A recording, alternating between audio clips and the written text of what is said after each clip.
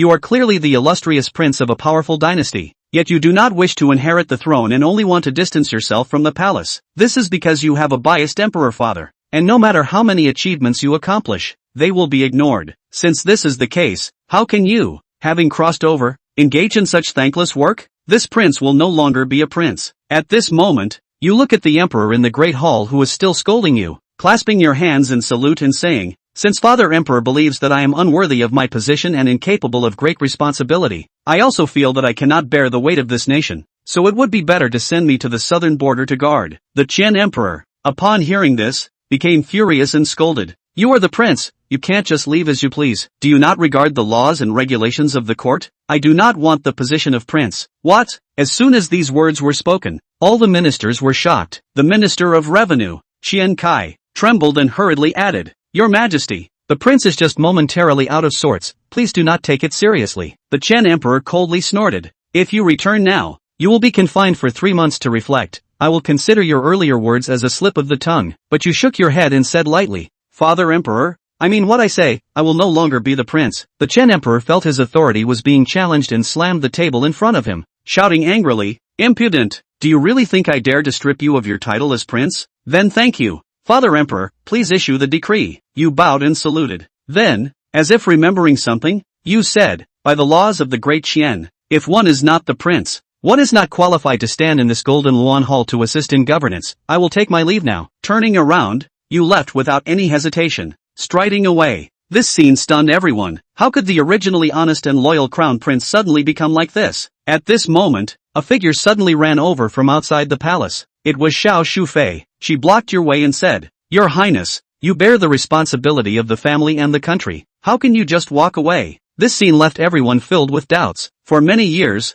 who didn't know that Emperor Qian looked down on the crown prince so much? All because of Xiao Shufei and her 7-year-old ninth prince. The two of them had been thinking day and night about how to take the position of crown prince into their own hands. You voluntarily give up the position of crown prince, and the biggest beneficiary is her. Why is she still trying to stop you at this moment? However, the next second, Xiao Shufei suddenly knelt down in front of you with a thud, crying out, "I know that I have done wrong over the years, but that has nothing to do with His Majesty. How could the crown prince come to this? I beg you, we are all family. How can there be overnight grudges between father and son?" Seeing this situation, Emperor Qian, who was sitting in the Golden Luan Hall, immediately rushed out of the main hall. "It's over." Prime Minister Chen Shimao and Qian Kai both painfully closed their eyes. At this moment, they finally saw through Xiao Shufei's purpose for coming here. With this kneel, Xiao Shufei has put you in a difficult position. Now even if you don't want to leave, Emperor Qian won't allow it. This poisonous woman. You looked at Xiao Shufei in front of you and gently shook your head. Even when she left the court, she had to make the most of it, putting on an act of a pure and innocent person. It seems that her choice to leave was the right one. At this moment, a figure suddenly rushed over. "My beloved consort, how can you kneel before this ungrateful son?" The Emperor Qian approached concubine Xiao, helped her up, and then angrily looked at you, shouting, "You unfilial son, how can you remain indifferent while the noble consort kneels before you? Fine, I will grant you this. Let it be known that from this day forth, the title of Crown Prince will be stripped from Prince Qin, and he will be sent to the border of Lingnan." Your Majesty, Chen Shimao knelt before Emperor Qian with a thud. "The Crown Prince must not leave, Your Majesty. You will regret this." "I will never regret it." Emperor Qian glared at you with disgust and then lowered his head to comfort concubine Xiao. This pitiful appearance made you feel disdain in your heart. The foolish old emperor will eventually die at the hands of a woman. With a cold snort, you firmly said, "Thank you, Father Emperor, I will never regret it." "Everyone, do not obstruct me, we will meet again in the mountains and rivers, so let it be." After saying this, you turned and left the palace. After everyone returned to the main hall, the Minister of Rights,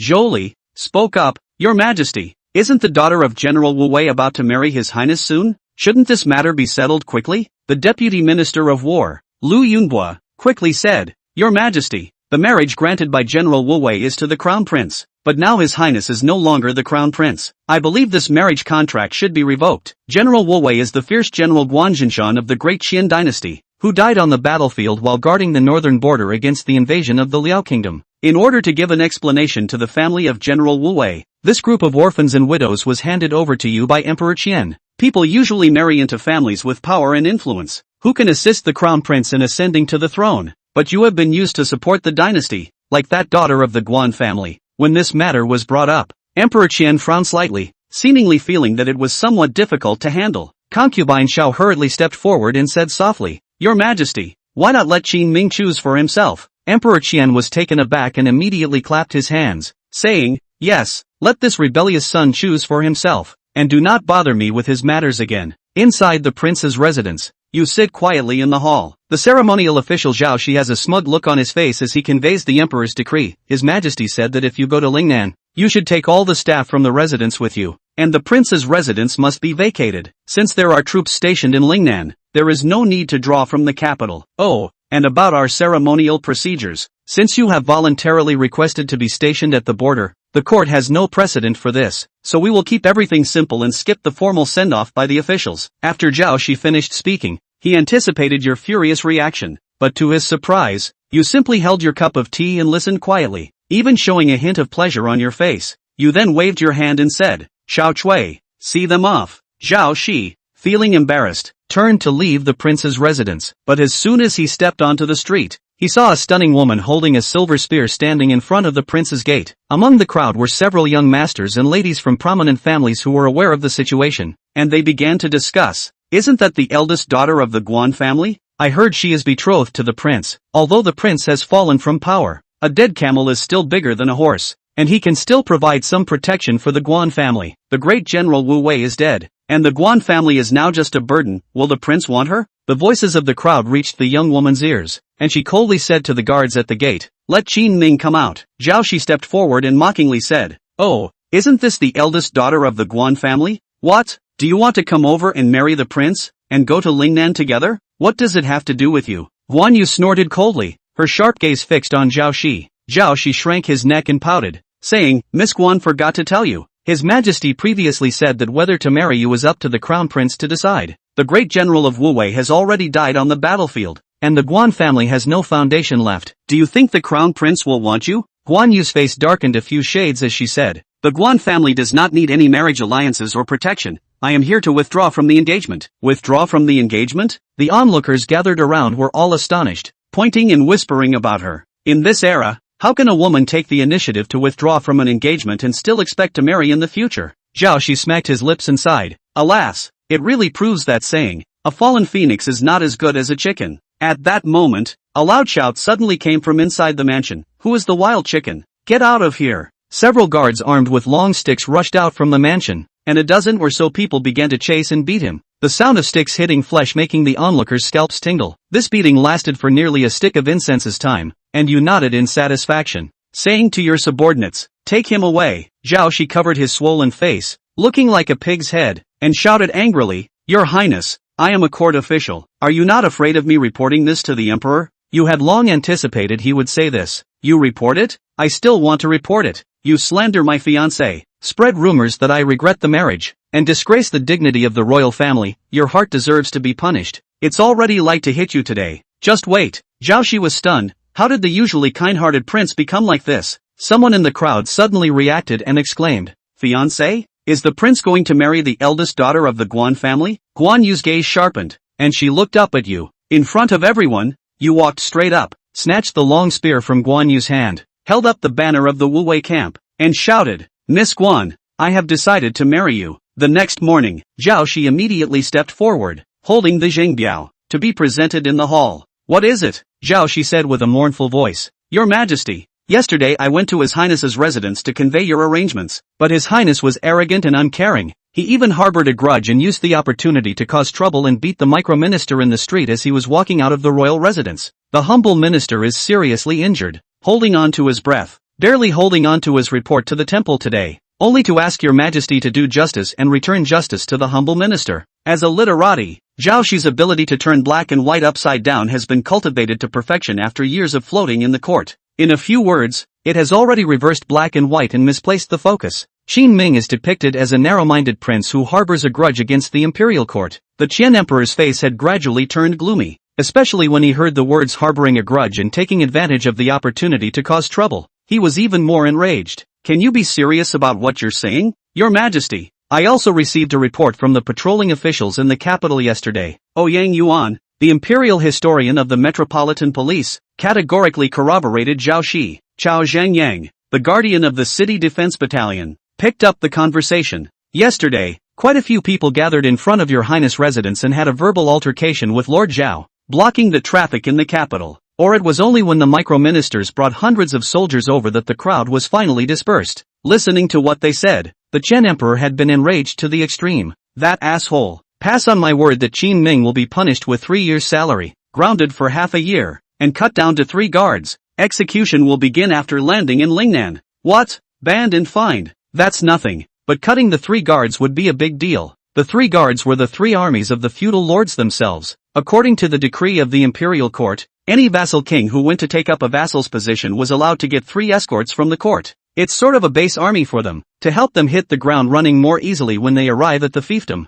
The 3 guards will also be needed to guard the border in the future. But now the Chen Emperor was even trying to cut down Qin Ming's 3 guards. Chapter 5 Without the Crown Prince. The court doesn't turn? Zhao Shi's face showed excitement. I can't wait to start applauding now to celebrate the punishment of Qin Ming. The few officials from Princess Zhao's lineage all secretly sighed in relief in their hearts. Once the crown prince goes to Lingnan, it is expected that he will never have a chance to come back. One less formidable enemy in the courtroom, which is good for everyone. But just then, Prime Minister Chen Shimao frowned and walked out. Your Majesty, the matter has not yet been investigated. How can you make such a decision on the basis of their words? The Chen Emperor felt that his face was damaged and asked in a cold voice. Chen Shimao, are you saying Qin Ming didn't do anything? Your Majesty, I just feel that this matter is fishy and needs to be investigated before making a decision. Otherwise it would be too hasty. Chen Shimao didn't have the slightest bit of fear on his face as he spoke without being humble. Unbridled. It is true that the beating is real, and the disturbance in the street is also real. Is it not that this rebellious son harbors a grudge and deliberately shows it to me?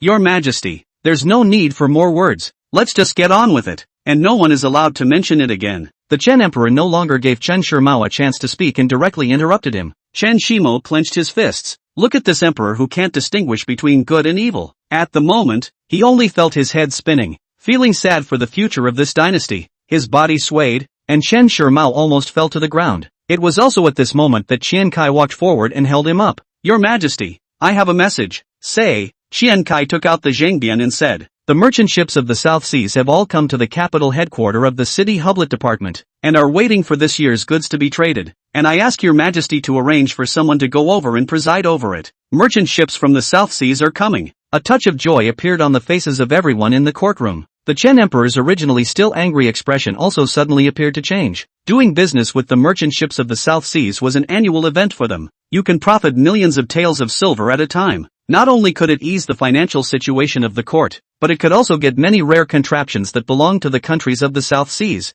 Yes, the Chen Emperor's dragon face was greatly pleased, but he quickly thought of a problem. Have you not been the ones to do it in previous years? Why do you want me to personally assign someone to go there this year? Qian Kai laughed. Your Majesty, the person who has run this for years is gone, so you will be needed to arrange one. Who's gone? The Chen Emperor frowned slightly and spoke in confusion. Qian Kai faintly spat out 2 words. Your Highness. Suddenly, the lively atmosphere in the courtroom suddenly condensed. The Chen Emperor, who was still smiling, also had a stiff face. How is he? Qian Kai said coldly. Your Majesty, don't you know that the City Hublet Department was opened by His Highness, and that the South Seas merchant fleet was also contacted by His Highness by arranging for someone to go out to sea? Even the sea charts in their hands were sent by Your Highness after being specially drawn to facilitate them to find their way to come to my Daqian to do trade. These words caused the Qian Emperor to be a bit surprised. It was true that he hadn't really learned much about shipping over the years. What's more, he didn't know just how much effort Qin Ming had made in the meantime. Like the group of ministers in the court, the Chen Emperor only knew that after these flotillas arrived in the Daqian Empire, year after year, it makes them more and more money.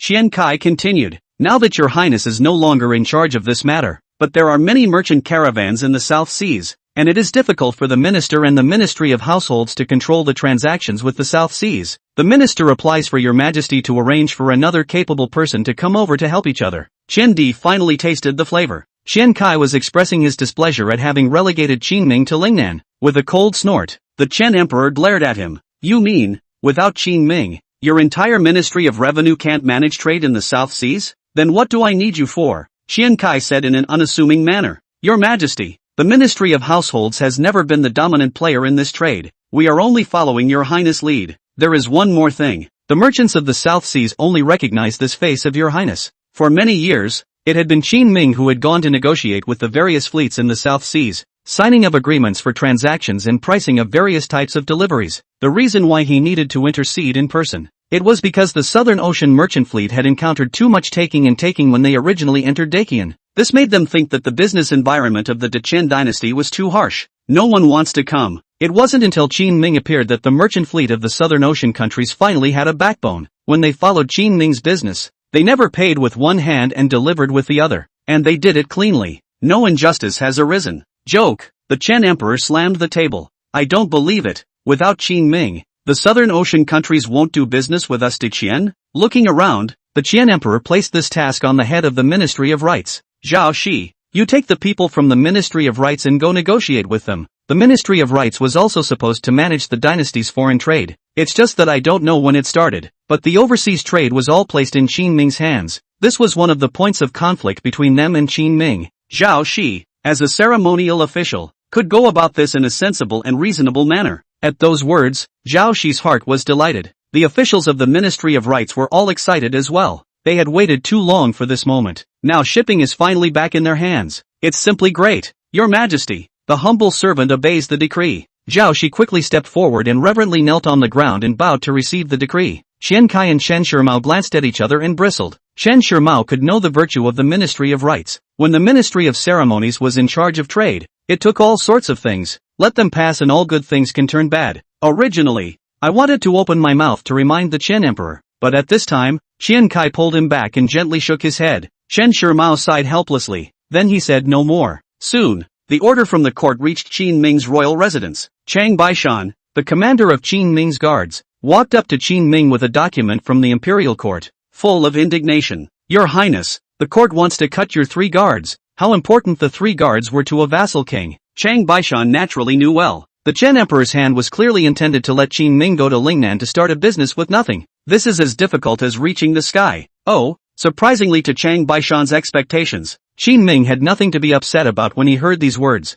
Instead, clap your hands. It's good to chip away, just in time to replace them with men from the Wuwei battalion. Your Highness, it's cutting down the 3 guards, not replacing you with the Wuwei battalion. We are left with nothing. Chang Baishan was as anxious as an ant on a hot pan. However, Qin Ming was still sitting in his seat making tea. A sip of tea went down, and he continued to close his eyes, organizing the memories of his predecessor. Through the last 2 days of organizing, Qin Ming realized that there was surprisingly nothing wrong with his predecessor except that his temper was too soft. The political offices are all first class. This also gave Qin Ming a preliminary understanding of how this empire was and how it operated. Looking at Shang Baishan who was bawling up in front of him, Qin Ming stood up and pressed him to his seat in a serious tone. What's the hurry? Let the court wait a little longer. 2 more days and they will come to me. Chapter 6. It's easy to give God away, but hard to invite him. On the 2nd day, the river port outside the capital. Hundreds of ships of the Southern Ocean merchant fleet docked here. The distance between each ship was only about 10 feet, and they hated to stick together. Zhao Shi looked at them from afar and was afraid that they would accidentally scrape.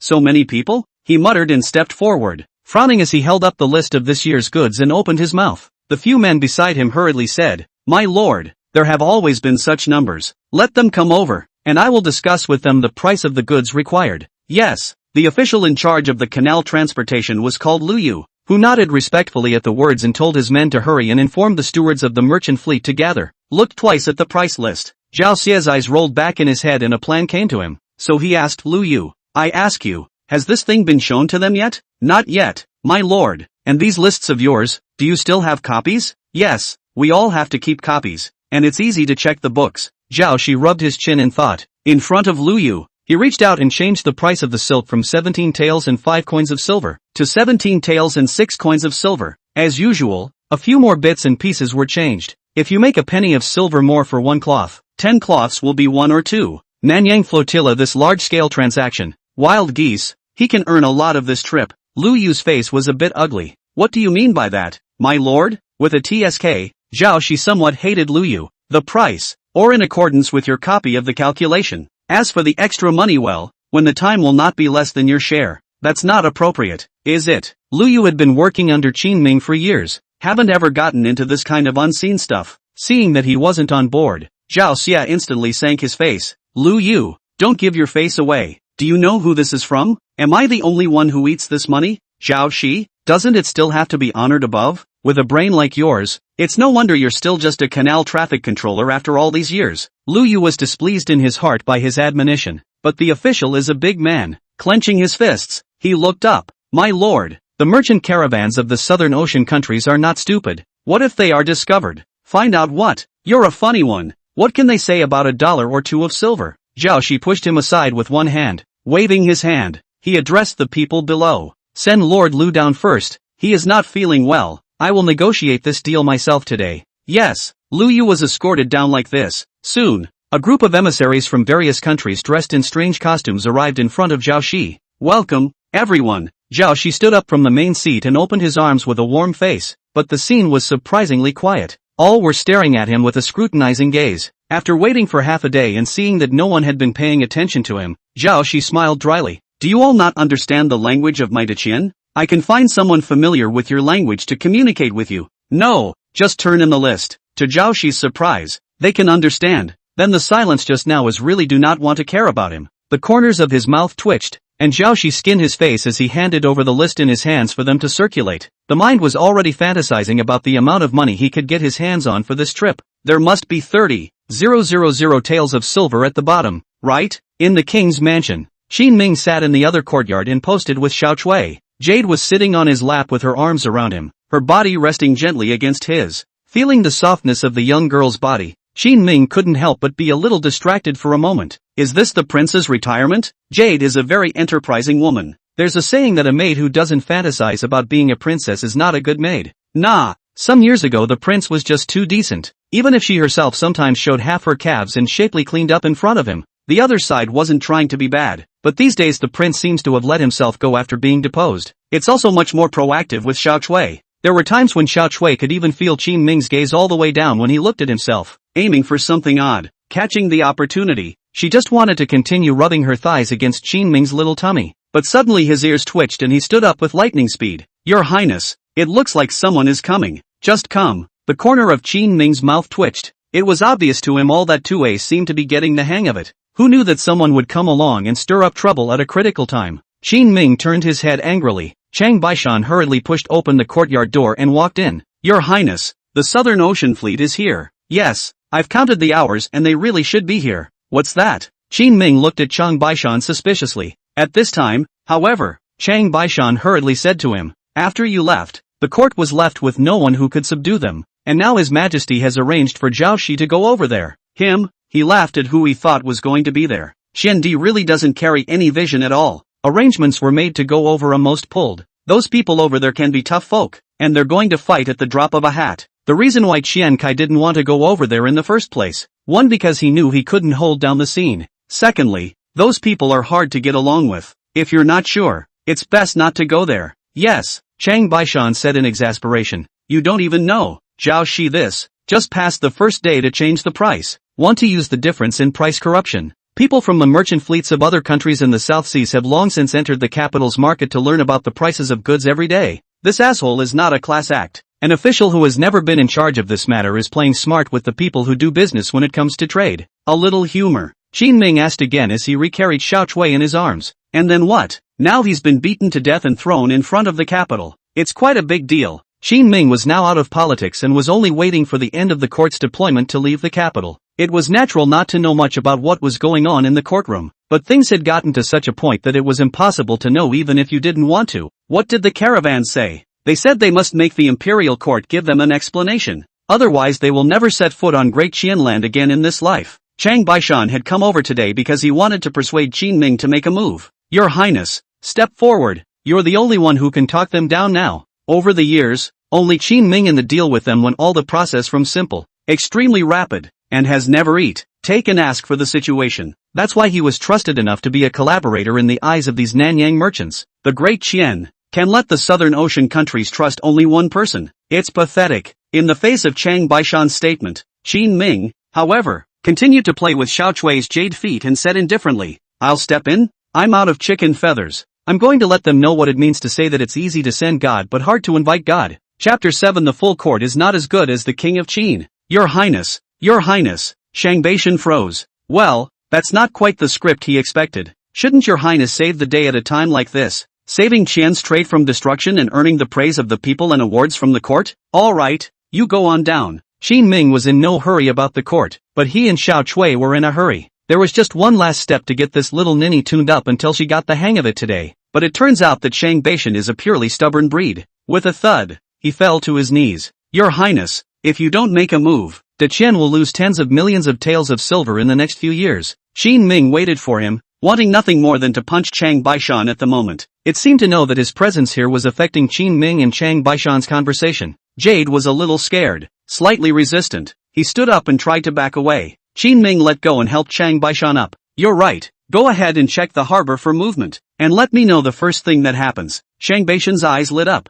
Yes, finally, he was dismissed. Qin Ming didn't have the heart to molest Xiao Cui anymore, brewing a pot of tea and gazing in the direction of the palace. Shang Beishan is right, but he was in too much of a hurry. The palace hasn't made any moves yet. What's the point of licking your chops and rushing there yourself? In the palace, several eunuchs carried a stretcher with the unconscious Zhao Shi on it, followed by Lu Yu. A group of people hurried towards the Hall of Supreme Harmony. The Qian Emperor has been here discussing matters of state with his ministers since he retired from the court today. But now, the entire Taihe temple was dead silent and a pin could be heard. This scene appeared because of the news that came from the harbor just now. Zhao Shi's first day on the job and the trade talks fell apart. The other party gave an ultimatum to demand an explanation, and he himself was seriously injured. When the Qian Emperor heard this news, he only found it unbelievable. How could this be possible? Zhao Shi had no grudges with others, just talking about business. He was beaten unconscious, and was even thrown in front of the south gate of the capital by others. It is simply outrageous. Chen Shirmao's eyes below flickered as if he had guessed something. However, after looking at the Qian Emperor's face, he ultimately didn't dare to say much. Anyway, when the people are brought in, things can naturally come out. Your Majesty, the men have been brought. Soon, several small eunuchs carried Zhao Shi and brought Lu Yu to the crowd. Get it up. The Chen Emperor's anger that had been building up for more than an hour was finally vented. Not even caring about Zhao Shi's injuries, he had someone wake him up first. A few small eunuchs found a few cups of tea and threw them on Zhao Shi's face, but this guy didn't know how he got his ass kicked, and his injuries were so bad. There's no sign of waking up even after half a day of messing around. Your Majesty, can't get it to wake up. Several people looked at Qian Di with some hesitation. The Qian Emperor took a deep breath, and then his gaze was placed on Lu Yu. Lu Yu, as the officer in charge of the canal transportation, you should know the situation at that time. Lu Yu was a little hesitant. Although he served around the capital, his entry into the court was relatively rare. The opportunity to meet the Son of Heaven is even more rare. The last time I saw the Qian Emperor, it seemed like it was 9 years ago when I had just passed the Imperial examination. It's natural to be a little terrified to see it again, but in the spirit of skimming off the top, he opened his mouth. Your Majesty, this morning Lord Zhao went over and changed the prices of the goods, raising the prices of quite a few things slightly. What?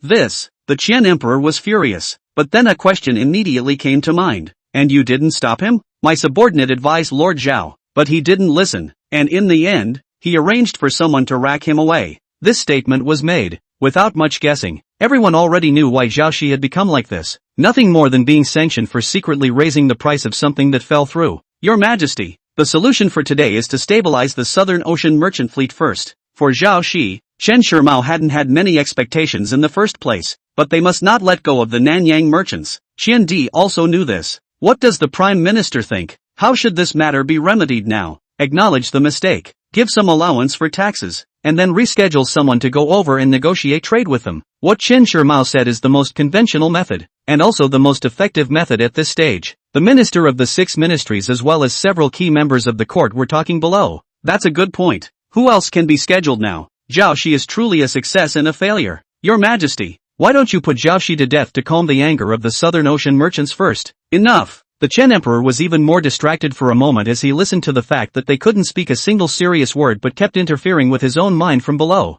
Prime Minister, come and find someone. Hurry up and get this done. Chen Shirmao's heart moved, but he shook his head slightly. Your Majesty, I can't find it. Then you said you'd get someone to do it? What? The Chen Emperor felt like he was being teased and was about to get angry. Chen Shirmao hurriedly stood up and respectfully said, Your Majesty, this man can only be called out by you.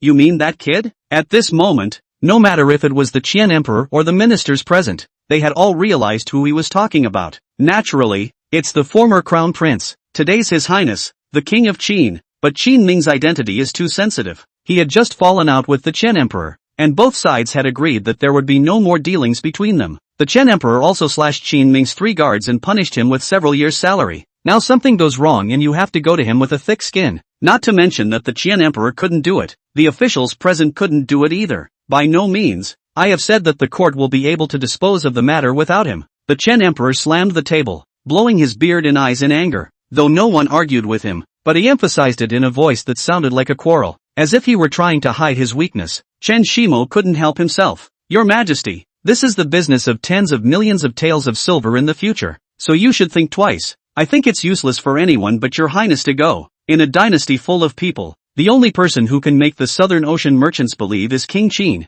This was one of the few times Chen Shimao had contradicted the Qian Emperor. He was once the Crown Prince's companion and later the Crown Prince's major. It was someone who had watched Qin Ming grow up. It is natural to know that his abilities are second to none. Unfortunately, this kind of talent was buried by this father. When he first watched Qin Ming leave from the palace, Chen Shirmao's heart was dripping blood. Like Qian Kai, why wouldn't he want to reveal the dissatisfaction in his heart to the Chen Emperor? So today, he took this opportunity to say a few heavy words. The Qian Emperor's face was as gloomy as a pool of black water. For some reason, he himself felt his face burning and a frenzy in his heart. After a long period of silence, the Qian Emperor finally spoke. Let him enter the palace. Chapter 8. I'll take all of them when the Qin King strikes. Yes, the Grand Eunuch Sun Lianying answered. Immediately turning around and taking small steps, he led people out of the palace to invite Qin Ming. As the Crown Prince, Qin Ming's residence should have been in the Eastern Palace. But some years ago, because of Xiao Shufei's ears, the Chen Emperor then favorably cited the fact that the Crown Prince was older and did not need to study in the palace. Let him vacate the East Palace.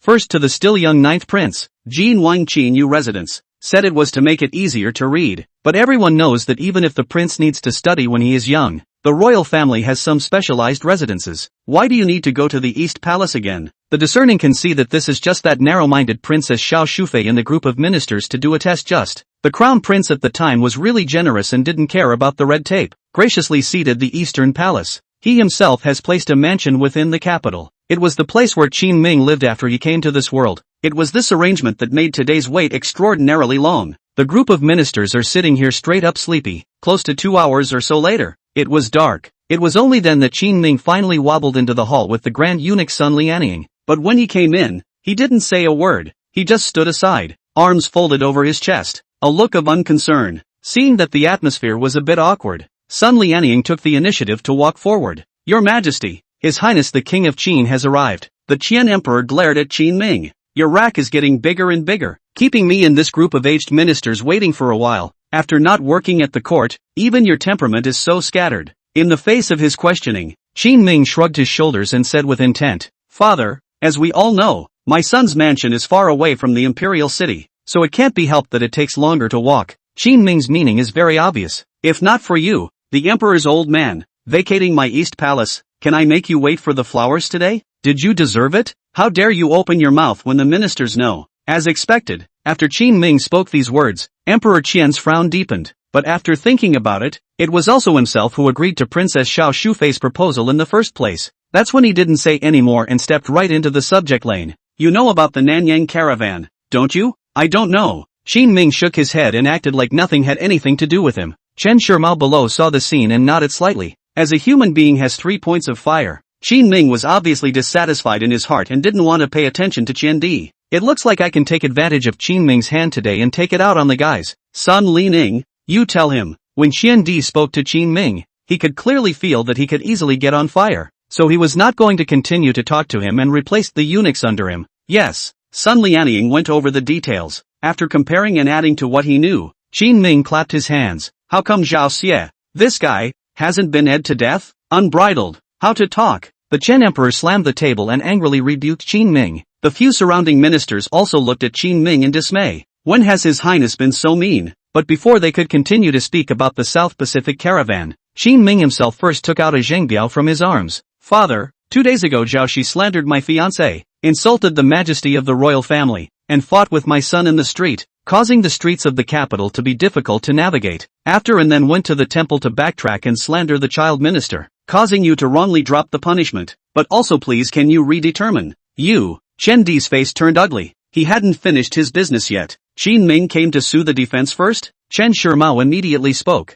Your Majesty, based on today's events, This Zhao Shi is indeed impure in heart and corrupt in virtue. His Highness attaches the utmost importance to the face of the royal family and has always acted in a measured manner. If it wasn't for the fact that Zhao Shi was harboring a grudge and had provoked the Guan family's young lady multiple times, His Highness wouldn't have acted in such a manner. Now that I think about it, this Zhao Shi should also be blamed. The officials below were all more supportive of Qin Ming at the moment. It couldn't be helped that Qin Ming had not budged on anything but some matters of principle over the years. A lot of other things are about a generosity to people, which has accumulated a good reputation. There aren't many of Princess Xiao Shufei's party members sitting here. It's natural to help out by saying a word if you can. Qian Di opened his mouth, but he didn't know where to start. It just felt as if things had gone beyond their expectations, together with the guilt of screwing up the trade today. Father, I also ask you to smite Zhao Shi. After thinking about it, Qin Ming continued. The sentence of decapitation is not excessive for several offenses. Stop. Seeing that Qin Ming was counting further down, he could bring in all 9 clans of people. Qian Di immediately stopped him.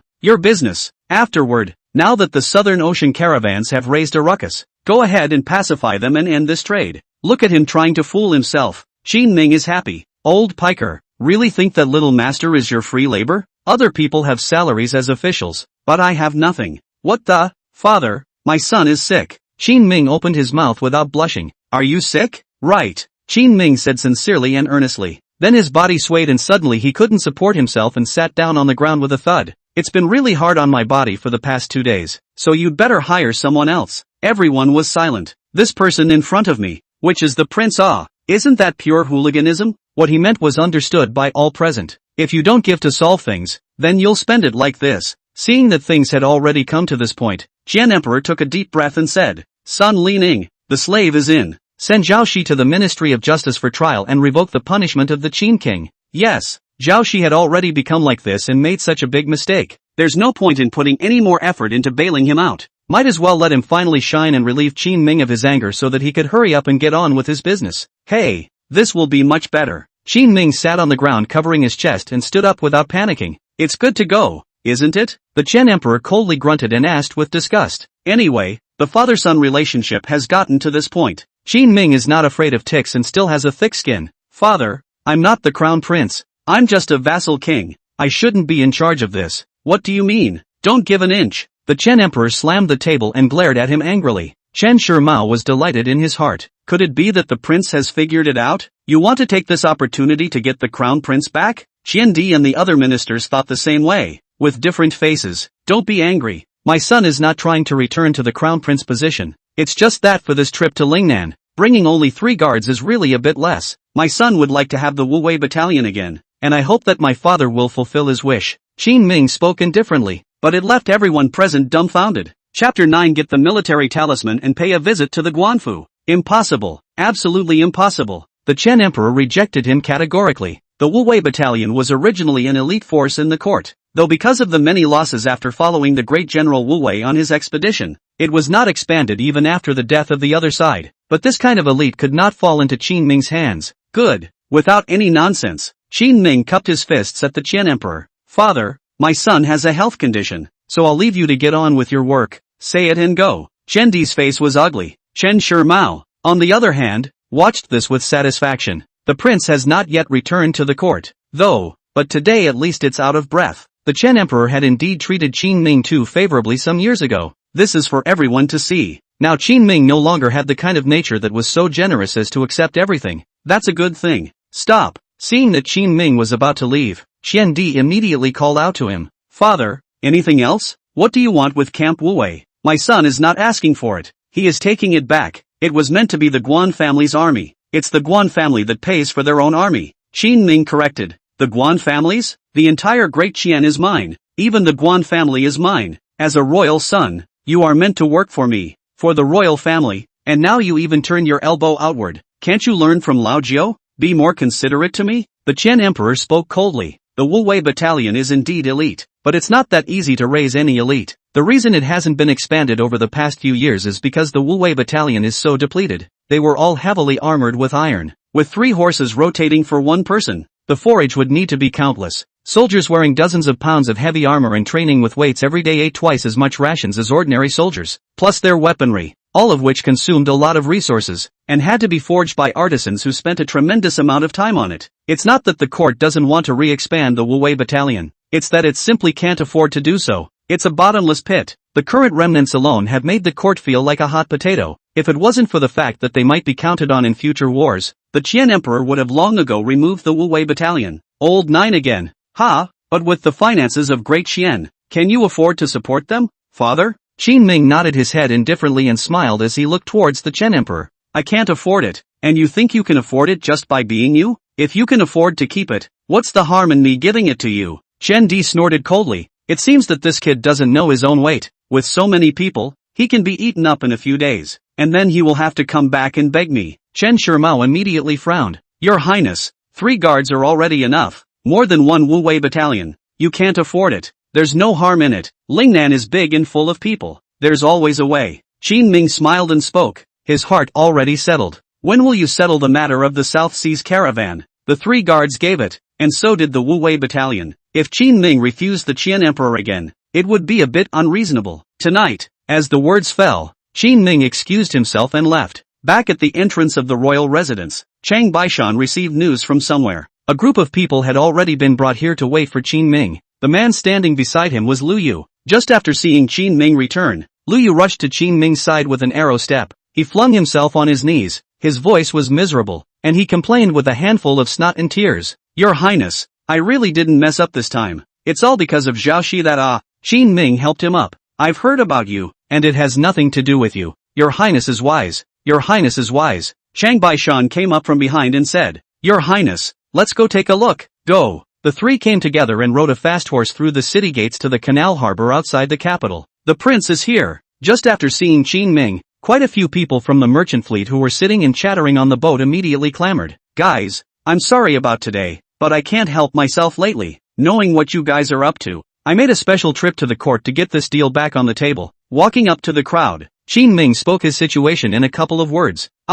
Your Highness, it's best that you're back. Trading with someone else is not something we are comfortable with after all. We also know your difficulties. Since you're back, let's trade normally. They all knew that Qin Ming had recently been unseated as the crown prince. Years of business cooperation had also allowed them to accumulate a lot of affection for Qin Ming. It was natural to be very sympathetic to him now. Thanks a lot guys. Qin Ming was a bit surprised. I had prepared a lot of words in my mind and wanted to explain to them, but it didn't occur to me that my face really works. There was hardly any impediment to renegotiate the business. Your Highness, Your Highness. At that moment, a voice came from the distance. It was Qian Kai who had been hiding in the distance, and only finally ventured out when he saw Qin Ming coming over. Why are you pussyfooting around here? Ha ha, I thought you'd come over. I've said all this in the courtroom. I can't do it without you, but His Majesty doesn't believe me. It didn't end up inviting you back. Qian Kai was going to banter a few times, but thought about it. It's a bit crowded here. Just don't say anything flirtatious. Where are your people? You're not the only one who came, are you? Then how? Qin Ming looked toward the back. The first thing he noticed was that a number of other people were poking their heads in and out of the room on the far side. Seeing himself, more people came out at once. Your Highness, Your Highness. They were all from the Ministry of Households and came over to give Qin Ming a hand. Seeing so many helpers coming, Qin Ming said with a big wave of his hand, Action! Yes! Separating out a few tables, Qin Ming, along with the people from the Ministry of Revenue, walked the accounts with the merchant fleet in the harbor overnight. The next morning, the room was filled with Qin Ming as he straightened up from his desk. Seeing a few people sleeping around Qian Kai and Lu Yu sprawled out around him, without disturbing them, Qin Ming turned around and walked out of the room. Shang Baishan was already waiting outside. When he saw Qin Ming get up, he quickly came to his side. You go to the Ministry of War and take the military talisman of the Wu battalion. Ha! Shang Baishan stared, somewhat unresponsive to what was really happening. Qin Ming smiled. Just bring it to me. That's fine. In the afternoon, Qin Ming appeared at the entrance of the Guan family compound on time after eating. Qin Ming seeks an audience. Please inform me. Your Highness, wait a moment. Several of the guards at the door were startled. 2 days ago, after Missy went out in anger, not even half a day had passed before she came back quietly, nor did it say anything about withdrawing from the marriage, much less consummating it. It seems that the engagement between the two was put on hold, just when they all thought it was over. Instead, Qin Ming came over. A few people were worried all the way to Chen. Whispered, Madam, His Highness the King of Qin has come down. Chen hadn't asked anything from her daughter in the past few days. Just know that the marriage contract has not been broken. At this moment, when he heard the news of Qin Ming's arrival, he also looked a bit stunned. Did he bring anything with him? Is he here to propose marriage? Nope, came empty-handed and alone. This kid. Chen frowned slightly. Let him in and bring him to the front room. I'll meet him first. Yes. Chapter 10 Women are all mouths. Mrs. Chen. Qin Ming entered the interior of the Guan mansion and politely greeted Chen. In fact, according to the customs of Dakian, Chen married a chicken and followed the chicken, and married a dog and followed the dog, and now she should be called Mrs. Guan. But now the one from the Guan family is already dead. Chen held up the portal by herself and simply called Mrs. Chen directly. Is your highness here today for something? Chen spoke faintly. She had long heard about Qin Ming, know that this is a capable child, but when she saw Qin Ming today, she was a bit skeptical of those rumors in the first place. The kid in front of himself looked hungover. Despite the pretense of covering up, the roguish temperament of the eye of the beholder and the boss of the sky still came out. Is this the crown prince who ruled the country so well and was loved by his subjects? It's hard to get the elders to like it when it looks like this. Chen also had a few more opinions about this his highness who might be the Guan family son-in-law. Yes, but this is something I probably can't talk to you about yet. Is Ms. Guan here? Qin Ming rubbed his hands together and opened his mouth with a smile. Chen glanced towards the inner courtyard. She knew her own daughter. Willing to see Qin Ming, Guan Yu had probably come out a long time ago. It's not out yet, and the meaning is self-explanatory. My daughter has recently contracted a wind cold, and it is not convenient for her to be a guest. Everyone was an adult, and Qin Ming could naturally hear the implication beyond the words. I wanted to meet the girl who was like a fairy from heaven today. If the other party was unwilling, Qin Ming would naturally not come along. Nodding slowly, Qin Ming took out a small box. It's fine if it's inconvenient, bothering you to give this to her. What is it? Gifts. I'll pass it on to my little girl. Chen nodded slightly, but there was some suspicion in her heart. He came all the way here, didn't propose marriage, didn't say anything about marriage, sent a small box and left. His Highness the King of Qin's errands are truly inscrutable, or rather, a bit unreliable. With your words, I'm relieved. There's still something to do, so the late generation will take their leave first. Qin Ming just left. Chen then took the box in her hands to examine it. She wasn't the kind of person who was petty, and when she said it was for Guan Yu, she wouldn't open it herself in private. But just as he picked up the box, a figure stepped out from behind the screen. Mother, you've been here all this time? Chen was startled and spoke with a puzzled frown. No, I just got here. Guan Yu's small face reddened and she hurriedly defended herself. How could Chen not understand her own daughter's mind? So thin-skinned, and such a way of putting people on the spot. This kind of girl is going to suffer in a relationship in the future. Why don't you meet him yourself? I said I just got here. How can I see you? Sekiyuki beamed and spoke unhappily. The heart was already angry at Qin Ming. This guy, he doesn't know how to say more in the house. Maybe he'll show up after a while. What kind of daughter can just shout out to meet people? Ah, for you. Chen handed the box over. Oh, Sekiyuki nodded and smoothly took the box, hiding it in his sleeve. Not going to open it? It's just a few knickknacks. Nothing to see. Sekiyuki raised her chin, grunted, and turned to leave. But where no one was looking, up her sleeve, the small white hands, however, gripped the little box tightly. In the backyard promenade, the young girl bounced along the promenade. Entering the room, she closed the door with a thud. I can't wait to open this tiny box in my hands. In the next second, an exclamation of surprise came out of his mouth. With that she shed 2 lines of tears. In front of her lay the military talisman of the Wu Wei battalion. Bang! Pushing the door open, Sekiyuki rushed out of the room with great speed. The Guan mansion wasn't too big or small, but by the time they had run to the door, even the very physically fit Guan Yu was panting. What about him? Who is it, miss? A few guards stood in the doorway and spoke in confusion. Who else could it be? His Highness the King of Qin. His Highness seems to have gone to the military camp outside the city. Good. Guan Yu was like a fluttering butterfly, immediately rushing out of the Guan mansion towards the outside of the city. Several people were surprised to see this. What's going on with Missy? Wasn't she scolding His Highness in private a few days ago? You don't understand. That's how women are. Sometimes only when they think of someone in their heart will they curse a little with their mouth. Yeah, my wife just yells at me every day for not being able to do anything, so I guess she loves me more. That's different for you. It's a real scolding. The outskirts of the capital. There are several campgrounds here. The camp at Camp Wu Wei was located in a relatively remote location, mainly because the Wu Wei battalion has been in a downward spiral for the past few years and is showing signs of fatigue. The level of importance also drops again and again. Even the location of the barracks is now placed in the most remote area. Qin Ming came over today in order to incorporate the Wu Wei battalion. The fact that the court has given the military symbols is just one piece of the puzzle. As the future administrator of this place, Qin Ming definitely had to come and take a look in person. Now that he was no longer the crown prince, there were no officials traveling in front of him. Qin Ming then took the time to come and talk to them all by himself. Call your general. Walking into the barracks, Qin Ming first identified himself, and then opened his mouth to ask the guard soldiers at the entrance to call someone. The other party gave Qin Ming a glance full of caution, but still ran away with quick steps. Qin Ming could clearly feel that this group of people didn't seem too welcoming, and I don't know why. Soon, Qin Ming was brought into a tent. There were 3 people sitting inside. My generals Lu Gang, Chao Chuan,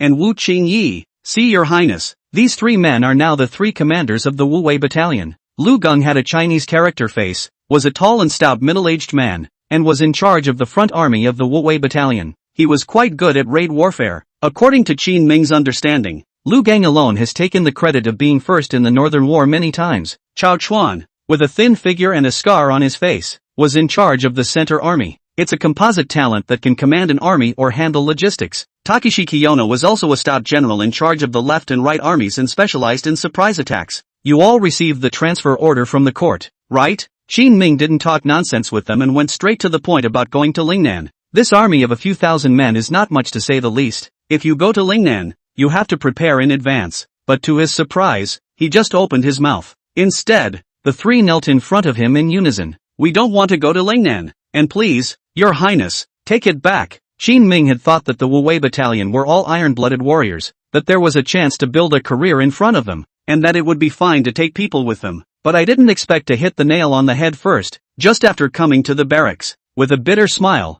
Qin Ming asked, guys, why don't you want to go and can you tell me your reason? Chapter 11 Not leaving? I'll tear down the barracks. A few people didn't avoid it, and Chao Chuan was the first to speak. Your highness, Lingnan is poor to the core. What are we going to do? Wu Qingnua Dao. The Wu Wei battalion still has imperial provisions in the capital, but when they go to Lingnan, they can't even eat. Qin Ming nodded his head indifferently and continued to ask, any more? Lu Gang didn't avoid it and directly opened his mouth to say the most important question. We don't know you well. It is impossible to go to a strange place and give up your place in the capital for you. Qin Ming is not even a prince now. Anyone with a discerning eye knows that he was relegated to Lingnan. Before he left, he also wanted to take a Wu Wei battalion that he didn't know well. It would be strange for people to follow him without the slightest complaint. Qin Ming shook his head slightly, but since he was already coming to Camp Wu Wei, he couldn't let go. He was already thinking about splitting up the Wu Wei battalion in his mind. A twisted melon is not sweet, but it quenches the thirst. It was a last resort, breaking them up and melting them into their own 3 guards. Save all that breaking and entering.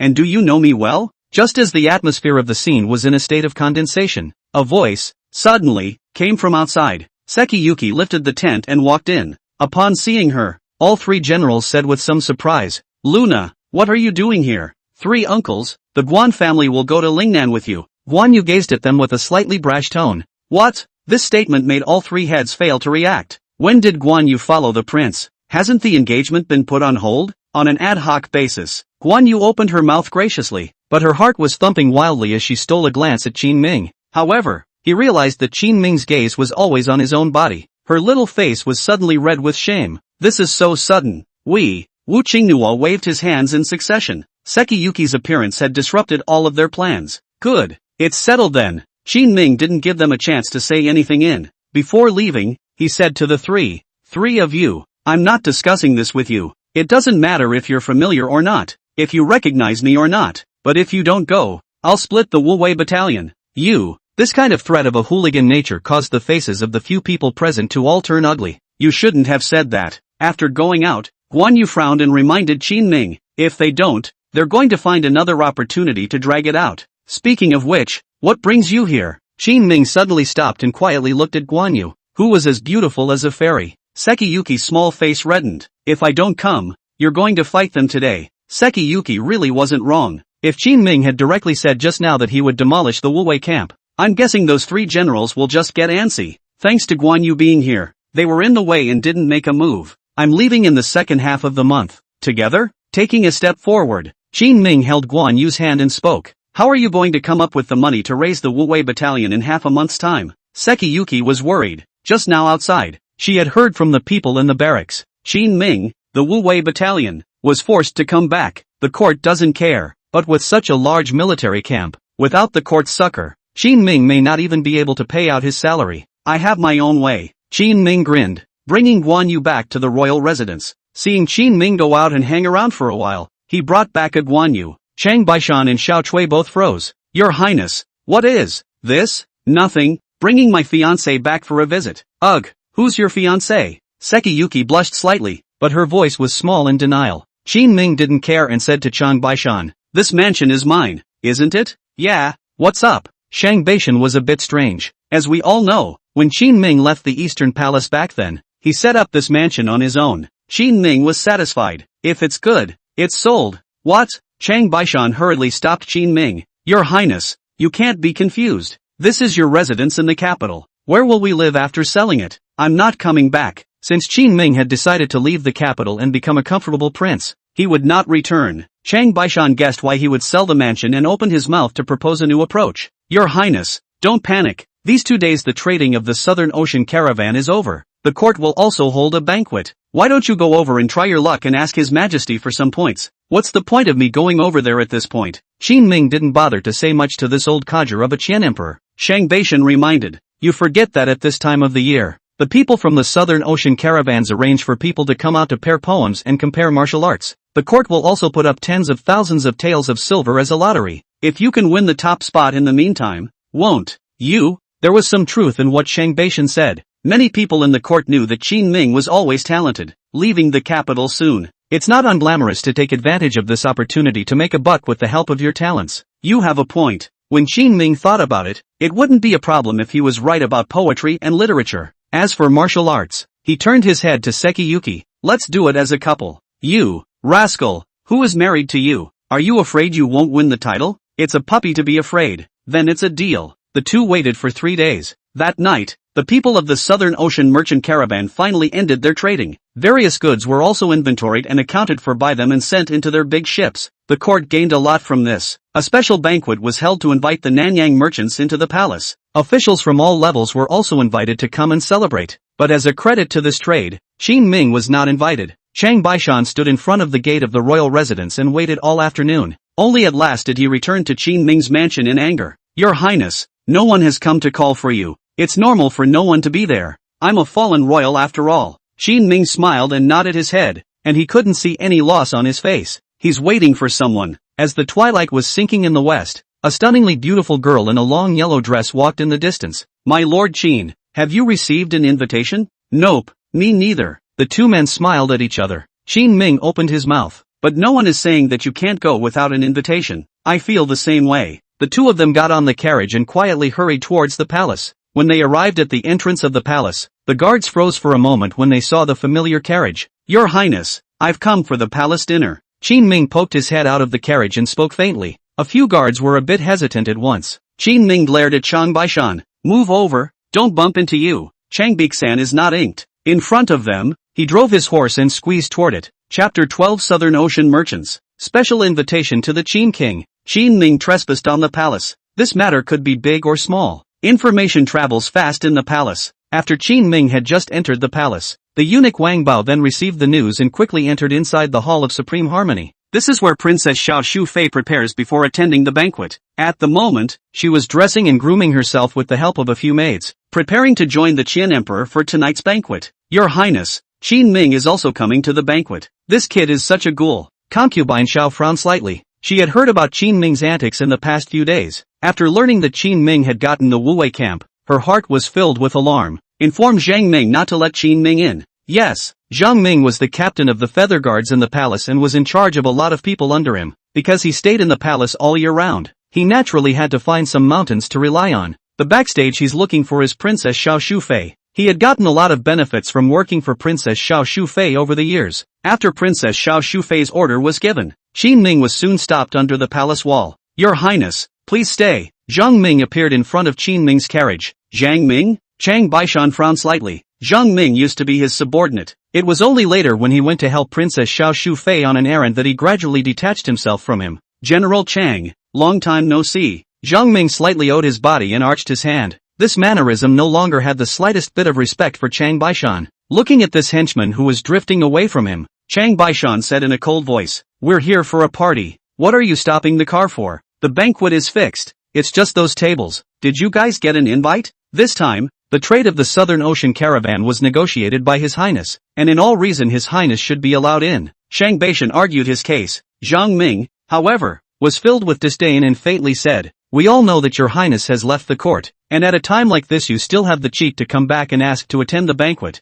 Aren't you afraid of people gossiping?" Unbridled, Chang Baishan roared in anger and was about to rush down to beat him, but the surrounding soldiers had already rushed up and surrounded Qin Ming's carriage. Zhang Ming stood in the middle of the crowd and spoke in a condescending manner. "General Chang, you and His Highness are both decent people, and I don't want to make things too ugly. Go on your own, and I'll pretend neither of you were here, okay?" Chang Baishan was surrounded and faced the gawking crowd, gritting his teeth. "Zhang Ming, you're such a white-eyed wolf. It's just that to each his own. That's a petty thing for you to say." Zhang Ming didn't think there was anything wrong with this and instead educated Chang Baishan with a sneer on his face. Chang Baishan was furious to the extreme, but at this moment, there were dozens of armor-clad guards standing around him. Couldn't move for a while. "Zhang Ming, you're such a good dog. Princess Xiao Shufei gave you a lot of favors, didn't she?" At that moment, a voice suddenly came out from the carriage. Qin Ming lifted the curtain of the car and jumped down. Zhang Ming was scolded in front of so many of his men, and his face went green and white. The atmosphere around them was at freezing point. "Your Highness,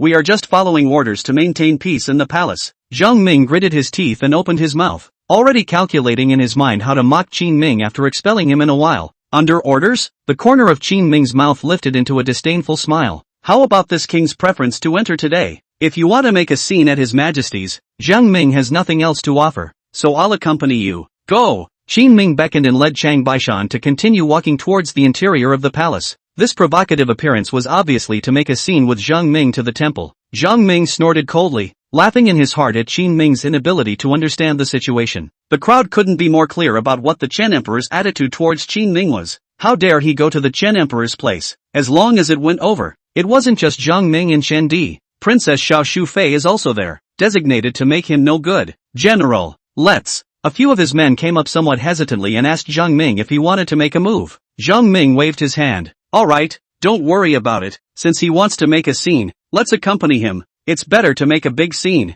In this way, Qin Ming was escorted by Zhang Ming and quickly arrived outside the hall. Concubine Xiao, Emperor Qian and a group of officials had long been here waiting for the Southern Ocean Caravan to enter. But before the Southern Ocean merchant fleet came, they saw Qin Ming's figure first. The Qian Emperor frowned. Who sent him over? Chen Shimao and Qian Kai and the others were also a bit surprised. Consort Xiao Shufei stared at Zhang Ming with a bad expression on her face, as if she was blaming him for his incompetence. Zhang Ming hurriedly walked forward and whispered, "Your Majesty, His Royal Highness the Crown Prince has to come in. The last general has already blocked it repeatedly, but he can't stop it." Consort Xiao Shufei raised her eyebrows and seemed to have sensed Zhang Ming's intentions. Immediately, he gave a wink to Tai Chang Maester Qiu Bingyun. Qiu Bingyun walked up and said, "Your Majesty, Your Highness, the King of Qin's participation in this banquet is not considered appropriate by the humble servant." The Qian Emperor thought the same thing. "Qin Ming, what are you doing here?" The ministers all looked at Qin Ming curiously, wanting to hear what he would say.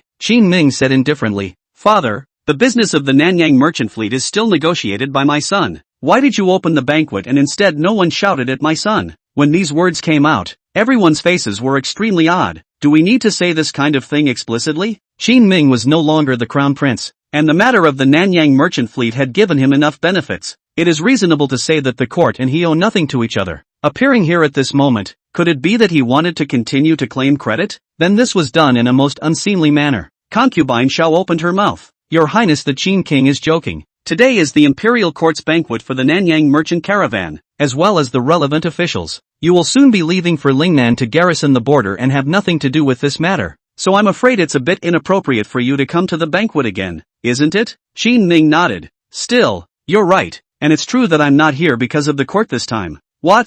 The crowd looked at him quizzically. By this time, hundreds of representatives from the Southern Ocean merchant fleet had already arrived. They opened their mouths. "Your Majesty of the Great Qian, His Highness the King of Qin was invited to come along by us for today's poetry recitation. We should have no problem asking King Qin to help out a bit, right?" Both Emperor Qian and Concubine Xiao were silent. Zhang Ming, who had been clamoring to make a scene in front of the Qian Emperor just a moment ago, also had an ugly face at this moment. He thought of many possibilities. However, it did not occur to him that Qin Ming had come in today on behalf of the Southern Ocean merchants. It's actually quite normal. The people of the Southern Ocean Caravan, themselves, had many grievances against the court of Diqian, and Qin Ming was extremely prestigious among them. It was just the right time to take advantage of Qin Ming to express their dissatisfaction in this trade. Good, good. Since it's a seat for the Nanyang merchant caravan, take your seat. The Chen Emperor looked at Qin Ming coldly, his eyes already filled with anger. Qin Ming was going to enter the Grand Hall today even with the help of the seats of the Southern Ocean merchants. Obviously there is an agenda. Many officials on the scene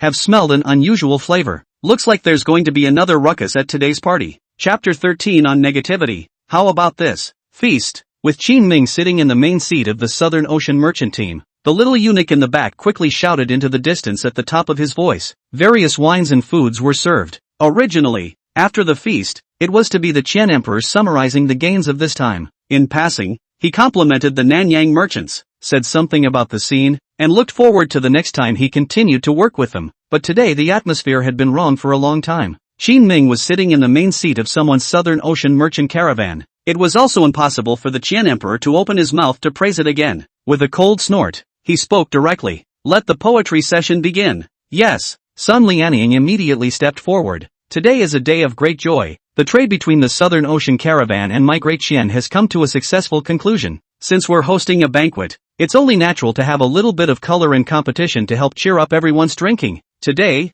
the court will pay 50,000 taels of silver. Everyone will recite poems and compete in martial arts. And those who win the literary and martial arts championships will be rewarded 25,000 taels of silver each. 50,000 taels. Qin Ming was a bit surprised that this was going to be a bit more than previous years. It seems to be that the court also knows that this year's affairs have been dishonorably conducted, so they wanted to follow up on this opportunity to organize a banquet and get a little face back. Sun Lianying had long been prepared and continued to speak. Everyone, today is the big day of completing the trade, so why don't we improvise a poem on the topic of the wedding banquet? Seeing this, Taichung Bachelor Maester Chiu Bingyun immediately walked up. My humble self is not talented. Today I also offer a piece of my humble work. I also hope that you can taste it. Lights shine brightly in the night sky. Laughter fills the hall. Wine and food were served, and friends from the South Seas gathered together. Dancing music, singing in all directions. Raise a glass and drink together to celebrate. Laughter and joy. Since Chiu Bingyun was able to become a Taichung bachelor, he naturally had some strength.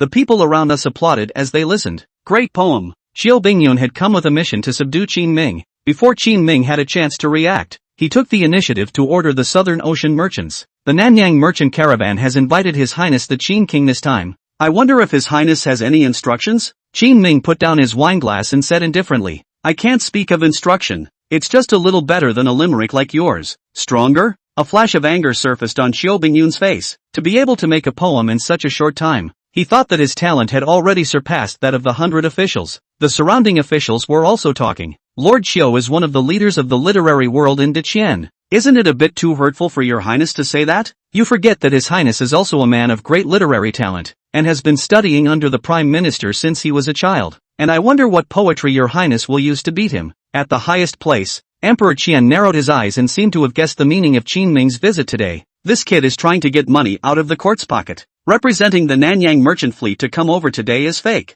Participating in the civil and military competition is real. Seeing Guan Yu sitting beside Qin Ming, a wave rippled through Emperor Qian's heart. How did that wench get to him? Sun Lianying didn't know what was going on either. Your Majesty, it may have been brought out early by His Highness because of the imminent marriage. Nonsense. Within Dakian, most men and women are not allowed to see each other until they are married. Although Qin Ming was married to the royal family, he had to abide by the rules. As soon as he saw that Qin Ming was so ill-mannered, Emperor Qian's view of him worsened. But it was at this time that Qin Ming walked even more openly in front of the people. Pleasant feast. Ha! The corner of his mouth lifted. Qin Ming casually said, red candles shine high and joyful. Songs and laughter fill the hall of China. Raise your glass and drink 1,000 cups of wine together. Laugh and celebrate 10,000 years together. The table is filled with delicacies and the fragrance is overflowing, and the jade tree and flowers reflect the moonlight. This scene should only be found in heaven, and it is rare to taste it on earth. How? Turning his head, Qin Ming looked at Chiu Bingyun.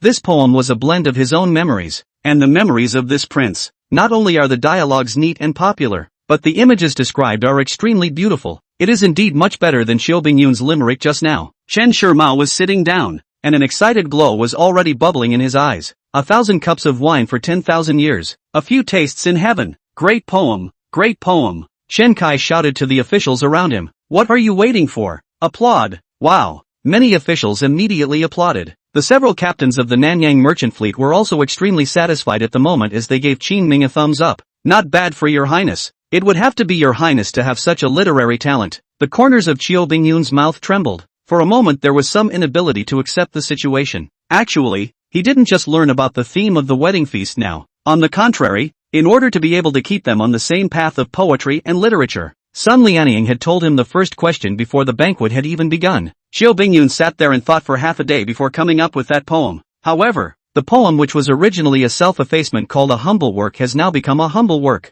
Eunuch Sun, it's my turn to give the title next, isn't it? Qin Ming did not continue to pay attention to Qiu Bingyun, but instead opened his mouth and inquired to Sun Lianying. Sun Lianying nodded. De Qian put up a question, and so did the Southern Ocean merchants. I just wonder what topic your highness would like to come up with. With a smile hanging at the corner of his mouth, Qin Ming casually said, seemingly intentionally or unintentionally, write a random negative verse. While the words fell, his gaze was fixed firmly on the Qian Emperor. At this moment, everyone's faces changed drastically. Who was the negative talking about? Could it be the Qian Emperor who turned his head and fell in love with Princess Xiao Shufei after the Empress' death and started to be extremely biased towards Qin Ming? This kid is crazy, absolutely insane. Consort Xiao Shufei also immediately stood up and reprimanded Qin Ming. Your Highness, the King of Qin, today is the big day. What do you want? Qin Ming glanced at her. It's just a poetry contest. What are you afraid of? It's hard not to. Enough. The Qian Emperor slammed the table and stared angrily at Qin Ming. This kid obviously came prepared today, and I don't know how long I've been planning this moment. The Qian Emperor took a deep breath and said coldly, let me hear the verses you composed. The corners of Qin Ming's mouth lifted. Yeah, the peach blossom has fallen and spring has gone. The willow flakes are flying and the parting hate is long. I once promised to grow old together, but now I am sitting alone in an empty room. Alliances and oaths become empty words, and the sea withers in dreams. Looking back to the depths of love, only tearful eyes look at the slanting sun. Gentlemen, is anyone willing to come out and compete with me? Qin Ming finished reading his verse, faintly sweeping the room. Everyone craned their necks, not daring to speak, and surreptitiously glancing at the Qian Emperor's face. Even Qiu Bingyun, who was known as a literary titan, had a cold sweat break out behind his back. It is self-evident who Qin Ming is talking about in this poem. At this moment, Qian Di's face was frighteningly gloomy. Qin Ming, however, continued regardless. It is said that good poetry is bound to be engaging and have a long aftertaste. Father, what do you think of my poetry? Chapter 14 Ancestral Law. 29 Strokes of the Cane. The officials present lowered their heads, but their after-glances were constantly glancing at Emperor Qian. Xiao Shufei sat on the side of Qian Di, looking at the Qian Di whose face changed green and red for a while. Her heart was complicated. She didn't know whether to be grateful or angry for what Qin Ming had done. By definition this is a good thing. It could make Qin Ming's position in the Qian Emperor's heart slip again. But why? He himself felt extremely angry. Qin Ming looked as if he really didn't care about this crown prince position. Just simply come over to read this poem to Qian Di's. Finally, the gloomy Qian Emperor spoke. Stayed home all day and studied these sour poems, didn't you? For someone as uneducated as you to not be the crown prince is considered a blessing for this dynasty. The Qian Emperor's words were heavily spoken. Qin Ming's poem brought back some memories he didn't want to bring up. That woman, he was long forgotten. No one in the court dared to mention it, except for Qin Ming. Click, as a voice came out. On the porch in front of the main hall, there was a plaque hanging to welcome the South Pacific caravan. I don't know if it was because of the eunuch's carelessness, but it didn't hang well and fell on the ground. It broke into pieces. Everyone's faces turned ugly all of a sudden. Sun Lianying's heart sank, and he hurriedly walked up to bring people to clean up. The Qian Emperor's words that he was just about to reprimand Qin Ming also got stuck in his throat. He looked up into the sky, a throbbing in his eyes. Was this some kind of omen that God had sent down on him? After a long time, Emperor Qian gritted his teeth and asked the people from the Ministry of Rights, who is in charge of this party? Your Majesty, it's the microcosm. A voice full of fear came out from the crowd. Seeing the person who spoke, both Emperor Qian and concubine Zhao's body stiffened. Xiao Shufei's own brother, Xiao Pingshan, a member of the Ministry of Rights. In terms of status, Xiao Pingshan was considered the Qian Emperor's brother-in-law. Why are you in charge of this? Originally, the King of Qin was in charge of the banquet, but this year there was no one, so I took charge. Xiao Pingshan swallowed and spoke with some hesitation. In fact, he's coveted a lot of this banquet today. Even the rivets that hung the plaque, he replaced with the most inferior ones. It's not that people's little eunuchs can't hang, but this thing, itself, is a wreck and won't last long. I thought it was just a party and no one would find out. But it was just when the Qian Emperor was most angry that something big happened. Chen Shimao, who was sitting below, shook his head slightly. Shen Kai skimmed his lips and turned to the people around him. If His Highness was still at the court, where would this have happened? There have also been several years of commerce, and once His Highness left, even the most basic of banquets could not be organized. I don't know what kind of trade success this is celebrating. Do you really want to discuss people's Southern Ocean caravans? His voice was not too loud. It couldn't reach the Qian Emperor's ears, but it was able to reach the ears of the ministers. There was no small amount of chatter. I've heard that this trade, too, was a result of Zhao Shi making a big deal out of it, and His Highness went over to wipe his ass. Wasn't it 2 days ago that His Majesty wrongly trusted Zhao Shi and dismissed His Highness's 3 guards? That was all a few days ago, and then also went back and gave another Wu Wei battalion, begging His Highness to stabilize the Southern Ocean caravan. In the end, it is still not let your Highness out of the way. Why make a fuss over it? Although Qian Kai's voice did not reach the Qian Emperor's ears, however, the comments of the group of ministers were tangible enough for the Qian Emperor to hear. He had only just said that Qin Ming was not suitable for the crown prince position of this dynasty. Just immediately there was a plaque falling off, and it was slapped in the face in comparison to previous year's banquets. This year's mistake, or Xiao Shufei extremely spoiled brother.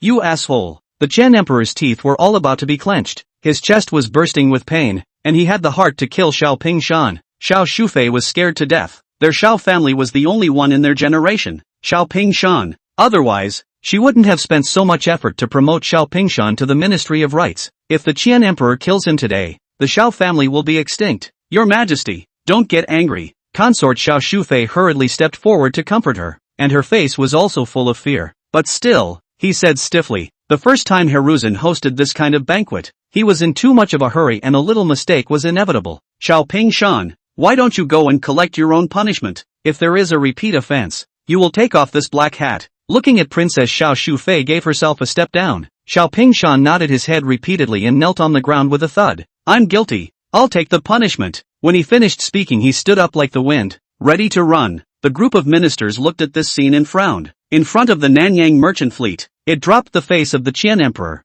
and even more so, the face of the Imperial court. Princess Xiao Shufei is good. She doesn't know right from wrong. In a few words, a big deal is made out of a small deal. But just then, a voice suddenly came out from the crowd. Your Highness, since when do matters in the court require you to make decisions? I remember the harem can't interfere in politics, right? Qin Ming walked forward and spoke faintly. Consort Xiao Shu's face immediately became ugly. What does His Highness the King of Qin mean? I have to mean simply, how can something as big as a banquet be such a child's play? The banquet is child's play, not to mention that you have set this offense, but you also do not put this banquet in your eyes too much. Qin Ming had long been looking at Princess Xiao Shufei in a bad light. Naiha Chen Di fell head over heels into this woman's crotch and couldn't get out, protecting her tightly. This made it hard for even Qin Ming to straighten her out, but it doesn't matter. It's okay to catch a chance to screw her Xiao family's only child. Qin Ming remembered that this Xiao Pingshan had also tripped himself up quite a bit some years ago on the basis of his own sister's favor. Your Majesty, it is unseemly for the King of Qin to be so uptight. Seeing that the situation was not right, Princess Xiao Shufei hastened to seek help from Emperor Qian.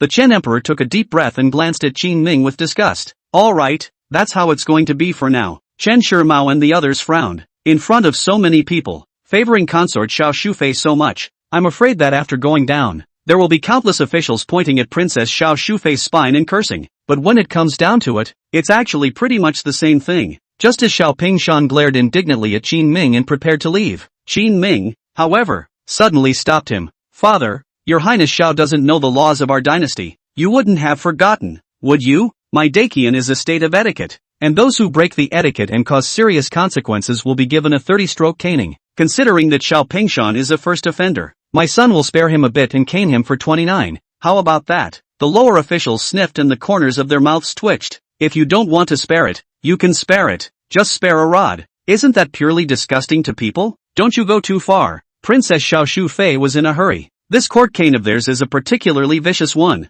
A few strokes of the baton can knock a man out of bed for half a month. 30 strokes of the cane can cripple a man straight away. Shen Di was also racked up at this time. It was then that he realized that he had never paid much attention to his son. Surprisingly, I know the court's laws like the back of my hand. The law of the ancestors is here. How should I save Xiao Pingshan? Chapter 15. Get down. I'm gonna hit you. You have left the court, so you should not meddle in its affairs. It's not easy for Xiao Pingshan to host the banquet, and mistakes are inevitable the first time. Qian Di was ready to make peace. Qin Ming was more than familiar with such tactics. Dang, you know how to back off now? Nice try. My son thought that it was a simple matter and that no mistake should be made, but since a mistake is made, it must be recognized. If it is not severely punished, will it not cause my great Qian to lose face as well as face in front of the countries of the South Seas? Princess Xiao Shufei was furious. Who can't make a mistake? Don't you hold on to a little thing? Who do you think is immune to mistakes? It's really the right person to ask. Qin Ming grinned. Not coincidentally, in all the years I've been doing this, I've yet to make a mistake. Princess Xiao Shufei was silent. The Qian Emperor was also silent. How come I didn't realize before that this kid is so difficult to deal with? Qin Ming had acted as if he had let himself go ever since he stepped down as the crown prince. Doesn't take anyone seriously. On the contrary, everything he said made quite a bit of sense. Since all the 100 officials are here, I propose a caning in court as a warning to all of you, and also to give an explanation to the Southern Ocean merchants. What do you all think? As Qin Ming's words fell, the officials present all smiled awkwardly, not daring to answer. To be honest, quite a few people were in favor of Qin Ming in their hearts, but with Emperor Qian and concubine Xiao sitting there, it was hard for them to show their hearts, unless it's because they don't want to be in the court in the future. Qin Ming shook his head slightly at the sight. This is what it means to be a government official, to look ahead and look back, and to be rotten to the core. Good thing he had options. Giving a wink to a few members of the caravan in the distance, the other party immediately understood. Yes, De Chen is truly a state of etiquette and has the courage of a strong man. How admirable. Qin Ming said in unison with them. Guys, this is for you too. I, De Chen, will never harbor any questionable officials. Zhao Shi counts as one, and so does Xiao Ping Shan today. The atmosphere has been baked into this. Hands off. Probably not so much. Qin Ming looked at the Qian Emperor with a burning gaze. Qian Di's face changed for a moment. Only by standing on the opposite side of Qin Ming could one realize how difficult this kid was. Consort Xiao Shufei was already as anxious as an ant on a hot pan, dryly waiting for half a day, but not seeing the Qian Emperor speak. Please, there was only one Zhang Ming, the captain of the palace guards present. Qin Ming scanned around and found him. Zhang Ming's body trembled in fear and looked at Consort Xiao Shufei, only to find the other party grimacing and not speaking. Xiao Shufei's sibling, Zhang Ming surely did not dare to fight. I've caught wind and cold today. I can't move my hands. You'd better hire another person. Zhang Ming ducked far away. I'm afraid it's going to come back on me. The few soldiers in the distance, too, had long since withdrawn behind the pillars of the Great Hall, not daring to let Qin Ming shout at them. A smug look appeared on Consort Xiao Shu's face. The coquettish woman can't cook without rice. It's not that easy for Qin Ming to beat Xiao Ping Shan. But just as she was easing a few moments in her mind, Qin Ming suddenly laughed. I knew there were many goons in this palace. Shang Beishan, here, do it. Yes, now everyone was dumbfounded. His Highness the Qin King's mind is truly deep. I can't believe I counted on this early. If Zhang Ming had done it, he might have been able to give Xiao Ping Shan a little chance with less force. But after forcing everyone out and replacing Shang Beishan up, this guy doesn't hold back a bit. Don't you dare touch me. Xiao Ping Shan took a few steps backward. Instead, Shang Beishan kicked him over. Get down. I'm going to hit you. Copying the weapon from a couple of courtiers holding court staffs in the distance, he hit Xiao Ping Shan with stick after stick. Immediately, pig-killing squeals resounded throughout the hall. The eyes of Consort Xiao Shufei looking at Qin Ming were almost ready to spit out fire. The Chen Emperor was also annoyed to the core in his heart. I don't know when it started, but this banquet was developing completely according to Qin Ming's ideas. Only a few people, Chen Shimao and Chen Kai, had satisfied looks on their faces, worthy of His Highness. Soon, the court cane ended. Xiao Ping Shan, who was beaten half to death and passed out, was dragged down. Qin Ming clapped his hands, and then she had to discuss Princess Xiao Shufei with her hand. My Dakian is really strict in the rule of law, and to have such a court is truly a blessing for the people of Dakian. Eunuch son, since I've won the civil fight, isn't it time for the martial arts fight next? Seeing that no one dared to pick up the fight, Qin Ming naturally placed the throne of the Wendo Kuei on himself. It went on to bring up the martial arts fight. Seeing this, Sun Lianying hesitantly looked at Emperor Qian, only to find the other waving his hand impatiently. Today's banquet had gotten to such a state. Where did the Chen Emperor still have the heart to eat? Just want to hurry up and get this over with and get back to resting. Below, Seki Yuki, who had watched the whole thing, was ready. She doesn't know how to fight in the courtroom, but seeing Qin Ming stirring up the wind and clouds with the power of one person had sent ripples through his heart. Since Qin Ming has already won the championship, he himself must not slacken off, and must get his hands on the remaining 25,000 pieces of silver. With money, a few uncles in the barracks would surely not say much and would be willing to go to Lingnan with themselves. Clenching her fists, Sakiyu secretly cheered herself up in her mind. Sun Lianying walked up and said, Everyone, Are there any participants in today's martial arts fight? Princess Xiao guessed that Qin Ming came over today because he wanted money. Having just suffered a big loss at Qin Ming's hands, she immediately eyed Zhang Ming and told him to go up and fight. Zhang Ming, not to mention anything else, is still ranked among the top few in the palace in terms of boxing and kung fu. Otherwise, it would not have been possible for Princess Xiao Shufei to see and cultivate it. However, as her gaze rested on Zhang Ming, she realized that Zhang Ming was filled with hesitation. Twisting and turning didn't go up. Frowning, Xiao Shufei glared at Zhang Ming. Having no choice, Zhang Ming had to walk up to the road. Please enlighten the South Seas merchants. Guan Yu just wanted to come up, but Qin Ming pulled him back. He stood up with a smile and asked Zhang Ming, Commander Zhang, what's wrong with you? Weren't you sick just now? It couldn't be that she knew about the relationship between Princess Xiao Shufei and Xiao Pingshan, and was afraid of offending someone, and deliberately said she was sick, right? Qin Ming's words were like uncovering the last layer of Zhang Ming's cover. It made Zhang Ming's face turn red before he even made a move. I'm not. We are all officials, and we are talking about a style. Usually do a little dirty work, pander to the top and bully the bottom. We just do not know what to do. But now in front of so many people, Zhang Ming was dissected by Qin Ming's psychological activities. He couldn't wait to find a crack in the ground now. It was at this time that Princess Xiao reacted to why Zhang Ming did not come on just now. If not, then why drag your sick body into battle? Wouldn't that make the Southern Ocean merchant caravan win? Qin Ming spoke faintly. Zhang Ming panicked and defended himself a few times, but he saw the way the others were looking at him. He was instantly more flustered, and finally dawdled around for a while, but walked on. Seeing that Qin Ming was going to have the advantage again, the Chen Emperor coldly grunted and directly started naming his generals. Great General Zhengde, you're on. Hearing what the Qian Emperor said, the crowd sucked in a breath of cold air. Qin Ming also frowned slowly. This old thing, Qian Di, really doesn't stop for a moment. You just don't want to let yourself take the remaining 25,000 taels of silver? Chapter 16. As expected of the prince, I lost. How is it, Great General Zhengde?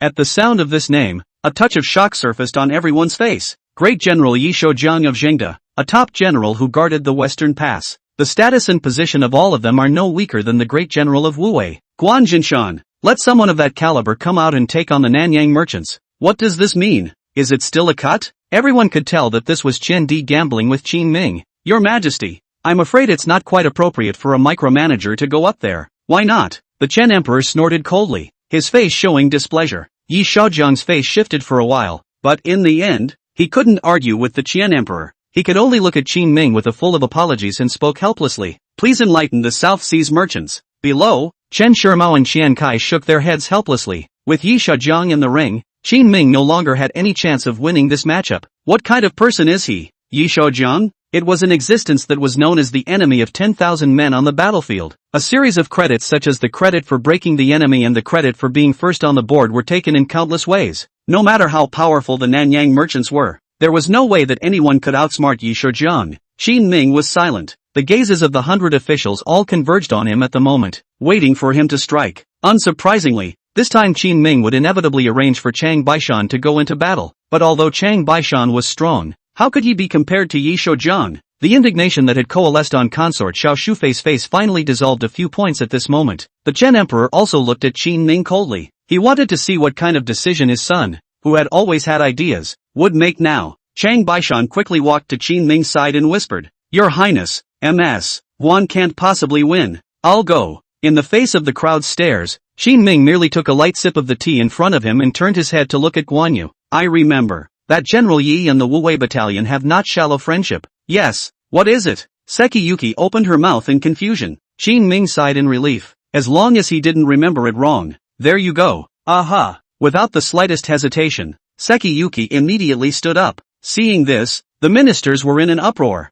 Chang Baishan pulled Qin Ming and Guan Yu with him. Your Highness, are you confused? Listen to me, it'll be fine. Qin Ming seemed to have a plan in place and suddenly turned his head to Guan Yu and asked, Afraid to lose? The Guan family, both men and women, are not afraid to lose and die. Don't worry, I won't let you die. Qin Ming gently took Guan Yu's hand. And you're going to be my daughter-in-law. Rascal, so many people are watching. Guan Yu hurriedly shook off Qin Ming's hand, her small face red. Chen Shirmao and Chen Kai glanced at each other, both of them looking odd. This is too flirtatious for the king of Qin. Hundreds of officials, plus representatives of dozens of merchant caravans from the South Seas are here. He actually took someone else's girl's hand and preened. This is a bit of a game. Your Highness, King of Qin, please send someone. Yi Shoujiang had already waited for a short time and couldn't help but open his mouth to urge. Qin Ming nodded. Sekiyuki walked up quickly. Seeing this, everyone was puzzled. Yi Shoujiang also frowned. You, what are you doing up here to add to the chaos? Uncle Yi, I want to win, please enlighten me. Guan Yu's gaze was firm as she spoke decisively. Yi Shoujiang, however, ignored her. Instead, his eyes were on Qin Ming. Your Highness, do you have to pull these dirty tricks? Yi Shoujiang and Guan Jinshan were on good terms. Both were generals in the town and sympathized with each other. Knowing the Guan family's current situation, he wasn't willing to make it worse, but Qin Ming favored putting Guan Yu up. How can Yi Shoujiang make a move? General Yi, aren't you curious as to why Guan Yu is here? Facing Yi Shoujiang's questioning, Qin Ming didn't feel the slightest bit of shame and instead opened his mouth to ask him a question. Yi Shoujiang's heart sank as he thought of the 25,000 taels of silver. And then he remembered that some time ago there was news in the court that Qin Ming had taken over the Wuwei battalion, but that he had to raise it on his own. Combine that with the fact that Sakiyu was standing here today. It seemed like everything was clear. Xiao Yu, let me ask you, what do you want by coming here today and asking for that money? Camp Wuwei. Guan Yu's vermilion lips slightly opened and slowly spat out 3 words. Yi Shoujiang's movements then froze. The contempt in his eyes had disappeared when he looked at Qin Ming once again. In its place, there was a strong sense of awe and shock. He made such a big deal out of raising that long ago crippled Wuwei battalion. This is a real hero. The Wuwei battalion, which had fought for the country for many years, was finally remembered. Worthy of being the prince who carried the great Qian dynasty with his own strength in the beginning. Yi Shoujiang sighed slowly. Take a shot. Aha. Sekiyuki nodded and took the lance he received from the guards. Taking a step forward, he took a stance and prepared to strike. Shang Beishan suddenly froze at his words. No, is this Yi Shoujiang stubborn? His Highness told him all about it. This bout is to save Camp Wuwei. Why is he still fighting? Shang Beishan's heart gradually sank. The heart was ready to lose 25,000 taels. This. Qin Ming's face was calm as he watched Yi Shoujiang's moves and seemed to have a good plan. Smoothly, he said to Shang Beishan beside him. Don't worry, this written test Xiao Yu will win. But if he really dares to hurt Xiao Yu later, go up and hammer him. But your Highness, this is a competition. Shang Beishan hesitantly looked at Qin Ming, not understanding why His Highness was so certain. Qin Ming said with a cold snort, what's with the chicken feather bout or not? If you dare to hurt my wife, I'll stab him to death. That's fine.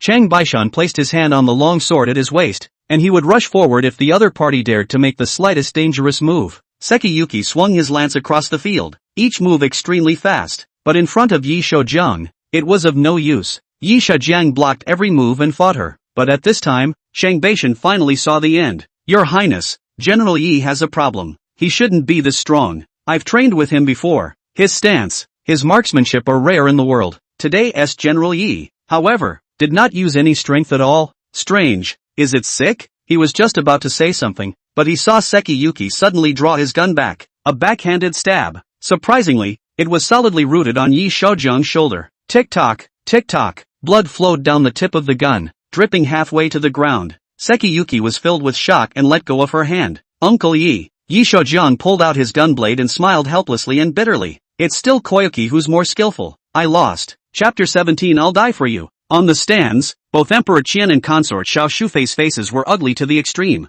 There was no way Yi Shoujiang could lose against a tiny Guan Yu, unless he wants to lose himself. Like them, Shang Beishan looked at the scene in front of him dumbfounded and amazed. He thought a lot about this moment. Yi Shoujiang could actually not fight Guan Yu, but that would be disobeying the Qian Emperor, so he chose a way to have the best of both worlds. Moved and took care of an old friend's daughter and the barracks. Guan Yu had rushed to Yi Shoujiang's side to check his injuries. Yi Shoujiang had suffered too many injuries in the battlefield, and this injury did not affect him in the slightest. Casually pulling off his shirt and bandaging it, he lowered his head to Guan Yu who had tears in her eyes. Your Highness is very good and will not fail you. Uncle is old and there's not much he can do to help you, but don't be ashamed to ask me if you have any difficulties in the future. Uncle Yi. Tears flowed from Sekiyuki's eyes. Yi Shoujiang glanced at consort Xiao Shufei, who was seated high above, her face full of resentment. Pushing Guan Yu away, he stood up and turned his head to Qian Di. Your Majesty, the last general is not a good learner and has disgraced Great Qian. I will go and receive my punishment in a moment. As soon as the words left his mouth, he quickly turned his head back to his seat. The Qian Emperor just grimaced and didn't reply. Princess Xiao Shufei saw that Qin Ming was going to obtain the martial arts championship again. Immediately, he gave a wink to the Qian Emperor. The Qian Emperor's gaze swept, trying to pick another one out, but then Yi Shoujiang suddenly coughed. All the military generals present lowered their heads.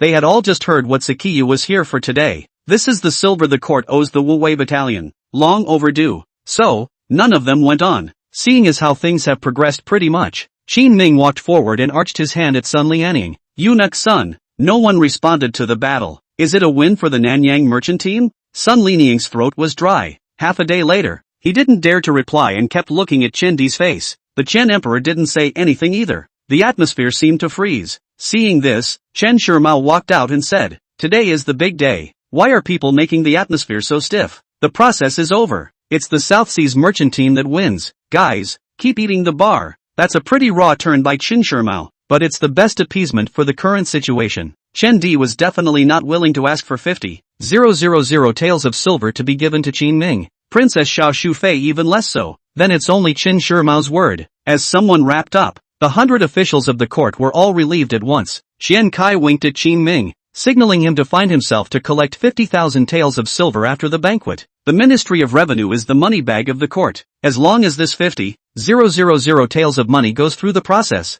Qin Ming can just look for the money material to collect it at any time. The corners of Qin Ming's mouth lifted and he slowly nodded to Qian Kai as well. A banquet was eaten, and the people had different thoughts. Finally, late at night, Qin Ming took Guan Yu and left from the palace. On his way out, he called the people from the Southern Ocean merchants over. "Guys, this time it's also thanks to you guys giving me a spot. I will send 10,000 taels of thanks to all of you when I leave in these 2 days." Qin Ming has no concept of money. The money came into his hands to do the job. When he went to Lingnan in the future, Qin Ming also had a lot of places where he needed to use the Nanyang merchants. It's natural to maintain a good relationship with them. There's give and take. "Your Highness, you are too kind. It's just a matter of giving you a place, but you've given us a lot of face. It's a double blessing. How can we still have the nerve to ask you for money? Alright, just don't push me around. I'll take the big head, and the brothers have to have soup." Qin Ming pushed them away. He took Guan Yu to the carriage by himself. It was late, and he was going to send someone to collect the stuff from Qian Kai tomorrow.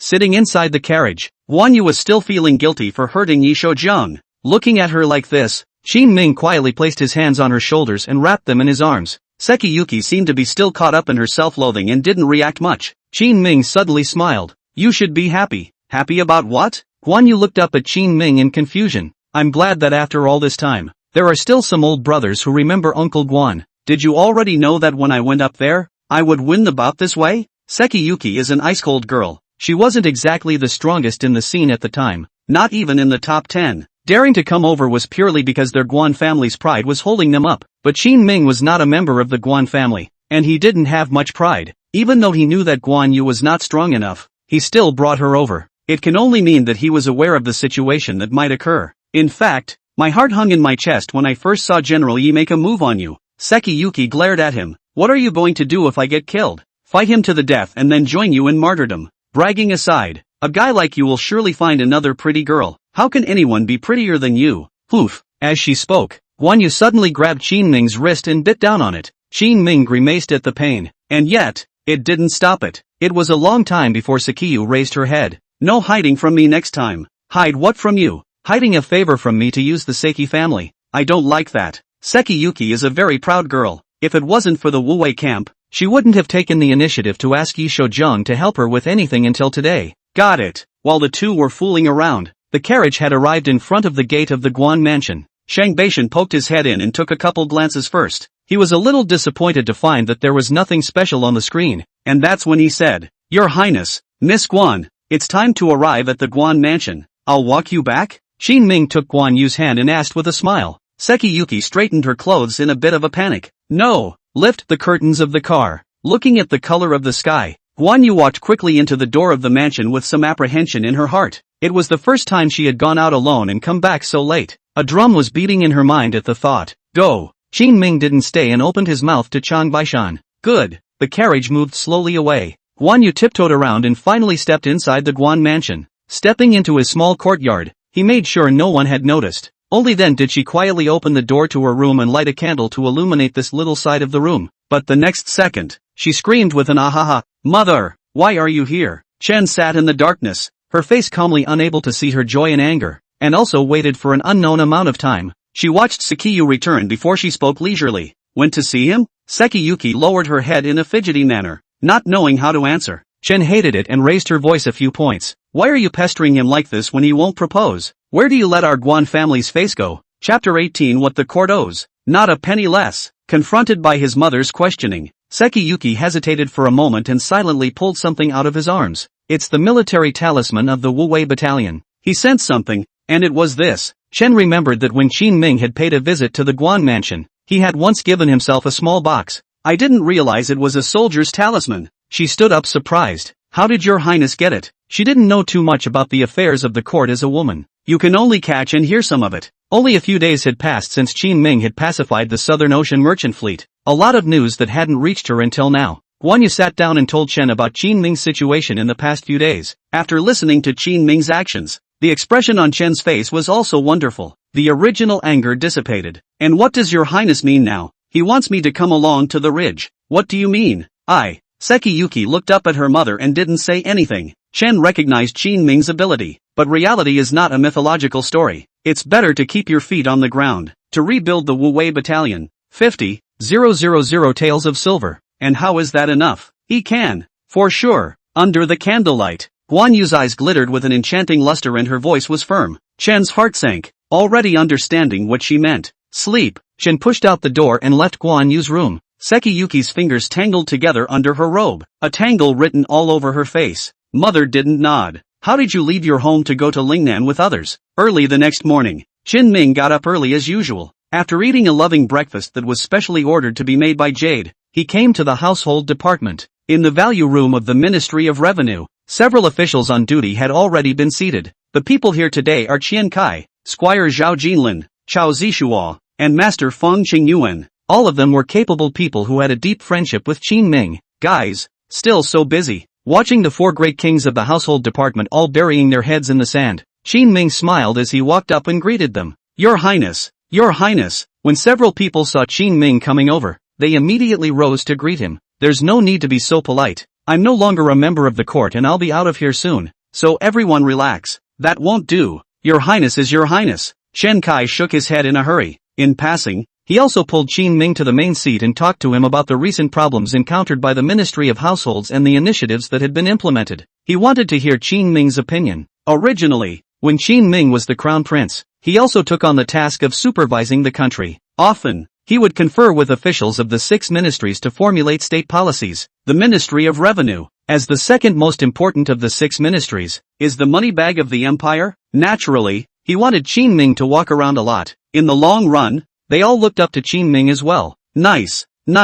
After Qin Ming heard Qian Kai's report, he just smiled and praised twice. Zhao Jinlin said somewhat despondently as he saw that Qin Ming did not make any response. Your Highness, do you really want to go to Lingnan and never care about the affairs of the court again? Yes. I came over today to ask the Ministry of Revenue for the 50,000 taels of silver. How can that be? And when will you be back? Zhao Jinlin's nose was about to fall into tears. Qin Ming smiled and patted his shoulder without answering. Inside the Big Four, Zhao Jinlin was the most sensitive at heart. Also because of this characteristic, Zhao Jinlin wrote the most acidic poems. There was even an anthology of Zhao Gong's writings, at his own expense. Unfortunately, it didn't sell very well and was said to have lost several years of salary. At the end of that year, it was only thanks to Qin Ming's charity that I was able to have a peaceful year. Qian Kai sighed slightly at the sight. There have been some rumors in the court lately, saying that Qin Ming traveled to Lingnan was just a way to retreat. Actually want to stay in the court. But those who know His Highness know that His Highness never engages in such bluffs. I'll get your ticket. The silver expenditures of the Imperial Court required an invoice from the Ministry of Revenue before they could go to the treasury to obtain them. Although Qin Ming was a royal son,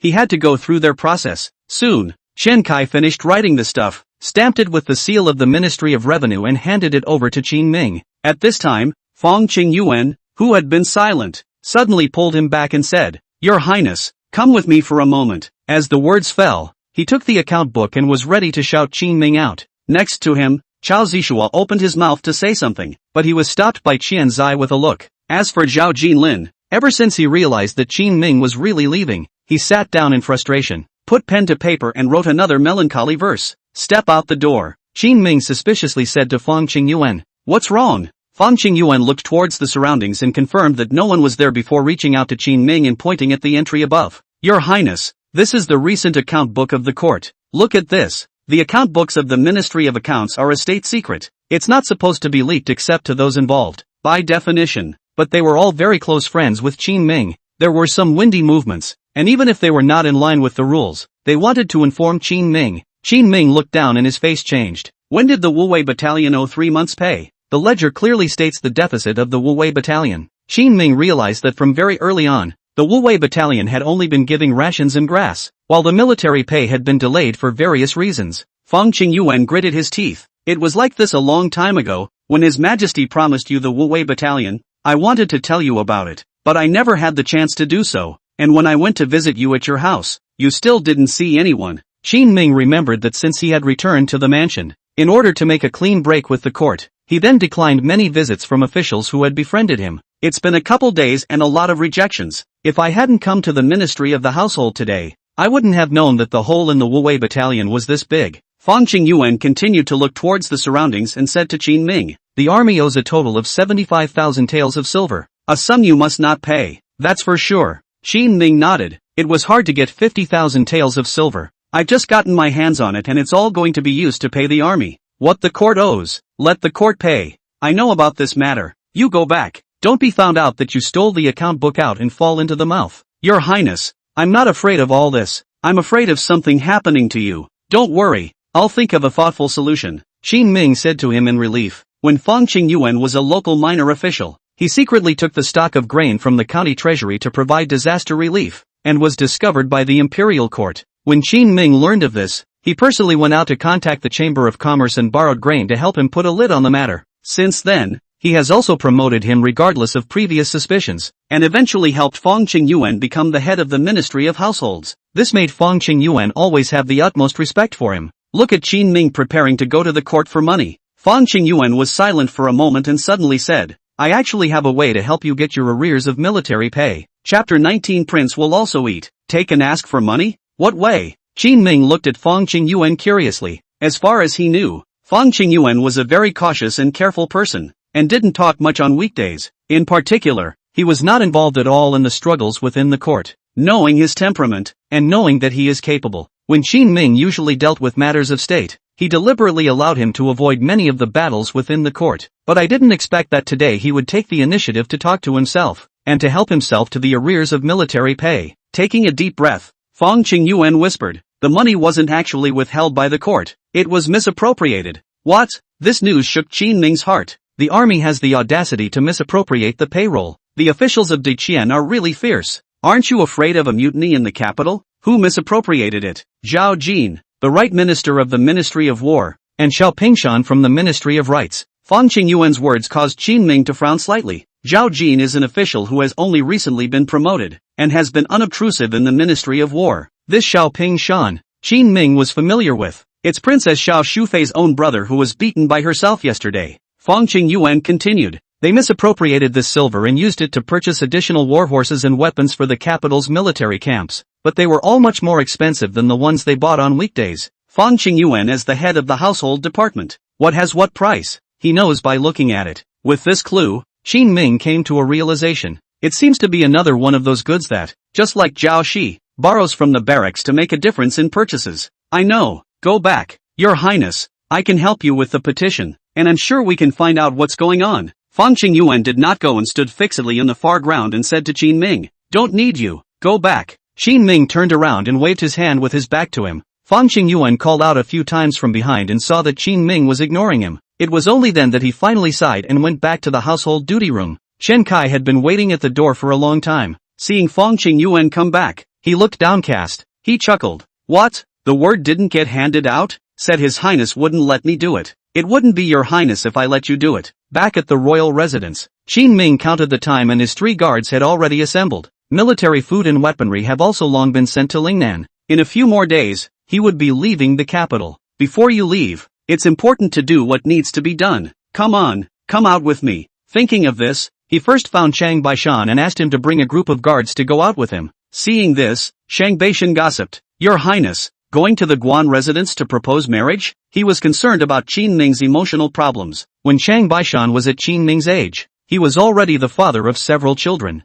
Go my ass. I'm going to Camp Wuwei. Should I call on Miss Guan? She's going over with you and can help with the conversation. Shang Baishan thought about it. Qin Ming approved a note from the Ministry of the Household. and took silver bills from the treasury, and with the money, he naturally had to go to the Wuwei camp to support around. But the relationship thing needs to be pushed forward as well, otherwise you won't have an heir when you get older. It's a joke, isn't it? Qin Ming realized when he came back last night that Chang Baishan was very uncouth and a bit of a looker, racking the wagon in front of it, and looking 3 times toward the inside of the wagon. Just expect something to happen to you and Sekiyuki. Ignoring him, Qin Ming led his men quickly to the Wuwei camp. Your Highness, you're here. Lu Gang received the news yesterday. It says that Qin Ming got 50,000 taels of silver in the court. I didn't realize that just after getting it, he came to Camp Wuwei today. It's clearly going to be a solution to their immediate needs. That's why he's so enthusiastic today. Where are the other 2 generals? They have prepared the wine and food and are waiting for you to come. Compared to the last time he came over,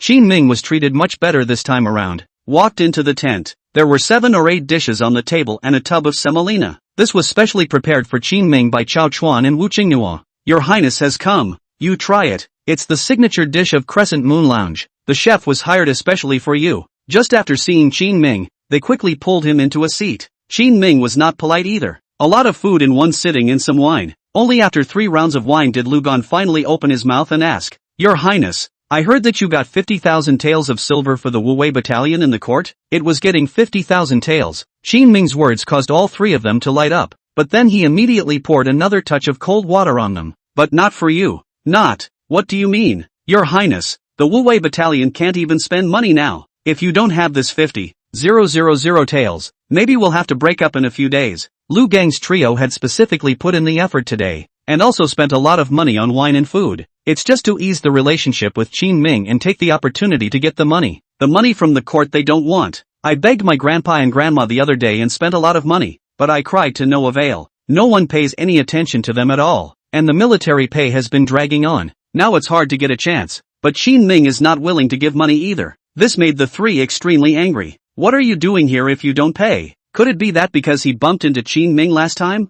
this kid deliberately came over to take revenge? Look at them get a little angry. Qin Ming explained. 3 of you. I'm trying to raise a group of artisans with this money to supply the 3 guards and the Wuwei battalion, so I really can't give it to you. Building an army takes more than money and food, and weaponry. Qin Ming went to Lingnan to develop on his own, and if he wanted weaponry, he had to raise out a group of craftsmen on his own. It just so happens that the 50,000 taels of silver can be used as starting capital. When the time comes to pawn the previous things in the royal residence, you can still get a little more together. It would be a loss to take that money and patch the hole in the Wuwei camp. It also affects Qin Ming's landing in Lingnan. So what do we do? If we really go to Lingnan with you, it's impossible for the brothers to drink the northwest wind. It's okay if you give more or less, so we can have an explanation with our brothers. Chao Chuan and Wu Qinghua were all 3 helpless. They also knew that the 50,000 taels of silver were obtained by Qin Ming with his own skills. There's nothing legitimate about forcing yourself to go and ask him for it. But since he had already followed Qin Ming, he always had to take care of his brothers. At least he couldn't let the Wuwei battalion fall apart like this. Qin Ming had known that they would say this, so spoke up. You actually still have your paychecks.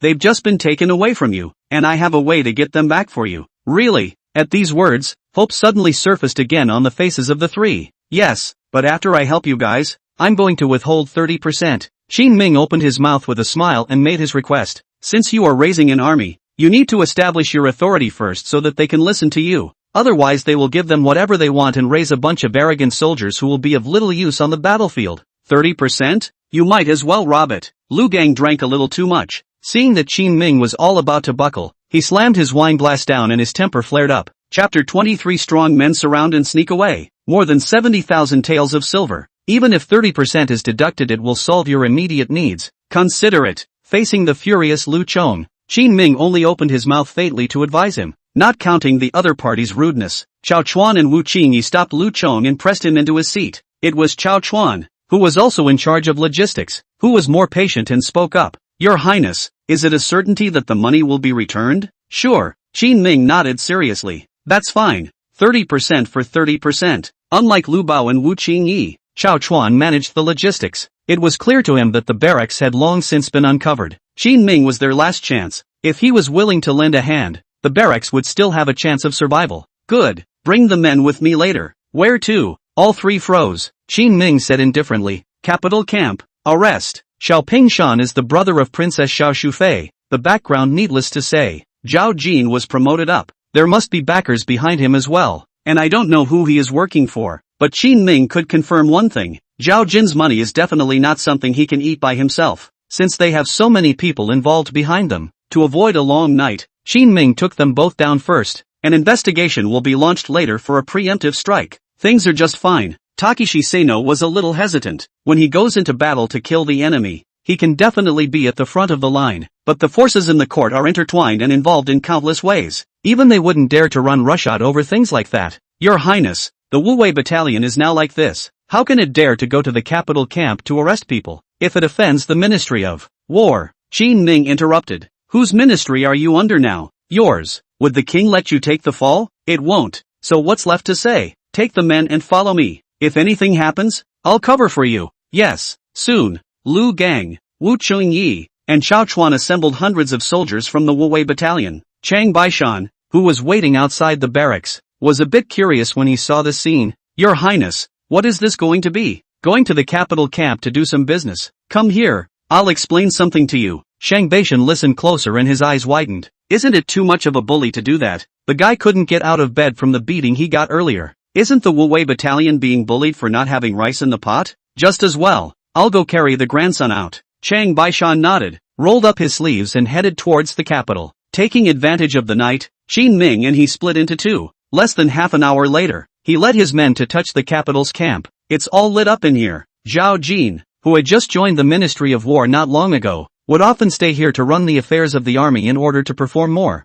Your Highness, a few soldiers at the entrance of the barracks saw Qin Ming arrive here with a large group of people from afar. He was alert and stepped forward, stopping him outside. Do something, make it easy. Qin Ming stepped forward with a smile and a friendly tone, but this imposing group of several generals behind him was suspicious. Running into the barracks at night doesn't seem like a good thing in any way. A few soldiers hurriedly said, you need to do something. A few of us will go to the barracks to inform and confirm. Where is the need to go to so much trouble? This king has come in person, and you still don't believe me? Qin Ming's words caused them to hesitate. This former crown prince, his prestige in the court was there for all to see. Lu Gan was short-tempered and impatiently walked up and shoved them. Get out of here, all of you. If you delay His Highness's great event, you will be held accountable. A few soldiers smiled sarcastically and had to retreat to the side. Qin Ming did not want to fight them. A disturbance within the barracks that reached the court would likely escalate the conflict. It's best to moisturize and bring out Zhou Jin. On the way here, Qin Ming also told Lu Gang and Chao Chuan about Zhao Jin's situation. This also led to Lu Chang's righteous indignation.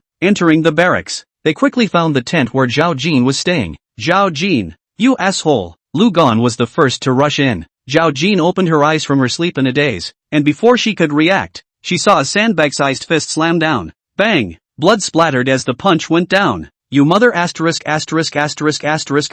Zhao Jin climbed up with a carp, not caring about the blood that covered his face. He was about to tear and yank with the visitor. How dare you resist? Chao Chuan and Wu Qinghua had long heard that the sound inside was not right. Fist pumping, the two men rushed in from the outside in a single bound to join the fray. Without the slightest resistance, Zhao Jin was pressed to the ground and hammered explosively. It was only today that the three of them had properly vented their anger. What's going on? The patrolling soldiers soon realized that there was a dull crashing sound coming from Zhao Jin's tent. This is the sound of Zhou Jin being gagged and beaten. Qin Ming guarded the door and faintly said, inside we are talking about military affairs. This is confidential. Go about your business. If you hear anything you shouldn't, you'll be sorry. A few patrolling soldiers immediately shrunk their necks when they heard this, and without daring to continue talking, they turned around and left the place. Soon, the three of them, Lu Gang, walked out carrying a sack. Qin Ming frowned and admonished when he saw that there wasn't the slightest ringing inside the sack. The three of you hit too hard. People don't die, do they? Don't worry, Your Highness.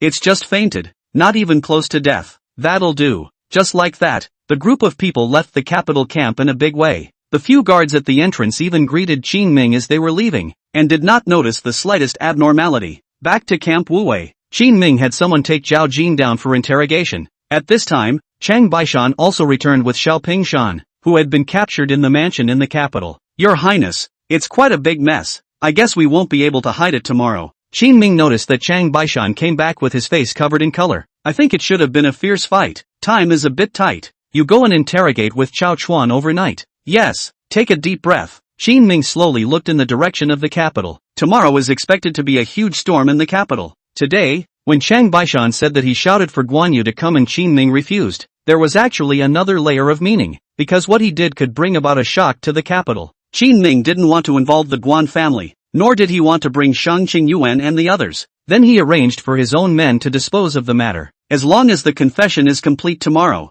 the person will be transferred to the Ministry of Justice. There would be no danger. With this thought in mind, Qin Ming closed his eyes in the tent and pondered over tomorrow's response in passing. It was just that at this time, he didn't know that the shaking within the capital had come faster than he had imagined. After Xiao Pingshan was taken, the group of people then quickly arrived at Fengyi Palace and found Wang Bao, the personal eunuch of consort Xiao Shufei. Eunuch Wang, it's bad. The king of Qin has taken Lord Xiao away. Chapter 21. Xiao Shufei called the door. Come, also not allowed to enter. When Wang Bao got the news, he got up from the bed with a jolt of fear. When was that? Just now. Not good. You guys go to the city defense battalion now and look for Chao Zhengyang. Make sure he brings the people back. After thinking about it, Wang Bao still didn't feel safe. Another account. Arrange for a few more people to find Huang Yuzhong, the Minister of War, to approve a note to Chao Zhengyang. Only after explaining that they were leaving the place did Wang Bao rush towards Fengyi Palace. Your Majesty, something big has happened. Wang Bao quickly reported the situation. Consort Xiao Shufei couldn't be bothered to listen to the whole thing, so she immediately asked the palace maid to dress herself.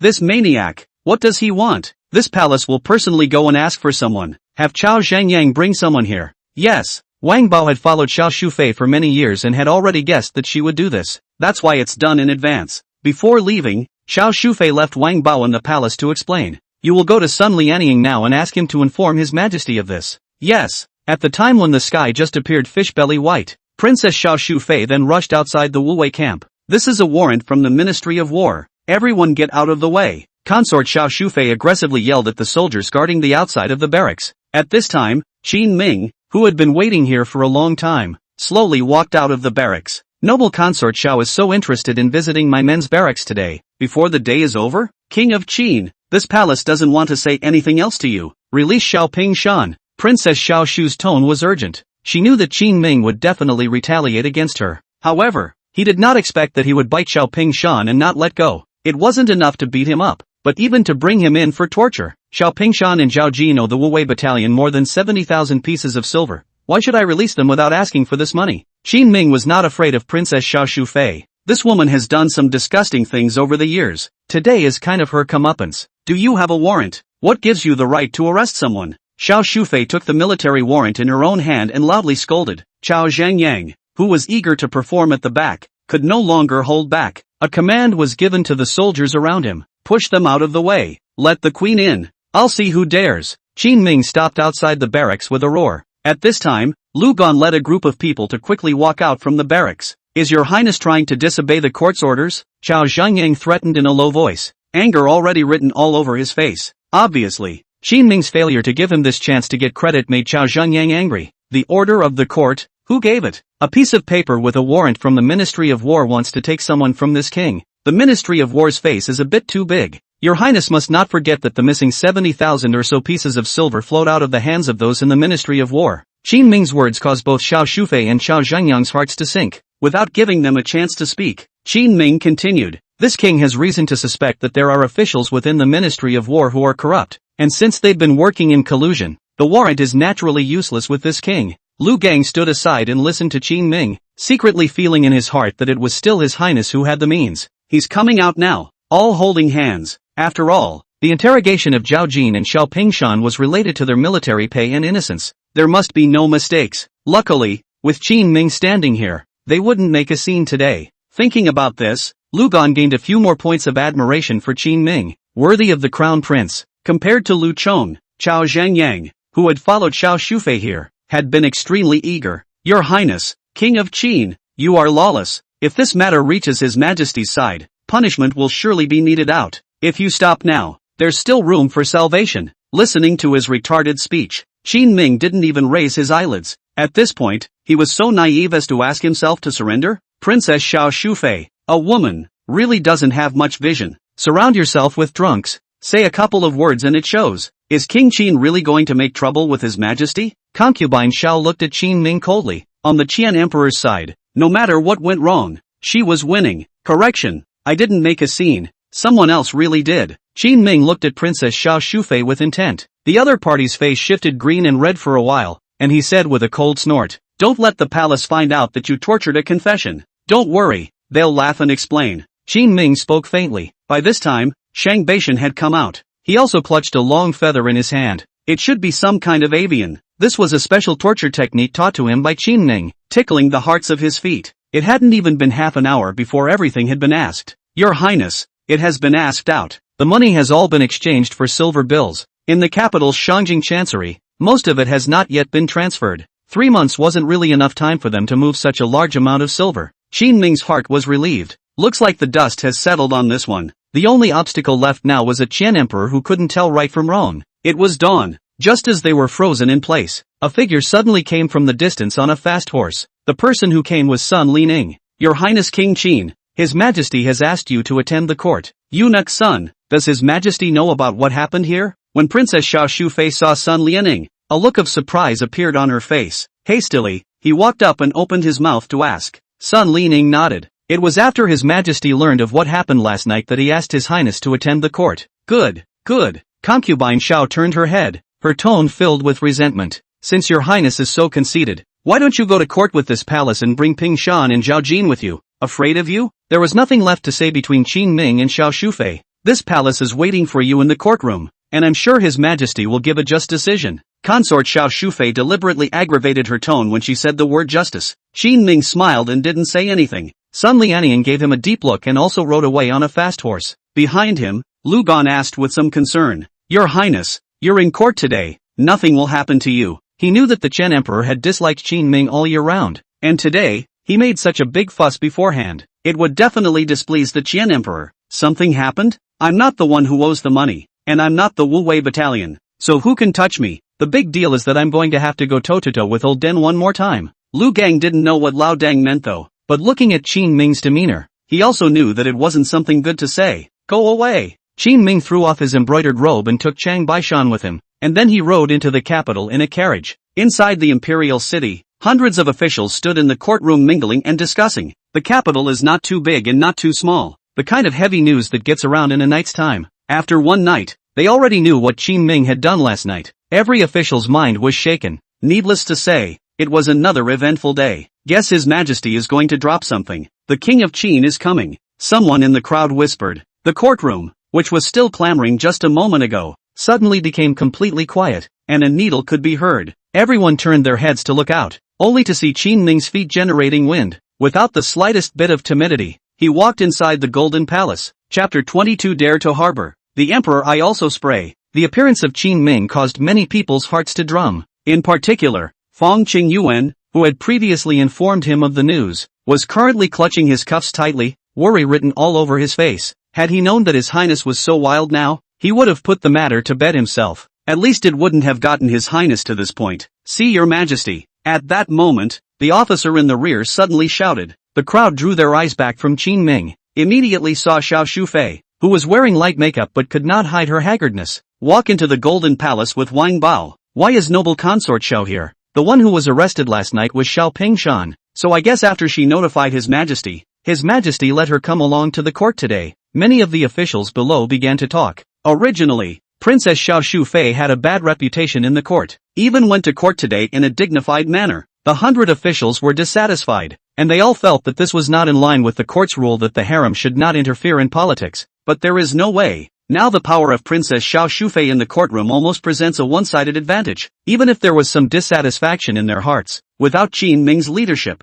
no one dared to speak. His Majesty has arrived. After Princess Xiao Shufei sat in the auxiliary position, Sun Lianing, who was standing inside the Golden Palace, opened his mouth in a loud voice, and the Chen Emperor walked in with a group of eunuchs in a hurried step. Just as he entered the door, he saw Qin Ming standing at the forefront of the 100 officials. The already unattractive face fell right down. Qin Ming didn't have any reaction. He just stood here quietly, not sad or happy. "Long live Your Majesty." As the process of going to court opens, the Chen Emperor impatiently waved his hand, telling the crowd to be quiet for now. Without any padding, he directly yelled at Qin Ming. "Qin Ming, are you trying to turn the tables?" "Father, my son can't understand what you mean. Could it be that my son has done something wrong again?" Qin Ming spoke indifferently, but his tone had a sting in it. When did blatant money grubbers get so good at it? If the Chen Emperor were to dare to speak for Zhao Jin and Xiao Pingshan today, Qin Ming wouldn't mind spraying him directly in the courtroom. He's going to Lingnan soon. He's not afraid of anyone.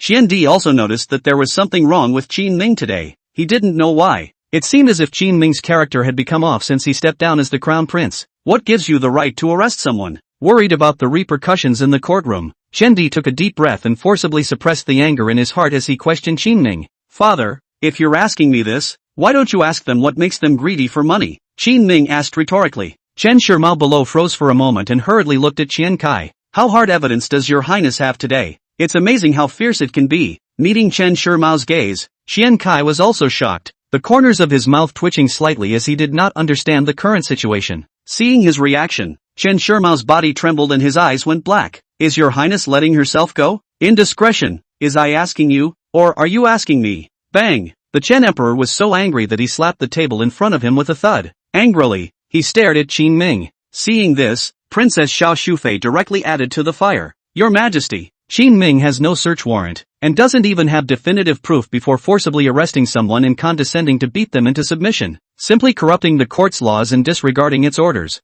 They must be severely punished. The Qian Emperor agreed with consort Xiao Shufei's words. Just about to say something, Chen Shimao immediately walked up. Your Majesty, this matter is official corruption, and although there are problems with the steps your highness took to deal with it, since it has been investigated clearly, I thought that this should not be considered a fault. Lu Yunhua, the right minister of the Ministry of War, laughed coldly and stood out. It's really biased for the Prime Minister to say that. Who says Zhao Jin and Xiao Pingshan are corrupt officials? The left minister, Huang Yozhong, also stood out and said, even if there is corruption happening, this case should also be investigated by the Ministry of War in conjunction with the Ministry of Justice and the Delizi. Your Highness, this is indeed lawless and the means of handling the case is extremely unpolished. Qin Ming narrowed his eyes and sized them up carefully. The traitor has jumped out on his own. Huang Yozhong is one. Lu Yunhua is another. Qin Ming's words caused the 100 officials to talk. Many people started pointing at them. Your Highness, King of Qin, don't spit blood. Lu Yunhua and Huang Yozhong were startled. Why is this kid like a rabid dog,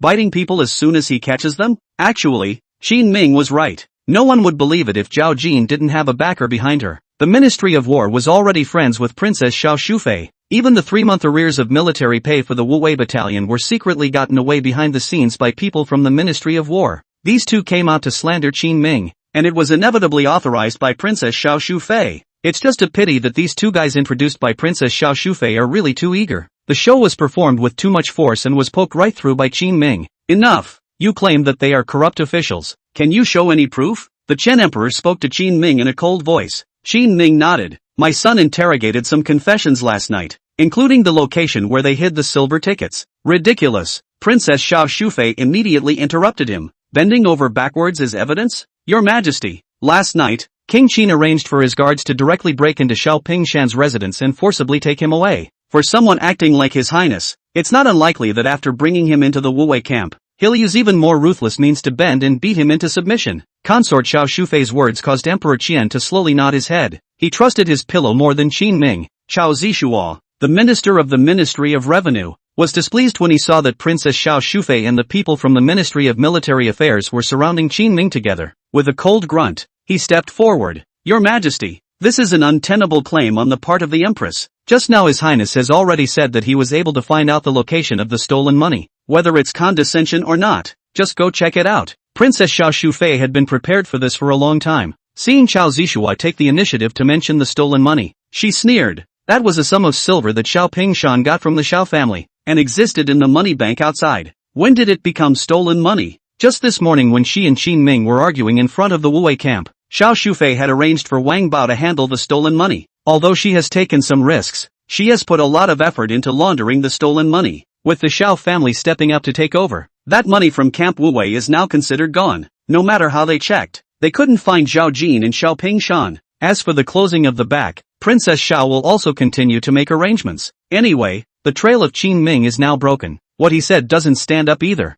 The Chen Emperor snorted coldly, a look of disgust on his face. Qin Ming, what else do you have to say? Can't you be like Lao Jiao and settle down a bit, so that I can save my heart? Qin Ming sighed slightly. Xiao Shufei's hand was quite fast, but fortunately, he still had his bottom card. Father, my son arranged for people from the Wuwei battalion to go and investigate. If some corrupt officials didn't dispose of the money cleanly, more or less some traces must be left behind. We can wait for a while. Qin Ming had arranged for Lu Gang to go to the money bank before he came. The Chen Emperor laughed coldly. Isn't Princess Xiao Shufei's explanation clear enough? At this point, you still want to stall for time and find some nebulous evidence to weasel your way out of this. Why should I be sophomoric, facing the Chen Emperor who can't distinguish between right and wrong? Qin Ming's heart was already ready to curse. Chapter 23 They must die. I say. However, Emperor Qian was even more ruthless and immediately ordered before Qin Ming even opened his mouth. Men, take down the king of Qin first. Send him to the Ministry of Justice for punishment. Zhang Ming, who had long been guarding the outside with his palace guards, rushed in impatiently. He had suffered a loss at Qin Ming's hands before. Now is a good time for revenge. Not to mention that it was the Chen Emperor himself who had spoken. If you fall into your own hands today, you can be sure to make this former prince suffer a bit. Your Highness, come with me. He smiled sarcastically and opened his mouth to approach Qin Ming. The 100 officials frowned. The Qian Emperor's decision was clearly marked by strong personal emotions. A few times before, Qin Ming had taken the initiative to punch Emperor Qian, and the gap between their father and son grew deeper and deeper. Today, if Qin Ming was sent to the Ministry of Justice under the arrangement of Princess Xiao Shufei, I'm afraid I won't even be able to get out of the Ministry of Justice. Qin Ming watched their movements and smiled. Since the Qian Emperor is so uncouth, then make a big deal out of it. He knew the books of the Ministry of Accounts, where there were detailed entries of income and expenditure. With these, even if the money changers can't find out anything, he can still make a scene in the Golden Palace. Just as he was about to open his mouth, Fong Qingyuan, who had been clutching his cuffs, suddenly stopped in front of Zhang Ming. Wait, Your Majesty, I have a message. The Chen Emperor was displeased when he was blocked by him. Fong Qingyuan, if there's anything, wait until you've dealt with the King of Qin. Your Majesty, this matter is related to the case that King Qin is investigating. Old Fong, you're confused. Qin Ming's heart sank and was somewhat moved. I didn't expect Fong Qingyuan to come forward in the end. He had never thought of implicating Fong Qingyuan since the beginning. Even if it is to go to the Ministry of Accounts to check the accounts, even if it is not in line with the rules of the court, it is still Qin Ming who is responsible for it. But Fong Qingyuan had known all this for a long time, and even had definitive proof after checking the books. He chose to stand up for the matter as he had told Qin Ming in the first place. It's the fastest way. But after doing so, Qin Ming, who had left the court, could not shelter him. At that time, Fong Qingyuan would probably not be able to make it in the court. Qin Ming secretly noted down what Fong Qingyuan did today, and will definitely make up for it later. Fong Qingyuan turned around and looked at Qin Ming and shook his head, smiling in embarrassment. The Qian Emperor was mad. What's with the one after the other? It never ends. What are you going to say? Your Majesty, the case of corruption investigated by His Highness is indeed true. This is the ledger that I consulted and compared the entries to, and a lot of silver has disappeared in the hands of Zhao Shi and Xiao Pingshan, and the money changer, with its recent tax entries paid, has traces of it. The Ministry of War has recently gone through the accounts, and there have been several places that are ambiguous, all of which are related to the Wu Wei Battalion. Fong Qingyuan does things thoughtfully, flesh it all out without missing a beat. The eyes of consort Xiao Shufei, who was sitting in the distance, were almost spitting fire. She didn't understand why Fong Qingyuan, who had always been lukewarm, had come forward to identify Xiao Pingshan and Zhao Jin today as if he was crazy. Does this have anything to do with Fong Qingyuan at all? This murderous asshole. Xiandi's face was even uglier than hers. At this particular time, Qin Ming walked up again after Fong Qingyuan's narration was completed. Father, wasn't your decision to send my son to the Ministry of Justice just now too biased? Needle point. Since Qin Ming has the advantage, then the Chen Emperor will have to admit his mistake. It doesn't matter if he's a 9-to-5 or a powerhouse. Qin Ming won't even let go. The Chen Emperor stared at Qin Ming in death. This kid is really crazy. In front of so many people, he even tried to refute his own face. Qin Ming didn't care about that much and continued. Father, the urgency of my son's investigation was that I was afraid that someone would make trouble out of it, and now it seems that it was the right thing to do. If it wasn't for Lord Fong's help today, I'm afraid that not only would I have been slandered, but I would have been bent over backwards. Even so, do you still think that my son is doing something wrong? Qin Ming's depressed death in his last life was due to the fact that he was constantly taking credit for his work. Coming to this dynasty, his credit can't be rubbed out by anyone, even if he is the emperor. You have to admit when you're wrong. Father, the Wu Wei Battalion owes 3 months of military pay. This was something that happened before you handed the battalion over to my son. Now that the money has been found, can it be returned to my son? Can Xiao Pingshan and Zhao Jin be convicted for the huge amount of corruption? Can those who are harboring this case continue to be investigated and punished? Qin Ming's voice echoed in the Golden Palace. A pin dropped on the scene. This scene shook everyone to their core. Chen Shimo clenched his fists. The mind screams. If His Highness had been like this, why would he have been forced to Lingnan? Facing Qin Ming's pressing questions, the Chen Emperor didn't say anything either, so he was silent. Xiao Shufei's heart was in turmoil. At this moment, she had already thought of countless ways, but they were all rejected one by one. The hearts of the group of ministers had already set off waves of shock. To be able to push the Chen Emperor and Princess Xiao Shufei to such a point, worthy of the crown prince. Seeing that they didn't say anything, Qin Ming made a bow. Since the matter has been settled, my son will no longer affect the court today. When we return, my son will dispose of Zhao Jin and Xiao Pingshan in accordance with the Dacian laws and decrees, and then go to the money bank and get back the military pay that belongs to the Wuwei battalion. The last sentence was said by Qin Ming as he looked at Princess Xiao Shufei. After so many years of being angry at the other woman, it was time to make her pay. Concubine Xiao was truly flustered, her face pale as she looked towards Emperor Qian with a look of supplication on her face. Xiao Pingshan was her only brother, the only child of the Xiao family. None have left an heir to this day. He can't die. Turning around, Qin Ming finished what he wanted to say and prepared to leave. The Chen Emperor's lips trembled as he suddenly called out to him. Wait, what else? This case is not yet fully finalized. Do not move them yet. Even Emperor Qian was out of breath when he uttered these words. The gazes of the courtiers were like sharp swords that pierced his heart. It made him look like a deflated ball. In this case, Fan Qingyuan plus Qin Ming both said that the evidence is completely sufficient. At this point, it's still not willing to admit it. One could only say that the Chen Emperor did favor the pillow people. In the courtroom, is there no fairness? Chen Shirmao's heart was annoyed, and his eyes were filled with unwillingness and disappointment when he looked at the Chen Emperor. Fan Qingyuan froze and raised his head, incredulity written all over his face. He's been preparing for this day for a long time. Chen Di was such an attitude. He was also disappointed. Equally disappointed were the officials of the 6 ministries. Seeing the Chen Emperor like this with their own eyes, the justice and righteousness in their hearts had begun to gradually collapse. But at that moment, a voice suddenly spread throughout the Golden Palace. Father, why is there no conclusion? The 2 of them must die. This is an explanation for me and the Wuwei battalion. If you feel that the matter is inconclusive, or if you have found any evidence of wrongful killing by my son, come and take my head anytime. The words fell. Qin Ming turned around and left. Xiao Shufei's face was pale, and not caring about losing her temper, she hurriedly exclaimed, Your Majesty, the King of Qin is disrespectful to the decree. Please decree the punishment. I'll wait, but please, both of you, think of a crime with which to punish me. Although Qin Ming had already walked out of the hall, his voice came from far away, powerful and fearless. Chapter 24 Tianjie stepped on all the bones of the public ministers, and 10 years of study was not as good as a sword. Leaving the palace, Qin Ming said to Chang Baishan who was guarding the door, Come with me to the barracks to raise the men. Where are we going, Tijin? Shang Baishan was full of doubts. Surprisingly, His Majesty didn't argue with His Highness today and released him so quickly. Something's not right. At this point in time, he didn't know what had just happened in the courtroom, but all the officials of the court knew that a storm was about to break out in the capital. Dare to kill Princess Xiao's own brother, with a high official from the Ministry of War on the outside. Qin Ming this before leaving. Hard to make a grand revenge. The marketplace. Beheading at the market entrance is an old tradition of the great Qian dynasty. The people of this era had little entertainment, coupled with the fact that all people in Dacian are martial. It's all very interesting for this kind of chopping. Many of the condemned prisoners from the Ministry of Justice and the Delisi are often beheaded here for people to see. This will also enhance the people's reverence for the laws of Dacian. Your Highness, is that so hard? Hearing the words food market, Shang Baishan froze. He understood all too well what this place was for. Weekday free time, like to get together often. Baishan often go to see. Ruthless? Qin Ming smiled. Don't you think these people should be killed? Of course it should be killed. Then go. Yes, soon. Qin Ming led his men to the Wuwei camp. Zhao Jin and Xiao Pingshan glanced at each other after they were brought out. Zhao Jin resentfully said to Qin Ming, Your Highness, I advise you to better let me go, or else it won't be so nice when the matter reaches the court. Xiao Pingshan became even more arrogant. Qin Ming, get me killed if you can. What's the point of bullying my old man?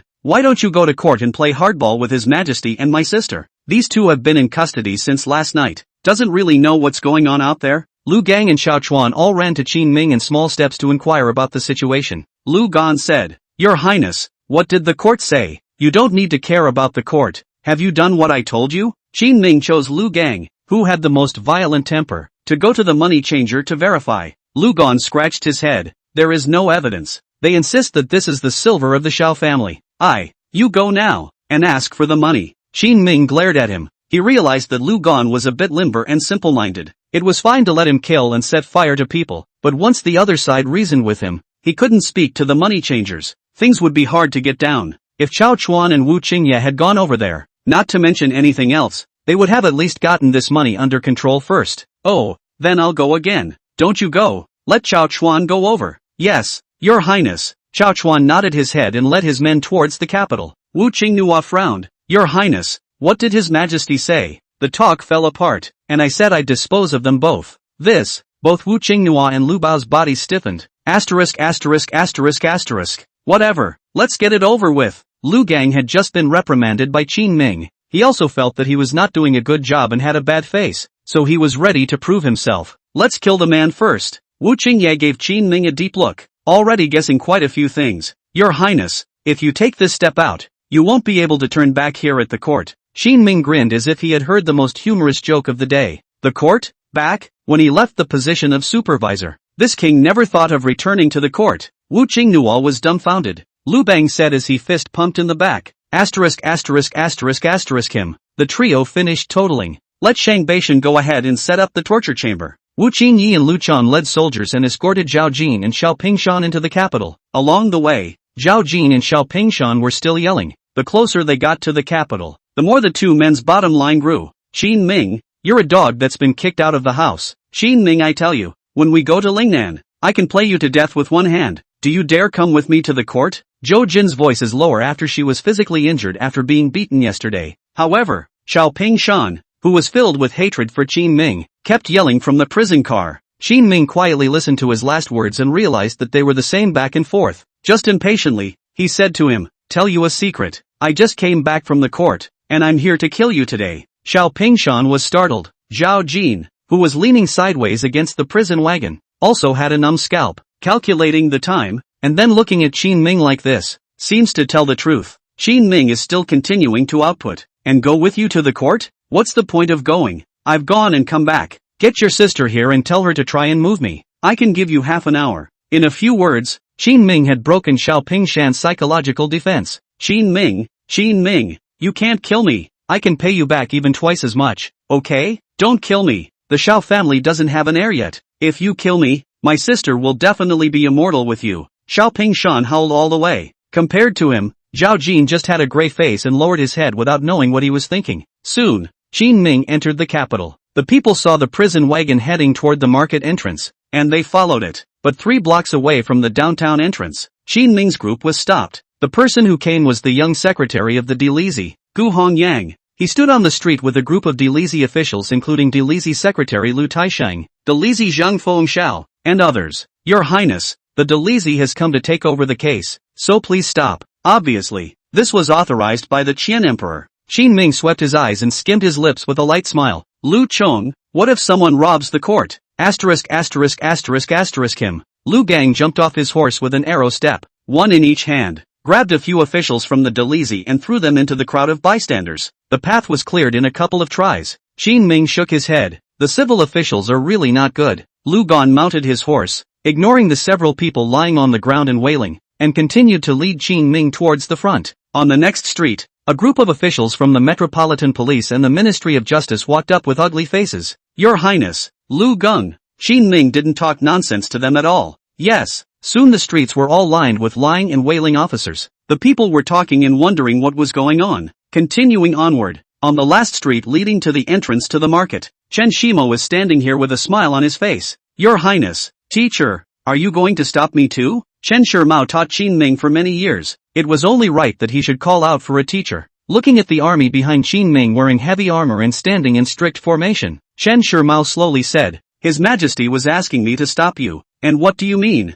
Your Highness, remember the first lesson I taught you? Chen Shimao suddenly brought up an unrelated matter. Qin Ming remembered that it was more than 10 years ago. The predecessor first encountered Chen Shimao as a young child. Qin Ming was caught up in his memories. You said at the time that justice and righteousness in this world are not in books, but in the hearts of the readers. Shaking his head, Qin Ming lamented. But teacher, I think 10 years of study is better than a sword. Chapter 25 The Prince's Change of Position. What has it got to do with me? Read more books and establish a better order. Any defense without hard power is useless. This is the other path that Qin Ming chose after years of studying. A path where you won't be bullied by anyone anymore. Looking behind him, the iron armor of the soldiers of the Wu Wei battalion gleamed in the sunlight. Chen Shimao froze for a moment, then laughed. He taught Qin Ming to use reading to guard justice and righteousness, but Qin Ming taught him to use force to break all injustices in the world. Your Highness has grown up.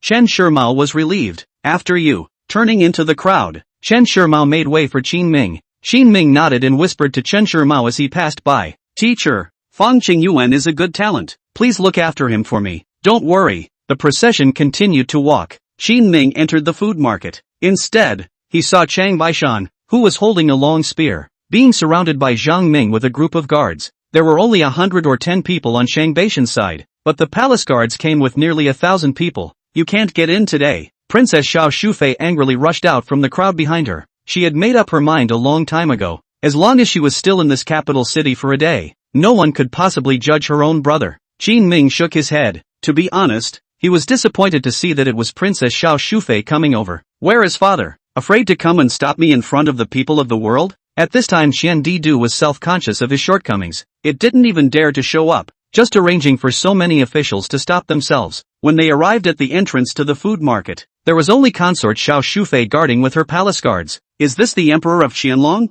His Majesty has a lot of work to do day in and day out, so how could he waste time coming in person just because of a fanatic like you? Concubine Xiao rebuked loudly, still trying to put on a motherly air of authority. Nah, she's more of a shrew in her current state. The corner of Qin Ming's mouth lifted in contempt. From the moment the Qian Emperor didn't dare to come, there was no obstacle to this trial today. If Princess Xiao Shufei wanted to stop herself, she wasn't qualified. Swish! Qin Ming drew the sword from his waist, Lu Gang drew his lance from his back, and Wu Qingyi jumped off his warhorse to follow. They treated Princess Xiao Shufei as heir and crossed over to Zhang Ming. Guess if these few masters of mine can hack you to death today? Your Highness, I came under orders. You can't do anything to me. Zhang Ming's voice trembled a bit, and his original cocky stance around Chang Baishan had long since tightened up. Everyone is just making a living. Qin Ming is different. He really wants his life. Look at him in this colorful state. Qin Ming slowly said. The ones who said they were ordered to come before are lying 3 streets behind me. Lu Bao, take him down.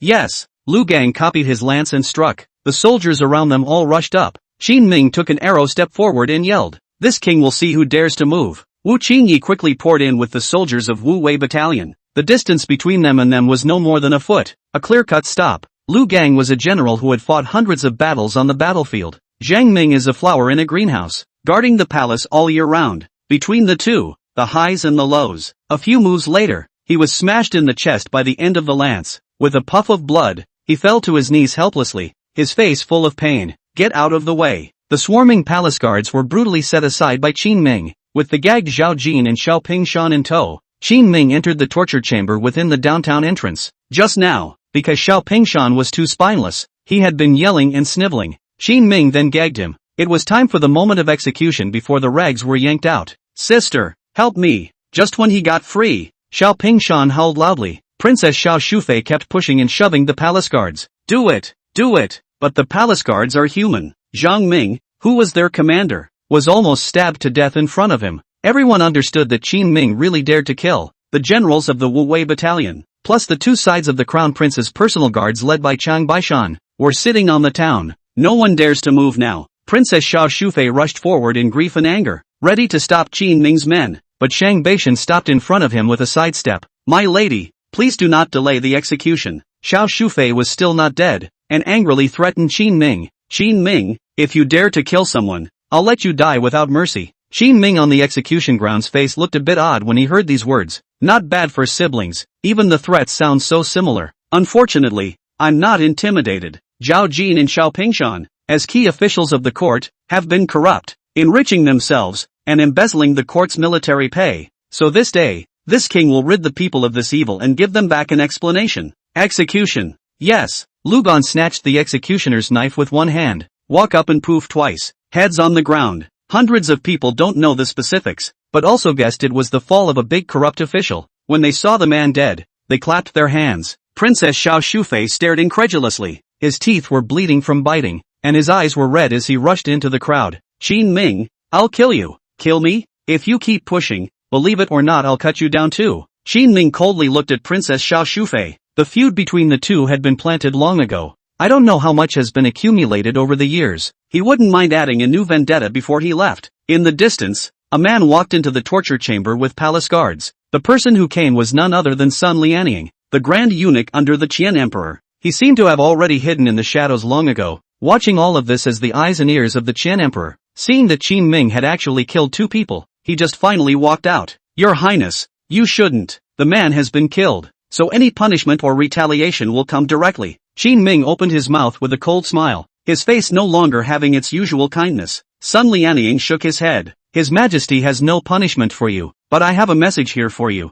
Qin Ming frowned slightly. This old eunuch didn't know what kind of drug was in his gourd. However, what he said now should also represent the Qian Emperor's attitude. Sort of a message for this cheap father of his. Qin Ming shrugged. By this time, he was fearless. You say. Sun Lianying looked deeply at Qin Ming. His Majesty has decided to make King Qinyu of Jin the Crown Prince, so go to Lingnan with peace of mind. What? When these words came out, Chang Baishan, Lu Chong and Wu Qingye all screamed in shock. Xian Di is really ruthless. Anyone who hears it can't help but feel a chill in their heart. The establishment of a new crown prince meant that Qin Ming no longer had any relationship with the court, plus his conflict with Princess Xiao Shufei. It looks like it's going to hand Princess Xiao a knife in the future. Let her personally kill Qin Ming with her own hands. Sun Lianying was full of pity and said quietly to Qin Ming, actually, you didn't have to go this far. Now that His Majesty has moved on, there's no turning back for anyone. Sun Lianying actually hoped that Qin Ming would realize his mistake, but after his words fell, Qin Ming, however, asked back with an odd expression on his face. Eunuch Sun, you came over to me just for this matter? Yes. Sun Lianying froze for a moment and nodded in response. He imagined Qin Ming's remorse, but surprisingly it did not appear, and Qin Ming laughed out loud. What does it have to do with me as to who father makes the crown prince? Chapter 26 Testing the Wuwei Battalion. I said long ago that I don't want the crown prince position. How is it that there have been people who feel that I am not the crown prince? Qin Ming was helpless. There were just too many self-interested people. The Qian Emperor truly thought that passing the crown prince position to King Jin would break his heart. How? A little humor. Gone. Turning around, Qin Ming left without the slightest bit of attachment. Sun Lianying stood dumbfounded in the far ground with a complicated expression for a long time before turning around and sighing, waving his hand and letting people take Xiao Shufei, who had fallen into a frenzy and kept screaming and cursing, back to the palace. Soon, the news of the prince's change of position spread throughout the capital. Qinyu was only 7 or 8 years old, yet he became the crown prince.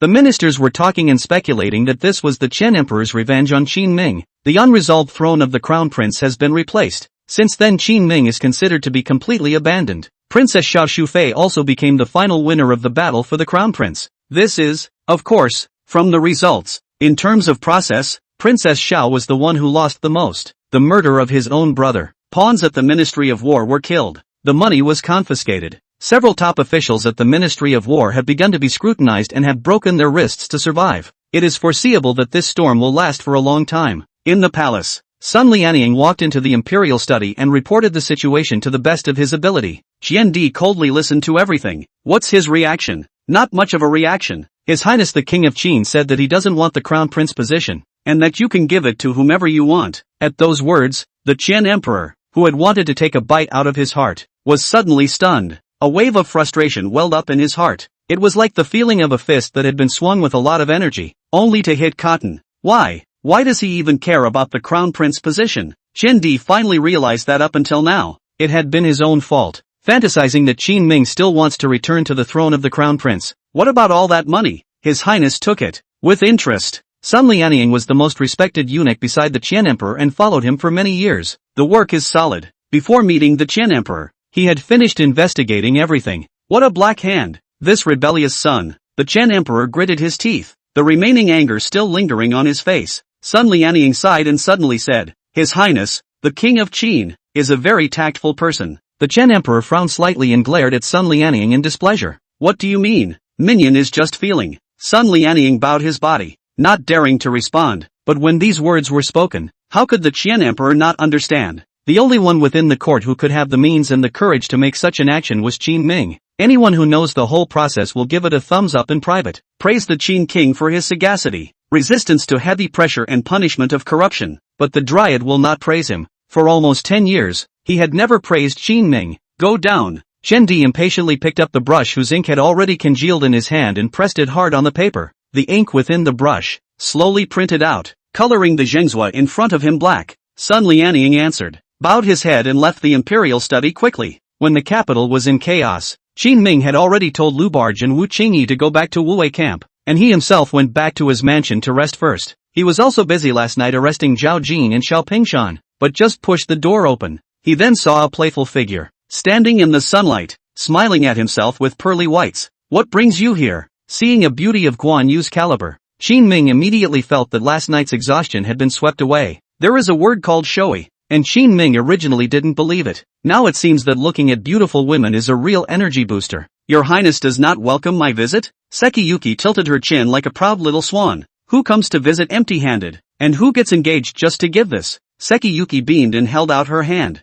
On the ring finger, there was clearly a finger ring that Qin Ming had made from the military flag of the Wuwei battalion. Eat with me. Qin Ming pointed at the lunch Xiao Chui had prepared. Whether Sekiyuki ate or not, she took her hand and sat at the table. Sekiyuki didn't refuse, but after sitting down at the table, she rested her chin and watched him quietly. Looks like it's been eaten. The Wuwei camp is getting its money back. I know. The corners of Guan Yu's mouth lifted, and tenderness shone in her eyes. She had just gotten up this morning and learned the news. You go to the Wuwei camp and watch over their payroll. Am I going to go? Why should I watch them pay the army? Sekiyuki asked in disbelief. Qin Ming smiled. I want to see how much they'll send down. Qin Ming has been in contact with them since he took control of the Wuwei battalion though, but have yet to build a strong emotional foundation. It's not so easy to command. This time, it was arranged for Chao Chuan to get the money and go straight back to the barracks afterward. Qin Ming deliberately didn't go back, just to see if they listened to themselves. The Wuwei battalion owes 3 months' pay and is in a hurry.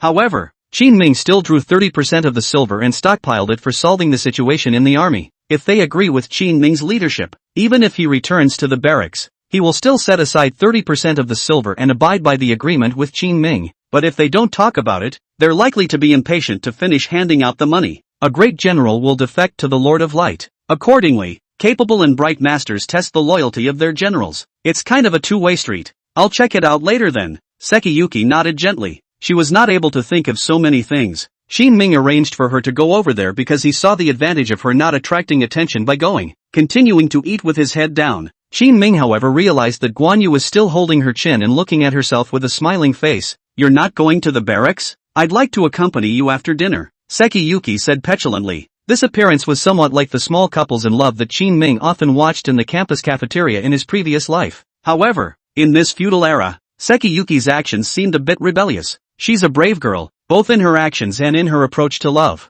That's good. Qin Ming shrugged. It was only after dinner that Guan Yu was sent out of the mansion. Before leaving, Sekiyuki was rare and somewhat shy, as if she had something to say. This kind of gesture naturally could not be hidden from Qin Ming. What's wrong? When are you going with me to see my mother? Qin Ming froze for a moment, immediately recalling that dignified and virtuous elder figure who gave off a bit of pressure. Before I go to Lingnan, I'll take the initiative to visit our mother in the next 2 days. You took advantage of me. That's my mother, not yours. Sekiyuki's face swished red and her mouth snapped, but the joy in his tone was still unmistakable. Qin Ming has been a man of 2 lives, and he can handle little girls with ease. After coaxing a couple of sentences, Guan Yu left the royal residence with her hands behind her back in a beautiful manner, humming. Seeing her leave, Qin Ming turned to Chang Baishan, who had been peeking from the side to see how he and Guan Yu were getting along, and said, Don't hide, you're going to Camp Wuwei too. Oh yes. Chang Baishan took 2 steps, then suddenly turned back around. Your Highness, what if they don't listen to you and split all the money? Chapter 27. Our Highness, his heart is too deep. Qin Ming's expression sank. He has been kind to the Wuwei battalion. If you still can't take control of the Wuwei battalion and make their hearts happy, there would be no need to bother. Qin Ming smiled and suddenly asked a question. It's like what do you do when you go to a hookah to look for your sister and realize that you've spent 3 taels of silver, but the sister you're drinking with is ugly and disobedient? Shang Baishan scratched his head squarely. Don't talk nonsense, Your Highness. I've never been to a place like that. I'm a decent man, but I should replace her. After all, it cost 2 taels of silver. It has to be a comfortable one. Good. Next time you'll take you. True or not? In the Wuwei camp, Chao Chuan set up his horse and pulled 3 large wagons of cash silver behind him into the barracks. Spot silver is a pain to load, unload and split. Usually, when the military pay is issued, they are exchanged for silver certificates. But Chao Chuan, as a general, knows best about the heart of the army. It's hard to get back the military pay. The noise must be bigger, so they can see the real thing for nothing, and let the brothers know that the military pay is coming.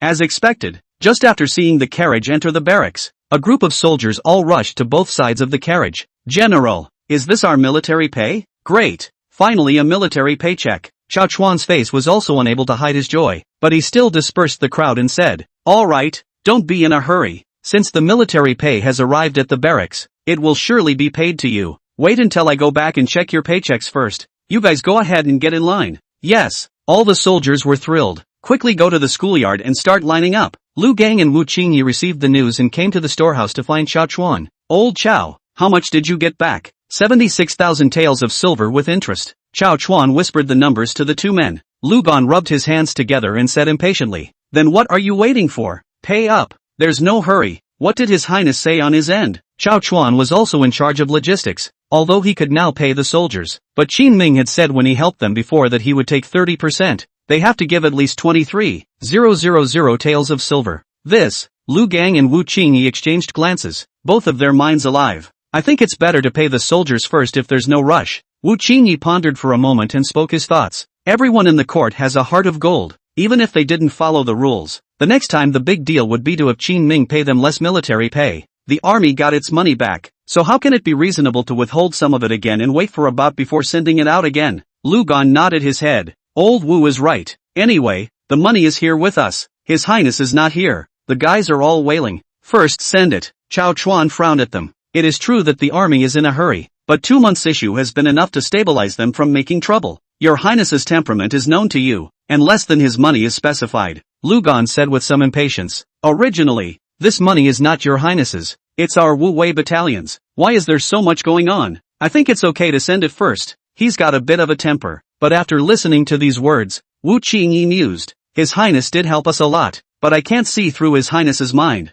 If he's sincere in helping us, there's no harm in keeping this money for him. I'm afraid that he's just following the trend of playing a wave of autumn wind in our Wu Wei camp, and won't care much about us when he goes to Lingnan. So if he ends up with no one to take care of him, won't it be embarrassing for us? Xiao Chuan and Lu Bao were both silent. That's what they're afraid of. The Crown Prince had a reputation for supervising the country for many years and had seen too many big storms. It's not unusual to really not put the Wu Wei battalion at ease. Old Xiao, I'm just saying some of my concerns. It's better for you to make the decision. I'm all for it. Wu Qingyi saw that after he finished speaking, Lu Chong and Xiao Chuan both stopped speaking. He sighed awkwardly and his gaze was on Xiao Chuan. Lu Gan also knew that they had many considerations. He himself is a reckless roughneck. Saying too much to the contrary affects Xiao Chuan. So he simply picked up the conversation. Old Xiao, you're the most thoughtful of the three of us. You make the decision. The brothers listen. Xiao Chuan stayed silent. Tens of thousands of taels of silver were deducted or not, and he was under a lot of pressure. What are you doing?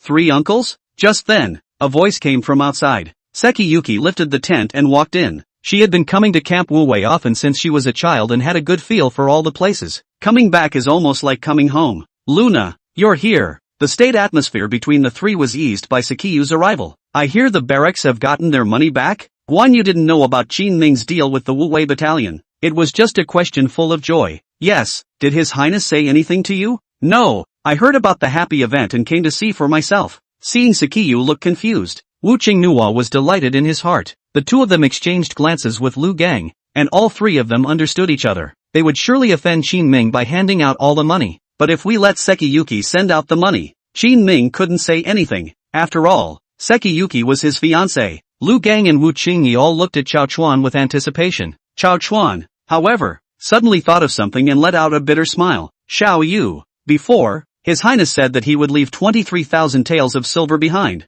You will go back and inform His Highness in a moment, and say that we have already kept it. Guan Yu's beautiful eyes flowed, and although she had some doubts in her heart, she still nodded her head obediently. Oh, got it. Watching Sekiyuki walk out the door, Lu Gang asked Xiao Chuan, full of confusion, you've decided to pay His Highness? Well, this Highness of ours has a deep heart. I dare not send it first. Xiao Chuan spoke quietly, looking at the distant Guan Yu and lamenting. Wu Qingnua instantly understood what he meant. His Highness didn't come, but had Xiao Yu come instead, and revealed that she didn't know about the 30% of the military pay. Is this a test to lure us into giving out all the military pay? Xiao Chuan nodded. Well, after going to Lingnan, he shouldn't give up the Wu Wei battalion. With Sekizuki around, their concerns were untenable. At this stage, Guan Yu was the bridge that held Qin Ming and the Wu Wei battalion together. As long as she was there, Qin Ming wouldn't just come to Wu Wei camp to fight a wave of autumn winds and leave them alone, as they thought. It's ridiculous that we're still here halfway through the discussion.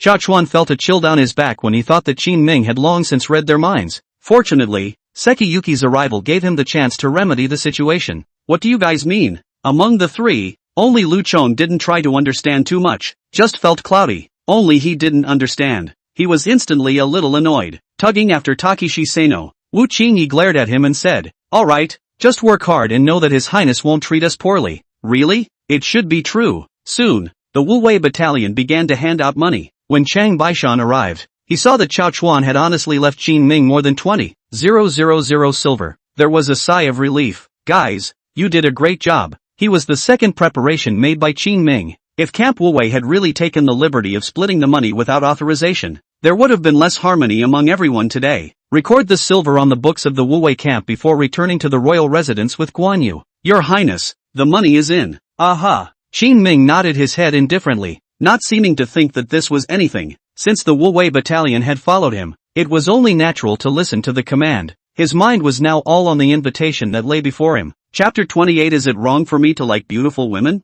Get ready and come with me to this the day after tomorrow. Chang Baishan and Guan Yu suspiciously stepped forward, poked their heads to see what was in front of them, and then froze in place. His Majesty has asked you to attend His Highness the King of Jin's Crown Prince's investiture ceremony? Deception. Yes. Qin Ming nodded slowly. To Qin Ming, it didn't matter at all who the Crown Prince position went to. Soldiers and money are what's important to him. If the Qin Emperor still didn't know his mind, it could only mean that this father was too foolish. If you go over there this time, Princess Xiao Shufei will definitely take the opportunity to retaliate against you. Chang Baishan's face was filled with worry, as if he had already imagined the scene that would ensue after Qin Ming had gone. Yeah, I guess she insisted on inviting me over this time too. He also has a bad temper and does not like to be set up behind the scenes. Princess Xiao Shufei wanted to use the Crown Prince's ordination ceremony to turn on herself. He wanted to see what tricks this woman who thought she was smart but was extremely stupid would pull. The big deal is that we are face to face and pinch each other. And Qin Ming is not afraid to wear shoes with his bare feet. Standing up,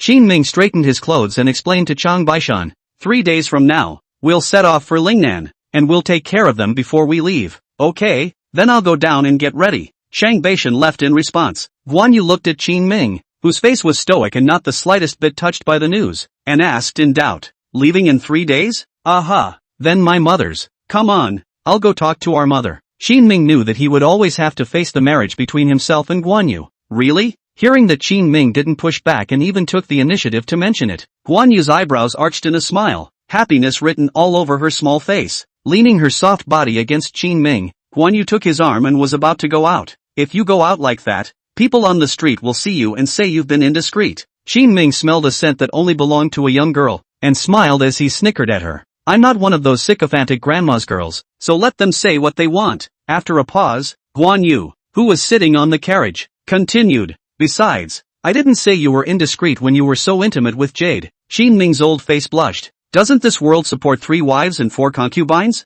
Laozi is just fooling around with Xiao Chui. He hasn't done anything yet. Thinking of this, Qin Ming casually babbled. Xiao Chui is the previous work fell back pain. This king also know a little bit of medical skills, since it is unshirkable to help her. Humph, then I have a backache too. Let me see your healing skills. You're going to have to use a different treatment for this one. Qin Ming reached out and held Guan Yu in his arms, gently touching her smooth and white calves. Stinking hooligans! Guan Yu softly reached out her hand about to push Qin Ming away. Qin Ming quickly mobilized his few medical knowledge and pointed at her calf with conviction. This place is called Zhengdu. This is called foot soundly. You take off your shoes. Right. This is called Yongquan. While saying that, Qin Ming took off Guan Yu's boots and socks. Sekiyuki is a clean girl. The little feet are fragrant and soft to the touch. Seeing that Qin Ming said it with great care, he really got a few places right. Sekiyuki beamed in disbelief. Don't say, this shameless guy presses quite comfortably. Just then, too, the coachman called out from the front. Your Highness, the Guan mansion has arrived. Guan Yu hurriedly corrected her color and broke away from the uninterested Qin Ming to put on her shoes and socks. Qin Ming said sincerely, I have a lot more tricks up my sleeve, so we can discuss them more later. Guan Yu seemed to have a sixth sense that was exclusive to women, and after blankly glancing at him, she suddenly asked in a puffed-up manner, how many girls have you said that to? Just you. Qin Ming responded firmly without thinking. Really? Fidelity. Humph. Let's go. Despite putting on a haughty face, it occurred to him that he was the first person to say these words to Qin Ming. There was still some small joy in Sakiyu's heart. The crown prince has also not been rumored to be close to women over the years, so what he said should be true. In fact, she didn't know that Qin Ming had used the same words to massage Xiao Chui 2 days ago. It was also the case that in his second life, he had accumulated too much thick skin to be able to coax people's girls like this. Walk into the Quan house. The return of Qin Ming and Guan Yu caused the atmosphere of this place to become quite heavy. Chen was sitting in the compound and didn't seem surprised to see the two come over. Your Highness is here.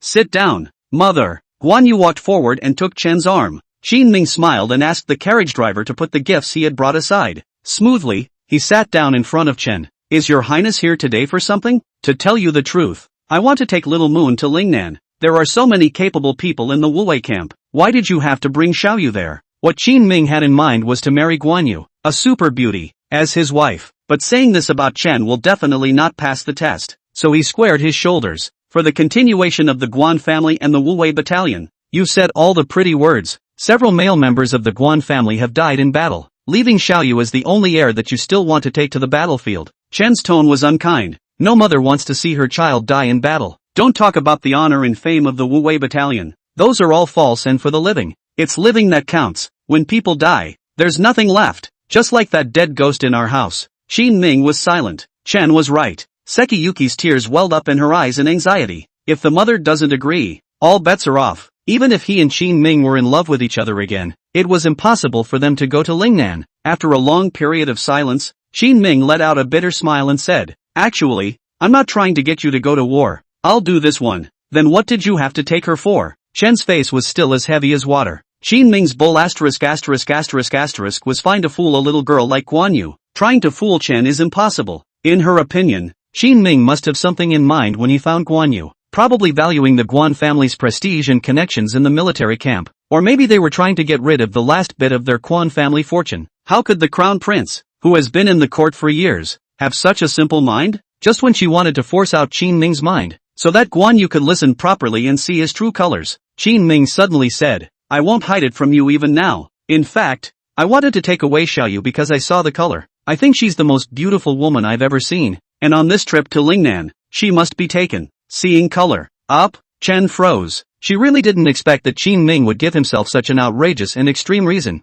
But on the contrary, he seemed sincere. Through the exchange just now, Qin Ming also figured it out. Communicating with elders like Chen. People have been running the Guan house for many years and have seen many different kinds of people. Especially see clearly on the issue of marriage. It should be more understandable to someone like yourself who has no form, only color. Saying anything is false. Then I won't play the big tail with you. Showdown. I, Qin Ming, just love beautiful women. Guan Yu reddened her eyes and stared at Qin Ming incredulously. Her face filled with anxiety. Is he crazy to talk to his mother like that? Then mother will definitely not approve of her going to Lingnan. But just then, Chen let out a giggle. Your Highness has seen many beautiful women? Qin Ming froze for a moment. This mother-in-law was not finished. Why are you asking a question that's a dead giveaway? Chapter 29 Money is like water in a sponge. It's not appropriate to say a lot. And it's even better to say that you've never seen it, but people don't believe you. Qin Ming solemnly nodded his head. Yes, a lot, but none of them are as pretty as Koyuki. Qin Ming's brain spun rapidly, and he took the time to add a sentence. If eyes could kill, Guan Yu wouldn't know how many times she had gotten Qin Ming killed by now. Chen looked deeply at Qin Ming and suddenly took out a few pieces of paper from her bosom. Qin Ming looked as if this was a silver check. This is 100,000 taels of silver bills, and the Guanfu's savings for many years. So I'll give it to Xiaoyu first. When you go to Lingnan, if you bully her and upset her, this money won't be available to you. In front of him, Chen slipped the silver ticket into Guan Yu's hand. Mother. Sekiyuki had tears in her eyes and quickly thought of quite a few things. No wonder mother has been privy to the last few days. Sekiyuki thought it was because she was angry with herself and didn't want to pay attention to her. But he didn't realize that Chen was gathering money to send himself and Qin Ming to Lingnan. She had been prepared for this since she first said that Qin Ming's money was not enough to cover the expenses of the Wuwei camp. It was only now, after Qin Ming came to her door, that she finally took the money out after several attempts. The corners of Qin Ming's mouth twitched. How come people in feudal times are so bent out of shape? But it's kind of like one of those rich girls' dowries. Qin Ming remembered that in his previous life, when he watched many rich families marry off their daughters, they liked to give very high dowries. This way, after sending it to the man's house, it appears that it will not take advantage of people much in terms of the bride price. Being a daughter-in-law is also more empowering. Chen should be motivated by this same mentality. But it's 100,000 taels of silver. The Guanfu's savings are not expected to be much left. Don't worry, Xiaoyu will go to Lingnan with me. I won't let her suffer. Thinking of this, Qin Ming patted his chest and assured himself. Chen glanced at him and whispered to Guan Yu, be sure to protect yourself when you go to Lingnan, to prevent people from making moves on you and bad people's reputations. She also has a sixth sense that belongs to a woman and reads people very well. The corners of Qin Ming's mouth twitched. Is he the kind of guy who looks like he'd make a move on a girl? It's not. Definitely not. Got it, mother. Guan Yu and Chen hugged each other with tearful eyes. Look at the mother-daughter bonding they're doing here. Qin Ming thought about it. It was kinda embarrassing for him to keep standing here, so he was still ready to run away. Before he left, he also explained that Guan Yu had packed up her things, so that it would be convenient to leave with him at that time. But Guan Yu and her mother were talking, and she didn't know if she heard Qin Ming's words. Pity the parents.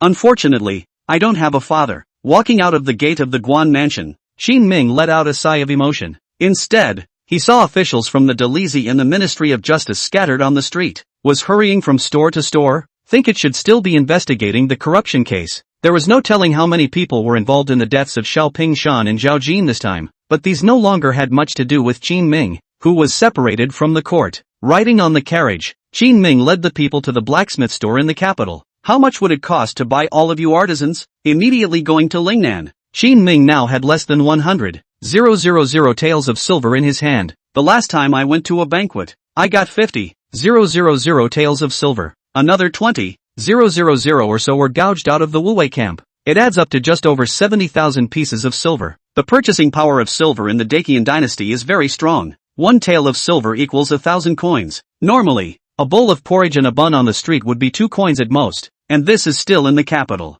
30 taels of silver is already enough for a family of 3 to live comfortably for a year. In any other poor place, it would be possible to live for years on 30 taels of silver. So after Qin Ming raised the question, the master of the smithy thought for a moment and pointed behind himself to a few apprentices who had come to make a living. This gentleman, we don't sell our bodies, but if you're looking for casting help, these apprentices are fine. They're all stragglers and orphans. They'll go anywhere. Hearing this, Qin Ming frowned slightly. Going to Lingnan, he is going to start work to do things. Looking for these apprentices, not necessarily able to complete their own requirements. I'll take all of you. Name your price, and come work with me elsewhere. I really can't. Our house is right here and it's not going anywhere. The man at the blacksmith store was in a difficult position. A couple of the teachers here have been working here for quite a few years, taken care of by the owner in many ways. To come out and make a living in this day and age is to do the favors that have been accumulated over the years. But it's not a bad thing. Alas, it seems you are still straining your faces. Qin Ming shook his head inside,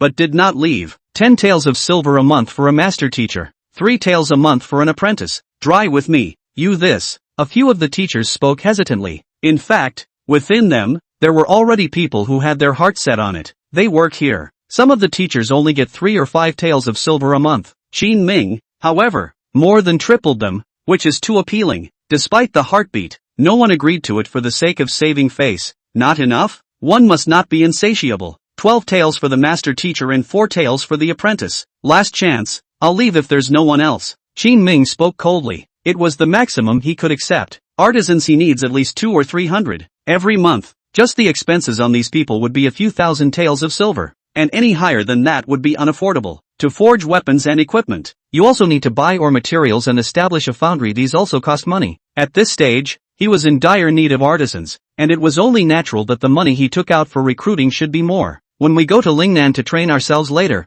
plus local recruitment, the cost will be lower. I'll give it a go. Watching Qin Ming turn around and prepare to leave, a master teacher couldn't help himself. There's no way around it. He's paying too much money. I'll go too. Add me. The money Qin Ming gave them was completely enough for them to move out with their family. Soon, Qin Ming used the same method to recruit away the masters of some other blacksmith stores and carpentry stores in the capital. Let them take their families first and report to the Wuwei camp. Only after finishing this did Qin Ming drag his tired body back to the royal residence. Sitting in his study, he counted the expenses. His face changed for a moment, and the corners of his mouth twitched slightly. Still not enough money. Old Chang, come here for a moment. Walking out the door, Qin Ming yelled from the porch to the front yard at the top of his lungs. Chang Baishan quickly arrived in front of Qin Ming. What is it, Your Highness? Where are my land and field deeds? In a moment you go to the treasury and look for them, and bring them all. What are you doing? Get some money together, Grandma. It's too poor. Qin Ming smashed his mouth in displeasure. It really wasn't that he didn't want to marry Guan Yu,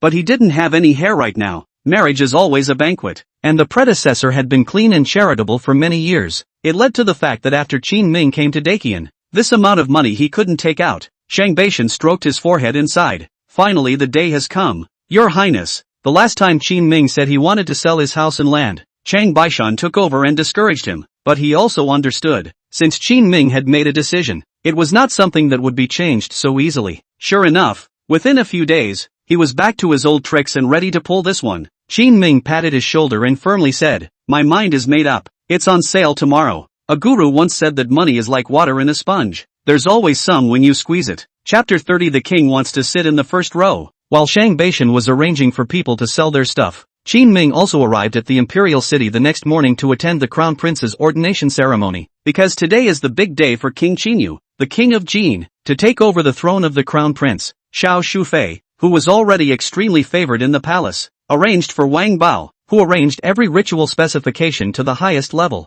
Qin Ming arrived in front of the palace gates. Into the eyes is the scene of flowers opening the road, hundreds of palace maids and eunuchs guarding both sides of the road. Rather, they are willing to make a row. And all the people's fat and wealth that the imperial court has raided has been allowed to be squandered by this vixen. The making of the making of the making of the making of the making of the making of the making of the making of the making of the making of the making. Qin Ming stood at the entrance of the palace and was in no hurry to enter. Like a village grandfather, he has to comment on everything he sees. These are words that only he would dare to say. Some of the passing officials heard only half of the sentence in passing and turned white with fear. Hurriedly and quickly, he ran away, fearing that these disobedient words might get on his head. Qin Ming, however, looked happy. One by one, they screamed, "Lord Zhang, do you think this is wasteful? Is my review of the word vixen on point? Lord Sun, don't run, running so fast at your age. You're not afraid of flashing your back." Soon the officials who came to the ordination ceremony heard the news. Everyone who entered the palace quickly moved away when they saw Qin Ming.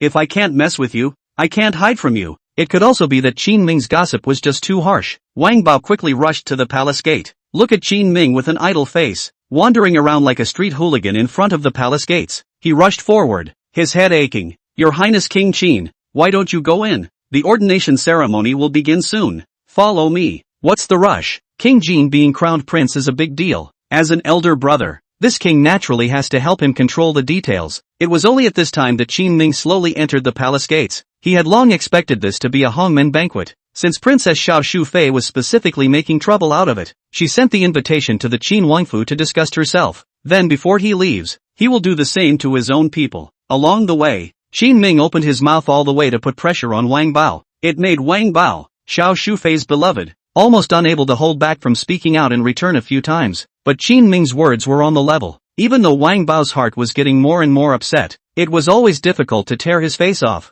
Are all of you eunuchs so good-tempered? In the end, it was Qin Ming who couldn't help himself and asked him with a smile. Wang Bao gritted his teeth and had an ugly smile on his face. "Your Highness, we're at the place." Turning his head, Qin Ming realized that he had already arrived at the square in front of the Qianqing Hall. It's a nice day. The ceremony of the prince's enthronement was also held in this place. The eunuchs and palace maids in the palace moved a small table with a cushion behind it early. Every official is either sitting or kneeling in a cross-legged position to observe the ceremony here. Because of the close proximity, everyone was mingling. "Did you guys see when you came over today? The king of Qin seems to be here as well. Isn't he not in the palace? And isn't it a bit awkward to invite His Highness the King of Qin with this kind of ordination ceremony? Xiao Pingshan just died 2 days ago. Xiao Shufei is still holding her breath now, catching the opportunity to definitely want to." "Shu, keep your voice down." A few sharp-eyed officials had already noticed Qin Ming's figure appearing in the distance. "Where do I sit?" "Eunuch Wang." Qin Ming scanned the room and realized that at least 3 rows of seats in front of him had been filled by officials of all levels. With a flutter in his heart, he had already guessed consort Xiao Shufei's first tactic. Wang Bao smiled and pointed to the seats a few rows back.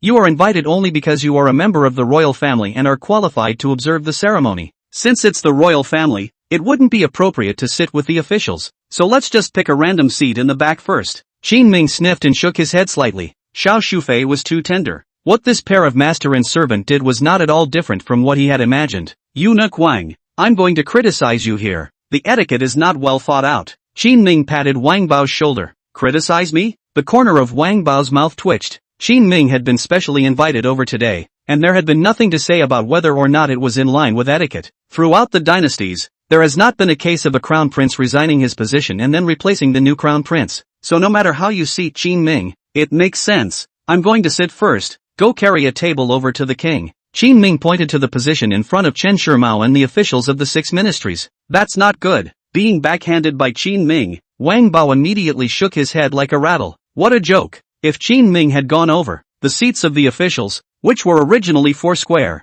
would have suddenly sprung up in one section. The rules don't apply. When His Majesty and His Majesty saw Qin Ming taking the lead alone, they would have to be straight up pissed off. This king is a member of the royal family, or a former crown prince. It is reasonable that he should be one step ahead of the 100 officials and give congratulations to the king of Jin. What's the point of sitting at the back? How else can I send my blessings? Qin Ming spoke in a serious tone, talked Wang Pa out of his ass. While he thought about how to respond to himself, Qin Ming had already called out to a few small eunuchs. Hey, come here, take this table and put it in front of the prime minister. Yes, that's the raised spot. The little eunuch knew Qin Ming's identity, and after nodding his head numbly, he followed Qin Ming's instructions and set up his position. Alright, you go down and get busy too, Qin Ming explained to Wang Bao. Ignoring him, he sat himself down in front of Chen Shimao, and politely turned around to ask, Teacher, if I sit here, will I be in the way of you watching the ceremony? No harm done. Chen Shimao smiled and gently opened his mouth to respond. Xian Kai smashed his mouth and said to Qin Ming, Your Highness, you're really getting bold. This is a mountain of swords and fire today, and I was thinking before that you wouldn't come over. What a mountain of swords and fire. It's not like I'm going to get killed directly, so naturally I'm going to come to the banquet and have some fun. Behind Xian Kai, Chao Zishuo, the minister of the Ministry of Revenue, who was one row away from Qin Ming, poked his head in and said, Your Highness, you're not afraid of making a scene again like the other day. That depends on how much a certain vixen wants to make a scene, but it's useless to make a scene anymore. I'll go to Lingnan. Never mind the flooding. Qin Ming responded with a smile. Several people whispered and laughed. The original depressing atmosphere of watching the new crown prince being ordained today has eased a few points. That's when Sun Lining arrived. His Majesty has arrived. With a shout from him, Emperor Qian and consort Xiao Shufei, with the still young king of Jin, Qin Yu, came to the scene. Standing on top of the long steps, they looked down at the officials seated below. Suddenly, he noticed an odd fellow. In the neat quadrangle of seats, one man ventured alone and sat at the very front. Self-contained rows. Needless to say, this person was Qin Ming. Even with the heavy rouge and powder, she couldn't cover up consort Xiao Shufei's collapsed face. Qin Ming was simply arrogant. He hadn't even made a move himself yet, and he had positioned himself in the forefront with a come-hither attitude. Clenching her fists, concubine Xiao turned her head to the Qian Emperor. Your Majesty, look at him. Chapter 31. What I don't want, you take as treasure? On this kind of occasion, Princess Xiao Shufei didn't quite dare to get tough with Qin Ming face to face. Qin Ming is going to Lingnan soon and is not afraid of anything. If you let yourself down, today's ordination ceremony will leave another stain. Qin Yu, who was beside himself, would surely have His Majesty damaged as well. The Qian Emperor understood and said to Qin Ming in a cold voice, Qin Ming, what are you doing sitting there? Father, there is no place reserved for my son at the ceremony, so since I am the former crown prince, I have no choice but to sit here. No place reserved? Qian Di froze for a moment, then he looked at consort Xiao Shu. This time, for the ordination ceremony, it was Princess Xiao Shufei who insisted on inviting Qin Ming over. Thinking that she had just lost her brother, she definitely wanted to take it out on Qin Ming. The Chen Emperor then agreed to the request. He also asked Xiao Shufei and Wang Bao to work with the people from the Ministry of Ceremonies to arrange this ordination ceremony. Who knew that just after arriving on the scene, this would happen? Your Majesty, the slave left it there, but His Highness would not sit, and arranged the position at the very front himself. Wang Bao hurriedly walked up to explain, and in the process dumped the pot all over Qin Ming's head. This king is honorable. How can he sit in the back? It was the first time Qin Ming had posed since he came to this world. It felt pretty good though, as the king of Qin, even if the Qian Emperor didn't want to recognize it anymore. Qin Ming's status was extremely high, but the Qian Emperor is just biased. This time frowning, what's wrong with sitting in the back? It's not good, and my son is not going. Qin Ming had the attitude of what are you going to do with me? Qian Di's fire came up with a mischievous bang. This court is yours to do whatever you want. Well, it's not like some people can arrange it however they want, is it? Qin Ming's eyes saw the commotion and didn't have any fear, but on the contrary, he was a little bit excited. As a prince, it was impossible for Emperor Qian to directly get Qin Ming killed. Surrendering punishment is even less likely. Qin Ming has gone to Lingnan. What punishment can the Qian Emperor drop? It's nothing more than the court not paying for food and money. These were no small matters to Qin Ming, who had taken tens of thousands of taels of silver from the Imperial court. Could he have gotten the money if he hadn't? You rebellious son, Are you trying to throw people to the court? The Chen Emperor pointed at Qin Ming, his fingers trembling as he roared sternly. Father, I'm not ashamed. It's the people who don't arrange for a good position and don't follow the etiquette and our royal status that will embarrass you the most. Qin Ming spoke faintly. Anxious. The Chen Emperor must have been in a hurry. Like Qin Ming, the surrounding officials were in no hurry and looked as if they were eating melons. In their eyes, this ordination ceremony today is quite ridiculous. The king of Jin was crowned, and the Chen Emperor's change of crown prince was really nothing interesting. That is to say, hanging someone else's Jin king first has no significance to the dynasty. What the hell can a kid this age do with a dynasty? This operation down the line, just make Xiao Shufei's power become a little bigger, that's all. Of course, the couple might also have a bit of revenge on Qin Ming, but when Qin Ming came over today, where did he look half angry? He just came over to stir up the archfire. It even got funnier as it went on. After a few encounters, Qin Ming had even been able to feel the threshold of the Chen Emperor's broken defense. It's all about experience. Just as Qin Ming was arguing with reason and letting his thoughts fly, Consort Xiao Shufei had already stood beside Emperor Qian to advise. Your Majesty, calm your anger, the ordination ceremony is more important. Princess Xiao Shufei is being straight up not going to make it today. It was originally designed to disgust Qin Ming, who knew that as soon as Qin Ming arrived, the place fell into his rhythm. If there is any more delay, the hour for the ordination ceremony will be over. You just sit there and watch. The Chen Emperor saw that the hour was indeed delayed. With a cold snort, he did not continue to waste time on Qin Ming. The still young king of Jin, Qin Yu, had already noticed Qin Ming. In a low voice, she asked to consort Xiao Shu. Mother, what is Imperial brother doing? Concubine Xiao whispered. Your royal brother is a bad person. When you have the chance in the future, you must get him killed. At Qin Yu's age, he didn't really understand things yet. Being taught in this way, the eyes that looked at Qin Ming suddenly had a few more points of hostility in them. I know, mother. Chen Di did not hear the conversation between the mother and son, nodding slightly to Sun Lianying in the distance. Sun Lianying received the signal and immediately walked up with the royal list. By the grace of God, the Emperor decrees. A reading. It is a series of complicated processes such as bestowing costumes and bowing to heaven and earth. Concubine Xiao looked at Qin Ming with a face full of resentment, and a few hints of smugness flashed across her face from time to time. It was as if he was the one who had snatched Qin Ming's crown prince position away from him. Qin Ming watched all this with boredom, when Chang Baishan suddenly leaned down from behind and ran to Qin Ming in a half-crouch. Your Highness, it's sold. How much? Because it was to be cashed out directly for money. The price was discounted a bit. The mansion was sold for 150,000 taels of silver. The fields were 71,000 taels, and there were 54,300 taels of literature and paintings. It adds up to make a whole 280,000 taels. This figure filled Qin Ming's face with black lines. He is the crown prince of a country, and he has worked diligently for so many years. In the end, after all the family money was taken out, it turned out to be less than 300,000 taels of silver. It must be that the mother ********* ing emperor was too biased to get himself any oil for so many years. Thinking of this, Qin Ming raised his head and glared at Chen Di. Chen Di also looked towards Qin Ming here from time to time, and suddenly he noticed Qin Ming glaring at himself. He froze for a moment, realizing that the kid was really growing into his abilities, but with that came disbelief. Why did Qin Ming suddenly hate himself so much? Just then, Qin Yu,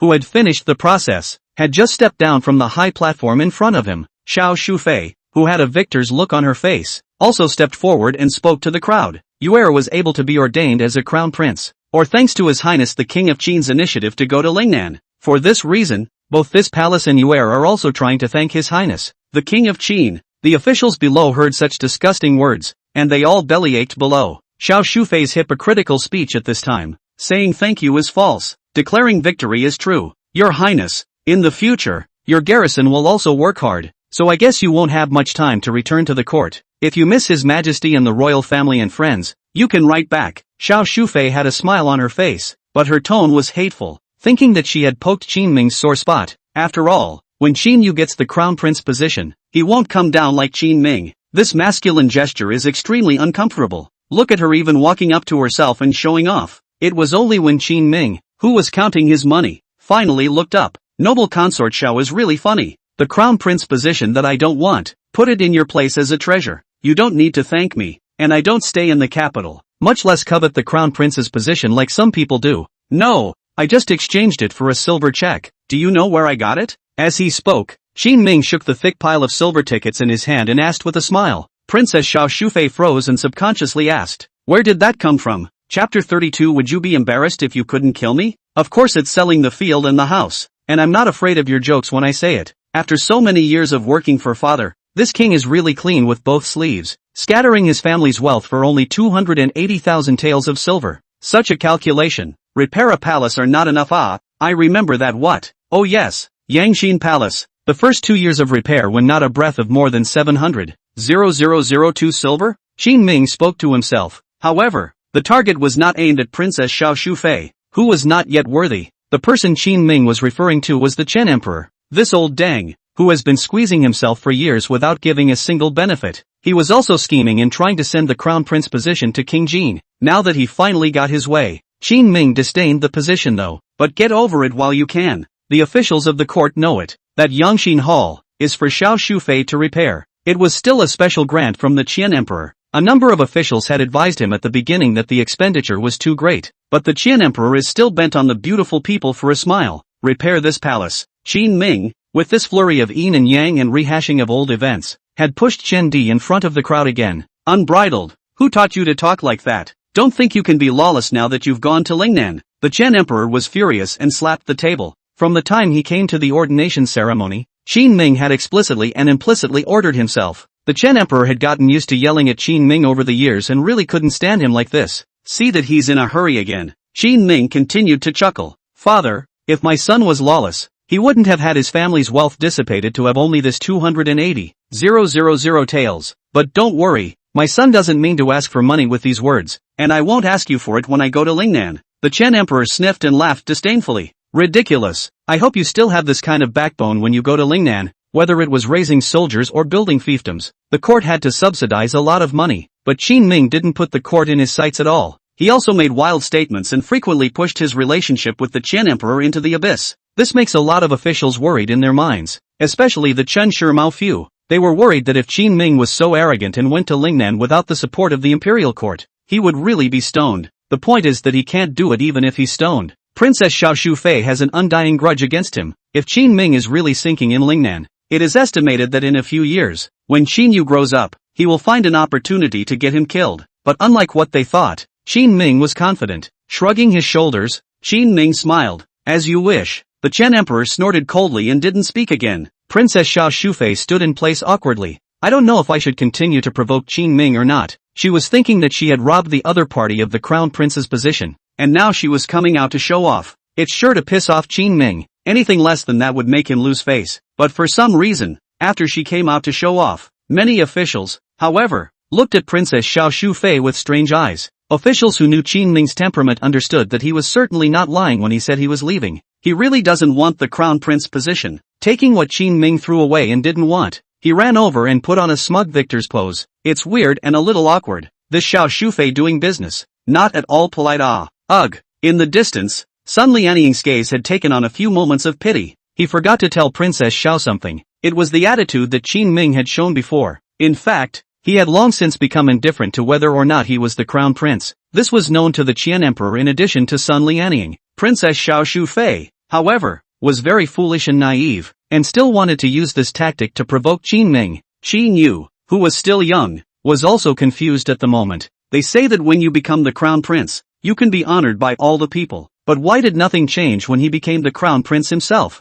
Instead, there's a sense of being looked at funny all the time. Right. One more thing. Consort Xiao Shufei suddenly thought of something and announced to the crowd. Since His Royal Highness the Crown Prince has been ordained, it is only natural that he should participate in the affairs of state. His Majesty now orders Xiao Qinian, governor of Huguang, to assist the Crown Prince in handling the affairs of the two cantons and learning how to rule the country. Two canton? Chen Shimao frowned slightly. This arrangement is very strange. There is so much overlap between the two provinces in Lingnan. It's still too far from the capital. Arranging it down was purely targeting Qin Ming. This is the final card of Princess Xiao Shufei. Even if Qin Ming went to Lingnan, the biggest official over there, Xiao Qinian, would obstruct him in every way. Xiao Qinian being placed with the crown prince was the equivalent of joining consort Xiao Shufei's lineage. In that case, it seemed that Qin Ming's life wouldn't be too good when he went to Lingnan. Thinking of this, Chen Shimao directly stood up. Your Majesty, I think this is not a good move. Not to mention the fact that Liangguang is far away from the capital. His Highness the Crown Prince has many choices when it comes to learning how to rule the country. The the court can think long and hard about picking a neighboring region for the crown prince to participate in governing, and the results will certainly be better than the two provinces. Before the Qian emperor could speak, concubine Shao immediately jumped out and said, the two Guangzhongs are located in the Lingnan region, which at this stage is a barren land with a wide range of people. So even if the crown prince is allowed to participate in the management of the area, any problems can still be remedied. Prime Minister Chen, the states and counties close to the capital are extremely wealthy. If the crown prince rashly takes over, in case something goes wrong, won't it have a rather profound effect on the court? Qin Ming had long since seen what consort Xiao Shufei meant, but this kind of thing wasn't something that Princess Xiao Shufei had come forward to say yet. So he spoke, noble consort Xiao, I must remind you that the harem is not allowed to interfere in politics, even if your son is the crown prince. You, Xiao Shufei was furious and pointed at Qin Ming, but she didn't dare to refute this rule set down by her old ancestor in front of so many people. All right, the Chen emperor slapped the table and interrupted them. The two provinces are indeed a good place for the crown prince to gain experience, so let's do it here. Seeing that Lao Dang was so biased in favor of consort Xiao Shufei's mother and son, Qin Ming spoke to Xiao Shufei with a smile from below. If you want to learn from me, just say so, and I'll teach. The dryad didn't hear it, but behind Qin Ming, the heads of the 6 departments heard it. Qian Kai let a laugh. Princess Xiao Shufei's face was a bit unsettled. Lowering his voice, he said to Qin Ming in a threatening tone, go to Lingnan, and you'll die a horrible death. Then I must go at once, when you get me dead. Qin Ming couldn't stand it when people threatened him. It's just a noble consort. It's crazy as hell. Foxglove, my army starts tomorrow and will be in Lingnan in half a month. The governor of the two provinces, right? You let him know earlier. Don't wait for me to arrive at the place and not react. Then I'll still think it's because you're afraid of me. By the way, what if you can't get me to die? Would that be embarrassing? Qin Ming's attitude was a few points wilder than hers, and he even dared to add fuel to the fire. Consort Xiao Shu's voice was full of resentment as if it was squeezed out from inside her teeth. Well, just you wait. This palace won't let you down. Chapter 33 Ministry of Industry Stealing Programs. The ceremony of the prince's enthronement is over. Qin Ming wandered away from the square. Before leaving, he came to Du Sheng, the head of the Ministry of Works. How's it going, old Duke? Du Sheng froze for a moment. It seemed to be surprised that Qin Ming had found himself alone. Glancing toward the surrounding area, he whispered with a bit of a squirm, Your Highness, this is a crowded place, not a place to talk. I know, and I called out to a few people at noon at the Welcome House. Du Sheng, as the head of the Ministry of Works, had also had a lot of friendship with Qin Ming over the years. The Ministry of Public Works is the ministry that does the real work, building aqueducts, opening up wasteland, making weapons and equipment, and a host of other actions, all revolve around the word money. Du Sheng, who was the head of the Ministry of Works, had the heaviest task. Often you have to pretend to be a grandson to ask for money at the Ministry of Accounts. Once or twice was fine, but he was coming in 3 days to make a withdrawal. The household ministry was naturally impatient with him, but there's no way around it. The Ministry of Works has to do something. Du Sheng could only take great pains to explain to them the importance of the project at hand. Over the years, the cheeks have gotten thicker and thicker, although it was able to get the money out with that shamelessness of his. But whenever it is late at night, Du Sheng thinks about the contempt of those people in the Ministry of Households and still repents. Du Sheng, you've worked hard for years. Why are you sitting in such a position of aggravation? It was a good thing that this situation had eased a lot since Qin Ming had become the crown prince. No, they're suffering. Many of the Ministry of Industry's expenditure notes were directly approved by Qin Ming, and no hard feelings for them. With Qin Ming, Du Sheng felt respect. It was one of the few times he could stand up straight and be a man. Waiting for you. Qin Ming patted his shoulder and said gently. Du Sheng nodded seriously. Okay, I'll be there. He was already heartbroken when he knew Qin Ming had left, but after all, the Ministry of Industry is full of factions, and he does not dare to show it, only to toss and turn in the dead of night. He wanted to help His Highness, but he was a man of few words, and he didn't know where to help yet. Today, Qin Ming took the initiative to approach him, and Du Sheng suddenly had a sense of mission. This is the best chance to return the favor to His Highness himself. At noon, in the Yingchun building, Qin Ming didn't shout too many people. The charge of party affiliation is a heavy one in the Dacian dynasty. The officials are paying attention. Qin Ming didn't care much about it today. He just declared to the public that it was his farewell banquet. I just don't have the money, so I don't invite many people. For this reason he even reported it to the people of the Metropolitan Police and the Delizi. Of course, facing a former prince who was already going to Lingnan, neither the capital nor the Delizi gave too much face. It didn't even come back. Alas, the king has truly lost his power. Sitting on the carriage, Qin Ming listened to Chang Baishan's report and lamented. The feeling of falling did not sadden him, but rather he found it somewhat amusing. Chang Baishan hurriedly comforted. Your Highness, the Delisi and the Metropolitan Police Office rely on their power and are dog-eyed, so you mustn't rest easy. It's okay, I won't see them again anyway. Through a dozen streets of the capital, he came to the Yingchun building. The hustle and bustle just doesn't stop in your ears. Finally arriving at the place, Qin Ming entered the room and saw both Chen Shimao and Chen Kai sitting here. Beside them sat Du Shang and Fang Qingyuan. Why just a few? Chen Kai had doubts in his mind, but he quickly brainstormed about Qin Ming's isolated situation. Without even thinking about it, he just started cursing. Are they not coming? These snobs. No, I only called out to a few of you. Qin Ming didn't need much help from his connections when he went to Lingnan now. The most important thing is to recruit a group of artisans to build Lingnan first. He called out to few people. Naturally. In fact, there were only 3 people, Chen Shimao and Chen Kai and Du Shang. However, he did not expect that Fang Qingyuan had come as well. Oh, so, Chen Kai froze for a moment, then laughed to hide his embarrassment and didn't continue cursing. Qin Ming asked to Chen Shimao, Teacher, why did you bring old Fang along? At the moment, it was an eventful time, and Fang Qingyuan had already been targeted by Princess Xiao Shufei, so it was easy for something to happen. Qin Ming was worried that Fang Qingyuan would be implicated and targeted for seeing him. Chen Shimao and Chen Kai didn't matter. The relationship between the two and Qin Ming was known to everyone. Besides, they hold important positions, and anyone who dares to touch them will have to think for themselves. Chen Shimao took a sip of tea and slowly said, Qingyuan can't stay in the capital lately.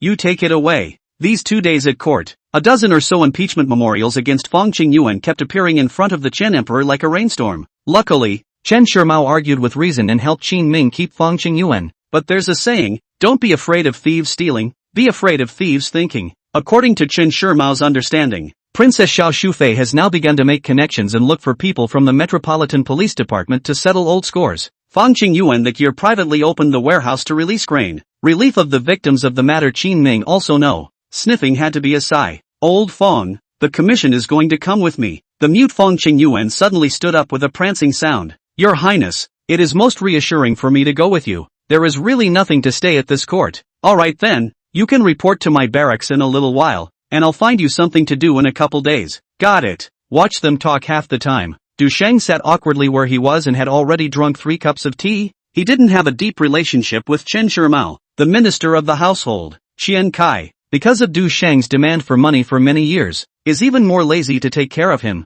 Your Highness, what about me? Du Sheng didn't hold back and opened his mouth to ask Qin Ming. How about you? Help me steal some people? Steal from what? Artisan. I need 1,000. What? Du Sheng, who had learned the news, now had a numb scalp. Your Highness is truly amazing when you don't open your mouth. Prime Minister Chen will help you. Qin Ming patiently explained. After searching around the capital, Qin Ming ended up targeting the craftsmen at the Ministry of Industry. It can't be helped that the artisans on the market are a mixed bag of quality. It is still the Ministry of Industry's people. Qin Ming knows the roots and uses them. Xian Kai said with a cold snort from the side. Help your Highness to get this done, and for 3 years approve whatever I can of the expenses of your Ministry of Works. If you don't do it, without the prince, let's see if you old boy can still ask for money. The corner of Du Sheng's mouth twitched slightly. He was still a bit abashed when he saw Xian Kai here. The other side of the conversation has come to this point. Is there any need to talk about it? One doesn't even seem to have much of a choice. That's all. This was His Highness the King of Qin who had helped him for so many years. Being a man with a conscience, taking a deep breath,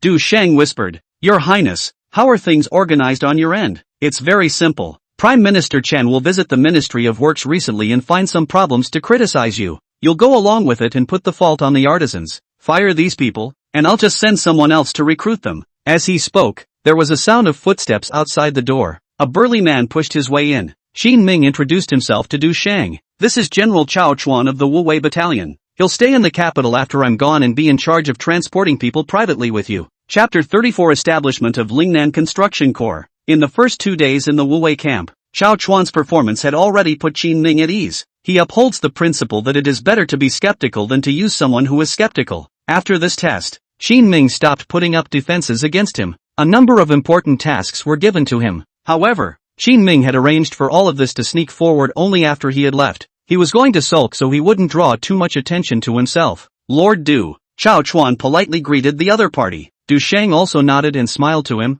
I'm leaving tomorrow. Seeing that the final things had been arranged, Qin Ming said his final goodbyes to them here. Qian Kai put down his chopsticks, walked quickly to Qin Ming and grabbed his hand and said, "Your Highness, will you be back? You can visit me later when you sue for old age." Qin Ming laughed and pushed him away, turning to leave. However, he heard an old voice suddenly come from the back. "Son, write to me if you need anything." Listening down carefully, there was a slight tremor in the voice. "Got it, teacher." Qin Ming didn't turn around and waved his hand to leave the restaurant. Downstairs, Shang Beishan had been waiting. Qin Ming had just gotten on the carriage when he poked his head in and said, "6 waves of scouts came when you saw these men today." Normal. Now that this king is a man of the people, many people are afraid that I'll turn over old scores with them before I leave. Qin Ming knows many secrets of the court. That is, he didn't want to make it public some years ago for the sake of the stability of the court. If you have the mind to do so, you can get a book of 100 officials' behavior in 3 or 2 days. Where to next? Go buy some seeds.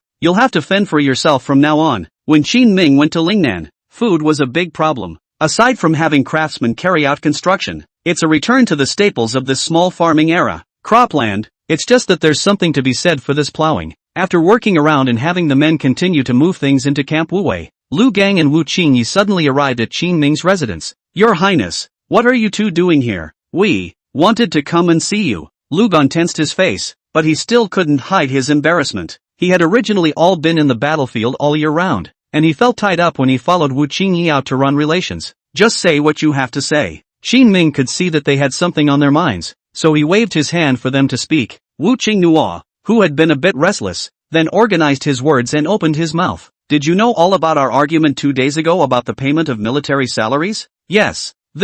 We came over today to confess a mistake. Since we followed you, we should not doubt your mind." The two of them were not as good as Chao Chuan, and they had a bit of a crooked mind when they first handed out the military pay. Only in the end it was suppressed by Chao Chuan. Qin Ming reused Chao Chuan these days because he saw that this was a trustworthy person. But as soon as Wu Qingyi and Lu Chong looked at the fact that they had nothing to arrange for the task at hand, they were instantly a bit uneasy. Again, he saw that Qin Ming was literally raising supplies and artisans to send to the barracks. Now they were remorseful too, and felt that they had thought too ill of His Highness. People are clearly in front of them bent on looking out for the Wu Wei battalion. They were good, but instead they were afraid at the back that Qin Ming would take the money and leave them alone. It was only after tossing and turning that the two of them came to see Qin Ming's actions today. "It's a bit of good sense for you two to come and take the initiative to talk to me about this today." Qin Ming slowly shook his head, his tone loosening a few points. At that moment, Lu Gan suddenly flung himself down and knelt in front of Qin Ming. "Your Highness, I was wrong. This mangaka has an awesome boom boom attitude even when he apologizes." Takeshi Seno obediently knelt on the ground as well. "Your Highness, you have helped the Wu Wei battalion a lot. We shouldn't have doubted you."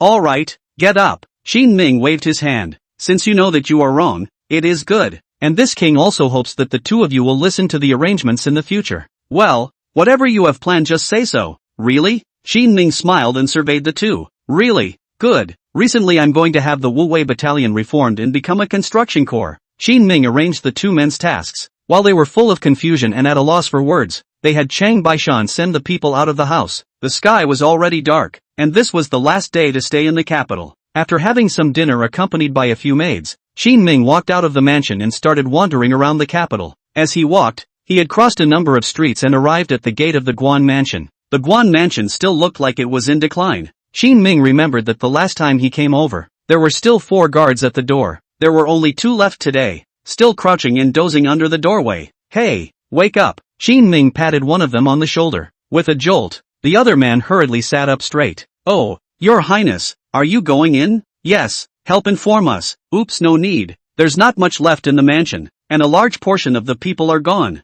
So who to inform?" The guards hurriedly waved their hands. Qin Ming's identity was here, so there was actually no need to inform. Qin Ming nodded his head slightly before entering inside the Guan mansion. Chen is a good person, and before she left, she scattered her family's wealth for her daughter. This led to the fact that inside the Guan mansion, there weren't even many valuable objects left. The large Guan mansion was cold. Qin Ming walked through the corridor with his memory as he walked into the backyard. In the courtyard of Guanyu, a candle flame was swaying by the window, and a slender figure was reflected on the window. Seductive. The door was left open, and Qin Ming bowed his body and lightly walked into Guanyu's room, only to find a pair of bright eyes staring daggers at him in the dimly lit room. "You martial arts practitioners are no fun. You can spot me from so far away. If I wasn't a martial arts practitioner, what else would you want to do?" Sekiyuki gave him a blank look and continued to look at the map in front of her. Qin Ming smirked. "Depending on the mood, I might sneak you a kiss. Hooligans. Thinking of that image, Guan Yu's small face flushed. It was just hard to notice in the dim candlelight.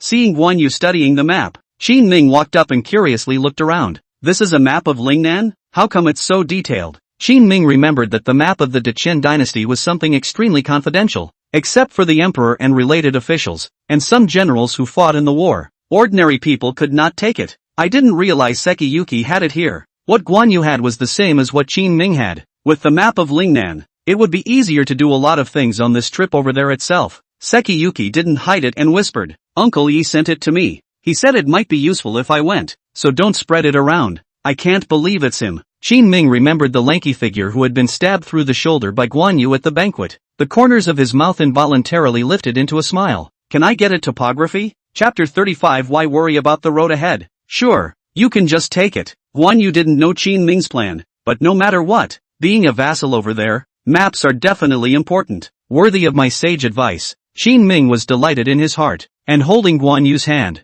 he smiled and spoke. Who's your wise wife? You haven't even come to my door in a palanquin to marry me. This is not urgent. When I stabilize Lingnan and earn money, I will definitely marry you. Qin Ming, whose small hands weren't very clean, secretly took Guan Yu's shoulders. Sekiyuki struggled for a few moments and then stopped moving. After a long period of silence, Guan Yu suddenly said, I've heard that Xiao Qinian, the governor of the 2 cantons, is a distant cousin of Princess Xiao Shufei. Is it still necessary to guess? After that vixen gained power, even if it's a dog in the yard of the Xiao family, she wants to arrange for a share of the imperial food in the court. When he heard that the other party's surname was also Xiao, Qin Ming wasn't surprised in the slightest. Aren't you scared? Scared. So you're going to protect me. Qin Ming made a delicate gesture as he spoke, his head obediently about to arch towards Guan Yueshio's hair. You. Sekiyuki eyed her opponent's hand, hastily standing up. He kicked Qin Ming's ass with a red face. I am the king of Qin. How can you do this to me? Qin Ming froze for a moment and looked at Guan Yu sadly. The king of Qin can't harass the women of the people either. Just wait, you'll pay for that kick. As he spoke, Qin Ming reached down and picked Guan Yu up, removing her shoes and socks. After messing with her for a while, the two of them cuddled and made small talk. But as they chatted, they suddenly all fell silent. Sometimes that's the way people communicate with each other. When it's clear that they were having a normal conversation 1 second, the next moment there would be sudden silence. Leave tomorrow. In the end, it was Qin Ming who took the initiative to speak up and dissolve the silence. He came here today to yell at Sekiyu to leave. Got it. At the mention of leaving the capital, Guan Yu's mood was a bit low. Is our mother asleep? I don't know. She's been sleeping late the last couple days. Okay, I'll go talk to her. Qin Ming stood up, toward the outside. Sekiyuki was puzzled, wondering what he was trying to go on about. But Qin Ming quickly followed his memory and arrived in front of Chen's courtyard. This used to be where Guan Jinshan and Chen lived together. Mother, I've come to see you. Qin Ming cheekily poked his head inside and shouted. The candle flame in the room flickered gently, but Qin Ming didn't see any silhouettes. But it can't hurt. Qin Ming took out 2 packets of pastries from his arms and walked into the gazebo in the courtyard, unwrapped the packet and ate it for himself, while the other packet was put on the side. I recently reorganized the Wu-Wei battalion and recruited quite a few artisans. The army rations are also ready, and many seeds have been brought over, so do it yourself and have plenty of food. Being a vassal king is good. It is said that the mansion is several times bigger than the capital city, which is inches of gold. There had been no talk in the room. Qin Ming didn't care and bragged about himself for a while before he finally stood up. I'm leaving tomorrow, so if you miss you, write to us and I'll bring her back to see you. There was a flickering of the candle flame in the room, but there's still not much of a crowd. It seemed that the other party really didn't want to see him. Qin Ming mumbled a couple of words in a low voice and finally left. He and Chen were definitely reporting the good news. There's a saying, don't complain to your mom. She can't help and she can't sleep. Qin Ming felt that Guan Yu's mother would definitely be his own mother in the future as well. Might as well say something nice to cheer up the elders. After Qin Ming left, the door to the room creaked open. Chen reluctantly glanced at Guan Yu's yard next door. Sighing, he walked into the gazebo, only to see 2 packages of pastries. One packet was open and the other was still sealed intact. As you can tell from this open packet, these are your favorite pastries. When Qin Ming had come over to visit a few times earlier, he had once secretly noted down the flavors that Chen liked to eat. I brought it here specifically today. Brat, count your heart. Chen mumbled under her breath as she gathered up the crumbs on the table. Early the next morning, Qin Ming got up early, because today is the day the money changers come over to collect the mansion. From today onwards, all his fields and mansions in the capital will be handed over. Chang Baishan had long ago brought hundreds of guards and waited for Qin Ming at the entrance. The next process was simple. Go to the military camp and lead the army of the 3 guards and the Wu-Wei battalion, and head to Lingnan. Today was not the time for the court, but no one came to see Qin Ming off either. This was because the Chen Emperor had ordered that there was no need to send each other off. Riding down the streets where the early morning sunlight spreads down, Qin Ming yawned and arrived at the Guan mansion in person. In front of the Guan mansion, Guan Yu was the only one waiting with a large bag. Seeing Qin Ming, she smiled sweetly and waved at him. I'm sorry for the aggravation, but there's not much of a row for the big miss of the Guan family to travel. Qin Ming asked Chang Baishan to bring someone to help Guan Yu carry her luggage onto the carriage, smiling and teasing Guan Yu. You're still the head of the kings, His Highness the King of Qin, and this is all mixed up to the point where there are only 100 or 10 guards and you're going out on a trip, so what do I have to be embarrassed about? Guan Yu smilingly held his hand and opened her mouth to counter. It's okay, it'll be fine later. Qin Ming is confident about his future. After saving up enough capital and leaving the capital, one is a fish in the sea and a bird in the sky. I feel the same way. Sekiyuki nodded and said seriously. The crowd rushed through the crowded streets toward the outside. That's the way it is in the capital. No matter how early it is, there are always a lot of people on the streets. At this time, Chang Baishan suddenly raised his hand and slowed down. Your Highness, situation seems a bit strange. The heart of Qin Ming, who had already sat in the carriage, sank. It couldn't be that seeing that she was leaving,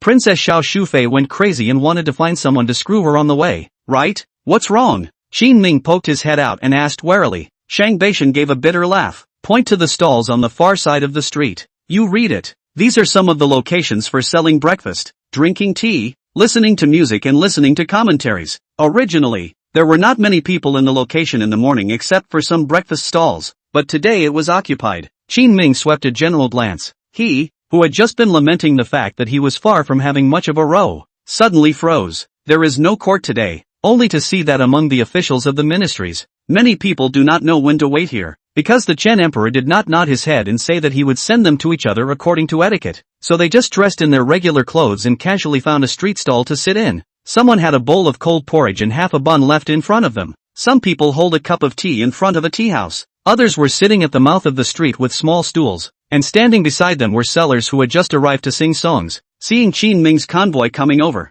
they unanimously put down the things in their hands. Good morning, Your Highness. Such a coincidence. What a fate to meet Your Highness over a cup of morning tea. For the record, we're not here to see you off. We really just happened to run into each other. Chapter 36 Xiao Shufei's Jedi Plan. Qin Ming's heart warmed. Except for that cheap old dad. It seems, one's own labor in the court for so many years was still seen by someone. Thanks a lot guys. Without modesty, he directly stepped off the carriage and clasped his fists at all the officials present. Today was a private send-off, and those Qin Ming's nemesis, as well as officials from Princess Xiao Shufei's line, did not show up. Nonetheless, the streets were full of people. Some of them are not even officials, just minor officials. Eat up and go for a walk. In the crowd, Chen Shimao smiled and stood up. What the court can't give as a send-off, he can. The officials in the back, one by one, put down the tea bowls and chopsticks in their hands, spontaneously followed the convoy. Looking at the lively scene, Qin Ming suddenly remembered a sentence. Why worry about not having a friend in front of you,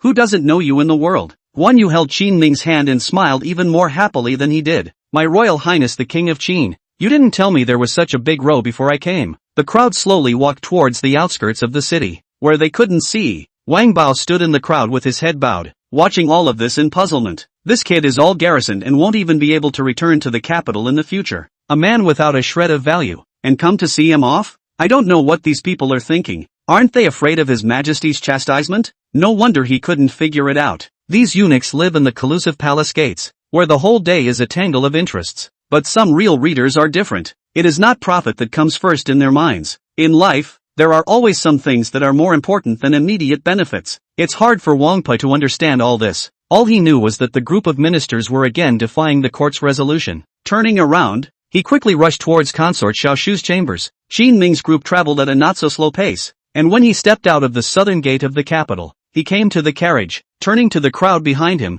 he spoke. I thank you all for seeing me off, and I bid you farewell. Your Highness, the officials are out of the capital, surrounded by fewer people who pay attention to them, and emboldened. One by one, they walked up to say goodbye to Qin Ming. Qin Ming couldn't see this kind of occasion and always felt it was too pretentious. After a few brief words, he turned to leave. The crowd gradually dispersed as they watched the convoy slowly drive away. but after they dispersed, the storm in the capital had just begun. Wang Bao had already arrived in front of Princess Xiao Shufei and reported everything about today's situation, especially when it was brought up that Prime Minister Qin Shima was leading 100 officials and giving Qin Ming a send-off along the way. He memorized the names of quite a few officials and read them one by one to Princess Xiao Shufei. Outrageous! I heard that all those pillars of the court had gone to see Qin Ming off. Jealousy, indignation, unwillingness, trepidation, and other various emotions immediately surrounded Consort Xiao Shufei. What right does he, a deposed vassal, have? Are these people crazy? I didn't see them this attentive when Yuer was crown prince.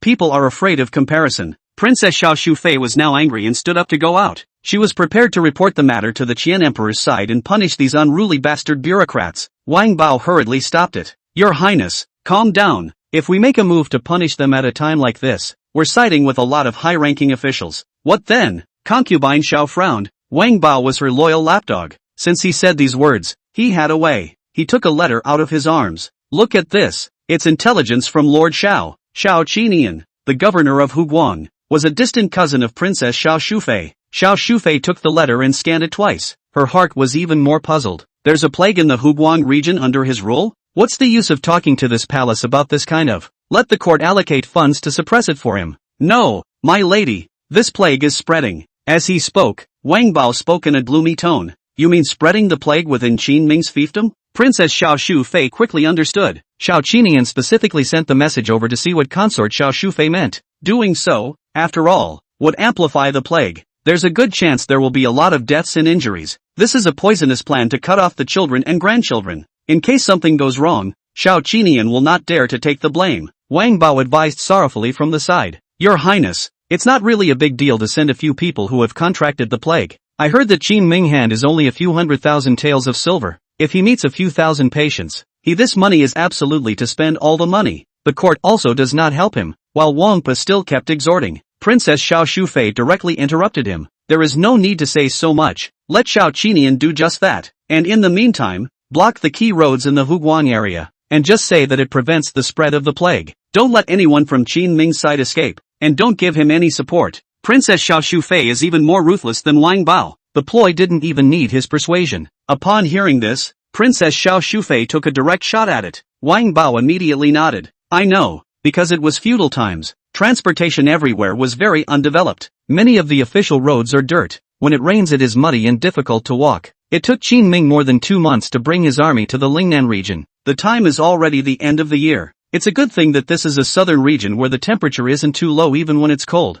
Although the temperature was relatively pleasant, Qin Ming realized it as he walked all the way over. It's not just backward. It could almost be called uncivilized barbaric territory. Qin Ming's royal residence was located in Linjiang City in the Lingnan region. I don't know if it was because of the authorization of Consort Xiao Shufei and Xiao Qinian. There wasn't even a greeting official along the way. It was good that no one answered. Qin Ming was happy to be at ease. Save yourself from having too much contact with the local officials, and then they'll have some kind of crooked idea. However, since he had come to Linjiang City, he was prepared to enter the royal residence. It's not going to make sense if an official doesn't come out to greet them again. Qin Ming raised his eyes. Outside the city of Linjiang, it was in a state of depression. There were only a few scattered officials, followed by a middle-aged man standing in thin clothes, with a dry and thin body and a sad face. Greetings, Your Highness. Your Highness has traveled a long way. My humble servant has missed the welcome. I beg Your Highness pardon. The governor of Linjiang City. His name is Song Dingshang. Although the fame was achieved well, but after taking the Imperial examination and winning the lift, nor did he rise much higher in his career. After being promoted from the county to the position of governor, he wasted decades here. But even so,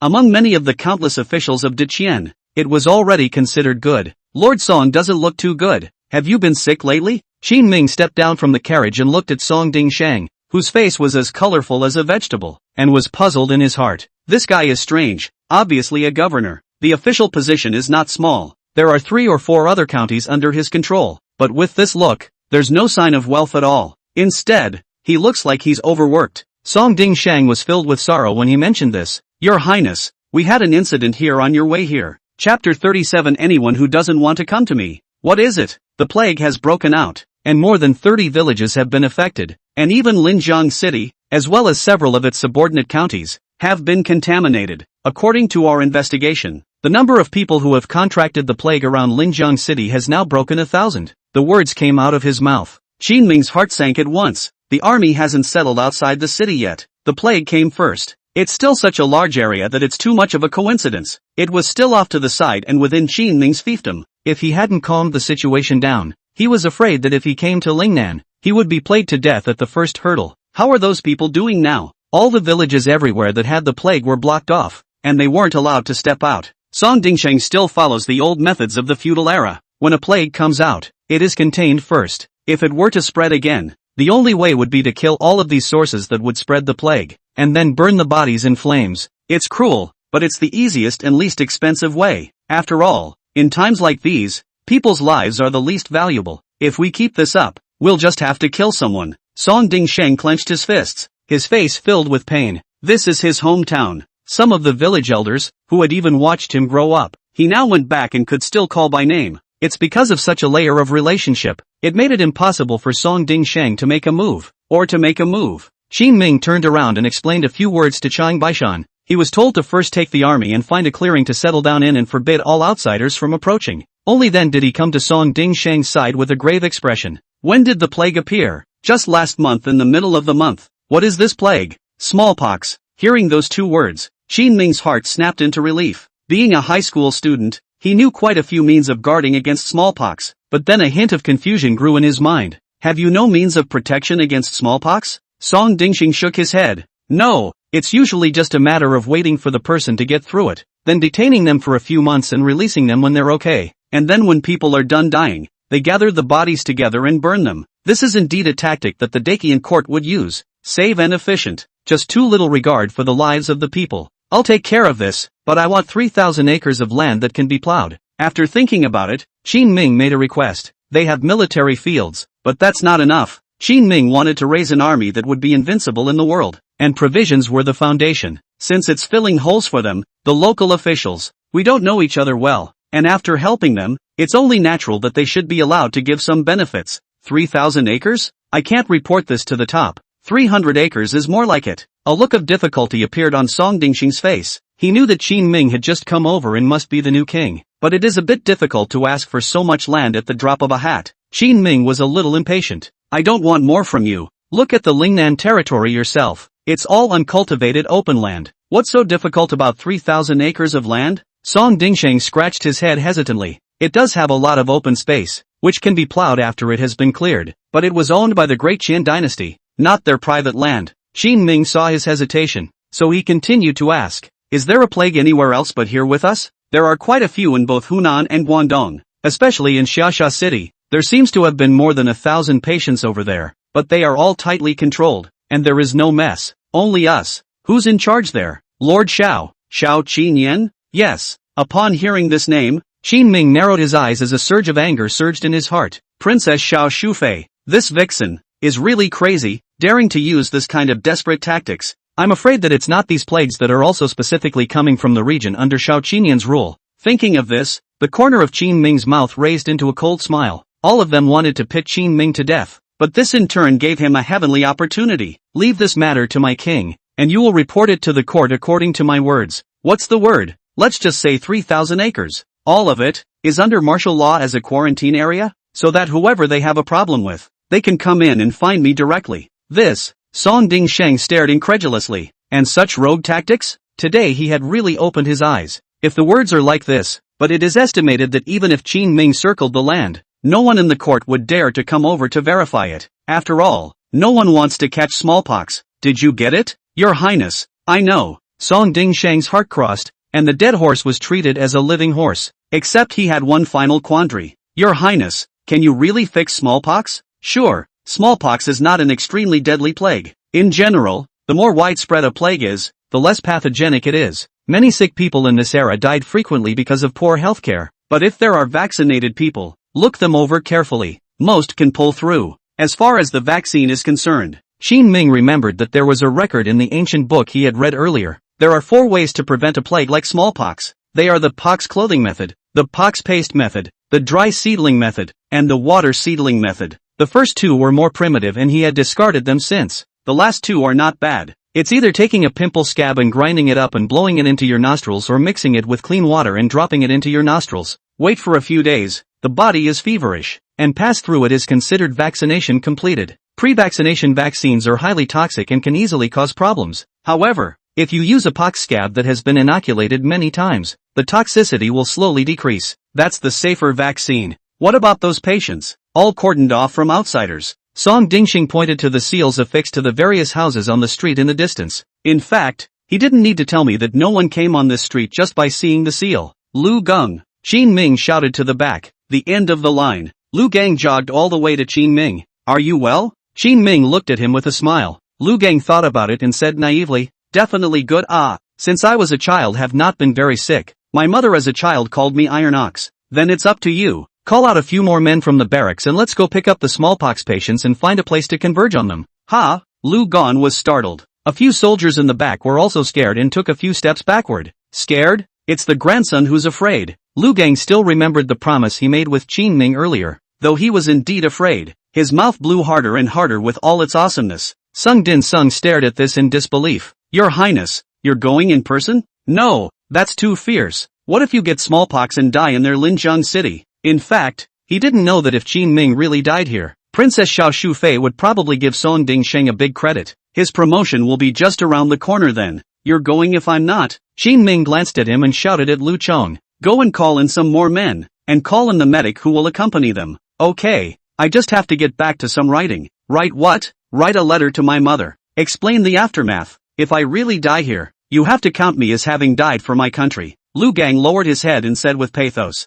Chapter 38 Ancient Vaccine Research, Trying Poison on Yourself. Look at your demeanor. Well, at least you've taken the first denominations. Qin understood him. Lu Gang is a fierce man who once took first place. A few of the biggest feats in battle are first to board, break formation, cut down a general, and capture a flag. The meaning of the merit of being first to mount is to be at the front of the line when fighting a battle. The one who climbs the citadel without dying is the one who can take the credit for first boarding. It's the fastest way for a pawn with no background to get promoted, and it's also the most dangerous. Those who ascended first, after ascending the citadel, were greeted by countless chaotic spear thrusts, and this was still the lightest of all. Some pour boiling hot water or gold juice directly on them, or take a wooden plank full of nails and smash it down. So it's hard for anyone to survive, but just surviving would be a huge credit. Lu Gang took it several times before he was promoted to one of the generals of the Wu Wei battalion. In this way, he is naturally much bolder than normal. I'm not scared. It's filial piety. Lu Gan was still defending himself.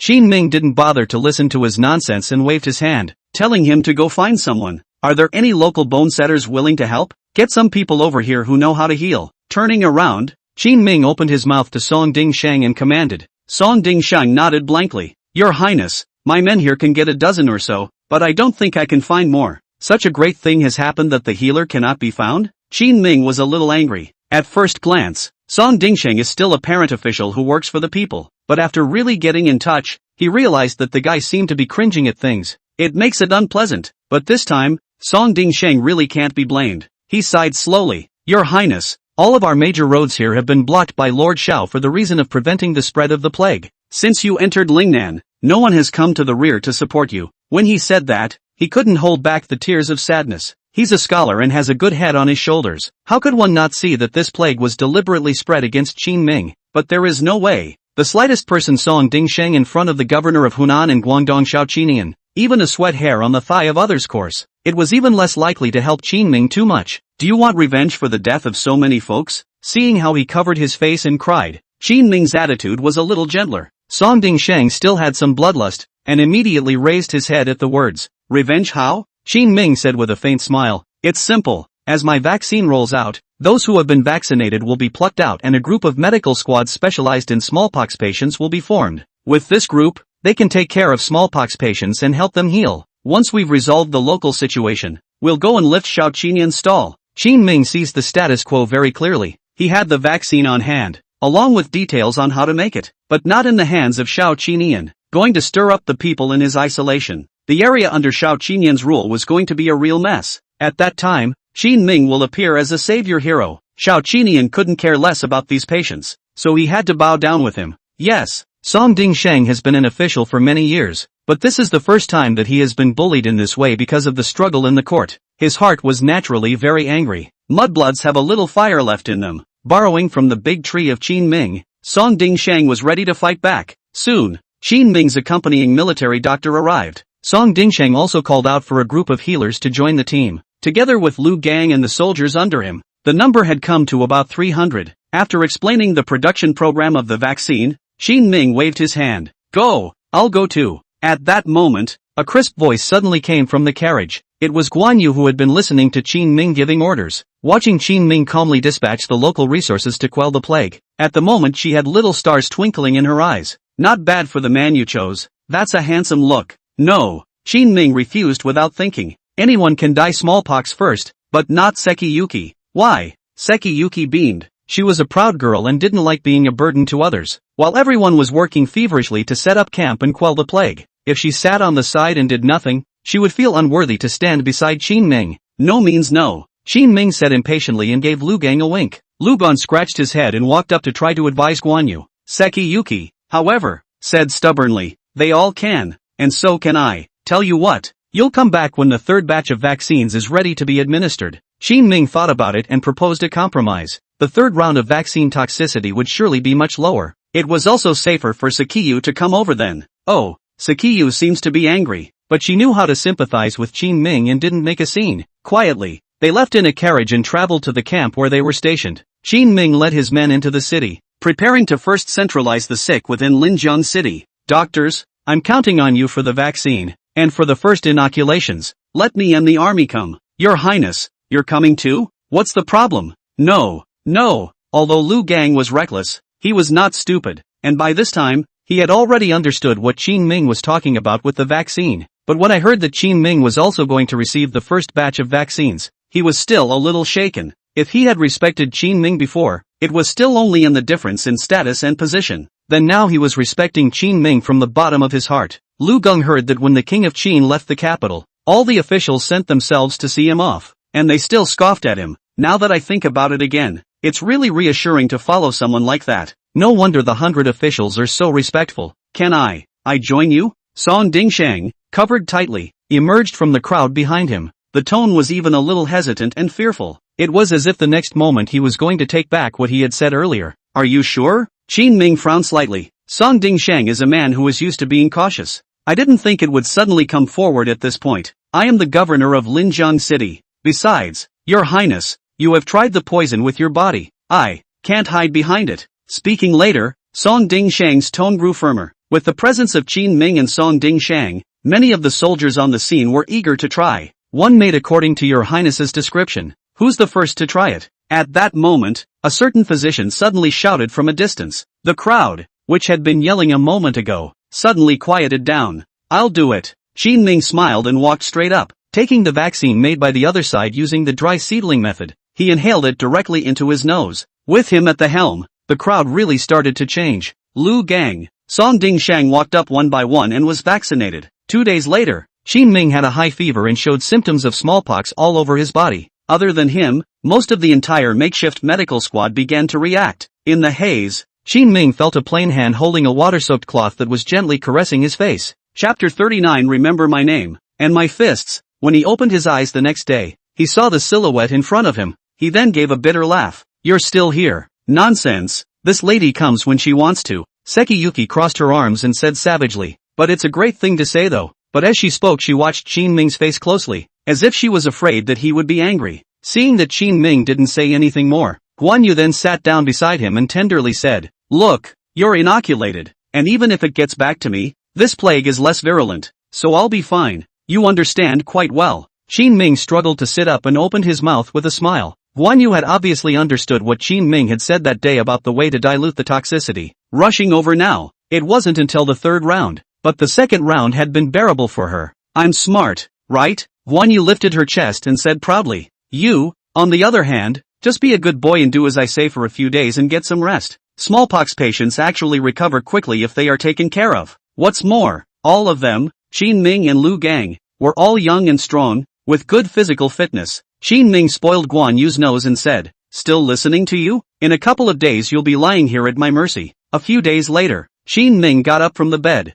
refreshed, and ate a few bowls of rice. Sekiyuki, on the other hand, has been bedridden with fever. Fortunately, with Qin Ming's care, she also quickly ended her fever and her body gradually recovered. Half a month had passed, and Qin Ming had already reduced the toxicity of the smallpox vaccine by several rounds. The men in the army were inoculated first. Let them survive and then enter Linjiang City and the villages to take care of the sick. The ones that are already dead, that can't be helped. They can only save the ones that still have a chance to survive. The good thing about all this is that it's not too late. At the end of the army's vaccinations, when it was dispersed to vaccinate the population, Qin Ming had placed matters in Wu Qingye's hands and had himself free. On this day, he called Song Dingsheng to him. Lord Song, what about the initiative to combat the plague? Good. Yes, Your Highness. Song Dingsheng had gone through this crisis and had become convinced of Qin Ming. But that's not all. Qin Ming just solved the problem at hand, but not addressing the traitor to the court who gave himself problems. Here's the 3,000 acres I've chosen. Take a look at it. Qin Ming wrote down the area he chose on a piece of paper and informed Song Dingsheng. Song Dingsheng immediately froze when he saw the area Qin Ming had chosen. Xiantang City,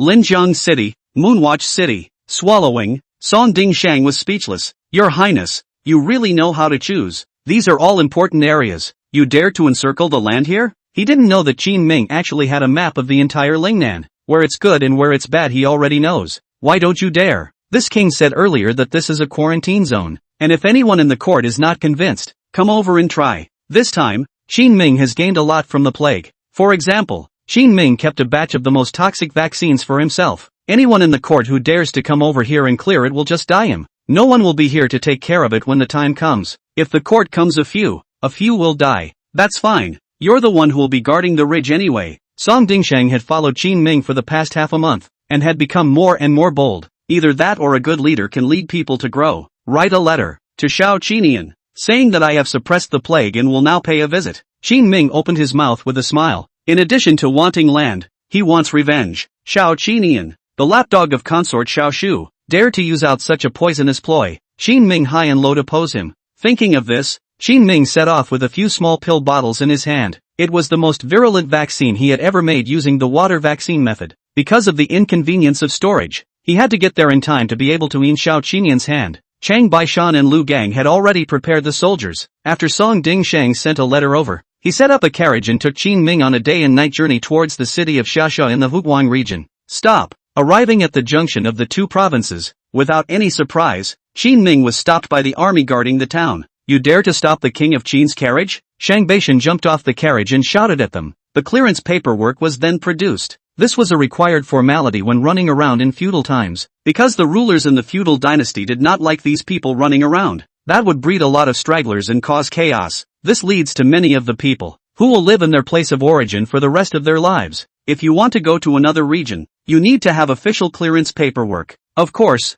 these things were simple for Qin Ming. After seeing the great seal of the court, the few soldiers present were also all a bit hesitant. What are you waiting for? Release them! Shang Baishan snorted coldly and growled at them. Hearing this, all the people present were a bit hesitant. General, a plague has appeared around Linjiang City, and now there is no passage between the two provinces. If you really want to go over there, you'll need to wait for us to inform and ask for permission from the people above. Shang Baishan's face grew gloomy. They're clearly trying to stall for time. It can't be done even if it is delayed until the end. And at most, some high-ranking officials will come and persuade Qin Ming to leave. It's a feature of the court now. Unfortunately, they also brought in a mangina today.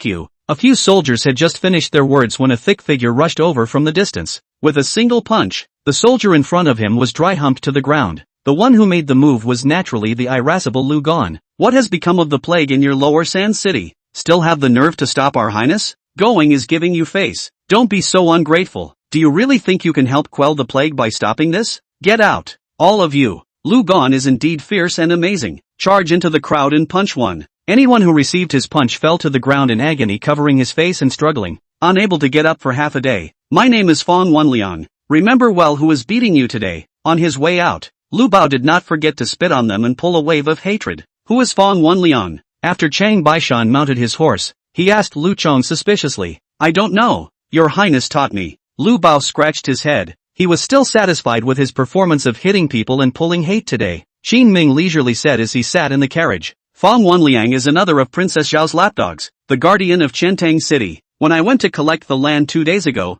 this grandson dared not to give it to me. Qin Ming is not made of clay, so today he will find an opportunity to help Fong Wenliang make a name for himself. After he had gone, the soldiers at the pass had been furious. Fong Wenliang hit someone. quickly go find the governor. Fong Wanliang is crazy, daring to take action against his own people. In the court, the offense of one's own people beating up one's own people can be great or small. This guy is arrogant as hell. Beat up another army's soldiers and have the nerve to leave a name. After reporting it to the governor, their army would definitely go to Fong Wanliang to get a statement. As expected, a column of troops headed toward Xintang City that night. Chapter 40. What are you doing here? To you up. Of course, after running all the way. A few days later Qin Ming finally arrived at the gates of Xia City. Along the way he saw a number of closed villages. It seems that Xiao Qinian, the governor of Hunan and Guangdong, is not good. He himself is a buttload of bad debts, and he still dares to spread the plague intentionally within Qin Ming's fiefdom, and I'm not afraid that I won't be able to wrap it up in the end.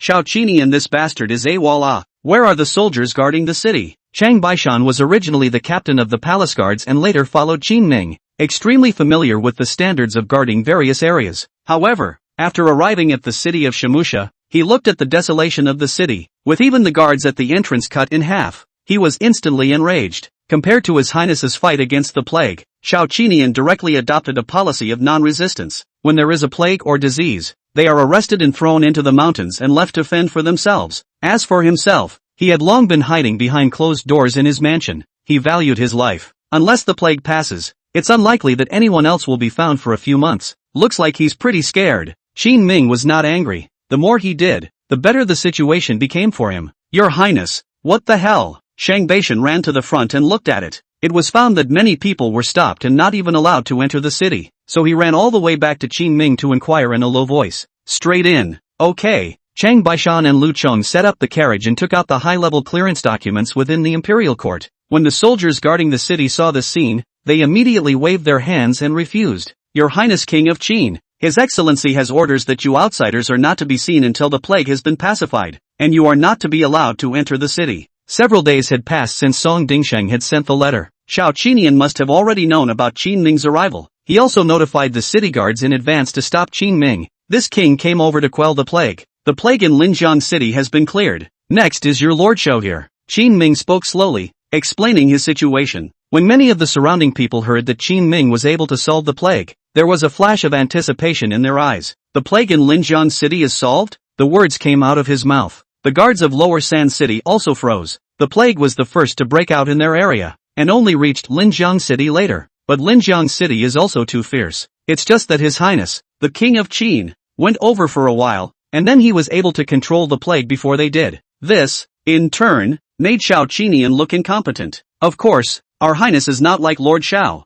who would only cower inside the mansion and not dare to come out. Chang Bai was angry and came up to start cursing. Qin Ming saw that these people were still stopping him, so he took the initiative to walk down the carriage road. Let me ask you, since the outbreak of the plague, who has seen our honorable Lord Xiao appear even once? The plague is not to be feared. What is to be feared is someone who is a corpse and leaves you to fend for yourselves, and someone who is dying for him, and does his business without a brain. Get out of the way. Shemusha City is taken over by this king. Qin Ming's words made all the people present unable to refute them. Xiao Qinian is indeed nothing. Until now, all have been remotely commanded from inside the mansion, not daring to come out. Ask the court for more and more money. Whatever the plague is, I'll personally explore it, so everyone can rest assured. Hearing Qin Ming being so fierce, there was a roar of approval from below. After thinking about it, Qin Ming spoke again. By the way, remember my name. My name is Qin Ming. I am the king of Lingnan Qin. It really wasn't that Qin Ming was being petty in doing so. Mostly, in my last life and this one, the credit was always taken by someone else. In that case, let's get it out of the way ahead of time. Don't get to the point where people can't find anyone to thank. Looking at Qin Ming calling out his friends here, the situation was as if he was trying to bring down their city walls. A few of the guards were scared. Lu Gang had already dismounted and came to them, mortaring his sandbag-sized fist viciously. I've realized that you guys are really elks. Listen to Xiao Qinian, and you'll all wait for death. Get the hell out of here, Lu Bao said as he was about to rush inside. Hundreds of people were in favor of it. It wasn't as if there weren't guards trying to stop it, but just as he approached, he was knocked to the ground by a direct punch, and he couldn't get up for a while. Just like that, Qin Ming brought a group of people into Lower San City. In the city of Shimsha, the plague will soon be out of control. Seeing this scene, Chang Baishan was a little vain. Your Highness, letting people from outside in will surely spread a lot of plague in a short time. What if a lot of people die and were turned against by Xiao Qinian? Not many will die. Don't we have to have a medical team with us?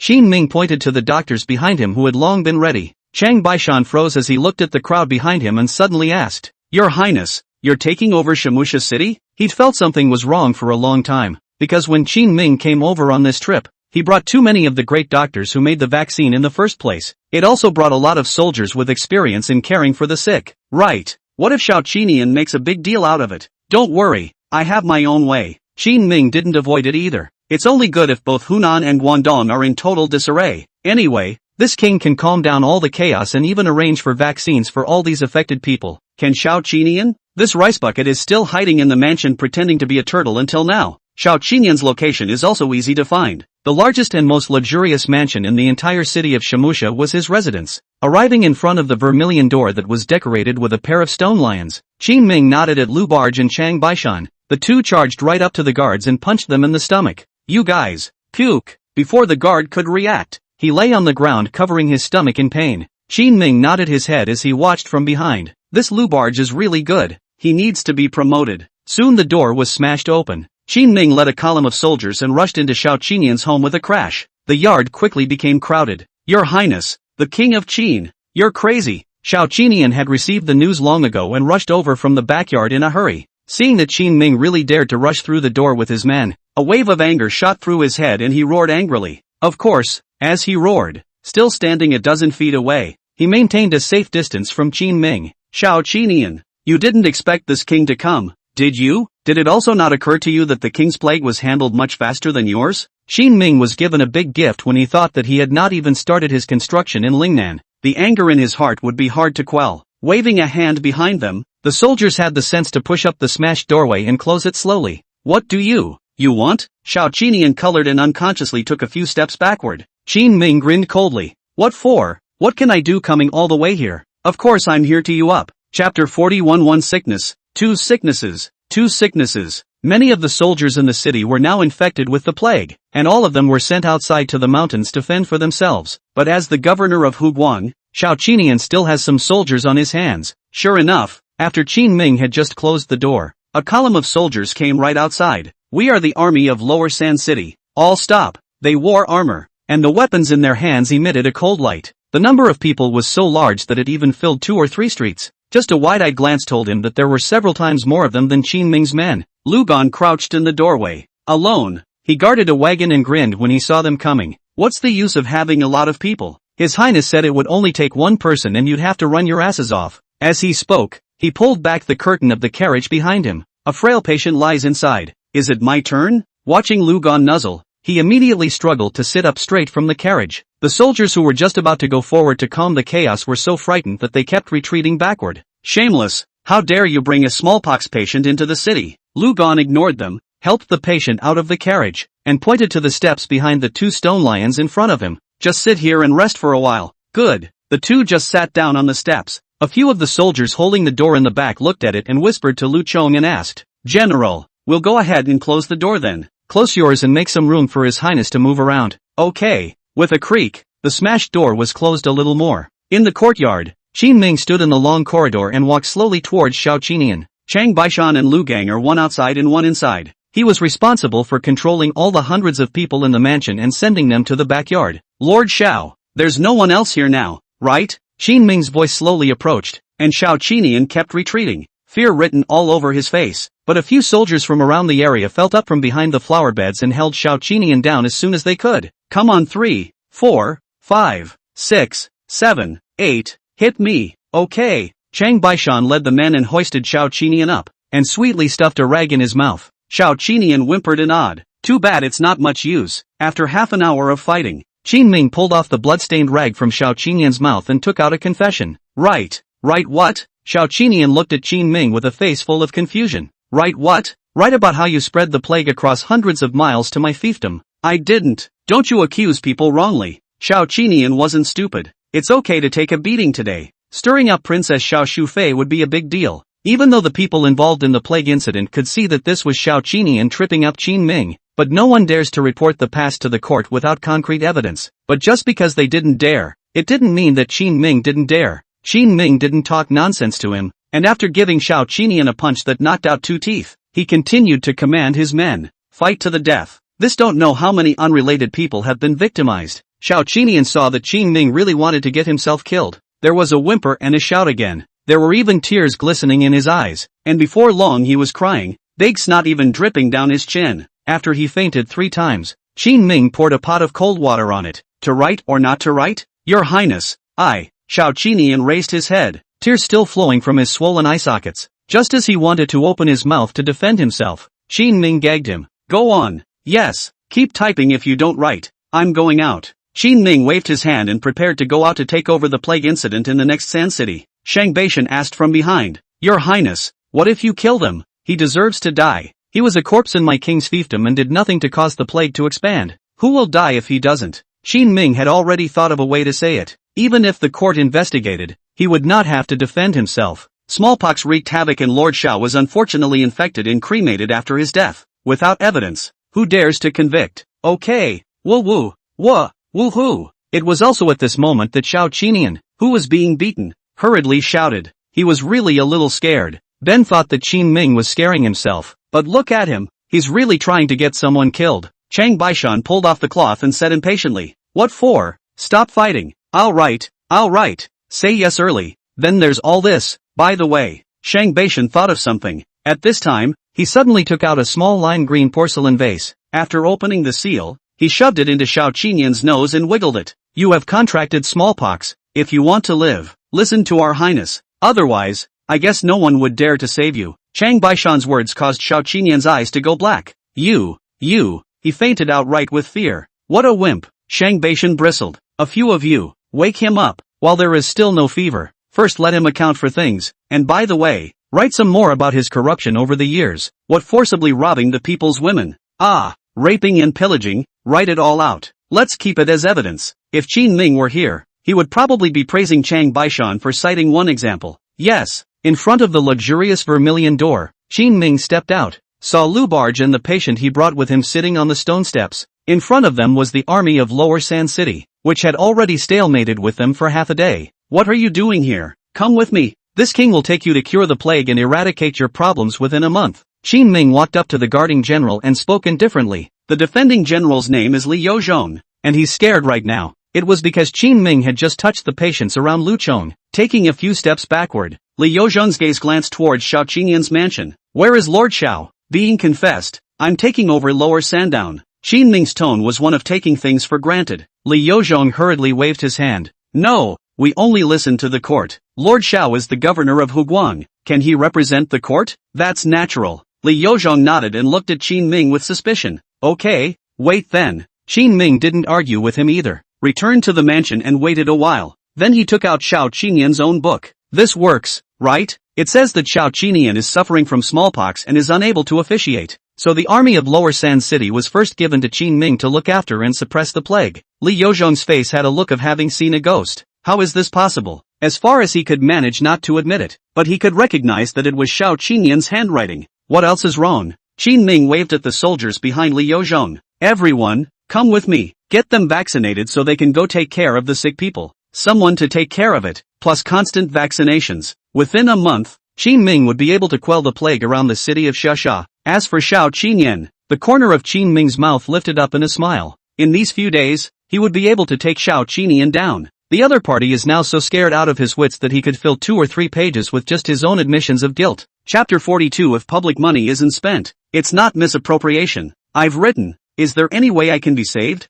Hurry, help me. In the luxurious mansion, Xiao Qinian looked at Chang Baishan and the others in fear. I don't know what it was that Chang Baishan poured in just now, but he said he would catch smallpox. These words were clearly heard by Xiao Qinian. Xiao Qinian was the most afraid of death. There is no fear of being left without wood. No matter what, one cannot die. Shang Baishan thought for a moment. That is still up to your highness. As he spoke, he was already out the door with pages of incriminating evidence that had been fingerprinted. Xiao Qinian's face was gray and disheveled as he sat on the green stone slab. At the moment he just felt uncomfortable everywhere in his body. Looks like a smallpox attack. In fact, this is just his psychological effect. Even the most toxic vaccine is shot down. It is not so fast and strange effect. Your highness, it's done. Chang Baishan walked out the door and came to Qin Ming with the confession. Qin Ming had just arranged the army on this side. Let them take their own people and go and pick up all the sick people in the mountains and put them in one place for unified care. The next step is for Qin Ming to use his technology patents to make a vaccine to help them control the plague. Homeopathy takes care of the sick person's healing. It would take less than half a month to contain the situation here. Leave a copy and start taking care of the sick. Are we going to tell them about the vaccine practice? At this time, Lugon ran over from the distance and asked curiously. Just now they took out a batch of vaccine for the local people. These are all vaccines prepared by Qin Ming with minimized toxicity, which are very safe. When preparing for the vaccine, Lu Bao found it troublesome. Originally, Qin Ming had all given this technology directly to the military, and the local healers of Linjiang City came here but have been using the vaccine they brought with them themselves. It was not taught to Li Yozhong. This way their daiquiris in the back will still need to go through a lot of effort to keep making them themselves. What's the point of teaching them? It's not like it's going to do any good. Qin Ming recognized himself as not being a saintly mother. This group of people are obviously all traitors to Princess Xiao Shufei. By giving them so many favors, you are cultivating enemies for yourself. All he had to do was manage the relevant troops, and the people around Shimusha City. That's fine. Lugon nodded and immediately rushed towards the back. As Chang Baishan returned to the mansion to leave a copy of the confession, Qin Ming heard a pig-killing howl.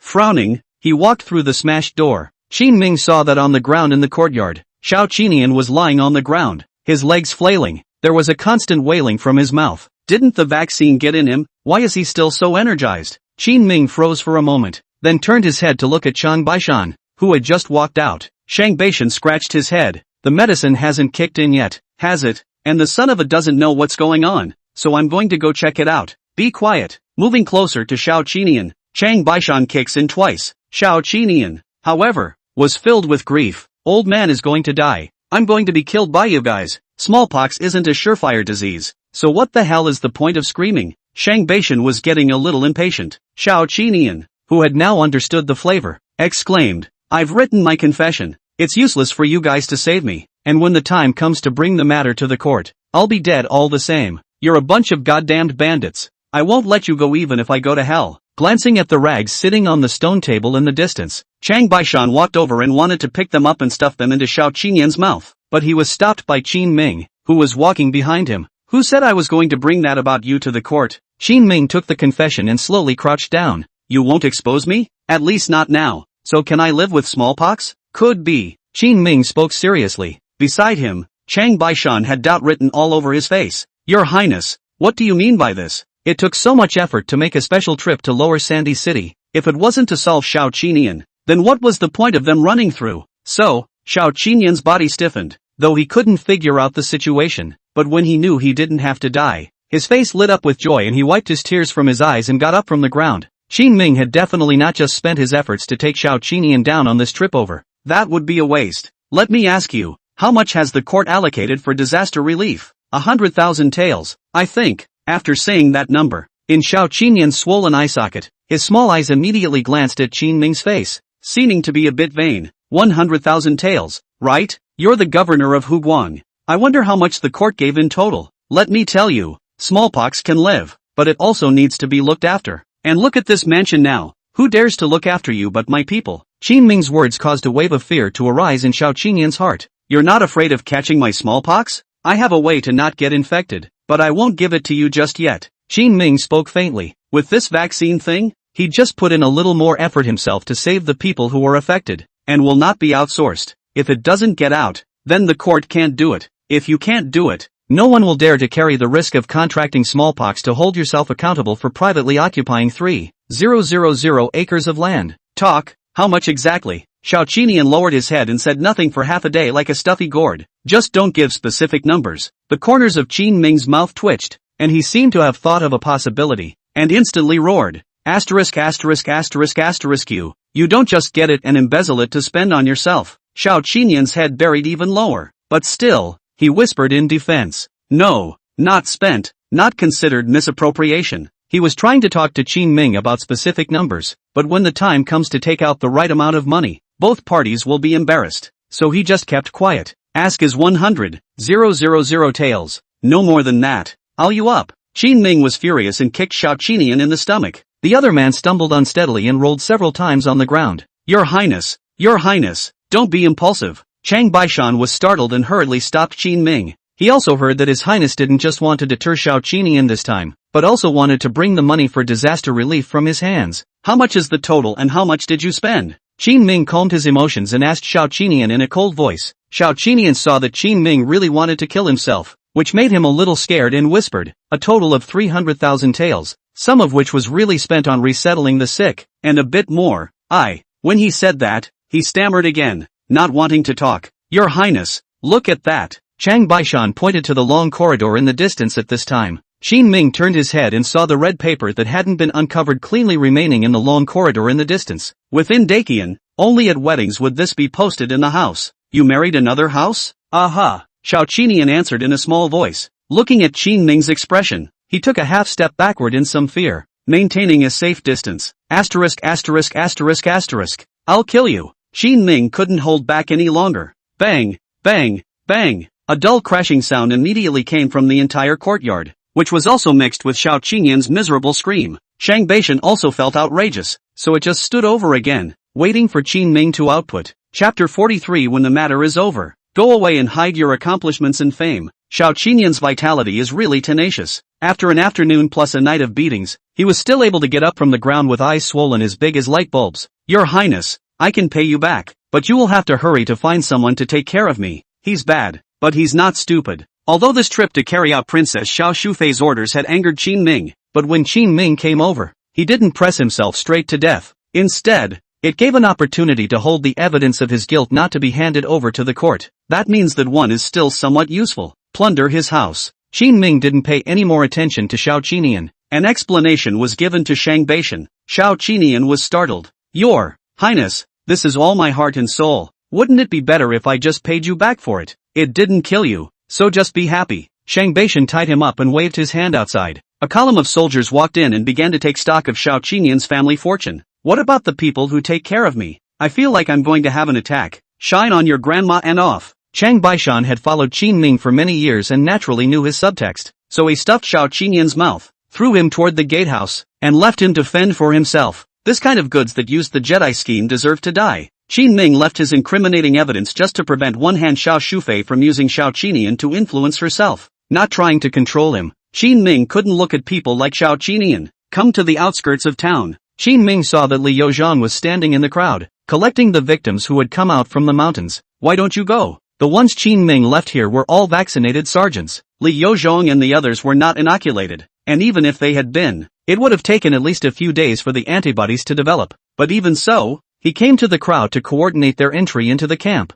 Li Yozhang didn't like Qin Ming, and seeing that it was him who came over, he snorted coldly and said, if His Highness can come, I can't? Are you and your people the only ones in this world who are not afraid of death? Seeing his stubborn donkey-like temper, Qin Ming grinned and said to Lu Chong in the distance, take his lot and bring them down for inoculation. Yes, Lu Gang has never inoculated Li Yozhang's people, mainly because Qin Ming didn't say anything. Now that Qin Ming had opened his mouth, he whimpered and inoculated Li Yozhang and the others. What is it? Li Yozhang was filled with caution when he saw Lu Chong come to him with a packet of powder and a wooden stick. God's medicine. Get it in there and you won't get smallpox. Don't worry, I'm just rubbing it in. I won't put it in, though the words are. But just after the words fell, Lu Gan took the powdered vaccine made by the dry seedling method and poked it directly into Li Yozhang's nose with a small wooden stick. Achoo! Li Yozhang only felt his nose itching, and he didn't even care about Lu Gang's words about tigers and wolves. He looked at Qin Ming in confusion, but he heard Qin Ming suddenly say, seeing as you're still a man of conscience, I'll inoculate 300 of you with this vaccine. After that, you 300 men who are not afraid of smallpox, go and take care of the sick. What about you? Li Yozhang froze for a moment. Qin Ming, how is this like explaining the aftermath? Does he have to go? Qin Ming said rightfully, I'll leave you with another batch of vaccine and 20 dogs, and I'll be gone in a little while. Why so fast? Li Yozhang was a little hesitant, though reluctant to admit it. However, compared to Xiao Qinian, after Qin Ming came to Xia City, it was as if they, the army, had a backbone. Finally, we know what to start with to get the plague under control. I have business to attend to, and leave these 20 dervishes enough for you. Qin Ming wouldn't tell Li Yozhang that he had just copied Xiao Qinian's home. In passing, the remaining 100,000 taels of silver relief money from the Imperial court was also taken. Of course, the money really should be taken by Qin Ming. Qin Ming was the one who really controlled the spread of the plague. If he couldn't take it, there was no one in the court who could. Rubbing his chin, Qin Ming was already somewhat looking forward to the money that would arrive. Your Highness, making a scene? Lu Chong stomped over to Qin Ming's side and asked in a low voice. He was still smart enough to guess roughly when he knew that Qin Ming was going to run away. Well, get everyone into camp and set up, and run before dawn. Got it. I'll let them know. Lu Gang has been in the military for many years. There is also an understanding of the military stockpiles in various places. Half a day had passed since Qin Ming had captured Shao Qinian. Counting the time, the armies around Lower Sand City might have already come over to support them. The reason for moving the sick over is to make them throw in the towel. Running away again in advance was Qin Ming's fear that the money he had snatched from Shao Qinian's mansion would be withheld by those troops. Shao Qinian said they were bandits. Qin Ming was agreeable to this. I've come to Lingnan. What if I'm not a bandit? In the distance, Chang Baishan emerged from behind an old tree and waved at Qin Ming. How much? 130,000 taels of silver. In addition to land deeds and deeds of fields that cannot be engaged, there are also some cultural and play calligraphy and painting to wait to get out of the way. I brought out all his cultural and play calligraphy and painting. Okay? Enough. Qin Ming nodded. They took advantage of the night and left Shimusha City like the wind with their big bags. Standing on the carriage, Qin Ming blew the night breeze and suddenly felt in a good mood. What's it called? It's called leaving the matter behind and hiding your accomplishments deep in your heart. The original treatment of the plague in Linjiang City. Qin Ming also spent several thousand taels of silver. These big bags of stuff, even if it's a compensation for yourself. On the other hand, Pingyao County under the city of Qiantang, in the wilderness outside the county town, Wu Qingnua was leading his team, crouching in a thick patch of trees, waiting in boredom. The military camp in Linjiang City was left in the care of Guan Yu and Song Dingshang. He had set off back and forth after Qin Ming from the day he left. This is within their newly zoned 3,000 acres. It had been well said that the land would be taken and subsequently handed over to His Highness for construction. But there seemed to be a few tenacious types within the city of Qiantang who didn't appreciate it, especially a general named Fong Wenliang. The little shrimp with just a few hundred soldiers in his hand has always been in the middle of it. So Qin Ming thought of a way to fix him. Just as Wu Qingyi was crouching in the bushes to rest, stationed in the distance suddenly ran up to him. General, there seems to be a group of soldiers coming. Oh, Wu Qingyi raised his eyebrows. After waiting for so long, it finally came. Go, stop them. Okay, soon. The team that came from the military camps of the two worlds of Lake and Canton to investigate the break-in and beatings were stopped on the road by Wu Qingnua. I am a garrison within Pingyao County. Where are you from? Wu Qingnua opened his mouth knowingly, his tone full of anticipation. Chapter 44. It's not your fault, but apologize. The number of soldiers in this group was not large, only 100 or 10. The general at the head wore armor and had a strong build. A country face seems to be born with a sad face full of sorrow and misery. I am Sun Chang, the guardian of the junction of Lake and Canton. 2 days ago, the king of Qin brought men to break through the pass, and it is said that he brought your guardian Fong Wenliang of Qiantang City along with him, and beat up the troops under my command, and came here especially to investigate. Sun Chang was not a general at the border,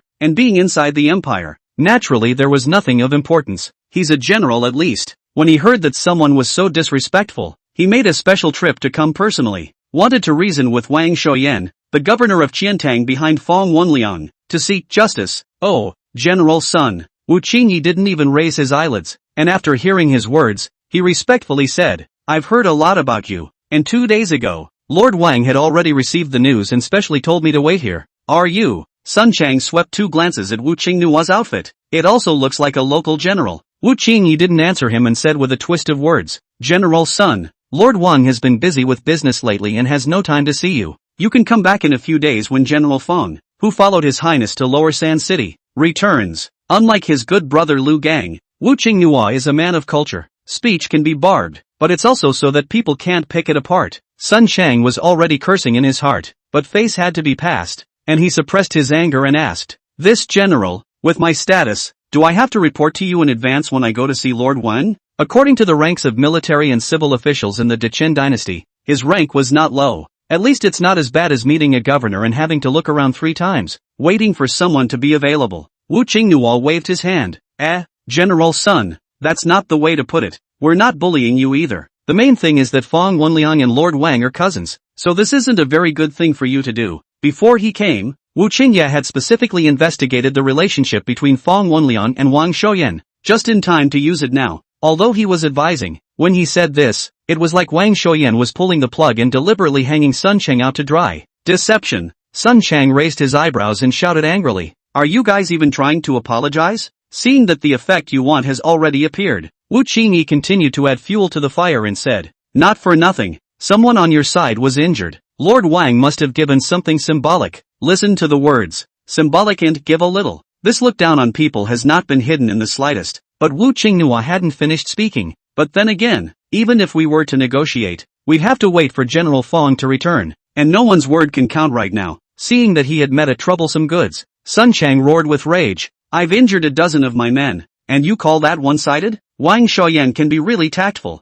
arranging for someone to come and stop me early on. Isn't this his own weak heart? Mother asterisk asterisk asterisk asterisk get the hell out of here. I'll cut you first if I don't see him. Sun Chang swished out his lance, and the blade swung violently in his hand as if it pierced through the air with a sharp sound. Under the night, Wu Qingyi just looked at him faintly, not even meaning to make a move. General Sun, I have to remind you that Pingyao County is not only within the boundaries of Qiantang City, but also within the fiefdom of the King of Qin. It doesn't matter if I die, if Lord Wang finds out, or if His Highness, the King of Qin, learns that you crossed hundreds of miles to kill someone across the border. That would be a big deal. Of course, you could do it. After all, we do have the potential to be justified. Indeed, is it possible? At this point, don't they want to admit it? Sun Chang was furious, his chest rising and falling like a bellows. A rush of hot blood went straight to his head, but his chest was stuffy everywhere. General, calm down. They are provoking you. A few of his minders behind him hurriedly approached and advised him in a low voice. Sun Chang naturally understood that this was a typical agitation. Taking a deep breath, he suppressed the anger in his heart. Sun Chang said word for word, Wang Xiaoyan,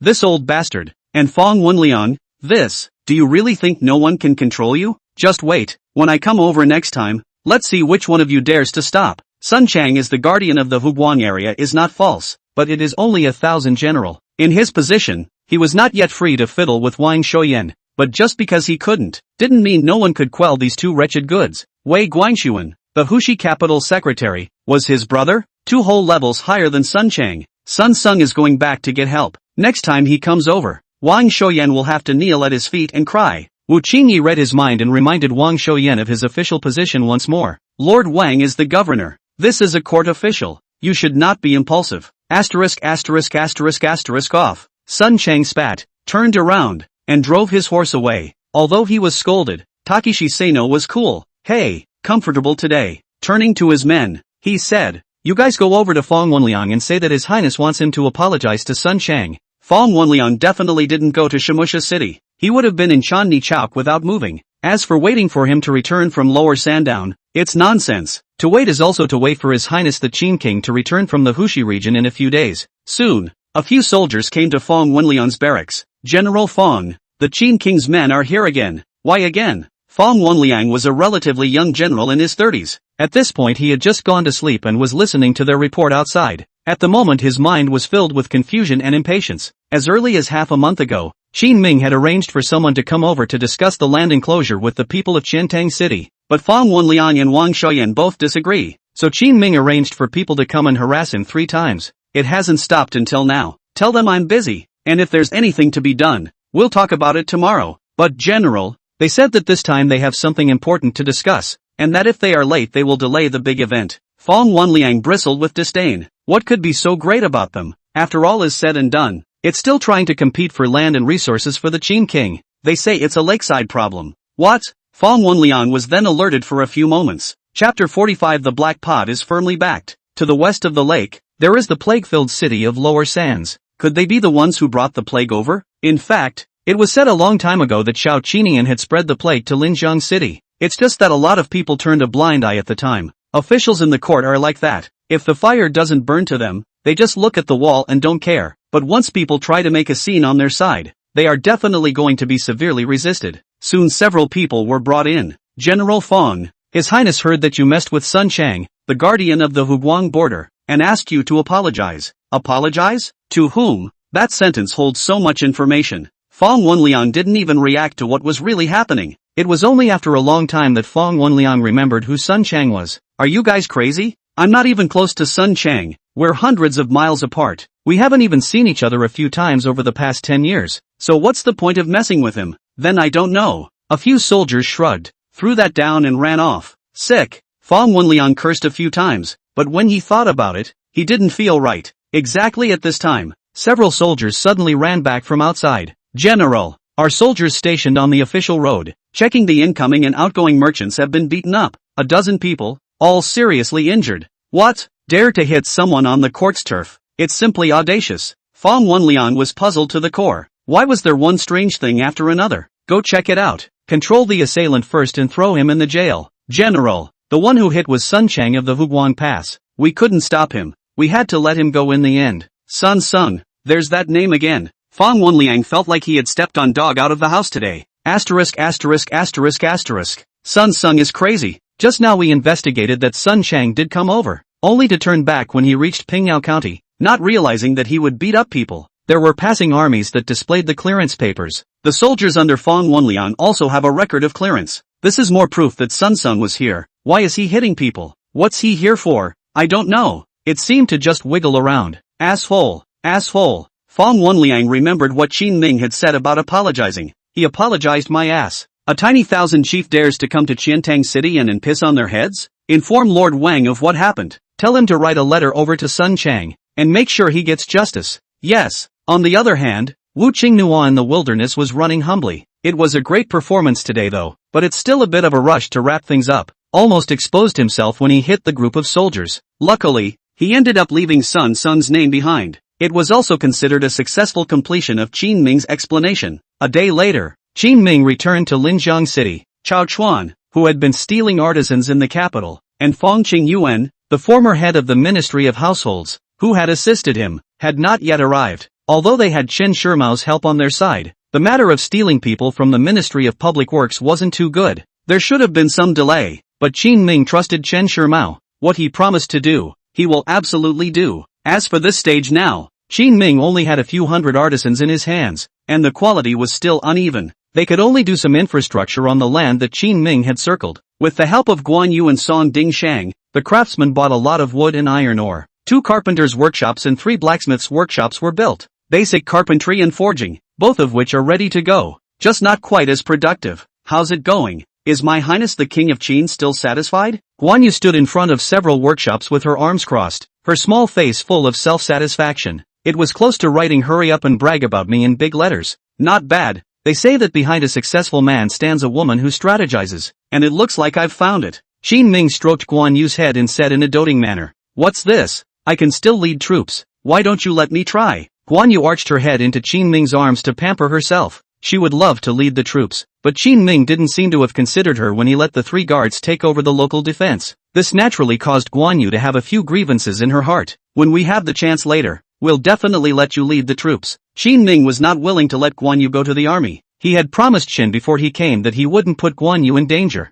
Liar. The girl's mood was always cloudy. Just now, she was still hugging Qin Ming and pampering him. After hearing what Qin Ming said, Guan Yu directly bit him, turned around and ran away angrily with her small boots. After inspecting the situation of his workshop here, Qin Ming beckoned to Song Ding Sheng in the distance. "What is it, Your Highness?" Song Ding Sheng jogged all the way to Qin Ming. Having carried the plague together, he was now considered half of Qin Ming's people. Qin Ming told him, "How's the money going these days? Your Highness, I spent some of it during the plague, and to build these workshops I looked for familiar merchants and purchased a batch of supplies at cost, and only spent 8,000 taels, and now there are still 330,000 taels of silver on the books." Song Ding Sheng is a wimp, but that's not a bad thing. When it came to doing things, this character of his was able to refrain from greed and take, which was something Qin Ming was very satisfied with. "Not bad, you're a workable man." Qin Ming's compliments fell on Song Ding Sheng's ears as simple praise. He had heard many such compliments. Unfortunately, even after hearing more, he is still only a governor after all these years.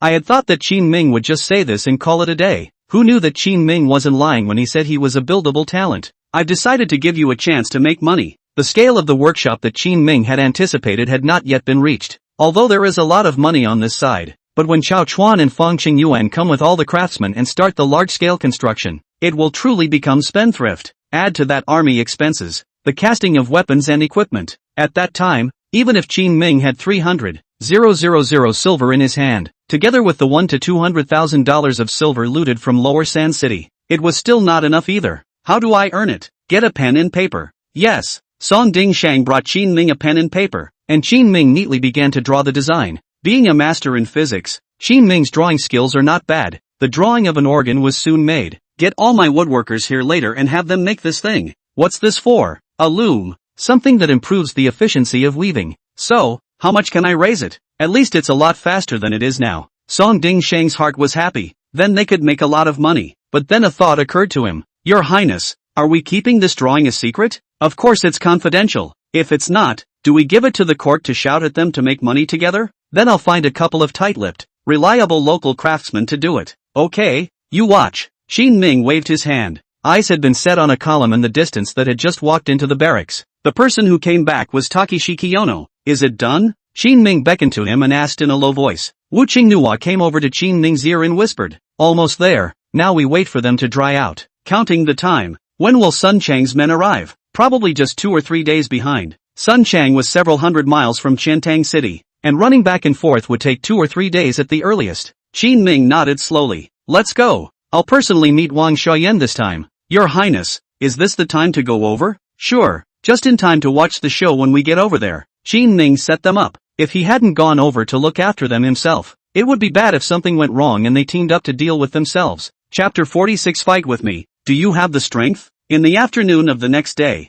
Xin Ming entered Wang Xiaoyan's mansion in Qiantang City. Wang Xiaoyan was almost in his 50s, and his body, under his official uniform, was corpulent to the naked eye. Unlike before when he had arranged for someone to come and negotiate, Xin Ming had actually come over in person this time. This also allowed Wang Xiaoyan to only hurriedly walk out to respond. He had heard of this former prince's reputation. Although Wang Xiaoyan is considered to be an official of Xiao Shufei's lineage, he is a man of few words and does not dare to pose to Xin Ming. Lord Wang. Xin Ming walked into the mansion and smiled as he opened his mouth to greet him. Wang Xiaoyan was full of helplessness. Your Highness, are you still here today to discuss the matter of the enclosure? Yes. Xin Ming didn't avoid it either. Grumpily, he sat down in the inner hall and drank a cup of tea. After smoothly squeezing the warm hand of the little beauty who poured tea for him, he trailed off. I'm not discussing this matter. I'm informing, and I hope that Lord Wang will be obedient, or we won't get along too well in the future. Wang Xiaoyan's eyebrows jumped. Is there anyone who comes over to talk about things like this?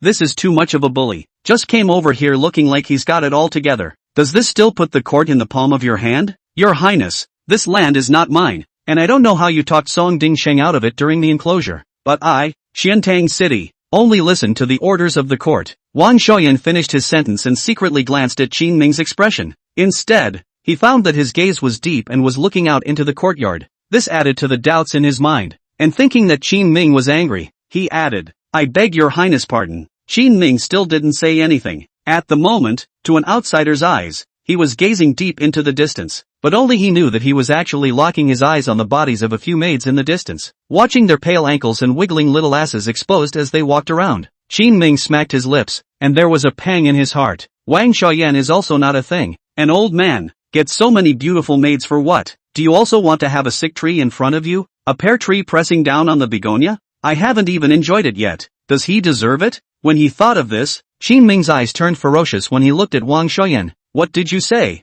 Say it again. Ha? Wang Xiaoyan didn't know that Xin Ming really didn't hear it. Thought it was a threat. Your Highness, if you are like this, I can only report the matter to the court. You go ahead and report it. According to my king's knowledge of the court, knowing that there is a plague here, no one will dare to come over for a year and a half. You, Wang Xiaoyan was helpless. At this time, a burly figure suddenly came from outside. His voice was cold as he questioned Xin Ming. Your Highness, Lord Wang has said he can't give it. Are you trying to rob it by force? Xin Ming narrowed his eyes and sized up the young general in front of him. Combined with Wu Qingye's description, this would be the smelly and hard Fong Wenliang. He, Fong Wenliang, was stubborn, and Xin Ming was even better than him. Grinning, Xin Ming unapologetically said, this king just robbed it by force. What are you going to do about it? Then I can only resist with my army. Fong Wenliang had long been quite dissatisfied with Xin Ming. A prince who had fallen out of favor also dared to call the shots in his own territory. Haven't you heard that a strong dragon can't suppress a snake? Seeing that Fong Wenliang was actually clamoring like this,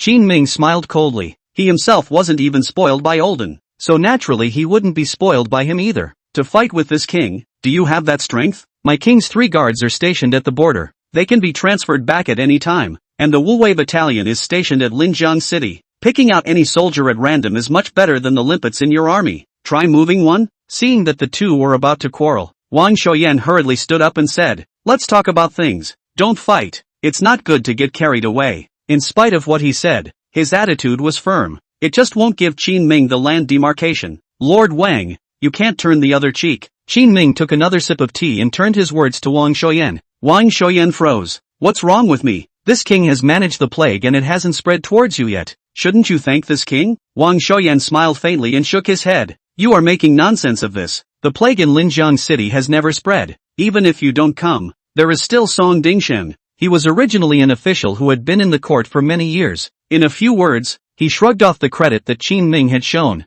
Forget it, it doesn't make sense to you. Let's just use some real skill. Qin Ming waved his hand and didn't get angry. Both Wang Shoyan and Fong Wenliang's heart sank. Fong Wenliang said angrily, Does your highness still dare to bulldoze my Qiantang city? How violent that would be. The king has come over on this trip to seek friendly consultation with you, and to help you out of a problem in the process. There was something in Qin Ming's words, but neither of them understood them. Trouble? Fong Wenliang didn't know where to begin. It was the first time he had met Qin Ming. It was also the first time for Wang Shoyan. What kind of trouble can there be? You'll find out soon enough. Turning the teapot in his hand, Qin Ming spoke faintly. Under the two men's suspicious gazes, they unexpectedly stood up directly and left the place. What does he want? Fong Wenliang was alert. He felt that things were not that simple. Soldiers come to the defenses, water comes to the earth to cover it. I'll write a letter to the queen first. As a person of Xiao Shufei's lineage, Wang Shoyan here encountered Qin Ming personally at the door. In fact, the heart is still very panicked. Walking out the door,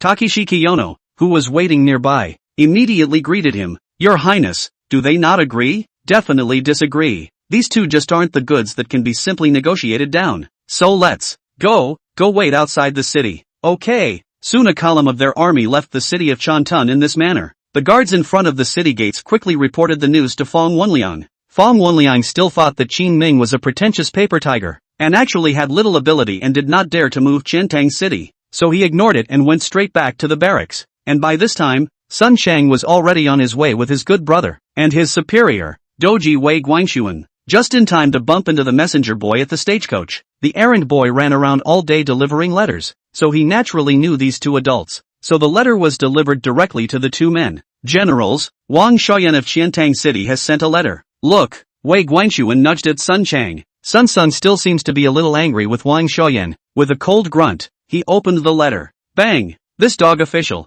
What a bully. Just looking at it twice, he cursed straight away, thumping the table twice. What was written? Wei Guangxuan hurriedly pacified Sun Chang and asked suspiciously. Sun spread the letter out and said, obviously he was the one who beat up our men, and now he's blaming me for beating up the defenders of Qiantang City when I came here at the time. How could an old man do such an unseemly thing? This backpedaling is shameless. Wei Guangxuan's face changed. They're still shameless. I had thought that there was a misunderstanding in the matter, and that what my own brother had said might be a bit biased. But after actually seeing Wang Shoyan's performance, Wei Guangxuan finally believed Sun Chang. Don't worry, brother. I'll make that dog official kowtow to you to make amends on this trip. Chapter 47 Big Brother Don't Touch It. Have a drink. After Qin Ming just found an inn in the city of Qiantang to settle down, the furious Sun Chang then approached Qiantang City with a column of soldiers. Since this time it was with anger, he was also worried that Fong Wenliang would fight back. The number of troops Sun brought with him was a bit excessive. There were more than 1,000 of them. It was the highest number he could muster within his purview. Of course, there must be credit for Wei Guangxuan turning a blind eye. Open the door. After leading the army in large groups, Sun Chang walked up to the soldiers defending the city and growled in a low voice. The soldiers defending the city were puzzled, but he didn't dare stop. It was because Wei Guangxuan, who was following Sun Chang, was wearing an official uniform of the rank of Du Shi. The eyes could not have been worse, but they could have noticed that they were full of anger. You, report your name, and I'll go inform Lord Wang. Sun rushed up with an arrow step and wanted to slap the inked soldier. Wei Guangxuan stopped him and said to the soldier, open the gates. We're coming to inspect. A man of the rank of Du Shi, with tens of thousands of soldiers under his command at his disposal. With Wei Guangxuan's status, it was considered a normal reason to inspect military camps in various places. The highest in a small city was the governor, and there wouldn't be anyone with a higher rank than him. Even if it wasn't an inspection, he was confident he could walk across the street here. Okay. The soldiers guarding the city took a few dry steps backward. He wouldn't dare stop people, in case people get annoyed and just pull a random reason to hack themselves to death in the street. Then there is really no place to talk about it. The guys went into the barracks just to get a mouthful of royal food. It's not worth putting your life on the line. Just like that, the two Sun Changs entered the city and rushed towards Wang Shoyan's residence. On the other hand, inside Wang Shoyan's residence, right now he was having a headache because of Qin Ming. At this time, he was sitting in the pavilion in the courtyard, and Fong Wenliang had a cup of tea in hand, holding a dry stare. Alas, I had thought that Qin Ming would leave if he came over and failed to maneuver. Who knew this guy had wandered out of town and was back again? He even booked a room in an inn within Xiantang City, looking like he was prepared to fight a protracted battle with himself. All of this information was reported by Fong Wenliang. Fong Wenliang was as puzzled as Wang Shoyan, but his confusion was mixed with a few moments of anger. The king of Qin wants to go rogue. We must not give him a chance. Fong Wenliang saw that Wang Shoyan didn't do anything, so he took the initiative to open his mouth to break the silent atmosphere. I've already planted hundreds of eyes around his inn in the past 2 days.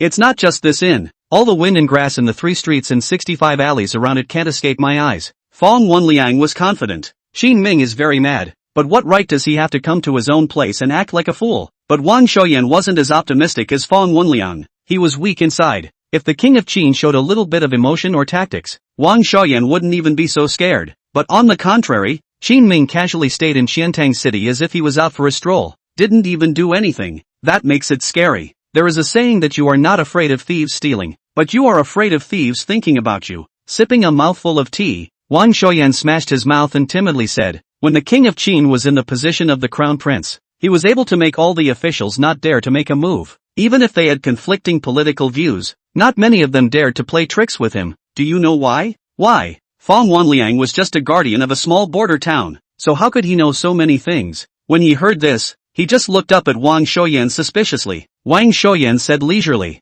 that's because many people who dared to play tricks with His Highness eventually realized that they secretly couldn't fight him. In the end everyone had to fight squarely. Fong Wenliang thought it was a bit outrageous. He snorted, which is so evil. A rumor spreads and he is rumored to be a god. Right, doesn't everyone have 2 eyes in their nose all the time? And who's better than who? Wang Shoyan didn't say anything, only the worry in his heart grew stronger. At this moment, he only hoped that consort Xiao Shufei's response would come soon. But what Wang Shoyan doesn't know is that Xiao Shufei's side won't necessarily help even if she knows about his difficulties. After all, something bigger had happened on Xiao Qinyan's side. As a family member, consort Xiao Shu would definitely help Xiao Qinyan first. Of course, this is all an afterthought. If a letter from Lingnan wanted to reach the capital, under the transportation conditions of this era, it was estimated that it would take 10 days and half a month to travel. By then the dust would have settled on what Qin Ming wanted to do. In a certain inn in Xiantang City, Qin Ming sat on the first floor and asked Chang Baishan to go to the opposite side of the restaurant to call a few beautiful women to drink with him. Your hands are so small. Let's compare. Grabbing a girl with a pretty face, Qin Ming held his hand and opened his mouth with a smile. Wow, how are you so much whiter than me? Your wrists are so thin. Have some wine. It's not intoxicating. Hello lovely. It's okay to get drunk. You can rest at my place for the night. A few young girls were amused by Qin Ming's plain and simple chatting skills, and their cheeks flushed. Wu Qinghua sat across from him, like a Buddha statue, but his mental activity was intense. He wondered where, exactly, His Highness had picked up this unpretentious little chatting trick. It's pretty straightforward, but it does work. Gotta make a note of that. Go home and use it on your wife, and you might be as dashing as your highness. Wu Qinghua thought darkly in his mind, but his hands didn't stop, and he kept placing them on a certain girl's legs next to him. From time to time, he thought of something more flirty than Qin Ming, and when his heart got excited, he would secretly pinch the other party's thighs. Qin Ming is an open person. He called 5 of his own, and shared one with Wu Qinghua. Stealing a glance at the beauty beside himself,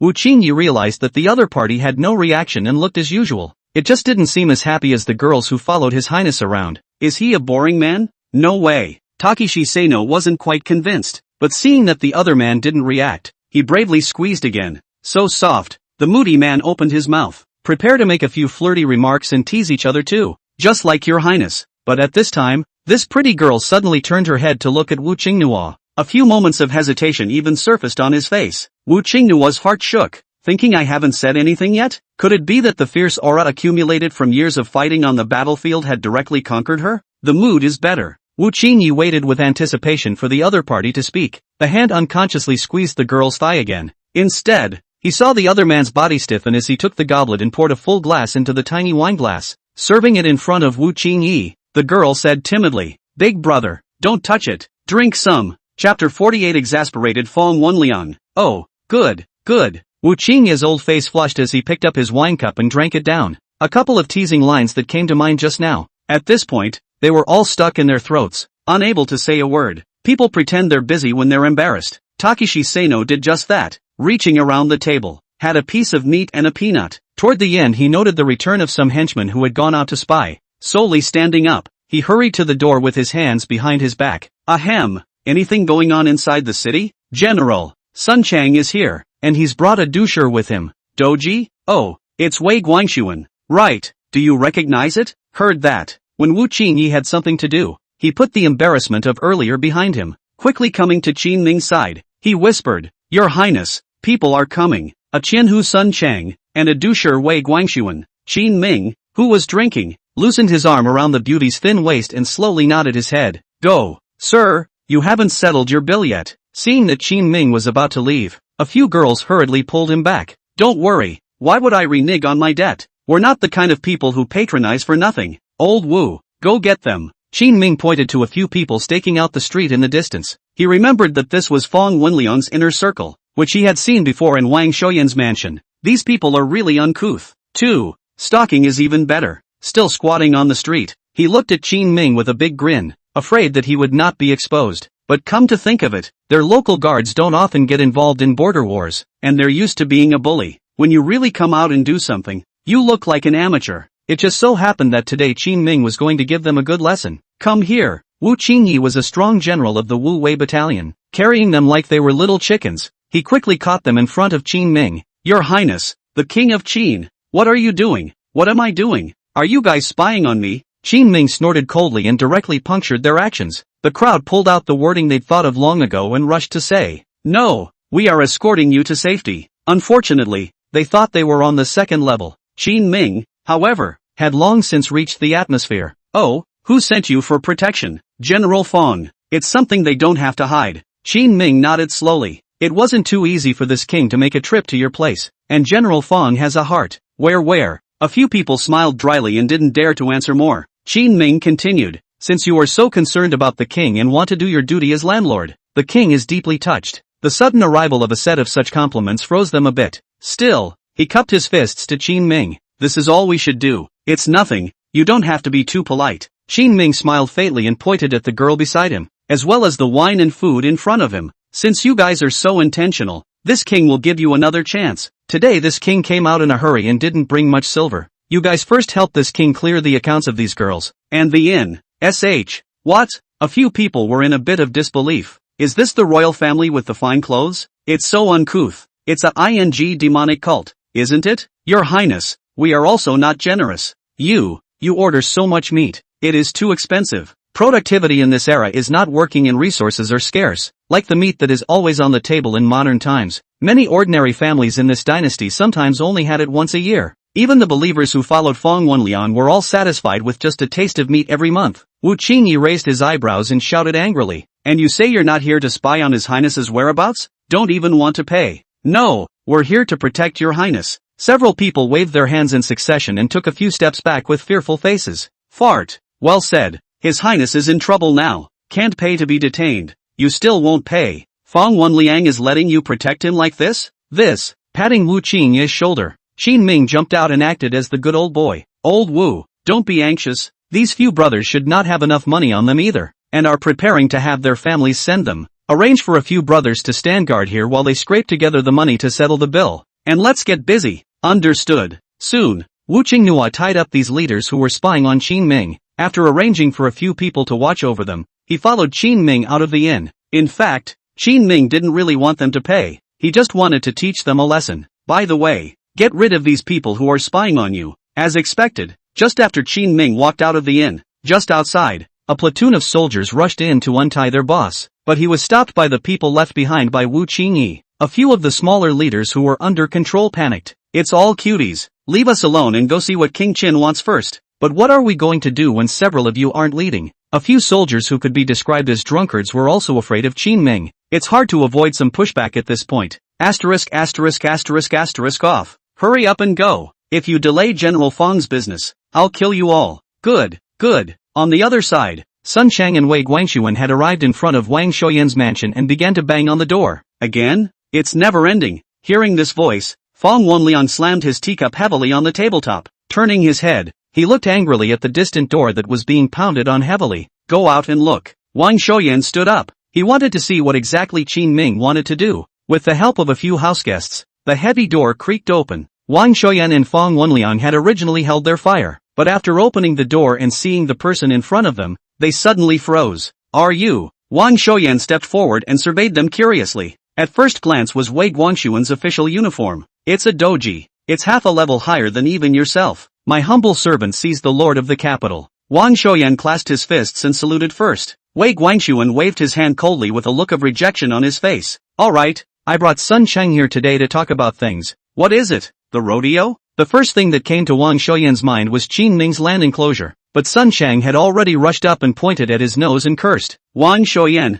you really have a thick skin and shameless tactics. That Fong Wenliang is your relative, right? That's how you protect him. Fong Wenliang thought they were talking to Wang Shoyan. He remembered that Sun Cheng ran over 2 days ago and beat up his own people. Thought I'd wait until they were done talking and ask how it went. Who knew that Sun Cheng split his head and started cursing. Good death and talk about his relationship with Wang Shoyan. Heaven and earth. He, Fong Wenliang, had never asked Wang Shoyan for any favors for his promotion in the army. All mixed up on their own. He hates guys who say they climbed up the ladder. Today the Sun Cheng is kind of disgusting. Sun Cheng, I'm warning you, watch your mouth. Don't bite people like a mad dog. Chapter 49 His Royal Highness the Qin King who dances in the minefield. Fong Wenliang, you're still calling on it? Sun Cost then held his breath. It was clearly Fong Wenliang who was at fault first, and he still dared to clamor with himself, that he could put up with. That was pure grandchildren. What's that I'm still calling on? Sun Cheng, who do you think you are? Pointing out this and that, I'll you up. Fong Wenliang was originally the age of blood and vigor, and said that he was going to make a move. Wang Shoyan and Wei Guangshuan each pulled one. That's what kept them from fighting. You hit someone first and you're still mad at me? If I don't you up today, I'll take your name. Sun Cheng yelled and was about to tell what happened in the first place. Qin Ming, who was hiding on the street corner, had a movement in his heart. That's no way to keep him talking. It wouldn't be good if they reasoned things out when they got together. It's just that it's better to play this pussy on your own. You cat here. Don't let them see you. The king himself will go there. Before leaving, Qin Ming gave an explanation to Wu Qingye. Wu Qingye saw Sun Shan last time. If he comes out this time, he will definitely be exposed. At that he also immediately nodded. Okay. In front of Wang Shoyan's mansion, both he and Fong Wenliang were puzzled. It was clearly Sun Shang who had beaten up the people, but now he was slandering their generals of Qiantang City. What does that mean? Fong Wenliang just wanted to retort. Qin Ming had come around the corner and interrupted their conversation. What's going on? What are you guys doing? Your Highness, the King of Qin. Wang Shoyan's heart thumped wildly. The scene was already a mess, and now a rogue commodity has come out to stir things up. Too bad luck. At the same time, he also set his eyes on Fong Wenliang. Didn't you say you'd keep an eye on Qin Ming from all angles? Qin Ming is in front of us, and there's not even a person to inform us. What kind of stakeout is this? Fong Wenliang also had 2 big heads at the moment. He didn't even have time to worry about why Qin Ming had suddenly come over. Just want to hurry up and the arrogant Sun Sung first. Greetings, Your Highness, the King of Qin. Wei Guangshuan still reacted quickly, hearing Qin Ming's name. Originally, his head was tilted up high, and he was acting as if he was the boss of the sky and the boss of me. All of them hurriedly came to Qin Ming and bowed respectfully. In passing, he also tugged on Sun Chang's sleeve. Sun Chang reluctantly gave Qin Ming a bow. This also brought out the doubt in his mind. Your Highness, Fong Wenliang beat up my soldiers at the Huguang Junction. Won't you give an explanation? He thought Fong Wenliang and Qin Ming were in cahoots, because it was with Fong Wenliang that Qin Ming had beaten up his own soldiers in the first place.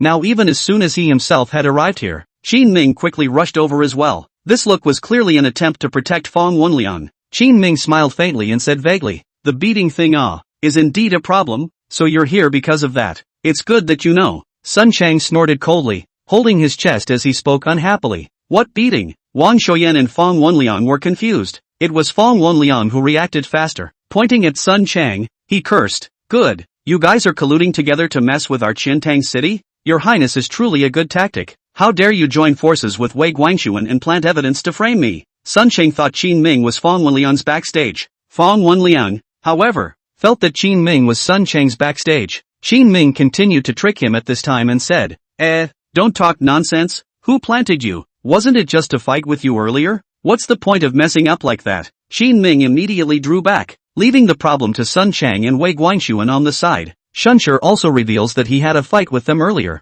Wei Guangshuan was cold and had already brainstormed quite a few stories. It seems like they should have originally wanted to take the opportunity to give themselves a hard time. but there was a dispute over the interests and the talks fell apart. Eventually it just turns against you and you can't find fault with yourself. You've come at the right time yourself. It just so happened that while the two had a gap, he himself helped his good brother Sun Chang to avenge Fong Wenliang's death by taking him down. Your Highness, isn't this a plant? Isn't this all on you? Fong Wenliang is just a low-ranking martial artist. Naturally, I don't know so many curves, and I don't understand what it means to say more than you can say. At the moment he still feels like a victim. Ugh, there's no way to tell you. You're too stubborn a bastard. Qin Ming made a helpless look. Turning his head, he looked at Wei Guangxuan. I can prove in this case that it was him who did it, and Lord Wei can dispose of it as he sees fit. Fear that he won't handle walking away. Qin Ming also specializes in retreating from the road. For those who really don't have the authority, the king can call the local metropolis to do justice to the group. Use it?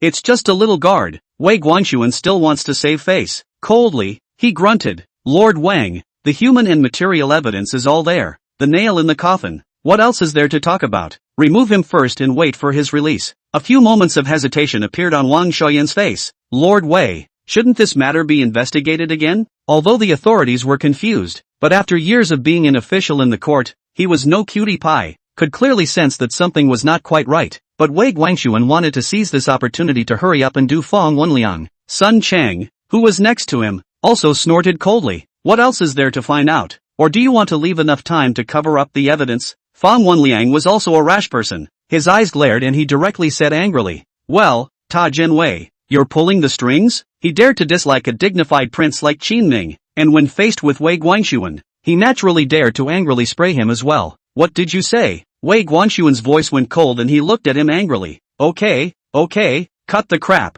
Wang Xiaoyan hadn't even reacted to what was going on, and things had already turned out this way. His heart thumped wildly in fear and he hurriedly pulled Fong Wenliang back. Qin Ming looked at Fong Wenliang being pulled back, and thought that things weren't big enough, and so it spoke. General Fong should listen to Lord Wang more. Sometimes, not listening to the words of the old man. Suffer before your eyes. Lord Wang has been in the court for so many years, he can still more or less lift you up. Just now, while standing on the street corner and listening to Sun Chang and Fong Wenliang cursing at each other, Qin Ming then noticed that Fong Wenliang seemed to be a young general with high self-esteem. What he hates most is when people say he's nepotistic. Now that he had found his breaking point, Qin Ming was going to dance hard on it. Unsurprisingly, Fong Wenliang jerked his head up, his eyes staring dead at Qin Ming. What do you mean, Your Highness? Pray make it clear. Who has lifted me up? I earned this position of guardian all by myself. If any of you help, I will be struck by heaven. I'll die a horrible death. He was touched by the reverse scale and almost roared in anger as he corrected Qin Ming.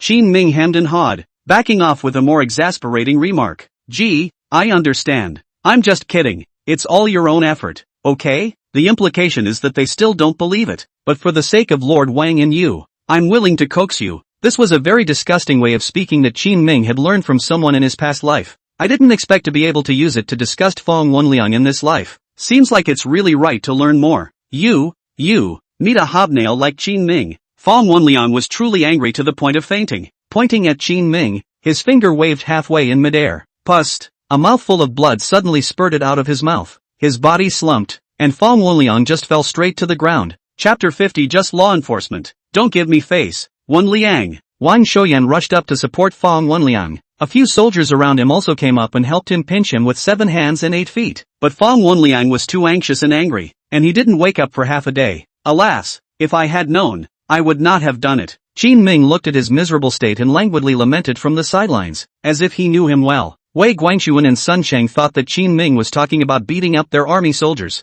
but what Qin Ming was talking about was Fong Wenliang coming out to act like a bully and blocking his own land collection. How dare you challenge me? If I don't let you know why the flowers are so red, I'll take your last name. Qin Ming thought darkly in his mind. The face, however, made a look of pathos, and the rabbit died to Wei Guangxuan. Wenliang, is a good man, only his temper is too hot. Just when Wei Guangxuan thought that Qin Ming would help him plead for mercy, Qin Ming suddenly turned his words around and said, but this is also his own problem. You should not fall behind in his punishment. Remove him from his post and investigate him. This king is not a man who can ask for favors just because he can make connections through the back door. I hope that Lord Wei, too, will be able to enforce the law with impartiality and one word. Watching Qin Ming ramble on and on, the corner of Wei Guangxuan's mouth twitched slightly. How come it feels as if you don't have any thrill of revenge? Sun Chang actually felt the same as Wei Guangxuan. Just as they were standing around, at a loss for words, Qin Ming suddenly let out a soft eep. Speaking of which, why have you brought so many troops here? This number is overstaffed, isn't it? Have you reported to the king for traveling back and forth within his fiefdom? Oops. Wei Guanxuan's heart went cold. I thought I was okay with slightly violating military rules. After all, there was no one in the entire city of Qiantang who could hold himself down. Even more so, no one dared to mention it. But no one expected that His Highness, the King of Qin, had come in person. Good grief. It also happened to notice the number of troops they had. This is, Wei Guanxuan began to lie urgently. Qin Ming, however, didn't give him a chance to argue and directly interrupted him. Lord Wei, it's very difficult for this king to deal with you like this. This is a big deal, but not a small one. Your Highness, Your Highness. Qin Ming covered his face and sighed long and hard. Alas, the king has said that he is a man of uprightness, impartiality, and a man of his word. Can you just be given an accommodation? Wei Guanxuan hurriedly compensated with a smile. This, naturally cannot be. This time to avenge my brother's death. He did break the rules. Sun Chang saw that his good brother was anxious because he was caught by the king of Qin,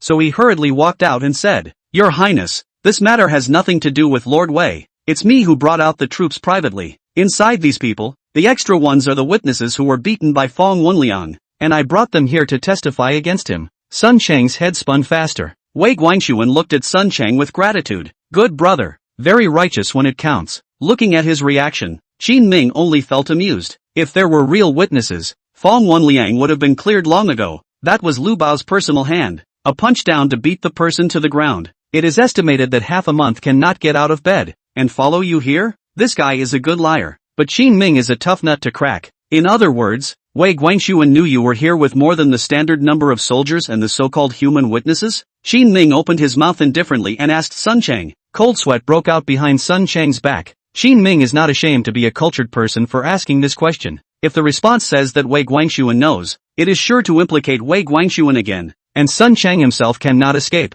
Lord Wei doesn't know. With this thought, Sun Chang immediately shook his head, plucked Wei Guanxuan out again. Hearing this reply, Wang Xiaoyan beside him had closed his eyes helplessly. Can you be good when you're haunted by Qin Ming? Regardless of how Sun Chang responded, Qin Ming would not let them leave easily. As expected, Qin Ming coldly turned his head and continued to ask questions to Wei Guanxuan. You didn't know, and you agreed to him bringing so many people? Is it true that you didn't know, or did you deliberately conspire with him to pretend you didn't know? Sun Chang, this king tells you, regardless of whether or not you brought the so-called witnesses, running from a foreign land, the number reaches this size. You, and you, none of you can run away. Qin Ming's words filled Wei Guanxuan with bitterness. I thought that by taking down a Fong Wenliang and giving face to the military camp, things would be over. I didn't realize I was the one who lost the most. Wang Xiaoyan stood quietly watching, slowly shaking his head. Fong Wenliang, this accomplished goods. It was after listening to him that he thought that the king of Qin was new to the country and had insufficient roots. That's why they don't want to step in,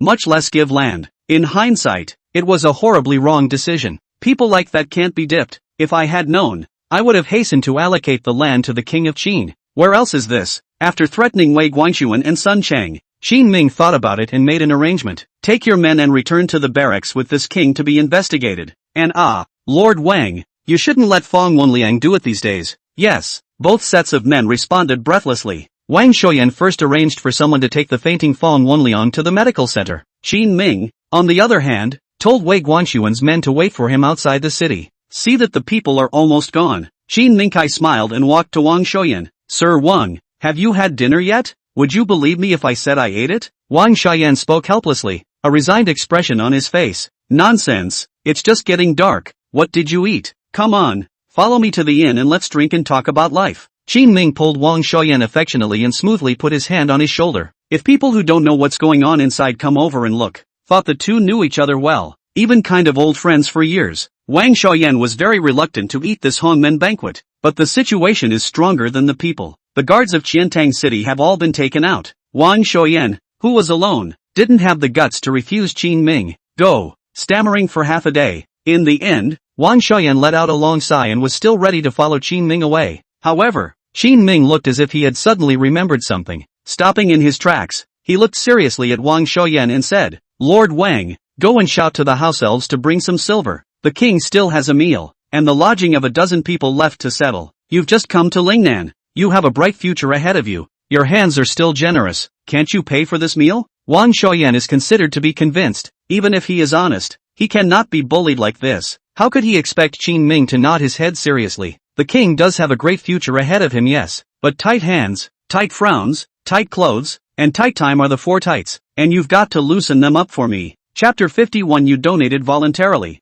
I didn't ask for it, haha. Arriving at the inn, Qin Ming didn't mention today's events. Just a few more of the original wonderful girls were called to the front from the opposite tavern. There were a total of 7 girls who came, and after having the foundation of their previous relationship, Qin Ming also knew some of their stories. These 7 beautiful girls as a few headliners of the restaurant across the street, known as the 7 Fairies of Qiantang. Qin Ming and the 7 fairies ate while chattering about the things in Qiantang City. A few girls were very understanding of men and good at chatting, and talked to Qin Ming about a lot of news about Qiantang City. For example, where the streets are busier, or which place has been doing well lately, and the owner there came to the restaurant for a drink to say how much he made. Although Qin Ming had a good time chatting with them, Wang Xiaoyan, however, was not involved. The doubts in his heart grew thicker and thicker, not knowing what Qin Ming was up to. It's a good thing that Qin Ming is a hothead. All eating at one table, Qin Ming also generously shared a beauty with Wang Xiaoyan. Lord Wang, have a drink with the beauty. Don't be polite to me, not much of an appetite. Wang Xiaoyan's face was gloomy and the corners of his mouth twitched slightly.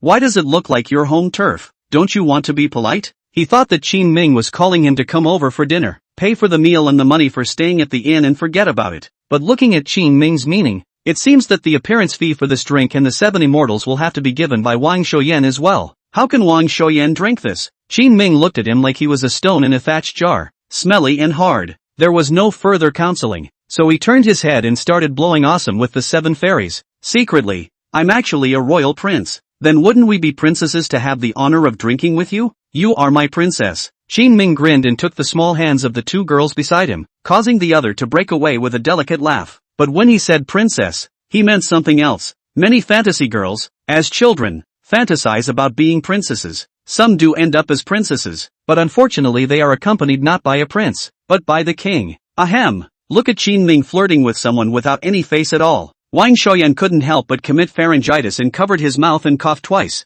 reminding Qin Ming to get down to business. But Qin Ming didn't react and continued to chat with others. The gaggle was filled with the silvery laughter of young girls. Cough, cough. Wang Xiaoyan coughed for half a day, and his throat hurt a little. Still no one cares about themselves. Even the girl that Qin Ming had just separated from the others had moved a stool on her own, joined in the small chat group of Qin Ming. Suddenly he had the feeling of being isolated in a crowd. He poured himself a cup of tea before Wang Xiaoyan took the initiative to mention the matter of Feng Wenliang today. Your Highness, Wenliang didn't mean any harm. It's just that the person is a bit too naive. Qin Ming didn't open his mouth first because he wanted to ensure the initiative of the negotiation. It is up to the other person to make the claim so that he can treat the problem. Fondly, he released his grip on the young girl's thigh. Qin Ming asked him with a smile, does Lord Wang mean that he and I have no grievances and do not know each other, and that after we meet we should make a point of tolerating Feng Wenliang because of his naive character? Why don't you build a temple for this king, a compassionate man like this king, sit in it as a statue of Buddha,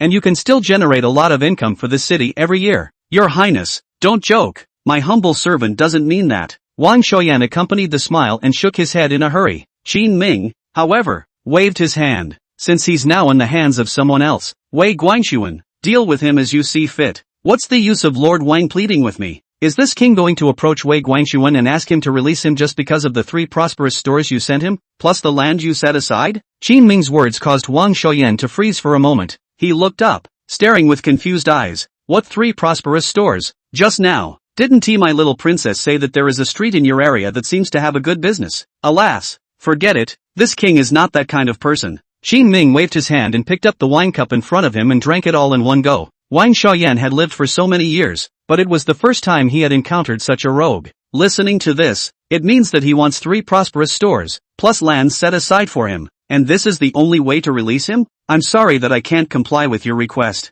These prosperous stores of family to be tens of thousands of taels of silver, every year is able to pay a lot of taxes to the city of Qiantang. If it is given to you, the city of Qiantang is afraid. He hadn't finished his sentence. Qin Ming then waved his hand to cut it off. Stop, what are you talking about? The king has said that he is a clean, honest and law-abiding man. Wu Chongyi, here, because of Wang Xiaoyan's arrival, Wu Qingye, who had not been able to eat at the table or sit with the little beauty, was already in a bad mood. Seeing the opportunity coming, He immediately rushed forward to stare viciously at Wang Shouyan. Being looked at by him like this, Wang Shouyan was startled. However, he heard Qin Ming order, "You go and tell Wei Guangxuan that this offense of Fang Wenliang's is better communicated directly to the Senator General. Such scum shall be executed by all. Our military camps in Dakian are to hold the attitude that it is better to kill a mistake than to let it go, and give these unruly generals severe punishment. This is how we can clean up the atmosphere and make this big ship of Deqian go farther and farther." In the end, Qin Ming was moved by his own righteous words. It turns out that he is the pillar of this dynasty.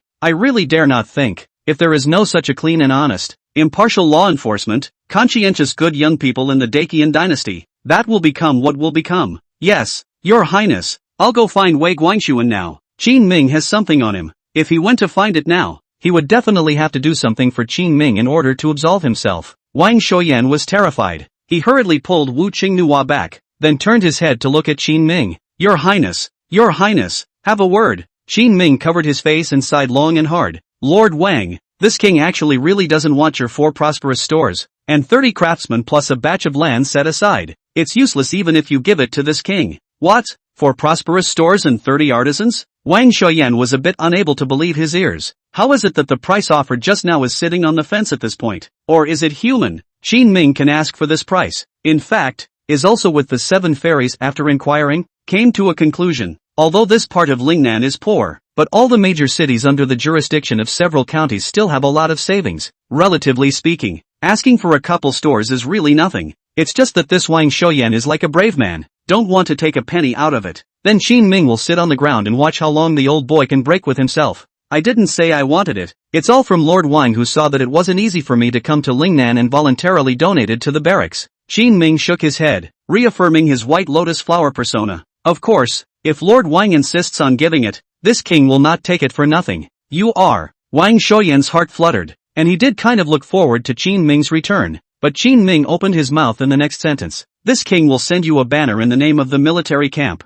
and give you 3 taels of silver as a commendation for the outstanding contributions you've made. How about that? Chapter 52. With your heart, you play with your head. Wang Shouyan couldn't stop the corner of his mouth from twitching. In fact, Qin Ming guessed correctly that he did have money, but as a veteran who has been mixed up in the officialdom for so many years, he is also a pure hobnail. As long as they don't put a knife to his neck and force him to take the money, he sure as hell isn't going to give it. I wanted to make a difficult look and grind the price with Qin Ming little by little, but he was wrong, because he met the famous former prince, the present king of Qin. Qin Ming had seen too many officials like him and naturally knew how to solve the problem step by step. Your Highness, I make a voluntary contribution. Seeing that Qin Ming had already pushed himself to such a point, Wang Shouyan had to compromise in order to save Fang Wenliang. However, this bean was also considered to be tied up with Qin Ming. When he returned, he would definitely report everything in Qiantang City to Princess Xiao Shufei. He himself couldn't defeat Qin Ming, but the combined efforts of Princess Xiao and the crown prince of the current dynasty would definitely be able to subdue him.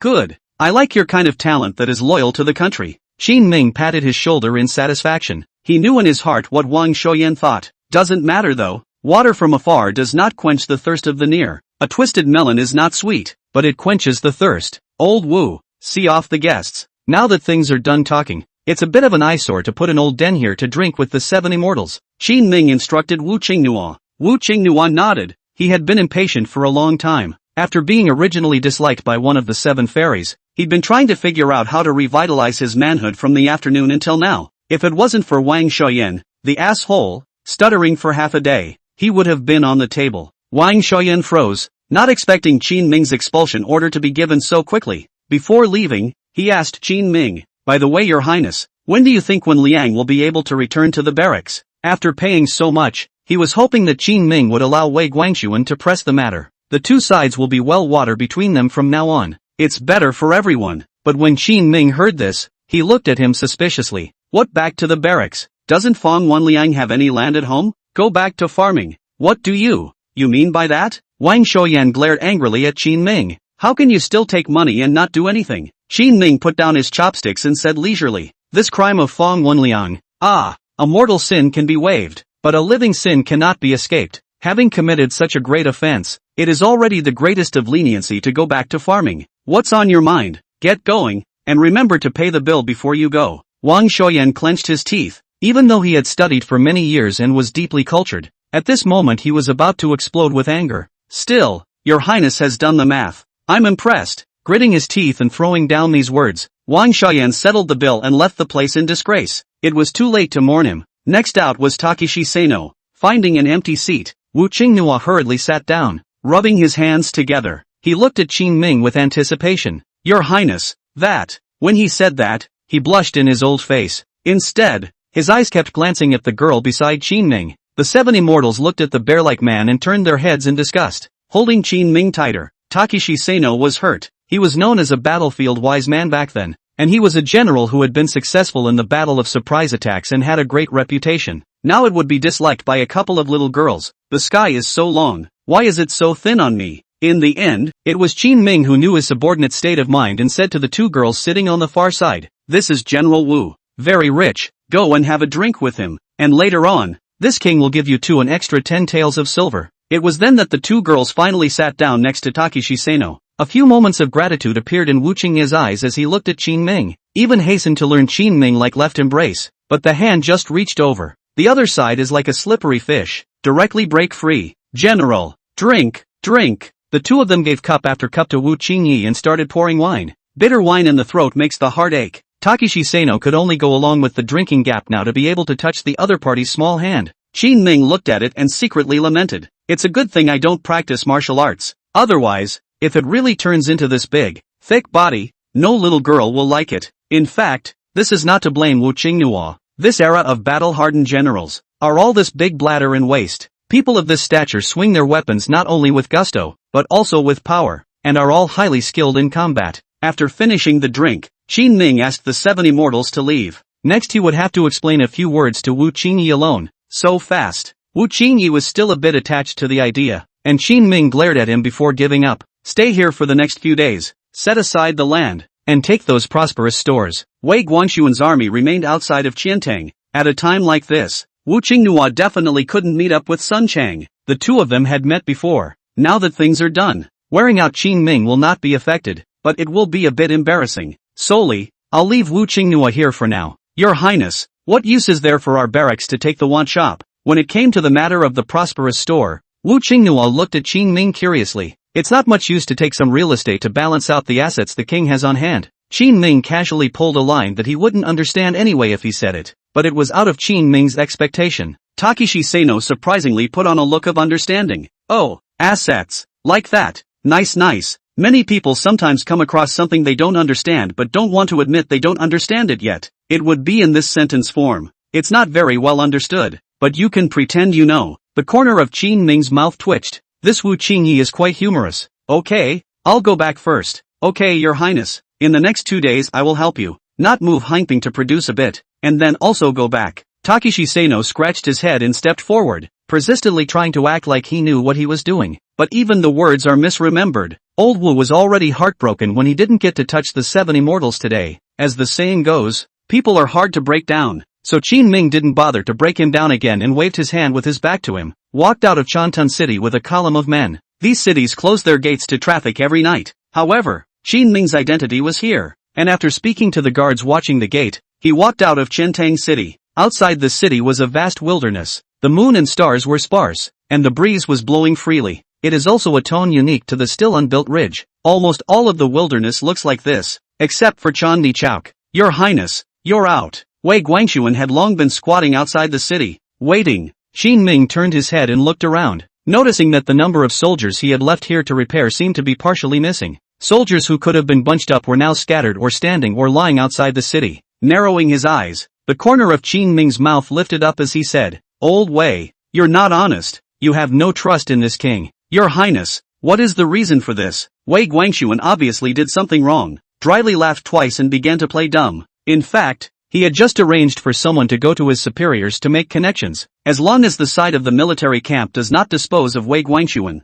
then his matter will not poke much. At most, he will apologize to Qin Ming. Of course, arranging for people to sneak back some of them was also an attempt to downsize Sun Chang's army. Qin Ming didn't reply, but only let out a long sigh. Alas, this king and you are connected by heart, but you secretly play with this king's brain. Chapter 53 Children only make choices. I want them all. Your Highness, I really didn't. Wei Guangxuan shook his head in a hurry. He'd hate to admit that he'd secretly arranged for someone to go back. That way Qin Ming would surely bite the dust. Actually, Wei Guangxuan didn't know. Qin Ming had him come out specifically not to follow him this trip. The first was that he didn't want him and Sun Sung to see Wu Qingyi. The second gives him a chance to go back to shaking people down. Come back to the barracks with this king first, and let's discuss your punishment for crossing the border privately. Out of Wei Guangxuan and Sun Chang's expectations, Qin Ming surprisingly did not ask more questions. Instead, they were told to go directly to the barracks. It even just says crossing the border. It doesn't even say anything about overcrowding.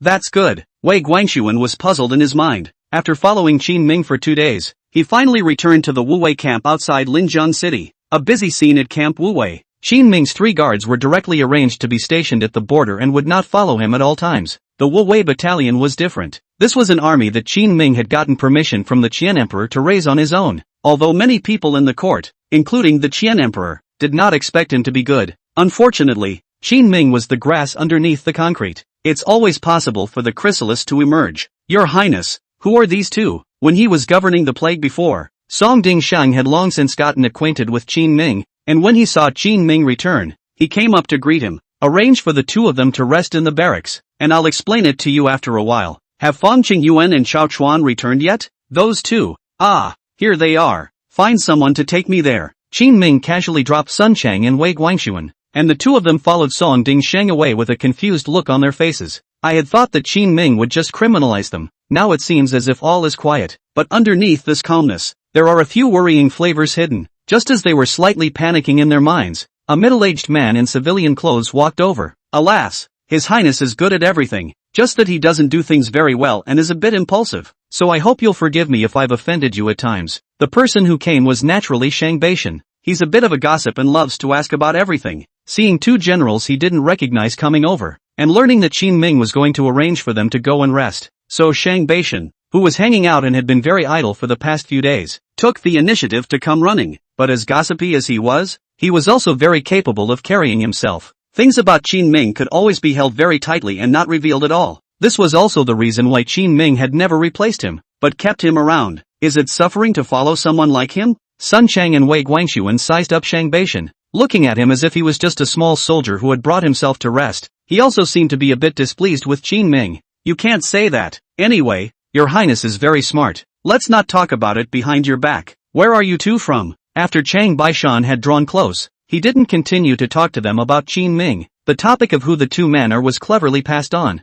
This is a somewhat complicated matter, and our identities will not be revealed. Sun Sung was a little wary. After all, they were from Qin Ming's military camp. Neither of them wanted to say too much. Seeing this, Chang Baishan however took a few steps closer to him. It's all right, my mouth is very strict, tell you ah. In fact, we Wu Wei Battalion and His Highness is not a heart. This is His Highness just took over. There is no emotional foundation. He walked along, blowing awesome with the 2 the whole way. In order to ask for something, he even consciously categorized himself as a soldier of the Wu Wei Battalion. Hearing that they were all from the army, Sun Chang and Wei Guangxuan's wariness was slightly lowered. In the distance, Qin Ming looked at Chang Baishan, who had pulled up Sun Chang and the 2 of them to talk about their lives, and the corners of his mouth twitched slightly. This Chang Baishan guy is good at everything, but he's just too curious. Why? Your Highness. Chao Chuan came from the back and looked at Qin Ming suspiciously. It's fine, let's go. Let's go to our workshop. After Chao Chuan brought the artisans over,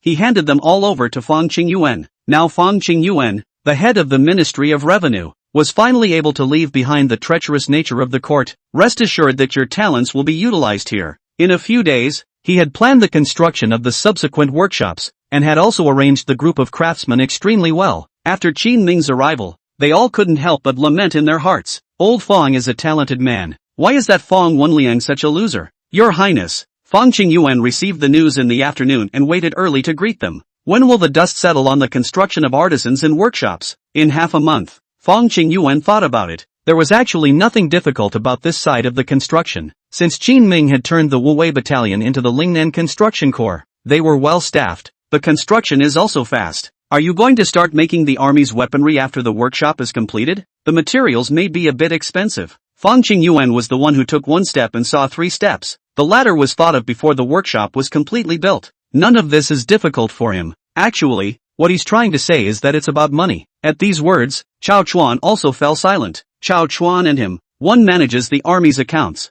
the other manages the workshops. Once the 2 sides of the accounts were compared, It was actually clear that Qin Ming didn't have much money on hand. Raising an army is a huge expense. Tens of thousands of taels of silver per month for sure. Not to mention the start of the workshop and the input of all kinds of materials. 30 to 400,000 taels of silver. If there is only output and no input, it certainly won't work. It won't last a year. Qin Ming did not respond to this question, but brought up another matter. Old Fong, what do you think about textile machines? Chao Chuan's heart fluttered. Yes, Your Highness still has the spinning machine. If they point to this new tool, they can't say they'll make a profit. But Fang Qingyuan frowned tightly and said something that made Chao Chuan's heart turn cold. The efficiency of the loom is indeed high, but silk, cotton and hemp and other types of weaving materials required in manpower, we do not have. Even if it is need to do, want to do this thing down also need at least 3 months. And do you think, Your Highness, that the proceeds from the textile machines can really fill the needs of the barracks and workshops? What he said was similar to what Qin Ming thought.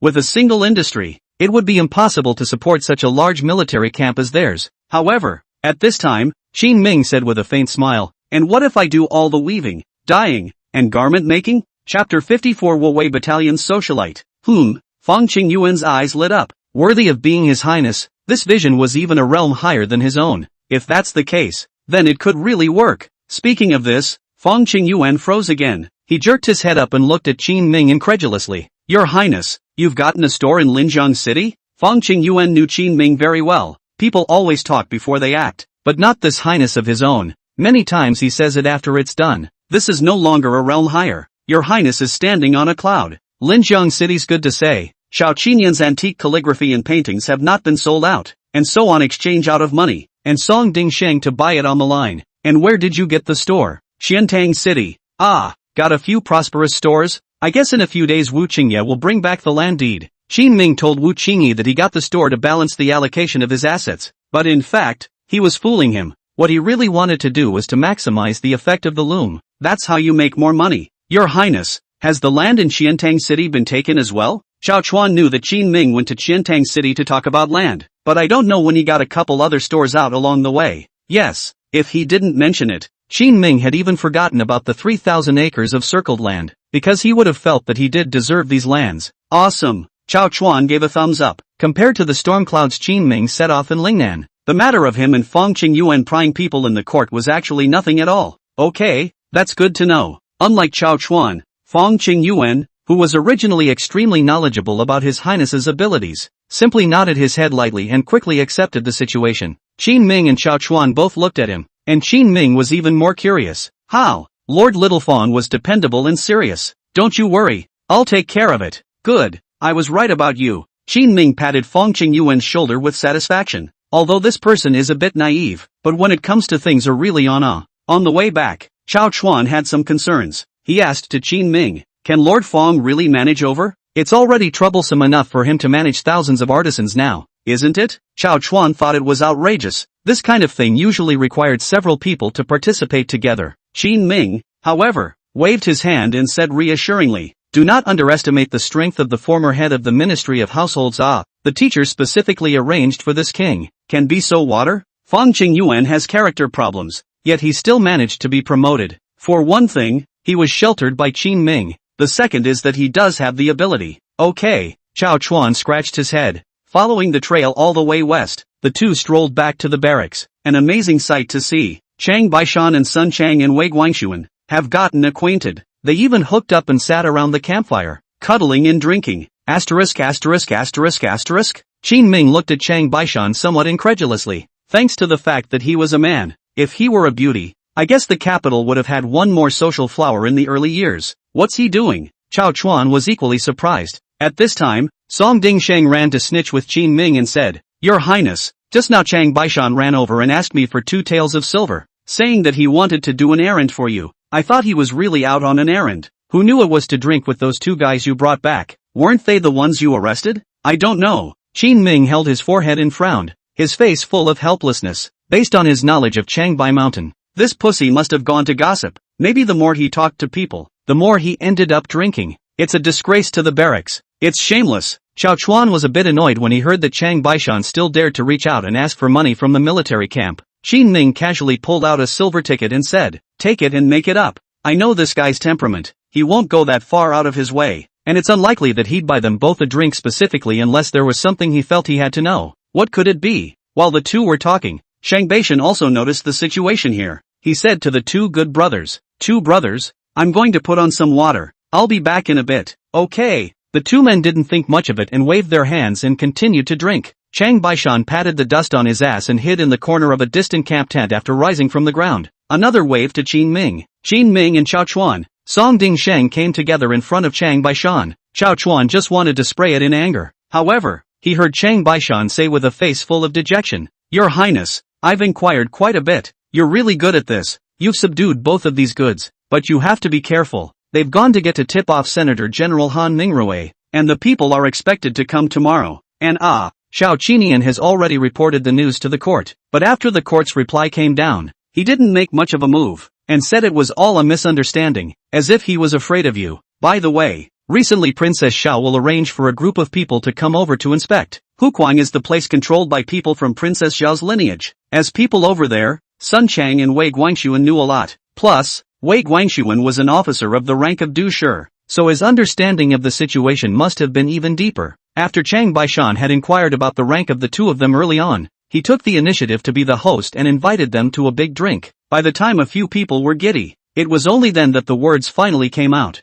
"You're pretty talented. Qin Ming's judgment is good. Chang Baishan is the military camp socialite. A little gossipy, but certainly no mistake. Qin Ming's assessment was accurate." And that was what Chao Chuan and Song Dingsheng wanted to say. Chao Chuan, who had wanted to scold him a moment ago, also caved in at this moment. "The Imperial Court is coming to inspect. How can we explain the fact that we circled 3,000 acres of land?" Song Dingsheng was the most afraid. This thing started with him. If it really comes down to your head, it's a death sentence. Qin Ming saw his hesitation and patted his shoulder comfortingly. "They're checking my ass. Find a group of people who haven't been vaccinated yet and have them inoculate the land we've set aside and see who dares to come." Qin Ming's rogue tactics are simple, yet effective. Song Dingsheng was instantly relieved. The night wind blew, and Chang Baishan looked at himself a little late for this water release. Just a quick wave of the hand. "I'm going to go have a drink with those two brothers." "Go on." Qin Ming waved his hand. "The court is good, but this guy, Senator General Han Mingrui,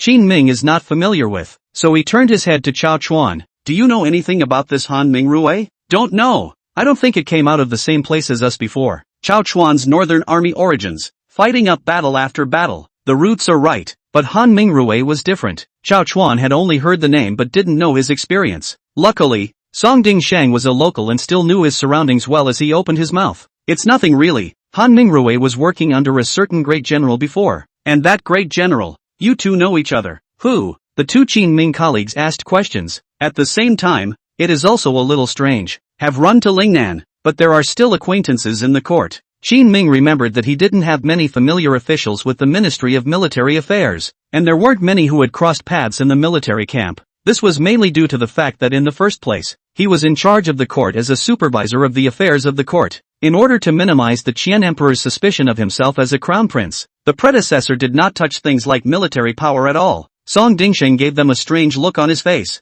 then spoke the truth. "Great General Zhengde, Yi Shoujiang Ah." Chapter 55. Old Yi is a thick-skinned man. Qin Ming and Chao Chuan glanced at each other. The name was a bit of a surprise to them. Chao Chuan remembered the friendship between Guan Yu's father and Yi Shoujiang and spoke. "If it's General Yi's men, then we still have to call out to Xiao Yu. She has more face." "That's what I thought." Qin Ming has been dealing with the affairs of the military camp since he returned. "Just in time to miss my own little beauty as well." "Then it's yours?" Song Dingsheng and Chao Chuan definitely couldn't invite Guan Yu. Aha! Qin Ming didn't really have any actual punishment for the two Wei Guangsons. The reason why they were specifically placed in their own barracks was to make Wang Shoyan of Qiantang City throw in the towel. With Wei Guangshuan in Qin Ming's hands, he could always stretch Fang Wenliang's guilt further and further. Wang Shoyan surely knows this. In order to avoid this possibility from arising, he would honestly hand over those prosperous stores to Qin Ming. Guan Yu's residence was arranged by Song Dingsheng in a small courtyard in Linjiang City. 3 rooms plus a courtyard are already considered very luxurious here. This was also something that Song Dingsheng had specially prepared for Guan Yu in order to show his attitude and bring them closer together after knowing about her relationship with Qin Ming.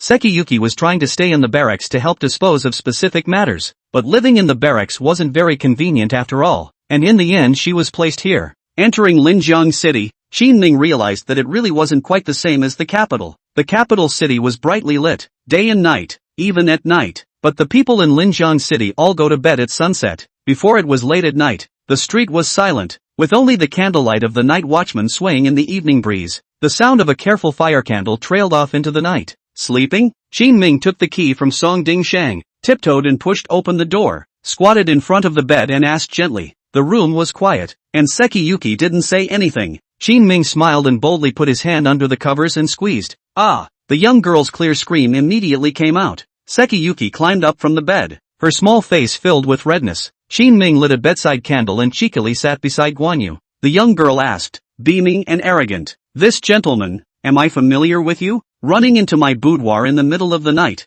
Aren't you afraid I'll report you to the police?" Qin Ming saw her mind at a glance. It was assumed that Guan Yu felt that Qin Ming had been too busy lately and had left herself out in the cold. He hemmed and hawed at the thought. "I don't touch familiar people yet. It's better if you don't. It's more exciting that way." Qin Ming took Guan Yu into his arms and the two of them fought. After making a scene, Guan Yu bit Qin Ming before breaking away. "You just know how to run outside. The 3 guards are always at the border. And you don't care? It's the court's army. It doesn't belong to me alone. Just have them stationed at the border." Qin Ming has not been meddling in the defense of the 3 guards. They also seemed to understand Qin Ming's mind and took good care of themselves. Even when he came to Lingnan, he still quietly traveled to the border to be stationed there. "But they're your army too." Guan Yu was very strange. It was reasonable to say that Qin Ming had now attached importance to military power. It's impossible not to react to the border garrison at hand.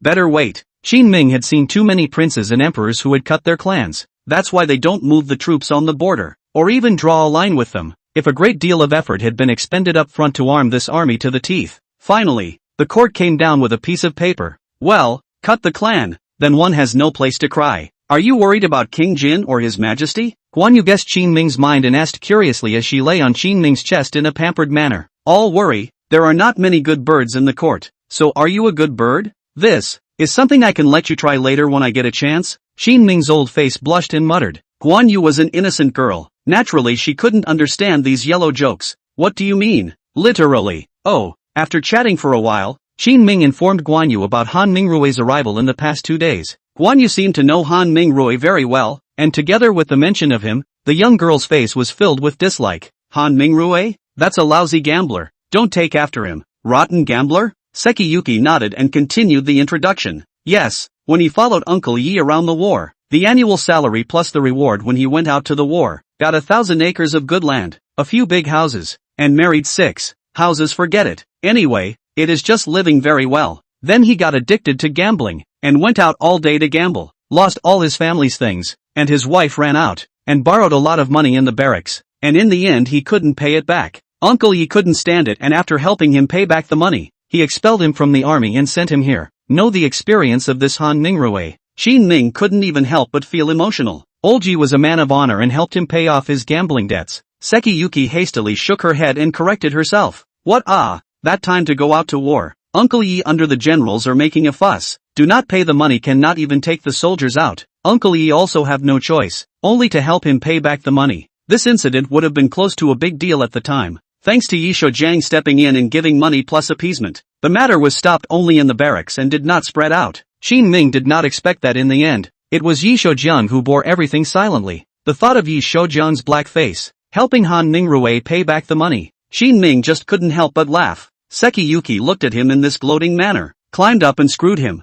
crossing her arms. "No laughing. Uncle Yi is a good man. I know, but if Han Myung-ri is such a character, come over tomorrow and I'll know how to deal with it." Qin Ming had thought that Han Mingrui had been following Yi Shoujiang for many years, and that he was an upright person in any case. "Let's all just get it out in the open together and keep our wells clean. It seems obvious now that this guy has a weakness. Since none of the other parties were any kind of preachers, Qin Ming was going to make good use of it." The next morning, Qin Ming wandered outside Song Dingsheng's mansion. Song Dingsheng is having breakfast with his wife and children. Seeing Qin Ming coming over, he hurriedly stood up and said, "Your Highness, what brings you here? This king has come to ask if you have a casino in Linjiang City." "Casino?" Song Dingsheng's body stiffened. "Your Highness, are you okay with this?" He was a little hesitant in his heart to say that he could take Qin Ming to any hookah liquor store, but this casino is no place for that. The point is that Qin Ming still looks interested. His Highness wouldn't have gotten into any bad habits, would he? "Naturally not, the king. I came to you today to make a game of it." Qin Ming spoke faintly, already planning the first step to pin down Han Mingrui.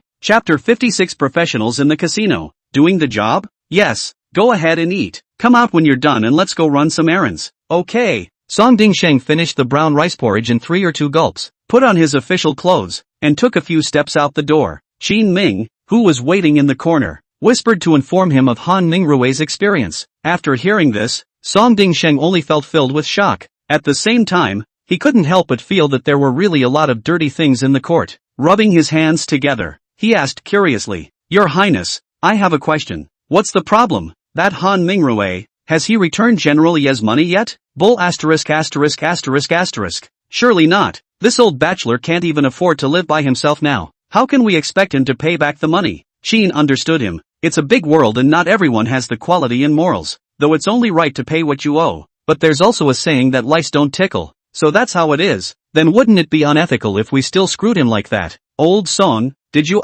work too hard with your wife yesterday and get tired? Qin Ming patted Song Dingsheng's shoulder with a few disappointments in his tone. I didn't realize that Old Song had been with him for a month and hadn't made much progress. There's a reason this elm has not risen through the ranks in years. Han Mingrui owes money and does not pay back. Itself has no moral bottom line. We talk about quality with people like him. They are not purely at a disadvantage? When you meet this kind of uncaring person, especially when there is a dispute of interest, make an early move and get him before he disgusts us, so that you won't lose out. Qin Ming's words opened the door to a new world for Song Dingsheng. He also felt that what Qin Ming said made sense, so he nodded and pointed to another street. Come, Your Highness, I'll take you there. There are 2 casinos in Linjiang City. It was all started by local gangsters. It's a mixed bag, so you're basically just going to win small and lose big. There are not a few people who go in and hang around all day with dreams of getting rich, even though people lose their homes in it every day. But that doesn't stop the enthusiasm of the gamblers. Some of them bet so far back that it doesn't matter if they win or lose.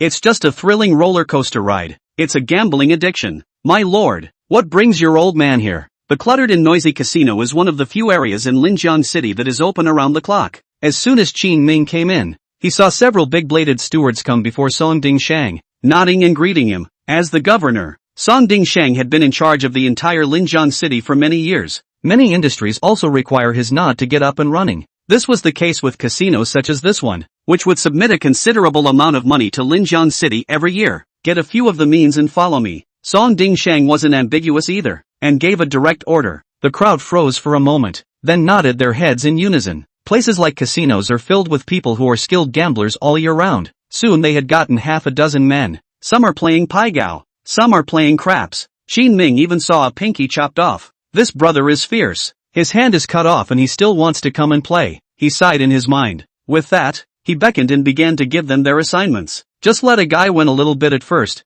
then let him lose. Qin Ming was just about to tell them about his slight knowledge of psychology techniques. Several people, however, looked up at him with puzzled faces. This lord, you mean to let him lose more? But in the end, he won't let go, right? Yeah, that's the idea. Ha, that's good to know. A few people waved their hands as if it was a perfectly trivial matter. Song Dingsheng walked over to Qin Ming and said, Your Highness, you don't have to teach them. It's a bunch of old-timers. If they're setting up a game, they'll just do it themselves, and play it better than you can probably guide them. So it is. The corners of Qin Ming's mouth twitched, and he wanted to remind them how to play. Now it seems redundant. Let's go then, and in a moment you'll give them the benefit of the doubt to keep a tight lid on things. Okay. Back at the Wuwei camp, Qin Ming had them put on army clothes and sat in a prominent position waiting for their prey to take the bait. At the same time, Qin Ming also called up Lu Gang. Old Lu, take some men and patrol the barracks. Lu Gang, other than that, if he wants to make a move, he is really on.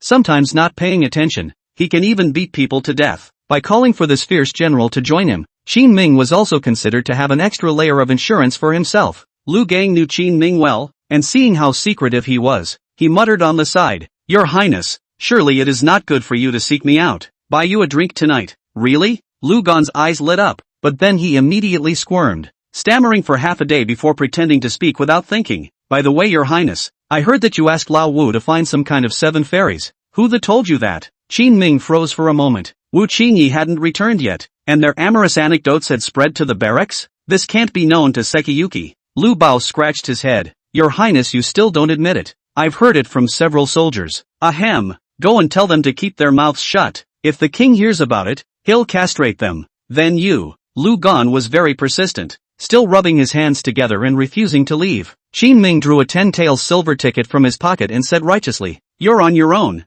I never go to that place. Ouch. The sun's beating down on the west side this? Many thanks, Your Highness. You can rest assured, Your Highness. From now on, I will definitely not hit the west when you point to the east. I will go through fire and water for you. Lu Bao identified several high-level words in one breath from his stomach that didn't have much ink. To the uneducated man, this was the highest praise. If we make a scene today, we're counting on you. Don't worry. Lu Bao stomped and ran to the back in big strides to start gathering soldiers. At noon, the dusty Han Mingrui finally arrived. Xiao Chuan received the news and brought the man to Qin Ming. When he saw that Guan Yu did not appear beside Qin Ming, he froze for a moment. Your Highness, where is that girl Xiao Yu? She said Han Mingrui was too disgusting to want to see. Ha? What's with the little tantrums at a time like this? Xiao Chuan was worried. Han Mingrui is an army general of the rank of Senator General. This kind of person is going to take the opportunity to find fault in the Wuwei camp, and if they make a big fuss and go to the court, they will also suffer. Qin Ming patted his arm, signaling that he didn't need to worry.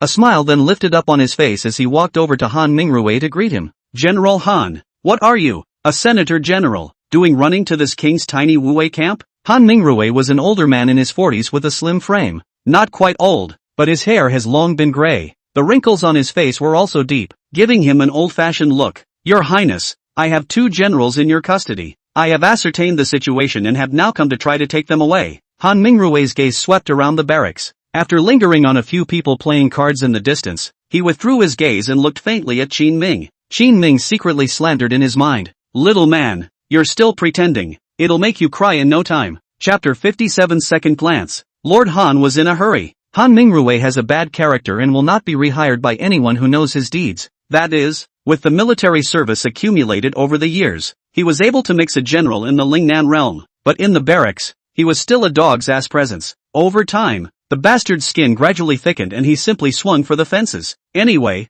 no one cares, so just do what's comfortable, and fling your face at whoever you don't like. Like right now, Qin Ming he didn't even put in his eyes. It's kind of like one of those old cadres who can't get promoted for years in an organization. They themselves know that there's not much room for growth in the future. So much for not bothering to pretend. Love it. Xiao Chuan could see Qin Ming's displeasure and took the initiative to go up to Han Mingrui instead. It's not easy for General Han to come here, so sit down and talk. Chat about what? Your Highness, this is a matter that was originally run by you in an unseemly manner. Han Mingrui skimmed his lips, full of impatience. They're at my disposal if they're at fault, and besides, don't you have any problems with the people on your side? Wei Guangxuan knew Han Mingrui's temper. Before going to him, he sent a few hundred taels of gambling money over. It was only then that Han Mingrui spoke specifically for him, and his attitude was still strong. At this moment, Wei Guangxuan and Sun Chang hid in the corner and watched towards the outside. Seeing Han Mingrui coming over from afar, they looked at each other, all with delighted faces. However, Sun Sung is in a lower position and doesn't see Han Mingrui often. Seeing that the other party was stopped, Sun Chang said with some hesitation, how about this General Han? I see how he was stopped. It doesn't matter. It's just bargaining. We'll be released in the end. Wei Guangxuan waved his hand, confident in the connections he had found. It would be a hell of a thing if a Senator General couldn't stop Qin Ming. The entrance to the barracks. Xiao Chuan was directly rejected by the other party after the invitation, and his hot face was stuck on his cold ass. This businesslike attitude that the other party put up made his face a little hard to bear. Han Myung-ri seems to be in a hurry, except for a glance every now and then at a few soldiers who were pushing Paikiao in the distance. He wouldn't have much interest in the place. Seeing this, Qin Ming simply shrugged his shoulders. Never mind, just start. Ha! Xiao Chuan froze for a moment, then looked at Qin Ming in confusion. If today's matter was so easy to talk about, he wouldn't have had to puff and puff to pick up someone and report to Qin Ming in advance. Now it seems as if His Highness is unprepared. Come with me and take your men away. Poof! Han Mingrui snorted coldly from his nostrils and followed Qin Ming into the barracks with his arms folded.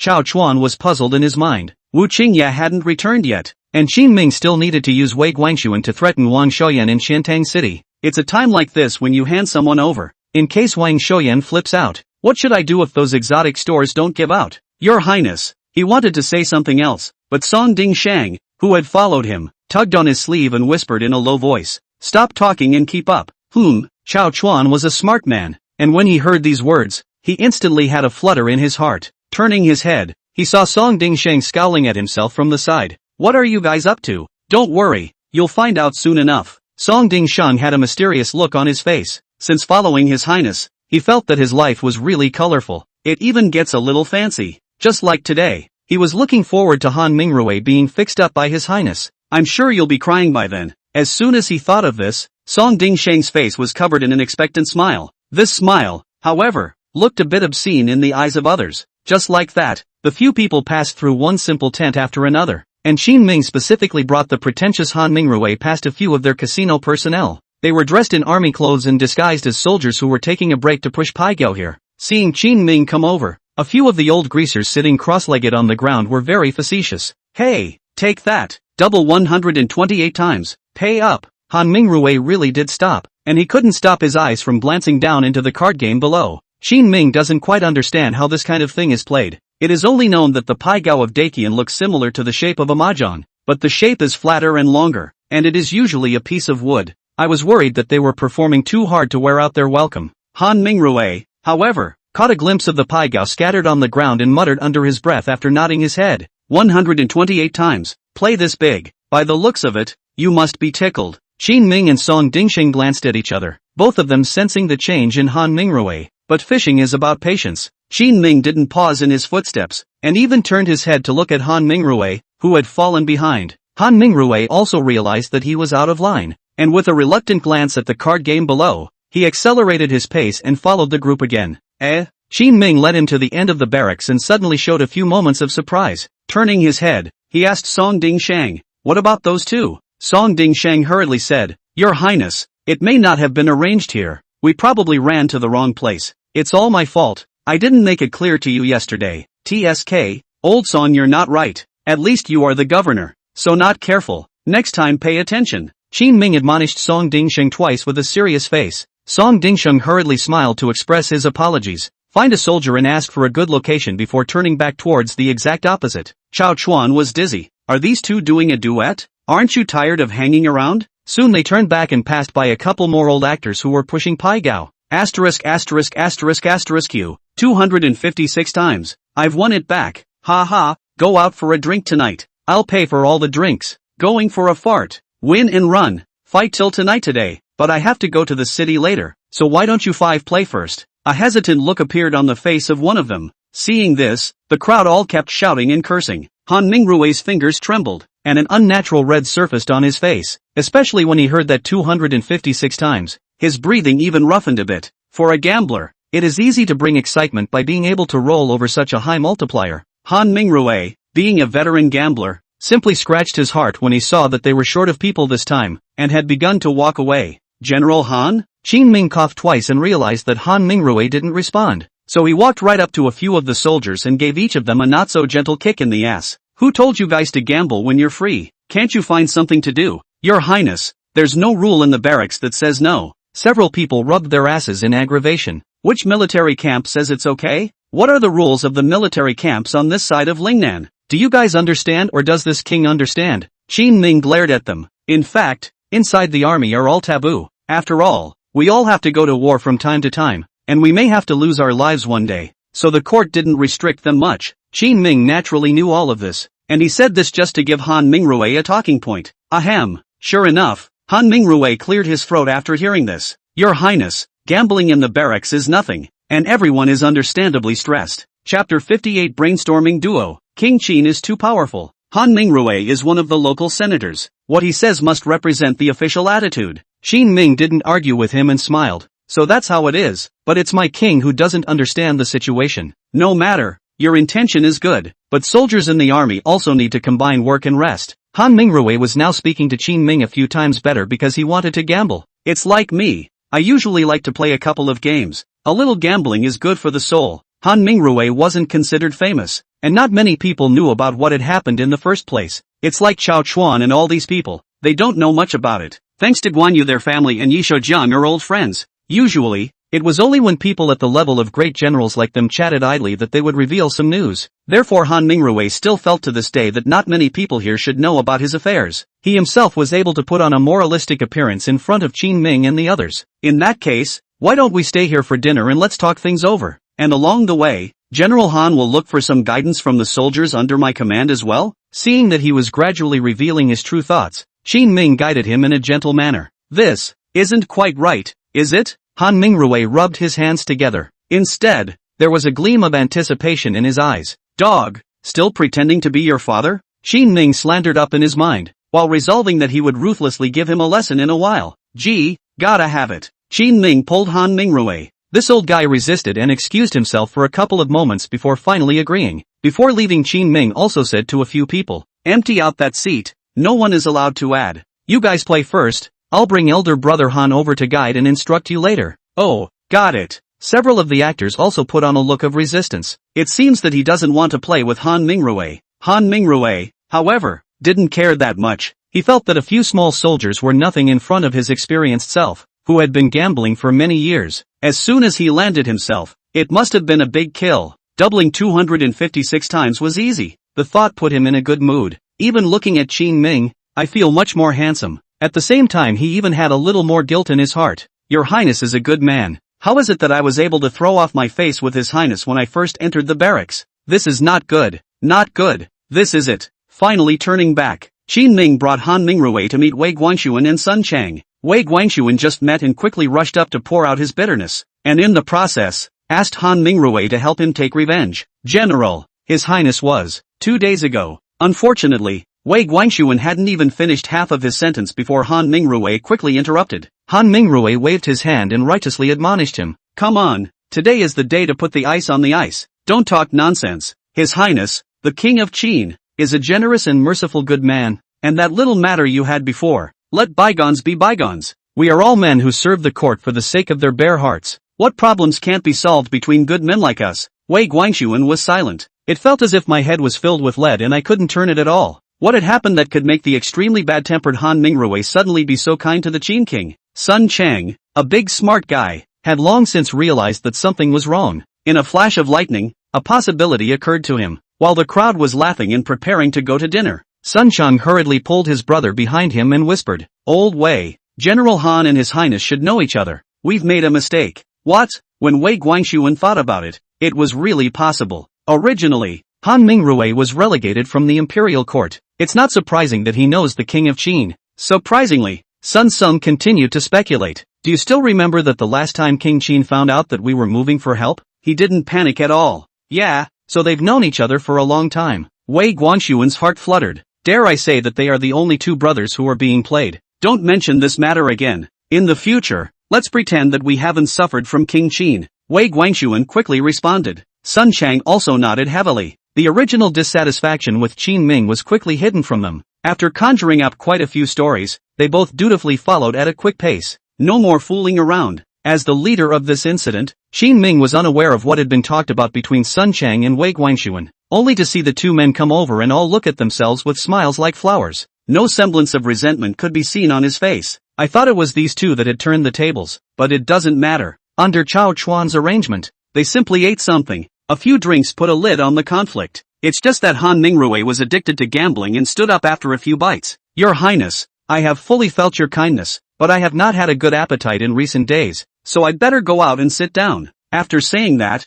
he even deliberately acted as if he had eaten a lot. Wobbling around, he inadvertently sat down next to a few people who were pushing Pai Gao outside. General, you really fight. A few of the men had wary faces and looked as if they didn't want to play poker with a stranger. But when it came to gambling, Han Mingrue's thick skin was no different from a city wall. He hemmed and hawed. I'm kind of half of your general in charge, so it helps the barracks to have some fun with the soldiers under me and exchange some feelings. But General, we're playing big. A few people retreated in order to advance. Hard to involve Han Mingrue in this trap. Who knew that Han Mingrue's excitement grew even higher once he heard that the play was great. A little gambling is good for the soul. A little gambling is good for the soul. Although his mouth was cloudy, his gradually ragged breathing had revealed his identity as a veteran gambler. A few of the veterans of the game had to put on a few helpless looks when they saw this. Ugh, okay then. Soon the sounds of yelling and playing cards began outside. Even if this Han Mingrue is a lousy gambler, he's a terrible card player. Catch a good hand and hate that everyone loses to you 256 times immediately and immediately. When you catch a bad card,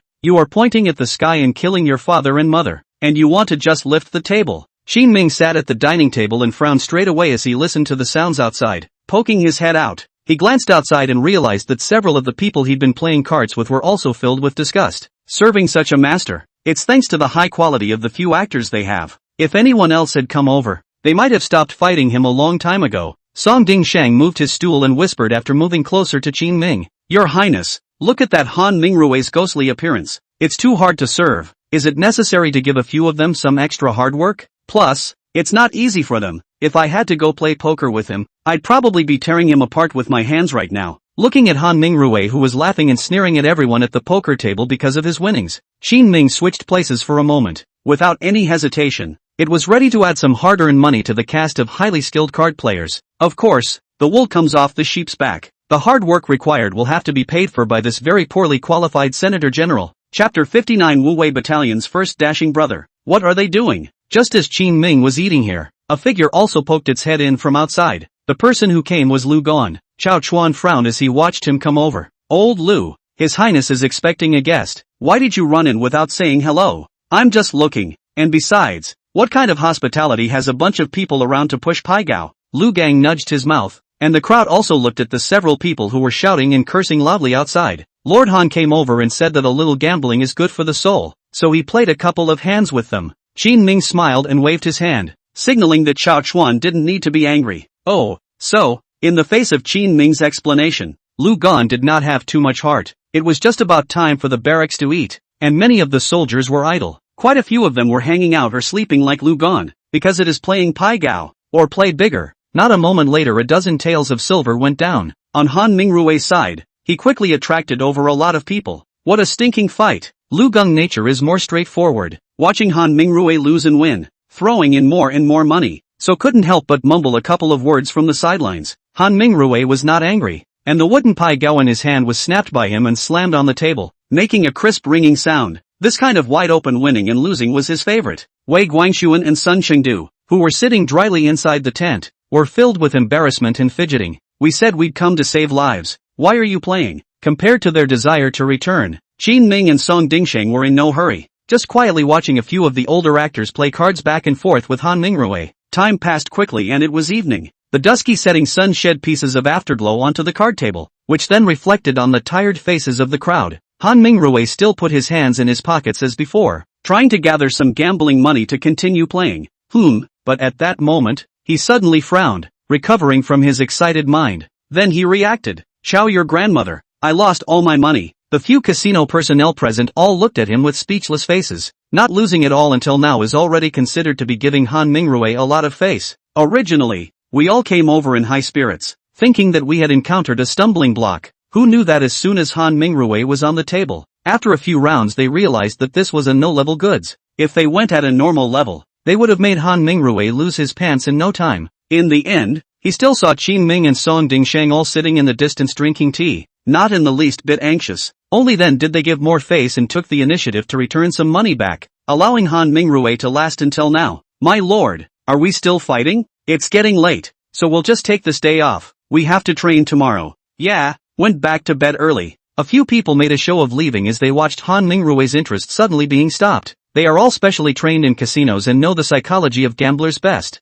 The moment they lose all their money is when these gamblers want to continue the most. This afternoon, Han Mingrue lost several hundred taels of silver. These are the favor fees that Wei Guangxuan gave him before, begging him to fish for people. Look at them all packing up to leave. Bang! Han Mingrue slammed the table and furiously roared at the few people in front of him. No one is allowed to leave. General Han, what's going on? Qin Ming probed his head and glanced towards the outside, and it was a sight to behold. Only Han Mingrue hung his head, his eyes red and bloodshot, his eyes full of unwillingness. The fingers holding Pai Gao trembled slightly. Wei Guangxuan and Sun Shang were also startled and rushed out to check. Seeing these two, Han Mingrue didn't pretend to be any more innocent. Pull it straight to the side. Do you too have any money left on you? Give me an emergency. No more, General. Wei Guangxuan knew what the hell Han Mingrue was. He had paid for the favor of inviting him to fish for himself, and now he had to come to borrow money, which was absolutely impossible. Many of the generals in the barracks were more or less borrowed some money by him, but none of them get their bills back. Sun Sung knew his brother was righteous. Even he didn't want to lend Han Mingrue money, so there must be a reason, so he wouldn't borrow it himself. So Sun Chang also said with both hands, the two of us have been out on business, plus we've been captured for a while now, and we don't have much left in our hands. Han Mingrue also did not squeak. This side cannot borrow. He did not discourage. Instead, he turned his head and looked around. A few of the soldiers who had gambled with him instantly covered their money bags tightly. It's so hard to play so big and win so much money. They don't give. Drink up. Just then, a naive voice came from the side. It was Lu Gang, who had already changed into his regular clothes and was passing by beautifully. Today Qin Ming gave him some silver and invited him to drink flower wine. Old Lu is also a man of honor. He also took out some of his own personal money and scraped it together to make sure his experience was perfect. Prepare to order the service of a beauty who is ranked high in Linjiang City. Listening to the clanking sound coming from Lu Gan's waist, Han Mingrui immediately put on a smiling face and walked forward to stop him.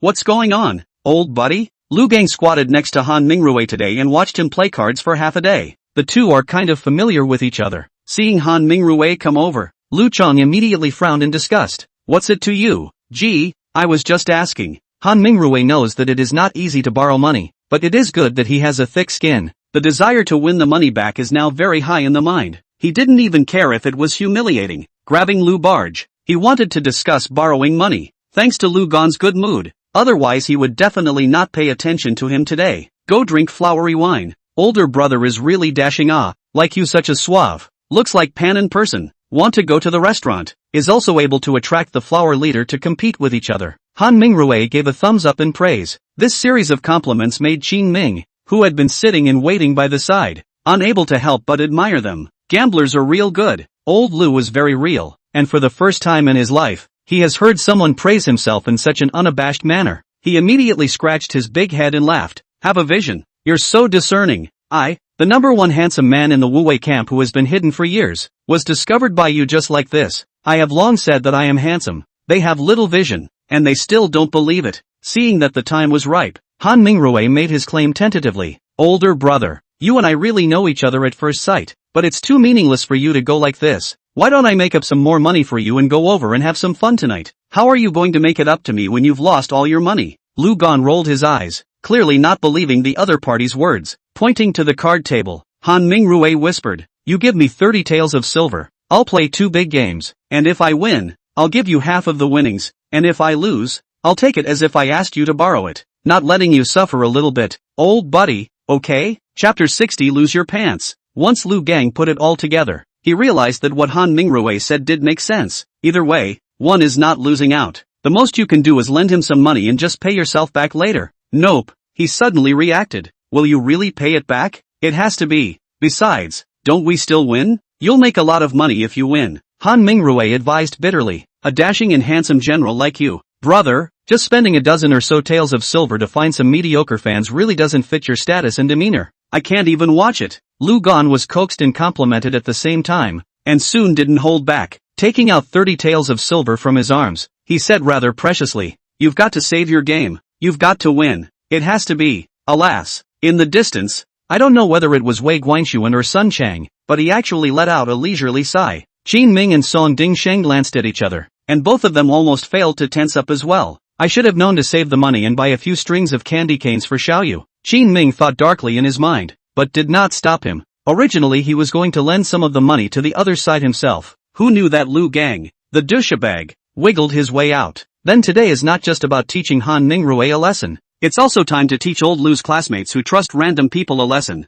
Ahem. Qin Ming's eyes signaled the few people in the distance that they could make a move. It was then that a few of the soldiers heckled and returned to the card table. General Han, 30 taels of silver isn't much. How many rounds do you want to play? Just triple play. I'm in a hurry too. Han Mingrui sat on the poker table with a dark face, already fantasizing countless winning positions in his mind. Okay. Several people nodded and immediately sat down in their respective seats. Lu Bao squatted next to him, clenching his fists, his face full of seriousness, and seemed to be infected by the atmosphere of the scene as well. At the same time, he prayed in his heart that Han Mingrui must win, because this 30 taels of silver was something he had saved up for quite a while before finally coming up with. If he lost, Lu Gan would probably be heartbroken for a long time. Wow, the paigao starts getting scrubbed on the table. Han Mingrui's eyes were like torches, staring intently at the cards he had been dealt. Just punched out 2. Snap. One of them flung something in his hand and directly laughed out loud. I'm outta here. Double it. A couple more out. Snap. Another one walks away. I'm doubling 8 times. Han Mingrui's heart had sunk. Only he and the last man were left in this sentence. Lu Gang was equally angry and stomped his feet. Are you a ing pig? How do you play your cards like that? Han Mingrui didn't have time to pay attention to him, and his eyes were dead set on the last person. The final actor smiled slightly and took out his paigao, placing it in front of Han Mingrui. General Han, mine is bigger than yours. You still lost this round. Right, I'll double it 16 times. Phew, didn't think it would be over in a handful. The other man patted himself on the back and stood up. A few people, however, didn't leave. As for the reason for not leaving, naturally it's quite simple. Because Han Mingrue hasn't paid yet. Losing. Han Mingrue's face showed a few moments of bitterness as he muttered under his breath. Lu Gang even flopped and sat down directly on the ground. Twice 8 times 16 times. You guys are still ing playing a triple poker game. Yes, it should be 768 times that now. The actor next to him dutifully reminded.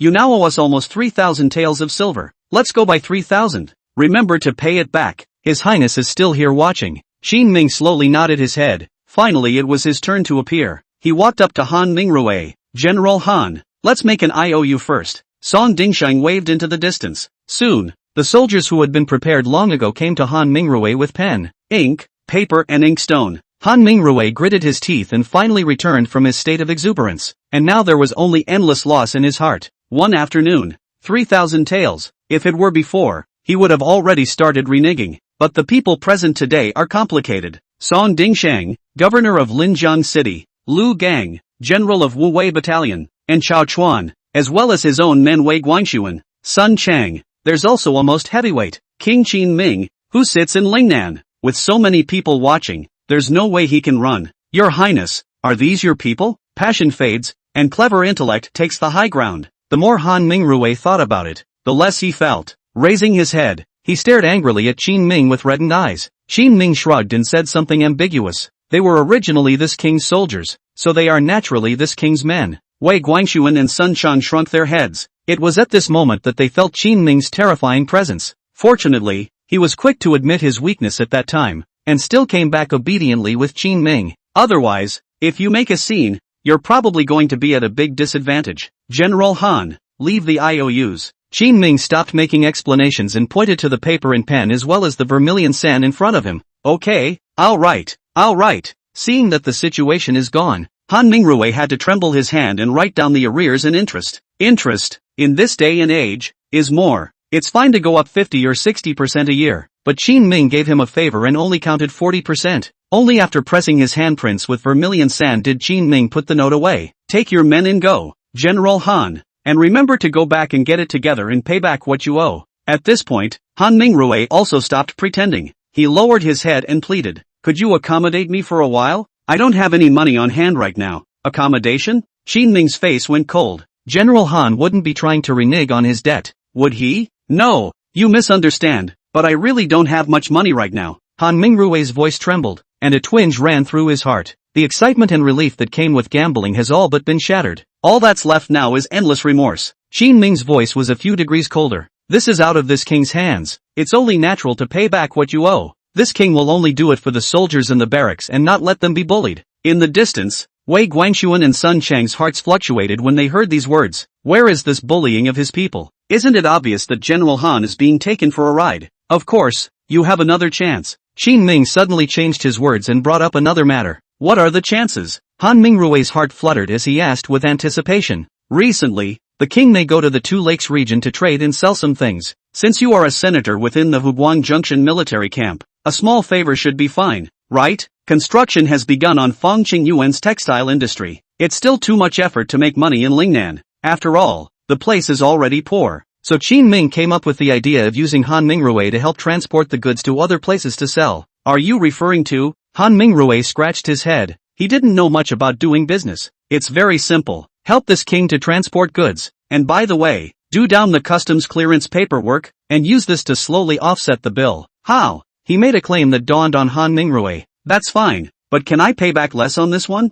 This guy is getting his way again. But at this time, Lu Gan, who was sitting on the ground, suddenly climbed up. Asshole, give me my money back. The words fell, only to see the angry Lu Chong hit Han Mingrue's chin with a whole oil root. Bang! Han Mingrue flew straight out. Chapter 61. It's just sleeping. It won't do anything. Han Mingrue was at least a senior general in the army. He has fought many battles on the battlefield and is strong in his own right. But cold blood was hit on the jaw with a punch from Lu Gan. Even if it was stronger, it couldn't be topped, and it directly went black and fell to the ground, unable to get up. Don't with it! Chao Chuan rushed up with an arrow step and stopped Lu Chong, who was going to continue his violence. Having been a fellow officer for many years, he knew how hard the mangy man in front of him could punch. Song Dingsheng and Wei Guangxuan's men were startled and hurriedly walked up to check Han Mingrui's injuries. Seeing that he only fainted and didn't die, the crowd finally breathed a sigh of relief. 7 hands began to pick him up. Unlike the several people who were in a state of uproar, Qin Ming was happily watching all of this.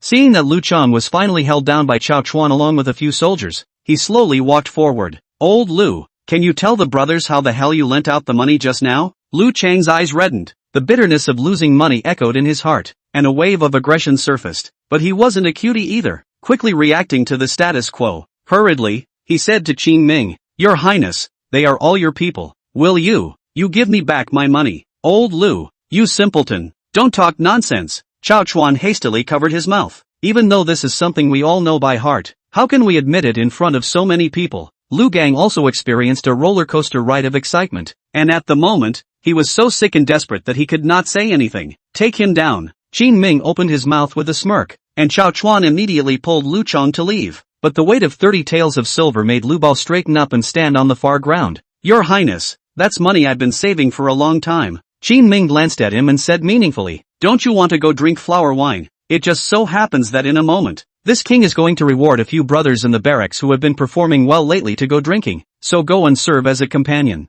What am I, a general, going to drink with them? Lu Gang stalked his neck, still wanting money. Chao Chuan could hear what it meant. Tugging Lu Gon was about to leave. What the hell? Let go of me. Alright, come on. If Lu Gang didn't leave, the scene would definitely be more chaotic when Han Mingrui woke up in a while. Although His Highness the King of Qin would not pay Lu Bao back in the open, he would also shout at Lu Bao to drink with him in passing as he rewarded these casino people. That was much more worthwhile than the 30 taels of silver he used to spend on drinks himself, and the girls he called were pretty. This was another kind of compensation Qin Ming had given him. Unfortunately, Lu Bao's muscles had been practiced into his brain, tenacious and powerful, froze and couldn't understand the meaning. Alas, rotten wood cannot be carved. Qin Ming nuzzled at Chao Chuan and continued, Dare to hurt Lord Han, then tie up this simpleton and take him away to Linjiang City for punishment. Yes, Chao Chuan had followed Qin Ming for some time, so he could naturally hear what he meant. Punishment was impossible, meaning it was meant for Wei Guangxuan's few people. As for Lu Chong,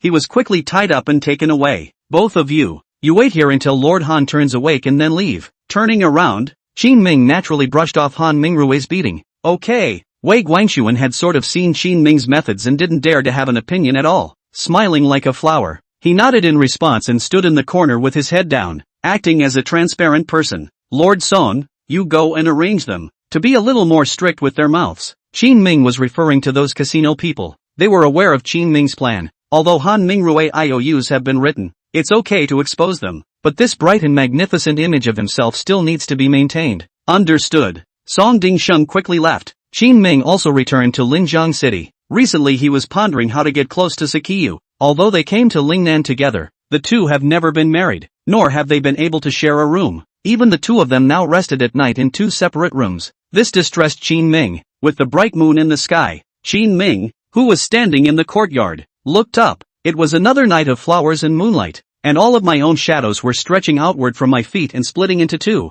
Alas, am I the only one so lonely? Qin Ming stood with his arms folded, the thief's heart undefeated. Still quietly, he pushed open the door to Seki Yuki's room. The room was silent. Recently, Guan Yu had been helping out in the barracks, and there was still a lot of preparation of all sorts for the Wu Wei battalion to integrate into the land of Lingnan. For example, the preparation of military food, the supply of forging materials for weapons and equipment, and the distribution of military pay in the barracks. It was a good thing that Guan Yu was originally raised in the military and handled these things with ease. There were even a few moments of nuance that the reckless men didn't have. Back, even though the sound of Qin Ming pushing open the doorway was slight, the creaking sound, if any, quickly touched Guan Yu. Raising his eyes, Qin Ming discovered a pair of brilliant star-like eyes that were silently gazing at him in the darkness of the night. There's 3 parts complexity and 7 parts tenderness in there. Ha ha, still awake. Qin Ming smiled awkwardly and gently sat down at the head of Guan Yu's bed. How's Han Mingrui doing? Guan Yu stretched out her feet and playfully reached out to Qin Ming's stomach for warmth.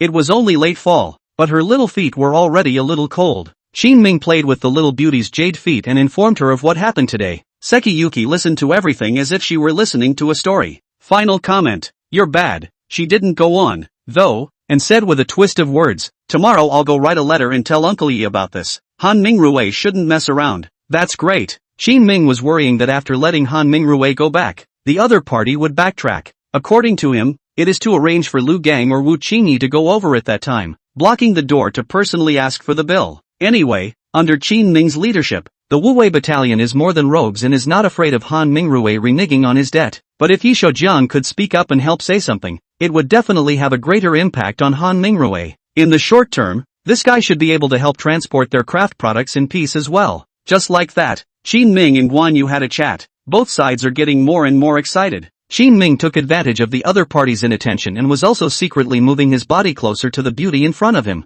Look at Sakiyu in a good mood today. Qin Ming also felt that the time was ripe, and suddenly took off his outer clothes and lay straight on the bed. What are you doing? In the darkness of the night, Guan Yu smelled a unique scent of a man's body, and immediately her little face turned red, struggling to push Qin Ming down. I want to rest with you. Qin Ming stubbornly straddled the bed, his face as thick as a city wall. Let's just get together and talk.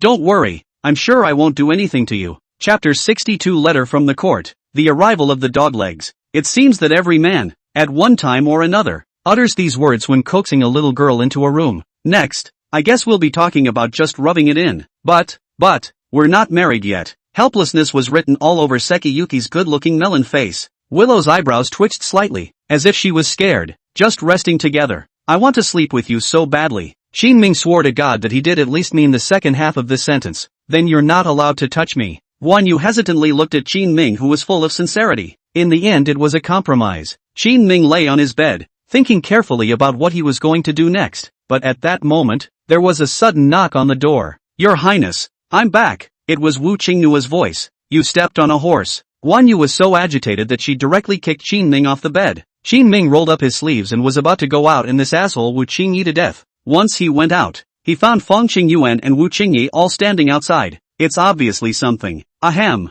Qin Ming coughed twice and adjusted his emotions. What for? Your Highness, Wang Shouyan has already handed over several prosperous stores to us, and Lord Feng wants to go over there to open a dyeing workshop and a cloth factory. Bringing Wei Guangxuan back in the past few days has had a good deterrent effect on Wang Shouyan. He quickly surrendered the store. Wu Qingyi shook the land deed in his hand, filled with excitement. Need a hand? Qin Ming looked at Feng Qingyuan, and the other party's face could hardly hide his joy. They have people to work with, transportation routes, and now a store, so money will be made quickly. I'd like to take a personal trip over there in the morning, and I came today to talk to you about it. It's okay. Qin Ming thought about it, and it was better to put the matter of making money on the agenda earlier. One more thing. Prime Minister Chen sent a letter. Feng Qingyuan took out a letter from his arms, the fire-painted seal on it still showing no signs of being removed. With his status, he could actually look at the letter sent by Qin Shimao. However, Feng Qingyuan is a very stubborn person, and is determined not to look at anything that is not his own. Let's see. Qin Ming opened the letter and read it. Chen Shimao informed Qin Ming of the recent happenings at the court. Ever since Princess Xiao Shufei and King Jin had taken a favorable position, the entire court had begun to be in disarray. There were many who sought her defection and even more who were liquidated and persecuted. Countless promotions and relegations happened. The Chen Emperor still looks like a non-sticky pot. When something goes wrong, he says that it is incompetent below, and when nothing happens, it is that he is ruling the country well. Seeing the court in chaos, Qin Ming did not feel much. Anyway, it's not about himself anymore. The more chaotic the court was, the more he could take advantage of the time to do his best to develop. At the end of the letter, Chen Shimao also told Qin Ming about the recent movements of Princess Xiao Shufei against him. After learning that Xiao Qinian had been beaten, consort Xiao Shufei conceals Qin Ming's treatment of the plague and begs the Chen Emperor to drop the blame. However, under Chen Shimao's reasoned argument, Qin Ming's credit was able to shine through, and Xiao Qinian is now unable to redress his grievances because of his neglect of the plague. But despite having the help of Chen Shimao, Princess Xiao still caught the loophole. She found Huang Zhang, the right royal inspector of the Metropolitan Police, and asked him to bring officials to inspect the 3,000 acres of land circled by Qin Ming. Calculating the time, it should arrive in just a few days. It's not a big deal. After reading it, Qin Ming handed the item to Feng Qingyuan. Feng Qingyuan scanned twice and frowned slightly when he saw Huang Zhang's name. Your Highness, this Huang Zhang is a renowned mad dog, not at all close to the heart. Having been an official at the Imperial court for many years, Feng Qingyuan had heard of but a few officials even though he didn't have any contact with them. Qin Ming had stayed at the court longer than Feng Qingyuan, so he naturally knew what kind of person Huang Zhang was. Huang Zhang is not an official of Xiao Shufei's lineage, is very neutral, and is very unforgiving to anyone he encounters. It was also due to this character of recognizing reason but not family that Princess Xiao Shufei took a liking to Huang Zhang and had him come over to tangle with Qin Ming, because no matter what, Qin Ming's land enclosure was not in line with the rules of the court. In the hands of Huang Zhang, it will surely create a storm. It's easier when it's him that's coming. Smiling faintly, Qin Ming acted relaxed. You have an idea? Lifting his head, Fang Qingyuan looked at Qin Ming curiously. Aha, okay, I'll go then. Without staying longer, Fang Qingyuan quickly took Wu Qingye away. He was completely trusting Qin Ming. As long as Qin Ming said there was a way, he wouldn't think twice. Looking at the backs of the two of them as they departed, Qin Ming sat in the courtyard and pondered for a while. Then it was time to put his hand back on the doorway of the closed moon. But this time, the door to Seki Yuki's room was locked from the inside. It was probably because her sanity had just taken over the high ground again because of that delay. Ugh! Qin Ming let out a long sigh and turned around to leave the place. The night was silent, and the next day Qin Ming returned to the barracks. Fang Qingyuan has already gone to Qiantang City, and the materials he raised, such as silk and hemp, have long been sent over. He found a clearing and built a makeshift shed. Inside, there was a textile machine, calling all the idle women from the villages around Linjiang City and asking them to weave cloth. Payment of wages is standardized by the workshop.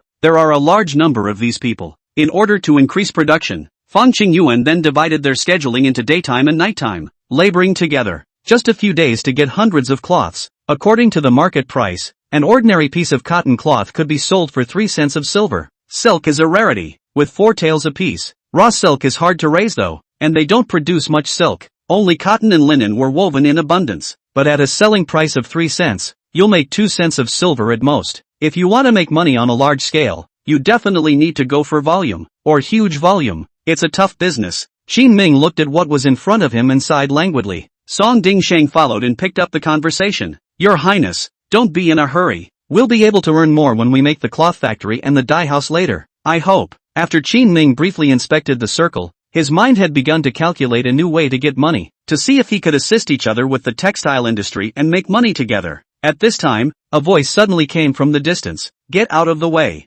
all of you. The Metropolitan Inspectorate has come by order of the Emperor to make an inventory. Qin Ming glanced toward the distance. Then he saw a group of people coming from outside the barracks. The menacing appearance of the women who were weaving made them stop their needlework in fear. This group of people is really not polite. Just come, and affect their normal production? Qin Ming could not earn any money, and when he saw them like this, his anger rubbed off. Thumping his way up to the crowd angrily. What's the call? What's wrong with coming from the court? Got a few more heads than the others, or a few more arms? I'll cut you all down if you make any more noise. Chapter 63 Infighting in the Chintai team. Huang Zhang's helplessness. The crowd was coming from the court. That's the way they do cases in the Metropolitan Police Department. There seems to be a sense of condescension no matter who you're talking to. Even when he's not usually working on a case, he's still got his nose in the air and looks at no one. But Qin Ming, who was to be investigated and prosecuted today, was even more powerful than them. The few people who were stopped were still a bit unresponsive for a while. At this moment, a figure passed through the crowd and slowly arrived in front of Qin Ming. After not seeing you for many days, your Highness has become so hot-tempered. This person was wearing a black robe, tall and thin, with a serious expression and an extremely hard tone of voice, and was not to be messed with at a glance. When Song Dingxing saw this, he shrunk his head and hid behind Qin Ming. He was only a minor official, and he was still a bit intimidated by the sight of the people from the Imperial court. In comparison, Qin Ming was much more arrogant. Pointing at Huang Zhang's nose, he cursed, Huang Zhang, who let you into the barracks? This king's barracks. You can enter whenever you want? I'll kill you for delaying the defense of this place. Qin Ming knows Huang Zhang very well. This is a guy who eats hard, but not soft. Sure enough, Huang Zhang wasn't angry and just nodded lightly. Your Highness, I've heard that you've circled 3,000 acres of land in Lingnan, and I've come to investigate. When you have time, I'll wait for you and we'll sit down and talk. Qin Ming waved his hand impatiently. Then you can investigate on your own first, and when the king has time, he will talk to you. Okay. Huang Zhang remained stoic, but instead of leaving, he opened his mouth and continued, please bear with me if I may have offended you quite a bit lately. The words fell before he left with his man. Song Dingsheng observed this appearance of the other party not being afraid of Qin Ming in the slightest, and hurriedly asked Qin Ming, Your Highness, this man is not coming from a good place. Should I arrange for someone to follow him, in case anything is found out? Although his official position is very small, Song Dingsheng feels that he is at least an official of the court. He has been careful and prudent for many years, and it would be a great loss if he is implicated in this and loses his hat. So he chose to firmly support Qin Ming. No matter what, it was always right to support His Highness. You go and receive them, and by the way, find a few of the most poisonous vaccines and plant them secretly. Qin Ming unhurriedly explained the task to Song Dingshang, but not a moment after going out, he ran back, full of anxiety. Your Highness, this yellow badge is poisonous. He went straight to the patients. Oh,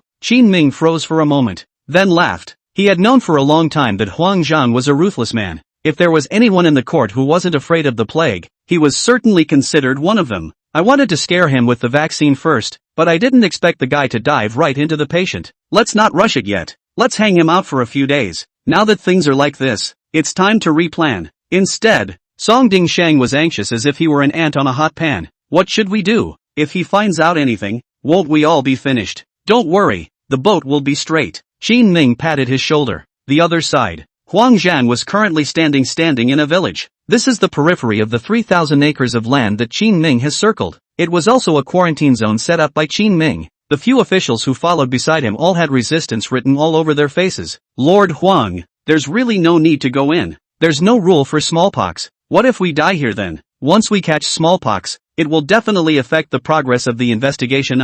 His Highness will definitely not care about us. They spoke in a chorus of exhortations. It was just as Qin Ming had expected. After arriving here, Huang's greatest pressure did not come from Qin Ming. Instead, it came from a fellow traveler who arrived with him. That was why Qin Ming had specifically given Huang Zhang a period of free time out to let fear fester in his ranks. Enough! Huang Zhang looked at the officials who had followed him and roared with huffing anger. Qin Ming scolded him, but Huang Zhang wouldn't get angry. But the fellow officers are all this kind of dragging goods, which makes Huang Zhang very angry. Among them, the attitude of Du Mingxian, the No-2 of the Qintai group, who was responsible for assisting, was the most resolute. Old Huang, there's no fear of not having wood to burn when you've left a green mountain. What if you catch smallpox now that you're in there? It's really not that we don't want to go in. I propose that we can go to Linjiang City first to ask about the situation. Anyway, the matter of His Highness's private land enclosure is definitely something that can't be covered up. Du Mingxian is a person of the Delizi. The official position is not high,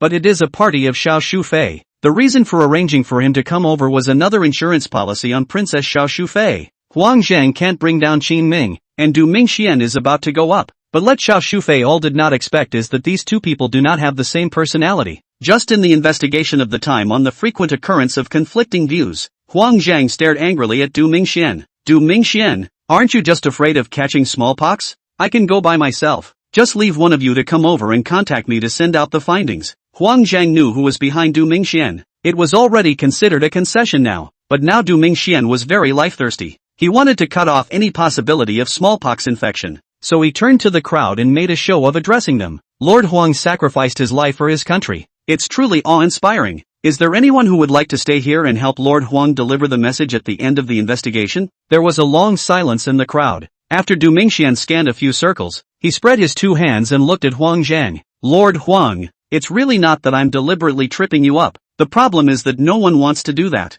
You'd better return to Linjiang City with us first. Everyone has traveled hard. It's time to find a chance to rest and relax. Huang Zhang's face was ugly. Because of his personality, he could only serve in the capital for many years, and he did mess with a lot of people. In the face of the crowd's ostracism, he would have cared little about it on a normal day. But on the contrary, at such a time of investigating the case, they were constantly at odds with him internally, led by Du Mingxian. This gave Huang a feeling of strength. Taking a deep breath, Huang Zhang knew that there was no point in tangling with them here, so he frowned. Then go back first and investigate the case according to Lord Du's method. Du Mingxuan's face showed a few moments of triumphant sneer, but that's when he said something even more disgusting. How can you say that? Ta Zhen Huang. This time, the is you. Of course I will listen to you. Let's go back and discuss it again. People like Du Mingxian are great at stirring up trouble, and they can't do anything at all. After screwing things up and asking him for a solution, he'll act all innocent. Blame it all on your peers. He didn't lead this investigation anyway.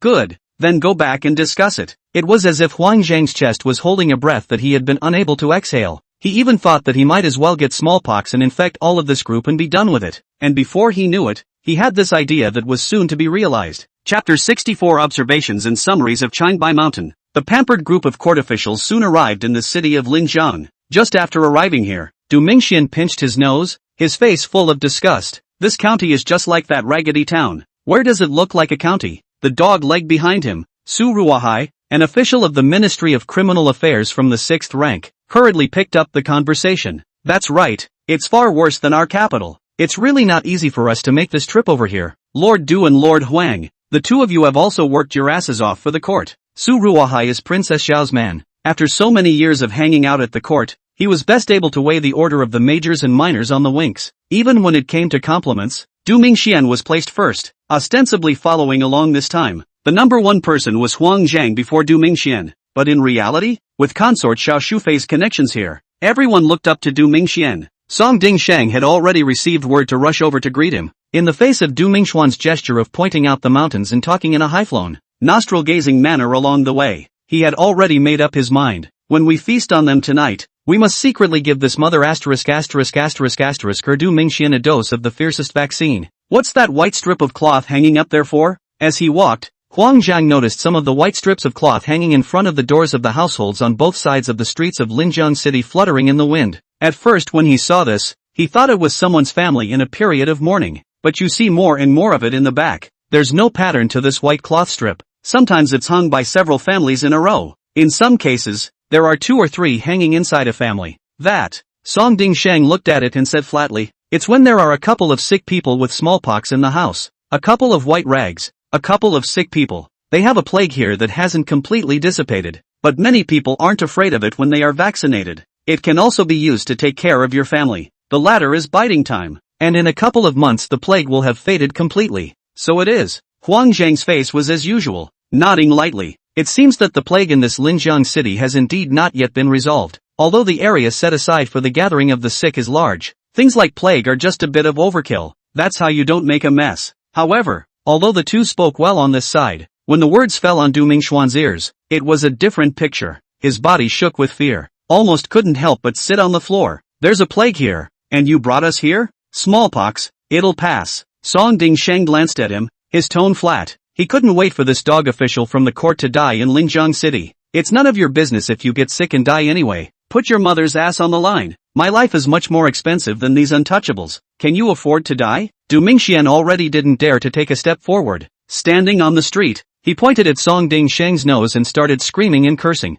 Song Dingsheng's temples throbbed with anger, but the other party's official position was higher than his own, and he didn't dare to contradict him, just lowered his head and stood fixedly on the far ground, showing a look of love to go or not to go. His Highness isn't even afraid. He even personally dealt with the plague here. It's not even an outbreak right now. It's all under control. What else is Lord Du afraid of? By this time, Chang Baishan, who had arrived with the city's guards in the distance, was already in place. He was familiar with many people in the capital and had the courage to say some things. I'm not afraid, but if we get sick, won't it jeopardize our investigation? Du Mingxuan's face was a bit ugly. Behind him, Su Ruohai and the others, who were naturally all shy about their lives, all began to whisper. A couple of people even suggested going out and setting up camp, and living outside would insulate them from the plague. Huang Zhang frowned straight away as he listened to what they were saying, and finally couldn't help himself and angrily rebuked. Come on, there's plague everywhere. So what if you catch it? If you're afraid to die, all of you get back now. Du Mingxian felt little face when he was chided by one of his own people like this. Hurry up to take out the court party dispute that set. Counter-argument said, if Lord Huang says so, I really want to go back. It's just that it's something you need to explain to His Majesty yourself, so that we individuals don't go back with no way to deliver and have to be counted out for a while. In 3 or 2 sentences, Du Mingxian was about to gang up again. Huang Zhan was the most fed up with this kind of situation, so he immediately opened his mouth. Great to go back. I'll explain it to you. Beside him, Chang Baishan looked happy and crouched down to wait for them to fight internally. Shunshur also silently made a note of these people in his mind to facilitate going to Qin Ming to snitch on them after analyzing their internal conflicts. The crowd argued for half a day, with no one taking advantage. In the end, it was Huang Zhang who left them behind and followed Song Dingsheng to dinner alone. Song Dingsheng even scared as he was leaving. No wonder His Highness said to wait a while and hang them out to dry. It turned out to be a long time ago that he had seen that the people in the court were all in their own way. There's a saying that Pali is a piece of that should describe them aptly. In the evening, Chang Baishan wandered from the city and returned to the barracks to report this to Qin Ming. Your Highness, this infighting of theirs is already sticky enough. Should we go and add more fire? Sitting by the campfire, Chang Baishan was bored and flipped the fire in front of him with a branch. The sparks were blown away by the cold wind, and the dots drifted up into the sky and quickly extinguished. He raised his head and suggested up to Qin Ming in a low voice. Qin Ming also had this idea and said after nodding his head lightly, "Who do you want to start with?" "Guess what? I'll make sure you don't guess. There's absolutely nothing wrong with this guy I picked." Shang Beishan smiled dejectedly. Qin Ming looked at the flickering fire and suddenly smiled as well. "It won't be Huang Zhang, and it won't be Du Mingxian. It should be a petty official of bad character, and his hands would not be too clean." Grass. Shang Beishan had been all set to show Qin Ming a few of his tricks. At that moment, he smashed the branch in his hand on the fire in displeasure. Since Qin Ming had already guessed it, Shang Beishan simply shook it all out. "I'm going to go give them a gift, and when they receive it, I can use the opportunity to poke the matter to Huang Zhang, so that Huang Zhang can clean up his own house first." Qin understood and said with a glance at him, "All know that you are my people. Go to send something to bribe after. People to a black and white, may turn around and have to put things directly with the yellow chapter. We have to sin +1. Ah." Shang Beishan was suddenly speechless. When he had heard that Qin Ming had pitted Han Mingrui before, he had thought it was quite impressive. "Would like to try it myself." Nah, he didn't read much and didn't hang around the court for long. The ploys used are also riddled with holes. But his statement inspired Qin Ming. Drawing a 500 taels silver ticket from his sleeve, Qin Ming handed it to Shang Beishan. "Here's 500 taels of silver. Let Song Ding Shang go over there. He's more suitable." "Him?" Shang Beishan froze for a moment, always feeling that something was a bit wrong. Chapter 65 Breaking Defense Late at Night, Lord Su's Complaint. "Let's just say he wants to clear the air with us." Qin Ming saw that he wasn't thinking straight, so he reminded him. "Song Ding Shang is indeed more dangerous now. Spending a bit of money to save her own life and siding with Princess Xiao Shufei's side in the process is definitely a good choice. What's the point? It doesn't feel as good as what I just did. What if we add news about us? You are asking for his help in assisting the investigation?" Shang Beishan froze for a moment, then immediately gave a thumbs up. "Worthy of His Highness. It's sinister. 500 taels of silver plus some real but useless information can penetrate the enemy. It's kinda worth it. By the way, tell him to conceal the situation from Huang Zhang when he reveals the investigation." Qin Ming thought for a moment and continued to explain. "Huang Zhang is the most likely to launch an investigation, but his fight with Du Mingxian won't stop. At this time if Du Mingxian, who had been swinging for the fences, was quicker than his Lord Huang's investigation and dug up valid information, Huang Zhang's heart is hard to not know. At least Du Mingxian will show off to the sky, and won't give him old Huang any face when the time comes. This will inevitably intensify the conflict between them. It's possible to fall apart after a fight." "Awesome." Shang Beishan clenched his fists in shock. What party disputes? What internal contradictions in the court are a little later? The old silver coins still have to look at your highness. I'll run it down now. We must support Du Mingxian fiercely in these 2 days. Shang Beishan was too eager to see this pair fight each other. It's going to be more fun than a cricket fight. So immediately he stood up and was ready to leave. As he was leaving, he suddenly remembered something and asked Qin Ming, "Your Highness, are you not doing anything these days? Should you step in and mess with them as well?" Qin Ming smiled mysteriously and said meaningfully, "Of course I'll do it, but not yet, because I'm in favor of Huang Zhang." "Ha?" Shang Beishan's heart was puzzled, and he thought of many things the moment Qin Ming said those words, and yet it never felt like I could catch the main vein. Just as he wanted to continue asking, he was pushed by Qin Ming. "Hurry up, I want to see results tomorrow." "That's good." There was no time to think about it. Shang Beishan went to find Song Dingsheng with 500 taels of silver tickets. Late at night, the inn where Huang Zhang and the others were staying was silent. They were so sleepy that they couldn't keep their eyes open. They all went back to their rooms to rest after having some food. In this, Su Ruohai's room was arranged on the second floor. The other people's rooms, especially Huang Zhang and Du Mingxuan's, were arranged on the third floor. Because the rooms on the third floor are nicer and comfortable to stay in, this made it a little difficult for Su Ruohai. What a coincidence that people are staying in the upper room, just when it's full. Only had a second floor room for myself. My old man is from the Ministry of Justice, and his official position is not low. Dog Day Song Ding Shang, dog-eyed, don't fall in my hands later, lying in bed, though everyone else had already rested. But Su Ruohai, who had been treated differently, had been tossing and turning, so angry that she couldn't sleep. Officials in the court are the most pie-eyed. Who stands in front when walking together, when riding in a carriage? What official position can arrange for a few horses? And when wearing clothes, some wear cloth, while others are able to wear satin. There is something to be said for all of this. But Song Dingsheng is like a brainless simpleton. He kind of invisibly offended himself today. The key is that today, Su Ruohai saw that he was living down there, and he even explicitly and implicitly mentioned a couple of things to Du Mingxian, trying to get him to help put in a word to move himself to the upper room. Who knew that Du Mingxian ignored him and didn't treat him as a human being at all?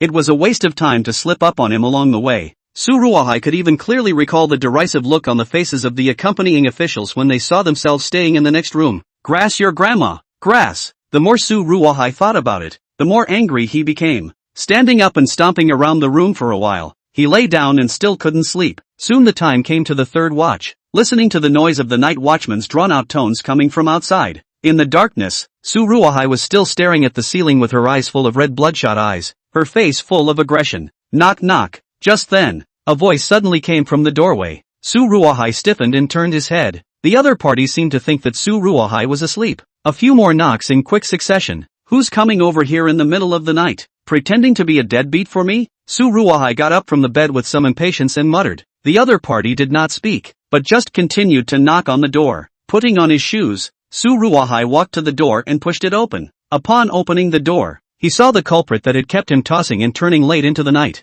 Sung Din Sung, are you sick? What are you doing here in the middle of the night? Su Ruohai already had anger in his heart. Seeing that the other party dared to knock on his door in the middle of the night, there was a cold snort and a clip in his tone. Ha ha, Lord Su, can you let me in for a word? Can't. I'm going to sleep. We'll talk about what's going on tomorrow. Su Ruohai snapped and grabbed the door of the room, about to close it, but Song Ding Sheng reacted faster. Hastily, he held the wooden door open, then smiled, revealing a slightly yellowed white between his sleeves. This color Su Ruohai recognizes. It's the color of the silver ticket. Silver checks are white paper when they first come out of the money changer. However, the paper yellows after a long time of use. Are you up to something? Ha ha, that's for sure. And out of all these officials, you're the only one I chose. Song Dingsheng had a mysterious face and put on an extremely sincere look. It was then that Su Ruohai finally figured everything out. Did you arrange for me to stay on the second floor on purpose? Yes, just something important to discuss with you. So it is. Hearing this, the haze in Su Ruohai's heart was swept away. Come in. With a creak, the wooden door closed. The two had a long conversation in the room. Su Ruohai received the money and was naturally delighted. After realizing Song Ding Sheng's intention to defect, he patted the other party's shoulder with satisfaction. Old Song, you still have vision. I'll take this 500 taels first, and I'll take care of you. Don't worry. With me, no one will look for trouble when you go back to the court. Then thank you very much. By the way, Lord Su, I hope you won't tell anyone else about this matter. Song Ding Sheng's gaze flickered as he opened his mouth with extreme seriousness. Sure, don't worry, I'm very tight-lipped. Su Ruohai agreed very quickly and sent Song Dingsheng away extremely enthusiastically, but after waiting for a while, taking advantage of the night color, he turned his head and came to Du Mingxuan's room on the third floor. Rubbing his hands together, he had suppressed his somewhat agitated voice. Knock knock, Lord Du, are you there? Chapter 66 promoted to a bright path of fortune. Disturbed by the late night, Du Mingxian rubbed his sore eyes and walked out the door rather impatiently. Su Ruohai, not sleeping at night, you're going to die. My lord, I have something important to report. Su Ruohai would definitely be angry if he knew that Du Mingxian was disturbed late at night, but he couldn't help it. He didn't have time to talk to Du Mingxian about this during the day. Once Huang Zhang found out that he received money, he was also prepared to help Song Ding Sheng get rid of Qin Ning Dry. By the time people upright Lord Huan plague thing has not yet been investigated. Will have to take their own knife first, purge the internal worry. Come in and talk. Du Mingxian swept a glance at Su Ruohai. The experience of mixing with the court for many years allowed him to detect a hint of an unusual flavor. But outside is not the place to talk, and even if you do talk about things, you have to be wary of ears through the walls. So he pulled Su Ruohai into the room. Su Ruohai took out 300 taels of silver tickets and said with a fawning face, this was sent by Song Ding Sheng just now. He said he didn't want to get too deeply involved with His Highness and wanted me to help put in a good word. But on second thought, where can I speak better than you? So I came to you. Du Mingxian was someone who had seen a lot. Seeing the 300 taels of silver, he skimmed his mouth in disdain. A bumpkin is a bumpkin. It's only 300 taels. Normally, if he casually collected a piece of calligraphy or painting, he could go to a pawn shop in the capital and exchange it for 1,000 taels of silver. But a mosquito leg is still meat even if it's small. Du Mingxian disliked it while he obediently collected it into his sleeve. Sort of answered the call on this. After a moment of silence, he spoke. This thing is actually said to be good to do is good to do, but said difficult to do it is also a little difficult to do. After all, there is a yellow chapter in the block. The person in charge of the investigation this time down here is Huang Zhang. Even if Du Mingxian wanted to set Song Dingsheng aside, they were still at their wits' end if Huang Zhang didn't nod his head. Su Ruohai hurriedly nodded his head and compensated with a smile. It's still you, my lord, who has a keen eye and sees through the point at a glance. Actually, this time Song Dingsheng came over. not only took the money, he also said he wanted to help us testify and find evidence that His Highness violated the court's law and forced the enclosure. Getting this good news, Du Mingxuan's breathing became ragged. This was the last straw that crushed Huang Zhang on its own. If he could get Song Dingsheng's help, Du Mingxian believed that this time he would definitely be able to make a great achievement and gain favor in front of Princess Xiao Shufei. Is that true? Of course, my lord. He also said that if necessary, he could even step in and help us as a witness. But of course, that would be riskier, unless it was necessary. No, tomorrow we will start grouping for investigation. You go to find Song Dingsheng. Tomorrow with me I go out in accordance with his road to check down. Huang Zhang sighed. Let him casually bring a few. Du Mingxian began to actively arrange for tomorrow's investigation. A bright road to promotion and wealth seemed to have unfolded in front of him. On the other hand, Song Dingxing took advantage of the night and sneaked to Qin Ming's royal residence. Lingnan is very poor. Qin Ming's royal mansion is said to be the royal mansion, but in fact it is Guan Yu and in this 3-room small courtyard that he lives in. Your Highness, it's done. What will I say if Su Ruohai comes looking for me tomorrow? Qin Ming didn't rest at night either, but sat waiting for Song Dingsheng. After thinking for a moment, Qin Ming smiled. There's no need to rush first. Tomorrow their smallpox may be about to strike. Leave them to dry for a few days. If Su Ruohai really wants to ask anything, just reveal some painless news to him. That's it? Song Dingsheng looked at Qin Ming in confusion, somewhat puzzled. Qin Ming, however, said with an air of calmness, during the illness, there won't be that many opportunities to investigate, and Lord Huang, who loves investigating cases, is probably going to die of anxiety. When the time comes for Du Mingxian to find out something during his illness, and there's a gap between the two sides then underneath, he'll go and show off some more, and piss Huang Zhang off a bit, so guess what he'll do? This. Song Dingsheng gulped and swallowed. Your Highness is really ruthless. Do you have to push people to the edge? I know. One more thing. Don't come over here for a few days. The next time we see each other, it'll be you giving as a tainted witness. Before Song Dingsheng left, Qin Ming called him back to give an explanation. What is a tainted witness? This word was a bit new, and Song Dingsheng was not quite able to understand it. Qin understood and said with a glance at him, it's the people who come out and help correct them. Okay, I get it. Song Dingsheng lifted his official clothes and glanced toward his surroundings after pushing the door open. Then it was a sneaky way out of here. The next morning, more than half of the chinchilla team had a high fever, including Huang Zhang and Su Ruohai and Du Mingxian who stayed up most of the night. Song Dingsheng was kind enough to find some people to take care of them. Despite the help, Du Mingxian was scared. Kick off. Is there an idol of the pox god here? I want to worship the pox god. A pox god is a deity in folklore. Because of the emergence of smallpox, a plague that killed many people, so the pox god came out of nowhere, and some people who were sick and desperate began to believe in this god. Hopefully, the other person will keep them safe. It's kind of a placebo effect. Not to say it doesn't help at all. It's better than nothing. Where am I going to fix this for you? Song Dingsheng was quite helpless. Just when he was at his wit's end, one man arrives but breaks the status quo. The person who came was Su Ruohai. He dragged his sick body, gasped for breath, and climbed to the 3rd floor with a whimper. It just so happens that both of you are here. Why don't we talk about that incriminating evidence? I heard that Lord Huang is also sick. This is a good opportunity. People like Su Ruohai, although they have bad character and pander to the top and bully the bottom, but he has an exuberant career and is the best at drilling. We still have a few people who haven't contracted smallpox. They can go over. Su Ruohai braced the breath in his chest and reluctantly spoke his thoughts. Upon hearing this, Du Mingxian reacted at this time even though he was already burnt and weak. That's fine. Call out a few trustworthy people in a moment and follow Song Dingsheng's arrangement to investigate the case. I'll pass. Song Dingsheng displayed a look of difficulty, as if he was afraid that Qin Ming would find out. The way he was so deeply into the movie, even Du Mingxian and Su Ruohai didn't notice any abnormalities. It's okay. Neither said much. Soon after following his dictation, arrangements were made for several other officials who were not yet sick to investigate. In the evening, the group returned all full of excitement. The news of the few villages at the very edge that were free of the plague was informed to Du Mingxian. There's no plague over there at all. The king of Qin is just using the opportunity to encircle the land. What quarantine zone? It's just a lie. Their tone was sure and serious. Du Mingxian had been recuperating from his illness for a day, and now the fever had subsided and his face looked better. Nice. Suddenly, as if he had thought of something, he stood up and commanded, bring me my official clothes and let's go for a walk. Chapter 67 With evidence in hand. Showdown with your highness. Out for a walk? Several officials froze for a moment, but now Du Mingxian was still infected with smallpox and had not recovered. Though I don't know why he contracted smallpox and recovered faster than an ordinary person, but they still didn't dare let him run around the place. After all, It is an official of the court. Run a trip down. Did not carry through? Really die how to be good? My lord, you can't be too big for your britches. Yes my lord, it is still the body that matters, if you have any. Alright, when His Excellency says go out and walk, listen to His Excellency. In the end, it was Su Ruohai, who had been accompanying them, who interrupted them. He knew best what Du Mingxian wanted to do. Looking at the state he's in, it's obvious that he's going to go over to Huang Zhang's side to show off a little bit. Sure enough, as soon as the crowd followed him out, they turned their heads to see him push open the door to the yellow badge. Lord Huang,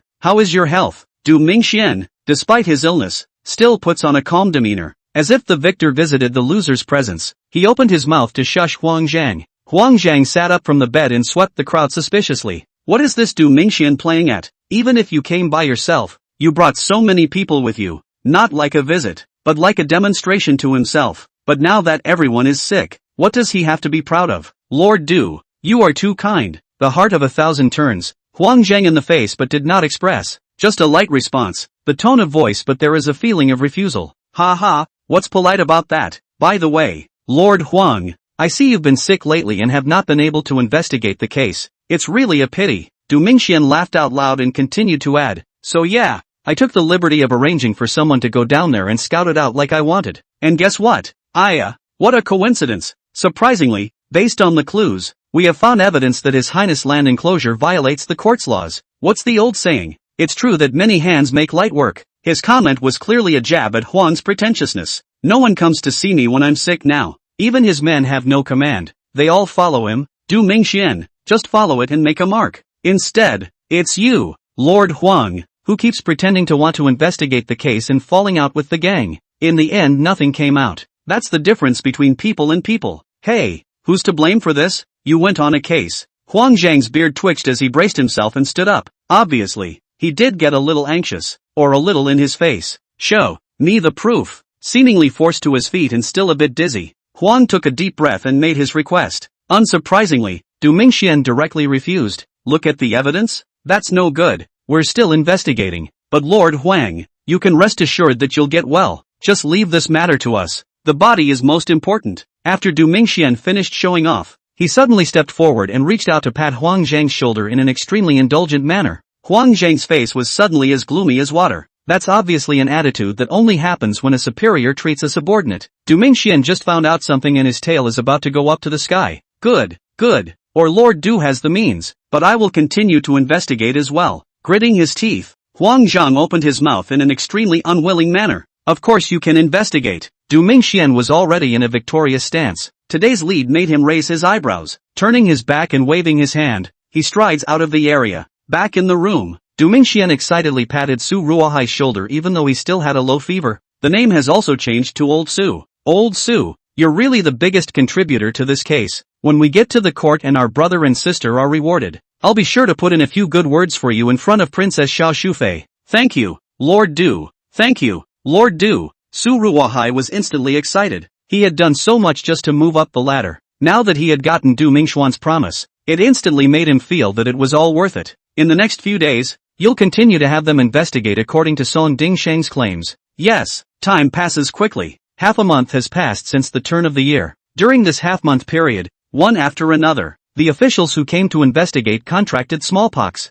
Qin Ming, on the other hand, ran to the Wuwei camp every day as usual, and together with Guan Yu, handled their military affairs. Nothing seems to be happening. As for Du Mingxuan's group, they were getting more and more excited as they continued to uncover the truth. To say that there was anyone who was uncomfortable among their group of officials staying in Linjiang City, then there's only one yellow badge. He was older and had been in ill health ever since he got smallpox. And the key was that Du Mingxian still came over every day to report his good news. Say there's this progress, that progress. This gave Huang Zhang a sense of crisis, and he couldn't sleep the whole night. With things on your mind, recovery is slow. It took half a month of dragging straight back and forth before I was finally able to get out of bed and walk around. He hasn't been idle either, running around since he was able to get out of bed. Du Mingxian just calmly watched. He hadn't had any worries since he had Song Dingsheng's help. What can he find out with just him? Huang Zhang, a headless piece of who was banging around like a fly, counting the time. It's time to showdown with His Highness in the next 2 days, isn't it? This morning,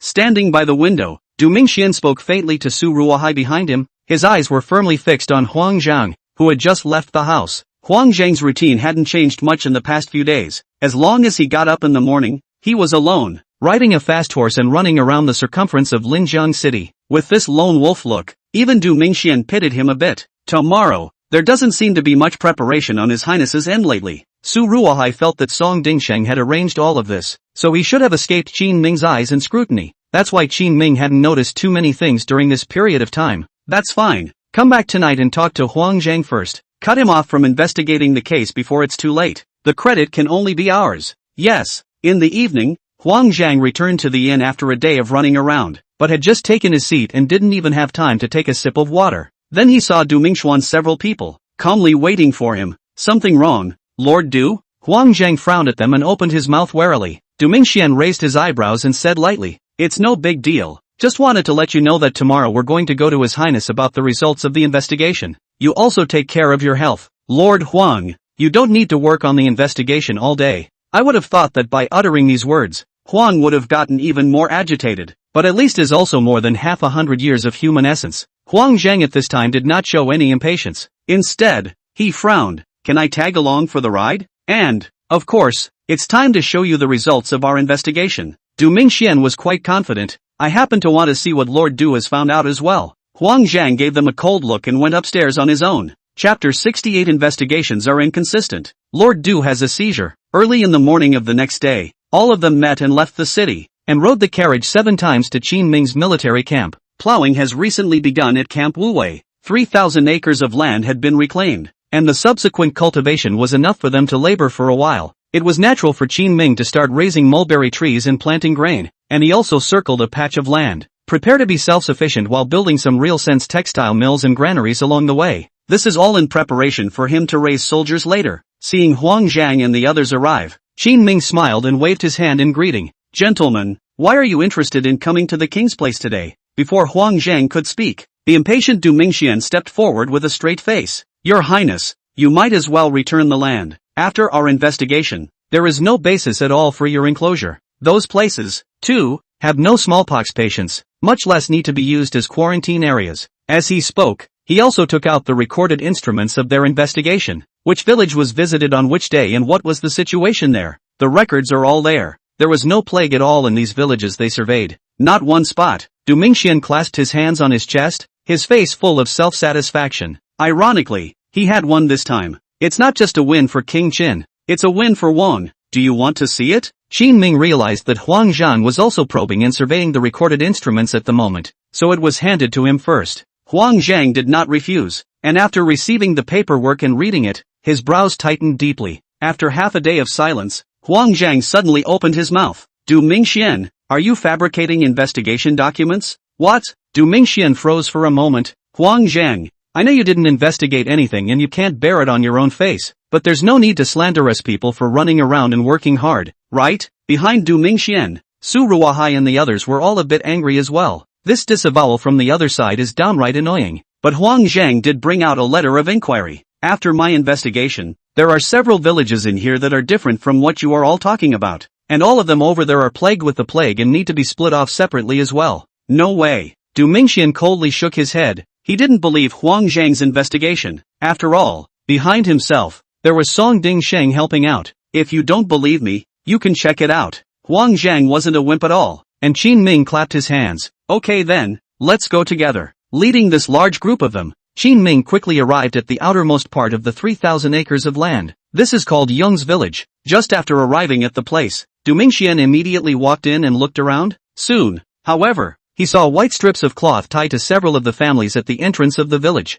This kind of white cloth he had seen before in Linjiang City. It is only hung up if there is a sick person in the family. At the thought of this, incredulity suddenly appeared on his face. "No way, can smallpox still be colored wherever you want?" Under the deliberate guidance of Song Dingsheng and Qin Ming, they did not know about the vaccine. Not to mention the fact that Qin Ming could inoculate them at any time and start a fever in a day or two. Only this type of smallpox is so low in virulence that the younger ones will pull through in 2 or 3 days. Am I right? Huang Zhang snorted coldly, finally allowing him to get back some of his face. "Huang Zhang, are you playing tricks with me?" Du Mingxian still didn't believe it and rushed straight into these grass huts hung with white cloth strips. He felt that this was Huang Zhang knowing his findings from whoever, so he specifically arranged for smallpox patients to come over and disrupt his investigation. but after pushing the door open with a bang, Du Mingxian froze. Only a small doll whose face was burned red and being tended to was lying on the bed. "What are you doing?" The little doll was accompanied by a peasant woman in shoddy clothing. Seeing the aggressive group of people, he subconsciously protected the little doll in his arms.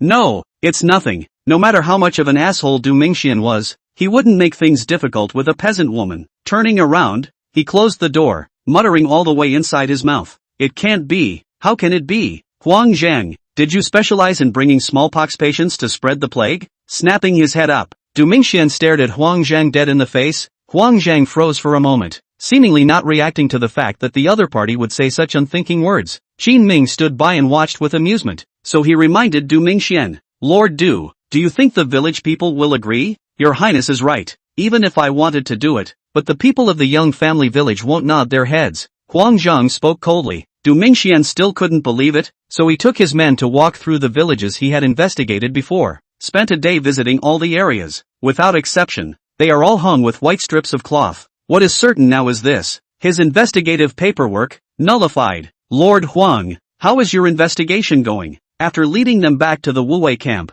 Qin Ming opened his mouth and asked Huang Zhang. As soon as these words came out, Du Mingxian and Su Ruohai and the others immediately put their eyes on Huang Zhang. "Didn't you investigate as well? Why haven't you said anything until now?" Du Mingxian suddenly felt strange. After ridiculing Huang Zhang himself for so long, why is this guy still unwilling to speak up now that he clearly has stronger evidence than he does? The corners of Huang Zhang's mouth twitched, and his face clouded over. After a long silence, he said to Qin Ming, "Your Highness, can I investigate for a few more days?" "Yes, but Lord Huang, that would be a waste of time." After thinking about it, Qin Ming still felt that the hint wasn't obvious enough. Then he pointed at Du Mingxuan's several people and continued to Huang Zhang. "And by wasting time, I mean like they do." Huang Zhang gave a bitter laugh. There was also a bit more helplessness in the eyes that looked at Qin Ming. Qin Ming walked up and patted his shoulder. "Ah, old yellow, at least you got something, right?" It was only after these words fell that Huang Zhang finally hung his head like a deflated leather ball. In fact, Qin Ming had been manipulating their investigation over the past few days. Whether it was the loophole in Qin Ming's enclosure that Song Dingsheng had informed them of,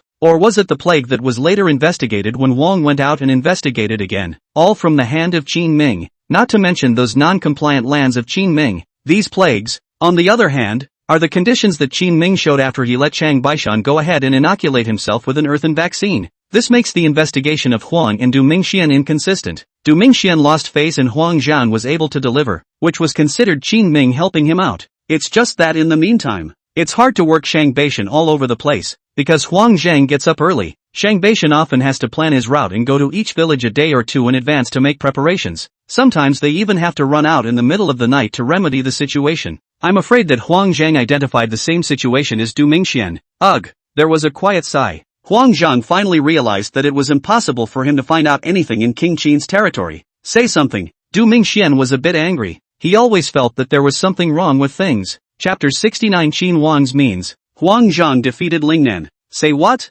Huang Zhang was confused. Now that things had come to this, was Du Mingxian so stupid that he couldn't even see that the whole thing was manipulated by King Qin? He didn't know that in fact, Du Mingxuan's side of their experience was completely different from his own. Du Mingxian and Su Ruohai had help from insiders, so up to now, they didn't believe that the land Qin Ming had circled was okay. "Talk about your findings, tell them." Qin Ming reminded him before Huang Zhang took out an investigation document from his arms with extreme seriousness. It also has red handprints pressed by witnesses. "Your Highness, there is no problem with the division of these lands. Those places do have plague and need to be separated as well." Everyone at the scene fell silent at these words. The corner of Du Mingxuan's mouth twitched, suddenly understanding everything. "Good, you're in league with the King of Qin. I told you. How can there be a situation where the previous findings are overturned? It must be that you guys have been conspiring to screw me for a long time." Huang Zhan was originally extremely clean and upright. There has never been a case of favoritism over the years. When he heard his slander, he was furious.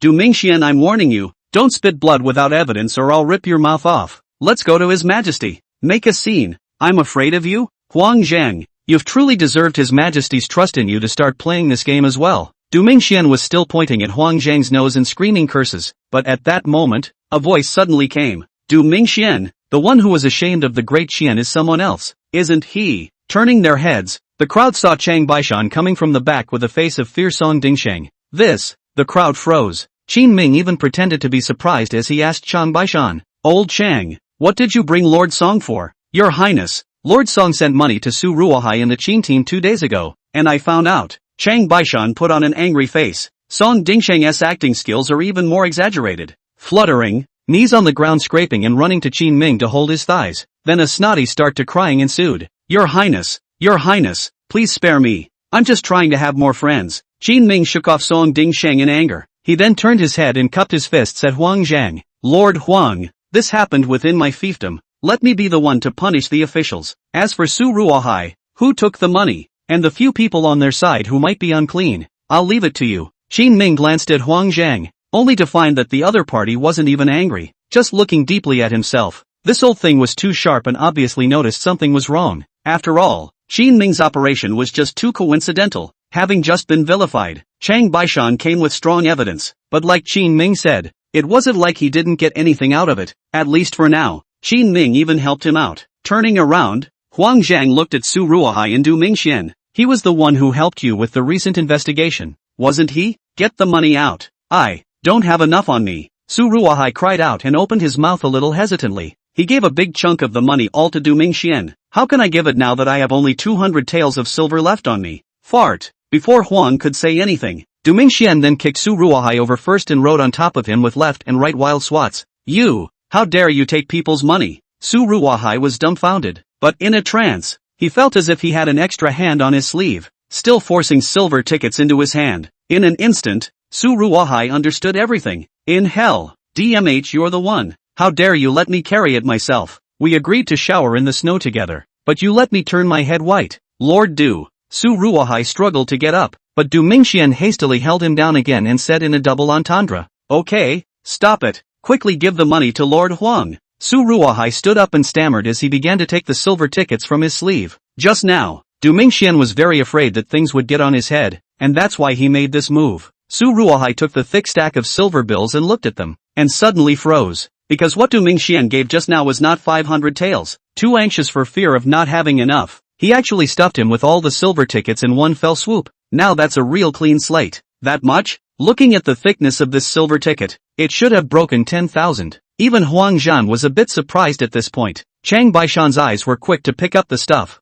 Noticing that the crowd was looking at him, he muttered, this money must have come from the wrong source, and since it was handed over by Lord Song, now that it's been recovered, it's just confiscated. The situation of our Wu-Wei battalion, as you all know, is very difficult law. Faced with this kind of rogue goods, Huang Zhang had no way out, so he hoped that Qin Ming would make a move. And what does His Highness mean? It is also my king's intention that the stolen money be withheld first, after which you will wait for the investigation of Lord Song to be completed before making any plans. Qin Ming had just thought about how to withhold such a large silver check. I didn't realize that Chang Baishan would be sweet enough to help. What a good general I have. What came to hand? Qin Ming naturally wouldn't return it. Alright, I'll submit the investigation paperwork with the court as well when I return to the court. After such a mess, Du Mingxian no longer dared to say more for fear that Huang Zhang would settle the score on his head. As for Qin Ming, the circling thing has also come to an end. At least for a short time, no one in the court would dare to come to investigate. The barracks are still a bit busy. Lord Huang leave on his own. It's inconvenient for me, so I won't see him off. Looking at the sky, Qin Ming waved his hand and spoke to Huang Zhang. Huang Zhang froze. Just now I was expected to do my job. What's with the whole get out of here thing? In fact, he didn't know that although Qin Ming hadn't shown his face in the past few days, but the effort spent on their group was not at all small. Finally the matter was resolved, and Huang Zhang was able to go back and deliver the message, and also saw Qin Ming's means. Continuing to stay here serves no purpose other than to be obnoxious. Okay then, I'll go. After thinking about it, Huang Zhang still took Du Mingxian back to Linjiang City and prepared to leave. Looking at their departing backs, Qin Ming snatched the silver ticket that Chang Baishan had gotten, complimenting him and Song Dingsheng. You two have worked hard, 1,000 taels each. Thank you, Your Highness. Song Dingsheng patted his ass and climbed up, excitedly receiving the silver ticket with both hands, his face blossoming with joy. His salary is only a few dozen taels of silver a year. This is a direct profit of 1,000 taels. It must also be to follow His Highness. Song Dingsheng seems to see a better tomorrow is beckoning to himself. Chapter 70 Cloth Shop Shishir, Lingnan Chamber of Commerce. Waited a few more days. After getting the news from Han Mingrui's side that Huang Zhang had completely left Lingnan, Qin Ming called Chao Chuan to him. How are the stores within Linjiang City prepared? Ever since Fan Qingyuan brought Wu Qingye, the two of them went to Qiantang City together. All the big and small affairs over here started to be run by Chao Chuan. However, the barracks were large in number, and Chao Chuan not only had to manage the barracks, but also the construction of 3,000 acres of land, as well as the cloth factory and dyeing workshop in Linjiang City. He's a little busy with distractions. Even when Qin Ming asked him, Chao Chuan froze for a moment. If you don't say it, I'm going to forget. This matter I'll leave it to Xiaoyu. Okay, I'll go check it out. Recently, Qin Ming did notice that Guan Yu often went outside to do things, but he was just too busy to ask more questions in order to deal with Huang Zhang. Now it looks like Sekiyuki has been working hard down there too. After arriving at Linjiang City and traversing a few streets, Qin Ming saw the store that Song Dingsheng had found for himself. Song Dingsheng is a man of honor. The stores chosen for Qin Ming were specially selected. The site is full of stores selling rouge and powder, rice, flour, grain and oil. There's also a saying as to why it was chosen. According to Song Dingsheng's description, the place is heavily trafficked. Most of the people who came were men for life and most of the women for beauty. Open the cloth store here and business will surely be good. As far as the dyeing goes, because it requires things like cress, yellow gardenia, and bluegrass to be hauled in from outside on a regular basis. After forming the most classic 3 primary colors, it is used to match to form different color dyed fabrics. He then opened his store in front of the West City gate of Linjiang City. Not only was it convenient to haul things over, but there was a stagecoach and a dartboard next to it, making it even easier for them to sell things over long distances. Old Song is getting smarter. Seeing his arrangement, Qin Ming couldn't help but feel emotional. It's actually quite normal when you think about it. Don't you see who he's with? He defected to the king of Qin who will sit in Lingnan and shake the 4 directions in the future. Qin Ming thought as he walked, quickly approaching towards the cloth store. At the entrance of the cloth shop, there were quite a few people who would look towards the inside more when they passed by, not for any other reason, but just to take one more look at the recently rumored Buzhang Shisha in Linjiang City. It's beautiful. If she were to make me a wife, I'd be willing to lose 10 years of my life even if it meant making me lose 10 years of my life. Come on, this beauty seems to be connected to the army. Supposedly some person in the army. Watch what you say. Don't let the wind flash your tongue later. What? Still not allowed to say? A woman throws her head out. The old man said 2 sentences. Ouch. Soon, a slap was thrown directly on the head of the person who spoke. Get out. Let me see you chewing on this again and your mouth will rip. A few passing idlers saw that Qin Ming was dressed in brocade garments and was obviously not to be messed with. After muttering a couple of words, he hurriedly left in a state of gray. In the cloth shop, Guan Yu was carrying 2 bundles of cotton cloth to set up the goods. The dark strands of hair swayed slightly with the movement, and were gently brushed back again as she did so. Moonshine Flower's white-side face was on display, and upon closer inspection, a layer of crystal and fine sweat could be seen, making her look even more clear and beautiful in the daylight. Carrying 2 loads of cotton cloth, she stood on her tiptoes and wobbled as she tried to place them on the 3-tiered shelf next to her, but the movement was so great that the object in his hand was unsteady and was about to fall to the ground. In the next moment, Qin Ming but walked behind him, but instead of holding the cotton cloth, he held Guan Yu up. What brings you here? Guan Yu's small face blushed. In fact, this was a scene that many young girls had fantasized about. I just didn't expect it to be accomplished by Qin Ming right here in this inadvertent moment. The rag house is open for business, and I'm going to see how it goes. Look at it this way. These cloths are dirty. I'll take them and pat them down. Sekiyuki nodded, and with a chicken feather duster in hand, she swept the dust off of it. Only then did he hand the ledger to Qin Ming. There are still a lot of people who come here to buy cloth, and the daily income is very guaranteed, basically in the tens of taels upwards. Of course, this was mainly because Song Dingsheng had stepped in. There was originally only one cloth shop in the city at the behest of Song Dingsheng, but then the owner of the cloth shop, having made his money and struck a deal, wanted to leave for richer places. In other words, many ordinary people in this era would probably not be willing to leave their homeland even if they were killed. But there's a saying that businessmen value profit over parting, so Song Dingsheng helped out with the order and sent the person away directly. It gave Sekiyuki a chance to hold the city's cloth shop business alone. Nice, nice. Qin Ming nodded cheerfully as he saw the incoming money. Their textile industry is basically tied up from upstream to downstream. As the fame of the cloth house spreads out, it will then take some orders from other cities and towns externally. It's not impossible to earn hundreds of taels or even hundreds of silver taels a day by then. This way the monthly earnings will at least cover the expenses. Guan Yu was an attentive girl, and had run the rag house very well in the past 2 days. Those girls are the ones I recruited. She pointed to a few young girls in the backyard who were cutting clothes and introduced them to Qin Ming, because she needed manpower to help cut and make clothes. She also brought in some handy women from the local area. That way you can still make an extra handful of dollars. Many people in this era bought cloth, and the more virtuous would go back and cut and make their own clothes. Those who want to save a little effort will simply make them here. Convenient and also quick. You're so business-minded. Qin Ming was a bit surprised. Originally he wanted to come over and arrange these specific matters himself. Sekiyuki gave him a blank look and said, "Once these things are done, it's natural to know what to do behind the scenes." "That's good. After the subsequent stabilization, I'm going to start purchasing ores and adding things to the Wuwei battalion." "That fast?" Sekiyuki was a little agitated. The 3 guards that guarded the border to prevent the southern tribes from attacking didn't bother them much, but the Wuwei battalion was Qin Ming's own army, so surely he had to put the best in there. "It's not fast enough." Qin Ming looked at the sky. It was now winter. Although being in the south, it doesn't exactly get cold, but they could also just take advantage of the year-end period to boost their army. It is the custom of the Great Qian that basically everything should be closed for the new year. Everyone goes home together for the reunion. However, since Qin Ming had even come here, he even let those soldiers drag their families to Lingnan.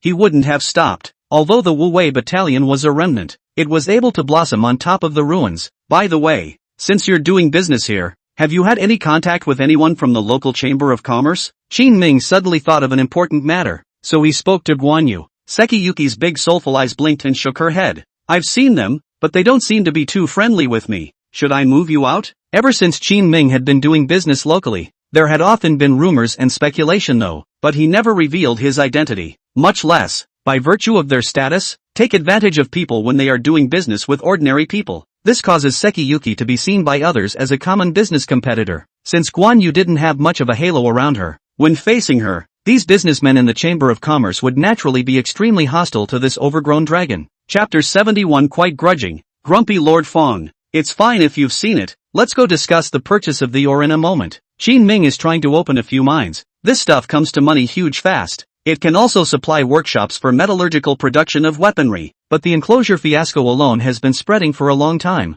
and it's not exactly completely resolved by now. Want to take the mine from the court to their own use? On the Qian Emperor's attitude towards himself like a stepfather, Qin Ming feels basically unlikely, so he's ready to buy first. Once you have the strength, see where else there are mines on the outskirts of the border. If you can't, rob the ore. When he just had this thought, Qin Ming himself was shocked. The world is so beautiful and I'm so violent. It's not good. It's not good. It must have been infected by this reckless man Lu Chong. While Qin Ming was thinking about this, he suddenly noticed that there were hands reaching into his sleeves. It was warm to the touch and a little cold. "Let's go then. I've already explained to the girls about the store." Guan Yu pulled Qin Ming and was about to rush towards the local Chamber of Commerce branch. Linjiang City, Xiantang City, Guanhai City and other major main cities in Lingnan were all held by the same Chamber of Commerce. The name is Ridge Chamber of Commerce. They are quite powerful here and call themselves the Lingnan Gang. It is said that back in the day, they were counting on the smuggling business to make a fortune, before it finally took shape later on. As for why smuggling, the reason is simple. The policy of this era, which emphasized agriculture and suppressed commerce, resulted in them having to pay high taxes. Sometimes even half of the tax is taken away for doing business. This is why many people are afraid to go into business. But as long as they are in business, they must have deep pockets of strength. Not much strength to engage in that kind of profitable business. Do a few transactions, they have to lose all the money first. This is it. Soon, Guan Yu led Qin Ming through the long street to a secluded tea house. Follow the crowd at the tea house toward the back. Next door was a store with 4 big words on the title Lingnan Chamber of Commerce, and there weren't many people inside. This is a good choice of place. The most rowdy thing is the tea house and theater, and it's convenient to exchange all kinds of news here. Qin Ming commented as he walked. The people in there are mean. You don't want to argue with them. Guan Yu played with Qin Ming's hand and whispered a reminder. Though when she was at home, she often played a little tantrum with Qin Ming, but when facing the stranger, it is another gentle white rabbit appearance. Qin Ming muttered in his mind, "Are women all like this?" Still, he put his hand on the back of Sekiyu's hand and comforted with his mouth. "Don't worry." Upon walking in, several people from the Lingnan Chamber of Commerce immediately noticed Guan Yu and Qin Ming. "Isn't this the lady who owns that cloth shop on Powder Street? Is this gentleman?" When the few people present saw Qin Ming, they first sized him up for a few moments before finally opening their mouths to ask questions. In fact, it was already said a long time ago that the beautiful owner's wife of this cloth shop was just the surface. The real big man is someone else. A few days ago, Guan Yu came over to pay a special visit, and was treated with hostility. "I didn't expect to bring someone to the scene so soon. You are His Highness the King of Qin, aren't you?" Just as the crowd was sizing up Qin Ming, a figure had stepped out from the backyard. It was a man in his 40s with graying temples and a look that was already showing a few signs of age. Kind of. Qin Ming didn't avoid his identity. Those present were all businessmen. If they didn't even have the means to know who they were, then they shouldn't do business.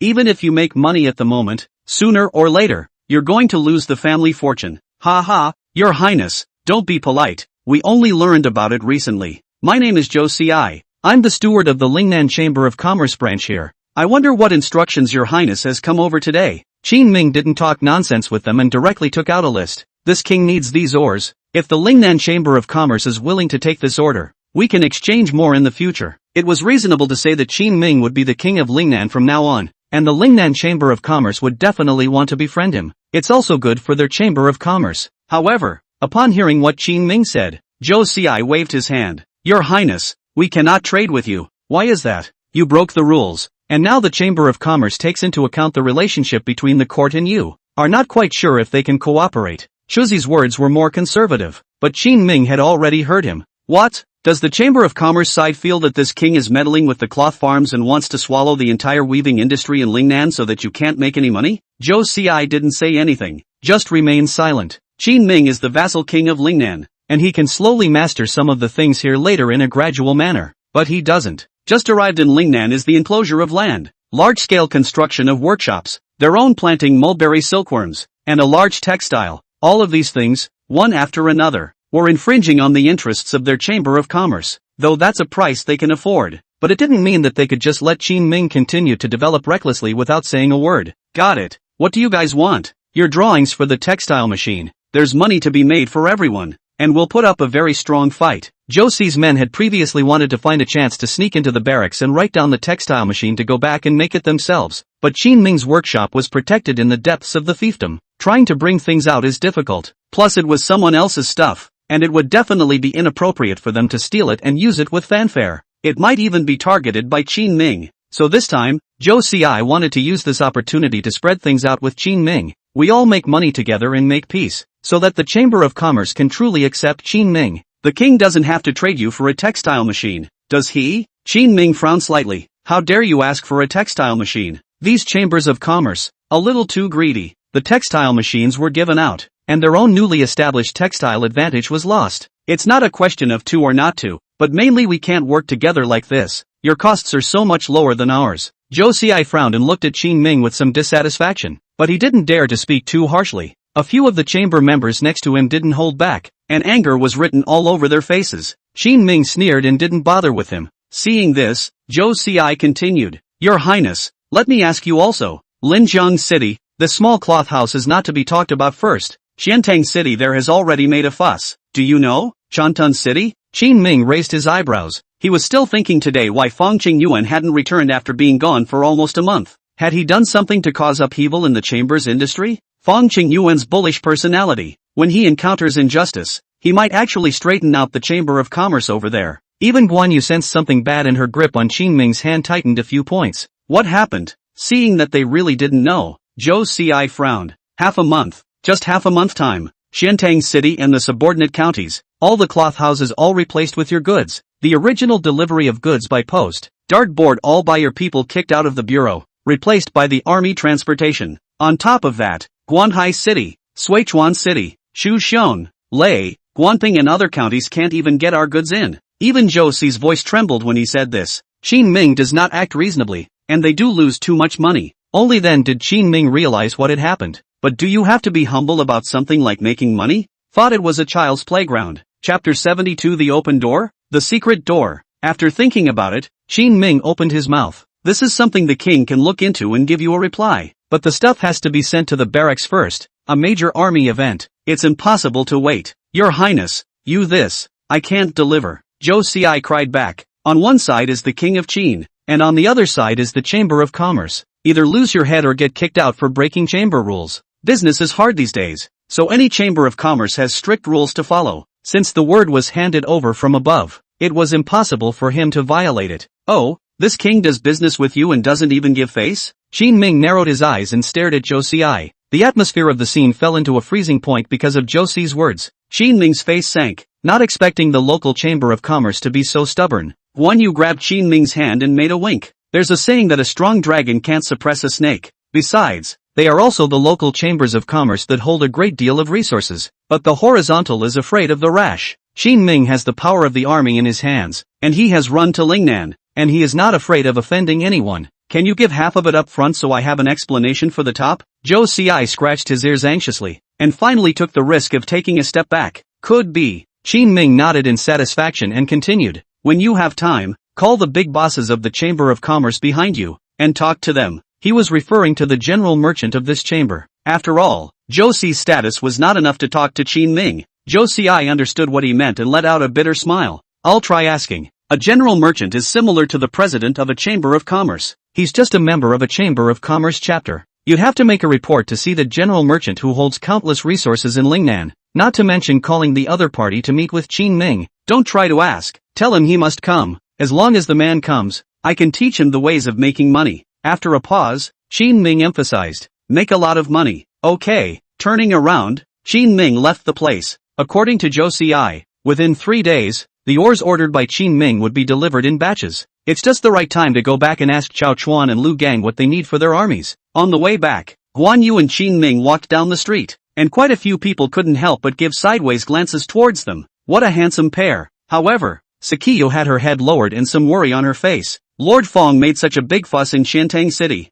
How are we going to give the Chamber of Commerce an explanation? And you promised so easily. As she spoke, she even gave Qin Ming an angry look. Account? What account do I give them? Qin Ming went back to the cloth shop and found a chair to sit on, saying roguishly, but those places, aren't they their territory? Yeah, it's mine now. Qin Ming shrugged his shoulders. People in this era still couldn't reach the height of their thinking. You can't think of making the cake bigger and instead blame yourself. The cake grabber, though the mouth is good with them and will give an account. But since he had taken so much business from so many territories, he had absolutely no intention of giving it back. Lord Xiaofang is also a talent. Qin Ming originally thought of taking Linjiang City and Xiantang City as well as the various counties under them, and it would be almost enough to have tens of thousands of taels of silver coming in every month. With this maneuver, he went straight to doubling their business. Let him expand a bit later as he pleases, even to a monthly income of 20,000 or even 30,000 taels of silver is not out of the question. So what are we going to do if that Chamber of Commerce business chief of theirs comes? That's okay, I'll give him a couple new ways to make money. Qin Ming had quite a bit of business to do in his head. It was only the various expenses of the Wuwei camp and the workshops and textile factories that deterred him from investing his money in new business. But the Lingnan Chamber of Commerce is different. They are a behemoth in this part of the world and have a lot of money on their hands. To be able to do business with their money would be a lot more profitable. You don't have to exert much effort yourself yet. This idea was born when Qin Ming was talking to Zhou Ci just now. Time passed quickly, and after a few days, half of the chamber's ores had been delivered. Qin Ming also began to arrange for people to give birth. The two Fong Qingyuan finally wrote back to Qin Ming. That morning, Chao Chuan came to Qin Ming with the letter. Your Highness, this is a message for you from Lord Fong. Qin Ming looked briefly, and Fong Qingyuan and the two of them had no intention of returning now. According to their description, everything is missing in this area. As long as it's good and it's produced, people will want it. The main reason why it sold so well is because of the low productivity of this era. Supplies of all kinds were in short supply except for some affluent areas on the capital side. Also seeing this, Fang Qingyuan was prepared to use Xiantang City as the foundation to make money and then spread out in all directions. Old Fang is a real talent. Putting down the incoming letter, Qin Ming lamented. If it was placed in the latter days, a person like Fang Qingyuan could be a big boss in any case. Chao Chuan also took it and looked at it, then frowned. Your Highness, how are you going to let him continue his fight with the Chamber of Commerce? Chao Chuan had recently visited a cloth shop and heard about the conflict with the Chamber of Commerce from Guan Yu, but he's a military general, doesn't know business, and has no way of meddling in such matters. It was thought that Qin Ming would start to reconcile from this because of Zhou Ci's words. However, he did not expect that Qin Ming would support Fang Qingyuan's expansion in his heart. Fang Qingyuan also expressed his gratitude in a reply letter, saying he would continue to work hard. What are you afraid of? The Chamber of Commerce doesn't have military power. Ha! Chao Chuan didn't understand what it meant for a moment. Patting his shoulder, Qin Ming said, they can't beat us. What are you afraid of? But we really need to use violence. The court is nothing. After this place is ours, a penniless place, the court is willing to manage. Let them send people over. This is not no one to come. Do you know what it means to have a high emperor? Qin Ming said to him in his serious tone. It was then that Chao Chuan realized that this highness of his family seemed to have completely let himself go after arriving in Lingnan. One thing that had to be admitted, though, was that Qin Ming's rogue tactics worked well. Now, for example, their workshop is in action. Dozens of blacksmith workshops smelt iron around the clock. The carpentry workshop has been working alongside, making water wheels, plows, shovels, hammers, and various other tools. On top of that, the textile mills were producing hundreds and thousands of cloths every day, which were sold in all directions. Food for the barracks, and raw silk and cotton and flax for the textile mills, were also on the agenda, just waiting for next spring for a new harvest. It's awesome that this was all done in just a few short months. Qin Ming walked out of the tent and looked at the soldiers who were training outside and asked Xiao Chuan, "What are you guys missing now?" "Your Highness, we can get all the weapons and equipment, but we don't have enough war horses. Heavily armored armies need to have good war horses in order to be considered true heavily armored iron cavalry. Elite, heavily armored troops, each with at least 3 horses to rotate. But the price of an old horse that can pull a load comes to 5 taels of silver upwards at the fair. It's not even for the battlefield. If you want to use it on the battlefield, you have to buy at least one of those medium horses that cost more than 10 taels of silver." Once the Wu Wei battalion was stationed in the area, it took in some physically strong young men. The number has now reached 6,000. If they were to spend money on matching the war horses to them, Qin Ming hemorrhaging money wouldn't even be enough. Thinking of this, Qin Ming hastily interrupted him. "Okay, enough is enough. I'm off. Contact me if anything happens." Chapter 73 Strange Woman, Qian Emperor's Anger. On the way back, Qin Ming felt that the warhorse wasn't really a big problem. Lingnan is mountainous and watery, and it doesn't matter if you have warhorses or not when fighting in such a place. Weaponry is fine. As for the war horses, at best they are a defense against the court. Thinking of this, Qin Ming shook his head and gathered his thoughts. Looking up, I saw that I was already in town. Inside Linjiang City, it was still a backward scene compared to the affluent areas. After dark, all the families put out their lights and lie down to sleep, but there were still some places on the street that were lit up. For example, a fabric store, such as a Chamber of Commerce branch. As Qin Ming passed by the Chamber of Commerce branch, he glanced sideways towards the inside. Zhou Si's eyes were half open as he sat dozing inside. Sensing footsteps outside, he raised his eyes slightly and swept them. Realizing that it was Qin Ming, he immediately closed his eyes and stopped talking. Qin Ming understood that it appeared that his own tactics of openly cultivating a secret place had caused the other party to hold a grudge. There was just something else strange about him. The Lingnan Chamber of Commerce is rumored to be so powerful in the outside world. Why is it that up until now, Fang Qingyuan has exhausted his means, and the other party has yet to retaliate against himself? Unwilling to make a fool of himself, Qin Ming did not ask Zhou Si. Instead, he bought some snacks and brought them to the still busy clothier. The candle shades inside the cloth shop are specially made so that they won't rot when dropped on the floor. This is to prevent the candlestick from tipping over and igniting the buchin. "You're here." After entering the door, Qin Ming did not see Guan Yu. Instead, several female workers warmly greeted him. Qin Ming smiled and nodded, his eyes suddenly noticing a girl with a gentle face, around her early 20s. The other party was extremely well built and had excellent posture. Although it was not comparable to Guan Yu, she could already point to her looks to go to the city's Linjiang house to eat a bowl of youthful rice. "My lord, you are." Being looked at by Qin Ming, the gentle girl lowered her head a little shyly, and her small hand covered her mouth obediently, not daring to look at him coyly. "Do you come to do this kind of work with your posture?" Qin Ming walked up and spoke indifferently. This woman's posture is not the kind of mediocre powder. Inadvertently stroking up the tips of her hair, all seemed to be so flavorful. With a twist of her small waist, the perfect curves were visible. "It's a shame to be a working girl. It's not right." 9 out of 10. "My family had no money and told me to come out and do something to support my family." The young girl bowed her head and opened her mouth, seeing the infamous Qin Ming without much fear. "Interesting." Qin Ming narrowed his eyes and gave her a deep look as he turned around and walked into the backyard.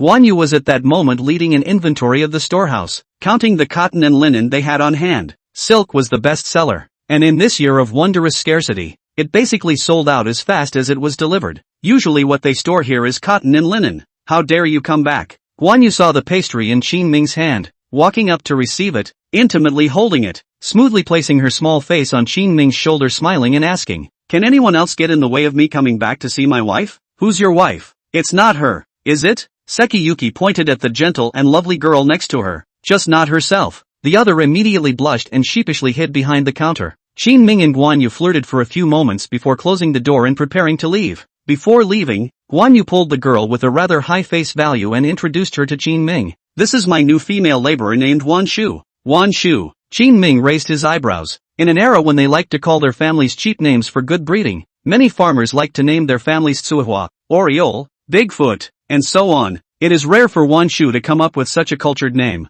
she was also very organized in her speech, and quite a bit better than even one of those ordinary village women, though the reasons she gave were common in this day and age. Qin Ming scrutinized the other woman carefully. In the end, it was Guan Yu who couldn't look away and pulled Qin Ming. What are you doing? It's hard enough for people. Stop asking. Aha. Qin Ming nodded and glanced at Guan Shu's white collarbone and delicate arms on his way out. That's not very much like someone who's been out making a living for a couple years. On the way back, Guan Yu screwed Qin Ming. Say, do you have your eye on someone and want her to be your main house? No, just a little strange. So beautiful to do what is not good. Really cannot find a landlord old man also have food. How spineless is that? The two made small talk as they walked. Qin Ming didn't want unrelated people to enter the cloth shop to do things. After all, there are a lot of their trade secrets here. But with the expansion of the fabric house, it does need a lot of manpower. That's why it's important for personnel to be screened. This will prevent the local chamber of commerce from planting a mole. Anyway, pay more attention these days. The spinning techniques, the cloth shop's shipping routes and account books are all important, and could be a bit of a nuisance if the Lingnan Chamber of Commerce finds them.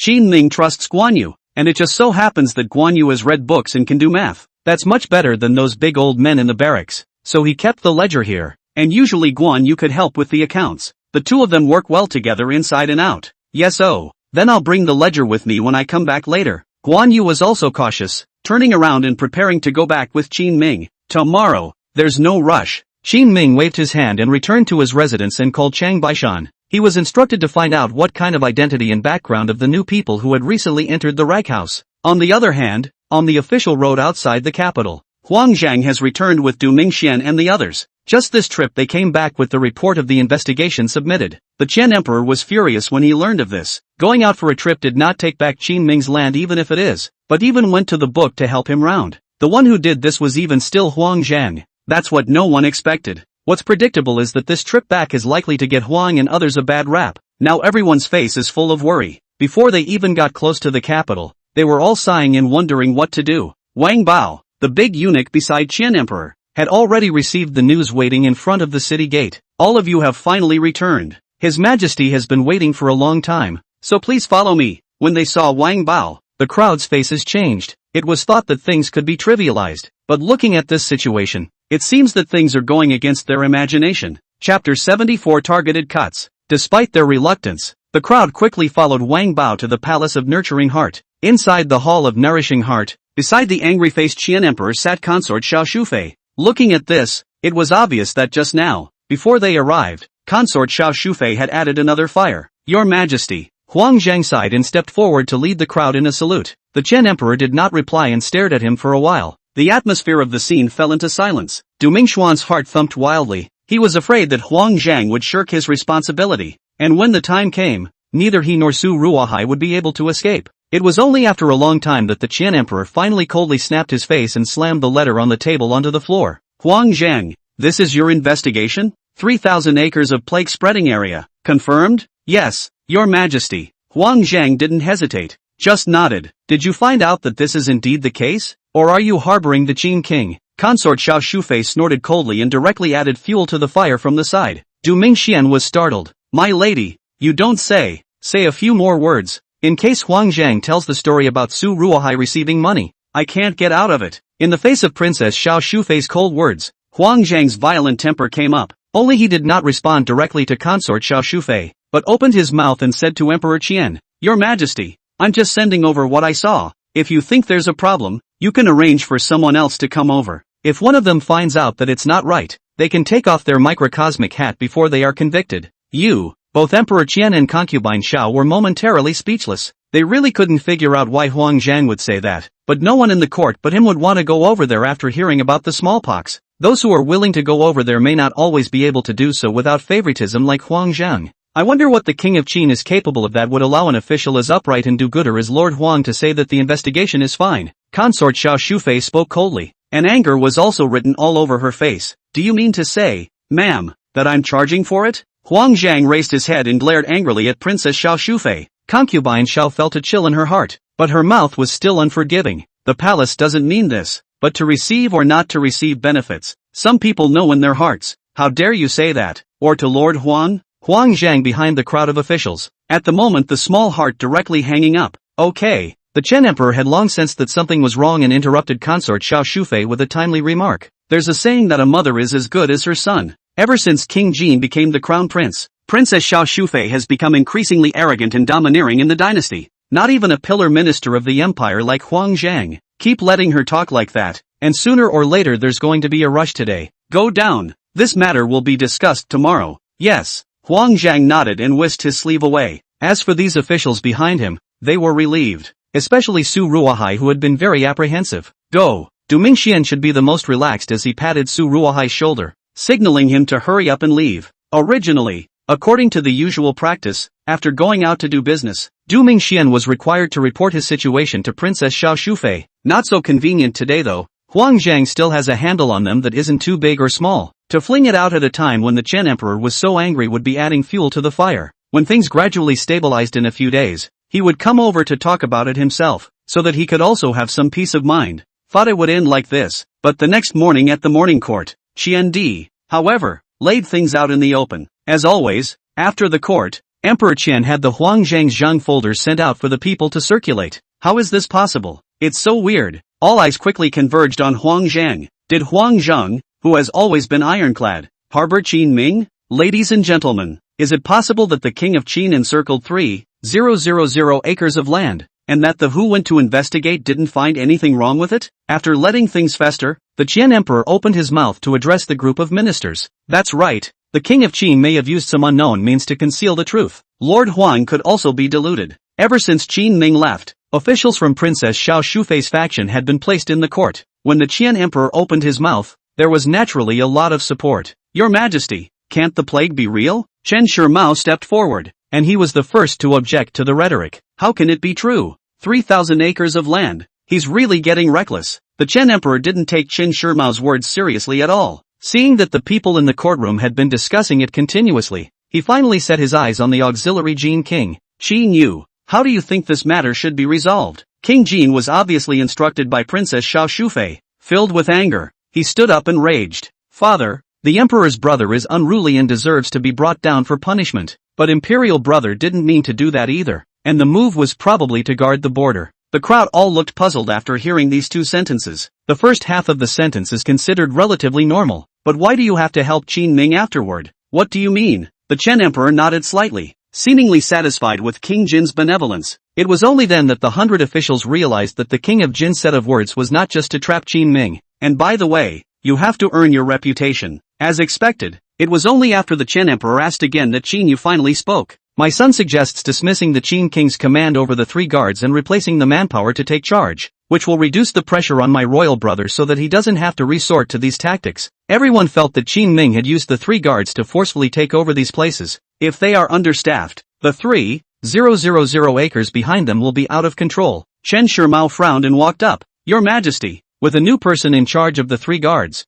there will surely be turmoil at the border. And if the southern barbarians invade, what should we do? With my De Qian's army, dealing with them will naturally be a breeze. The Chen emperor seemed to be satisfied with Qin Yu's answer. Casually, he dealt with Chen Shimao and continued to look towards the Ministry of War. Issue a transfer order for Xiao Tianzi to be the general soldier and Yang Lian to be the vice-general soldier to take over the imperial army at the southern border. Yes, Xiao Tianzi is a relative of Princess Xiao's lineage, originally guarding the western part of the lake. This time he was arranged to go there nearby, obviously to put pressure on Qin Ming. This is already tantamount to cutting the clan in disguise. It was also exactly what Qin Ming had guessed in the beginning. In fact, if Qin Ming were here right now, he would probably mock them for not having any new tricks. Playing around with the same stuff is just laughable. Chen Shimao's face clouded over, but after hearing that it was Xiao Tianzi, he weighed the situation in his heart for a moment and didn't pick up on it. Xian Kai stabbed Chen Shimao with his finger behind him and whispered, "Guess how long it will take His Highness to take him down?"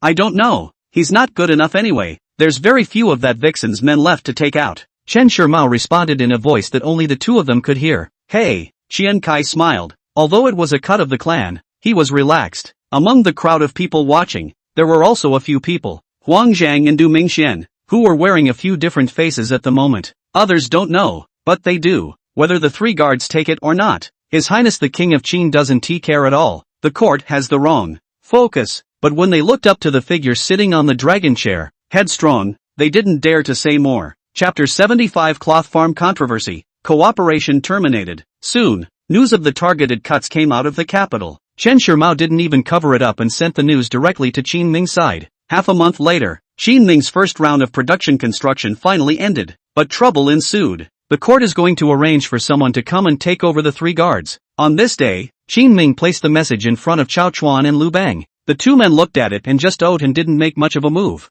Aren't you guys in a hurry? Qin Ming suspiciously sized up the 2 men, and Lu Cheng patted his chest. What are you afraid of? With us here, this southern border is still afraid of not being able to hold it? Your Highness, our weapons and equipment are almost fully equipped. The 3 guards side has always eaten royal food and has little to do with us. Chao Chuan also picked up the conversation and explained. The court did get the focus wrong, but they really can only do it from the 3 guards, because besides the 3 guards, it's the Wu Wei Battalion. The Wu Wei Battalion had always been self-sufficient, and now that its numbers had surged close to 10,000, it was a huge expense. If the court took over, it would mean that they would need to pay a lot more in military pay and imperial grain. That's a definite no. So they had to look across the border for a 3rd guard who was guarding the border. This had even less effect on Qin Ming. You guys are right, but that's not why I called you here today. Qin Ming smiled and casually put the letter from the court aside and took out another letter. Fang Qingyuan sent a letter back saying that the soldiers who went to transport the cloth trade have all returned with their goods. What? If the original news from the court could not touch them, then this news did affect their minds. Lu Gang and Chao Chuan's hearts snapped. The cloth farm was their lifeblood. Business doesn't work, and you can't maintain it back there. Why? Could it be the Lingnan Chamber of Commerce? Chao Chuan quickly thought of the reason. Qin Ming nodded slowly. Our private collaborators have all been found out, and the Lingnan Chamber of Commerce has begun to put pressure on them. What should I do? Or should I kill them all? Lu Ba thought about it and gave an extremely violent approach. That's a last resort. Qin Ming did not deny Lu Gang's idea of a big cleanup if it really doesn't work. Money he was sure to make anyway, but it really came down to that. Qin Ming estimated that after killing all the people in the Lingnan Chamber of Commerce, the economy of the entire Lingnan region would simply collapse. Not yet. I'll go find someone. Qin Ming was ready to go to Zhou Xi and see what the Lingnan Chamber of Commerce had to say. However, upon arriving at the Chamber of Commerce branch, he saw that there was no figure of Zhou Xi here. At this time, Song Dingshang brought Fang Qingyuan to Qin Ming.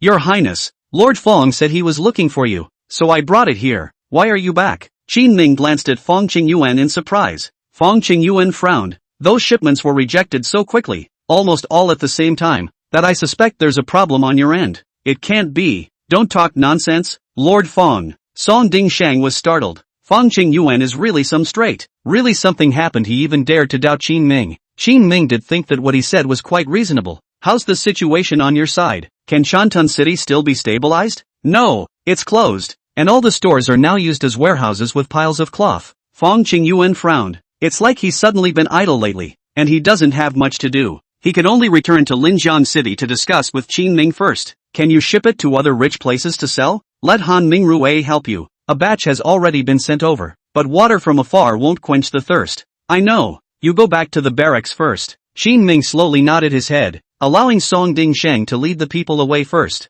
His worst fears had come true. If it was said that one could, in a short period of time, get a list of all the merchants who were secretly working with them behind the back of the Lingnan Chamber of Commerce, that would only be from Guan Yu's cloth shop, where there were many of Qin Ming's ledgers placed in the cloth shop. His grandma, fear of what's coming. Get Shang Beishan over here. Qin Ming spat and turned around, striding in the direction of another street. Guan Yu had been running the store peacefully for the past few days without any problems. She was still sitting in the store when Qin Ming arrived, wearing clothes made from the store's cloth. This was an approach she had come up with under Qin Ming's guidance. After all, she was pretty, and with her figure, it was easy to make the cloths look pretty. Usually, she often wears beautiful clothes and works as a bushranger. It's easy to get the ad out there. There you are. Seeing Qin Ming coming over, Guan Yu looked up dully, a little puzzled. Normally at this time, Qin Ming was in the military camp. Call out all the people. No one is allowed to step out of this store without my permission today. Without much explanation, Qin Ming spoke directly. Is something wrong?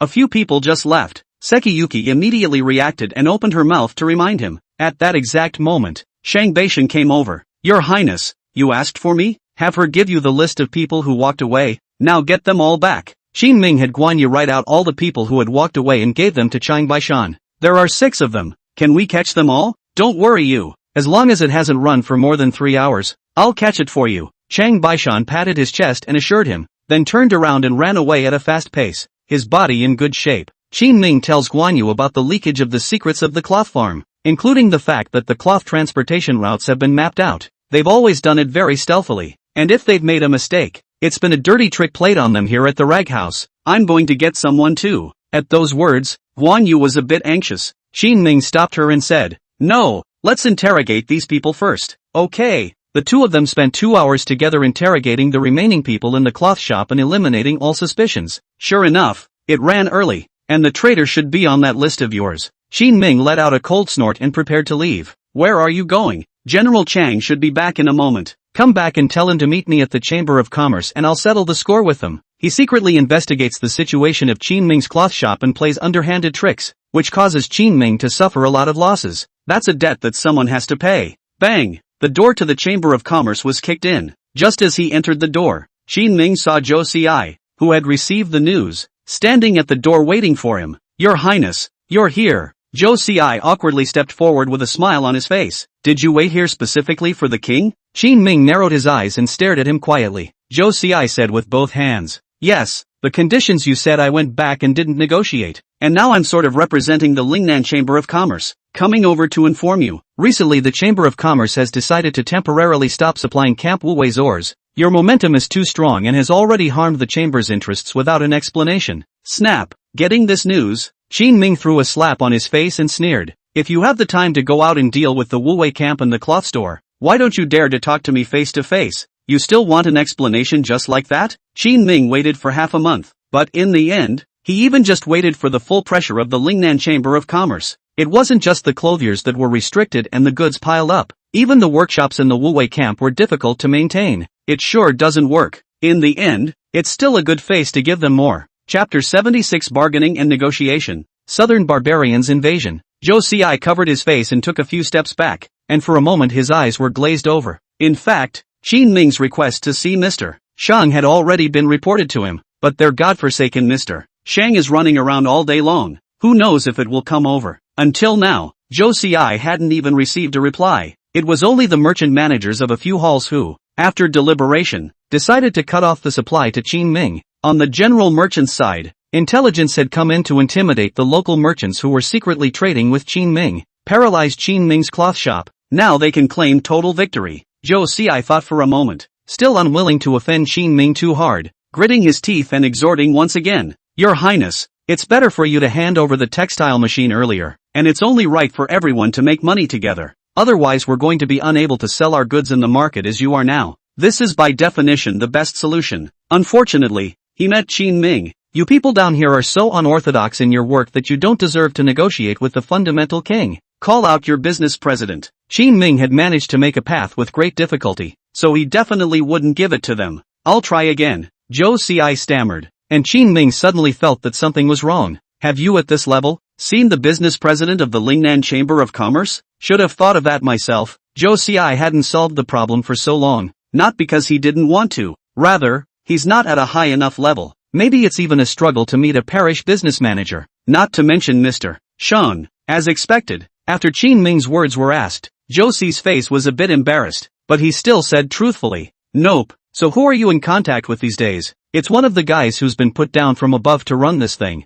"Where? Call out the people. I want to see them." "Can't shout. I'm a bit low level." With the showdown just now, Zhou Xi also stopped pretending and told the truth with both hands. He stopped the matter on his body because he wanted to give credit to the Chamber of Commerce to facilitate his position advancement later. But Qin Ming's business, how could a small shrimp like him mediate in it? If he had taken the dilemma to the top earlier, he wouldn't have gotten beaten up today. And you, the head of the Chamber of Commerce chapter, are not of sufficient rank? Your Highness, Linjiang City doesn't have much oil in the first place. And that's not the case when I have to manage the chapters of just any of the several cities over in the western part of the lake. Zhou Xi defended, his old face reddening. Lakeside across the border of Hunan and Guangdong is the western part of the lake, which is Xiao Qinyan's sphere of influence. It's just that last time, after Qin Ming made a big mess in Xiaxia City, he took Xiao Qinyan's incriminating evidence as a threat. Xiao Qinyan just stayed peaceful and didn't pick a fight. You report it like this, and say that if no one comes, the king will take over Lingnan's business by force.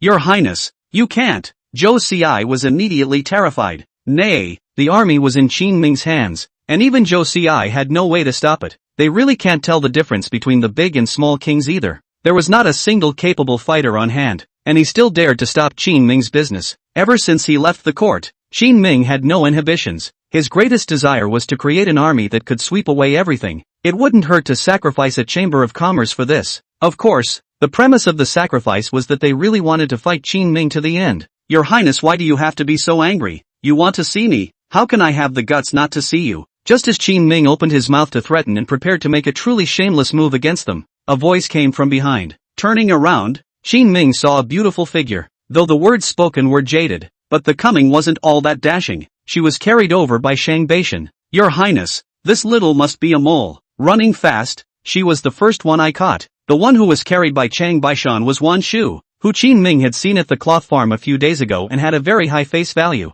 At this time, she had shed her rough linen clothes and was wearing a long, light yellow dress, with a graceful and bright figure. She had some light rouge and powder on her face. There is a sense of seduction in the cleanliness, and it's a contrast to look at. It didn't match at all with the gentle and soft look that she had put on before. You're the one who moved it, aren't you? Qin Ming sneered and stepped forward, glaring at her and forcibly resisting the idea of pinning her to the ground and spanking her. Qin Ming pointed to the alley next to him. Come here. Chang Baishan put it down, and Zhou Ci ducked into the distance early. Wan Shu, on the other hand, obediently followed Qin Ming into the alley. Just as she entered, she was pushed up against the wall with a rough hand. Know the price of angering the king? Being treated so roughly by Qin Ming, Wan Shu was a bit scared and hurriedly said, I'm in charge of Cho Chas. Talk to me about anything and I can help the chamber make some of the decisions. As he spoke, he saw that Qin Ming didn't make much of a move. She rubbed up against Qin Ming in a friendly gesture. If an ordinary person was provoked by her movements like this, not to mention holding her down like Qin Ming, he would be afraid that his heart would melt.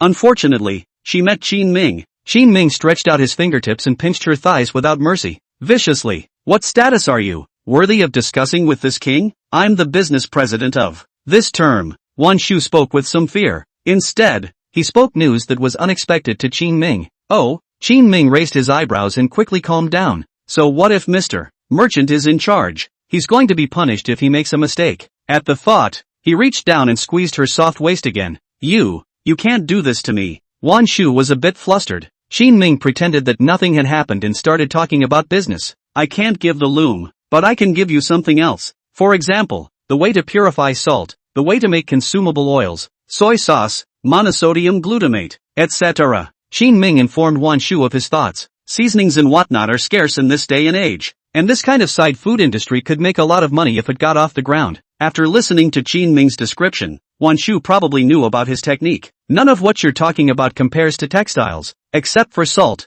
which makes a lot of money. Salt is still strictly regulated by the Imperial court, and the heritage of the various salt merchants is much deeper than our Lingnan Chamber of Commerce, so each person dares to touch them, not to mention robbing their business. When the time comes, don't say that the salt merchants won't allow it. The court will not allow it even more. This reply from Wan Shu satisfied Qin Ming. The little thing knows quite a lot. Does this king need you to guide him? There was another wailing sound in the alley at once. Seeing that she couldn't be fooled, Qin Ming pondered a new approach. Wan Shu snaps. Xiao Tianze will come over tomorrow, and the major tribes of the southern barbarians have already begun to move. They will take advantage of the change of military power to attack you. Qin Ming froze for a moment, but then realized, alas, the border is not well guarded. It's just that there is no money, no food and no weapons. The king's big deal is to die in battle at the border, just wrapping his body in horse leather. While lamenting, Qin Ming glanced at Wan Shu's expression with his eyes, only to find that the other man wasn't much touched. Come to think of it, national hatred and whatnot has had little to do with these businessmen since ancient times. Some merchants are even eager to go to war so they can make a war fortune.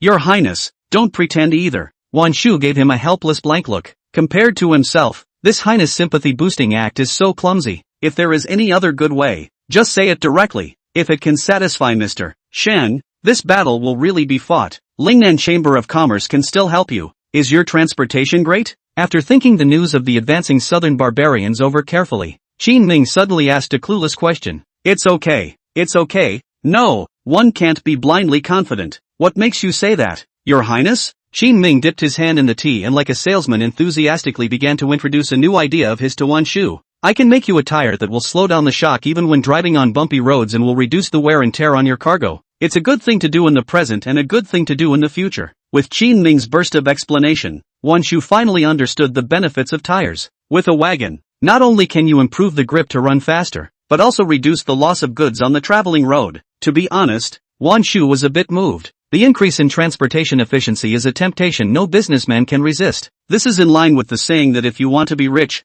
you have to build roads first. But this tire you speak of, how do you make it? Wan Shu couldn't help but ask Qin Ming a question after seeing that he had been playing around for half a day and still hadn't made himself clear. That's easy. The name of the material is called rubber, and it's found in abundance in the southern mountains and forests. How about, help me fight the southern barbarians and I'll make it out for you. Qin Ming smiled and opened his mouth, regaining the initiative pipe. Chapter 77 Returning to Qiantang again. Lord Wang's beautiful dream. How are you sure the Ridge Chamber wants to help you? If I don't help, I'll arrest you tonight to make up for my loss. You have no business credibility like that, and it's hard for us to work together. When did this king ever mention the words business reputation to you? Make it up to me tonight, or help with the business. Take your pick. Facing such bottomless people, Wan Shu suddenly smiled warmly. Your Highness is in trouble. We, Lingnan Chamber of Commerce, naturally have to work with you, but you will need to spend money on supplies for the war. After all, no one's food or ore comes from the wind. Qin Ming nodded in satisfaction.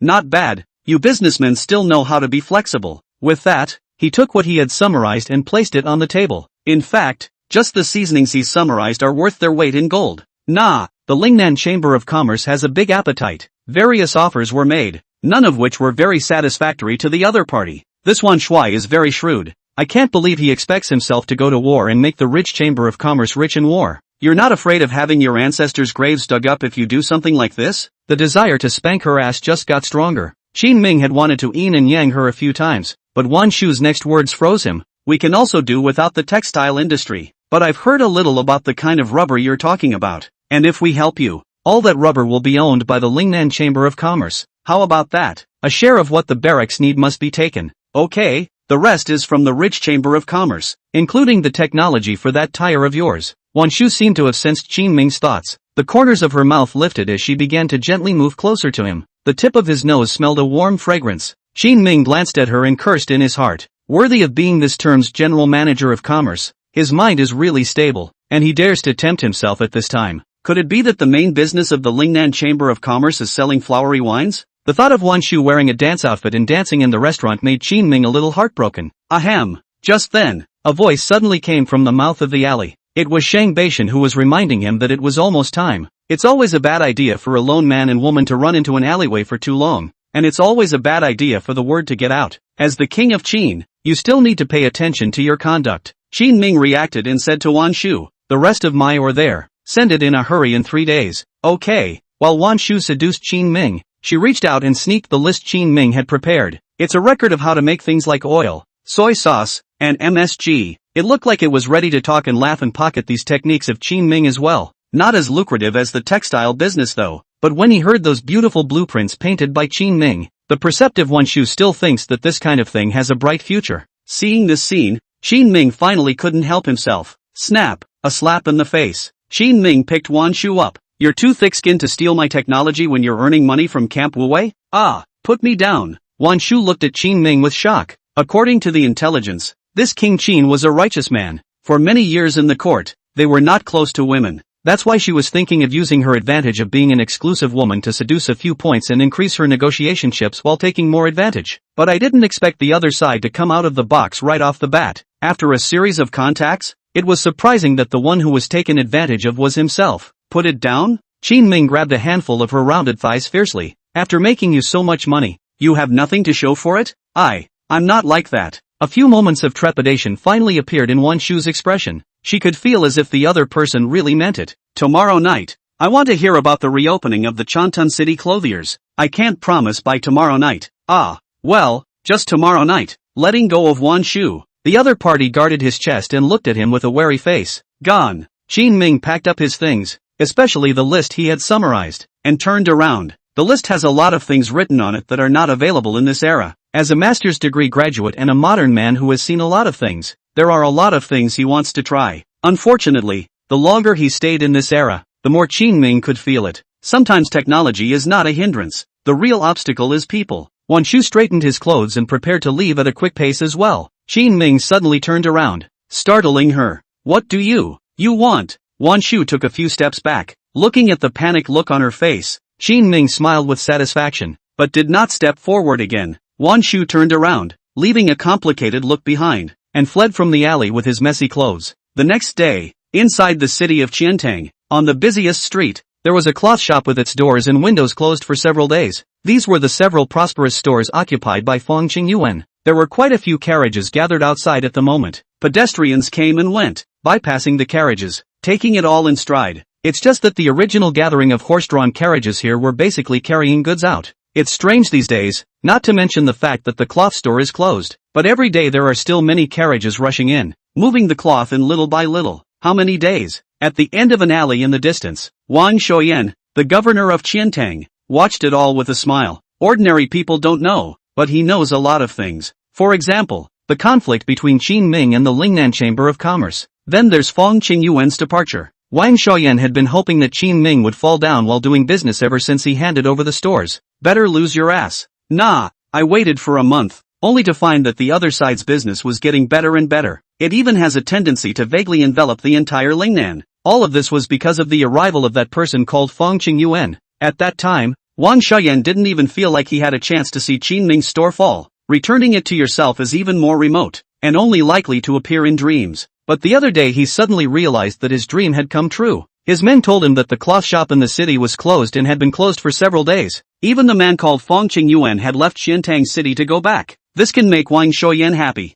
From the time he learned of this, he came every morning, rain or shine, to see if the cloth shop and dye house were open. Your Excellency, it has been closed for 10 days. Good. I'll write a letter in a moment to ask your highness what to do with this store. Wang Shoyan's eyebrows flew up. If Qin Ming was doing business, it was okay to take out these stores and give them to him. Now that the business didn't work out and the court had to arrange for Xiao Tianzi to suppress Qin Ming, he must have been burnt out. Wang Shoyan estimated that Qin Ming and Wu Wei Battalion must not have the money to invest in another business in the short term either. Then these few stores of his own can be claimed back in a logical way. What an eye-opener. Could it be that you heard my wish? Just as Wang Shoyan pondered whether he should go back today and offer incense to the Queen Mother, praying that he would just chop Qin Ming to death, a figure suddenly appeared on the street. The person who came was Fong Qingyuan. My lord, there's no need to write. That Fong is here. The henchman hurriedly pointed to Fong Qingyuan in the distance. Fong Qingyuan has been thinking about the way to break the situation in the past few days. But also Qiantang City and Linjiang City run both ways. So bearded and extremely haggard looking.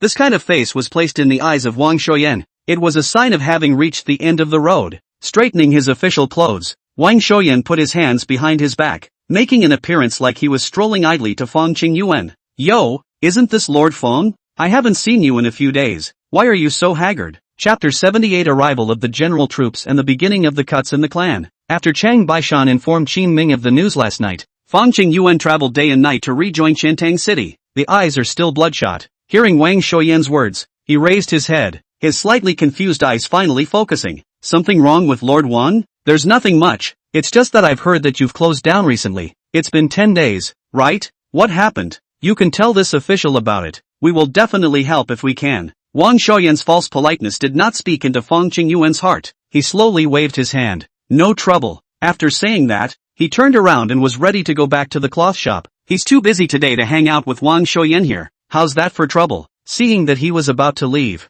the cunning Wang Shoyan immediately stopped. Elder brother Fong, have you guys lost your business recently? No. Fong Qingyuan frowned and impatiently bypassed them, taking the key he had with him and opening the door of the cloth shop. Then how can you close the door for 10 days? You stores are all prosperous stores, and closing the door for one day will make an unknown amount of silver less. I am a few years older than you. It is not too much to call you an old brother. In fact, old brother I want to take some silver for you to cash in, to buy these stores back. Wang Shoyan got close while tentatively looking at Fong Qingyuan's face. Unfortunately, the other party didn't pay any attention to him. You guys, come over here and move the goods, and start conveying throughout the entire ridge today. Yes. A dozen or so people walked into the rag house and began to carry the goods piled up inside towards the outside. Wang Shoyan watched this with dumbfounded amazement. You're not feuding with the Lingnan Chamber of Commerce? How business can still be so big, and talk about doing business all over the ridge? While he was confused, Fong Qingyuan turned around and said, Lord Wang, we won't sell this store. Please return. Not being a man of many words, he asked the man to leave and then turned back to the cloth shop. Soon, Wu Qingnua arrived quickly with his men. His wagon train hasn't stopped transporting all day. Wang Shoyan, who left in the dust, was confused, but listening to the news reported by his men, he didn't know what to do. Had his dream been shattered again? On the other hand, Today was when Xiao Tianze arrived. According to the usual practice, he needed to come and meet Qin Ming first. Qin Ming and Chang Baishan, Chao Chuan, and Lu Bao stood at the entrance of the Wuwei camp and waited. By mid-afternoon, a large group of people were seen arriving. See your highness, Xiao Tianze was Xiao Shufei's man, and the only character in the Xiao family's generation that could be ranked in the military camp. His face was cold, his eyes were stern, and he wore a black armor. When he came to Qin Ming, he just faintly clasped his fists. Seems to know exactly what his mission is, so just as soon as he dismounts, he quickly draws a line in the sand. The news of the invasion of the southern barbarians. Did you know? Qin Ming didn't talk nonsense with him and stepped into the topic by opening his mouth indifferently. I know. I came by to talk about it too. The court recently sent a shipment of supplies, so I won't leave them for you. I'm taking them with me. Xiao Tianze nodded his head, then pointed at the supplies behind himself and reminded Qin Ming. In comparison, Xiao Tianze, the people arranged by the court, were like pro-life. Qin Ming is rather like a child raised by his stepmother. This is not leaving anything for the Wuwei battalion at all. Xiao Tianze also meant this, and the reason why he had just dismounted his horse was specifically about this matter. It was to give Qin Ming a head start. By the way, he determined his military power and prestige in the whole Lingnan. No matter what, the most important things for these soldiers are supplies and pay. Xiao Tianze was authorized by the Imperial authority to personally control the resources of Lingnan and raise the 3 guards at the border. It's a cutback in disguise. Qin Ming just smiled faintly and did not say anything. Behind Xiao Tianze, Deputy General Officer Yang Lian walked up and explained. Your Highness, don't have any emotions in your heart. We are now resisting the attack of the southern barbarians. Besides, the court has only allocated supplies and military pay to the 3 guards, not to you. If Xiao Tianze is righteous, this Yang Lian is just a soft knife to disgust people. His words were another reminder of the attribution of supplies. In passing, he told Qin Ming that the court would not give him support. In the future, if Lingnan wanted to be stable, it would definitely still need to listen to Xiao Tianze's opinion. This situation was actually expected by Qin Ming. After his own demotion, the next step was to cut the clan. That was why he had just landed in Lingnan and was eagerly looking for an opportunity to make money to feed his army, all to guard against the court. It was a bit of a tight squeeze, but in the end it was good to catch up. Before they came, Qin Ming had his own business, as well as workshops and resources to train soldiers. Could be. Smiling in a cloudy manner, Qin Ming didn't even get angry and just answered. There is still some busyness in the barracks, so I won't entertain the 2 of you. You'll report to the border for now. Qin Ming spoke these words as if he was arranging their positions. Only a superior speaking to a subordinate would use such a tone. Xiao Tianze and Yang Lian furrowed their brows and became somewhat displeased. I hear you've circled 3,000 acres? Xiao Tianze was not a good person, and directly opened his mouth to bring up the matter that had been making a lot of noise in the court recently. What's the problem? Qin Ming sensed his little emotion and asked indifferently. With the recent invasion of the southern barbarians, the 3 guards may not be able to spare their hands to protect such a large territory as yours. Then you guys are kinda losers. If this king had someone in his hands, probably the southern barbarians would have retreated a long time ago. Qin Ming didn't give face at all. The other party's meaning was too obvious, just wanting to use the matter of the southern barbarians as an excuse. Perhaps a group of people would be deliberately let in at that time, posing a threat to Qin Ming's workshop and military camp. In their opinion, Qin Ming had no military pay or supplies, and the Wuwei battalion under his command was his only card. The combat must be low. Unfortunately, you have nothing in your hand. The court has really buried your talent. Yang Lian sneered loudly from the sidelines, his face full of the look of a joke. At this time, the soldiers standing behind them were also very hilarious and laughed out loud. It was only natural for their elite group of soldiers to taunt a group of armies that had been marginalized. Yang Lian, did you have any chicken feather merits on the battlefield before? With the skin you two have, I don't know how many military merits you've risked to get in. How dare you come to our Wuwei camp full of asshole? Lu Geng was angry and pointed at Yang Lian and cursed. The 2 of them knew each other, but had different factions in the military, so there had been quite a bit of animosity before. Although Chao Chuan was also angry, he was very stable and directly pulled Lu Chong. Being talked about black history among people. Yang Lian was also angry. Lu Bao, you've been drinking the northwest wind in Lingnan and you're starving, aren't you? How did I come up here? What do you care? Chapter 79 Supplies arrive. Face on the spot. Xiao Tianze did not stop them when he saw them making a scene. Instead, he clasped his hands to his chest and tried to keep things moving. Or maybe they were supposed to come over today to demonstrate. The lack of supplies for the Wuwei battalion was mocked across the board. What they're thinking may be a little off, though.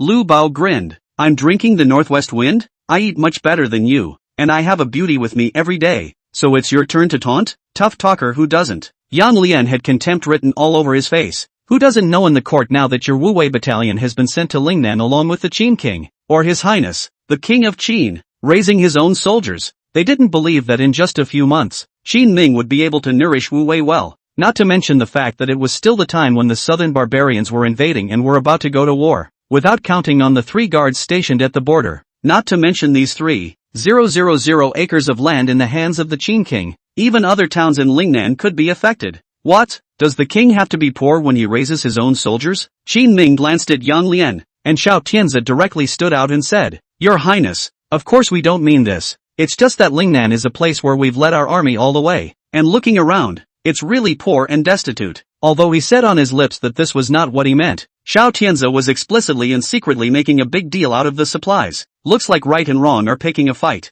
At this time, Chao Chuan, who had been being bullied, couldn't stand to watch. Walking up to Qin Ming's ear, he whispered, Your Highness, the carriage delivering supplies will be here in a moment. Oh, it seems like that time. Qin Ming is still in the honeymoon period with the Lingnan Chamber of Commerce these days. Once the negotiations between Wan Shu and Qin Ming were completed, they began to collect supplies every day and send them in regularly. When Lu Chong heard this, he immediately pointed at Xiao Tianzi's nose and cursed, Ratty thing, you can't even imagine how rich Grandpa's barracks are. There's no need to beat around the bush. Yang Lian sneered. In his opinion, Lu Gang just couldn't wipe his face and was still holding on. But then, the sound of chiding suddenly came from the distance. On the official road in the distance, a line of carriages was slowly approaching. Move over, move over. The person at the head of the group was Sekiyuki. She shouted as she stood up from the wagon to look inside. Upon seeing so many people standing at the entrance to the barracks, she suddenly froze. Because it's a complete station. Not only was there Qin Ming, but there was also Chao Chuan, Lu Chong, and Xiao Tianzi. It's you guys. Although they didn't belong to the same faction in the army, Guan Yu knew Xiao Tianzi. The Guan family, naturally, did not need to give Xiao Tianzi any face. His own team had come, but Xiao Tianzi's army remained motionless. Guan Yu was a bit angry and pointed at Xiao Tianzi. Get your men to the side. Can't you see we're transporting something? Behind her, there was a clinking and crunching of ore from the wagon. In addition to the ore, there's grain and stuff like that in the back. Ever since Wan Shu revealed his identity, Qin Ming had informed Guan Yu of the matter. Guan Yu is angry, but the next day Qin Ming sees an outrageous scene. Wan Shu surprisingly returned to the fabric store and joined Guan Yu, sitting behind the counter like a glue. Guan Yu tells Qin Ming that Wan Shu came back to apologize to him. Qin Ming was puzzled as to why she even came back. Wan Shu's explanation is that she likes Guan Yu a lot and that she only has problems with Qin Ming, not with Guan Yu. Coupled with the fact that Guan Yu had been kind to himself before, Wan Shu came back specifically to apologize. After explaining the matter, Sekiyuki knew that their conflict had been resolved and didn't take the previous incident to heart. The two became good sisters again. In response, Qin Ming could only lament that women were truly magical creatures. Ever since Wan Shu came back, it seemed that in order to show her sincerity, she had even specifically given the supplies to Guan Yu to control. That was why Sekiyuki came over every day to deliver things. Where did you get all this stuff? Xiao Tianzi's face stiffened a bit. Even Yang Lian, who had taunted Qin Ming together just now, had a hellish expression on his face. How is this possible? There's no need to tell you, General Shaw. Qin Ming spoke faintly. Lu Gon had long ago been unable to hold back and rushed straight up to push through the crowd. Didn't hear what Luna said? Get out of the way. All of you. Xiao Tianzi gazed at Qin Ming for a long time and finally spoke. Your Highness can manage the barracks so well. It's really admirable. I wonder which area you want to guard this time when you join the war. One plan didn't work. Xiao Tianzi still had a backhand. In the end, all the pressure came from the southern barbarian invasion. He was prepared to directly pull Qin Ming into the battle. Just the acreage. Qin Ming wasn't ambiguous either. The Wu Wei battalion had been expanding in numbers for some time. The 3,000 acres of your own land plus those areas on the periphery are all guarded by yourself. It's also time to see what the strength of the Wu Wei battalion, raised at great expense, is. Good. Xiao Tianzi looked deeply at Qin Ming. Today's events had been unexpected, but the overall general direction hadn't escaped his grasp at least. Go. After giving an explanation to his deputy Yang Lian, Xiao Tianzi turned around and left without looking back. Yang Lian beckoned to the soldiers around him and quickly followed him, asking suspiciously, just go back? Don't worry, as soon as the battle starts, this remnant of his army won't be able to withstand it. Xiao Tianzi's gaze flickered as if he had his own intentions. Seeing that Yang Lian was still a bit upset, he continued to speak. Don't forget that His Majesty's side of the fence is meant to be cut, so as long as the soldiers in his hands are worn out, what else can he do? At all times, military power is paramount. Xiao Shufei hit the snake to beat the 7 inches, so that the king of Jin, after becoming the crown prince, directly said in the courtroom to cut the clan. As long as Qin Ming's military power is slowly worn away, not even the Wuwei camp will be left for him. Xiao Tianzi believed that the Qin king would soon be held down and would never be able to rise again. At that point, they can naturally do whatever they want. Understood. Yang Lian slowly nodded his head and turned his head to look indignantly in the direction of Wuwei camp. Only then did he take the men and travel all the way farther toward the border. They came over and are taking over the 3 guards? Guan Yu had the supplies transported inside the barracks, and after settling the bill, she came to Qin Ming's side and asked, "Aha." On this point, Qin Ming did not hide it. He figured it was only a matter of time. "You're a good guesser." Sitting beside Qin Ming, Guan Yu rested her hands on her cheeks and sighed softly. "By the way, Wan Shu said to lower your price by another 10%. Why suddenly lowering the price?" Qin Ming naturally welcomed it with both hands, but he did not expect that a shrewd businessman like Wan Shui would take the initiative to lower the price. "Probably feels indebted to me." Sekiyuki smiled. Qin Ming was a bit surprised, having thought that Wan Shu approaching Guan Yu again should have some plans. Now it seems as if that's not the case. Have they really become the legendary BFFs? Just as Qin Ming was pondering how he should treat Wan Shu in the future, Sekiyuki suddenly asked, "Do you think she's pretty?" Chapter 80 Sending Troops to the Border. Plan of Attack. Qin Ming remembered Wan Shu's delicate and seductive figure, and how it felt when I spanked her earlier. The old man's face reddened as he said firmly, "Not pretty. With women, it's all about coaxing. Sometimes telling the truth won't get them to be genuine with you. Instead, they will take the opportunity to find fault and add to the heartache." "Really? Of course it's true. Alas, I was thinking of marrying her as well, to be a second wife for you, so that the 2 of us could see each other every day. But I didn't realize that you were so discerning." Sekiyuki sighed softly. Qin Ming's heart moved and he immediately said, "What did you just say?" "I said the second house. Not that one. I asked you if she was pretty." "Beautiful." Qin Ming hurriedly seized the opportunity with an expectant glint in his eyes, but the next moment, a hand quickly pinched viciously towards his arm. "I knew you were craving someone else's body." "No, it was your word to marry her as a second wife. Can't I just test you?" Guan Yu was furious and bit Qin Ming hard again. Qin Ming sort of figured out that in the future, he still can't tell the truth, and he has to be a little firmer in lying to women. Otherwise there are not a few cases of cartwheels like your own. After making a scene for a while, Qin Ming finally sent Guan Yu away. From his bosom, he took out the map of Lingnan that was extremely valuable to him. Qin Ming waved to Chao Chuan and Lu Gang. "Come over for a meeting." "Yes." Walking into the tent, Qin Ming spread out the map and drew a range on it with his finger. "Xiao Tianzi definitely won't care about us. We have to deal with the invasion of the southern barbarians on our own this time." "You're right, but our line of defense is fine. The plains are connected to the mountains." Chao Chuan looked carefully and confirmed the terrain first. Their border area, on the outskirts of the mountains. It is close to the tribes of the barbarians in the mountains. The original 3 guards looked after the place, but in the future, the 3 guards that originally belonged to Qin Ming would probably have to be reorganized. In time, it would become Xiao Tianzi's army, so naturally it would not do Qin Ming any favors. "It's okay, just give me 3,000 men and hold it there." Lu Gang was looking at it very openly. "It's just a line of defense, not a big deal." They didn't even need to collide with the frontal army of the southern barbarians. It was perfectly sufficient for the Wuwei battalion to divide some of its strength to deal with it. "You can go over there, but it won't be that simple." Chao Chuan thought about it and slowly shook his head. Lu Gang's men were considered the fiercest vanguard in the Wuwei battalion. It's usually used when attacking a city. If you really want to go on defense, it's best to leave it to Chao Chuan's middle army. They have the best coordination and are also suited to go for a static approach. "You want to go?" Qin Ming looked at Chao Chuan. Chao Chuan nodded. "It's been a long time since I've been in battle, and those old brothers, they say farming is no fun." "Okay then, you go over there." Like his judgment, Qin Ming also felt that it was more appropriate for Chao Chuan to go over there. At those words, Lu Gan was a bit offended. "Your Highness, you look down on our vanguard army?"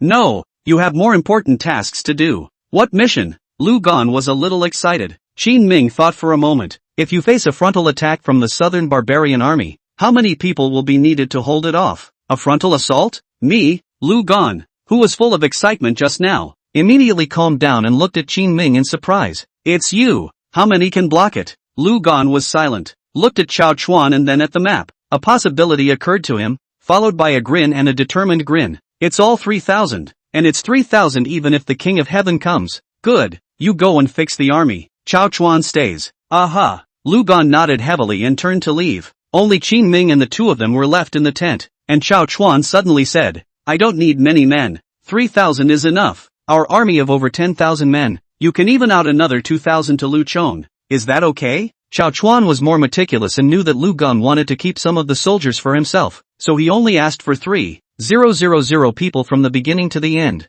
Qin Ming glanced at him and smiled. You guess what I'm guarding against? Chao Chuan hesitated. In fact, as a subordinate, he shouldn't speculate Qin Ming's mind like this, but it's about Lu Bao's life. Eventually he spoke up. You are worried that Xiao Tianzi will draw the bulk of the southern barbarians to our line of defense and destroy the Wu Wei battalion in one fell swoop. That's why Lu Gang was told to bring his men to hold down the border with the 3 guards. He's our insurance in case of a situation. Lu Gang, although people are very reckless, but after many years in the military, he had participated in too many wars and was experienced enough to see Qin Ming's thoughts at a glance. He doesn't need that much. Qin Ming waved his hand. Now the enemy on Lu Gang's side is just a possibility. But Chao Chuan was different. He was the one who was sure to face quite a few barbarians attacking and had to arrange for enough people. That's why Lu Gan didn't want that many people. That would greatly affect Chao Chuan's defense. In a few days, let Shang Beishan take over Wu Qingnua's transportation duties, and then let Wu Qingnua go over to support you. In a pinch, you guys can go help him. Only when he heard this did Chao Chuan's tightly knit brows finally stretch. After arranging all this,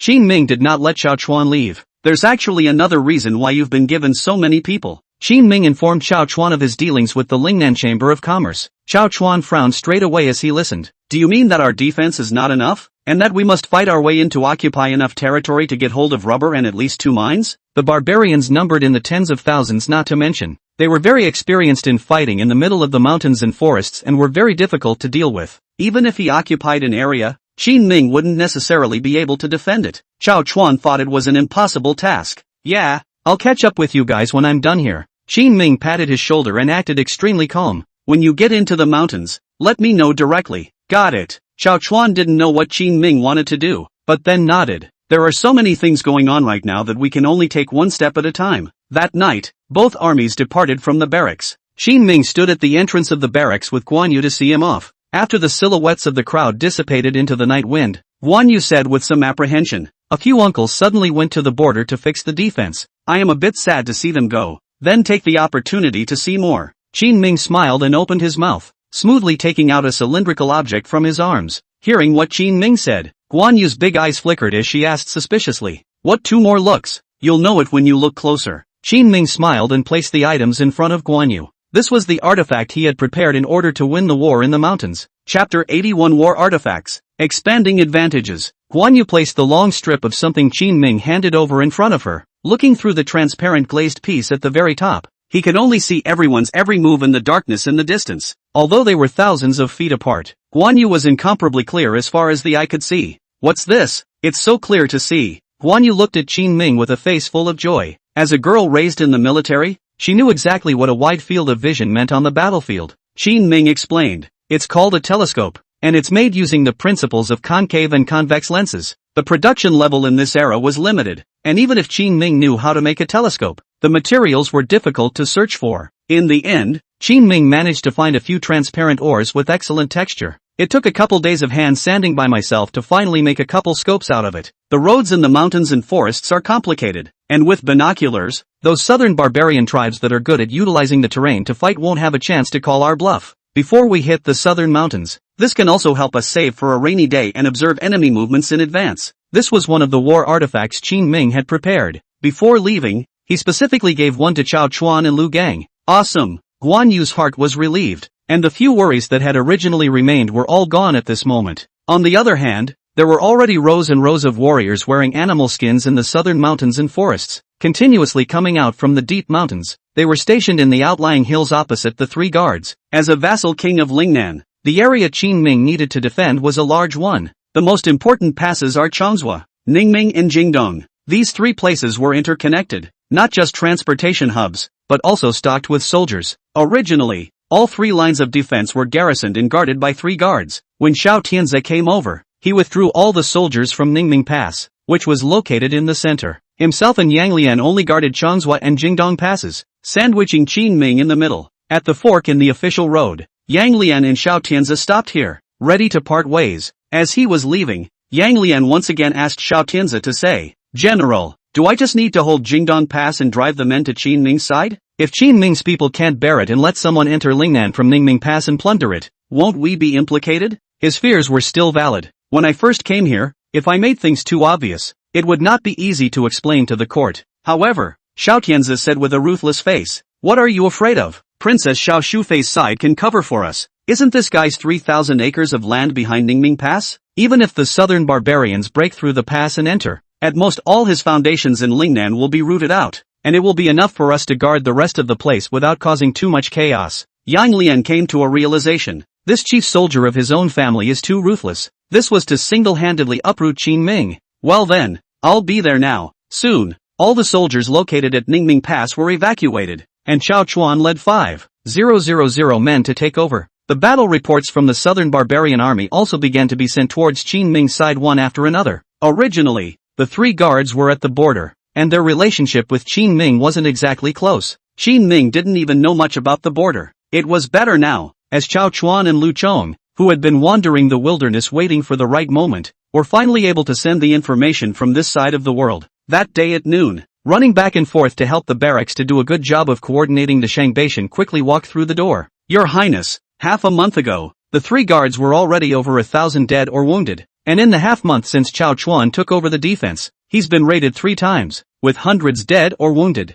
He rambled on about the front lines. Qin Ming just sat quietly, not rushing, letting him speak in as much detail as possible. Where are Xiao Tianzi and Yang Lian? The two of them are doing well, taking manpower from the three guards, each leading a fine army of over 10,000 men, and resisting under false pretenses. Lu Bao told me. According to his observation of those two that way, it seems that they are trying to bring the trouble to the east. When he said this, Chang Baishan was furious and violently hammered the tabletop. Xiao Tianzi, the son of a, is really not human. On top of the battlefield he's even playing tricks. Your Highness, let me bring someone there as well. As the commander of Qin Ming's guards, Chang Baishan himself was highly skilled in martial arts and had several hundred guards under his command. They were used to guard the royal palace on weekdays, but lately on the battlefield running around sending messages. All of them were righteously angry. Greet Xiao Tianzi's family 800 times a day. Don't worry, Wu Qingyi has already passed. Wait and join me. After hearing his words, Qin Ming held a long pole in his hand and slowly shook his head. Your Highness, those barbarians at Jingdong Pass and Changsua Pass realize that they can't take it, and will definitely come to our Ningming Pass. It's a bloody battle. Chang Baishan was filled with indignation. He didn't understand why Qin Ming, who had been able to pacify the war in the north in the first place and had made a great contribution to the court, and now it's always in the back getting ready, not even going to the front. You know what the problem is? Qin Ming shook his head and saw that the sky was already gray, so he took Chang Baishan out of the barracks to chat. What key? Shang Baishan looked at him strangely. Qin Ming slowly said, the point is that we have very few soldiers, and according to the original idea of the battle, it's just a case of each one of us guarding the defense, but we need to do more than that. It doesn't matter if we have fewer soldiers, but I need every team in the Wuwei battalion to be able to put up a stronger fight than the three guards. As he spoke, Qin Ming pulled the pull ring of the long rod-like object in his hand. A greenish-colored firework then surged up into the sky. Shang Baishan looked up in awe at the light that flew up into the sky, something he had never seen before. Some of them are similar to firecrackers, but they come with colors and also give off a fascinating light in the night sky. So pretty. Unfortunately, Shang Baishan was not in the mood to appreciate it. Your Highness, I know what you mean, but we've already given them twice the rations, twice the wound medicine, military pay, and accompanying physicians, according to the highest standards. What else can we do? Recently, Chang Baishan was helping Qin Ming arrange these supplies. Thanks to the blessing of Feng Qingyuan, the textile business in Lingnan is quite successful at this stage. Together with the original savings, it was enough to settle the silver and supply supplies to the Lingnan Chamber of Commerce. Stabbing. Seeing that he still didn't understand, Qin Ming took another firework and pulled the pull ring. This time it's red. Isn't it pretty? Pretty. Your Highness, what are you doing? Shang Baishan, who usually would often be out of tune, was a little annoyed for a few moments at this time. Seeing that his mood was about to go wrong, Qin Ming smiled helplessly. Old Chang, you've been smart all your life. How come you're so stupid when it comes to the critical time? I'll show you a few more. Bang, bang, bang. Qin Ming released all of the several colors of fireworks he had prepared high into the sky. Shang Baishan froze. Your Highness, are you going to spray them with this? Chapter 82 Barbarians Gather. Danger at the frontier. Of course not. This is for you to use to pass information. Qin Ming pointed at the fireworks high in the sky. There were no skyscrapers in this era. The bright lights of the fireworks were able to travel great distances. Each color, represents a command so that all the troops in the wilderness can be linked. It doesn't matter if there are fewer people, but we can rally quickly this way, which allows us to use more power. Qin Ming spoke slowly, his face reflected by the firelight. The breeze blew, and Shang Beishan jumped in sudden realization. Awesome, awesome, Your Highness. He had long felt that with Qin Ming's temperament, he definitely wouldn't keep guarding the rear, but Shang Beishan couldn't guess what exactly Qin Ming was doing, so there's always been a lot of anger in the back of my mind. Now that he finally had an answer, he was thrilled. One more day and my bright beads will be delivered in bulk.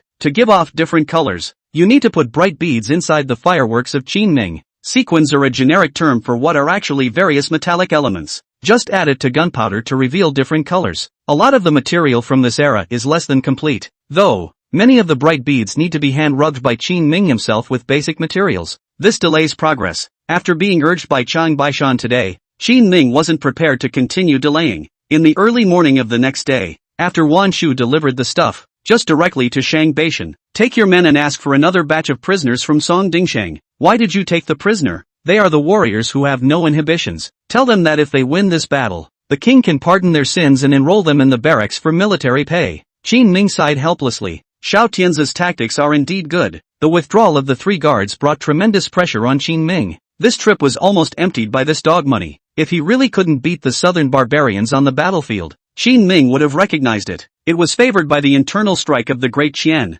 which had obstructed itself 3 times. He would properly settle this account with Xiao Tianzi and the Xiao Shufei behind him, assuming, of course, that the battle can be won. Got it. Shang Beishan immediately nodded his head. Soon, Qin Ming had put together an army of more than 1,000 men, and they paraded in the barracks in great numbers. Before leaving, Qin Ming found Wan Shu, who had come to deliver the supplies. Can I get credit? The barracks were now emptied, and he didn't have much silver to pay Wan Shu. It's like the last batch of troops was sent out today, and Qin Ming hasn't yet settled the silver for Wan Shu. And, of course, he deliberately didn't give it. Look at your debt out. No wonder Xiao Yu called you a rascal. Wan Shu gave him a blank look. Waiting all morning, she didn't wait for Qin Ming to bring someone over to settle with her. As smart as she was, she had long guessed that Qin Ming didn't have any money. Looking at this man who had traveled all over the place to guard the border, even going so far as to cheat and deceive, and who had the cheek to come over and show his hand, Wan Shu's eyes were a little complicated. You have to win,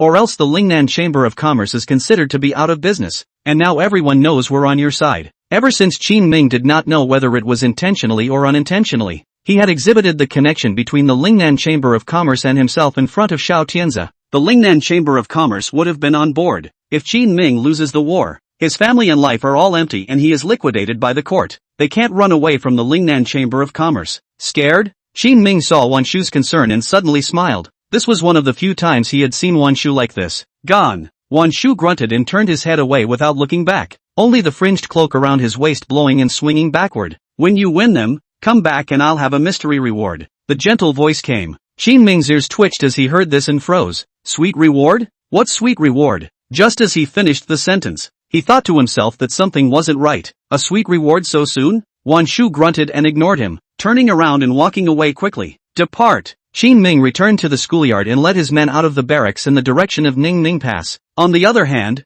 outside Ningming Pass, close to 30,000 barbarian warriors, clad in animal skins and sitting on the ground, were sort of stationed here. Leading this horde was a warrior of their first great division named Tuchi. Originally, he had only brought 10,000 men with him and was going to try to attack Ningming Pass, but after real contact, he realized that Ningming Pass, as the most important of the 3 passes, had the smallest number of defenders. Within a few days, their other 2 large units all sent letters as well. It says that Jingdong Pass and Chanswa Pass are heavily guarded, but they heard the news that there weren't many defenders on Tuchi's side here, so just prepare to converge at Ningming Pass and take your chances. In fact, the 3 passes are far apart. It would take 2 or 3 days for the news to get through. However, with Xiao Tianzi's deliberate spreading of the news that Ningming Pass was defenseless, the news was soon revealed to the major forces of the barbarians. This gives them the opportunity. The leaders of the 3 forces are sitting together at the moment. Tuchi, as the lead offensive team on this side of the ball, knows this place well. He spoke slowly.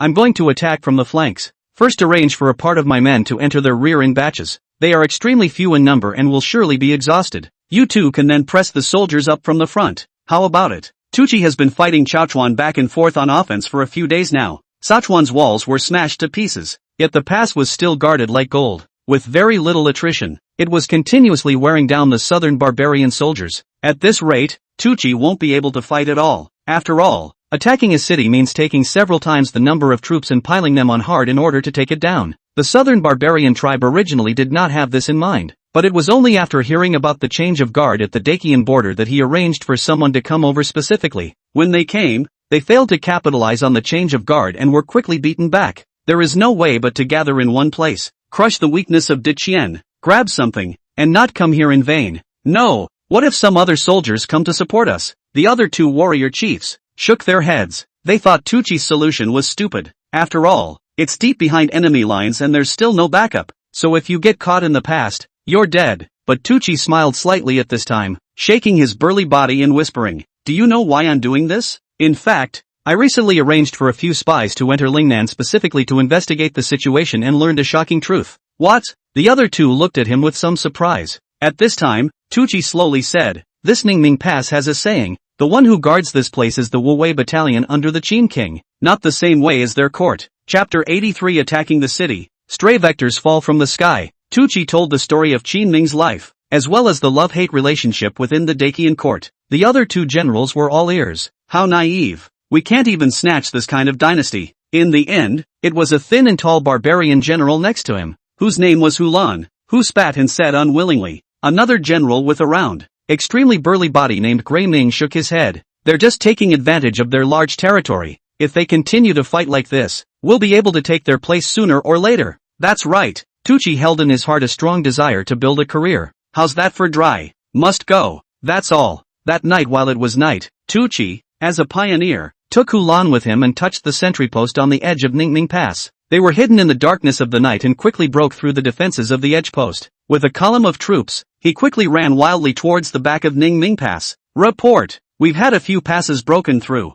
and a group has slipped into the back end of the defense. Inside Ningming Pass, a messenger soldier quickly came to Chao Chuan and reported the situation with a panicked face. Running behind the lines? Chao Chuan was slightly stunned and quickly realized what Tucci was thinking. This guy is giving me a hard time. This area is difficult to navigate except for the Ningming Pass. Even if they were quickly transported, they would be a few teams of 1,000 people at most. Once Chao Chuan turned back, they would surely die. But Tucci was gambling. He was betting that Chao Chuan wouldn't dare to move. And it is true. As the least numerous guardian of the three passes, he experienced a series of great battles. Despite his best efforts to break up one man for two, casualties are just inevitable as long as it's a war. He had less than 5,000 warriors left on his hands at the moment. The other side had at least 20,000 or more troops stationed outside the pass. As long as Chao Chuan dared to make a move, the barbarian soldiers would absolutely do whatever it took to seize the vacant period of Ningming Pass and take it down in one breath. Need backup, General? The soldiers under his command quickly opened their mouths,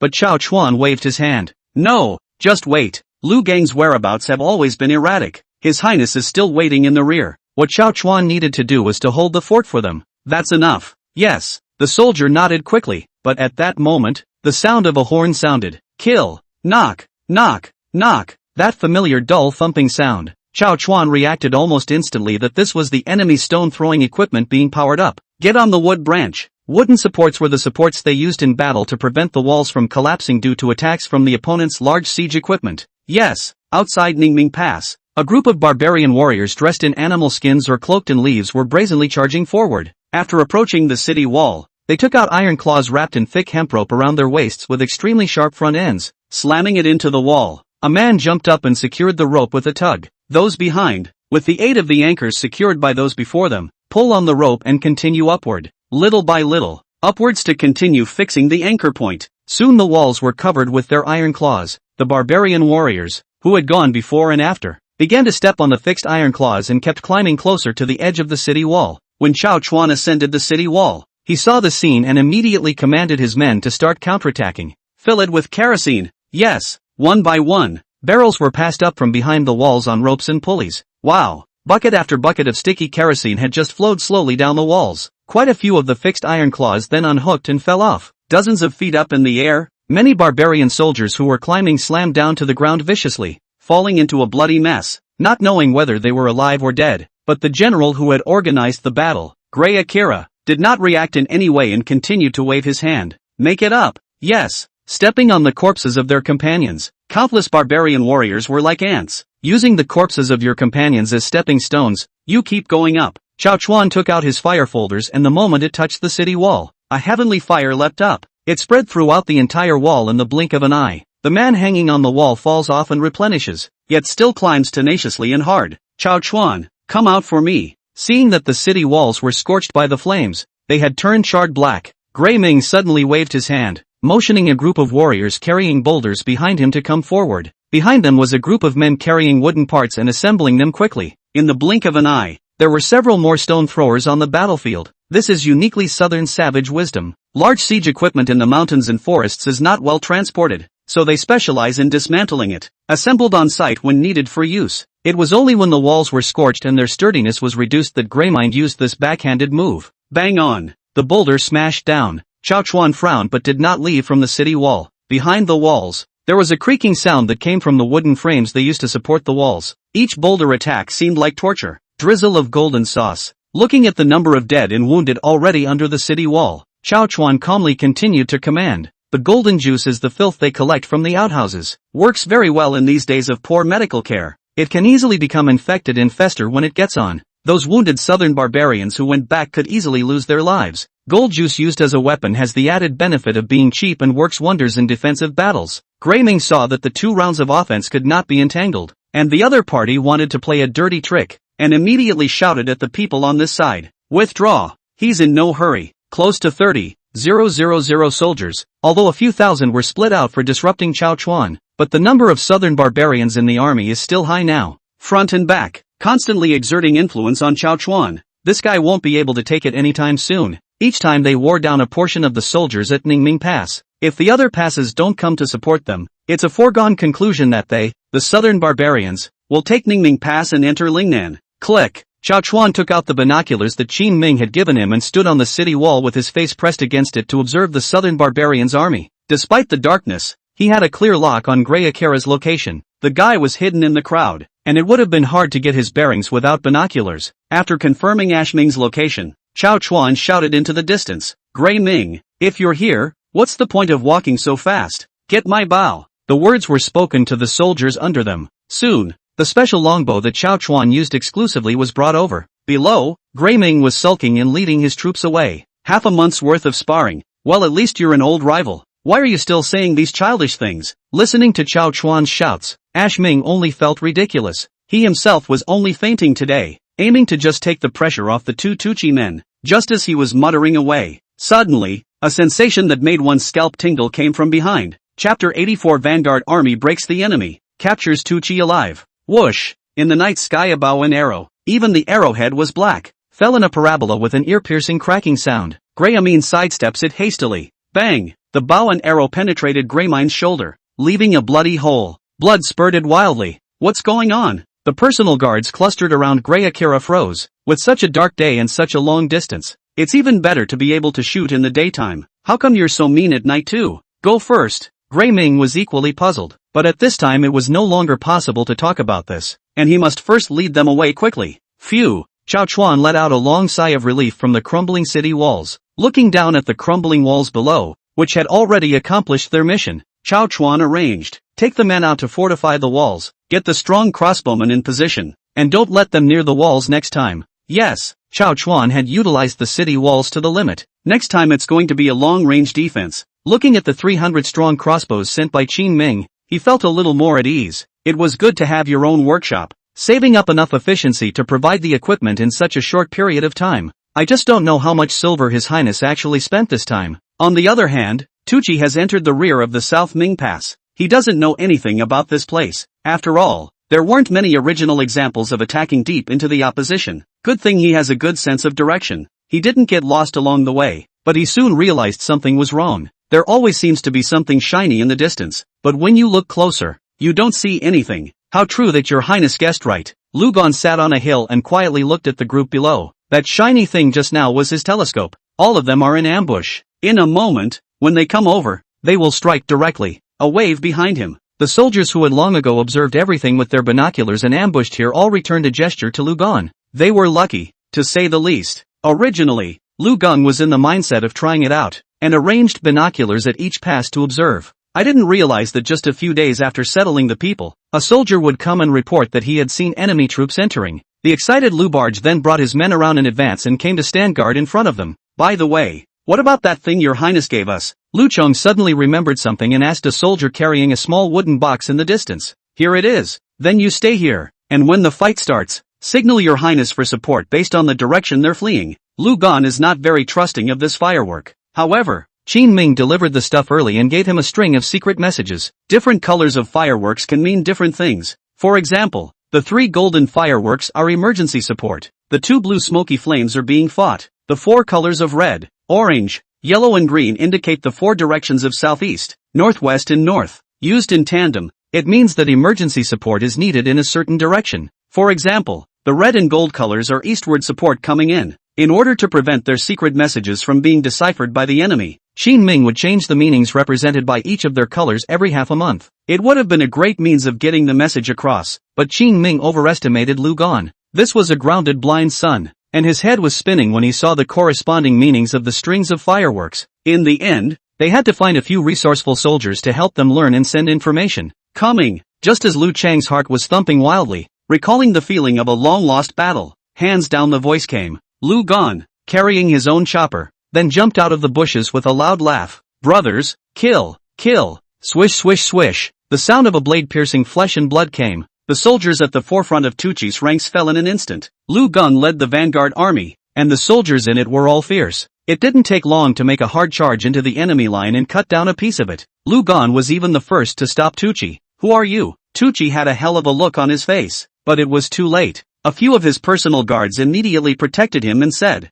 "You go quickly, we'll take the rear." Without any hesitation, Tuchi immediately drew back. "You still want to leave?" Lu Gang shouted violently. The chopper in his hand swung round and directly threw out more than 10 meters away, bringing up blood all the way, splashing under the dark night. Click! Tuchi's warhorse's hindhooves were cut off by the blade and he fell to his knees with a thud. Along with Tuchi, he flew out and rolled on the ground a few times before coming to a stop. Crazy! It was the first time that Tuchi had seen someone who dared to throw out all his blades in battle. Kill him! Without the slightest hesitation, Tuchi quickly gave the order, trying to get a few of his personal guards along with the southern barbarian warriors to finish off Lu Chong. Blowing awesome you? Lu Gan laughed out loud and dodged the sudden thrust of a lance. The lance was then clipped to his armpit and lifted violently. One of his personal guards who had just tried to sneak attack him was instantly lifted 3 feet off the ground. Still not letting go? Lu Gang licked the blood from the corner of his mouth and suddenly slammed the man down. Click! The sound of bones cracking came out, and everyone felt their scalps go numb. The lance was snatched from him like that, and then he continued to laugh loudly as he rushed into the most crowded battlefield to kill.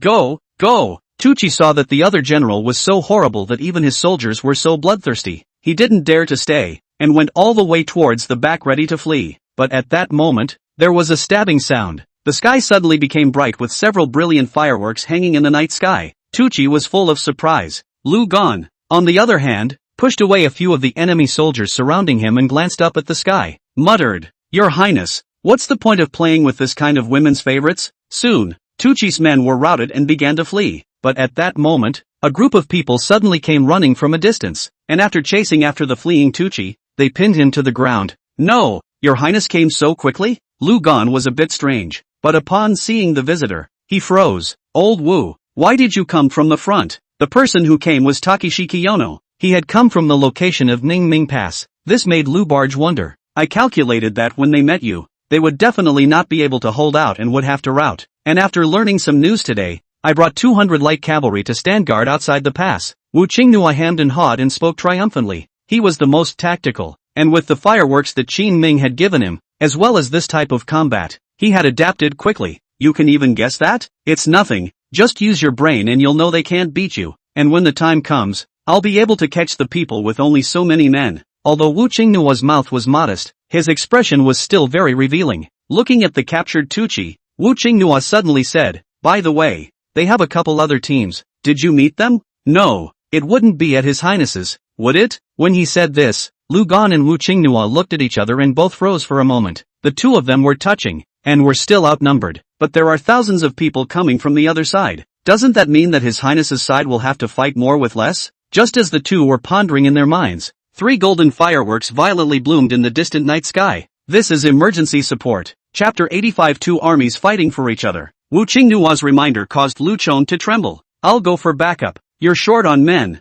Take Tucci here first and go over slowly. Qin Ming's army didn't have many war horses. Earlier, basically all the war horses in the Wuwei camp were given to Lu Chong, who was wandering around outside. Now these war horses just came in handy. Despite the fact that he had just experienced a great battle, Lu Chong couldn't care less about his fatigue, and led his men in a wild run towards the rear, under a small hill. There are their remaining war horses down here. Originally, in order to hide it, they had kept a part of their men unified here to take care of the war horses used for replacement. Go back up in the direction of the fireworks just now. Yes, the crowd rolled over and switched horses, quickly galloping wildly toward the distance. Meanwhile, Qin Ming has been in contact with Hulan. For insurance purposes, Hulan had more soldiers on hand and went deeper than Tucci. With a force of more than 2,000 men, he surrounded Qin Ming's force of more than 1,000 men as much as he could. General, this man seems to be the king of Qin. Among the southern barbarian troops, someone quickly recognized Qin Ming's identity.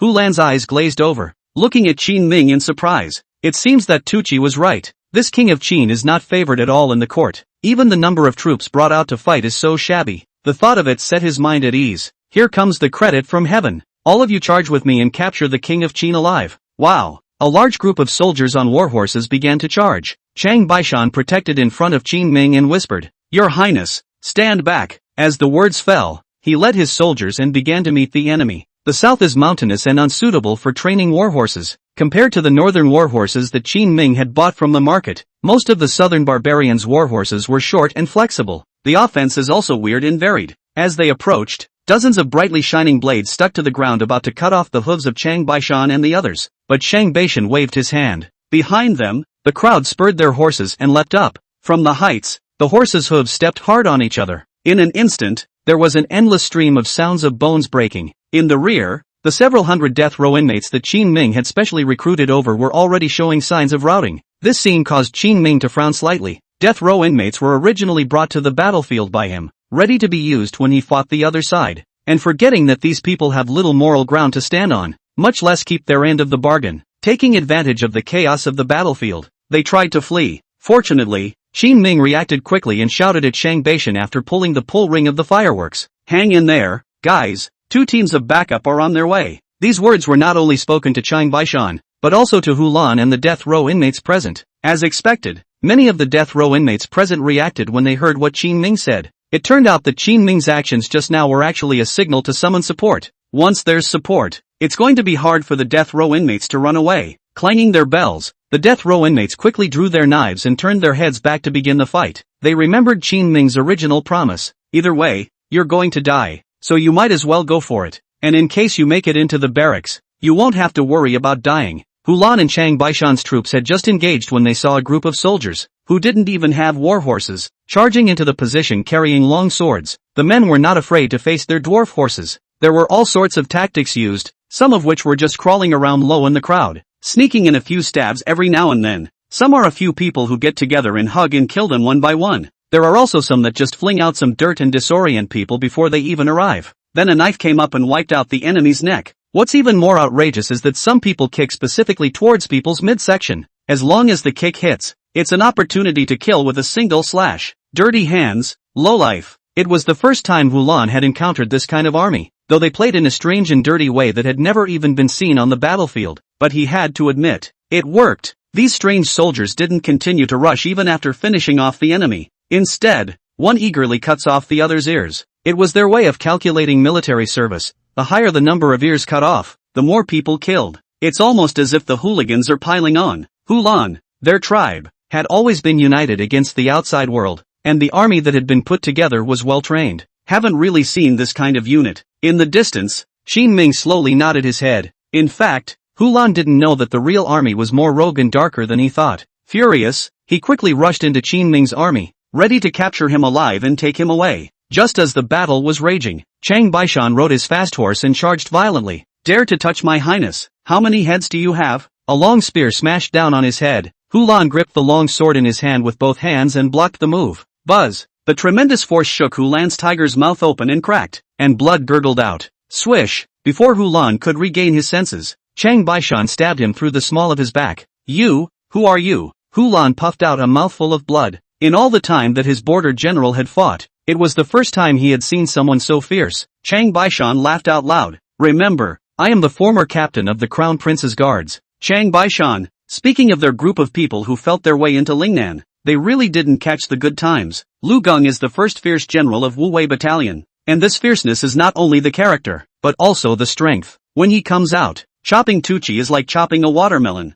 As for Chang Baishan, the person who can be Qin Ming's first guard is naturally unique in the world in terms of martial arts. Although there were fewer people, each of these few generals of Qin Ming's was a top fierce general when put outside. As for why there aren't many powerful generals in the southern barbarians, it was mainly because they were already small in number, and it was only after gathering the strength of the entire tribe that they had only managed to put together an army of more than 30,000 men. The intensity of the general is, naturally, predictable. Of course, if this were an unusual time, it would still be possible to have a back-and-forth fight with the army at the border. Just not now. Withdraw. The terrified Hulan swung out his sword, forcing back Chang Baishan. The next moment he turned his horse around and prepared to run for his life. Just because his strength is not good doesn't mean his vision is not good. It's kind of a kick in the teeth today, just by exchanging less than half a move. The pressure brought by the other party was incomparably huge. His first thought was that he had to run, but he had just turned around, and with a puff, there was another bloody hole in his shoulder. Put! Chang Baishan was like a machine gun, steering his horse to stick to Hulan and keep stabbing.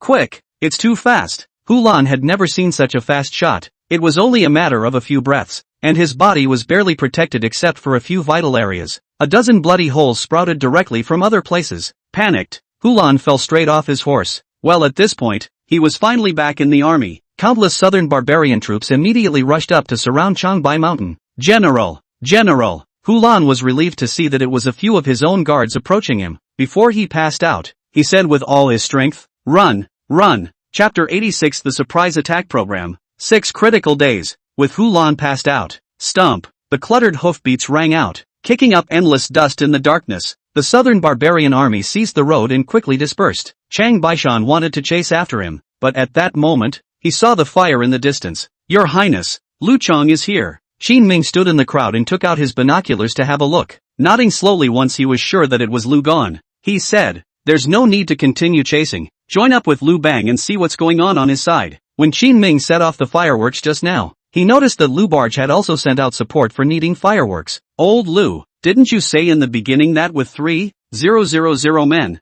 there was no need for support when the King of Heaven came? Just after seeing Lu Chong approaching, Qin Ming opened his mouth and teased. Lu Gong froze for a moment. Your Highness, when did I say support? Quickly, he reacted by tugging at the collar of the soldier beside himself. What are you signaling for support? Shame on the old man, isn't it? The yanked soldier hastily explained. No, General. I sent that as a signal that the enemy has been sighted and is engaging and can be supported. Being available for backup is not the same as asking for backup. The fireworks Qin Ming had given them could send out several levels of distress signals when combined. What Lu Gong sent out just now was indeed a painless and lowest level request for help. It was only after hearing a good explanation from the soldiers under him that Lu Gong finally let go of his hand. Then he came to Qin Ming with a face full of showmanship. Your Highness, guess who we caught? Toki. Qin Ming didn't even think about it and reported the other party's name, because Chao Chuan was now guarding the border. Qin Ming knew a lot of information about the enemy army. Gee, no fun. Lu Bao sked. Filled with speechlessness, Chang Baishan opened his mouth.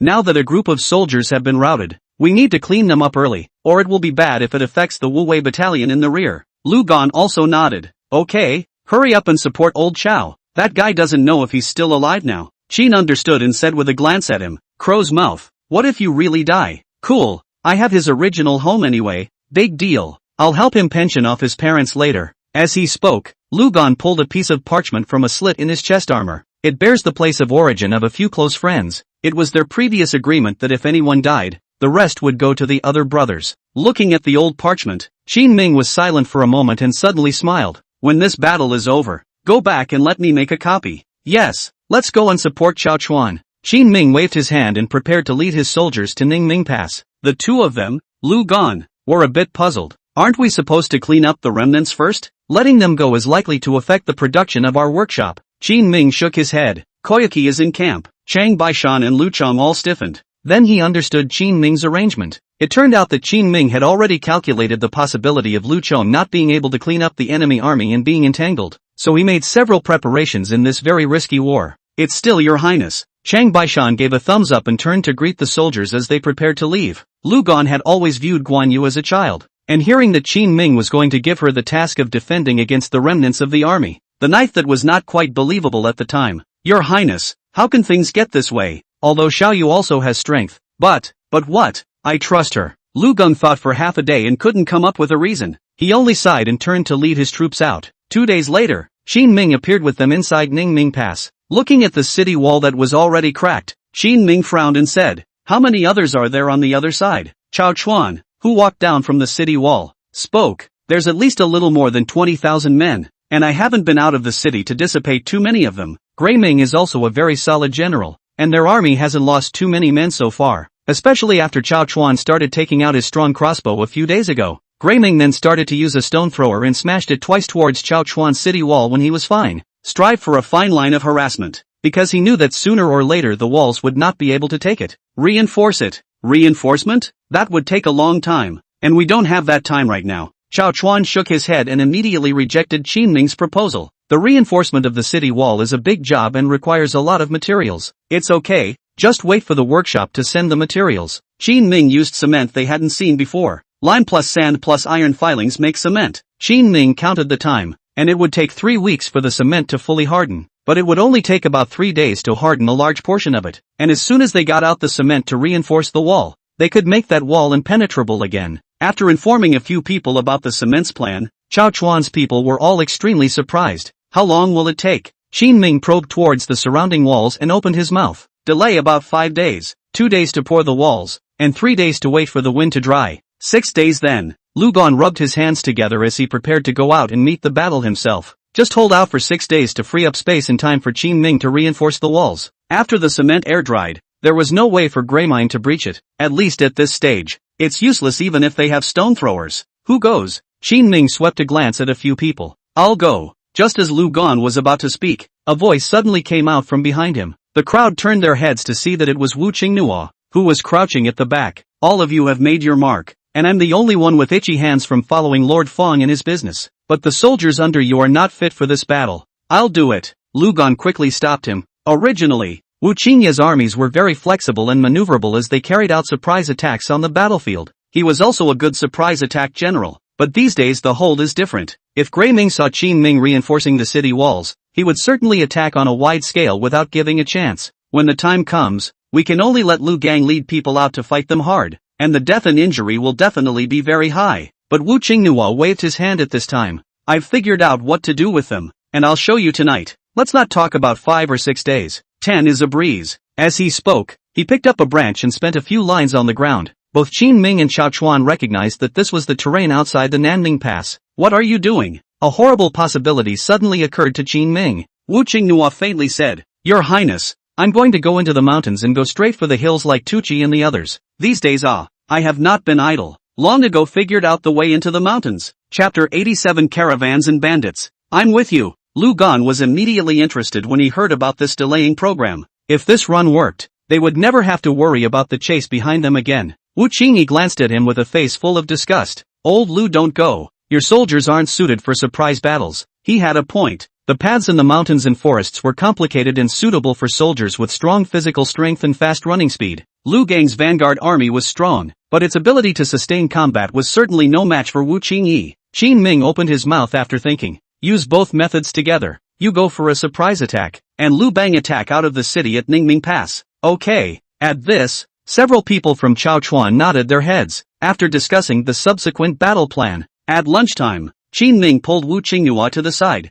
On this trip over, you look for mines in the southern barbarians and something with the name of rubber. What's rubber? Unsurprisingly to Qin Ming, Wu Qingnua really didn't know what a rubber was. Taking out a piece of paper and handing it to him, Qin Ming explained. It's on here. That's fine. Wu Qingyi nodded, although he was still unaware of the deal between His Highness and the Lingnan Chamber of Commerce. But when he saw the mines and the rubber, he guessed that Qin Ming's goal might be more than the success or failure of this war. The sun was low in the wilderness outside of Camp Wuwei. Sekiyuki's tight little face led a convoy full of supplies forward. Accompanying them were a number of soldiers in regular clothes with battle armor underneath their clothes. Dressed like this was not wanting to draw attention to himself, disguised as a merchant caravan to facilitate his business. With the recent war at the border, She had been at the rear teaming up with Wanshu to provide supplies for the front line, but staying long enough to be in the back was boring for her. Take advantage of this delivery of supplies and soldiers. Guan Yu then brought along more than 700 heavily armored soldiers configured with warhorses and prepared to head to Ningming Pass with the supplies Qin Ming needed to make cement, because he was rushing to the front line for support.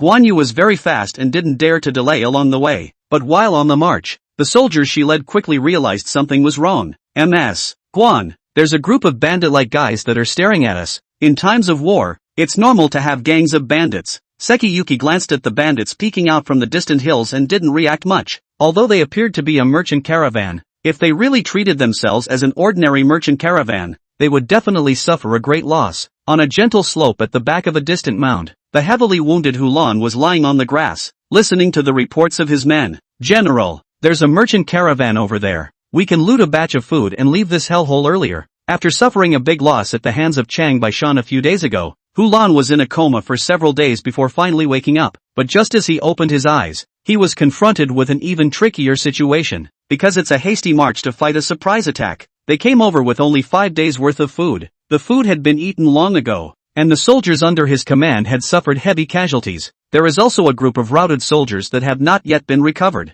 Hulan is now considered to be at the end of his rope. There was no choice but to take up banditry, robbed 2 small caravans and took some of the grain, but they were left with an army of over 1,000 men, and that food was gone in 2 portions. Just when Hulan was so disheartened that he thought he would never walk out again, Sekiyuki's caravan arrives. Repair your troops and prepare to strike. Without further hesitation, Hulan licked the corners of his dry and cracked mouth and stood up with strong support. After you've done this big job, you'll break out and go back to base camp. Yes. A few of his personal guards quickly began to fix the soldiers. Soon, they rushed down the hillside, riding a herd of shorthorn horses in a great rush, bringing up a cloud of flying dust. This kind of noise was already not covering his tracks in the slightest. Guan, people are coming. A few of the soldiers in front of them immediately twisted their heads back to yell at Guan Yu. Sekiyuki frowned slightly and looked down at the goods on the carriage at her side. These were several large wooden crates, covered with straw, and as the wagon traveled slowly, a metallic clanking sound could be heard from inside. After briefly estimating the rough number of people on the other side, he determined that there were only about 1,000 people. Sekiyuki wasn't the least bit flustered, and raised her chin at the box at her side. I wanted to get along with you as traveling merchants, but I didn't think you'd dare to come up here to die. Mount the crossbow. Yes. Dozens of soldiers quickly jumped off their war horses, picked up the hammers that were ready next to them, and bam, bam, bam. The wooden case quickly shattered, revealing the crossbow inside and the crossbow that Qin Ming had recently ordered the workshop to produce. It is not uncommon for a crossbow to fire 1 shot and release 1 arrow, but Qin Ming's crossbow was different. He had put a rebound device in it. It can automatically spring back after a crossbow shot has been fired and recock the preloaded crossbow. This allows for excellent lethality on the battlefield. The key is that you can fire more than 30 rounds of crossbow in a short period of time. Of course, there was the small problem that the thing was a bit heavy. After all, it was loaded with dozens of stout crossbow bolts. It's hard to maneuver it well without special training. Even Guan Yu had only trained a few dozen people up to this point. What are they doing? Looking at the merchant caravan that was getting closer and closer in the distance, Hulan was filled with doubt. He hadn't figured out what the other guy was doing. It was clearly just a group of merchants, and when they saw themselves coming they didn't even run, but instead were drumming up their goods. That's when a nearby proctor suggested a possibility. General, I know. They're probably taking stock of their goods and trying to trade their lives for money to buy their way out. At that Hulan sneered and said with disdain, then their math is wrong. We're not bandits. No amount of money can buy your life in our hands. In order to prevent his whereabouts from leaking, Hulan had directly killed everyone after robbing those small merchant caravans of their supplies earlier. Although there were a bit too many people in this caravan in front of them, Hulan wasn't worried. There was a world of difference between the strength of some merchant guards and a specially trained army like his own. The corner of his mouth raised a cold smile as Hulan disdainfully rushed up the hill. Little ones, kill for me. As the words fell, the sound of gold and iron clashing rang out. Before Hulan could react, the foremost soldier who walked into the range of the crossbow was shot into a sieve. What is going on? Hulan all took 2 arrows. As the crossbow arrow pierced his skin with great force, he was acutely aware that it was not a bow and arrow. Bows aren't that thick. New wounds were added to the body before the old ones were healed. Pust. A mouthful of blood spurted out, and Hulan collapsed helplessly to the ground. Sekiyuki looked down at the butchered bandits below in confusion. Up until now, she'd thought it was just a bunch of ordinary roadblock bandits. In order to hide his identity, Hulan, like Guan Yu, arranged for someone to change into ordinary Dachin people's clothing and hide his armor under his body. It really looks a bit like a regular gangster. Chapter 88 The Great Battle Begins. Countdown to the walls. That's weird. I'm armed and you guys are still coming. That said, he makes an awesome crossbow. Thinking of that tall figure that she thought about day and night, Guan Yu's heart warmed, but she didn't stop moving her hands, commanding the soldiers who were still idle beside him. He spread out towards the two flanks. After Hu Lan's death, the remaining remnants of the army instantly collapsed and were currently preparing to escape, but after running 2 steps, they were suddenly startled. The group of merchants in the rear ran even faster than them. The warhorses of these people were specially selected by Wan Shu after Qin Ming left, since he didn't have to rush to find a warhorse for the army. Wan Shu called Guan Yu to join him and picked extra carefully. The ones that were found were clear and top-quality horses. Screams and pleas for mercy began to spread across the battlefield, but soon the chaparral was quiet. Find someone to tell Song Dingsheng to clean up and let's go. Seki Yuki didn't know Hu Lan's identity, and even if he did, he wouldn't waste time on him who was already dead. Turning to give an explanation, he led the men on their way. It's as if this is just a delivery hiccup. After the crowd had moved away, Hu Lan, who was lying on the ground with wide eyes, gradually lost his voice as well. His face was full of resignation and doubt. As one of the main generals of the southern barbarians, he probably couldn't have imagined that he would end up dying in silence like this. 2 days later, Guan Yu arrived at Ningming Pass with her things. The southern barbarian army was still in force, only because of 2 wrong decisions and raids. 2 of their key executives were captured and 1 died without a word. None of this Greymine knew. He was still attacking every day. Only these days he found himself under more and more pressure. Why don't you come back? Standing on the upper post, Greyming looked at the disfigured Ningming Pass wall in the distance and guessed what was happening behind the wall. Could it be that it has already disturbed the Qin king? Then why are they still setting up heavy troops here? No, the king of Qin is bound to be at the end of his strength now. Looking after his head, Grey Akira thought extremely optimistically. The mind was already looking forward to the triumphant return of Tuchi and Hu Lan. It's best to stir up Qin Ming's big backyard. Inside Ningming Pass, the war had been going on for a month, and exhaustion was written all over everyone's faces. But all of this exhaustion was converted into surprise when they saw the supplies being delivered. Many have heard that if a new shipment of supplies arrives, the war will quickly come to a close. This is the IOU that Wan Shui asked me to give you. Make a handprint. Inside a simple thatched hut, Guan Yu sat in front of Qin Ming and took out a piece of paper from her arms. It was written in small, elegant lines. All are recorded advances from the Ridge Chamber of Commerce. During this month of fighting, Qin Ming and the others had indeed made a lot of achievements, but it cost a real fortune, not counting the previous savings spent, but also owed Lingnan Chamber of Commerce 170,000 taels of silver. As he watched the new supplies arrive, Qin Ming, who was in just the right mood, suddenly had 2 big heads. Owe her for now and ask her if she'll take a flesh payment. Stinking hooligans! Guan Yu reached out and pinched Qin Ming. However, she had underestimated the thickness of Qin Ming's face. After being pinched, Qin Ming licked his face and held her to tease her for a while before suddenly opening his mouth. When you get back you ask Wan Shui if he can give another batch of supplies. The account is on credit. I'm embarrassed to ask for more. Seki Yuki flatly refused. However, after Qin Ming said sweet words for a while, he still rushed back again with a red little face. Your Highness, what is it? After sending Guan Yu away, both Chao Chuan and Lu Bao rushed forward. Shang Beishan followed behind, heatedly laughing. His Highness stepped in. Surely you can get it I see that Wan Shui Just as he was gossiping with the crowd about Qin Ming's philandering, sensing that Qin Ming's gaze was glaring at him, he immediately stopped. This king's soft food is only for you, so don't talk nonsense down there. Okay, got it. Chang Baishan immediately nodded and stood next to him with a hefty smile. At this time, Chao Chuan opened his mouth. Your Highness, the cement materials are coming together and have already begun to be made, so the walls can be reinforced tonight. Shall we, then do it tonight? In order to prevent a long night, Qin Ming had put a lot of effort into this trip. Wu Qingyi changed into the latest batch of top-quality horses sent by Guan Yu. Traveling through mountains and forests, the usefulness of war horses may be limited, but Wu Qingyi took on the most important task. Qin Ming naturally would not treat him poorly, and everything was given to the best. All those crossbows, give them all to Wu Qingyi. Once the wall is built, we won't need this to defend against their attacks. Yes, soon. Wu Qingnua launched a surprise attack with a group of hundreds of people. That night, the gate of Nanming Pass, which had never been opened, was suddenly opened. Then a tidal wave of soldiers began to pour out. General, the Dakian army is coming over. Ash Ming, who was sleeping, got up from his bed and recalled the news with a face full of incredulity. How is that possible? Take the troops and attack with me. He didn't think about it that much and didn't see it as a sound bite. Directly leading the army, he began to rush towards the outside of the barracks. Soon, the Southern Barbarian Army and the Wu-Wei Battalion officially collided together. Lu Gang and Chao Chuan killed countless enemies on the battlefield and blood splattered. Both sides committed troops regardless of damage. With his shoulder bandaged, Greymind looked at the mounting losses with some hesitation. At the same time, Qin Ming stood on the city wall and looked at everything below. Although it is a good idea to raise an army, but this time their attrition was too great. Watching those soldiers that he knew very well, some of whom he could even name, die one by one on the battlefield, Qin Ming was silent all night. This was the first time he had participated in an official war since he came to this world. The entire battlefield was like a giant meat grinder, crushing everything and making life like grass. It was a bloodbath like nothing he had ever seen. Your Highness, Chang Baishan could see the anxiety and sadness in Qin Ming's heart and walked up to accompany him as he stood on the city wall,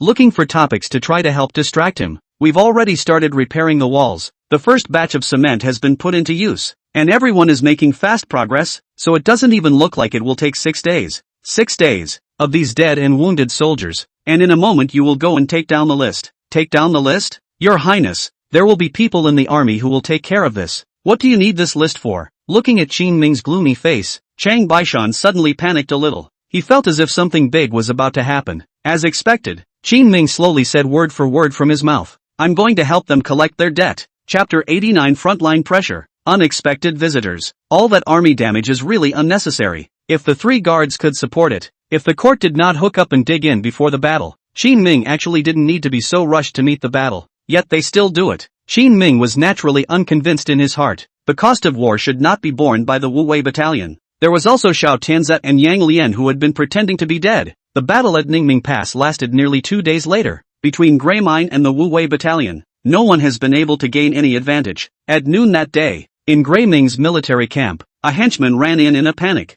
General, there's a surprise attacking party that went around behind us. What? How many of them are there? Greyming's heart trembled. The past few days had been spent tangling with Qin Ming. It had even made him forget that at the other 2 passes, there were armies guarding themselves. Only a couple hundred. So, that's okay. Grey Akira rubbed his sore temples. Walking out of the barracks, he stood on the hill and looked toward the walls below. Ever since Ning Mingguan used that gray paint and painted the entire city wall, Grey Akira's heart just kept beating. He didn't know what that thing was, but his intuition told him that it was definitely not good, and if he let them completely coat the entire wall, he might not stand a chance. He has been on a frenzy of offense for the past few days. Nah, that guy named Lu Barge was even crazier than he was. Every time they go over, it's like they're chasing themselves. This was coupled with the fact that Chao Chuan's army had been guarding the front of the city wall, not allowing anyone to get close at all. This puts a lot of pressure on them. Originally, Greyming wanted to use a stone thrower and smash the other side's walls, but Lu Barge, this mad dog,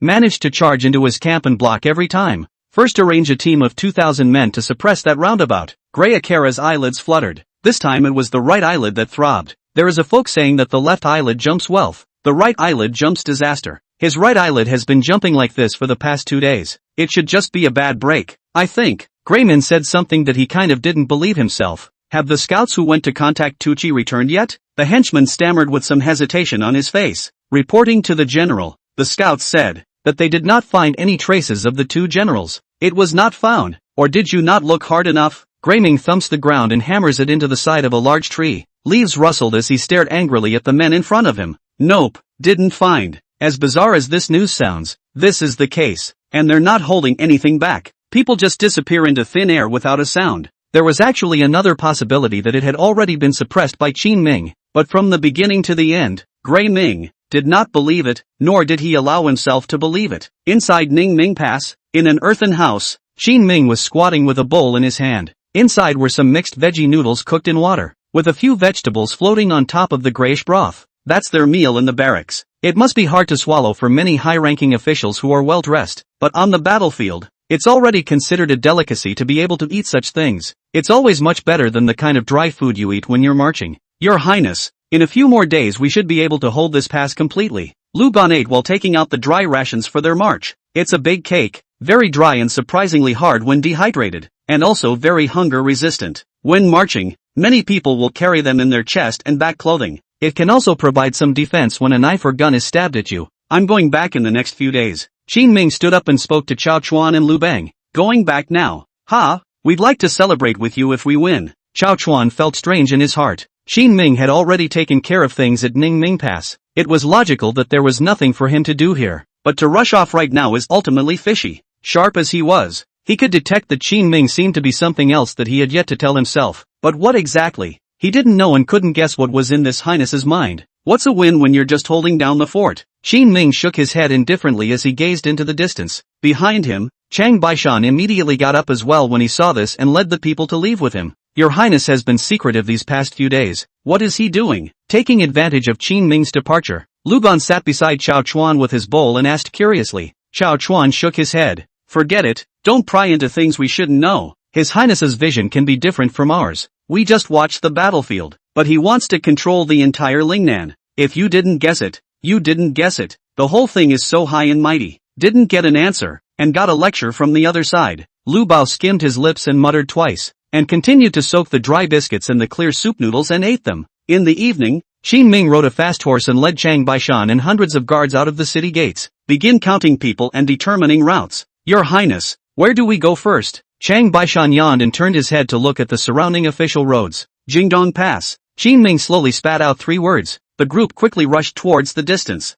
3 days later, a quiet Jingdong Pass. Yang Lian was sitting boredly at his desk, casually flipping through the war reports sent from the border. As he watched, his face grew more and more somber. That's not good. We need to find a way to get them killed. These southern barbarians are so incapable. I should have known better than to put my hopes on them. The information he had in his hands was naturally about Qin Ming. Now out of the 3 passes, only Qin Ming's side was fighting all the time. As for the passes guarded by Yang Lian and Xiao Tianze, they weren't even harassed because of their superior numbers, and sufficient weaponry and provisions. Plus the news Xiao Tianze spread out. Many people knew about the conflict between Qin Ming and the court, and knew that no one would come to their aid. This makes them even more idle. Yang Lian had previously written to Xiao Tianze. He wanted to take advantage of Qin Ming's resistance to the end and lead his army to attack after wearing down all the soldiers of the Wuwei battalion. Take out all those southern barbarians. Not only would it only cause Qin Ming to lose a great deal of money, but it would also rob him of all the credit. This was also why he had always been concerned about the battle situation on Qin Ming's side, just as he was pondering when he was going to strike. Today, however, something seems to be wrong. A soldier came to him in a hurry. General Yang, His Highness is here. Oh, Yang Lian stood up in surprise before a look of disdain appeared on his face. Is it hard to come over to me to get help? When he thought of the other party's attitude that didn't put him in the least bit when he was heading to the Wuwei camp earlier, Yang Lian's face then revealed a look of great revenge. Go meet him. Chapter 90 Kill you. The court will not dare to kill me again. Inside the Jingdong Pass, a column of soldiers was walking back and forth in the barracks. They are not in the war, but they are in good shape. Make sure that you can be the first one to get into the fray once the war starts. They were all soldiers originally arranged by the court for Qin Ming. After the cut, military power was handed over to Yang Lian. After seeing Qin Ming's figure appear in the barracks, there were immediately many soldiers talking about it. They still felt some guilt towards Qin Ming inside. After all, a lot of people knew about what happened in the barracks. They failed to go over to support them when it was time to go to war. There wasn't much face to face Qin Ming now. It was supposed to be that we would never see each other again, and that we would be fine. It was at this time that Qin Ming came to Jingdong Pass. Your Highness, our general is having a little affair outside right now. Can you wait a little bit? The soldier who was responsible for leading Qin Ming brought him to a tent and opened his mouth extremely politely. Tell him to hurry up. Chang Baishan frowned and snorted coldly, not giving the other party the slightest bit of face. Young Liam's mind is simply unabashed. Something's wrong. Trying to hang them out to dry is real. This was sort of his way of giving Qin Ming and the others a downward spiral. Yes. The soldier hurriedly bowed and saluted. Then he turned and walked quickly away. Qin Ming waited over here until evening. The sunset was dim, and the figures of soldiers at the end of their training in many barracks were stretched out. They have returned from the schoolyard. Humming a tune, he grabbed his bowl and got ready to go eat. It was only after a late arrival that young Lian finally showed up. Your Highness, why did you come without telling me in advance? I didn't even make preparations on my side. Yang Lian stood beside Qin Ming with a false sense of humor and casually made a perfunctory remark. The mind was already thinking about how to humiliate the 2 people in front of him. Only before he could finish his words, Qin Ming suddenly shook his head. Since you're not prepared, don't bother. Take him down. As Qin Ming's words fell, Chang Baishan, who was on the side, violently rushed forward. Before Yang Lian could react, he subconsciously swung his hand to block. The next moment, he went black and was flipped straight to the ground.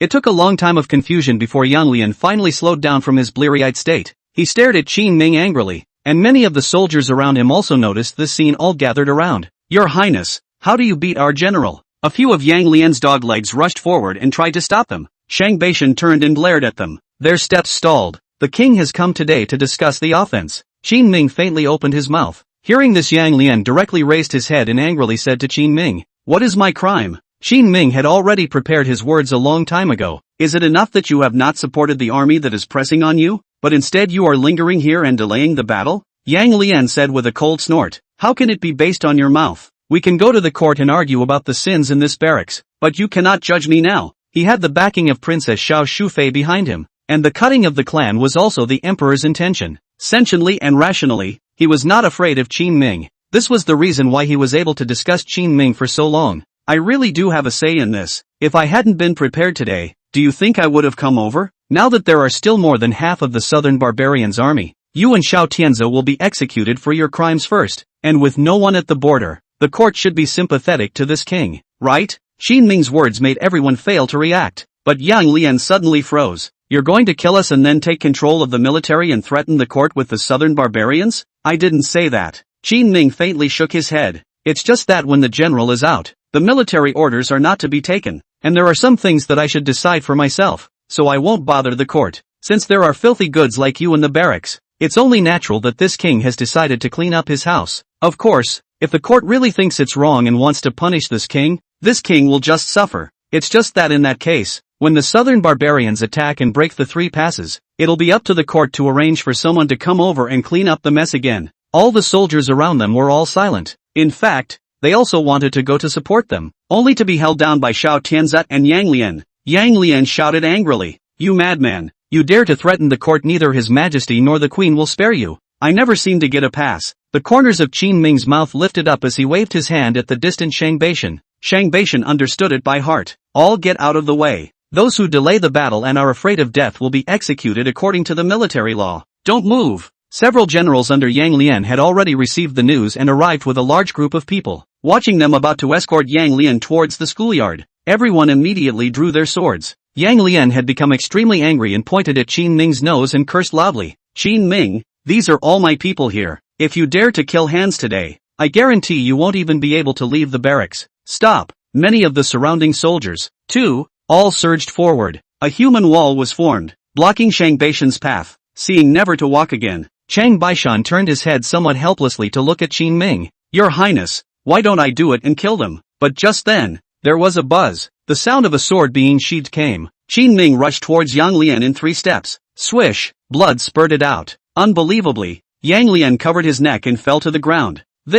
Shang Beishan froze for a moment. All the people around them were quiet too. Everyone looked at Qin Ming incredulously. "Can't stand it when people provoke me." Taking out a handkerchief and wiping off the blood on the blade, Qin Ming reinserted it back into the scabbard. "Well, who won't let the king out of the barracks? You may do it." There was dead silence in the barracks. Shang Beishan shoved away a few generals and faced the crowd in a loud voice. "Your Highness led the Wuwei battalion in a lone battle and resisted an enemy army several times our size for more than a month, behind the back, but also behind the back of the villain to play some sinister means of victimization. Men of honor, are you willing to be complicit with this kind of bastard? To be a shrinking violet? If you ask me, Your Highness killed well. Wonderful kill." His words echoed in the ears of the crowd, and no one had any reason to refute them. "Take a few of them down, and the rest of you send the message to the court." Qin Ming spoke faintly, and Shang Beishan immediately stepped forward. With this group of highly skilled martial arts guards under his command, he took down several of Yang Lian's lapdogs who were present. On the bright side, almost all the people Yang Lian had planted in the military camp were cleared out. In 2 days, someone will come and take over the barracks. When he was leaving, Qin Ming left his last words to them. Then it was off on a fast horse, toward the distance. He had another man waiting who had to be killed. Chapter 91 The Price of Ignorance. Badly, Jingdong Pass is far from Changsha Pass. Qin Ming ran both ways and spent a little more time. Upon returning to Ningming Pass, Qin Ming specifically arranged for a few people to notify Guan Yu. Let Guan Yu guard the Jingdong Pass. The young girl who had always wanted to go to war finally got her chance. Think it should arrive soon. In passing, all the official roads were blocked to prevent the news of Yang Lian's death from spreading. After spending another 3 days, Qin Ming went back to Ningming Pass to confirm the effect of cement air drying. It was only slowly that we arrived at Changsha Pass. What brings you here? Seeing the suddenly appeared Qin Ming, Xiao Tianze's face was filled with incredulity. He couldn't think of what Qin Ming was doing even if he tried. "Won't you invite me in?" Qin Ming stood at the entrance of the barracks and faintly asked a question. Xiao Tian's heart was suspicious and his face was cloudy. After thinking about it for half a day, he couldn't even guess why Qin Ming had come, since those who didn't understand the situation could only bring Qin Ming into the barracks first. Unlike Yang Lian, Xiao Tianza had a lot of believers in his military camp. Walking on the road, Qin Ming could feel many lines of sight, all converging on himself. This is outright hostility. Shaking his head slightly, Qin Ming sensed that his plan to cut Xiao Tianza might be a bit difficult. "Your Highness, all their men are gathered here." Sensing that the atmosphere was off, Chang Baishan walked up and warned Qin Ming in a low voice. Qin Ming could be ruthless, and the soldiers on their side could be equally so. "Just snap him up and take him away later. Be flexible. You don't have to kill him in front of all the sergeants." Qin Ming responded in a low voice. Chang Baishan raised his head and swept his eyes, quickly imprinting all of the several experts around Xiao Tianza in his mind. This kind of impossible task would be tricky for anyone who came over, but Changbai Mountain is different. He was the head of Qin Ming's guards and the top expert that Qin Ming had spent many years training. It was only stronger than those fierce generals on the battlefield. "Find an empty tent." Xiao Tianza frowned and snapped at Qin Ming. "What is the purpose of your highness visit today?" "It's nothing, it's just that I want you to hand over your military power." Qin Ming smiled kindly, but the words that came out of his mouth shocked everyone to no end. Xiao Tianza snorted disdainfully, seemingly somewhat unable to understand why Qin Ming would speak in such a manner. "Your Highness, do you think it's possible? I have killed Yang Lian, and have been taken over within the Jingdong Pass." Qin Ming's calm voice echoed in everyone's ears, like a stone thrown into a calm water surface. It set off ripples. "You're crazy." At this moment they all directly stormed up. Everyone drew out the weapons in their hands and faced Qin Ming intently. "It's justifiable to kill him for not going to war. The killing of him has been reported to the court, but his business is settled. And yours? Why don't you send troops?" Facing the might of a group of generals, Qin Ming was not afraid and instead opened his mouth to ask Xiao Tianza. "Mordecai has his own ideas, and since the entire three guards don't have to listen to your highness, is your highness minding things a little too broadly?" Xiao Tianza took out the rhetoric he had prepared long ago. Compared to Yang Lian, he seemed more subdued. All the generals and soldiers present were his close associates. If Qin Ming dared to make a move at this time, he was confident that Qin Ming would never be able to walk out of this military camp again. Originally, there were many people in the court who wanted to put Qin Ming to death. Owners take advantage of today's great opportunity. Even if he beheaded Qin Ming, someone from the court would help him with the aftermath. "What's your idea? Expand on it?" As Qin Ming spoke, Chang Baishan also drew his longsword and slowly took a step forward. He was well versed in a variety of weapons, and was more comfortable with a sword than a lance in the melee and confined space of a military camp. Calculating the distance, Chang Baishan frowned. 2 steps to go. As long as he took 2 more steps forward, he would be able to take down Xiao Tianza himself, no matter how strong he is. Qin Ming noticed Chang Baishan's footsteps. Seeing the 2 fingers stretched out beneath the hem of Chang Baishan's coat, he instantly understood. "I don't need to tell your highness about my decisions and tactics, do I? On the contrary, your highness has done too many wrong things now. Although you are a royal relative and your crime is not punishable by death, but beheading a general in front of the battlefield is a big deal. So why don't you wait here with me for a while and see how the court sentences you before you make any plans?" As he speaks, the surrounding generals also immediately stepped forward and surrounded Qin Ming, their faces flashing with a fierce light. "What are you doing to his highness?" Chang Baishan took the opportunity to take 2 steps forward once again, and when he was finally sure, he gently nodded to Qin Ming, even though he was already surrounded by the group. Qin Ming did not have the slightest bit of fear. Instead, the corners of his mouth raised in a smile. "Recognize him?" Qin Ming pointed at the Changbai Mountain in front of him. "Not recognizable." Xiao Tianza glanced at Chang Baishan. He only thought of Chang Baishan as a guard by Qin Ming's side. There was nothing to say about that. If someone from the capital was standing beside him, they would definitely remind Xiao Tianza. The guard beside Qin Ming was not an ordinary person, but Chang Baishan. Unfortunately, Xiao Tianza was not a general under the command of the capital's military camp, and had even less insight. "You want to take down the king? Your highness,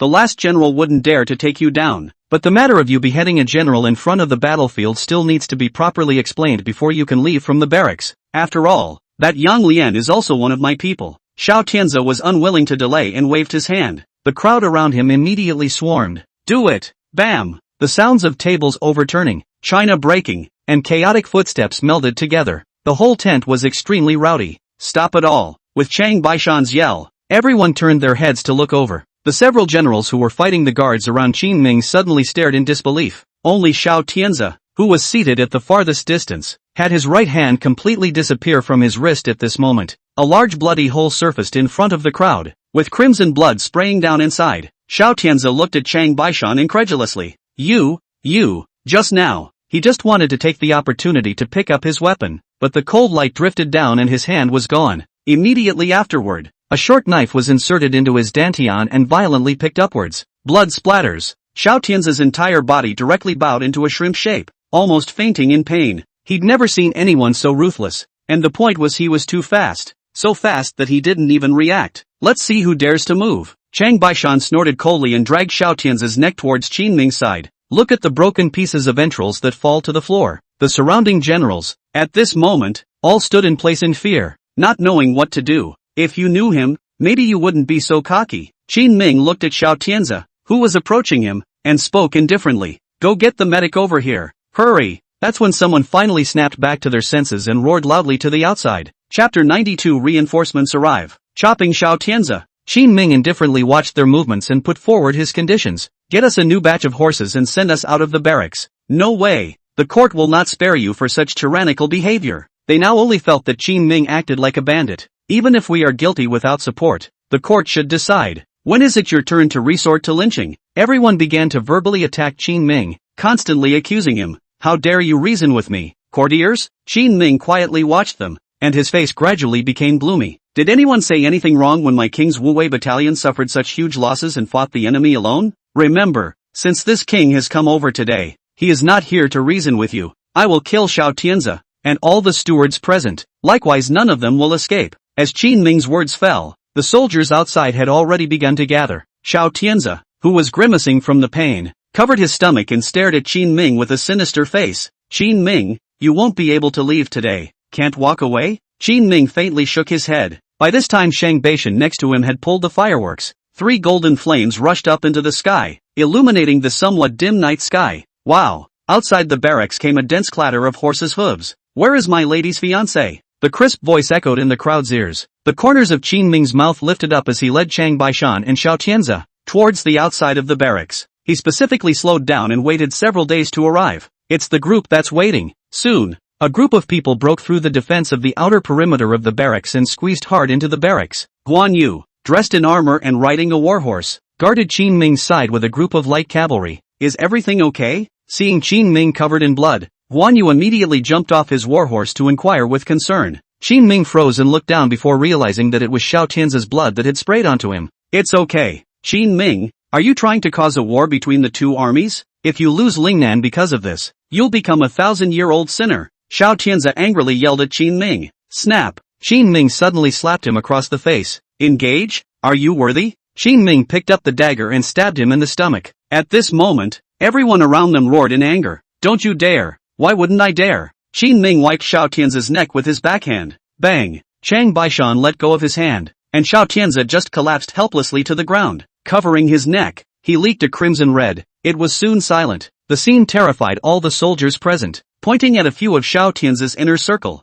Qin Ming said indifferently, this is the feud between this king and Xiao Tianze. All of you put down your weapons, and when I kill all of his traitors, you can still continue to defend this place. Those who do not follow are the remnants of Xiao Tianze, and this king will not show any mercy. Madman, don't you dare! Swish swish swish. Everyone drew their swords and quickly began to engage Qin Ming, who at this moment stood in the center of the battlefield. The Changbai mountain at his side immediately rushed out and began to tangle with them. In the blink of an eye, 2 of the several great generals were killed. Seki Yuki, on the other hand, commanded the soldiers and began to engage them. How many men did you bring? Qin Ming took advantage of the chaos to ask at Guan Yu. Seki Yuki smiled shyly and held out a finger. 1,000? Not quite enough. I didn't think it was quite enough either, so I brought 10,000 men. Seki Yuki smiled even more shyly. Qin Ming's body froze, filled with shock. What about Jingdong Pass? He remembered that the entire Jingdong Pass only had an army of 10,000 men. It's fine, the main forces are all at Ningming Pass now, and they're not worried about you. It was then that Qin Ming finally realized. Seki Yuki seemed so much more terrifying than he thought. She's got a big heart to bring them all. But if you think about it, Jingdong Pass was only empty for a few days, so it really wasn't a big deal. The southern barbarian army was led to Ningming Pass. There won't be any main force in a short period of time, specifically running to Jingdong Pass. Tough or own mother is tough. Then aren't we sure to win today? Qin Ming still had the feeling of dreaming. Originally he wanted to go back and move for help after killing Xiao Tianzi. The real in action is the use of force. Take this barracks step by step. I didn't expect Sakiyu to come up and zoom right in. Dare I say that in her eyes, there were no normal attacks at all. Did I do something wrong? Sekiyuki stared accusingly with wide eyes, and her voice was a little low. No, done right, done so right. Excited. Qin Ming barked and kissed Guan Yu's cherry mouth. Oops, what are you doing? I'm the general of Jingdong Pass now. Guan Yu hurriedly pushed Qin Ming away, her cheeks blushing. In less than half an hour, the battle here was over. The main reason it was so quick was because many of the soldiers present had not wanted to fight in the first place, except for Xiao Tianzi's direct lineage that was stubbornly resisting. The others, seeing how hard Qin Ming's strength was, just threw their weapons and surrendered as they fought. In the end, Qin Ming cleared out all of Xiao Tianzi's direct lineage before the matter was settled. You stay here. Qin Ming patted Chang Baishan's shoulder. Now that he didn't have much talent on hand, the only ones he could trust were Chang Baishan and Guan Yu. Sekiyuki is definitely going back to Jingdong Pass. Chang Baishan has the ability to lead troops, and holding down the fort is enough. But your highness, this will soon reach the court, and I want to follow you. Chang Baishan was silent for a moment and suddenly opened his mouth. This time, though, the battle was won in a big way, and even managed to completely resist the invasion of the southern barbarians. But the fact that Qin Ming killed two of the main generals, if it reached the court, the Chen Emperor is bound to drop an extremely severe punishment, and Chang Baishan wants to protect him by Qin Ming's side. Don't worry, it's nothing. If they had their heads on straight, they wouldn't have made a move on me at this stage. Qin Ming spoke faintly, already having an idea in his mind. At this moment of southern barbarian invasion, only Qin Ming was left to control the situation on the entire battlefield now. Even Qian Di, that old man, must break his teeth and swallow it in his stomach, unless he doesn't want the ridge. Isn't it too underhanded of us to do this? Guan Yu looked at Qin Ming with some hesitation. There was no need to doubt that as long as Qin Ming got this done, the court would be filled with curses. But Qin Ming's side was relaxed. Morality is only good for those who are equally moral. Is there any bottom line for those in the court? After being disgusted for so long, it was time for Qin Ming to return the favor. Took Guan Yu back to Ningming Pass. Qin Ming took out a batch of supplies for Guan Yu to replenish. She was then instructed to go back first. He himself returned to the Ningming Pass, told Chao Chuan and Lu Gang all about his actions. Sitting in the dimly lit hut, both men's faces all looked wonderful. Awesome. Lu Gan gave a thumbs up, which was the latest exclamation he had learned from Qin Ming. Usually haven't used it much, but those were the only two words that would help him get straight today. Chapter 93. Ask for money or food or give it away. Your Highness, what about the court? Chao Chuan's reaction was quick and immediately thought about how things should be wrapped up.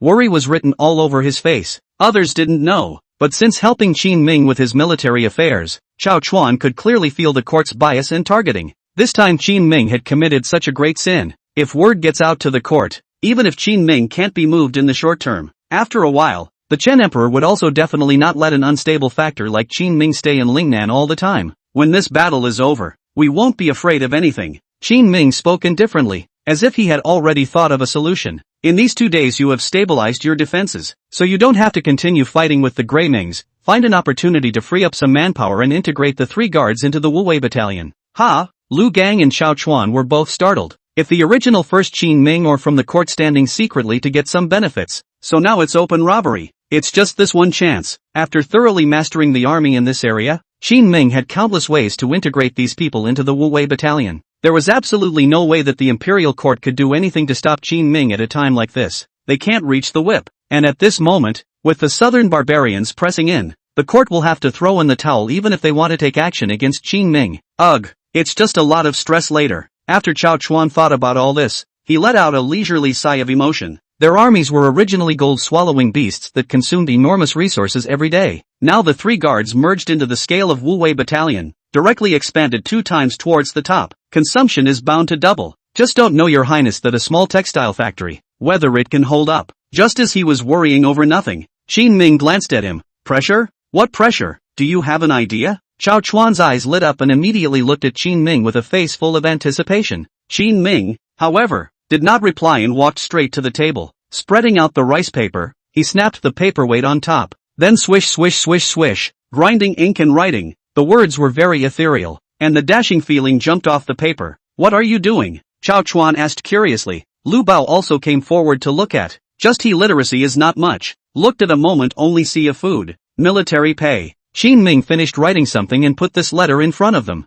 Ask the court for a year's worth of provisions and pay. In a few moments you will find someone to deliver the stuff to the court. Seeing Qin Ming so arrogant, robbing the barracks wasn't enough. Even tried to extort the Imperial court for military pay and food. Chao Chuan's scalp went numb. It's too extreme. This is getting bigger and bigger. He also saw that Qin Ming wrote on the letter that if he could not deliver Lingnan within half a month, the 3 passes would be broken. It's already a naked threat. If I don't give something, I'll quit. This was also the price they had paid for laying their hands on Qin Ming before. After Qin Ming's explanation, Lu Gan clapped his hands. It has to be so right. I'll deliver the mail. Although Chao Chuan is a little afraid. But think about it or feel quite cool. After all, the courtside improper people for a long time. Need to give them a taste of Ridge's counterattack. The letter was soon returned to the court. The concrete walls of the city are pretty much air-dried. Now all that was left was a tug of war between him and Grayman. The southern barbarians already know that they can't take any advantage of this trip. Many of the southern barbarian warriors in the barracks now had thoughts of retreating. Every day is just like going to work. Going up to the battlefield and stabbing 2 shots. Coming down and going back to rest. Graymind, on the other hand, looks sad every day. Intuition told himself that the 2 fellow officers were dead. The situation was so unfavorable that he had already wanted to leave. But every time you have to go. Qin Ming then opened the city gates in a fiery manner and released a large number of pursuers towards them to die. It's like they're afraid they're going to leave. Now they can't leave or stay. What did the tribe say? Looking at the men who went back to scout and returned, Ash Ming asked anxiously. The tribe side has been overwhelmed by a bunch of people lately, and they are not free to help you retreat for a while. Why are they still those flies? Gray Ming had received news some time ago, learning that a group of Qin Ming's army had entered the mountains. It was said that there were only a few hundred of them, so he didn't care and just arranged for some people to go back for support. But it's this group of a few hundred that's like having clairvoyance, more familiar with the mountains than their natives. Often, they were halfway through rounding them up when they realized that the people had run out. It puzzled them. Sometimes they happened to catch it, but the other side would just duck into the woods and start firing cold arrows. Their cold arrows are truly terrifying. A few breaths can release dozens of them. This jungle guerrilla warfare has left the soldiers holding down the fort in the rear tribes out of temper. But it's not possible to ignore it, because these guys would run over there and mess with the various tribes from time to time. Grabbing food, grabbing weapons, burning mountain fortresses. It's just not a good idea to do anything. That's basically it. The henchman described the situation to Graymind rather helplessly. Gray Akira was listening with his head in his hands. 1 by 2. He had never seen such a shady person in his life. On the other side, above the walls of Ningming Pass, Qin Ming moved a Taiji chair and just sat here shaking it with a big grin. After the walls on this side of the city had been reinforced, the defense capability of Ningming Pass had been improved quite a bit more. It's kind of pretty sturdy right now. So Chao Chuan and Lu Barge left. They found Guan Yu and Shang Baishan and prepared to secretly dismantle all the armies and integrate them into the Wu Wei camp. As for the grain and pay originally given to Xiao Tianzi by the Imperial court, all of them were also moved away. Of course, this certainly can't be the Wu Wei battalion moving away. Instead, they were taken by the southern barbarians. That way you can continue to ask the court for money. Qin Ming's entire army was now all thriving. But this goodness, in the end, was short-lived. On this day, a fast horse came from outside the steward's post in the capital. The other had just entered the post when he spoke with the letter in his hand. The barracks intelligence. And please take the trouble to submit it. What kind of bull ******* intel? The postal clerk put down the bowl of tea in his hand and glanced at it, realizing that it was only a piece of the most ordinary intelligence. It doesn't have the word expedited on it, nor does it have any seal. His attitude fell apart for a few moments. Put it there. Okay. The stagehand nodded, changed horses at the post, and headed toward his original post. The day wore on into the evening. The stagecoach operator lazily moped around all day, preparing to send the cobbled-together assortment of letters to his superiors. He looked down just in time to see this piece of intelligence from Lingnan again, casually flipping through the intelligence, which was not of a high level. He suddenly let out a light giggle and his face changed drastically. My lord! My lord! Rushing out of the stagecoach, he hoofed it towards the outside. Chapter 94 Autumn and then count again. Angry head of Xiao Shufei. On the second day, inside the palace, the Qin Emperor looked at everyone present with a grim expression on his face. Outrageous? After killing Xiao Tianzi and Yang Lian, this rebellious son still dares to write over to ask for something. The ministers all bowed their heads, not daring to speak. What Qin Ming had done was indeed beyond their imagination, but for the life of him, no one dared to propose punishment for him at this time. Below the throne, Crown Prince Jin Wang's face was also ugly at the moment. He was already almost 10 years old and had some ability to tell right from wrong. It seemed to him that cutting the clan was a necessary step that his mother had told him must be the right one. but it is this older brother of his who was constantly getting in the way. This made him, who was still young, extremely dissatisfied in his heart. However, it is preferred that after he put forward the idea of punishing the king of Qin yesterday, none of the people in the courtroom, but none of them agreed with him, not even his father, who favored him, answered. Obviously, he agreed with his proposed policy of cutting the clan, so why is he silent now? Qin Yu didn't understand. When he saw the letter sent by Qin Ming today, his lack of understanding gradually changed into confusion. How dare he? Unfortunately, no one in the courtroom could answer his question, even the always wild mother. When she learned of Xiao Tian's death, she was so angry that she was bedridden until now. Are they all deaf or dumb? Seeing that no one was present to speak, Qian angrily slammed the table, this look of blowing his beard and eyes. If Qin Ming were to stand below and see it, he would probably burst with joy. Minister Chen, you speak. Scanning the circle, the Qian Emperor finally dumped this burden on Chen Shimiao's head. Chen Shimiao walked forward with great righteousness and bowed. Your Majesty, what His Highness did was indeed excessive, and I feel that he should be severely punished. I ask your Majesty to cut off the position of vassal king and remove His Highness from military power. Punish him with 3 years' salary and 3 years' confinement. Everyone around them froze. It was known that Chen Shimiao's elbow always turned toward Qin Ming's side, but I didn't expect him to come right out with the toughest punishment today. But soon, the crowd reacted. This old fox is so slippery. Up came several kinds of punishments that could not possibly be directly descended on Qin Ming right now. Not only did he put himself in the right position, but he also dumped the decision on the Qian Emperor. As expected, Qian Di didn't say anything. Right now, Qin Ming is the only one guarding the southern barbarians. To take him down is to let in the southern barbarians. The lesser of the two is known to all. But while he didn't speak, Chen Shimiao didn't stop. With a fluttering sound, Chen Shimiao directly knelt on the ground.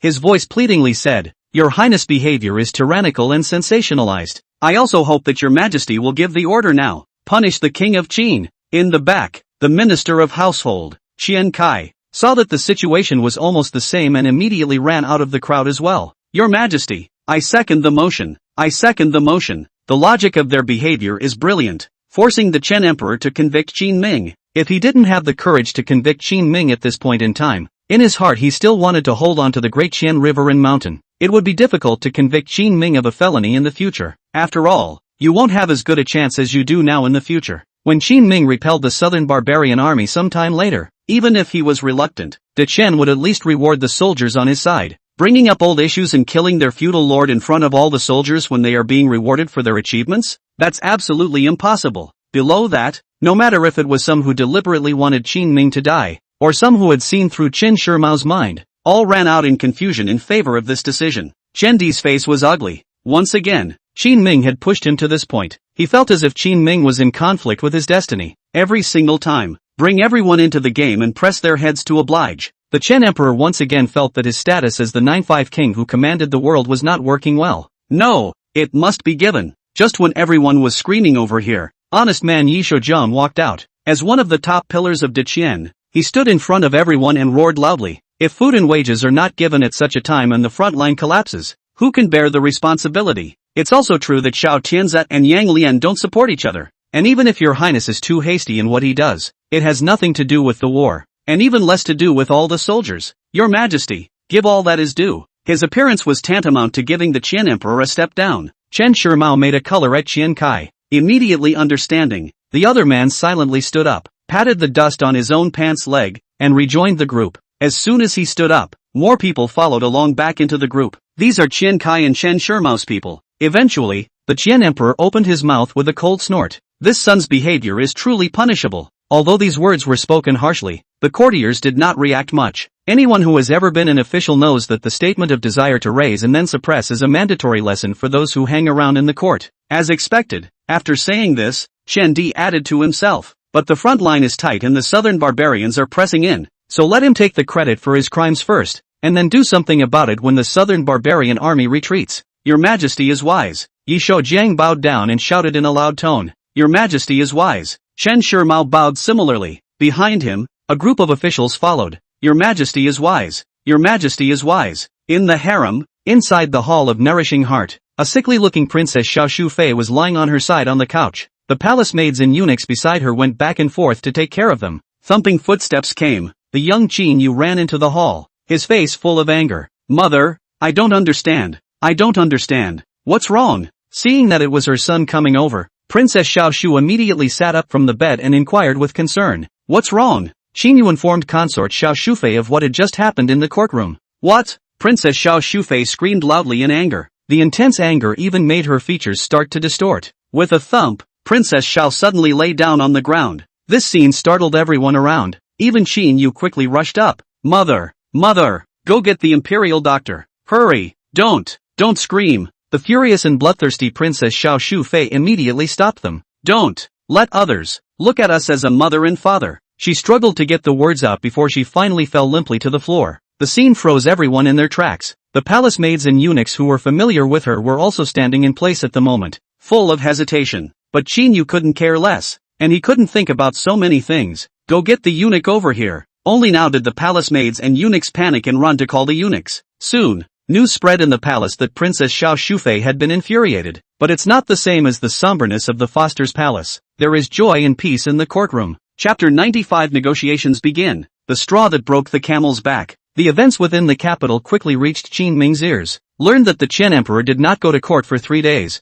Xiao Shufei fainted and bedridden for half a month. Qin Ming looked at the letter in his hand, his face devoid of sadness or joy. If we had known, why did we have to do it in the first place? Chao Chuan, who had returned with the army, found Qin Ming and talked to him about the recent situation. Your Highness, Greymind has arranged for a messenger to come over to negotiate, as if to ask for peace. Let him come. Qin Ming nodded slowly. He still had an agreement with the Lingnan Chamber of Commerce. All those mines and rubber, get them early. At noon, the gates of Ningming Pass opened and Qin Ming walked out with Chao Chuan and a column of soldiers. Outside stood Grey Ming and his men. Have your men withdraw and return the tribe to us, and I will withdraw as well. Just after walking up to Grey Ming, what the other party said made both Qin Ming and Chao Chuan freeze for a moment. It's a headless sentence that's hard for them to understand. What makes our people withdraw? That's the same force that made the surprise attack. They've taken over 2 very important tribes, and you're pretending you don't know? Is that even possible? Qin Ming had been busy lately with matters within their own military camp.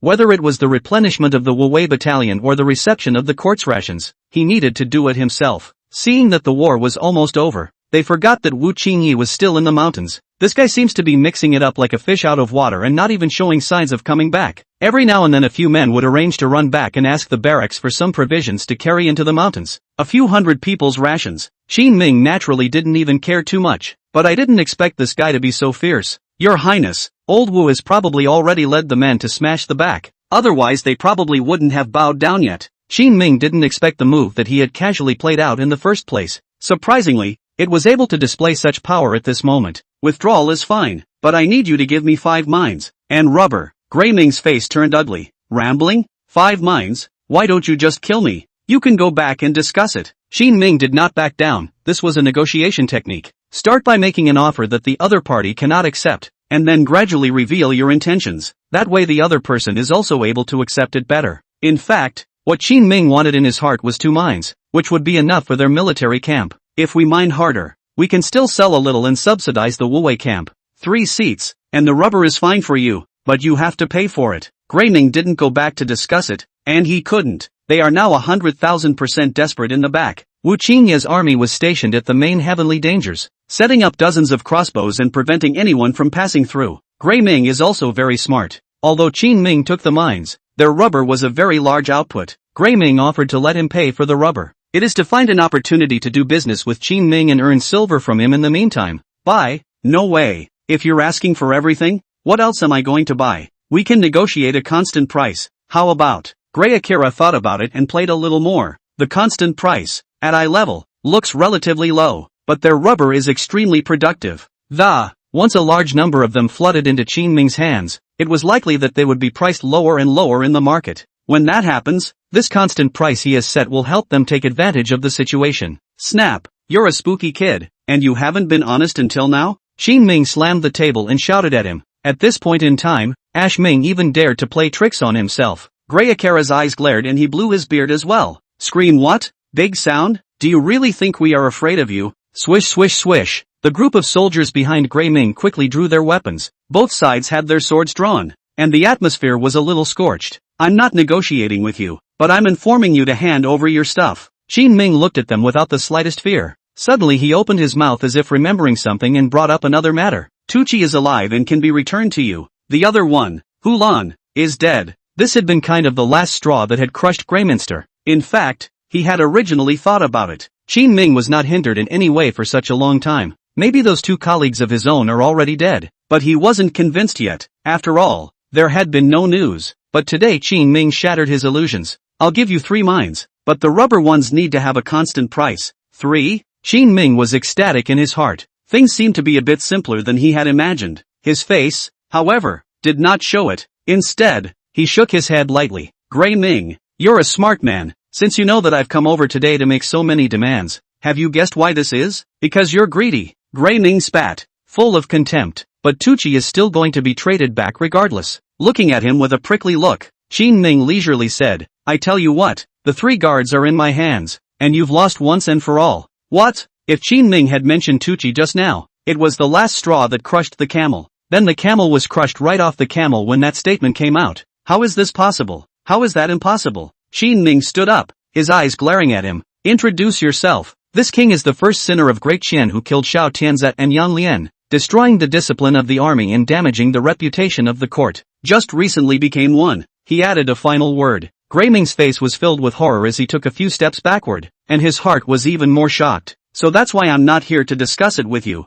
but to inform you. Rubber you can bring and sell to us, but the price will be according to the market price in Dakian. And those mines, I hope the major tribes will turn them in sooner. After the discussion, Qin Ming left the negotiation table and left on his own, not caring whether he agreed or not. It took a long time for Grey Akira to stand up. General, do we promise him? The few remaining soldiers rushed up. Grey Ming said with a cold snort, what if I don't agree? This man has a problem with his head. Don't bother with him. A few days later, the southern barbarians withdrew their troops. Wu Qingyi returned with a detailed map of the southern barbarians with several mines obtained from the southern barbarians. Qin Ming left a portion of the Wu Wei battalion soldiers to guard the border. Let the rear continue to deliver cement materials to the walls of the various passes. He himself brought the Wu Wei battalion back to Linjiang City, after not seeing each other for 2 months. This night when he had just stepped into Linjiang City, Qin Ming saw that the place was brightly lit. Standing in the street, facing a peaceful scene, he suddenly froze. That's not right. Doesn't Linjiang City turn out the lights all over the city at night and sleep well? Chapter 96 New Changes in Linjiang. Method of Interception. Welcome your highness in triumph. Just as Qin Ming stood in front of the city gate looking out at the long street in the distance, Song Dingshang led a group of people to quickly come before Qin Ming to greet him. How has Linjiang City changed? Qin Ming looked at Song Dingshang and spoke with difference. Song Dingshang said triumphantly, recently, the workshops have gathered a large number of craftsmen, and the textile mills have also recruited a large number of laborers. A lot of artisans come down for the late shift with the laborers, and when they don't have a place to eat, they stop into town for a little drink and fun. Originally there were only a few street stalls, but the Lingnan Chamber of Commerce Group directly bought a few stores and converted them into restaurants, and in this half-month alone, 3 restaurants have risen in Linjiang City. He rambled on to Qin Ming about the changes in Linjiang City. In a little more than 2 months, Linjiang City has absorbed many residents from the surrounding counties and the main city. They say there's money to be made here. Just to work as a laborer in a textile mill, you get a few dollars of silver a month. That was fast. It's still thanks to Lord Feng. He recently ran to Hushi to do business again, and in one breath, he took over 300,000 taels of orders, and now there are hundreds of fabric houses cooperating with us, Song Dingshang said while bringing up Feng Qingyuan. Speaking of which, since coming to Lingnan, even Qin Ming hadn't seen Feng Qingyuan several times. One good thing about this person was that there were a lot of things that didn't even need to be said by Qin Ming. You can just whimper and run it yourself. Talent. Qin Ming couldn't help but admire him a little. If Feng Qingyuan hadn't taken the path of the Imperial examination, he might have been able to break out of the world just by becoming a businessman. Returning home, Qin Ming immediately froze when he looked at his gilded royal residence. What is it, Your Highness? The small courtyard of the 3 rooms that you lived in before was too broken, so I took the liberty of making the decision to widen it into 2 large courtyards with 3 open doors for you, so that it is also convenient for your 2 rooms. Stop. When did it become 2 rooms? Qin Ming interrupted and asked suspiciously. Gee, I understand. Song Dingshang smiled and opened his mouth, his face all looking like I know what I'm talking about. Like Qin Ming is a vassal king, reputation is important. Sometimes it's just a matter of marrying into several houses and not being able to vocalize it.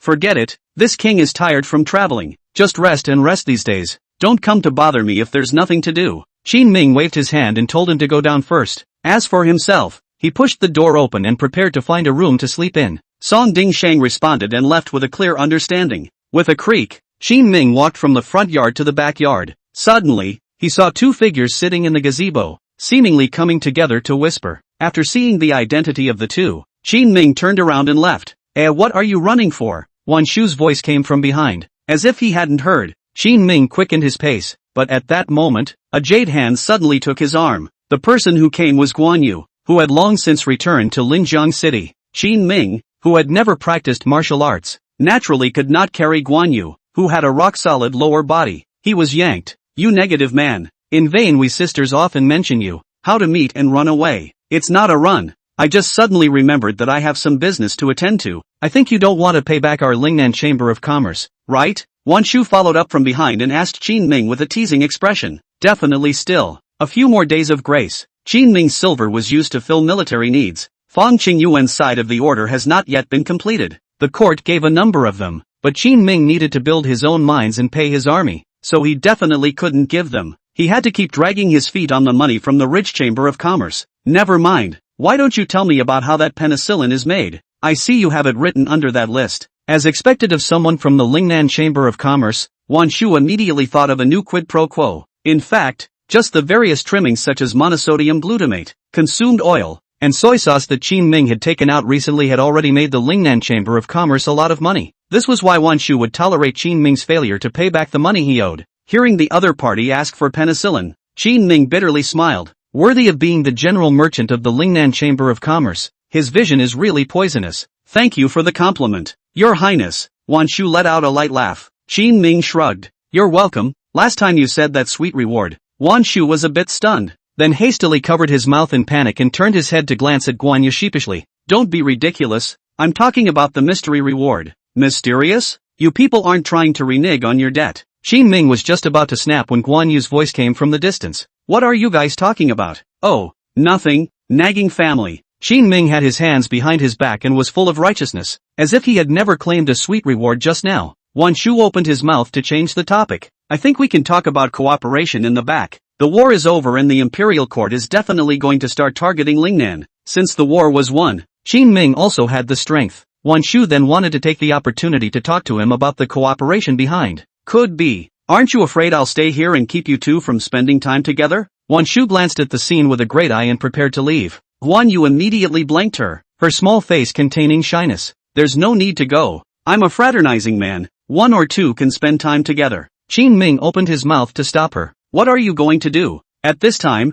Guan Yu looked at Qin Ming curiously. She was asking how Qin Ming was handling the troops. It's simple. Feed the troops. Qin Ming's purpose was already self-evident. It was hard to get so many troops. He had to properly train out an elite division. All 3 guards were integrated into the Wu Wei battalion. He now had close to 30,000 soldiers on hand, with the rest still being recruited. The next step is to count on the rich Chamber of Commerce to grow the business. Easy for you to say, don't you think about it? Will the court give you a chance to develop? And even if they do you have the money? Wan Shu was right. Trying to raise an army is costly. In a few months, the Southern Ocean caravans will be here again, and silk is in short supply with them. Qin Ming spoke faintly. At this time, Wan Shu suddenly understood what he meant. It had been half a year since Qin Ming had arrived in Lingnan. He planted a plan to grow silkworms and has long since advanced it. These months just shift the focus from cotton and linen to silk. It will be easy to make a lot of money. Saying yes, Wan Shu's eyes lit up. We don't have a port here, and if we want to trade with them on a large scale, we'll need wagons to pull the goods, so it's time to use your tires.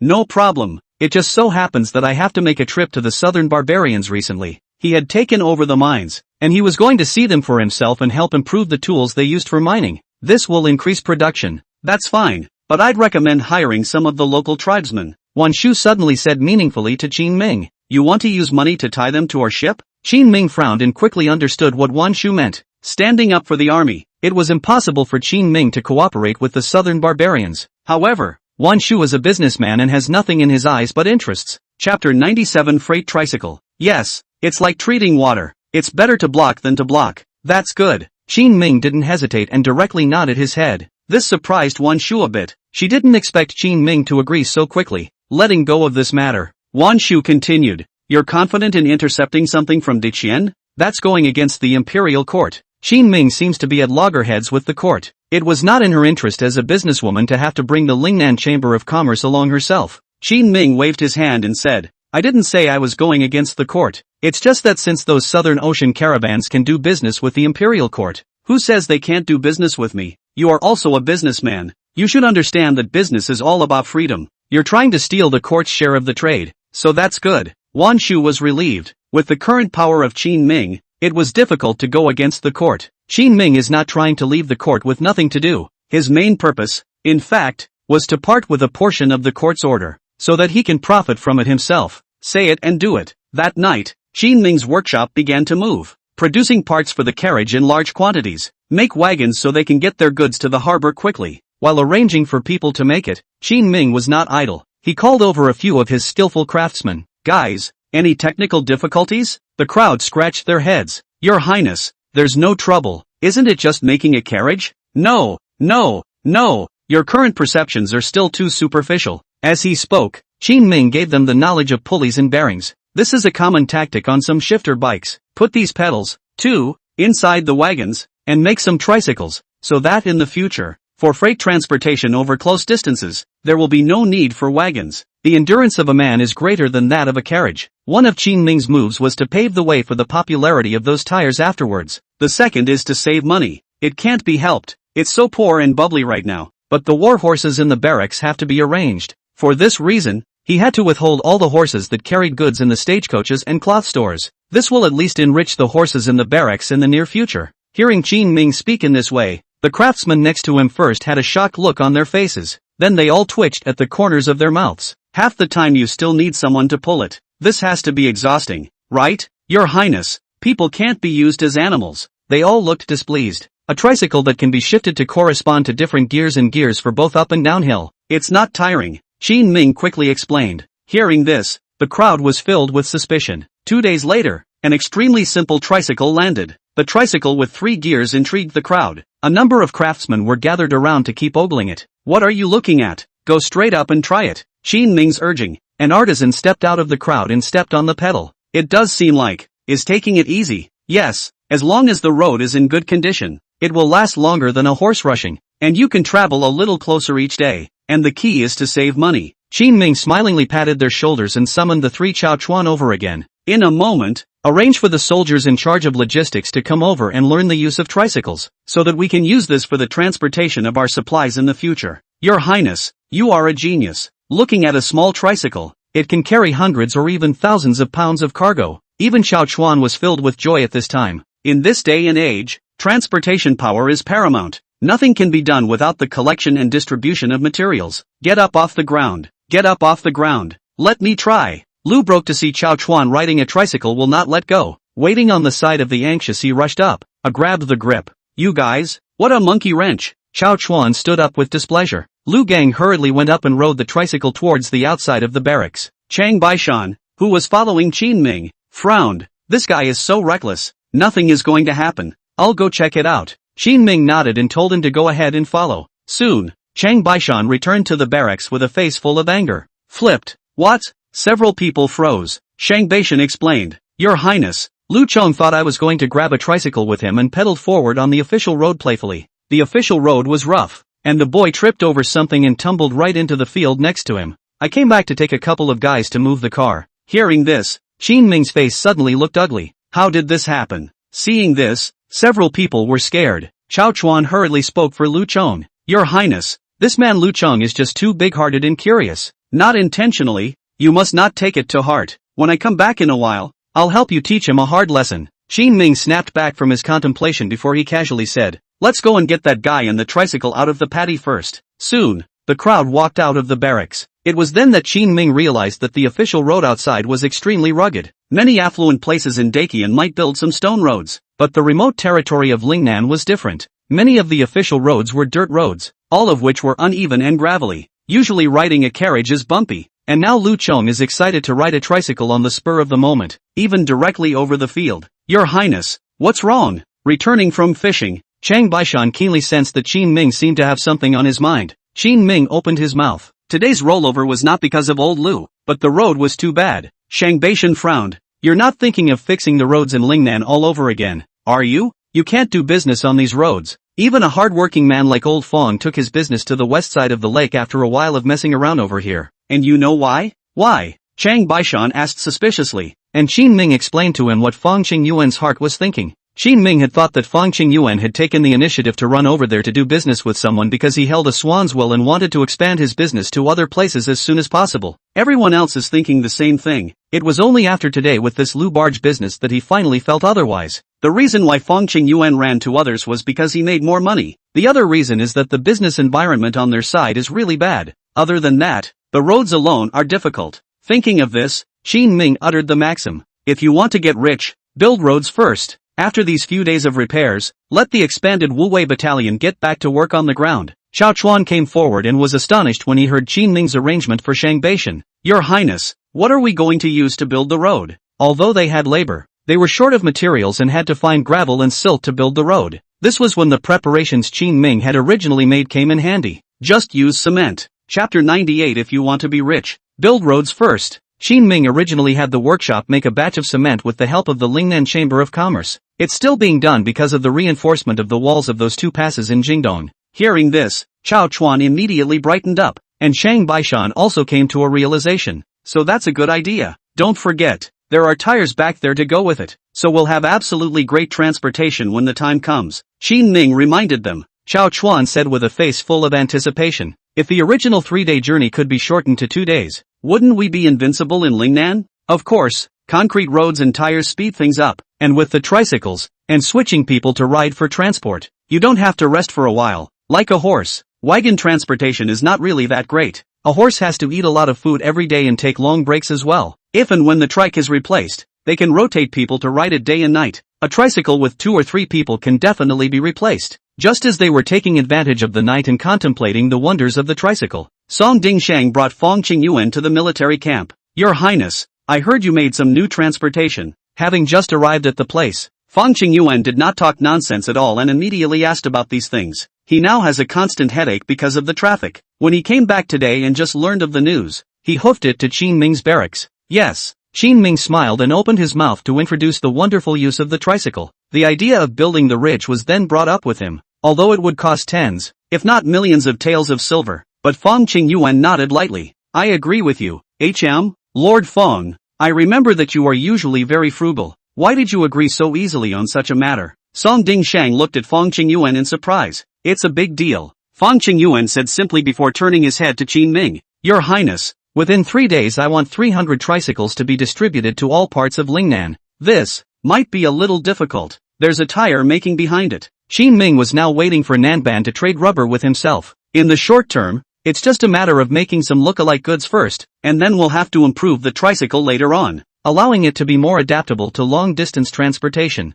It's not required to travel 1,000 miles a day, just a few people rotating on 3 wheels for 100 miles a day. I can't wait. Fong Qingyuan frowned, his tone decisive. Did something happen to you? Qin Ming gave him a surprised look. Fong Qingyuan took out a letter. Your Highness, business all over the world has recently been robbed by a chamber of commerce in Huxi. They stole your textile technology and shipped a large amount of goods towards us. If we don't get it under control, we won't be able to make any money in the future. Upon hearing this news, Qin Ming immediately frowned. Huxi, isn't that Xiao Qinyan's territory? Originally it was his, but he made a big mistake over there before, and now he has been transferred to the north, and it is estimated that after a while, he will be able to enter the court through Princess Xiao's connections. Hearing that this guy could even be promoted with an illness, Qin Ming immediately frowned. It seems that the chaos on the court side has intensified. Even this kind of person can blend in, so it can be good? Who is the new governor of Huguang now? It's called Wu Dingbua. It's said to have a great connection with that chamber of commerce, but this person does things in a tricky way. You can't deal with him well. It's better to settle this chamber of commerce first. Mentioning this person, Fong Qingyuan's face was gloomy. It seemed that he had suffered some losses at his hands, which was why he had returned to this side urgently. It is indeed outrageous to have people from Lakeside come to Lingnan to do business. People are already rich. Do not let Lingnan to go there to make money even if, instead, he was still thinking about the 3 melons and 2 dates in Lingnan. This person, Wu Dingbua, Qin Ming had slightly heard of. This is a guy who has been lukewarm for years. Originally, it was a party official, managing the affairs of Jiangsu and Zhejiang, with a few political achievements. I just didn't expect that this guy was actually Xiao Shufei's person. The visitor is not good. Yes, Your Highness, let's be quick. Fang Qingyuan spoke with extreme seriousness. Despite being targeted, he still wanted to find a chance to break the game. 3 days then. 3 days to give you a batch of tricycles to use first. A strong dragon does not suppress a snake. Trying to reach out long enough to come to their own turf and do business, definitely could find an opportunity to take them down. But about the textile machine leak, and a massive one at that, Qin Ming always felt something strange. I've got something to do. I'll go back first. After speaking to them, Qin Ming turned around and left the barracks to return to Linjiang City. This area has begun to gradually become prosperous. Because of the large number of people who congregate, trade and economic flows are very rapid, and every night is brightly lit. With a bang, he pushed open the door of the Ridge Chamber of Commerce chapter. Qin Ming found Wan Shu here. What are you doing? In the middle of the night? Seeing Qin Ming rushing to his front with an arrow step, warm spit sprayed on his face, and Wan Shu instantly blushed a little. The drawings for the textile machines were stolen, and they weren't even leaked over here, but at the Chamber of Commerce in Lakeside. Qin Ming's words made Wan Shu instantly understand the meaning. You're doubting me? Apart from your Lingnan Chamber of Commerce, there haven't been many people of great power who have noticed that the Weaving Bureau's looms are different from those on the market. I didn't do it. Wan Shu frowned her willow eyebrows and glared at Qin Ming. Turning around, he was about to close the door to his room. Holding onto the doorframe, Qin Ming blocked the other party from closing the door. What if someone else from the Ridge Chamber of Commerce did it? Can you be sure? Wan Shu was silent, just as Qin Ming thought. Even the Lingnan Chamber of Commerce could not be ironclad within itself. Not to mention a young girl like Wan Shu was at the helm of this Chamber of Commerce. It's not unusual for someone down there to play tricks and try to pull her down. You mean that someone within the Lingnan Chamber of Commerce stole your textile machine drawings and found a chance to send something to Wuxi? Other than the Lingnan Chamber of Commerce, I can't think of anyone else who could have this kind of means and send it to Wuxi in one breath so far apart. Qin Ming nodded. This made Wan Shu even more furious. So that's what you thought of us all along. I'm sorry, but Fang Qingyuan doesn't go out of his way. And any problems he didn't find out about when he was doing business are most likely coming out of me. You're so conceited. Do you really think that everything in the world can be as you think it is? That you can know everything? I'll look into it, and if I'm wrong, I'll apologize to you. Qin Ming looked at Wan Shu with a burning gaze. Wan Shu snorted coldly and pushed him away, then closed the door of the room with a bang. Standing outside the door, Qin Ming sighed helplessly, but then a voice ghosted from the room. I'll check it all the same, but remember, if nothing is found out, the Lingnan Chamber of Commerce will be done with you in the future. Chapter 99 Rubber arrives. Under the night, Wan Shu sat on the bed curled up with her hands on her knees, and her eyes were also red. I thought I was on good enough terms with this group, but she didn't expect that after the incident, Qin Ming would be the first to actually suspect herself. Asshole. Wan Shu clenched her silver teeth as a small curse escaped her lips. After returning to the mansion and resting for the night, when Qin Ming woke up the next day, he heard Guan Yu's puzzled voice. After she pushed the door open, why isn't Xiao Shu here? She said she was going to go with me to the cloth shop. Don't wait, maybe she's busy. Qin Ming walked up and comforted. Guan Yu immediately shook her head. It won't. She said that being a businessman means being honest, and that she will do what she promised. Hearing this, Qin Ming shook his head and continued to the military camp. He was supposed to make a trip to the mines. At the mines at the border junction, they had arranged for a group of people to go over and mine. Qin Ming happened to go to see how the color of the ore over there was. However, because Fang Qingyuan's side was in a hurry to catch up with the work, Qin Ming could only personally keep an eye on the place, strive to supply him with all the tricycles he needs within 3 days. Your Highness, are you going to the mines? Yes. Just after arriving at the place, Qin Ming was stopped by Fang Qingyuan. I want to be in the ore business. In the face of their emissions crisis, Fang Qingyuan proposed a new approach. No matter what, those who hold the resources are able to amass great wealth. As it is now they can go to large-scale mining and just sell the ore. How? Qin Ming looked curiously at this talent in business. Fang Qingyuan was explained by him. If you want to build a road, you should first build the road from the border to Linjiang City, so that they can transport the ore over quickly. And as for some of the waste residue from the mining process, it can be incorporated into the cement to lower the cost of building the road. That's a good one. Qin Ming's earthen cement requires a mixture of lime, iron filings, and mud and sand. The strength of the made is considered high for this day and age.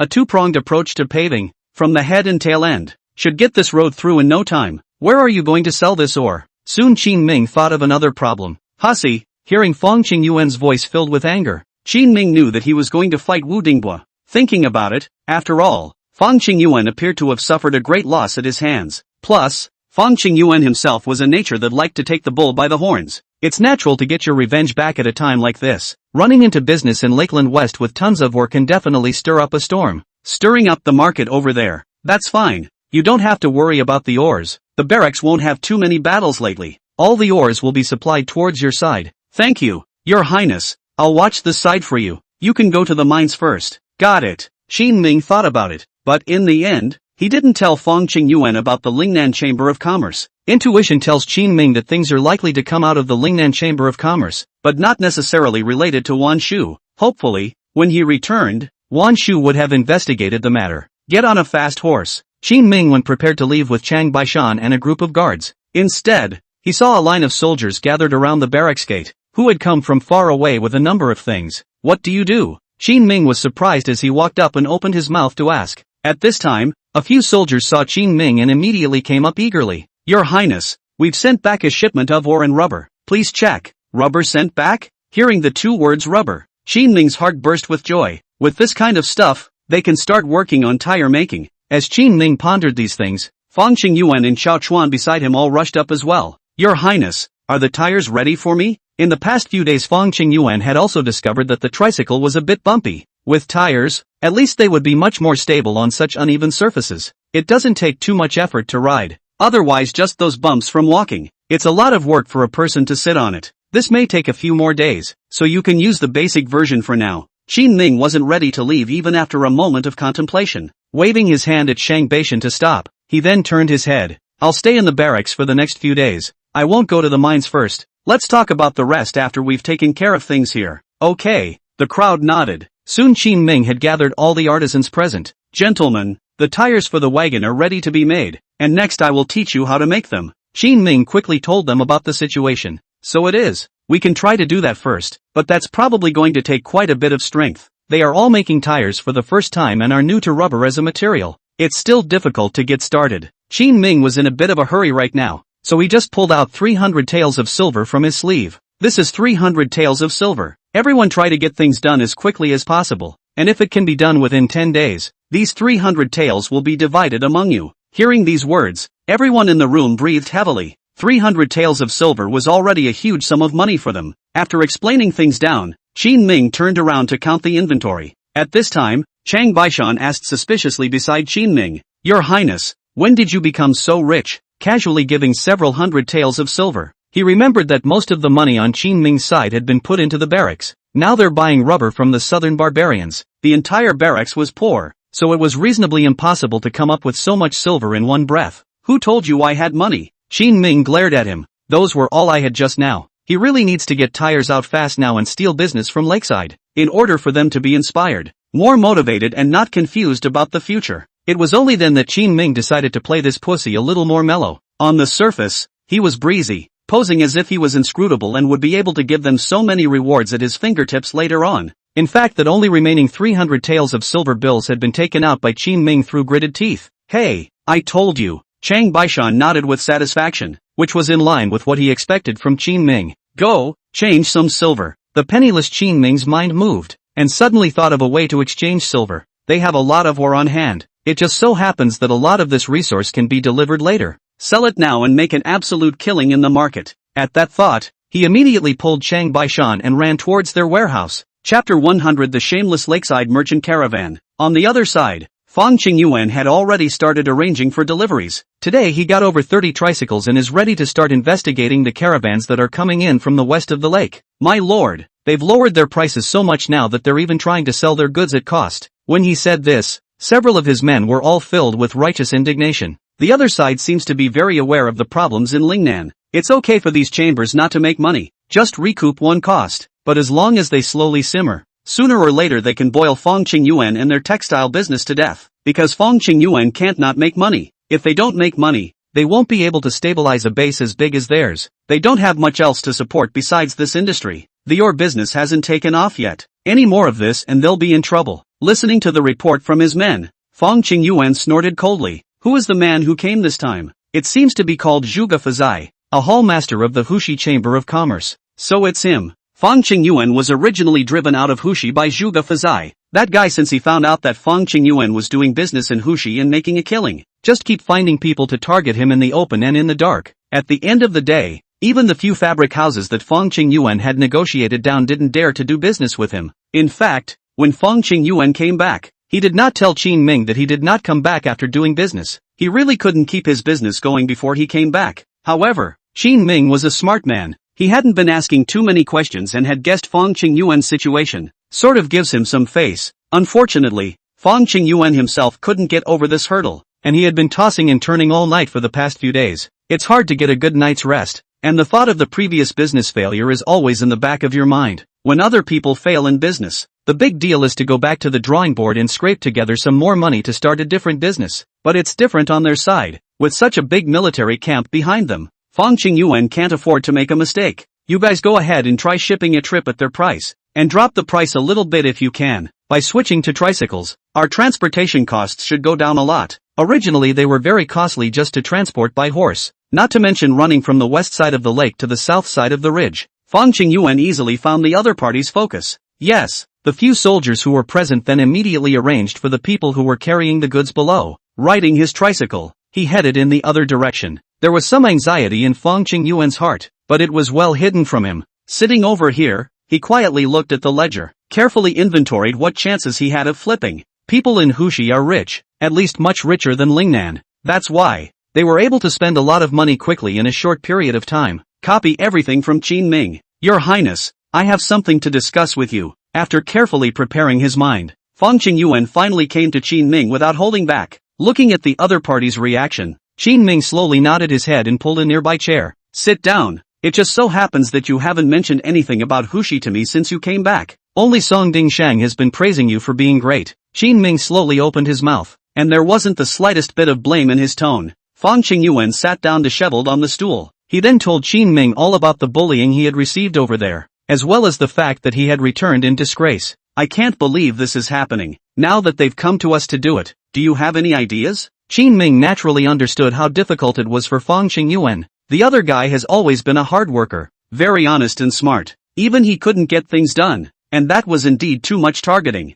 Qin Ming would not doubt his ability. Hearing Qin Ming's question, Fong Qingyuan looked up sharply. I might discount the price and start selling our cloth. How long is it going to last? I don't know, but the more effective the tricycle is, the shorter it lasts. I know, just let go and do it. We'll definitely get this scene back. Qin Ming pondered for a moment and spoke directly. Hearing this, Fong Qingyuan slowly let out a sigh of relief. Thank you, Your Highness, for your support. Don't say such raw words to me. Qin Ming patted his shoulder. Then it was time to join him over here and wait. During the night a train of tricycles pulling goods came back their way. Seeing the goods on the tricycle, Qin Ming and Fong Qingyuan immediately brightened up, like when merchants like them go to make deliveries. If they can sell their goods, when you come back again, you will also bring some low-priced goods from other counties. Go to their market and make the difference. So if the cargo on the tricycle is their cloth, that means they didn't sell their stuff, but now all they bring back are fruits and vegetables and such. Sort of a supplement for the barracks, and saves the people in the barracks from having to run to the market specifically to buy it. Well, can you make money? Fong Qingyuan walked up quickly, and a look of excitement appeared on his face as well. It can be, my lord. Our transportation is easy and our costs are so low that the price of a zhang of cloth is now 3 cents lower than it was. Even so it still makes some money. As they spoke, they were both very excited. Even Fong Qingyuan was extremely shocked when he heard this news. Your Highness, we're done. If we can get it done for a lower price than Zhugafazai, that means their market has been able to stabilize. Qin Ming, however, was not so optimistic. Can it go any lower? That probably won't work, unless we can run faster. Several people were a bit hesitant at the moment. Just as they were talking, another group of people returned to the barracks. They were crying and full of helplessness. My lord, it's bad. Today we met Zhuge Fazai. That guy even dropped 5 pennies. As they spoke, a touch of anger surfaced on each of their faces. Isn't that selling at a loss? Fong Qingyuan's face was ugly. Now that their competition had entered a white heat, the other side is going to get themselves killed even if they are burning money. Just wait until you can't stay up and they can take over the textile business completely. By that time,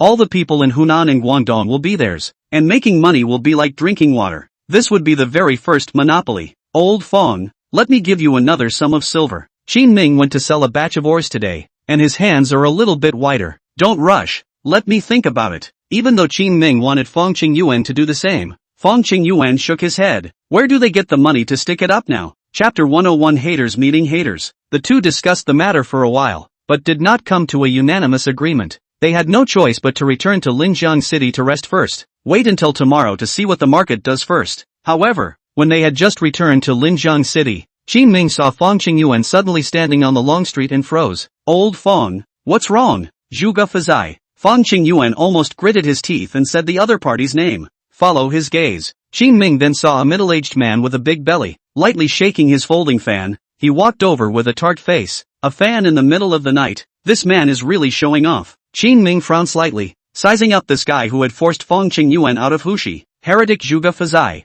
Meet your highness. Zhuge Fazai first greeted Qin Ming, then looked at Fong Qingyuan with a teasing face. Hey, isn't this my brother Qingyuan? Why have you come back? I was saying earlier that I would find a place in Hushi to treat you to a meal. If it wasn't for you, I wouldn't have known there was such a good business to do. Ha ha, thanks to you. A few of his men who had followed him over laughed along with him. Fong Qingyuan clenched his fists and gritted his teeth without saying anything. Qin Ming, however, snorted coldly. Does it feel good to steal? Your highness, what do you mean by stealing? It's just that our people have researched awesome textile machines on their own. Zhuge Fazai opened his mouth with a smile. Inside his eyes, both Qin Ming and Fong Qingyuan did not dare to move themselves, because now the entire textile industry in Lingnan is in his hands. As soon as he gives the word, all the cloth stores on this side of the country will go straight into the bag. It has nothing to do with Qin Ming and the others anymore. Just as he was showing off his strength, suddenly a grunting voice was heard from the side. Damn, I'm sick of this kind of pretender.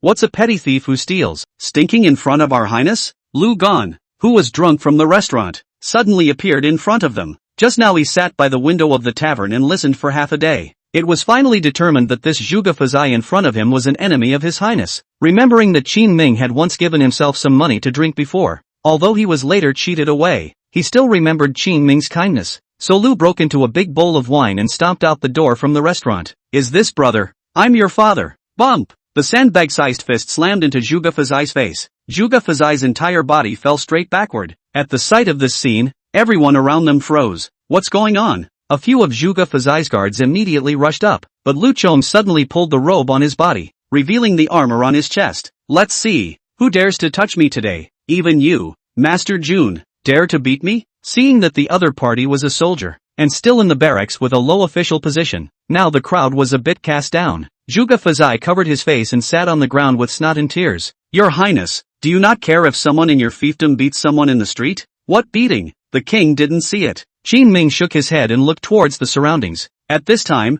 Lu Chong was also pulled back to continue drinking by a few women in the restaurant. Qin Ming squatted in front of Zhuge Fazai. That one in the palace is still really capable. Can't move the military power, and start playing dirty tricks on business again? Go back and give them a message. Lingnan's business. This king will do it. Hearing this, Zhuge Fazai immediately turned ugly. He found that inside the eyes of many people, the extremely high status of Princess Xiao Shufei. Surprisingly, Qin Ming did not have any reverence for it. Okay, I'll remember you guys. Wait, Zhuge Fazai climbed up from the ground, covering his swollen and bloodied face, gritting his teeth and speaking to Qin Ming and the two of them. I want you to know that there are many things in the world that can be solved without violence. Qin Ming already guessed that this guy wasn't holding his farts when he looked at him like this. However, he did not have any fear in the face of this guy's threat. Whatever you're pulling, I'll play along. Your highness is indeed a fastidious person. In that case, you will wait. As he spoke he grunted coldly and turned his head directly away. Looking at his departing back, Fong Qingyuan frowned and reminded Qin Ming in a low voice.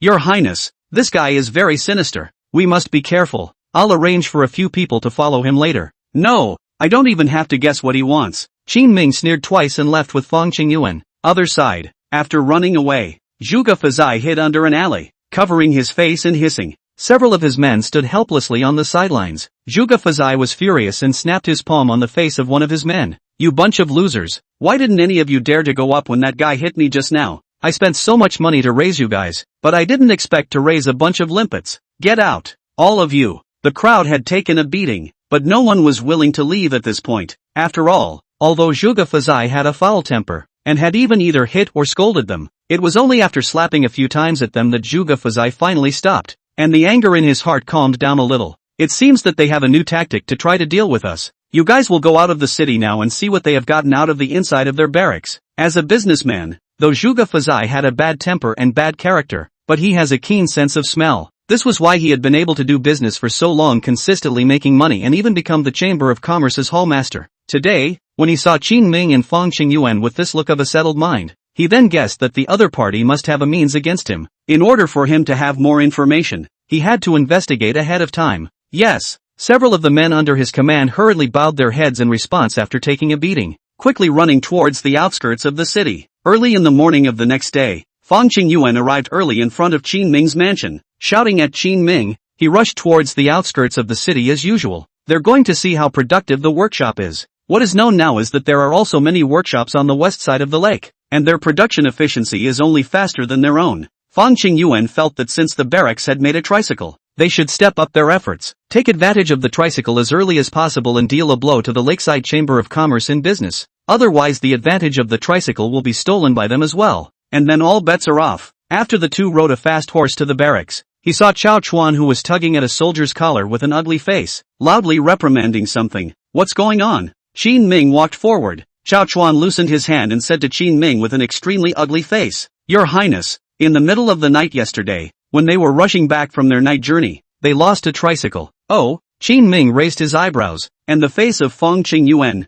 who had followed Qin Ming over, suddenly turned ugly. Chapter 102 Drawings leaked again. Your Highness, it must be yesterday's Zhuge Fazai who moved. This guy is too shady. Thinking back to the threat Zhuge Fei made to them yesterday when he was leaving. At this moment, Fang Qingyuan was as anxious as an ant on a hot pan. They have a great workshop that makes a lot of similar tricycles in a short period of time. Fang Qingyuan's words caused the few soldiers present to all freeze. They hadn't reacted just now, but now they also understood that it seemed like they had made a big mess. It was really dark last night and they came in a dozen or so and flipped us over into the field. By the time we caught up with them, they'd already carried their stuff onto the wagon and were off in a huff, and a couple of them fought us. They rushed to tell the story of last night. Can you guys recognize anyone? Qin Ming frowned slightly as he looked at a few people. I can't recognize them. Your Highness, yesterday they all covered their faces with black veils and ran fast, plus it was too dark to tell who they were. What an old fart. Hearing these words, Qin Ming let out a long sigh. Chao Chuan and Fang Qingyuan both fell silent.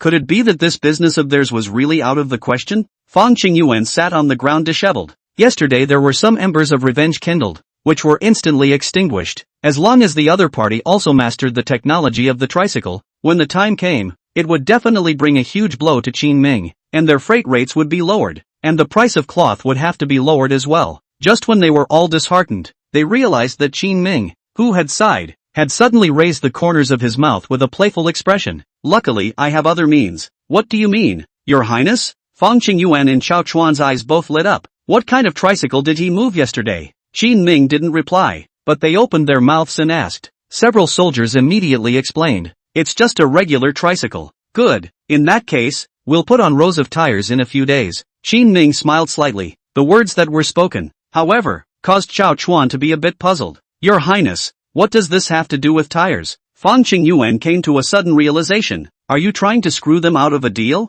Yes. It's not too late to wait for them to make the tricycles, and then once they start making deliveries, let's put those tires on them so that the tricycles are fast and save energy, and as usual, we can suppress them. Qin Ming's words made them all freeze. So it is. Hearing these words, Chao Chuan laughed out loud, and a few people had a look of understanding on their faces. On the other hand, he had his men carry the tricycle back to the courtyard where he was staying. Zhuge Fazai was already extremely excited. This king of Qin really does have a pair of brushes. To think of such a time-saving and labor-saving tool. With this thing, we'll just find a few laborers and let them transport things on the official road. It's still cheaper than horses. Ha ha. This statement caused a few of the men around him to hesitate a bit. Hall Master, Hushi is very far from Lingnan. Even on horseback it takes 7 or 8 days. If they change this thing and travel day and night, although it's quicker, it's going to be exhausting. What? You guys still afraid no one will do it? Zhuge Fazai glanced at them and said disdainfully. Doesn't it cost much more for horses to eat grass than for these untouchables? I realized you guys just don't know how to save. This day in and day out. No wonder you brainless bastards can't be hall masters. After being reprimanded, the crowd had to lower their heads, not daring to say anything else. Take advantage of the time during the day when all the stores are open. Zhuge Fazai found a few master carpenters and asked them to dismantle the tricycle, studied the structure inside, drew diagrams, and quickly had them sent back to Lakeside. Fast and furious. It must be delivered within 3 days, and I want to see it delivered within 10. Zhuge Fazai's face showed a touch of smugness of having his revenge avenged. With this stuff, doing business over here, the price of one's goods will be lower. At that time, even if Qin Ming and Fang Qingyuan came over, kneeling on the ground and begging for a high hand, and he's definitely not giving it a chance anymore. The thought that in a few days, they might well come over to them and admit their guilt. At this moment Zhuge Fazai only felt relief through his body. Go out for a drink. Walking down the street, he still ran into Qin Ming and Fang Qingyuan coming back from outside the city again at this time last night. Gu, if it isn't your highness. This time Zhuge Fazai fortunately didn't even look for Fang Qingyuan to humiliate, and directly came to Qin Ming's side with a big grin. What? You didn't get enough of a beating last night, but you're going to put your face on it again today? Qin Ming looked at him coldly. A look of anger and repulsion was put on so as not to alert him. Now both sides knew what Zhuge Fazai had done. Zhuge Fai naturally had no need to hide it. Ha ha, your highness. I came over today to thank you. Over the past few days I've noticed several uniquely shaped tricycles in your town, and it just so happened that I researched them, and somehow last night I suddenly figured out how to do it. That's why I'm telling you in advance today. I hope you won't be surprised if in a few days our Chamber of Commerce also gets a tricycle. Ha ha ha ha. His rampant laughter echoed through the streets. Fang Qingyuan immediately couldn't help himself. You shameless rotten bastard. Having a businessman like you is simply the shame of Hushi. Pissed off, are you? It's okay. You'll know the price of punching me when I get my stuff back in a couple days. Zhuge Fazai was extremely conspicuous, with the productivity of their workshop in Hushi. Definitely something that can be made in a matter of days. Plus there's the governor of Huguang behind it. As long as this errand is done and succeeds in smashing Qin Ming's business, then he definitely can't make a note in the credit book when he gets back. The next round of the Lakeshore Chamber of Commerce's merchant general is none other than himself. You'll pay for it. Qin Ming spoke faintly, sounding like he was threatening Zhuge Fazai, but in the eyes of Zhuge Fazai now, this kind of threat from Qin Ming didn't have the slightest bit of strength at all. Instead, it was like a joke, and he didn't give a damn about it. Zhuge Fazai pointed to the restaurant next to him and asked Qin Ming with a smile, Your Highness, I'm in a good mood today. I'm going to drink flower wine soon. Why don't you come over with me? I can buy you a drink. I've heard that you haven't enjoyed yourself for so long since you came to Lingnan. It can't be that there's no money, can it? It was common knowledge that Lingnan was very poor and Qin Ming had no court to rely on. Just as he was taunting Qin Ming, a voice suddenly came over. When His Highness comes into the restaurant for a drink, we never charge for it, and it's too late to welcome him. It's just that he's too busy with politics to come. Chapter 103 forbid him to enter. Turning his head, Qin Ming saw a gentle figure, was standing on the side of the door of the tavern, looking at himself with haunted eyes. Zhuge Fazai, who was still ridiculing Qin Ming just now, was a bit displeased at this time. He had just finished saying that Qin Ming couldn't afford to go to the restaurant, but he didn't expect to be snapped in the face when he turned his head. Who are you, little girl? The general merchant of the Lingnan Chamber of Commerce. Wan Shu. Zhuge Fazai's heart chilled and he hurriedly changed his words. So it's your old man. It's a pleasure to meet you. I apologize for being rude just now. They do business with people who have to sell face to each other, regardless of Lingnan's poverty. Wan Shu, who was able to run the Chamber of Commerce here and sit on the seat of the General Manager of Commerce, was very powerful. In terms of the level of the Chamber of Commerce, it was also much higher than Zhuge Fai. He naturally did not dare to be reckless. Unfortunately, Wan Shu didn't give him any face. I'm sorry, I don't see the point. These restaurants are owned by our Lingnan Chamber of Commerce. From today onwards you will not enter. Memorize this man's face, and if he dares to enter the tavern in the future, kick him out. Wan Shu turned around and explained to his men. Understood. A few heads poked out of the back immediately. After carefully recognizing Zhuge Fazai's appearance, he then turned around and went back to continue his busy schedule. Zhuge Fazai's face turned ugly, but he didn't dare to do it. After all, it's a matter of the relationship between the two chambers of commerce. If the relationship between the two chambers of commerce is in trouble because of one of our own hall masters, he couldn't afford to be blamed from the top when the time came. Smiling somewhat stiffly, Zhuge Fazai clasped his fists and said, It's normal for you not to forgive the villain. In that case, I'll leave you alone and take my leave first. After saying that, he, who was originally in a good mood and ready to come over for a drink, turned his back to the restaurant and left in ashes. Thanks for helping me out this time. After Zhuge Fazai left, Qin Ming walked up and opened his mouth to Wan Shu about the events of the previous 2 days. He was trying to get things off his chest with Wan Shu. He did seem a bit impatient at that time, and the way and manner in which he asked Wan Shu was not very decent. Who relieved you? Don't talk to me. Wan Shu, who had a calm face just a moment ago,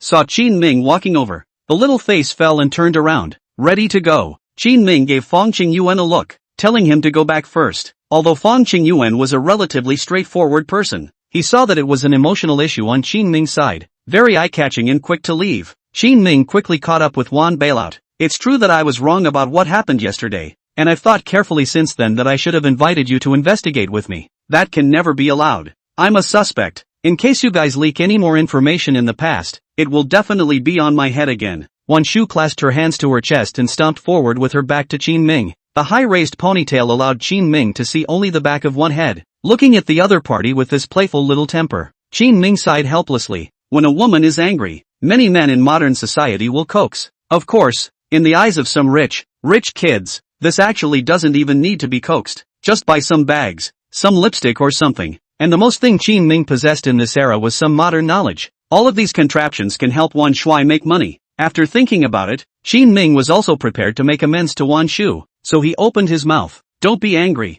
If this matter can be resolved this time, this king will teach you the way to make penicillin. It was only then that Wan Shu finally turned around. With a gleam in his eyes, he asked Qin Ming, really? That penicillin, by the way, doesn't it take care of a lot of diseases? Yeah, antibiotics will take care of most of it. Qin Ming asked Wan Shu to produce this stuff. It's not really just about making money for Manzanar. Another idea was to have Manzanar supply the barracks. That way Qin Ming's soldiers would be able to have a much higher survival rate when they went out to fight. Like in ancient wars, except for the soldiers who died outright on the battlefield. There is also a large percentage of soldiers who will die because they were not treated in time after the war and problems such as wound infections occurred. That would be a very bad death. With penicillin, Qin Ming could have avoided this problem to a great extent. Well then, let's make a deal. Now, Wan Shu finally smiled. Just as Qin Ming was breathing a sigh of relief, Wan Shu suddenly took his hand. Follow me to my room. Feeling the soft body fragrance of the young girl's body, Qin Ming's heart suddenly went wild.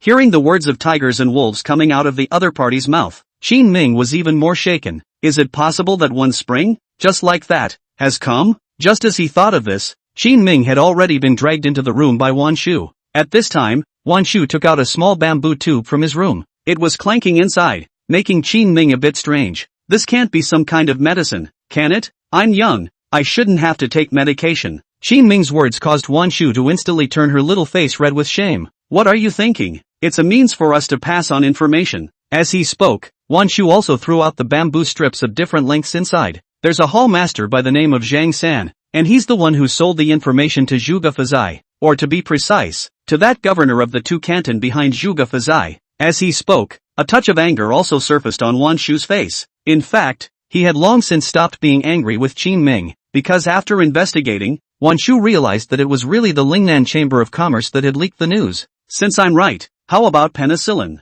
As soon as he heard the news, Qin Ming was immediately ready to withdraw his deal with Wan Shui. That won't do. You promised me. The most important thing in business is honesty. Wan Shu immediately tugged on Qin Ming's arm and shook it. Feeling the softness of the other's body, Qin Ming had no choice but to sigh, then spoke. What about this guy? I'll kill him and give a portion of his estate to the barracks as a token of my good faith. Wan Shu was the head of the Chamber of Commerce, so he naturally had to set an example. For example, at a time like this, Qin Ming's stuff since they leaked it out, there must be some compensation given. That's fine. For now, Qin Ming was just about to leave, but Wan Shu pulled him back. Your tricycle was taken by Zhuge Fazai. Aren't you afraid? What's the panic? The rubber has been delivered and I can still make tires. He'll never catch up with the barracks. Qin Ming was now speaking rather arrogantly, but there are several technologies they now have at their disposal. All of them can be used on the tricycle. Even if Zhuge Fazai drives forward step by step, he also won't be able to catch up with Qin Ming's iteration of their tricycle, and in turn will continue to lose money. Hearing this, the corner of Wan Shu's mouth suddenly lifted at the side. I see what you're thinking, but can you go get another batch of rubber? If you can send it to me, I guarantee that Zhuge Faji will suffer a big loss this time. Chapter 104 Mantis catching the cicada. Yellow bird in the back. You want to sell them rubber? Qin Ming is also smart. It quickly caught on to what Wan Shu meant. If Qin Ming used the tricycle with tires to make a delivery when the other party just brought the tricycle over, the cost in shipping will definitely be lower by then, and then Zhuge Fazai will probably go back to stealing it again. There is no rubber in Lakeside. If he were to steal and make it, the raw materials would have to be bought from Lingnan, and the rubber on the Lingnan market, more than 90% of it was all provided by Qin Ming. If someone does a favor can manipulate the price of the market, in just this small period of time, it was possible to sell for several times the amount of money for what turned out to be a very worthless piece of rubber. And Zhuge Fazai they had to buy. After all, they make a lot of trikes for a lot of money. It would be a big loss for them to just leave it here and not match the tires. As soon as you buy it, you have to get into the game and accept the price of that rubber skyrocketing. Wan Shu is no less than a business wizard. Qin Ming had never really seen many people who could have such a vision at this age. I'll give you as much as you want if you can get it done. Qin Ming happened to be worried that his tricycle wouldn't come in handy. If Wan Shui wants to buy in large quantities now, Qin Ming could take most of the tricycles and send them to the border first for them to haul the goods back. Of course it can be done. Wan Shu's mind's eye was very small, and Zhuge Fazai had just spoken to Wan Shu in an extremely indulgent manner. Let the guy remember it to this day, and even go so far as to outright screw the other guy's business. Seeing this attitude of the other party, Qin Ming was also secretly lamenting in his heart. One should not make an enemy of such a woman in the future. Well, I'm going to go first. Qin Ming saw that it was getting late, so he was ready to leave. At this time a jade hand suddenly held his sleeve. Did you have something bad in mind just now? Want to try? I can't understand what you're saying. After the apoplexy of earlier, after calming down, Qin Ming reverted back to his saintly state. Why are you so desperate? At least we are firm allies. Friends don't share many beds together. Qin Ming smiled and squeezed the other party's small hand that reached out, felt the soft, cold touch that was tickling his palm.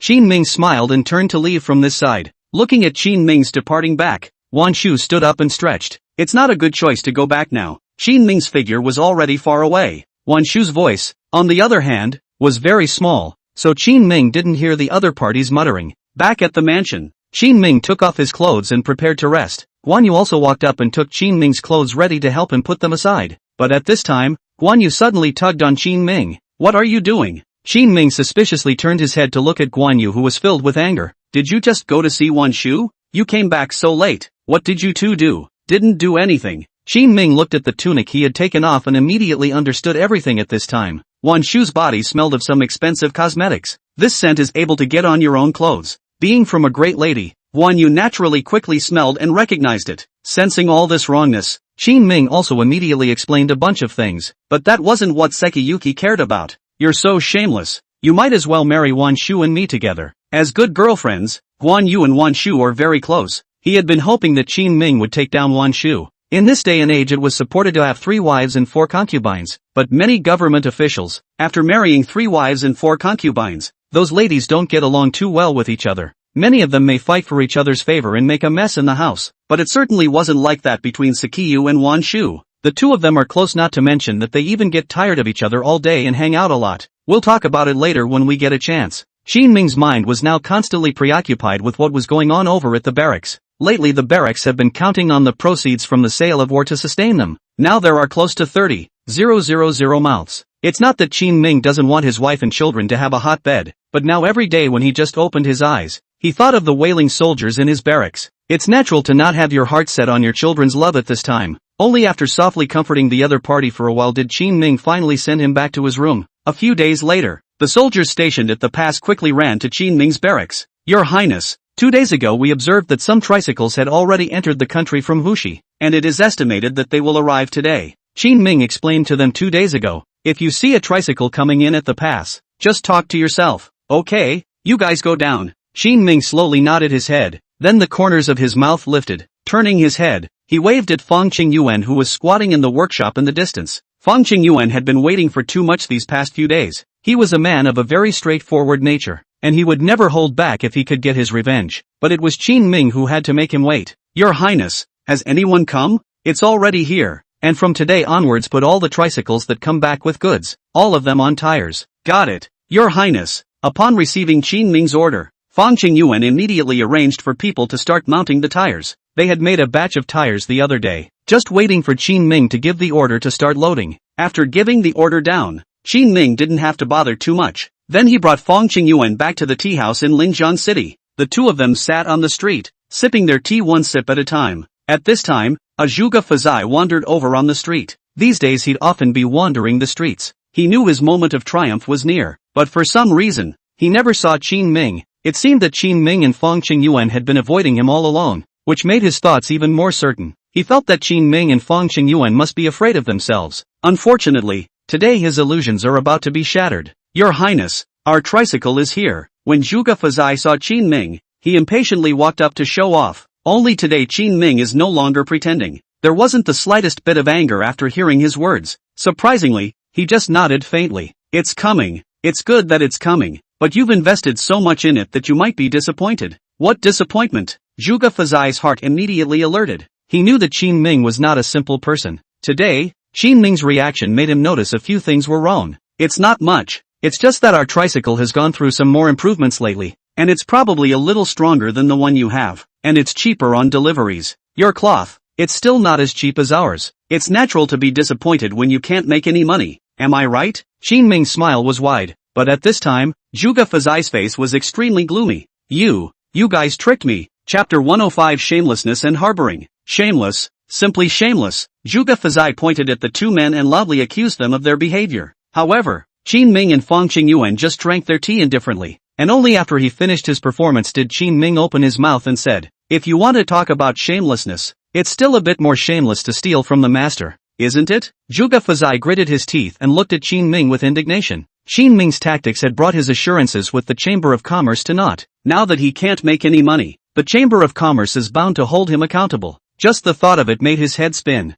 Solely not pretending, he growled angrily. So what if I stole it? Do you really think you can hide a good thing like that? I'm telling you guys, isn't it just some new tactics? If you guys are capable of it, just cover it up. Let's see whose it is in a few days. The words came to him, and he simply showed his cards. Qin Ming couldn't defend himself anyway. There is a saying that you are not afraid of thieves stealing, but you are afraid of thieves thinking about you. Besides, he's a thief with a lot of power. The workshop behind it did not care about the investment, and it would soon be able to reach the same level as Qin Ming. It's true that if a person is shameless, the world is invincible. Qin Ming lamented and stood up smoothly, his mouth continuing to be sarcastic. Zhuge Fazai, with this trifling skill of yours, you'd better leave Lingnan earlier. You're not worthy of fighting us yet. In my opinion, this Chamber of Commerce hall master of yours, are all blowing up. Can't see the slightest bit of real skill. What did you say? Zhuge Fazai's proudest identity, having lived until now, was the hall master of the Hushi Chamber of Commerce. This status allowed him to enjoy countless benefits. It's not just some resources,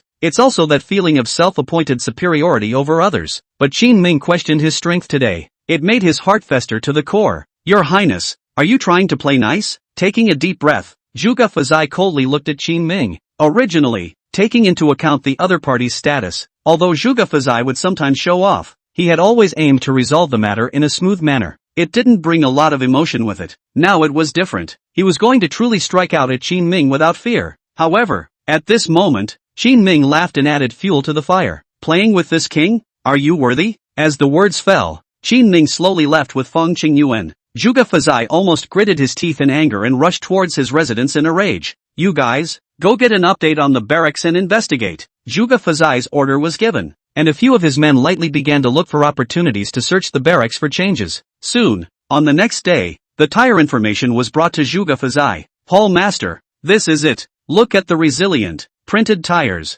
Zhuge Fazai could even imagine how strong the grip of this thing would be. Strange that something like this can be made, he muttered angrily. Even as an enemy, he had to recognize Qin Ming's talent. Hall Master, this is made of rubber. If we want to buy it, we need to acquire it from Lingnan. But recently, because of the emergence of tires, the price of rubber is already very high. We may not be able to afford it. The words of his men caused Zhuge Fazai's face to turn ugly. How come everyone is against me? He clenched his fists in anger and hammered the table. A few of the men in front of him cringed, waiting for his decision. Don't buy it yet. Let me think about it. Zhuge Fazai didn't buy it in the end. He's a businessman who likes the idea of making a small profit and knows the consequences of picking up the tab at a high level. But on the next day, when the southern barbarian caravan arrived, when Zhuge Fazai came to the market to look again, he realized that the price had changed again. 3 coins of silver a caddy? Why don't you guys go rob? Rubber itself is not worth much, and the original price was even only about 30 cents a pound.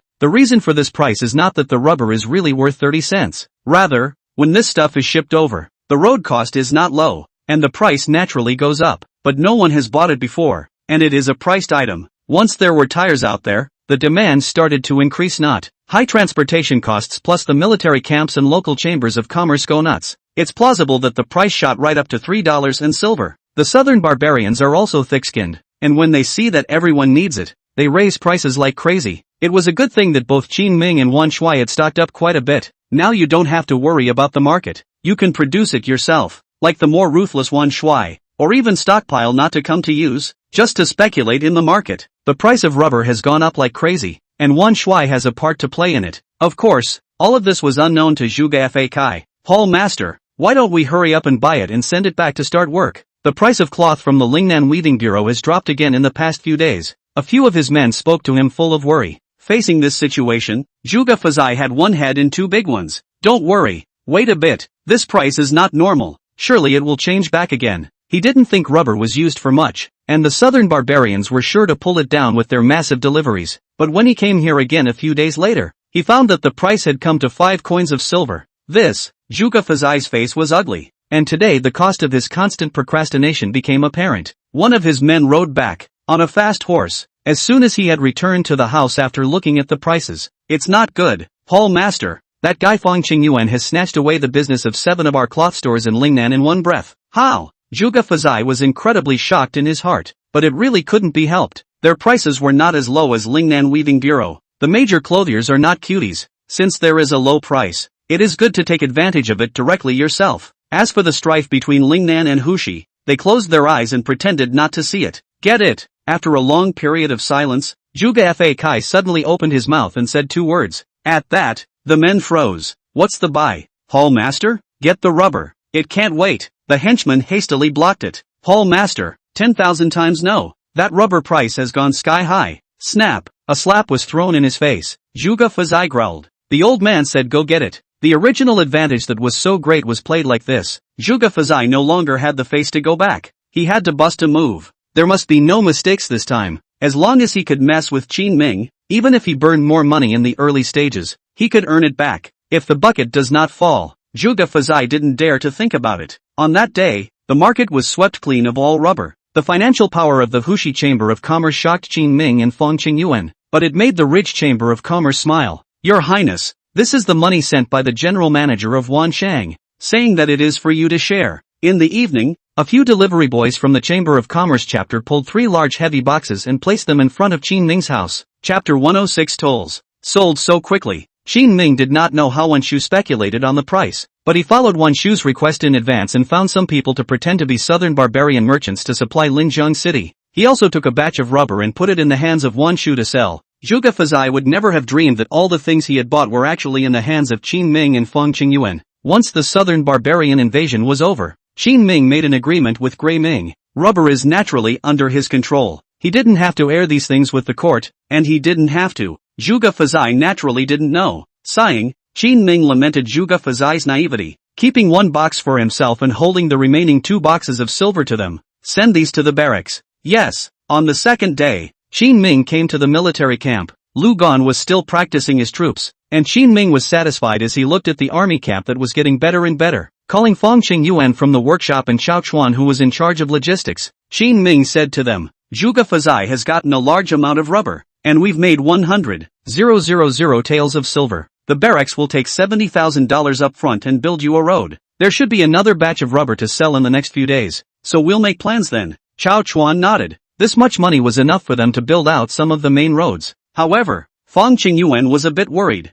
Your Highness, so if we wait a while longer and they have tires too, won't we have no advantage again? Qin Ming looked at him and smiled. Old Fong, be flexible, the road is ours. Still no advantage? What do you mean? Xiao Chuan and Fong Qingyuan both looked at him suspiciously. At this time, Qin Ming said, this mountain was opened by me. This tree was planted by me. If you want to walk on the concrete road, leave the money to buy the road. Qin Ming built what is considered to be the highway of this era. Whether it's a horse-drawn carriage or a tricycle, it passes quickly. Time is money, and it's only right that they pay a bit of cost when they help someone save money. Xiao Chuan thought about it and nodded seriously. Your Highness is right. We're not a bodhisattva. It's only right to collect some money after we've repaired the road. Fong Qingyuan was smart enough to think of Qin Ming's other idea. Your Highness, these roads are repaired. We do not charge for transportation. The cost is reduced. Zhuge Fazai overall though fast, but still have to spend money over. The cost will still be high. Nice. Seeing that Qin Ming had so quickly pitched them a fortune in road repair, he had also helped the military camp find a camp to collect tolls. At the moment, Xiao Chuan and Fong Qingyuan both felt that he was a ghostwriter. Although many times His Highness did things in a very uncouth way, his methods were really hard. Build roads this thing, Zhuge Fazai and the people behind him want to learn also cannot learn. Collect tolls, or to expand the construction of official roads. They do not have this status, but Qin Ming could. After all, Lingnan was his fiefdom. I'm going to fix the road. I continue to enlist the support of local clothiers. The two left in droves. Qin Ming smiled and left the military camp to return to Linjiang City. Inside the cloth shop, Wan Shu came over early and sat down to chat with Guan Yu. It seemed that they were waiting for Qin Ming, and just after seeing him coming, Guan Yu and Wan Shu waved at him. Qin Ming sat down next to the two of them, and Guan Yu curiously said, "Just now, Xiao Shu said that you helped her a lot this time, and has been praising you. That's natural, I'm such a great guy. It's impossible to say anything without a couple of compliments." Qin Ming himself earned 100,000 taels a few days ago. Wan Shui is doing business, but also took the business of the entire market. It definitely earns a lot more than Qin Ming. When are you going to make that magic penicillin? At this time, Wan Shu approached Qin Ming and asked with a smile. Wan Yu also seemed to know about penicillin, and at this time pulled Qin Ming's hand and said, "Doesn't penicillin cure a lot of people? Why don't you use it out?" "This one, it's a little complicated. Penicillin strains are a pain in the ass to find and cultivate." This series of processes would require Qin Ming to finish his work for a while before he could find Wan Shu to do it. Zhuge Fazai was personally sending the goods back to Hushi this time. On the way back, he was apprehensive, worrying that the Lord Merchant General of the Hushi Chamber of Commerce would find himself in trouble. He hardened his heart and personally went to the Chamber of Commerce workshop to supervise the work. The 5 days were done quickly, and he quickly left with the tires when no one was looking, sneaking along like a thief. It also made his heart hold an anger that burned hotter and hotter. Standing on the carriage, recalling the humiliation he suffered all the way to Lingnan, Zhuge Fazai clenched his fists and muttered, "King Qin, Fong Qing Yuan, you two wait for me. This time when I return, I'm going to take back everything I've lost, and I'm also going to trample all of you two assholes under my feet." Fong Qing Yuan's actions continued. He took steps to use Linjiang City as a stronghold, and snatched many of the surrounding cloth shops back from the Hushi Chamber of Commerce. But today, while he was in the Linjiang City cloth shop to hand over to Guan Yu, he suddenly saw a familiar figure. Zhuge Fazai is back. He brought a couple of wagon tires with him, this time with a big grin, ready to be mounted on his side of the trike. "Shameless man, don't even pretend. What we use, you steal too? Good things are for everyone to use together. I'm giving you face by using your things. Don't give me face." Zhuge Fazai's attitude was extremely arrogant. "I'm telling you, the brothers are putting the tires on tonight, and it's time for you to die." Zhuge Fazai screamed with open teeth and claws, his face filled with resentment. However, compared to him, Fong Qing Yuan appeared rather calm. "Gone." Speaking faintly, he turned away with the goods. Seeing that he wasn't as angry as he thought he would be, Zhuge Fazai suddenly felt like he had nowhere to vent his anger. "Fong Qing Yuan, you're still pretending to be deep at this point? I'll let you die." Zhuge Fazai didn't notice anything wrong, because according to his investigation, the tricycle hadn't changed much in the past few days. One can immediately reduce the cost to the same level as them. The next day, walking on the newly constructed road, sitting on the tricycle, Zhuge Fazai personally led the group, humming a little song as they moved away from Linjiang City. This Qin King has done something good by coming to Lingnan. At least he has repaired the road. Yes, these days the brothers said that the roads to several other big cities are riding to save a lot of energy. The key is that the speed is also quite fast. The crowd walked and chatted at the same time, not noticing in the slightest that the distant fork of the official road had been guarded by a few soldiers at some point. When they saw someone coming, they walked up and stopped the person. "What for?" "Doing business. This is our clearance paperwork. The Hushi Chamber of Commerce has special authorization from the government." Zhuge Fazai walked up and waved the item in front of a few soldiers, but there was a snap. The soldier, however, knocked his hand away. "You guys, get up there and check it out." "Yes, what's this for? Master Army?" Zhuge Fazai's face became a bit ugly. A couple of soldiers ignored him and went up and rummaged around for a while. "Boss, it's business. 30 cars in all." "Okay, the tolls for businessmen will be raised by 40% of the standard rate." This leading soldier spoke indifferently, extending his hand to Zhuge Fazai. "The toll?" Zhuge Fazai stared at him, confusion mixed with a few moments of anger. "What a toll!" Chapter 107 Road Fair Soars, Hall Master Falls. "This road was built by our highness, not by the court, so it's not normal to give a little toll? We've spent a fortune just fixing this road, so we have to recoup some of the costs." A few people present spoke up as a matter of course. Hearing what they said, a flash of anger immediately surfaced on Zhuge Fazai's face. "I've never heard of a road that still needs to be charged. This is the first time you've done it. Aren't you afraid that I'll report the matter to the court and make you suffer?" "It's good to report it to the court. Our highness said that we are now waiting for the court to give some silver subsidies, so that it will be easier for us to build the road. With this amount of skill you have, you still report it to the court? If you have the ability you can report it and see who dares to come." Before coming, Qin Ming had explained to them that there was no need to be afraid of such threats. He really wasn't worried about the court. Instead, expect the court to come over sooner. This thing of road repair is not pleasing to the eye. If the people of the court really dare to come over, Qin Ming will definitely peel off a layer of oil from them. If you dare to do this, absolutely no one will come to your Lingnan to do business in the future. Seeing that he couldn't talk to them, Zhuge Fazai could only start arguing with them from another angle. One was counting on having the tires to keep the price down, but now you have to pay another road toll, and your own costs go right up. If they really let them pull this off, there would be no way for them to compete with Fang Qingyuan in the future. It was only at this time that he finally felt how insidious this brat Qin Ming was. His tactics are like a chain of events that he lets himself jump into loop after loop. Hearing his words, the few people around him immediately waved their hands and corrected themselves. Bull asterisk asterisk asterisk asterisk. We've done the math on all these costs. Normal business, the cost in time can be reduced by taking our highway. They'll be begging to go this way by then. Obviously these highway tolls and costs and other things are strictly calculated. This is Qin Ming and Fang Qingyuan discussed for several days after the results. It's a win-win situation for anyone in business, no matter what, except for Zhuge Fazai, who wanted to subvert Qin Ming's business. Those who like to engage in vicious competition would suffer. Hurry up, are you paying or not? If you don't pay, don't dawdle here for a while, we have to go and line up the other caravans. Zhuge Fazai was standing in place, frowning with a face full of indignation as he pondered. The impatient urging of the soldier had come from the side. In addition to these people, there was quite a cacophony of voices behind him. As soon as Zhuge Fazai turned his head, he realized that several merchants had gathered behind him at some point. They're all lined up to get on the highway from this side. The cloth seller in front. Why are you so slow? What the hell? If you can't afford to pay, get the hell out of here. There's a couple of paths off to the side. Enough for you. Grandpas are still waiting. If you delay our business, I'll beat you to death later. Behind them were several local businessmen who seemed to have acclimated to the highway over the last few days. Now that they saw Zhuge Fazai standing here and constantly breaking things up with people, they were also a bit impatient at this time. While constantly urging, he also came up and pushed and shoved at Zhuge Fazai.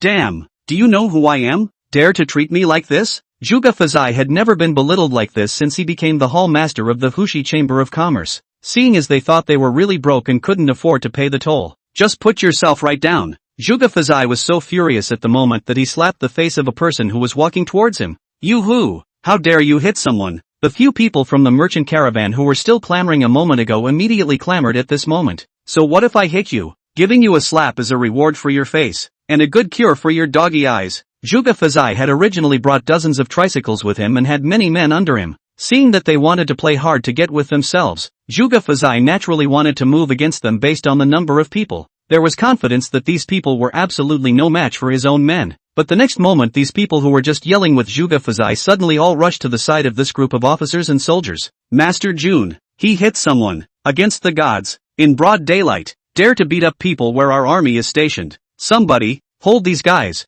Zhuge Fazai watched this with dumbfounded amazement. It's like a fight between kids. The other guy had just cursed at himself for a while, and he was so angry that he just touched him. But people run right over and sue their teachers. Zhuge Fazai was now confused. We agreed on a martial arts fight. How did things turn out like this? You're all businessmen. Don't you have any integrity at all? The soldiers guarding the official road didn't give a damn. Zhuge Fazai hadn't yet reacted to what had actually happened. It was just pressed right down to the ground. Be honest. These goods are dirty. Withhold them first. Coming from Hushi to do business with us in Lingnan. How dare you beat up our local merchants in Lingnan? You really can't tell the difference between big and small kings. Listening to what they said, Grasshopper sort of understood today why Qin Ming and Fang Qingyuan didn't have any reaction to their return. They were probably already here waiting for themselves. You assholes will pay sooner or later. You think you can do business properly just because you took me down? I'm telling you the Hushi Chamber of Commerce will avenge me. Before being held down, Zhuge Fazai yelled and opened his mouth to the crowd. The soldiers paid no attention to him,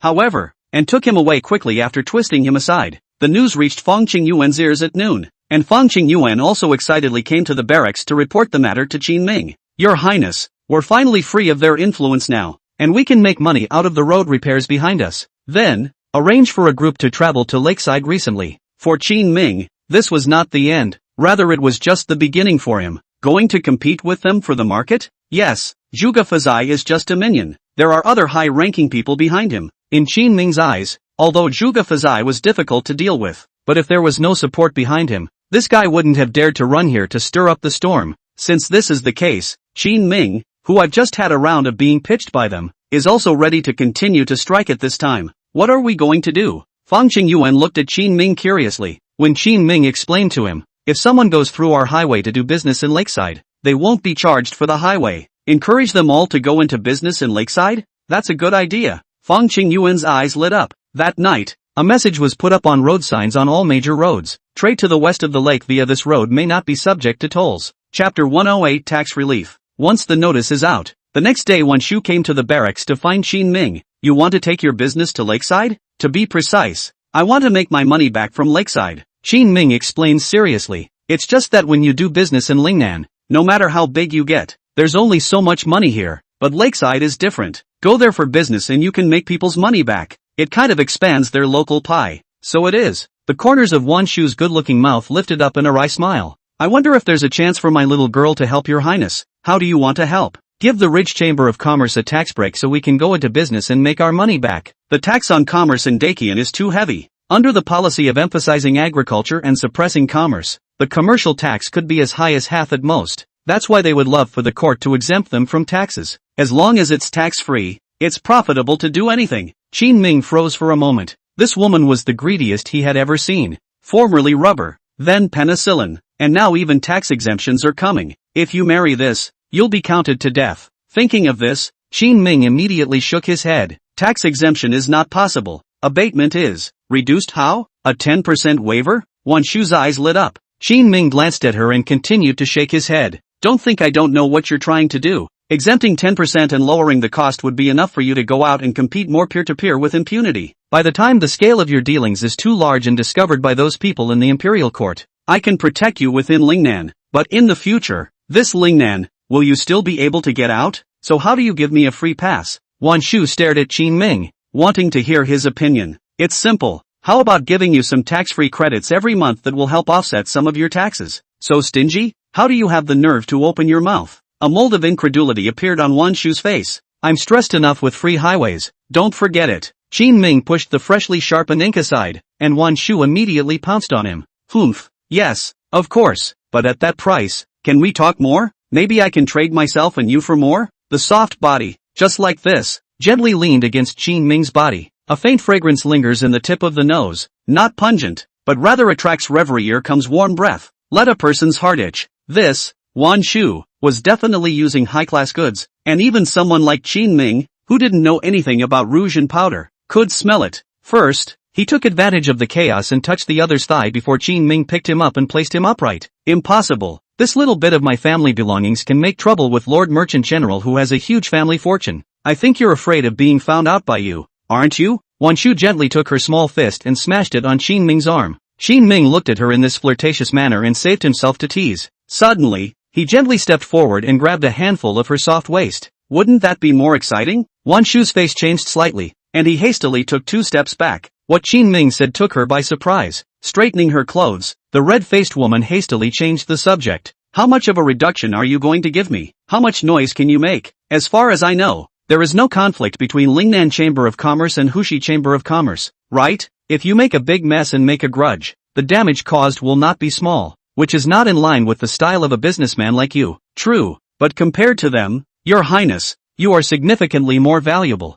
and we merchants are very good at making choices. Wan Shu explained seriously. She has a good eye, so I don't think she can go wrong. 30,000 taels then, and raise it for you later when you perform well. Only 30,000 taels after all this talk? I bah. Hearing this price, Wan Shu spat and left with a flutter of his sleeve. Qin Ming was still a little worried in his heart as he looked at the delicate back of the woman who had left. This little isn't going to quit in a huff. That would be a bit of a loss. In the evening, Chao Chuan and Lu Bao ran back to the barracks, followed by a row of empty tricycles. Seeing this scene, Qin Ming stepped forward with some confusion. Where did it come from? You robbed Zhuge Fazai? No, the Lakeside Chamber of Commerce quit, and we lowballed it. That's not right. Even if there's no more Zhuge Fazai, the tricycle can be used for them just the same. Qin Ming frowned as Chao Chuan laughed. This is something that the Hushi Chamber of Commerce probably doesn't know yet. Zhuge Fazai is as timid as a mouse, and a lot of things are done secretly with the convenience of his position as a hall master. So when we found those tricycle drivers, because Zhuge Fazai was arrested, they all have nothing to do now. Even the tricycles are hoarded over there. We had just come up with the idea of buying a tricycle when they eagerly shoved the stuff into our hands and went home with the road money. After hearing their explanations, Qin Ming couldn't help but be dumbfounded for a while. In fact, it is understandable when you think about it. After all, they are just people who work. And Zhuge Fazai, this kind of employer, naturally does not have a bit of camaraderie. What's more, Zhuge Faizhen bitter Zen went not to treat them as human beings. Now that the tree has fallen, it's only right to sell your stuff and leave yourself with running money. That's just right. The mines have recently sent over a batch of stuff, so we don't need to make tricycles anymore. Let's start casting weapons and equipment. Qin Ming waved his hand and began to arrange the affairs of the military camp. Originally, their weaponry had been depleted considerably in the southern barbarian invasion. Now the Wu Wei battalion has not only expanded, but has also added more than 20,000 soldiers. With so many people, things end up being a bit of a pain in the ass. Army food and silver. Qin Ming recently at least got some of it together,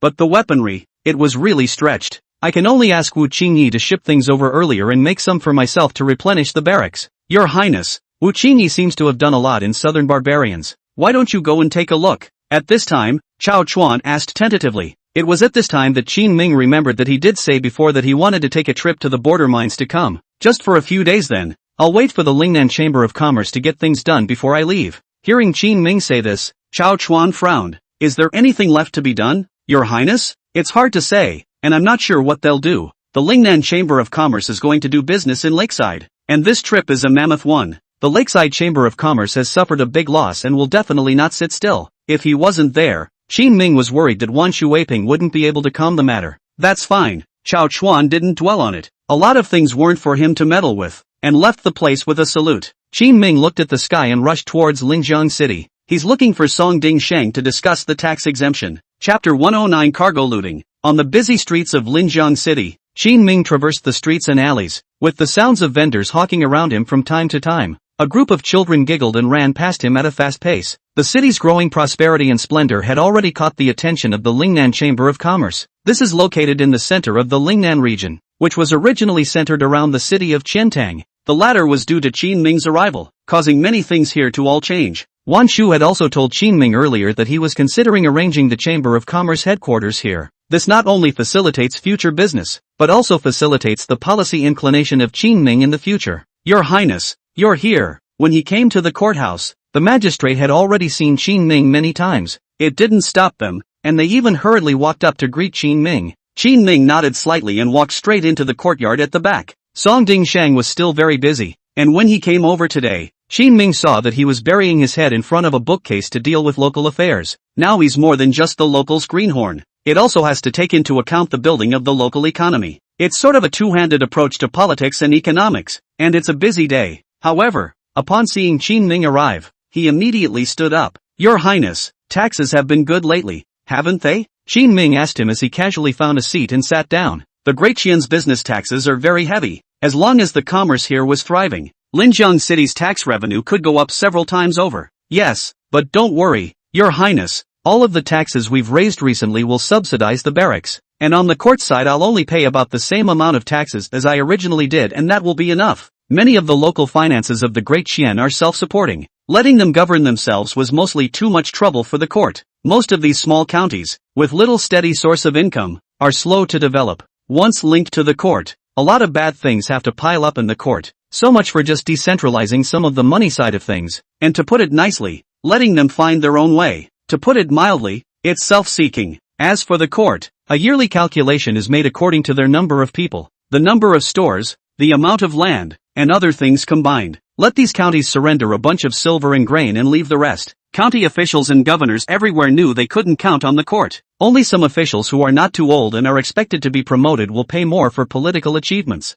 Most of the other officials just pay something at regular intervals every year, earning as much or as little as they want. Song Ding Sheng is like that now. Okay, but you set aside a sum of silver recently. I have some use for it. Qin Ming informed Song Ding Sheng of the deal between himself and Wan Shu. Hearing this, Song Ding Sheng pondered for a moment and said, Your Highness, I have an idea that will help you make this time a little more thorough. Oh, what do you have in mind? Qin Ming looked at the other party curiously, waiting for Song Ding Sheng's statement. Song Ding Sheng whispered, It's like this. Although the Lingnan Chamber of Commerce is powerful, their ability is limited. So why don't we give some more money and let those scattered merchants put in some effort together? We don't need to give too much. Let's pick out a few scattered merchants and give them some tax exemptions, so that we can get everyone outside of the Lingnan Chamber of Commerce and the Chamber of Commerce to participate. Qin Ming's eyes lit up. That's a good one. As he spoke, Song Ding Sheng also whispered, Your Highness, I've heard that this year's Southern Ocean caravan seems to be coming. What? You have an idea too?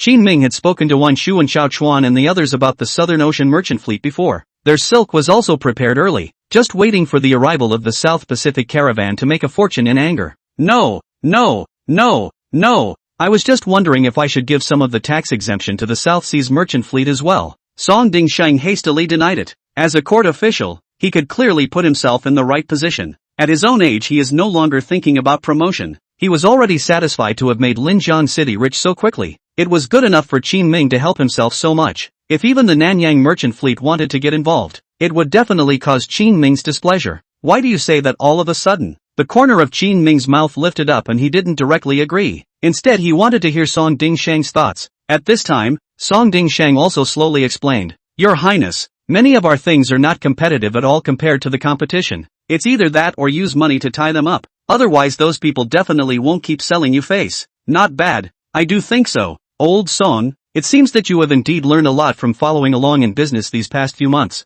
I don't dare.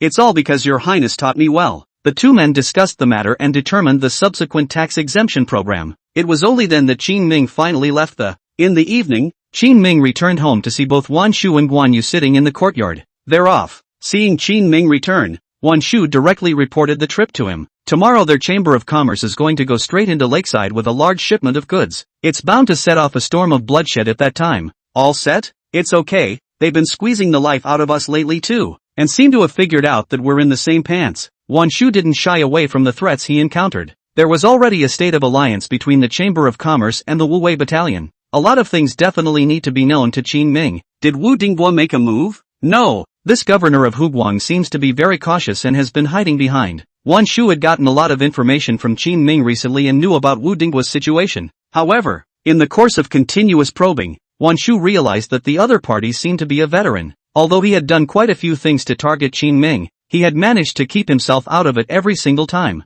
Like this battle for cloth against the entire Lingnan. He himself never even showed up. This old fox, sooner or later I'm going to bring him out. Qin Ming snorted coldly. The ones who can survive the longest among the court are such non-sticky goods. But then again, they are the most insidious. Mixed up for years, they stand against themselves. The threat posed would be great. How about killing him? At this time Guan Yu, who had long been aware of the situation, suddenly spoke up. This startled both Qin Ming and Wan Shu. Your idea is too dangerous. Some people can't simply be killed to put things right. Wan Shu's words caused Guan Yu to frown slightly. As the daughter of a military general, she didn't like this kind of bending. Just as they were about to continue chatting for a couple of minutes, a few people suddenly ran in from outside, and the person at the head was none other than Zhou Ci from the Linjiang City chapter. Your Highness, Mr. Shang, it's not good. They've detained our stuff too. Chapter 110 Inviting the King into the Jar. Qin Ming frowned slightly as Zhou Ci explained. It's the army of Hushi. They seem to have learned that we've withheld the goods from Zhuge Fazai, and are now holding back their retaliation.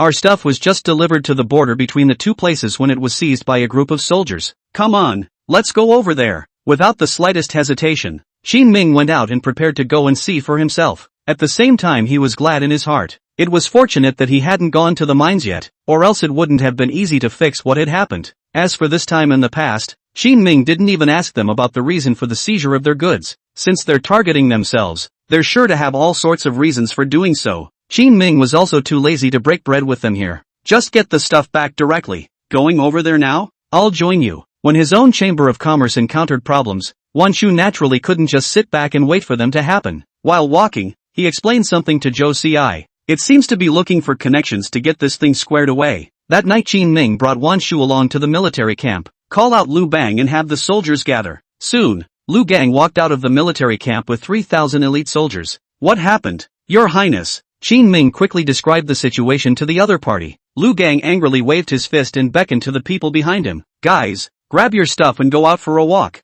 Yes, the soldiers under his command responded loudly. They mounted their war horses and quickly made their way toward the border with Lakeside. In less than a day's time, taking the highway, they arrived at the border. Where is Sun Sung? Qin Ming came to the pass and frowned as he spoke to their soldiers. General Sun has been transferred. Where's Wei Guangshuan? Neither is. According to you, Han Mingrui isn't here either? General Han is still there. Tell him to come and see me. Qin Ming had given Han Mingrui a lot of favors in the past few months. This lousy gambler also pointed to Qin Ming for a lot of good times. Eating people's mouths was soft, and he knew how to give back. and had always been able to do a favor when Qin Ming came over to do business, but now even he was silent, which meant that someone was behind it. Yes, out of Qin Ming's expectation, the soldiers on this side quickly went over to inform Han Mingrui. Not long afterward, Han Mingrui arrived here on a fast horse. Your Highness, may I borrow your carriage to speak? Raising his head and looking toward the surroundings, Han Mingrui opened his mouth somewhat sheepishly. I don't know if it was because I was weak for taking Qin Ming's money, or if it was because I was worried that the surrounding soldiers would see that I was close to Qin Ming. Come in. Qin Ming led him into the carriage with him. Just after sitting down, Han Mingrui began to pour out his grievances. Your Highness, these past few days have really worried me to death. There is so much pressure from above. I can't help you anymore. As for those favors you gave me before, and all that money I owe you, I can find another chance to pay you back, but lately I still hope that you can be lenient for some days. As he spoke, he also hung his head helplessly. Obviously, Han Mingrui has been under quite a bit of pressure these days. On one hand, he had to appease Qin Ming, and on the other hand, he had to hide the communication between himself and Qin Ming, afraid of what others might see. Where are my goods? Qin Ming didn't pay any attention to the guy's confidences, but quickly stepped into the topic. This is not your goods. This is the goods of the Lingnan Chamber of Commerce, and they have a legitimate reason, so don't make too much of a fuss here. Just give the stuff back and let us in. That won't do. The Hushi Chamber of Commerce has been moving a lot lately, and there's been a lot of exchanges with the military. If you take someone over there, it's a no-return situation. Qin Ming's safety was still guaranteed when he was in Lingnan. After all, he still has so many troops with him, but if he enters Lakeside, by then Qin Ming would be a lamb to the slaughter. The others couldn't help even if they wanted to, and Qin Ming would probably lose his life. You mean to tell me that if I go in there and do business this time, those same troops will come and get in the way? Looking at the other party with this look of wanting to say something, Qin Ming sensed that Han Mingrui obviously knew something. I can't say more about that, but you were right to bring someone here. What do you mean? Just as Qin Ming was about to pursue the matter, a voice suddenly came from outside. Lord Han, I've never heard of you having such a personal relationship with His Highness the King of Qin. Han Mingrui immediately changed his face when he heard the voice. Tang stood up from Qin Ming's carriage. I didn't. Gai Jinyu, don't talk nonsense here. Qin Ming had heard of this name, and the other party also seemed to be a senator in the Hushi military camp. It's on the same level as Han Mingrui. Poke his head out of the wagon. Qin Ming then saw a middle-aged man with a stout figure and a sword hanging from his waist, standing in the distance on a fast horse, staring at the carriage with a smile on his face. To be able to come on such short notice and catch them red-handed, it was obvious that he was keeping an eye on Han Mingrui. Needless to say, the soldiers who had just passed on the order must have been on their way to find Han Mingrui. I've already told Gaijin Gashi the news. It's not for me to say whether you have it or not. I'll report upwards later. After a proper investigation, he has your goods. I'm leaving. Han Mingrui's face was very ugly. Quickly jumping off the carriage, he whispered in Qin Ming's ear before leaving, then immediately straddled the warhorse and leave the place. Everyone in the court now knew what Qin Ming was like. Get too close to him and there's a good chance you'll get in trouble. Even Han Mingrui, who was a lousy gambler, didn't dare to stay here for more than a few days for fear that he would really leave a message for Gai Jinyue. After the other party left, Qin Ming jumped off the carriage. You're the one who held up our goods. Yes. Gai Jinyue was not afraid of Qin Ming in the slightest and nodded calmly. Take it out. Qin Ming didn't talk nonsense to him and held out his hand to make him hand over his things. Gai Jinyue froze for a moment, seemingly not expecting Qin Ming to be so direct, but then he laughed. Your Highness, even if I return all the goods to you, you can't get into this Hushi. Words are not enough. Not coincidentally, I'm a big talker, so let's try it. Qin Ming and his eyes converged in midair, instantly rubbing out countless sparks. The atmosphere of the scene also became a bit gloomy. Suddenly, Gai Jinyue clapped his hands. The last general is a small man, but it is not good to stop you. If you really want to take the goods Hushi, you can try by yourself. Men, carry the things out for His Highness. This turn of events by Gai Jinyue caused both Lu Barge and Wan Shu, who were waiting in the rear, to frown. They didn't read the guy's mind. Soon, however, as the boxes of goods were carried out, Gai Jinyue owed a slight bow and pointed behind him. Your Highness, do you dare to take it? Chapter 111 Killing opportunities abound. In the face of Gai Jinyue's provocation, Qin Ming, however, smiled faintly. If the king takes it and still enters Hushi, is someone going to make a move on us? Well, who knows? Let's just say it's possible. Gai Jinyue didn't shy away from his arrangement in the slightest. Or perhaps behind him, someone had already been preparing to make a move against Qin Ming. No matter from what perspective, Qin Ming has been developing like this in Lingnan, always a huge threat to those in the court. It would be better for everyone if we could get rid of him sooner rather than later. A number of people then bared their fangs and even tried to make a move against Qin Ming. Wan Shu walked forward and whispered in Qin Ming's ear, "Take the goods and go ahead. There's no need to argue with them here." But hearing these words, Lu Gan was very dissatisfied. "Your Highness, I can beat them, no matter how many of them come. Armies like this one in the interior of the Great Qian are paper tigers that can't do anything but play the bully." Even though his voice was small, Gaijin, you heard him. "What did you say?" "I say you're a paper tiger." Lu Gang spoke coldly, and disdain was also written all over his face. Compared to an army like theirs that has been fighting on the border for years, many of these armies within the Great Qian dynasty are indeed pampered. They basically don't have any exposure to war except to quell civil unrest. Generally speaking, they are the sons and daughters of some princes and nobles, in order to gild the lily for easy promotion. It's only then that they specifically put their own kids inside the military. Let them mix up the credit in this safer zone.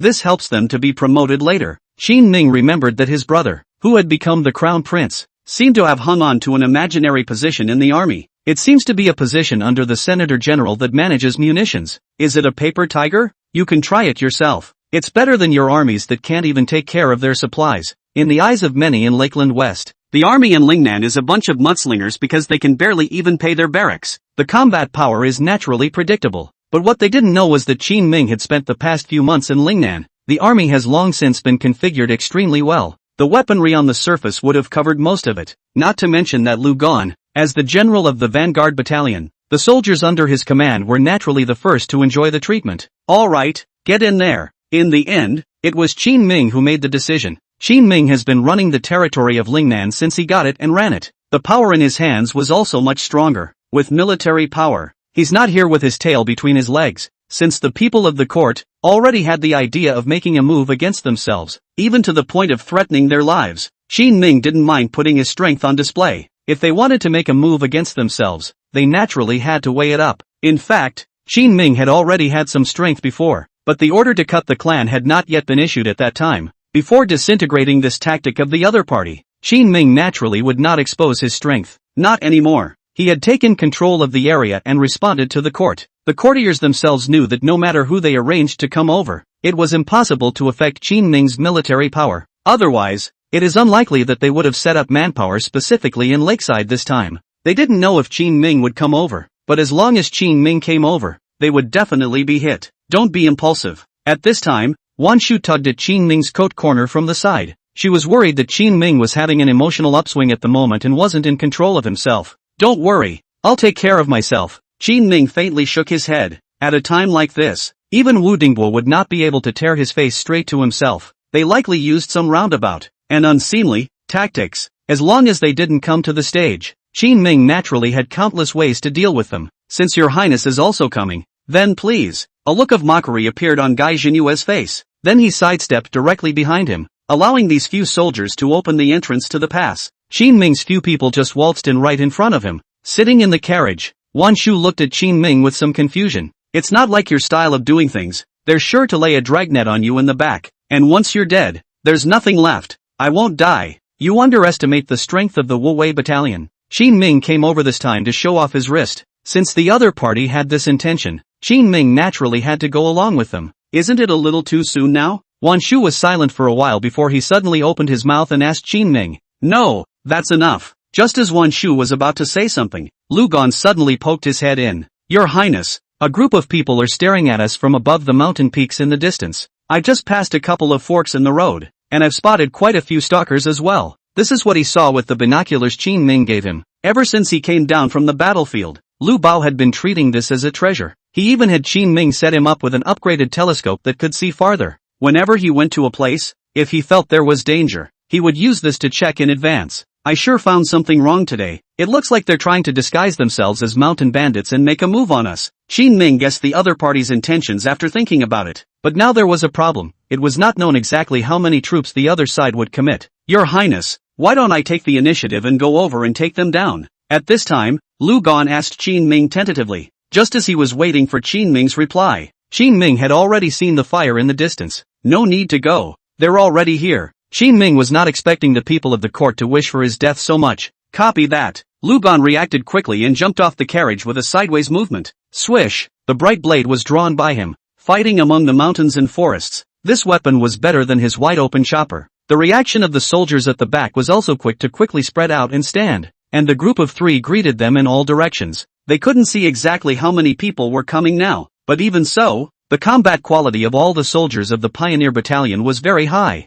Deployment was accomplished in the blink of an eye. Kill them! A group of people dressed like mountain thieves quickly rushed down from the mountain. At the same time, a group of people emerged from the official road before and after Qin Ming. They were deliberately disguised as mountain bandits though, but this well-coordinated and well-trained look was clearly not so simple as a greenhorn. Looking at the other party with a murderous look, Lu Bao spat viciously. It's really an army cut-off. Hushi's people really have guts, daring to play hardball with our Wu Wei battalion. Brothers, do it! Chapter 112 The Human Taiyujin. Knock! Soon, a stout man with a black veil over his face rushed out of the mountains with a large sword. His sword blade rose upwards and made contact with Lu Barge's long blade, rubbing sparks and flashing under the dark night. Lu Gun was not afraid at all, and his powerful sword pressed down a little bit. The extremely blasted muscles on his arms bulged violently, and in the blink of an eye, he gained the upper hand. The opponent lifted his leg and took a step backwards, his left hand releasing from the hilt of his greatsword and drawing the short blade at his waist. The short knife that flashed with a cold aura stabbed towards Lu Chang's waist, like a viper spitting out a letter.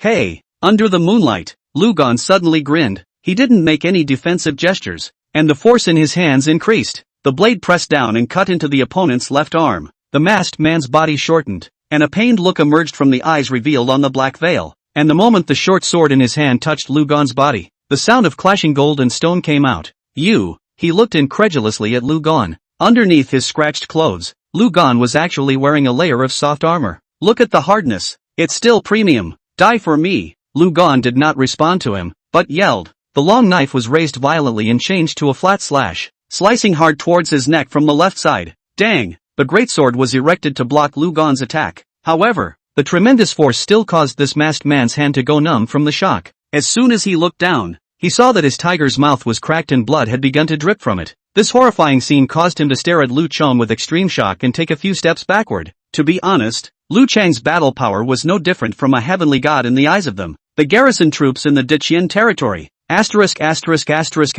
Your grandmother. The next moment, an even more terrifying scene appeared. Lu Gang took a step and stepped on his opponent's sword. Bang! The greatsword came off. The opponent could no longer hold the sword, but Lu Barge used it as a springboard and jumped straight into midair, gripping the greatsword in his hand and slashing downward violently. Swish! The image of a split in two shook all those present who were engaged in battle for a short period of time. Even Qin Ming swallowed and the corners of his mouth twitched. Truly a Taiyujin on earth. Wan Shu had already covered her eyes and turned her back to them, not daring to look at the cruel scene. Ha ha! Lu Gon laughed while charging into the enemy formation. He was reckless, but that didn't mean he wasn't smart. He chose the easiest way to break the game, chopping in front of the battlefield. After the opponent's general was split directly in half, many of the soldiers around him, who were posing as mountain bandits, stepped back when they saw him. In less than half an hour, the battlefield was cleared. The mountain bandits died and fled. Your Highness, keep going? Lu Gon looked at the corpses all over the place, turned his head and wiped a handful of blood from his face, and opened his mouth to Qin Ming to inquire. Go! Qin Ming saw Lu Barge's shocking killing methods after the battle started though, but he quickly calmed down. Since he wanted to establish authority, naturally he could not run halfway and go straight back. What about the bodies here? They'll take care of it themselves. It's these people who wouldn't dare let those mountain bandits appear before the world. Regarding Lu Gon's doubts, Qin Ming was not worried. Compared to himself, Wu Dingbo's side was definitely more anxious. The people who arranged it didn't kill Qin Ming, but instead, such a large number of people died. He'll probably come over soon to clean up the mess and minimize the impact. These would not be something that Qin Ming needed to worry about. The aim for them now was to walk safely to Shimusha City. Declaring that he could come and that he wasn't afraid of anyone was the point of Qin Ming's visit. Yes, soon, Qin Ming and the others were once again on the road after resting for the night. Everyone looked exuberant. They also realized that they seemed to be targeted by many people this time they came over. But with their strength, why should they be targeted by a bunch of guys who don't have much strength at all? This left many of the soldiers in the barracks puzzled and feeling offended, because in their eyes, any more of these guys that came were just sending them to their deaths. On the second night, there was indeed another group of people who came next to Qin Ming's camp. This time there were significantly more people coming than yesterday, but there was no surprise. Lu Gon drew his sword and cut the opponent's general at the waist. The soldiers disguised as mountain bandits broke up and fled. On the third day, hundreds more were added to the number. The general was stabbed through the heart and died, adding another feather to Lu Gang's war record. On the fourth day, 2 generals were beheaded and died. Lu Gang was so happy that he was discussing with Qin Ming on the way back about giving himself a reward. Qin Ming naturally agreed to all these things. It's just that a few people are happy and a few people are sad. Qin Ming was able to clearly notice that along with the growing excitement on Lu Gan's side. Wan Shu, however, stayed silent, as if he was talking less and less. Even when it came to eating, Wan Shu just sat with himself in the carriage and ate. Don't even dare to go down. She seemed to be a little afraid of Lu Gan. Come to think of it, after all, Wan Shu was only a woman in her 20s. In just a few days, he saw so many people die in the hands of Lu Chong, and the deaths were all so overbearing. Even the more knowledgeable and accepting Wan Shui, all of them had trouble relaxing their minds and sitting at a table with Lu Gan for dinner. Almost there, finally almost there. Wan Shu, who has been a bit of a nervous wreck these past few days, finished his meal, took out the map and put it on the dining room table and looked at it twice. A long sigh of relief. Scared, Qin Ming smiled and stepped closer to the other party. He was ready to comfort, but Wan Shu frowned at him and asked, "Are all the struggles in your court this bloody?" "Not really, it's just that I'm special, and a lot of people want me dead right now, but there's no way to make a move against me, either financially or in terms of military power." Qin Ming shrugged. "There's no choice but for them to come over and kill me, so I guess they can feel at ease. But your counterattack was too direct." "It's good to be direct. Lingnan is mine and this army is mine. Do I have to hide it? This way to kill up here is what I want to show them. It's best for everyone to develop in peace and harmony without affecting anyone. And if anyone dares to make a move against me, then I will definitely not let them have a good time either." Looking at Qin Ming, he so directly stated what was on his mind. Wan Shu suddenly thought of something, his body stiffened a little surprised. "It does seem that you have had quite a few commissions at court, that's for sure." Qin Ming put down his rice bowl and gave it to his men to scrub. After waiting a while, they were taken back on their way. By late afternoon, they finally arrived at Shimusha City. The city of Xiaxia was the most prosperous area in Hushi, and it was also the location of Wu Dinghua's official residence. Looking at this city, the corner of Qin Ming's mouth raised into a smile. From a distance he saw a group of people who had long been standing under the walls waiting for him. No need to guess, their faces were definitely ugly. Chapter 113 The Face of the Barracks. Among those who greeted Qin Ming was Wu Dinghua, the newly appointed governor of Huguang, He Jiaming, the general merchant of the Hushi Chamber of Commerce, and Huangfu Taiping, the general soldier of Hushi. They hadn't seized the opportunity to successfully finish off Qin Ming. Having seen his strength again, he knew that this matter was no longer a possibility, and now he had to come out to receive him personally. "Your Highness has come a long way." As soon as they met,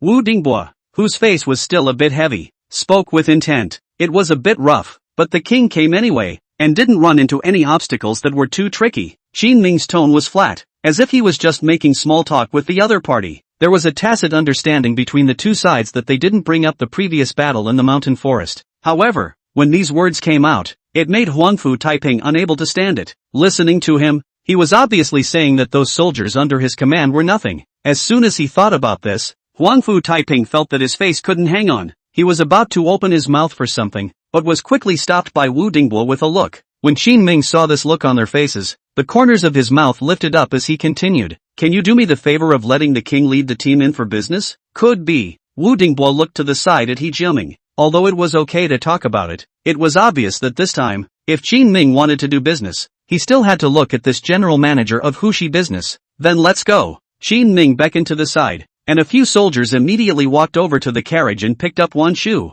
Seeing Wan Shu walk out, He Jiaming's pupils shrunk. "You're here too? Not welcome here on business?" Once at the mall, Wan Shu shows his dominant side. Seeing this, He Jiaming laughed coldly. "It's fine, but the rules of doing business here are something that Miss Wan may not quite understand. I can learn slowly. I'm just afraid no one will teach me." Wan Shu opened his mouth smilingly, but his meaning was clear. She's going to get Ho Ka-ming to give a business path. You want to be taught, but you have to pay tuition. Ho Ka-ming still hasn't budged. Wu Dinghua and Huangfu Taiping stood on the side, saying that they could let Qin Ming in to do business, but neither of them moved out of the way. There was some change in the atmosphere of the scene. Wan Shu quietly gazed at He Jiaming and suddenly said, "We've come a long way. I wonder if brother he could join us for a casual meal." "Of course you can. It's quite hard for you guys to make the trip. This meal should be hosted by me. Let's go. Have a catch-up at Spring Wind House." Go. Between these two men, it seemed that they were going down to talk some business. Seeing this, Wu Dinghua and Huangfu Taiping looked at each other and both prepared to leave. Before leaving,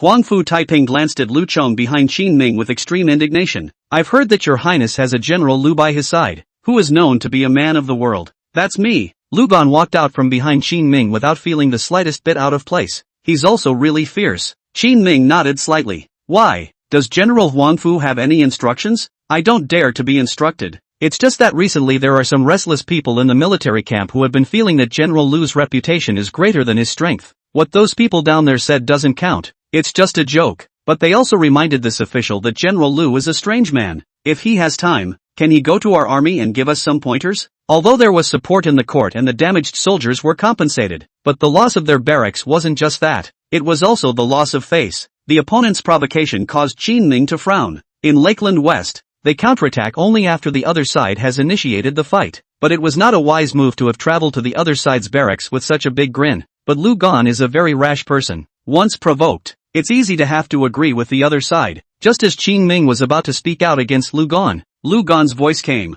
What the? I owe you? This action caused Huang Fu Taiping to freeze for a moment. As far as he knew, Lu Chong was a reckless man and had a bad temper. Today, he himself came over and specifically questioned the other party in words, but he didn't expect that Lu Chong wouldn't eat this at all. Feeling that something was wrong, Huang Fu Taiping thought for a moment and continued. General Lu, recently there are a lot of people in the military camp who questioned your achievements in the North Pass battlefield in the first place, and some people even said. Before he could finish his speech, Lu Gan said impatiently with a big wave of his hand. A bunch of losers. The old man has been in the military for half of his life. What's the use of them questioning? Are they worthy? Huang Fu Taiping's body stiffened. From the very beginning he got the wrong direction and didn't even feel through Lu Chang's mind. In Lu Bao's eyes, people with strength questioning themselves is called questioning. This kind of person who defies himself, he can go and prove it. But this group of Lingnan garrison, who had been killed and disarmed by himself, were not even in his eyes. What they said was naturally treated as fart by Lu Gan.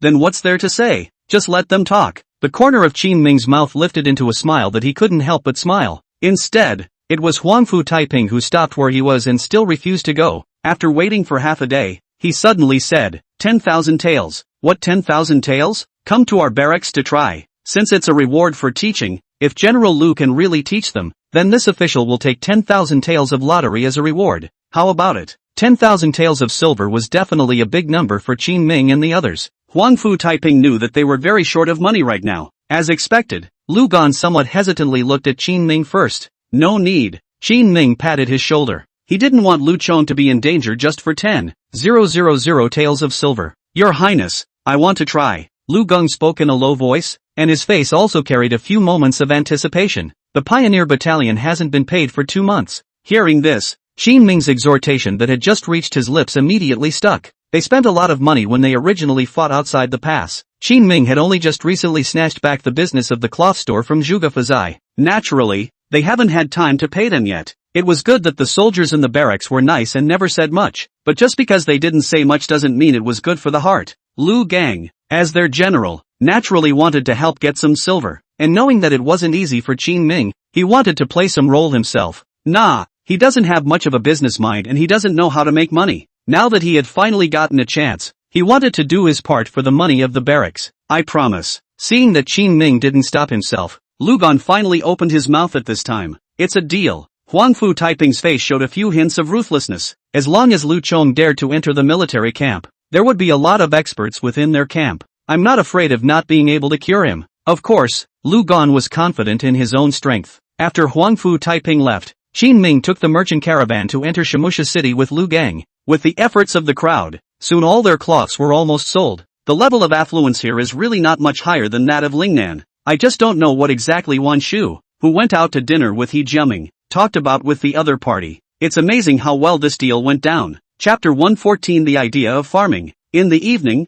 Wan Shu returned inside the inn where Qin Ming and the others were staying. How so? Qin Ming pulled out a stool and let Wan Shu sit beside him. Displeasure was written all over Wan Shu's small face. Nothing, no loss, no gain. What do you mean? Qin Ming knew Wan Shu's character. Even she said it wasn't profitable to come all this way to trade, so it just really wasn't very profitable. It means that we pay something to each other, and although we can do business, we don't really make too much money, and he has to sell us a bunch of stuff. Selling what? Qin Ming looked at Wan Shu with some confusion. It is reasonable to say that if the other side is dumping goods towards Lingnan, there is not that much of a market. After all, they don't have any money in their hands either. Chickens and ducks, and pigs and cows and sheep. Upon hearing this, Qin Ming came to a realization. The man is quite sinister. The other party knew Qin Ming's strength and the economic level of their side. Since normal goods, there is no way to make money from Lingnan, then sell something more relevant to life. Poultry, for example. That way there is a market for it no matter what. You promise? Promised, but don't worry, I won't let them affect the market price.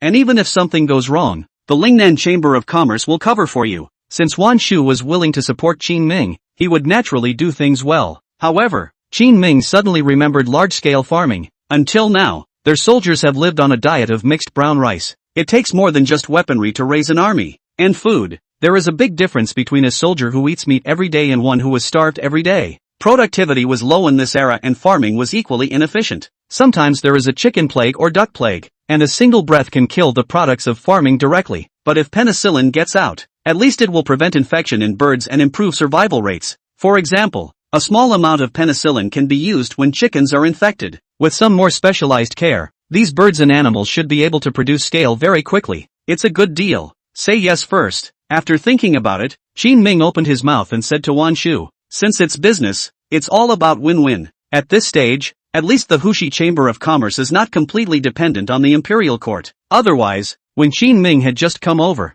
they would have definitely swooped over with their teeth and claws and made a move on him. Have you got something new in mind? Wan Shu was smart enough to see Qin Ming's eyes flickering and immediately guessed something. Not really, just wanted to try it first. Something to do with penicillin? Yes, I know. Although he let the other party earn away a sum of money, Wan Shu's heart settled down a lot when he heard that Qin Ming had some new ideas to implement. The two of them discussed the matter, and then ordered people to bring a large number of chickens, ducks, pigs and cows back to Lingnan. And early the next morning, Qin Ming was with Lu Gang, entering the military camp in Hushi. Your Highness, they're coming from a bad place. I saw several experts walking through the barracks. Lu Gan frowned at one of the soldiers with a bad face as he passed by. Obviously, this time, in order to regain face, Huangfu Taiping had pulled in quite a few experts. Some of them aren't even in the military. Instead, they are some of the masters of the jungle sects. These people are strong and their methods are indefensible, invisibly creating a lot of pressure on Lu Gan. Fight if you can. If you can't, back off. We're not ashamed anyway. Qin Ming spoke in a low voice, explaining the stakes to him in advance. They had already made a name for themselves in Lakeside, and now even if they were targeted by the other side and lost, it was nothing. Soon, they arrived on top of the schoolyard. Here waited 3 soldiers in armor, each of them burly and stern-eyed, obviously not good. Soldiers gathered around the perimeter 3 layers inside and 3 layers outside. All came to see the battle. Seeing these 3 people, Lu Gan and Qin Ming looked at each other. Both of them were a bit helpless, and I don't know where the outside help was brought in from. They could tell at a glance that these men were completely different from the original guards they had encountered in Hushi. It looked like the general was transferred from the border battlefield. I came over today, specifically to deal with Lu Chong. This one's for you. Qin Ming looked at them and suddenly took off his coat and handed it to Lu Gan. Your Highness, Lu Gang has knowledge of Qin Ming's clothes. Qin Ming had once specifically found a few masters from the workshop to make some organs to put on his body due to his own lack of strength. Sleeve arrows, boot-lined blades, sewn on gold silk soft armor, lightweight and practical things were basically all packed in Qin Ming's body. Once he took off this robe, he invariably added a lot of battle power to Lu Chong. Of course, all this is invisible to outsiders. I'll give you these uses first. Qin Ming informed Lu Gan of his situation while waiting for him to prepare. Hearing that Qin Ming had so many insidious tactics, Lu Gan froze. Your Highness, this raising needle, the Jedi sword, and the blind scatter, were all your own ideas? Untalented. Indeed, the king summarized it himself. Qin Ming's old face blushed and he graciously admitted it. Walking in the jungle, it is definitely necessary to prepare some means. He had never had the chance to use these means of surprise because he had Chang Baishan by his side. Now that you just happen to be in the wolf's den, you don't have to care about decency or lack thereof. The other side has targeted them so much, it's time to use it. I know. Lu Barge draped Qin Ming's robe over his body. Huangfu Taiping's voice also came from the distance at this time. Well, are you ready? It's ready. Lu Gang strides out into the open space surrounded by the crowd and draws a chopper from the weapon rack. Today Huangfu Taiping had already carried killing intent in his heart, and the weapons he prepared were not the wooden swords and knives they usually use to practice with, but actual weapons. My name is Chen Pai. Please enlighten me. One of the generals drew his lance and walked forward extremely vigilantly to stand in front of Lu Gan. No nonsense between the two sides. It was out in the blink of an eye. The lance in Chen Pai's hand was like a swimming dragon, and in the blink of an eye, it stabbed towards Lu Chang's vitals. Lu Gang dodged his opponent's attack with a sidestep, and tried to hold the lance with his backhand. The opponent was experienced and prepared for a hard shake. The body of the gun bent to avoid Lu Barge's grip, and Chinpi hooked it in a smooth motion, drawing back his lance. As the gun blade came back, it slashed Lu Bao's wrist, setting off a shower of blood to fly. Chen family marksmanship. You're from Shiguan. Lu Bao shook off the blood on his hands and took a few steps back. Huangfu Taiping. You get the people from the border over to mess with lousy? Chapter 115 Battle. Huangfu Taiping sneered, his face filled with sarcasm. Under his arrangement, the number of people coming from West Pass had exceeded expectations. A dozen generals in one breath. They were extremely strong, but it was simply impossible to think of someone who could suppress them in a short period of time. Even Lu Barge couldn't have done it. Bang, bang, bang. Lu Gan's fist and Chanpai met. The huge blade slashed at Lu Bao's body. Blood and flesh rolled over, and a horrifying wound surfaced on Lu Bao's body. Blood spurting wildly, Lu Gang knelt down on one knee. Horror was written all over his face. The opponent's strength was beyond his imagination. At this moment, he only felt as if he was on top of a battlefield, facing those elite soldiers of the barbarians. It had been a long time since anyone had been able to put such pressure on him. Good tactics. Buzz. Raising the blade in his hand, he pressed it up against his opponent's blade. At this moment all the soldiers around them all stared in disbelief. They looked incredulously at Lu Chong. Lu Gan's move was just too risky. As long as the other party's blade went down, Lu Gan would fall dead on the spot. But the other side is like dancing on the tip of a knife, without any retreat at all. Sticking to the opponent's blade, he slammed his blade towards the top and picked it out. Slow down. As one of Chen Pai's voices came out, the long blade in front of Lu Chong burst apart inch by inch. It turned into countless starlight scattered in midair. At this moment, countless iron shavings flew at Lu Barge's face. It left Lu Barge with a lot of color hanging all over his body.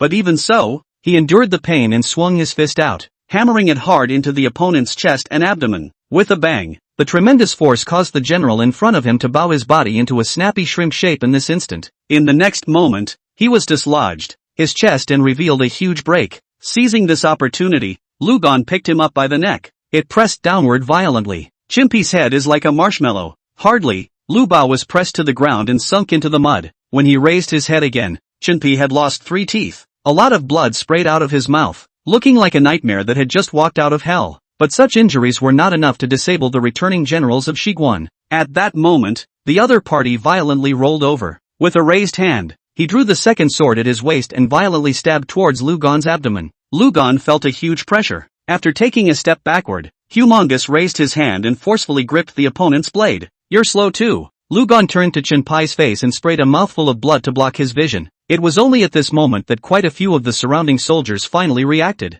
The opponent appeared to be wearing a gold filigree glove on his hand. This kind of valuable thing was even arranged directly on Lu Barge's body. This made them all a little skeptical about their previous perceptions of the Wu-Wei battalion. I can't believe they're so rich, and this guy's got a full set of bling. Who says it isn't? I thought they were poor, but now they don't seem so poor. A skinny camel is bigger than a horse. Now your highness may be poor, but at least you won't even be able to afford a military camp, right? The soldiers present spoke up. On their faces, a few looks of surprise also surfaced. Good tactics. The Shiguan general, Chen Pai, sucked in a breath of cold air. Just when he wanted to react, the long sword in his hand had already been forcefully gripped by the other party, and his eyes were stained with blood. At this moment, he only felt a huge force coming from his tiger's mouth. In the next moment, his tiger's mouth crumbled in inches and a stream of blood emerged. At the same time, the long sword in his hand also came off in a smooth manner. Knock! The sandbagged fist slammed over his face. The tremendous force of the blow sent a nosebleed flying. Lying on the ground, he never knew life or death again. Yes, only Qin Ming was shouting for Lu Chong at the scene. As for all the soldiers in the Hushi military camp, they were all disheveled at the moment. They were all extremely angry. But in a one-on-one fight like this, there was nothing they could do to help. One could only watch as these strong generals Huangfu Taiping had called out fell to the ground. At the same time, Qin Ming also noticed that Lu Barge's body had received quite a few injuries. Both sides were generals who had been stationed at the border for years, and each of them was extremely strong in battle, and now they were facing Lu Gan. Although they would fall short in 1 or 2 short-term battles, but under this kind of wheel warfare, Lu Gan will soon have problems. Right now, Lu Cheng's physical strength has been greatly depleted, and after just 2 or 3 battles, he is already out of breath. This was even tougher than the enemies he encountered on the battlefield inside normal days, and the consumption was naturally much greater. Looking at him like this, Qin Ming was also a bit worried. As for these soldiers that Qin Ming had brought with him, they were even more worried. They themselves knew that the amount of time one could last in an all-out battle was very short. At the most, it's only an incense burner. But Lu Gon was forced to be delayed by their will battle. There was hardly any chance to get off the field, and each break was only for a tea break. Having thought of this, Qin Ming stepped forward and whispered to Lu Bang, "Use my clothes." There were many means inside Qin Ming's clothes, all of which could help him take out his opponents with ease. But to Qin Ming's surprise, Lu Chong slowly shook his head at this time. "Got it, but I won't use it until I'm down." Lu Gang had a natural confidence and pride in his identity, since it's the elite soldiers who retired from the Northern Pass. Then he didn't bother to use Qin Ming's tactics. There was no way he was going to give up hammering people with his fists unless they were targeted to the head. "You guys?" Ugh. Qin Ming was silent. Even some of the soldiers around him were clenching their fists at the moment. Those who could be the generals of their barracks naturally had their own charisma. It was like Lu Gon, who at the moment had made all the newly entered brothers' hearts happy. All the recruits of the Wu Wei battalion were extremely admiring. That's the real general. Qin Ming slowly shook his head, but he wasn't disgusted by the other man's choices. Lao Lu was a real person. Go on. Lu Chong gritted his teeth and stood up, shook his somewhat heavy body and spoke firmly. At this moment, even the generals of Shiguan were a bit shocked. The battle between the two sides continued. "Shiguan Chen Ping, please enlighten me." The battle opened up again between the two sides, after 3 rounds of fighting, but Lu Barge hadn't lost yet. Instead, they've come close to beating each other time and time again. Looking at his shaky body, Qin Ming couldn't help but sigh. He does have his own uniqueness in being able to step up from the Wu Wei camp. However, the continuous battles are extremely exhausting to the physical strength. Even Lu Chong can't help but kneel on the ground panting heavily. By this time he was drained. Compared to normal these mainland garrisons, the generals of Shiguan are obviously a great deal stronger out. Chapter 116 Returning and Farming. Well, that's it. Qin Ming spoke indifferently, slowly walking up and speaking to Huangfu Taiping. However, at this time, Huangfu Taiping did not respond. Lu Bao also shook his head and continued to stand up with a wide grin. "Keep going. It's been a long time since I've fought like this." Hearing his words, everyone present couldn't help but stand in awe. Just after Lu Gang forcefully carried the pressure and fought again for 3 rounds. Finally, a few of the generals from West Pass backed off. Forget it. After a wheel battle to wear down Lu Gon's strength and win in the end, they can't hang on to their own faces. After all, Lu Gon had defeated several rounds of their offense with the power of one man. If this continues, even if they were able to win against Lu Gon, it would still be a victory. It would be bad for their reputation if word got out instead. At the thought of this, everyone didn't want to continue with their hands. At least this way they can still maintain their poise. Generals like these who have actually experienced the battlefield and emerged from a mountain of corpses, actually don't care at all about these internal struggles within the court. If it wasn't for the fact that Huangfu Taiping had given enough money, they wouldn't have even bothered to come. Inside their eyes, the struggle within the court, it's really nothing compared to the home country, which is very much. It's simply not worth it for them to fight their way to the top. And Lu Barge's performance did give them a few moments of admiration. Regardless of being in any military camp, they all respected the strong. Lu Bao has already been recognized. "General Lu, you're awesome, I'm convinced." After the several generals finished their discussion, they slowly turned around, and one of them clasped his fist and spoke to Lu Barge. Then he turned and prepared to leave. At least when facing Lu Gon, they had been a bit scared. Lu Gon's battle power was already recognized in them. "I'm not fighting either. Winning." None of the people present had anything to say about it and turned around, ready to leave. But in the face of such irresponsible behavior on their part, a flash of anger flashed across Huangfu Taiping's face. "What are you doing? We agreed to do it together. Why don't you keep your promise now?" "General, we won't take any more money." A few of the generals of the Western Pass took a step back, and by this time had even opened their mouths for a share of the money. A silence fell over the scene. Lu Gang still stood still without any movement, quietly waiting for the challenger. "So be it." Qin Ming stepped forward and took the initiative to end the incident. In the face of such a situation, even Huangfu Taiping did not dare to continue saying anything. After all, their side is not in charge. Looking for a fight backfired by being humiliated by the other party, and even took out so many people in one breath. How could he possibly be in a position to have the face to open his mouth? Look at Huangfu Taiping's silence. "Go." Qin Ming slowly walked out of the barracks with Lu Chong, who was already covered in wounds. At this point in time these soldiers from Hushi around them didn't even have anyone to stop them. They just stood still, silently making way when Qin Ming and Lu Bao came over. There was no need to say who had won on this battlefield now. As soon as Lu Gang came down, he was surrounded by soldiers, assisting him as he left. At this moment, everyone knew that he had come over to fight for the money of the barracks. There was also a greater admiration for his behavior. 10,000 taels of silver. Remember to send it. Before leaving, Lu Gan also opened his mouth to Huang Fu Taiping and reminded him. Huang Fu Taiping snorted coldly. Don't worry, I'm a man of my word. Originally, today was about getting back in the game, and it ended up like this. He's having a hard time. On the way back, Qin Ming patted Lu Chang's shoulder. I'll give you 1,000 taels of silver when we get back. That's your compensation. Upon hearing this, Lu Chang instantly became agitated. Although he had suffered a lot of injuries today, the reward Qin Ming had given him was already enough for him to go to a restaurant and drink dozens of drinks. Thank you, Your Highness. No, I should be the one to thank you this time. Qin Ming opened his mouth with a smile. This trip to Lakeside belongs to earning face and face. It's time to run. They are now on the radar of the local officials as well as the military camp. If we continue to stay here, it will be difficult to deal with some trouble later on. To avoid such strife, Qin Ming was also prepared to directly take him away to go back and recuperate. As for the poultry and other things that were traded over here, they were coordinated by Qin Ming after he returned. A few days later, Qin Ming returned to their barracks. As soon as he returned, Chao Chuan noticed Lu Barge's injuries. How did you get so badly hurt? What's going on here? Did the people over there really make a move against us? He asked Qin Ming with some anger. They've been bullied since they got here. I never thought that even the garrison in the mainland would dare to take action against them now. This naturally made his face look bad. Thinking back to the days when they were in this entire camp, they were still in the northern border constantly campaigning and winning battles. Thumbs up and full of admiration when anyone mentions them.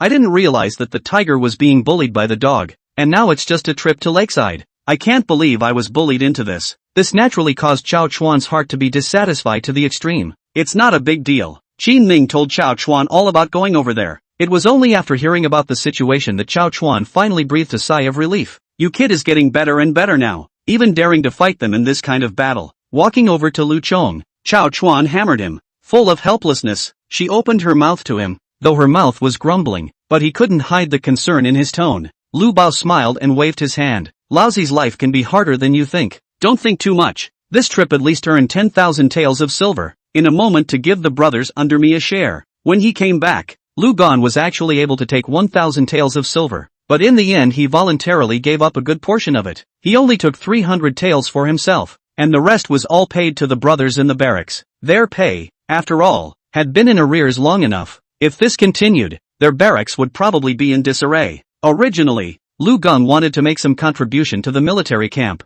and naturally he was not willing to take too much at this time. Most of the stuff all contributed. Hearing the other party's request, Qin Ming naturally agreed. Now Chao Chuan also began to calculate their military needs, and in the meantime, distribute their pay. While he was doing something over here, Qin Ming also called Song Dingsheng to his side. There may be a shipment of poultry coming in lately, so go and find a group of farmers who are experienced about farming and gather them together. I want to hire them. Your Highness, what's going on? Suddenly letting them come over. We might not be able to afford to keep them. Hearing what Qin Ming said, Song Dingsheng immediately looked at him with some hesitation. Chapter 117 Breaking the Portal. Song Dingsheng wasn't worried about those poultry arriving. Anyway, worst case scenario is that people can't raise it and kill it in place to split it up and eat it. But by the look of this highness, it was clear that this was not the case. He's trying to make the chicken lay eggs. The eggs lay chickens, and the children and grandchildren are endless. You mean the farmers? We can't afford to feed them? Qin Ming quickly guessed what he was thinking.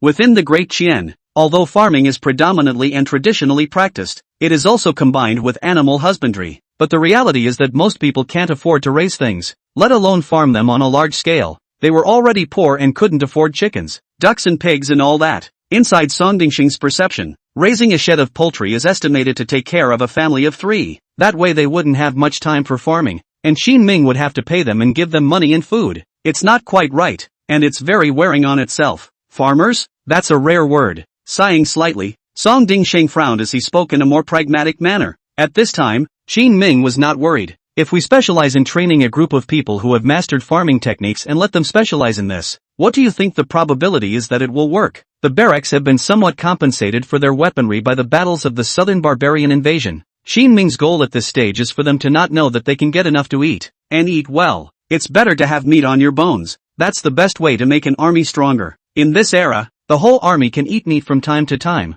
How strong is this kind of army? Qin Ming does not dare to think about it. That's a solution, but how do you cultivate it? It's very simple, and that's why I've asked you to find experienced breeders who can compile their own experience and get some young people to specialize in breeding after teaching them. Teaching requires the selection of a master teacher. While learning requires the selection of a young person, a master teacher is experienced enough to teach quite a bit. Young people are flexible and receptive and can learn and apply things quickly. That's fine. I'll go back and check it out tonight. Song Dingsheng came over today to help pull or to sell in Linjiang City. In the evening when Qin Ming settled the affairs of the military camp and returned to his own mansion within Linjiang City, just then he saw a train of carriages pulling up right in front of his mansion. There were two young girls in the doorway wearing the same pale pink gown. One crosses his arms and the other holding his arms is directing. Both of them were stunningly beautiful. One naive and lively, the other gentle and dignified. What's this for? Eyes on his three-entry king's mansion, stuffed with one thing or another. Qin Ming frowned as he walked forward and helplessly opened his mouth to ask Guan Yu. Recently Xiao Shu will move in with us. When Guan Yu saw Qin Ming, she jumped forward and took his arm, leaning her soft body against his.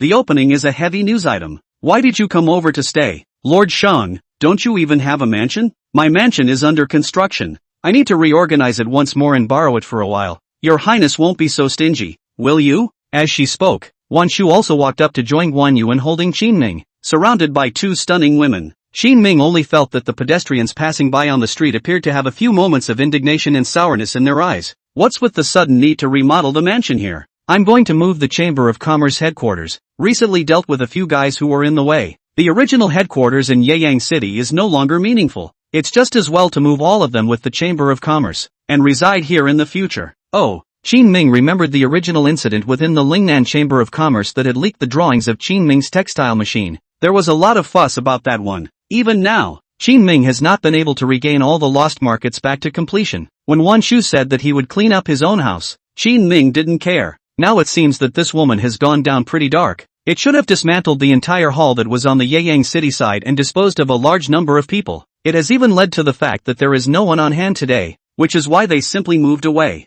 Stay then, but I'm a very conservative person. I sleep with the lights off in the middle of the night and never do anything over the line. Qin Ming gently pinched Wan Shu's waist through the other party's clothes. Wan Shu smiled. What? His Highness the Qin King hasn't even gotten married to Xiaoyu yet, so he wants the two of us to come over together to take advantage of you? Oops, don't talk nonsense. Guan Yu's small face reddened and she jostled with Wan Shu. Early the next morning, Qin Ming cleaned up a bit and took Song Dingsheng to a vacant lot in the countryside after dinner. A number of soldiers had gathered here and were building a simple shed. Unsurprisingly, this would later be the place where they would teach their farming skills. In spite of the humble conditions, the shed also leaks on all sides, but this could not stop the enthusiasm of those who came to learn. Early in the morning there were young people from several surrounding villages who had been told in advance by Song Dingsheng to come here and wait. Excitement was written all over their faces and they were talking to each other about what they had learned today. It's no wonder they haven't seen the world. Anyone else must have been thrilled to get the opportunity to learn the craft, because this era was still conservative. Some technologies even had a gateway. There is an old saying that teaches the disciple and starves the master.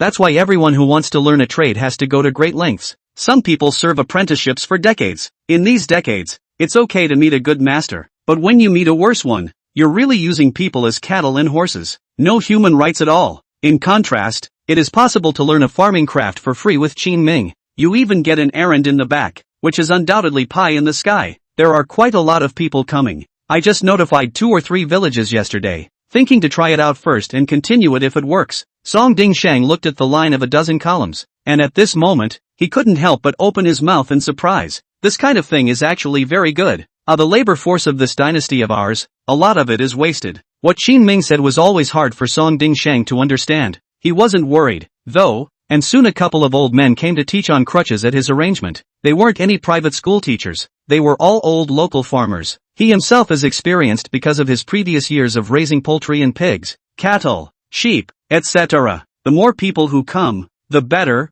I expect the scale is best to have more than 500. As for this side of the shed used up, do not tear down. The back of the second phase of the third period of people continue to come to learn. Qin Ming spoke indifferently, explaining these things to Song Dingsheng. Your Highness, hearing this amount, Song Dingsheng opened his mouth as if he wanted to say something. Unfortunately, in the end, he did not speak. If he didn't take the initiative to tell, Qin Ming naturally wouldn't ask. The two continue to coordinate the erection of the shed on site. When he was busy in the afternoon, Chang Baishan rode a fast horse and brought people to Qin Ming and said, Your Highness, the poultry sent from Hushi have all arrived. Do you want to go and take a look? Chapter 118 Song Dingsheng's Growth. Go. Soon Qin Ming brought the people together to a large shed. There are a lot of chickens, ducks and geese raised here. Next door, Inside the shed are pigs, cows and sheep. Divide things evenly into 3 groups, and then divide the good young men who come over to learn into 3 groups, and let them compete with each other, and the best raised group stays. Did you want to ask me this morning why I recruited so many people? And here's the answer. Qin Ming turned his head and looked at Song Dingsheng with a smile. Song Dingsheng's old face turned red and he immediately clasped his fists. Embarrassed. You guessed it.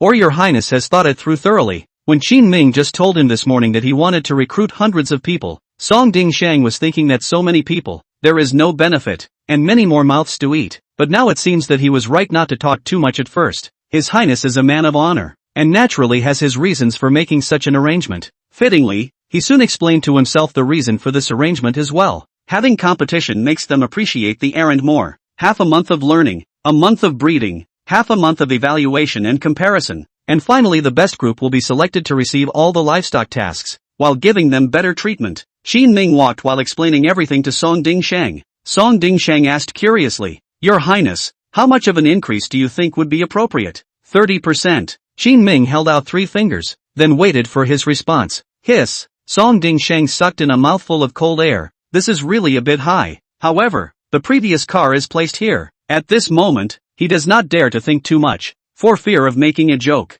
So it was nodded. I know. What do you know? Isn't it a 30% raise in wages? I'll arrange that. Song Dingsheng said seriously. Qin Ming shook his head. No, I was thinking of 30%, but at this price I don't know if it's high or low. Oh so. Song Dingsheng reacted. So it turned out that his highness didn't count correctly every time. So next time you have a different opinion yourself, should you bring it up or not? He was deep in thought. Qin Ming thought that he was making it difficult for him with this price, so he waited for half a day. Eventually, Sung Din Sung said, Your Highness, I think we can look at the production and count the money for them. That's what Lord Fong did. Fong Qingyuan had previously tried to stimulate their local cloth business. A series of thoughtful inward policies have been specially introduced. Although Song Dingsheng's methods were not outstanding and his head was not exactly flexible, but he has an advantage. It's just going to be a copy. If you see people being great, you can borrow a few things and blend them into your own. This is good. Qin Ming sniffed and immediately praised him. The square-headed,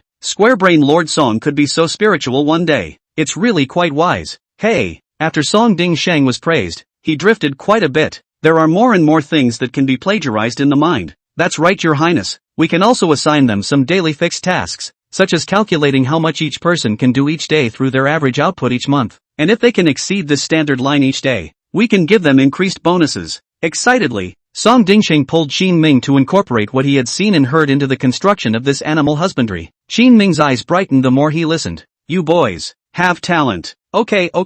Song Dingsheng laughed out loud, and the sound traveled far. The next day, Qin Ming and he continued to the outskirts of the countryside under the shed. The sound of loud reading came from all the people who were learning farming techniques the hard way. At this time, Fong Qingyuan arrived. Song Dingsheng, who was talking to Qin Ming about his internal plans, the voice came to a screeching halt as he saw the other man coming. Ahem, dryly coughing a few times, Song Dingsheng, who was worried that his plagiarism would be discovered, asked Fong Qingyuan even faster than Qin Ming. Lord Fong, you're back. How are the cloth factories in the following counties? I came back today to speak to your highness about this. Fong Qingyuan slowly spoke, taking out a map from his arms. It has dense little red dots on it. All of it was occupied by him. To Qin Ming's surprise, there was also a portion of cloth that was in the mountains outside Ningming Pass. What's this? Qin Ming pointed at the red dot on the map and asked curiously. We can't get out of here, except to wait for the Nanyang caravan, or to look for southern barbarians to do business with. Fong Qingyuan took out a ledger.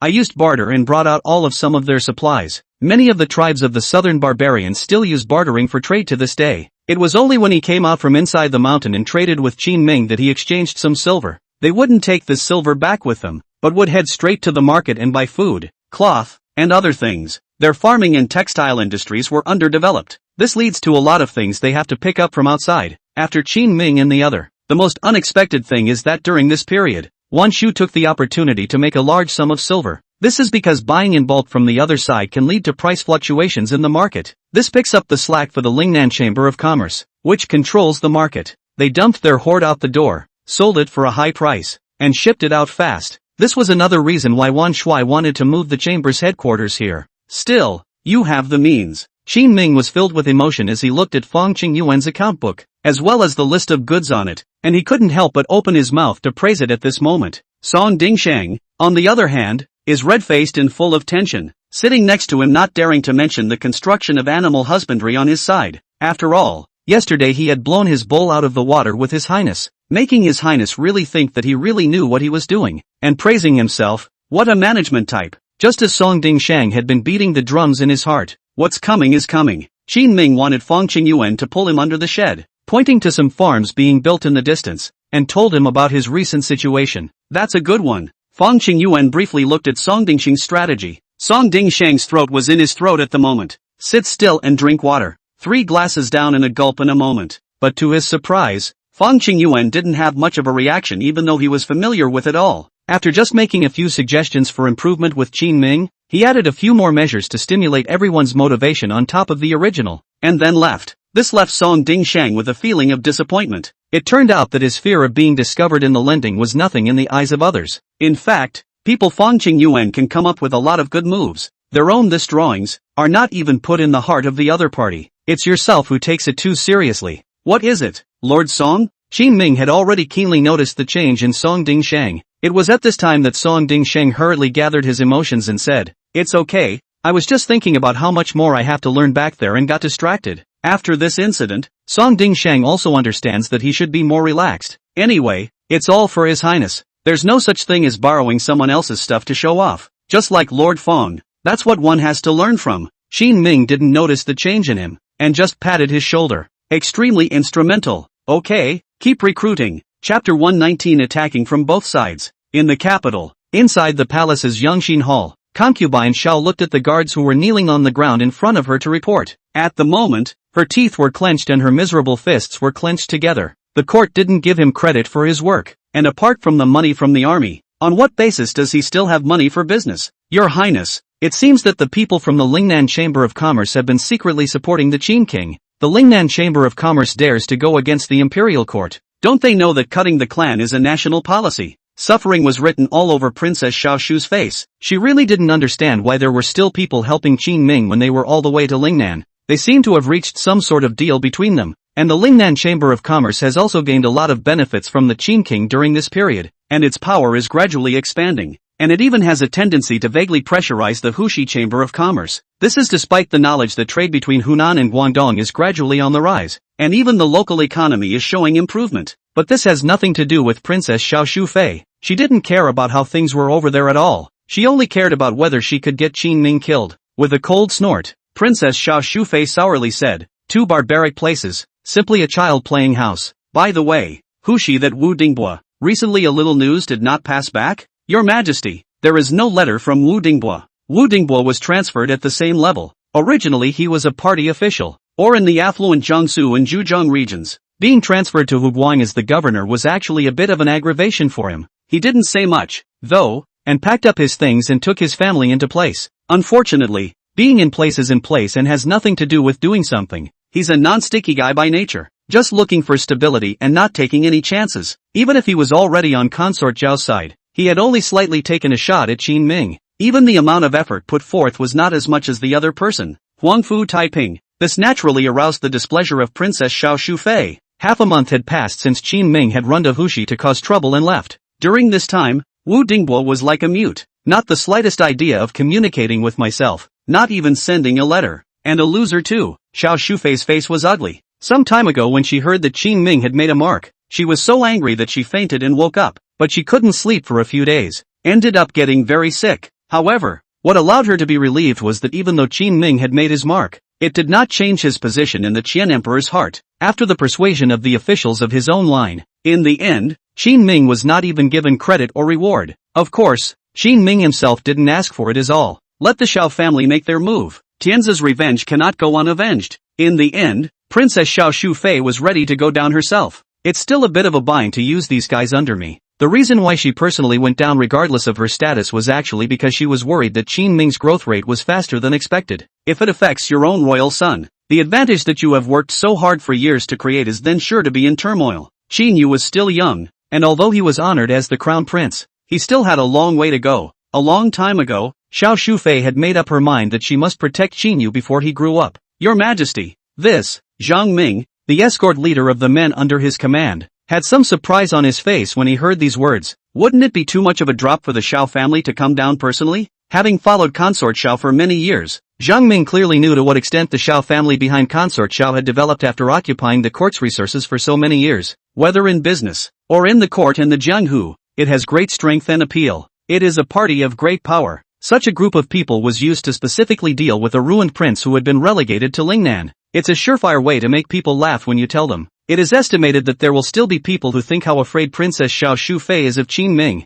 Just use them. Within 6 months, I want to see Qin Ming's corpse. Princess Xiao Shufei didn't explain too much, originally thinking that she would be able to relax a lot if Qin Ming left the court. But the reality of the situation was that Qin Ming was a huge threat to himself wherever he went. After the distance was closed, it was even harder to do damage to it by himself anymore. This made Princess Xiao Shufei very angry. Since this was the case, it would be best to just go all out and not leave Qin Ming a chance. Yes, Zhang Ming nodded and quickly walked on. On the other hand, the Grand Eunuch Wang Bao came to the Imperial study room with a letter. This is the place where the Emperor of Daqian reviews the documents and draws up the state policy. Your Majesty, the Shadow Guards of Hushi and Lingnan have each sent a piece of intelligence. The Shadow Guard is an organization dedicated to the Emperor. The function is to act as the invisible hand that helps the court control all parts of the civil society. No matter how out of the way they are, they can be seen. Until now, no one but the Emperor knew exactly how many of them there were. All people know is that this organization has helped the court investigate many secret stories over the years. TSK. What's going on again? Chen Di frowned and opened the dark red volume. Wang Bao was very colorful and immediately left the Imperial study. The Chen Emperor was the only one left at the scene. Come in. Yes, Your Majesty. Wang Bao walked through the door with his head lowered, and saw that Chen Di was throwing the dossier in his hand into the fire pot next to him. Having followed the Chen Emperor for many years, Wang Bao thoughtfully stepped forward and hurriedly began to clean up the dust raised around the fire pit. At this time, the Chen Emperor suddenly asked, "How is the King of Qin's popularity among the people these days? The slave has not heard of any movement, and you've never heard of the business he's got on his hands?" The Chen Emperor suddenly went straight to the point, causing Wang Bao's body to stiffen, and he hurriedly knelt on the ground. "Your Majesty, those businesses are not under the control of the court, and even the lackeys know very little about them." Taking a deep breath, Qian Di frowned. What does he want to do by raising troops and stockpiling food? Want to rebel? Tell the Ministry of Revenue and the Ministry of Ceremonies to raise the tax revenue in Lingnan by 20% this year. The original Lingnan's tax, it is already to 40%. If it is raised upward by 20%, all the sales and purchases will absolutely have to die a violent death. The Chen Emperor learned from the Shadow Guards that Qin Ming had forced his way into Hushi. After even raising a decent number of troops of his own, alarm bells have long been ringing in his heart. This world is the world of Deqian, and it is also one's own world. No matter what Qin Ming's status is, anyone who dares to pose the slightest threat to himself must be promptly nipped in the bud. Wang Bao shrunk his neck and was terrified in his heart. The raised 20% tax was not just a warning to Qin Ming, it's also a warning to everyone in Lingnan. If this order is given, it is estimated that many people in Lingnan will starve to death this year. At the end of the day, it is the people who have to bear the bitter fruit. However, this had nothing to do with Wang Bao. If he advised Qian Di now, he would probably find it hard to live himself. After thinking about it, he still kept his head down and hurried to get things done. Chapter 120 Smuggling Path. Within Lingnan, columns of tricycles interspersed with horse-drawn carriages drove by on Qin Ming's newly constructed cement road.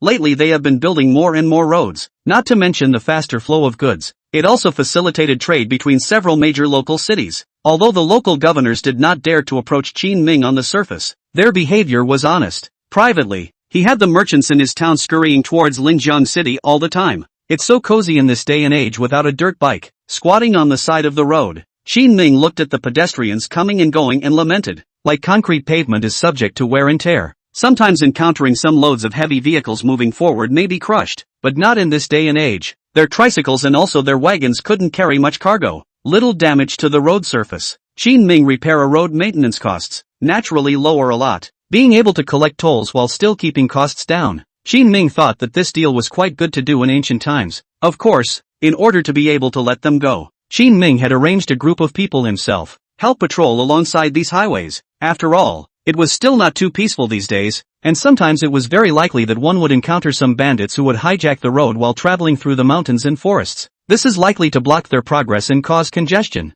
The army happened to have nothing to do. Qin Ming let them weekdays when they came out to train their physical fitness. Just run along these roads and see if there are any petty thieves you can tackle directly in the meantime. It did seem like a bit of a hijacker at first, but later, After Qin Ming had killed a few rounds, he never saw such a person again. Your Highness, a letter from the court. Just as Qin Ming was observing the road on this side, Chang Baishan came to him with a letter. What is it? As Chang Baishan was his own chief of guards, Qin Ming would not put up a defense against him. He would also be asked to help read the information coming from the court. The court has made a move, and His Majesty wants to increase taxes in Lingnan. How much of an increase? 20%. Someone tipped off the old undead. Qin Ming frowned slightly and quickly guessed the situation. They have been very low-key in their development. Only the last time he went to Wudingbua for goods, he flaunted it a bit. I didn't expect the court's counterattack to come as quickly as it did. The last time he killed Xiao Tianze and Yang Lian at the border, he could be credited with great merit. But this time, it caught up with them. The fire that Qian Di was holding back naturally had to be lowered. Your Highness, what do we do? 20% tax is not a small amount. Chang Baishan clenched his fists, and after following Qin Ming for a long time, his guts had grown. Anyway, all his family members have been received in Lingnan. Do not fear what the court. The big deal is to join Qin Ming in going against the court. It's okay, I would have guessed they would. Qin Ming waved his hand indifferently. Chickens, ducks and geese, the poultry, produce eggs that are used to offset the extra food they pay. They now have a fledgling livestock industry. The eggs produced help subsidize the extra food paid by local farmers. Qin Ming himself arranged for the peripheral governors to do the accounting, so that he could gouge out another batch of grain to return to the people. The food issue is at least nothing to worry about. They have another problem now though, taxes like business taxes. These things also added 20% out of thin air, directly drying up Qin Ming's profit margin. Chen Di was close to sticking his hand into Qin Ming's pocket to grab the money. What about taxes on other industries? Chang Baishan obviously saw the point as well, and waited with a worried face for Qin Ming to continue. However, Qin Ming spread his two hands and directly spat out two words. Smuggling. What? Chang Baishan looked at Qin Ming incredulously. The other court came over to rob Lingnan money. Qin Ming is fierce, directly lifted the table. Your Highness, we're just going against the court. It's all better than direct smuggling. What do you know? It's so poor now that I'm going to stop work after this road. Qin Ming looked at the road that was spreading in the distance and spoke quietly. The reason for building your own roads, aside from controlling transportation, is that you want to have the power to hide from the world in the future. This was also Qin Ming's preparation for smuggling. The court's commercial taxes are just too high. This was indeed normal in the days when agriculture was emphasized over commerce. But Qin Ming is a modern man and knows how much money the court ate with this trick. It was already at an extremely high point. Now they're actually going to raise taxes again. Since Qin Ming couldn't afford to play now, everyone should stop playing altogether. I came here to Lingnan to pay enough taxes in 1 year to cover their past 3 years, and I don't owe them anything. Qin Ming thought that he had already been benevolent, but now they were faced with the problem of how to avoid the Shadow Guard's lineup. Your Highness, don't you know what a Shadow Guard is? Of course I know that, so it's only natural to think about the means to deal with them. Qin Ming looked at the soldiers who were running around the perimeter training, and the corner of his mouth lifted up a smile. Chang Baishan spread his two hands as Qin Ming's initiatives fell into place. Now he really couldn't see what exactly Qin Ming was going to do either. That's fine, just call me if you need me. Since he couldn't figure it out, Chang Baishan simply didn't think about it. He could only squat directly beside Qin Ming and look at the distant road with him. After the two had just finished talking things over, Wan Shu found Qin Ming in a carriage in a hurry. Come up here, something big is going on. You know? Of course I know. Lifting the 20% tax, Qin Ming opened his mouth alone. In fact, it was useless for them to fight even harder down there. The court just needs someone to come up with some specifically targeted policies. At that time, it would be impossible for them to resist even if they had the means to do so. Now Wan Shu also finally experienced what it was like to be targeted by the court. Otherwise, it wouldn't have been possible to run to Qin Ming so quickly and talk to him about this matter. So you're not in a hurry? Wan Shu looked at Qin Ming in surprise. Smuggling would be nice. I need your help checking something out lately. Qin Ming walked onto the carriage and mentioned the matter of the shadow guards to Wan Shu. At those words, Wan Shu instantly shook his head. Impossible. Those people from the shadow guard, they can't even finish checking. I'm a small Lingnan Chamber of Commerce, and you can't protect us once they notice after we make our move. Old Standing will go with you. Qin Ming naturally wouldn't stay out of it. This time, checking the shadow guard's trail was just to make himself less passive. As for the ideas behind it, Qin Ming would not tell them all yet. You made a move too? If the court knows that you're going against them and even trying to smuggle, it'll all be over. Wan Shu wanted to stop Qin Ming, but Qin Ming gave her a meaningful look. Sometimes a flawed plan can be a lot of change. Do you believe that? You. At this moment, Qin Ming moved closer to her and slowly spat out a few words in Wan Shu's ear. Chapter 121 Smuggling begins. Wan Shu left the construction site. Chang Baishan squatted on the side of the road, his mouth gnawing on a wild fruit he didn't know where he got it from, and was filled with curiosity. Why did you leave? She has her own errands to run. Qin Ming moved closer to him and pulled out from Chang Baishan's arms, taking an unknown wild fruit and eating it as well. The flesh is very mildly sweet in the mouth and quite juicy, which sums it up as not very tasty. Let's go to work. After finishing one fruit and patting his shoulder, the two of them rushed towards Linjiang City together. In the past few days, Linjiang City was in a state of panic. Soldiers from nowhere began to carpet the streets over and over again. In addition to Linjiang City, Xiantang City, Wangyue City, and many other large cities as well as the counties under them, a message had been spread. Recently there have been flower pickers out and about, disturbing people's livelihood. The officials will launch an operation and need the assistance and cooperation of all the people and officials. When this news came out, the people gossiped about it after tea. What the hell? Why is there a flower picker all of a sudden? I haven't heard of any flower pickers either. It feels like they came out of nowhere. You don't know anything about this, do you? Nyo Erden from the next village has not touched his daughter-in-law recently, but he is pregnant with a child, and it is said to be the work of a flower thief. A couple of older women on the corner who like to gossip spread their hearings with great fervor. Not only this flower picker is said to be highly skilled martial arts. The front door building Wang Family Pastry Workshop Home, just married Wang de Miss, is defiled by the flower picker. The palace sand are gone. The same room when the night was found. It was sent back by the man. Do not want to be married to her. What a bad guy reputation. At a time when people on the street are making a mistake. Across the street in a tea house, sitting on the second floor of the elegant room, Chang Baishan opened the window, perked up his ears and listened to their words. His heart exclaimed dog blood. He loves to hear about all these parents and old men picking at the dust and such, but even he was a little shocked by the intensity today. Your Highness, preventing the people's mouths is even better than preventing the river. Let them make it up for a while longer, and that flower picker will have to carry all sorts of sins on his back. Chang Baishan knows the inside story. This news of their flower picker is complete bull ********. It was just a reason for the officials to enter the city and search for the shadow guard everywhere, but for some reason, so many people started chatting fervently. It even gets more outrageous the more it is rumored. This caused a sense of guilt to well up in Chang Baishan's heart. The bigger the fuss, the better we can muddle through. Qin Ming has no guilt in this regard. The court has robbed the door. He has little time to worry about this. Go. It's good to see the message spread and even proliferate. Qin Ming then took Chang Baishan downstairs, and the two of them prepared to tackle the smuggling problem. Plan some routes and you're ready to go. After a couple of months, the road was pretty much fixed. A group of tricycles were already waiting when Qin Ming led the men to the barracks. They were going to trade in the neighboring Western Shu and Southern Barbarians. Get ready to go. Qin Ming brought a group of tricycles covered in black cloth to the front of the barracks. Take some soldiers and escort their shipment far away, above the wilderness. Qin Ming's soldiers patrolled on both sides of the official road, chasing away some of the petty criminals in the process, and so they went on their way. It quickly gained some attention. Your Highness, someone is following.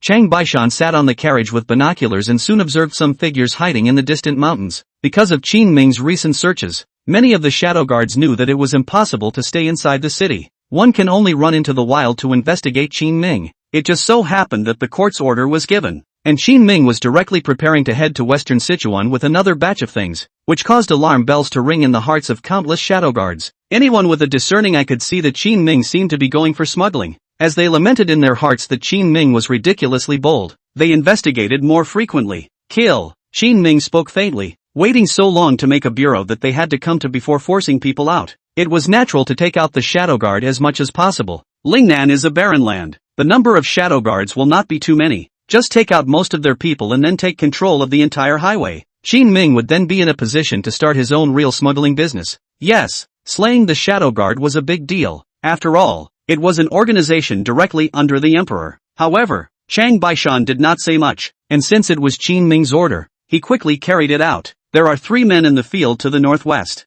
6 in the woods on the southeast corner, followed behind by. Soon, Chang Baishan was able to pinpoint where the other party was with the help of binoculars one by one. With Qin Ming's order, the light cavalrymen on fast horses rushed into the distance at an extremely fast speed. Less than an incense stick, miserable screams came out as one of the shadow guards hidden in the shadows died as many times as possible. After the soldiers returned, Chang Baishan jumped off the carriage to tally the battle and came back to report to Qin Ming. Kill them all. These people aren't too strong in martial arts. Say, do we need to keep an eye on some people and torture them for information? Like the shadow guards are rooted in all parts of Deqian all year round. The information they have in their hands must be very much. If they could get some information from them, it might help them in some unexpected ways. Killing them is not the same as capturing them to torture the court for information. If we really capture them, we won't be able to round them up. Qin Ming waved his hand and continued to let them lead the people on their way. Over the course of a few days, they caught sight of the Shadow Guard 7 times. Battles big and small took out over 200 men.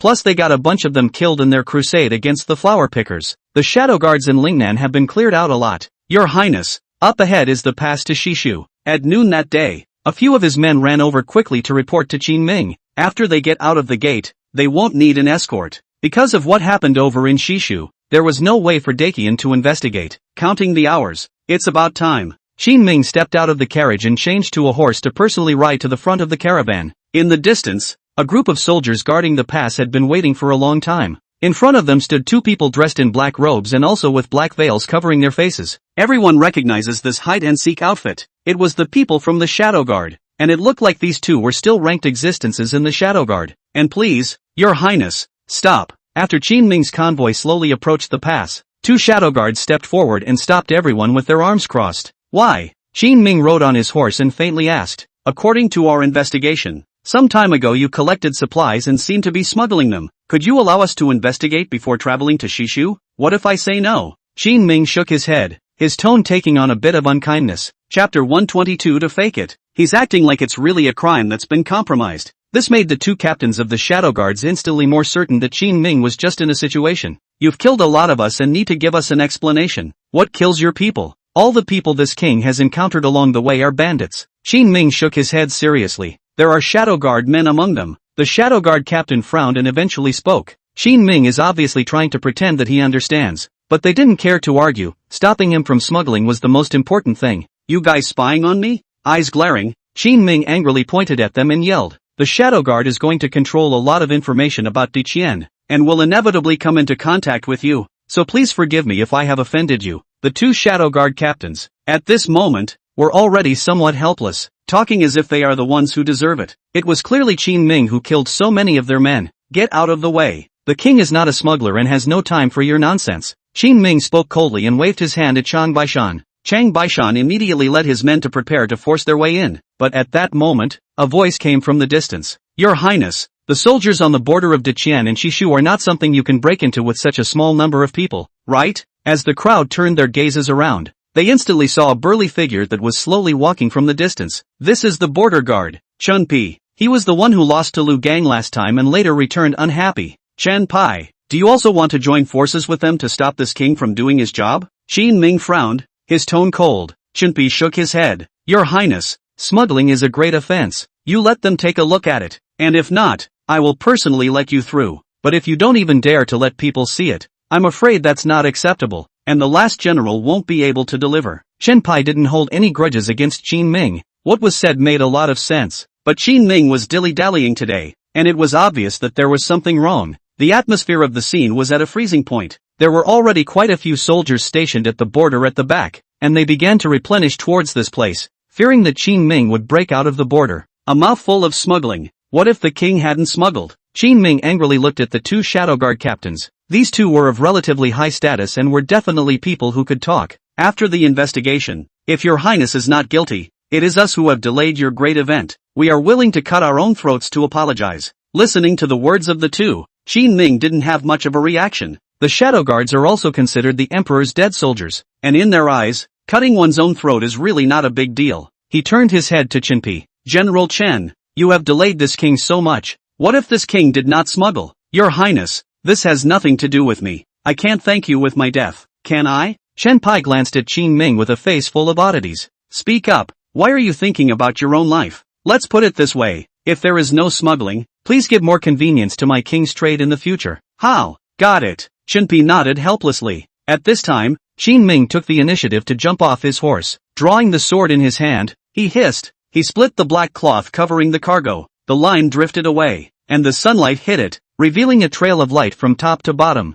The king used it to build the road, but you guys are stopping it here. Let's just say it's delayed, right? This is lime. The faces of the two Shadow Guards suddenly changed drastically. They hadn't expected Qin Ming to make such a big deal out of it, attracting almost the entirety of the Lingnan Shadow Guards. The last thing that was delivered was all lime. or the lime used to build the road. But your highness, what are you doing with the lime? Shinpi was full of confusion. It's just a matter of building a road to make it easier to do trade. Qin Ming casually replied back. Bam! The sword was thrown to the ground. Do it! The two Shadow Guard captains were not ambiguous either. Raise your sword and cut your own throat. Why make a scene? Shenpai covered his face and helplessly glanced at Qin Ming. Looking at the two men lying on the ground, their life force was draining away. Qin Ming walked forward and whispered close to their ears. Fooled you guys, I actually do smuggle. Guess when it started? Well, the two men looked up with wide eyes, full of incredulity, but by this time they were speechless. One can only take one last breath in anger. General Chen, the Shadow Guards are dead. You report the situation. I'll come to do business in a few days. Please be accommodating. Turning around,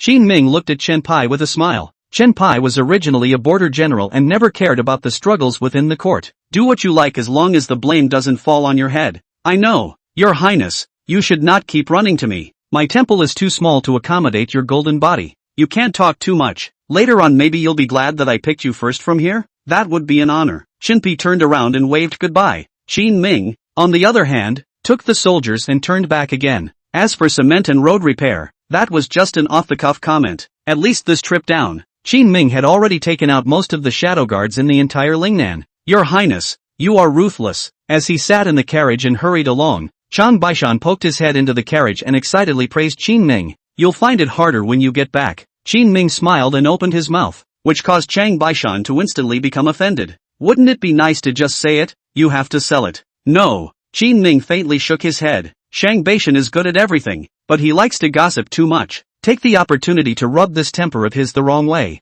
Ugh. Shang Baishan sighed and had to speed up. The way back was smooth, killing some of the last scattered Shadow Guards that surrounded them, and in 7 days' time, they were back at the barracks. Wan Shu is also here. When she saw Qin Ming, she excitedly greeted her. Done. All done? Aha. Wan Shu nodded heavily. Qin Ming let out a long sigh of relief. Go ahead and build the road, and use it that way from now on. It was only at this point that Qin Ming told Chang Baishan about his arrangement. In fact, his smuggling is fake and Wan Shu was real. After making a big deal out of the fact that he'd been barricaded with the Shadow Guard, he started using a mix of cement convoys and smuggling convoys. This time, for example, he was the one transporting the cement, while Wan Shu was manipulating a fleet of some cement and freight to start smuggling in a half-hearted manner. Even the understaffed Shadow Guard had failed to trace them. After this trip, they are considered to have made a lot of money. The court has made a fortune by not paying any of that 60% tax. Where are the books? At the thought of this, Qin Ming couldn't help but feel a little excited. He couldn't wait to look at Wan Shu. Wan Shu looked towards the surroundings, personally pulled Qin Ming, and quickly walked to the account room of the barracks. It's all here. Chapter 123 Breeding Back. Looking at the silver bills piled up into a small mountain in the treasury, Qin Ming's heart thumped wildly. Picking up the ledger, he briefly scanned it twice before noting the numbers recorded in the bottom right corner. 330,000 taels, just less than half a month's preparation and a run. And there was a gain of 330,000 taels of silver. It's like picking up money, though it's enough to make them desperate. However, Wan Shu reminded Qin Ming in a low voice, this business can be done 2 or 3 more times at the most, and after that it can't continue. Do it a few more times, and they can swap out most of the Baron's supplies in the entire Lingnan. The rest is circulated internally for construction and barracks expenses, etc. That way most of the money won't be used to pay taxes. They only need to maintain the most basic trade and pay a portion of that so-called 60% tax to the Imperial court, and that's enough. According to Qin Ming's understanding of Emperor Qian, this old thing was definitely unwilling to leave behind the reputation of a tyrant. If the 60% tax keeps going, other people Qin Ming does not know, but the people below, surely must curse every day. Still have to zap the little man at home. This old thing of Qiandi's, running these last 2 or 3 times will be enough to last until the tax increase order is lifted. When he settles the matter himself this time, he will have millions of silver. This money can not only pay back the Lingnan Chamber of Commerce accounts owed to them during the previous Southern Barbarians invasion, but also make up for the previously owed salaries in the barracks. It even leaves a few extra months of leftover money. Yes, but recently the merchants in Jiangsu and Zhejiang seem to be reducing their contact with us. Jiangsu and Zhejiang, they are the territory of the Shao family, right? Qin Ming frowned slightly. These two places were very rich, and the local Shao family had mastered many businesses in just a few years because of the support of Princess Xiao Shufei. Not only does it provide the court with more than 1 million taels of taxes every year, more so, the family was ranked among the top in the whole of Deqian and was extremely powerful. Xiao Shufei was able to have a strong backbone in the court, and part of the backing was derived from the support of the Xiao family. Yes, Wan Shu saw that Qin Ming knew about the Xiao family's situation, so he didn't say anything more. I'll look into it. Don't do anything rash yet. When he thought of the Xiao family's position in Jiangsu and Zhujiang,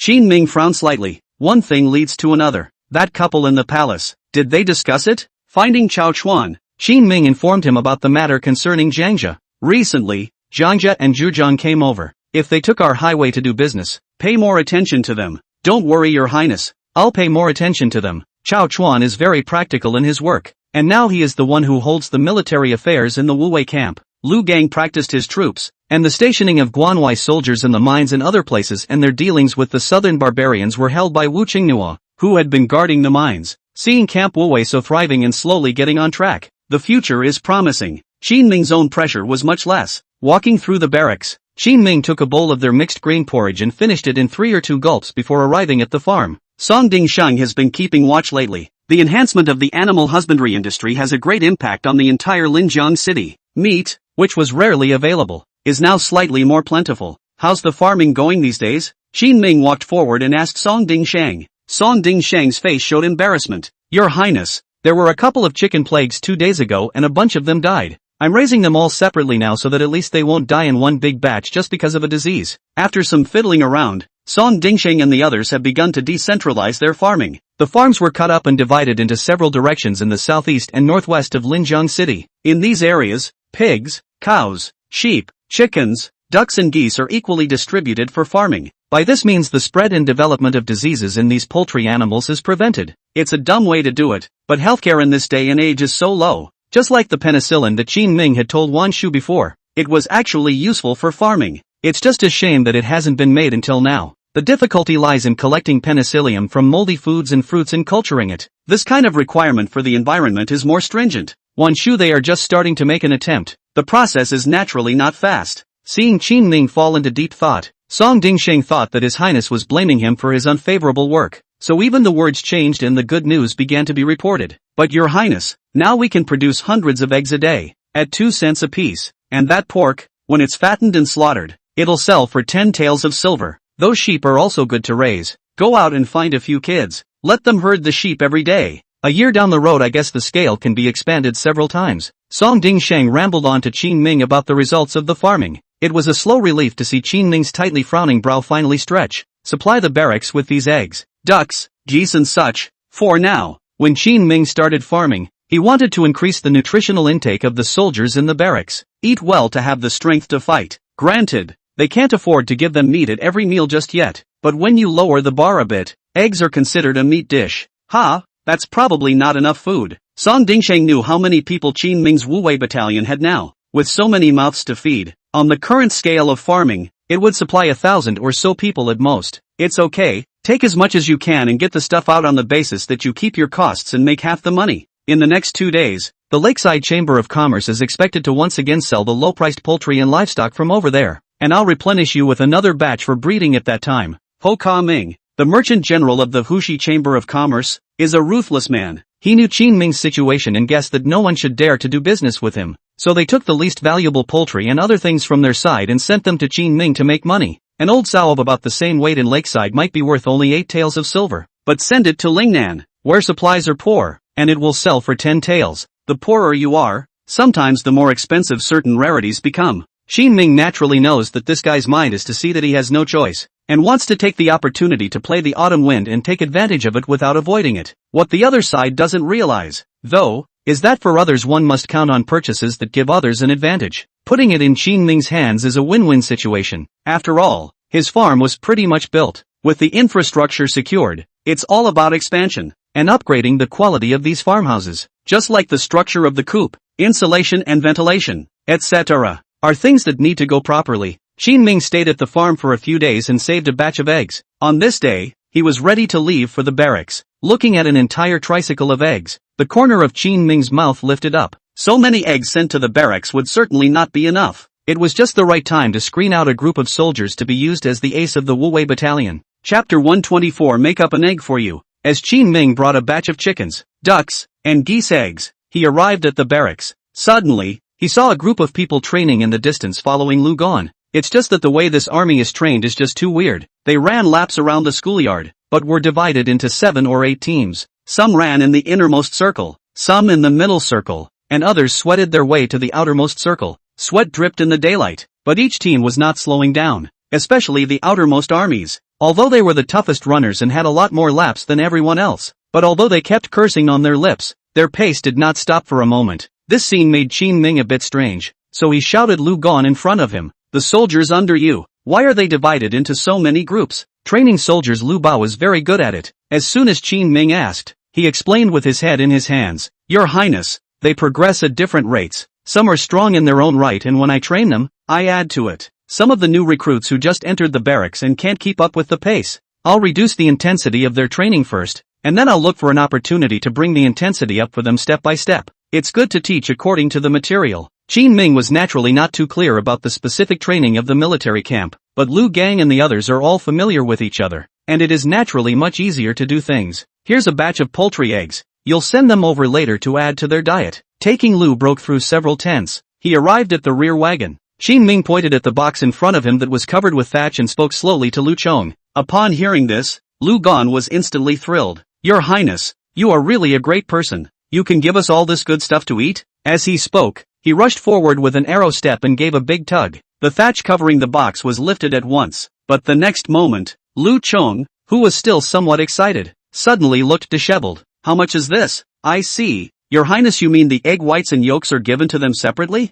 No, that's not enough either. The corner of Qin Ming's mouth twitched. This guy's brain circuits were indeed not quite the same as normal people. No wonder Lu Gon had a hard time. Since the 3 guards of Shiguan were merged into the Wu Wei battalion, the number of people in the barracks had skyrocketed. In order to share the pressure, Cao Chuan had already sent out many soldiers to guard the border, but Lu Gung still had more than 7,000 people from the Wu Wei battalion in his hands. Even Lu Barge had to bring his own 3 vice-generals, one with a team, to finish the training. For so many people, only a few hundred foul eggs were given. Lu Chong, who has always been extremely straightforward, naturally did not know how to divide it. Facing his statement, Qin Ming smiled. Of course, I'm not asking you to distribute all of this to them. You go and see who needs it and distribute it to them to supplement their nutrition. Let's say you have soldiers who are specifically screened for extra training. What do you usually do to compensate them? What Qin Ming implied was already obvious, but he didn't calculate correctly. Lu Gon is a rash. Didn't hear himself at all. Compensation for what? Don't they have any resentment in their hearts when you make them take extra practice? No, it would be nice if they didn't miss me enough to buy a few more drinks. And they're still not convinced? Lu Gon shook his head firmly. It was then that Qin Ming realized, there's not that much bending over backwards in the barracks. They were soldiers of the Wu Wei battalion, and all of them understood a simple truth. Whoever practiced more would have a better chance of surviving and making a mark on the battlefield. Anyone who slacks off in the barracks, which will survive this time, will definitely die much faster than others the next time they go to war. Rather, I'm being petty-minded. Qin Ming's expression was stunned as he spoke with a bitter smile, but since he was here, Qin Ming didn't mind sending Lu Gon a favor. After learning about the barracks, his mind was made up. Come with me and call them to assemble. Yes, Lu Gang gestured to a few of his men in the distance, and a few of them understood. Immediately, he greeted the soldiers who were training around him and gathered towards the schoolyard under the high platform. More than 7,000 people quickly took up a small portion of the wide schoolyard. Lu Chong looked at Qin Ming with inquiring eyes and saw him nod before he took the initiative to walk forward. His Highness himself came to inspect today, and after watching the next round, he thinks you're all doing very well. Still, there are some admonitions that need to be given to you, and your Highness is invited to say a few words next. Walking down, Lu Gon looked at his quiet men. Rolling his eyes, he lifted his foot and kicked one of the Chippendales in the ass. Mother asterisk asterisk asterisk asterisk her. His Highness is about to speak and you don't applaud first? Oh yes, wow. Immediately after the reaction of this 1,000-man commander, all the soldiers began to applaud. Qin Ming looked at this group of silly and cute soldiers and smiled as he walked up. All right everyone, there's no need to be so polite with the king. I came all the way here today to tell you something good. Immediately after that, Qin Ming informed them of the policy of the farm subsidizing the barracks poultry eggs. However, between the words, he said that it was Lu Gon who had specifically applied with himself. Count on selling Lu Gon a favor. All of the military camps were now more respectful of Lu Chong and were abuzz with excitement. Ed drop pro mother Lu. I'm not dreaming, right? What barracks can eat eggs? Your Highness is so magnificent. No, is it really possible to supply so many mouths? All of the soldiers below were murmuring. and even many of the officers in front of them had a flash of anticipation on their faces. After driving everyone's emotions up, Qin Ming turned his words around and continued, "But there's one thing to tell everyone in advance. Next General Lu will screen out a group of soldiers who have performed well and group them together for training, and only those who can enter this grouping will have eggs to eat every day." Ha! These words made many in the audience hang their heads. At the end of the day, it's an elite strategy. It's just a way to feed that small group of highly battle-hardened elites well. They sighed, but those elites who were originally the ones who had been following Lu Chong for a long time were thrilled. "Your Highness is such a great man. Ha ha, you'll have foul eggs every day from now on." Sensing the change in their emotions, Lu Chong hesitantly looked at Qin Ming. He knew that Qin Ming had taken the initiative to bring this matter with differences to light so that there would be no barrier between himself and these soldiers. Plus he had specifically mentioned earlier that he had found the foul eggs he wanted. This made Lu Gon feel bad in his heart. "Your Highness."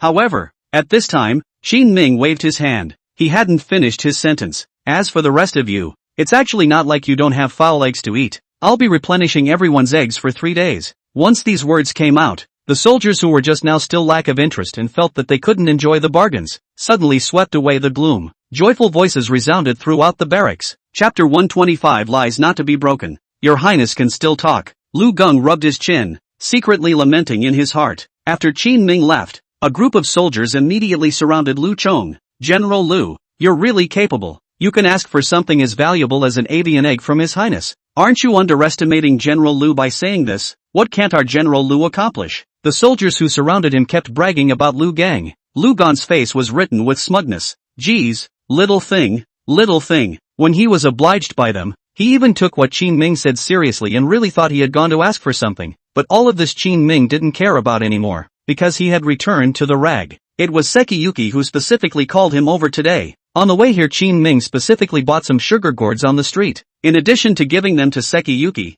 they had to bring some to the women workers in the fabric house. Upon Qin Ming's arrival and seeing what he had in his hands, the people in the cloth farm immediately burst into another fit of joy. "There you are." The excitement on Guan Yu's face flickered as she watched Qin Ming come over, and she quickly resumed her dignified appearance, only glancing towards Qin Ming out of the corner of his eye. It's something she learned from reading a book recently. It is said that in order for a man to like him, a woman needs to be a little more reserved. This is also in line with the Confucian description of what a lady of the house should look like. But her heart was in the right place. But this made Qin Ming whole won't. "Did you fall asleep yesterday? Or have your eyes been slanted for the past few days? I remember it was normal when I left the house this morning." Snap! Sekiyuki slapped the scroll down in his hand. "Don't you think it's gentler when I look at you like that? Gentle?" Qin Ming thought of that figure who had marched in on a white horse carrying a lance to rescue him when he had killed Xiao Tianzi. It doesn't seem to have much to do with gentleness. But soon he convinced his heart that his woman, coaxed with kind words, was finished. That's the key to family harmony. Haven't you always been gentle? Qin Ming walked forward and grabbed Guan Yu's hand with a serious face. "Harm, just listen to my acting skills." Sekiyuki's face swished red. "Crap, how did this guy say that? So what should I do back?" Lowering her head, she stretched out her bejeweled little thumb and flipped through the catalog of the booklet a little bit. Snap! Qin Ming pressed her hand. "Brought you a candy cane, which I made for you myself." "You personally?" "Yeah, that old man was boiling the syrup, so I got my hands on it and tried it, and even removed all the seeds from it with a knife, so you can taste it. Welp, so meaty." A few female workers crouching in the corner eating candy canes in the distance had already been listening to the conversation between the two with their ears open. Hearing Qin Ming label himself in such a way, a few people burst into a shouting match, but the eyes were full of envy. "Alas, that family of ours has been married for 7 or 8 years and hasn't brought me back a fart, which is so loving. Sister-in-law Wang, you should be satisfied. That guy in our family, that thing is not working." "No, you've only been married a couple years. It's also my fault. Some years ago I wanted to have too many children. Who knew he was a silver bullet? Overworked and became that way. Now do not say grace." Alas, the women workers were of all ages. In this, especially some middle-aged women, the things they usually talk about are extremely revealing. "You're not allowed to listen." Sekiyuki blushed as she listened to them discussing knowledge about gunfighting techniques. Walking up, he covered Qin Ming's ears and tried to pull him to the backyard. The corner of Qin Ming's mouth twitched. Although these great aunts said something revealing, some of their summarized remedies specializing in that area were spoken with great care. To be honest, Qin Ming is very heartfelt. It's not because he can't, he's very young and strong. But men want to be strong and strengthened, and in the process give themselves healthcare. I was just about to say I'm old enough to listen to it, but thinking that Guan Yu was still an unmarried yellow girl, he finally obeyed her. The two of them came to the backyard and found a small room, and Guan Yu, who was gripping the sugar gourd tightly in her hands, suddenly leaned into his arms. Did you eat? Not yet. Then you sit here and I'll go get you some food. For the sake of productivity, the cloth factory took charge of these female workers' meals at noon and let them stay here to eat. A couple of chefs who do catering have been brought in for this purpose and come over to cook every day. Because the flavors are so good and the meal prices are high, you get a 3-course meal at every meal. The women workers at the clothier basically stayed for dinner. The thriftier ones will also go and help clean the kitchen when they leave for the night. The purpose, naturally, was to ask for some of the leftovers from the noon meal to take back to their own families after the cleaning was over. Soon, Guan Yu brought 2 porcelain bowls with a smile on her face. It contained one with vegetables and one with brown rice. As for her, she was squatting next to her, watching Qin Ming eat with a face full of happiness. Why don't you eat? I ate. Where else would you have gotten your dishes? So, Qin Ming nodded. Then a clicking sound was heard. It was Sekiyuki, who was hiding behind the door in front of him, who was eating a candy cane he had delivered. The sugar plums weren't exactly exquisitely made, and the icing was slightly too thick, but she was pleased. Sekiyuki has a thin skin. Just now, Qin Ming's words of bringing something specially for herself had been heard by those great aunts in the cloth farm, so she was naturally embarrassed to eat outside. That would most likely make her embarrassed to be teased by these well-informed, exposed talking older women. You really made this just for me, didn't you? As she ate, Guan Yu suddenly raised her head and looked at Qin Ming with her eyes full of little stars. Sure, Qin Ming spoke seriously, his tone sincere. You're so nice. Guan Yu suddenly came forward and gently kissed Qin Ming with her lips, which still had a few sweet flavors on her mouth. A fragrant breeze brushed by, and Qin Ming froze. He hadn't expected that Guan Yu would be this happy when he casually gave something away. You're the only man who ever bought me a candy cane. My father used to go out on the street in a carriage, and he wouldn't even buy me one when I saw this when I passed down the street with him. My mother won't let me eat it, saying that it's sold outside on the street and comes and goes in dust and is too dirty. The young girl leaned her body slowly against Qin Ming's and rambled on, looking at Sekiyu's satisfied look. Qin Ming suddenly felt a little guilty. This candy cane. In fact, he bought in batches with those women workers. It was only to make Sekiyuki happy that he specifically said he made it himself. Just think about it, people come out to sell candy canes, where there is boiling sugar in the street. It's just that Sekiyuki doesn't understand. The older women who have seen it all have probably seen it all before. However, he didn't poke at it, but just praised Qin Ming one by one. I'm glad you like it. I'll buy you more in the future. Qin Ming took Guan Yu into his arms and said seriously. Chapter 126 The Two-Way Strategy. After dinner, the afternoon's work at the booth began. Guan Yu and Qin Ming sat at the counter and did the math. It was then that she opened her mouth to talk to Qin Ming about the situation here. We've been overstaffed in our rag house lately, and it's about to fill up. That's normal. Coming to work at our cloth farm is much more profitable than even farming. Qin Ming nodded. He had expected this situation. Their clothiers use a system of more work for more pay. Each month a standard is set, and by doing more above the standard, you can start enjoying a commission, somewhat similar to the management system of a modern company. In this day and age, there aren't that many things to do, much less many opportunities and means to make money. When you catch this rag, it's natural to power through it with a vengeance. Everyone's performance was awesome. Thanks to their efforts, the production of cloth and dye houses is increasing. Combined with the rich Chamber of Commerce's horrific sales capabilities, earnings are also steadily increasing. But now that they know they're making money, a lot of farm women who are idle at home pile in. With more and more people,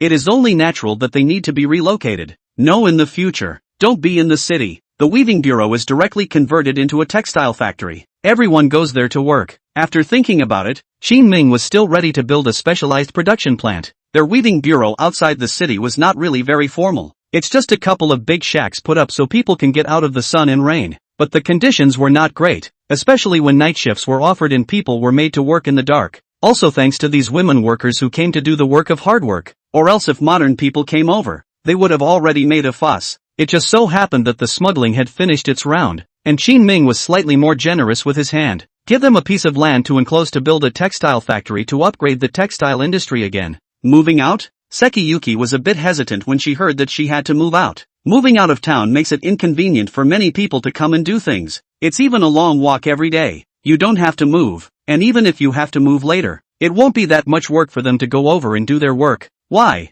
Because we have a car. Car? Guan Yu looked at Qin Ming suspiciously. Qin Ming smirked. There's been an extra batch of rubber recently, just in time to make bicycle tires. This matter was also something Qin Ming had thought of long ago. Later, if their weaving bureau is upgraded to a textile mill, A single textile mill can accommodate thousands of people. It definitely wasn't that easy to supply it up with just one Linjiang city. Now that the roads have been fixed, equip all the locals with bicycles. With bicycles they were not only better able to come to work, but they were also able to use the money they earned to run from big city to big city when they were off during the week. As for the price, naturally it would not be too expensive. A bicycle Qin Ming only earns 1 or 2 silver. The cost is also 1 or 2. With the wages of these women workers in the textile mills, after food and drink, they could save up in a few months. After Qin Ming's explanation, Guan Yu instantly understood what it meant to be a bicycle. This is good. After settling Guan Yu's matter, Qin Ming returned to Chao Chuan's place and asked him to bring the artisans to build the factory. This factory of theirs was constructed out of cement and stone and is very sturdy and covers a large area. Your Highness, you have a good idea, but how are we going to recruit people? Chao Chuan hesitantly looked at Qin Ming before bringing up another trouble. With your bikes, you do make it easier for people from farther away to come to work and come, but you haven't thought about the other thing, have you? Our bicycle. It costs a full 2 taels of silver. In this barren place of Lingnan, everyone's pockets are cleaner than their faces, so who can afford it? Song Dingsheng also came back from the farm at this time, and listening to Qin Ming, the first half of the day was still very happy. After all, the people can get rich very quickly and move around on a large scale, which will help the county a lot. Owners are earning for nothing, but Chao Chuan's statement later poured cold water on him. Yes, Your Highness, 2 taels of silver is really too expensive. If we can make it cheaper, or if we make less money, maybe they can bite their teeth and buy bicycles to do things. Song Dingsheng didn't want to give up on this opportunity and began to exhort in Qin Ming's ear. Qin Ming waved his hand, his tone firm. No way. The bikes are just starting to sell for 2 taels of silver, and I'd like to raise the price later as the technology is updated, and as the locals get richer. Price increase. The corners of Chao Chuan and Song Dingsheng's mouths twitched. It's all 2 taels of silver. Does Your Highness really not know the plight of the people? Some villagers in this era were able to carry dozens of pounds of vegetables from their villages and walk more than 10 miles to the towns to sell them in order to have a few pennies left over for the carriage fee. Year after year, some of them even had their shoulders high and low from heavy weights. You guys are so rigid in your thinking. Isn't there a way you can have a win-win situation that doesn't cost them a fortune and still come over and do something? Ha, how is that possible? Song Dingsheng is very knowledgeable, but after thinking about it for half a day, he feels that it is not very good. 2 taels of silver is not much to say. Walking is just a bit tiring. Why should you take money out of people's pockets? Chao Chuan also shook his head. Your Highness, no, let the barracks advance the money. Let's collect a few hundred people first. It won't cost too much. Do you think our barracks are ingrates, giving work to people to do and advancing money for their bicycles? Qin Ming looked at these two goods and rolled his eyes. Our bikes are also technology.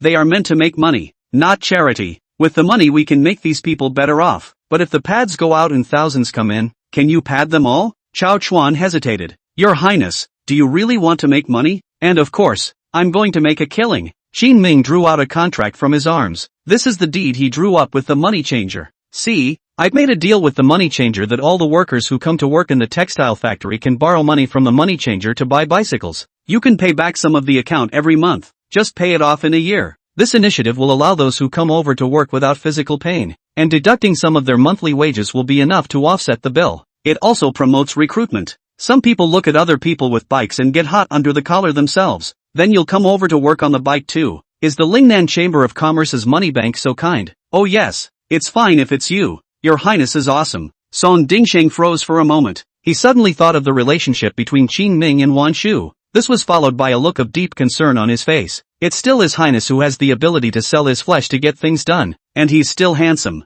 Qin Ming acutely sensed that the old boy was thinking of something wrong. What the hell were you thinking? This money is certainly not borrowed for nothing. I'm asking these installments to pay interest, and as for the interest earned, we'll split it half and half with the money changers. Hiss. Now. Chao Chuan and Song Dingsheng all sucked in a breath of cold air. It turns out that what His Highness said about a win-win situation wasn't really a dream. This bike didn't just fulfill those who came over to work, it also allows them to make an interest on top of the bike themselves. Worthy of His Highness. Chapter 127 Half Moon Period. The farthest county from Linjiang City was named Yinshan County. It's surrounded by mountains on 3 sides, which aren't very high, but all of them block the access to the interior. The only flat road out of the mountain faces right in the direction of the ocean. That's why the air here is humid and it rains often. Over time, it was given that name. On this day, an unusually decorated, white carriage came up on the concrete road that had been repaired around the mountain. Song Dingsheng poked his head out of the carriage to take a glance. Alas, after 7 turns, we're finally here. It's easy to get out to sea here, but the road inland coming in is not good. Not to mention people like Song Dingshang, who had come over the mountains from Linjiang City. Before the court assigned Yinshan County to his rule, Song Dingshang was full of slander. Nay, the governors of several other large cities in Lingnan had connections in the Imperial court, and their backgrounds were much harder than his own. There was no way around it, and this difficult bone had to fall into his hands. Your Highness, this is Yinshan County. When the carriage stopped, Song Dingshang took the lead and jumped down, helping Qin Ming out of the carriage. He also pointed to the county town in front of him and introduced the situation here to Qin Ming. It doesn't look so barren. Qin Ming swept a glance at Yinshan County and realized that it was surprisingly crowded. Coming and going are fishermen returning from the sea with a full harvest. You don't see this place as remote, but it's not. Song Dingshang lightly stroked his beard, hands smoothly behind his back, a tone of understanding brother. Shang Beishan, who was driving the carriage, frowned. Lord Son, how did you learn the storyteller's way of saying what you have to say? But you're still being cryptic. Ha ha, it's nothing really. It's just that Yinshan County is relatively close to the coast, and there are many fishermen here, and a lot of people who go out to the sea to fish for a living live here, and there are more people over time. Then this place should be good for recruiting. Qin Ming walked up, and there was already a line of welcoming officials standing in front of the county gates of Yinshan County. At the head of the group was a somewhat chubby, country-faced middle-aged man. Yinshan County Magistrate Wu Shizhong. Welcome Your Highness. This is Lord Wu. He has made a lot of achievements in Yinshan County in the last few years and is already on the verge of becoming governor. Song Dingshang knew the local situation well and whispered an introduction in Qin Ming's ear before he even got close. Shady Hill County is geographically unique and many times governs itself. Most of the credit for being able to govern this place well must go to Wu Shizhong himself. Qin Ming nodded his head, already knowing a few things about this Lord Wu who had good abilities. Stepping forward, he smiled. No need to be polite. Lord Wu, this king came over today just to recruit some people. Your Highness, I am aware of your matter, but the manpower of Yinshan County is a valuable resource, so I am sorry to follow your orders. Wu Shizhong is a wannabe officer and has a real chance of promotion in the future, so this kind of losing out by sending people from his own county outward, he didn't want to do it. Qin Ming ran to the furthest Yinshan County, but he wanted to conquer the most difficult area, and the rear face of the river city surrounding the county will be good. I didn't expect to hit a soft spot right after I landed. Seemingly noticing that he had spoken a bit heavily, Wu Shizhong continued to speak. Your Highness, I don't hold it against you, but it's just too much trouble for the people of Yinshan County to recruit over there, plus it's a long way to travel, and your transportation costs for them to run back and forth are too high. Wu Shizhong was a bit annoyed with Qin Ming. He has already explicitly rejected it twice inside the letter. He even wrote thousands of words in a voluminous manner, analyzing the pros and cons and letting Qin Ming know how wasteful it was to recruit people to work from Yinshan County. Not only was it a waste of Qin Ming's money and resources, it was also a waste of their manpower in Yinshan County. Originally, if this area wanted to grow, it would have needed the population within the county to pave the way. But Qin Ming still brazenly came to ask for people. Look at this raging appearance. Seems to want a lot of people. There's a highway. You're only 30 or 40 miles from Linjiang City, and you'll be there in an hour's time by carriage. An hour wagon?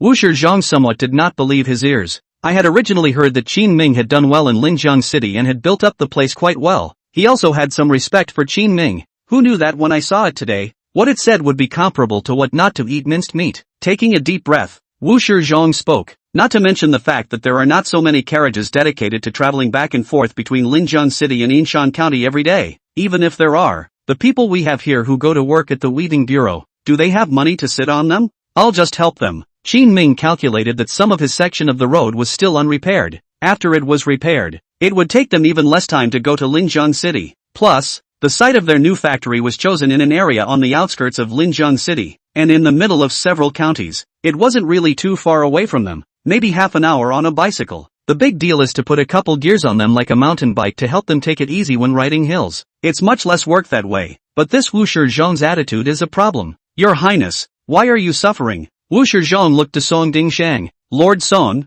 you mean the same thing? Well, I think the same as Your Highness. Song Dingshang watched as Wu Shizhong began to develop resistance. He hastily made a wink with Qin Ming. Your Highness, I'll talk to Lord Wu. As he spoke, he pulled Wu Shizhong to the side. Old Wu, it's good that His Highness is willing to help you develop. Wu Shizhong did not speak with a cold face. Song Dingsheng continued. If you do out of credit, then all your brother I'm here to promise you, absolutely will not rob you the slightest credit. My character you can certainly rest assured, right? Wu Shizhong froze for a moment, and when he raised his eyes to look at Song Ding-shang, he had already taken on a bit of fire. Lord Song, I don't mean to take credit or not. I just don't want the people under me to be tossed around like this. Do you know how far it is to Linjiang City? Seeing how angry he was, Song Ding-shang hurriedly compensated with a smile. I know. Of course I know. How about this? So simple reasoning before you have also told His Highness. His Highness does not agree. Then we let His Highness go over to the recruitment. Someone willing to come. No one then forget it. How? He knew Wu Shizhong's character, although his temper was foul and hard. But this guy was really for the good of the people. If it were anyone else, Song Ding-shang wouldn't have spent so much of his words to slowly grind with him. You guys aren't going to pull any tricks, are you? Wu Shizhong was a little wary, and Song Ding-shang shook his head. Half a month then. Half a month's time and we'll leave when the recruitment is less than 100. How's that? Really? Of course, if you go and ask His Highness now, he will absolutely agree with me as well. But old Wu, you can't trip us up. I'm not going to do anything like that. Seeing that he dared to doubt himself and return, Wu Shizhong immediately argued anxiously. Song Ding-shang secretly laughed in his heart. This guy's official cultivation is not yet home, although there are many merits, but still a rash look. At this rate, I guess we'll have to wait a few more years for a promotion. Chapter 128 Windy Man. Okay then, it's a deal. Song Ding-shang smiled and patted his shoulder, then returned to Qin Ming's side. Your Highness, it's done. Qin Ming noticed that Wu Shizhong had already shouted for the errand boy to go back. It looked like there was no longer any intention of stopping himself. Okay,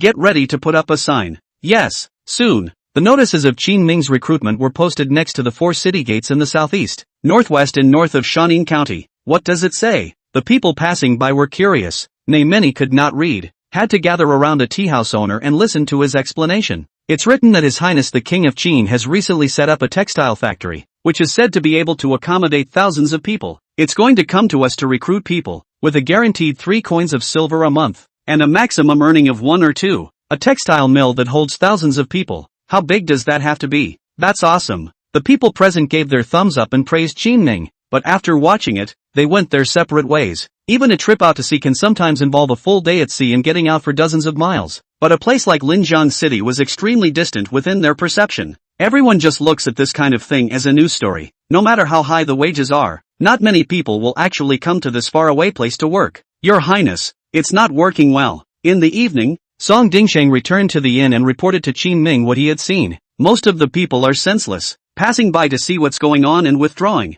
No harm done. Didn't we have someone ride over on a bicycle a few days ago to give them a show? Tomorrow put the bicycles we shipped over on the street and let old Chang ride around a bit. Remember, make sure you hang out where there are lots of people, so the old regulars can use their skills and blow more awesome. Qin Ming ate while explaining the details to Song Ding-shang. Chang Baishan is a talented person, but also like gossip, and blowing great with others is more his old profession. This time, when he specifically brought him over, Qin Ming had the intention of expanding his influence. Okay. Song Ding-shang was curious as to what deep meaning Qin Ming had in this move, but he wasn't going to ask more questions now. Failure to realize means that you are not in a sufficient state and you still need to learn. Early the next morning, Shang Baishan mounted the latest model of mountain bike and started skidding down the street. Qin Ming, a mountain bike made specifically for this purpose, actually added the tricycle shift to it. This makes it easier to ride uphill. Combined with tires that are a little wider than wagon tires, it's easy to walk anywhere with good grip. So when Shang Baishan first hit the streets, almost everyone on the entire street had their eyes on him.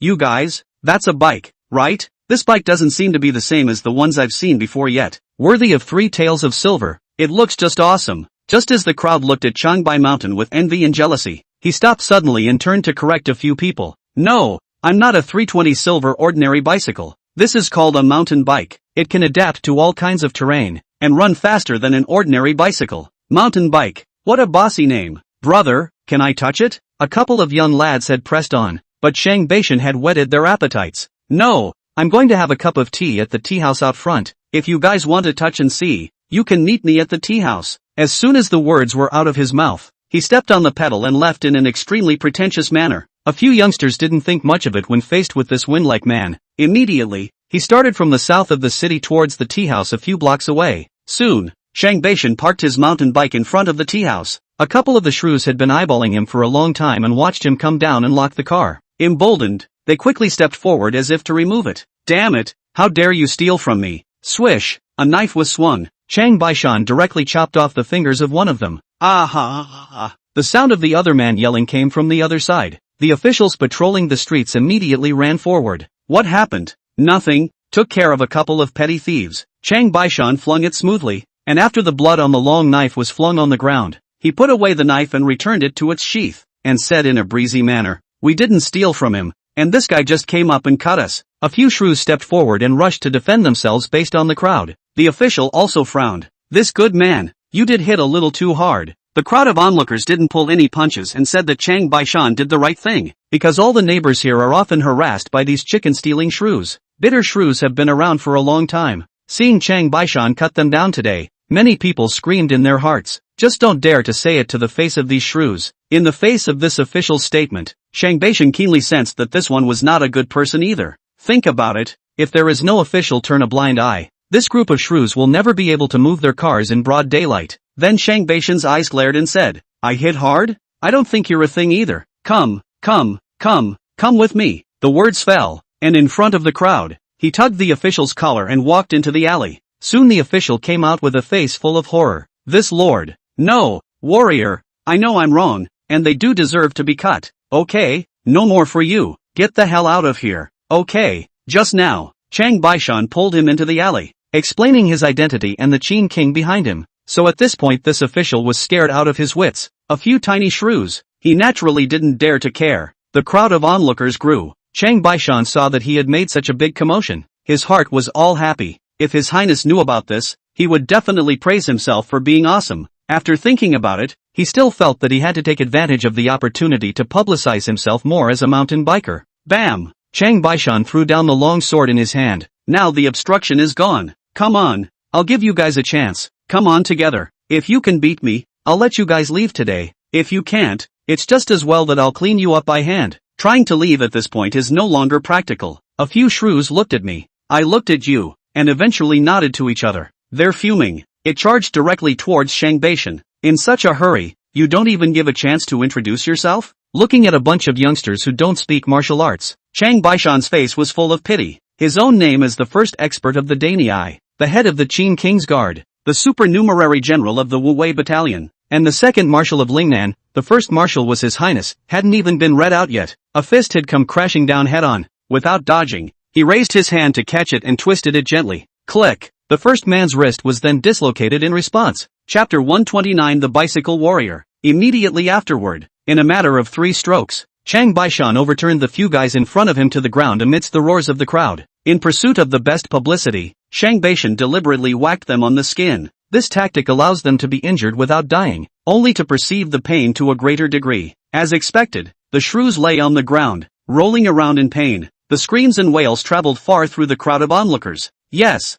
I don't know who started it, but the people on the sidelines in Shaanxi County actually began to applaud and applaud. Almost everyone felt that Chang Baishan was doing the people a favor. Seeing that the atmosphere was brewing nicely, Chang Baishan didn't forget Qin Ming's instructions. Striding to the front of the crowd of onlookers, he gave himself the name of Bully with 1,000 clouds of bravado. "Remember my name. My name is Bicycle Warrior." Cycling warrior? When the name came out, the crowd looked first at him and then at the mountain bikes parked in the distance, and it dawned on them. So it is. Bicycle Warrior. So fitting for this warrior. The Bicycle Warrior is so cool. The Bicycle Warrior punishes the shrews, and it will be a good story to spread. "Can I touch your ride, Bicycle Warrior?" A couple of youngsters who had just tried to touch his car had followed him from behind and had witnessed the whole thing. Now the reverence for Changbeek Mountain is as continuous as the river. Even the eyes that looked at his seat were filled with longing. "Sure, but you guys look and feel to finish early. This warrior has to go on a chivalrous journey." As he spoke, Chang Baishan laughed loudly and waved his hand.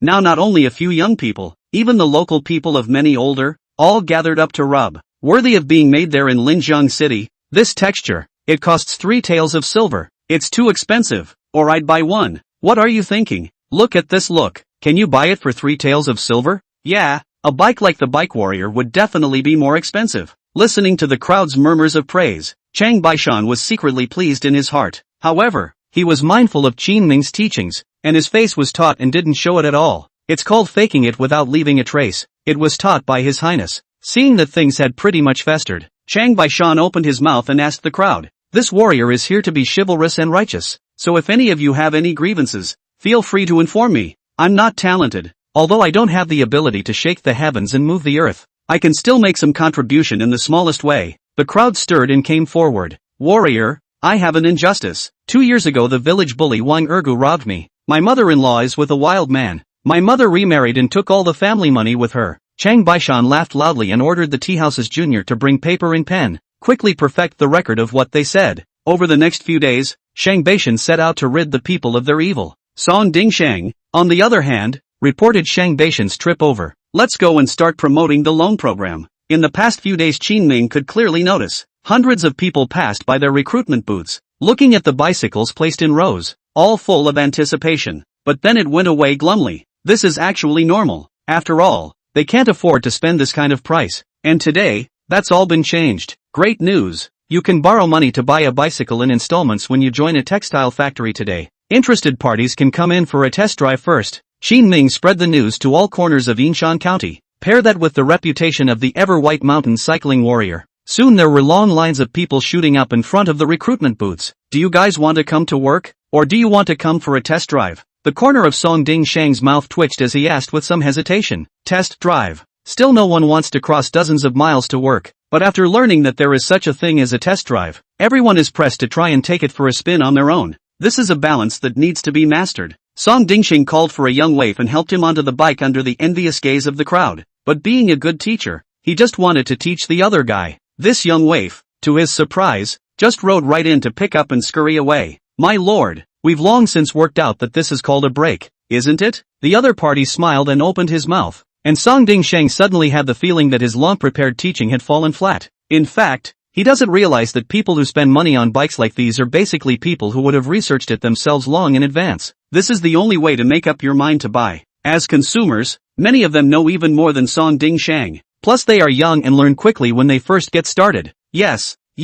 Song Dingsheng stroked his beard in satisfaction and turned around, ready to claim credit with Qin Ming. That's the way it is when you're an official. You have to learn to make something from nothing. It's like this teaching people to ride bicycles thing, although it's not his own credit, but Song Dingsheng still wanna put a gold on his face, at least to climb a little relationship. Other than that, you can at least get yourself in front of the leaders. However, before Song Dingsheng could say anything, Qin Ming praised him and arranged for a follow-up. Good, let's get them started in line. What's the line for? It's simple. A test drive can't be just letting them skate down the street like that. Let's go the distance. Qin Ming explained as a matter of course. Where to? Textile mills. Qin Ming smiled and opened his mouth. And Song Dingsheng suddenly reacted to Qin Ming's arrangement. Your Highness is too smart. The link is unbeatable. At first people did not accept to go to the textile factory and did not react to this recruitment. He then uses the bike to gain attention. I thought the test drive was to attract people to the textile mill, but it was not. Qin Ming was very humane and didn't force them to have to buy it or have to go to the textile factory. Rather,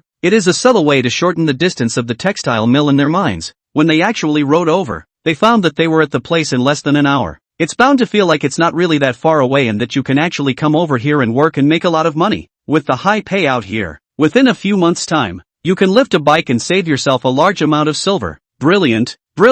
Everyone stop lining up for a while. Come over and register your name. I'll be just in time to tell you about the test drive route. Song Dingsheng clapped his hands and quickly gathered the crowd around him quickly, because there were so many people coming, men and women. The 30 or so bicycles that Qin Ming had shipped over were simply not enough to share. So Song Dingsheng called out a few of Qin Ming's accompanying guards, have them split into morning and afternoon sessions, going to 2 groups a day. Of course, those with the intention of going to work in a factory would certainly be at the top of the list. After going to the first batch in the morning, when they came back at noon, there were a few young girls who came up to Qin Ming and asked timidly, is it true what you said about buying a bicycle in installments and offsetting it with wages? Your Majesty. Chapter 130 Win-Win and Guilt. Of course it's true. Qin Ming smiled and nodded. Because of his status, plus he's better looking. Some girls are always full of shyness when they see themselves. Qin Ming had long been accustomed to this, but he was also very good at dealing with this kind of problem, and calmly explained to them the requirements for money borrowing from the money changers. It also stated the details of installment payments and monthly deductions for labor. Several people spoke up after hearing this. So when can we go? At any time. Write your names here, and when the king leaves take you with him to recognize the way. Okay, thank you, Your Highness. Several girls also had to go home and talk to their elders, and women's voice was very low in this day and age. Not to mention this unmarried yellow girl. Despite all the conditions laid out and even having them experience it for themselves and conclude that they can go, yet they are still unable to make their own decisions. Okay, come sign up anytime you've discussed it, we'll be around anytime during the day for a few days. Watching that the situation had gradually gotten better, Song Ding-sheng excitedly said to Qin Ming, Your Highness, the population of Yinshan County is in the tens of thousands again. If we can get 1,000 young men out of here, we'll make a fortune. They have many other counties to choose from. Recruiting hundreds or thousands of people from here would be great. Qin Ming smiled and nodded. Before sundown that day, the second trip came back with people signing up. The officials patrolling the streets quickly noticed the situation. I came to Wu Shizhong's mansion in the evening for dinner. Lord Wu, they've recruited someone. How was it recruited? Wu Shizhong was eating. He had ignored Qin Ming's side of the recruitment for the past few days. I thought that if I hung them out to dry for a few days, His Highness and Lord Song would know what to do. But now things are clearly not right. I'm surprised they recruited. The official hurriedly reported what he saw to Wu Shizhong. So it is. Wu Shizhong froze in place for a long time after hearing this. Suddenly, he smiled. I was the one who looked away. I thought that His Highness was a man of paper, but I never thought that this Highness had such unique means. Bike warrior, test drive tour, staging, wonderful, wonderful. Wu Shizhong stood up, his face filled with admiration. My lord, what are we going to do? Just let them get rid of the people? The official watched as Wu Shizhong was caught up in emotion and shock, and was a bit hesitant. You have to know that Qin Ming was able to get rid of hundreds or thousands of their young and strong laborers in one breath. This will definitely have an impact on Shady Hill County. However, at this time, Wu Shizhong waved his hand. People are so sincere. I, Wu Shizhong, don't want to be a frog at the bottom of the well. You kids are so short-sighted, and I'm so short-sighted. It's obviously a win-win plan. Qin Ming repaired the road, sent bicycles, and talked, with the money banked to perfect all the conditions, just to help the people of Yinshan County go to Linjiang City to make money. Where does all that earned money end up? It's still Yinshan County. It would be brainless to stop such a win-win proposition if one were to do so. When he thought of the way he had originally resisted Qin Ming in front of the city gates, he was full of resistance. Wu Shizhong was then mortified. You go tell the people below you to start arranging all the forces in Yinshan County to help His Highness recruit laborers tomorrow. My lord, this. The henchman looked at Wu Shizhong with some surprise, but Wu Shizhong hadn't finished speaking. In a moment, you go and deliver a letter to His Highness, and say that I, Wu, will personally pay a visit to the stall tomorrow. That's fine, though I don't know why Wu Shizhong said that, but the men also knew that their own county magistrate was a character who said nothing. Naturally,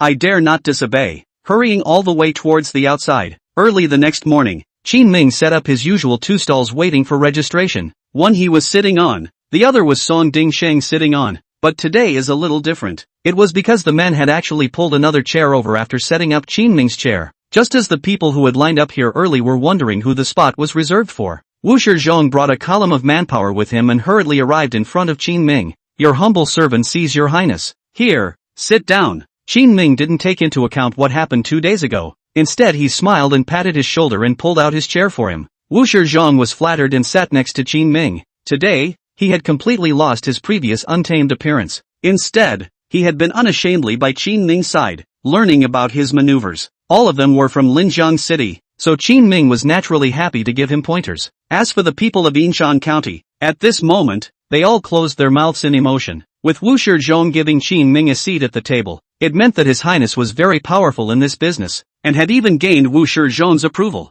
Those who were still hesitant to let their daughters run away to do things have all loosened up. In just one day, the number of people who came here to enroll had multiplied several times. In the evening, Wu Shizhong, who had benefited greatly, stood up and bowed respectfully to Qin Ming. Your Highness, in fact, my humble servant came here today to apologize to you. 2 days ago I was quite reckless and bumped into Your Highness. I hope Your Highness won't be bothered with a narrow-minded person like me. Qin Ming immediately helped him up. To be able to take the initiative to approach me about this matter and bring someone to help. Lord Wu, you are not a narrow-minded person. I have prepared a little wine at home, and I hope that Your Highness will reward me with a visit to my residence. Wu Shizhong didn't go away even though he was helped up. Qin Ming raised his eyebrows. This guy is kinda funny. To make amends, he even had to buy himself dinner. Could it be that there's something to trouble yourself about? Go. Thinking of this, Qin Ming didn't refuse anymore. Taking Song Ding-sheng with him, he rushed towards Wu Shizhong's residence. Wu Shizhong's mansion was not that big, only 4 rooms, slightly better than an ordinary family. From this we can also see that this Lord Wu is not the kind of official who fishes the townspeople. Following him into the room, Qin Ming saw a middle-aged woman in a cloth dress organizing her desktop. There were a few dishes on it, all home-cooked, and 2 jars of wine next to it, and Song Ding-sheng exchanged glances. Both of them sensed that something wasn't quite right with the day. Your Highness, if you please. Wu Shizhong sent Qin Ming to the main seat, and then arranged Song Ding-sheng in the second seat. Only then did he take his own seat, rubbing his hands together. He was half expecting to say something before he finally said, "The 2 of you have been tired all day. Let's eat first. It's all made by the insider herself. I hope you don't mind." In the end, it was Song Ding-sheng who couldn't look away and spoke directly. "Lord Wu, if you have a request, you can just say it. His Highness doesn't like this kind of bending." Chapter 131 Want a Harbor. Song Ding-sheng's words made Wu Shizhong a little embarrassed. He took a deep breath and stood up from his position and said, "Your Highness, I want a harbor." Ha, ha. Qin Ming and Song Ding-sheng both froze in place. I thought I was going to ask for some favors, but who knew that Wu Shizhong was so powerful that the port was here? What do you want with the harbor? After calming his mind, Qin Ming asked Wu Shizhong in surprise. Trade with the Nanyang caravans and develop Lingnan. Since he dared to ask for a port, Wu Shizhong naturally had a theory of his own. Yinshan County is close to the coast, and we have our own access to the sea, so we can certainly make a lot of money by building a harbor here and trading with the countries of the South Seas. The idea had been with him for a long time, just never saved enough money. Although in recent years under their own leadership, the entire Yinshan County has been developed very well. The end of the year has a surplus of food. Unfortunately, there is only a limited amount of wealth that can be accumulated each year. At this rate, one might not even save enough money to repair the harbor even if one stayed up in the grave. A man cannot get rich without a cross, and a horse cannot get fat without night grass. This is a truth that Wu Shizhong has only recently figured out. Seeing Qin Ming coming over, he knew that this was his opportunity and chose to seize it. No, the court can't get past that. Qin Ming didn't hesitate and rejected him categorically. There is a clear division of money in the Dacian dynasty, unless there is a natural or man-made disaster. Most of the time, the local government is responsible for its own profit and loss. It's not easy for a Nanyang caravan to make a trip. Businesses that would otherwise have to be done in the capital were done in Lingnan, and let him a small county make over. Is that possible? With so many mouths waiting in the capital, surely no one will agree. I can petition the court, and His Majesty is so holy that he will surely agree, Wu Shizhong said firmly. Hearing this, Qin Ming and Song Ding-sheng exchanged glances. Lord Wu is still young, a passionate man, but he doesn't realize how complicated the court's network of relationships is. He was even able to say things like the Qin Emperor was holy and compassionate to the people. Then, let me ask you, after so many years, what has he been so wise in Lingnan? How much grain has he given? And how many times has he pushed the state policy to bless Lingnan? Wu Shizhong lowered his head and tried hard to recall, but he couldn't think of any benefits for His Majesty. If you can't say it, I'll say it for you. Qin Ming interrupted and continued. He treats Lingnan as barbaric, as a protective belt to isolate the southern barbarians from the core region of the Great Qian. Which of the barren farmlands, resources, and people here are in his sights? All of them are just the edges of the empire, including this king. Qin Ming's words silenced Wu Shizhong. Doing so many years in Yinshan County, have not been promoted. In fact, he understands what is going on. There was just an inner reluctance to admit that he had been banished here. To this day he is naive enough to think that if he does well politically, he will be promoted. The truth is that the pursuit was in the wrong direction from the beginning. Qin Ming patted his shoulder and said in a serious tone, "It's no use counting on the court. What's the saying? That's right. It's better to rely on heaven and earth than to rely on yourself." Qin Ming's words caused Wu Shizhong to be a bit puzzled. Your Highness, since the court doesn't agree, how else can we rely on ourselves? Alas, you're still too straight. How about this? You go find an out-of-the-way place, and at the king's expense, fix up the harbor first, just make it smaller. Fixing the harbor? Wu Shizhong froze. To be honest, this trip over he actually reported the mentality is to try. Can work on it, not even if. Don't hold out much hope anyway. But Qin Ming gave himself a peek. Yes, since the court can't be relied on, we'll do it ourselves. Qin Ming nodded seriously. Only now did Wu Shizhong finally understand what Qin Ming meant. You're not going to smuggle, are you? Yes, Lord Wu, the choice is now yours. Qin Ming walked solemnly to him. Is it to fight for that vain dream of promotion and wealth, or to fight for the well-being of the people of our Lingnan? But that's smuggling. Wu Shizhong took a few steps backward. After years of diligence, he had never thought of such an outrageous thing. What's wrong with smuggling? It's for the people of Lingnan. Qin Ming spoke righteously. Song Ding-sheng also came up to help. Lord Wu, don't you want to see the people of Yinshan County get out of the mountains? With money, they can all live in peace, eat well and wear good clothes, and build roads to many other places. It's not that my brother is talking about you. Do you really think you can become a governor by doing a good job here? Don't think about it.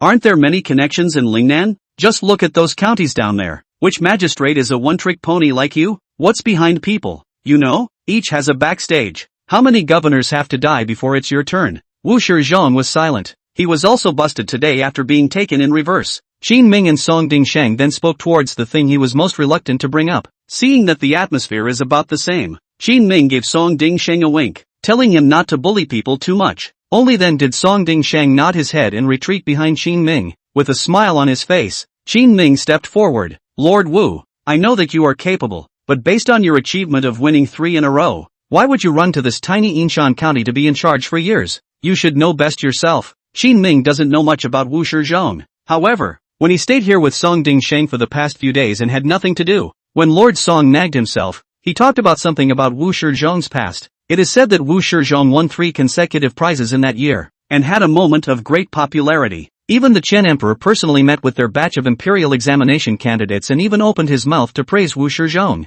The latter development is then very sparse. Called a genius, he entered the court, but also end of a literati style, unwilling to tend to the trend. In just half a year's time, it has made frequent and scandalous mistakes under the deliberate manipulation of people with ulterior motives. He was even rebuked repeatedly by the Chen Emperor. It's good to have talented people who can be used for good, otherwise they're a danger. In the end he ends up in an unsurprising way. He was impeached by the magistrates, and the Ministry of Rights and the Ministry of Appointments jointly dealt with him and relegated him to Lingnan. Wu Shizhong was silent. It's been more than a decade since this past event, although every time he came over, Song Dingsheng flattered him, saying that he was doing a conscientious job and would be able to go back sooner or later. But Wu Shizhong himself understood. Can't go back. One may not have been originally suited for that treacherous courtroom. Instead, it's more reassuring to be a parent official in this bullet-ridden area. Stop it, Your Highness. Wu Shizhong lowered his head, his eyes reddening. I'll think about it and give you an answer tomorrow.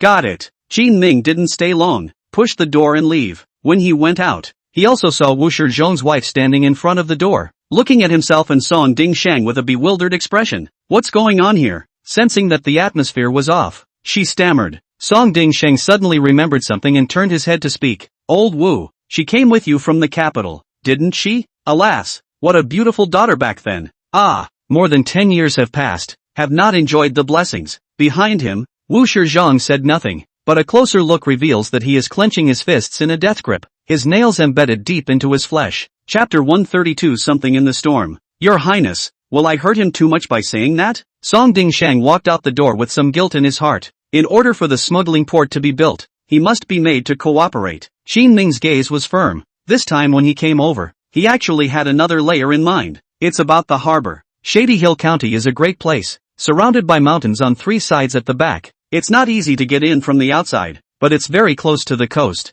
If a harbor is built here for smuggling, the court will have a hard time checking it, and then have Wu Shizhong, who is the local parent official, keep an eye on the place. When the Nanyang caravan came over, their own tens of thousands of silks, which had been prepared long ago, would have a place to go. Even if he hadn't told Qin Ming about the harbor, Qin Ming would have told him to go along with the smuggling. Only today he took the initiative to bring up the harbor. Qin Ming then smoothly told him about the smuggling. Old Song why Your Highness? Song Dingshan was a little excited in his heart. Qin Ming had sometimes called him Lord Song before. It was always a bit of a raw deal to be called that. Song Dingsheng had always felt that he should have been considered His Highness's inner circle by now, so there's a bit of a stigma attached to the title. But as he followed Qin Ming for longer and longer, Qin Ming was already able to call himself Old Song at will. This means that one has been recognized by His Highness. Just thinking about this, Song Dingsheng felt that his trip was worth it. You did a good job today. I pulled him in on the spur of the moment, and your cooperation back there helped a lot.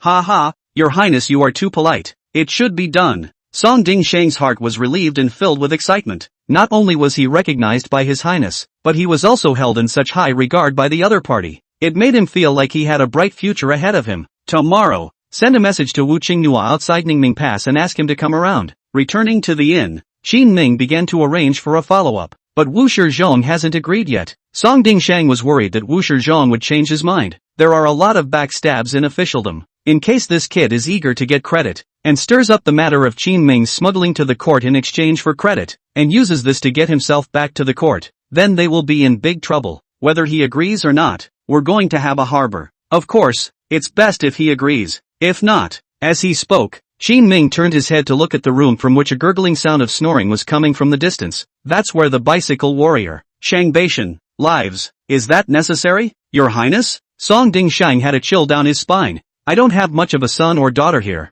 and all the industries will be delayed if the harbor doesn't get done. Qin Ming's tone was resolute. Got it. I'll arrange for someone to keep an eye on him tomorrow, and if this brat has anything else on his mind, report it to you at the first opportunity. The two men discussed the situation and then said their goodbyes and went to their respective rooms. Seeing that it was getting late, Qin Ming, who had drunk a few glasses of wine, went back to his room to rest. The next day I woke up and washed up, and just as I pushed the window open, a gale of wind hit me. It's a rainy day today. Such is the climate of Shady Hill County. When the storm comes, it is like a dipper. Tell a couple of them to hold off on hiring for today. Qin Ming pushed open the door and spoke to the guards who were standing guard. Yes, it's been a few days since I came to Shady Hill County. He has not stopped either recruiting or thinking of promotional ideas. It was a good day. Take advantage of the storm and get a day off. Looking at the street pedestrians in a hurry, wearing hats and straw raincoats, stepping on straw shoes in the torrential rain to take the road running wildly, Qin Ming suddenly felt a little hungry,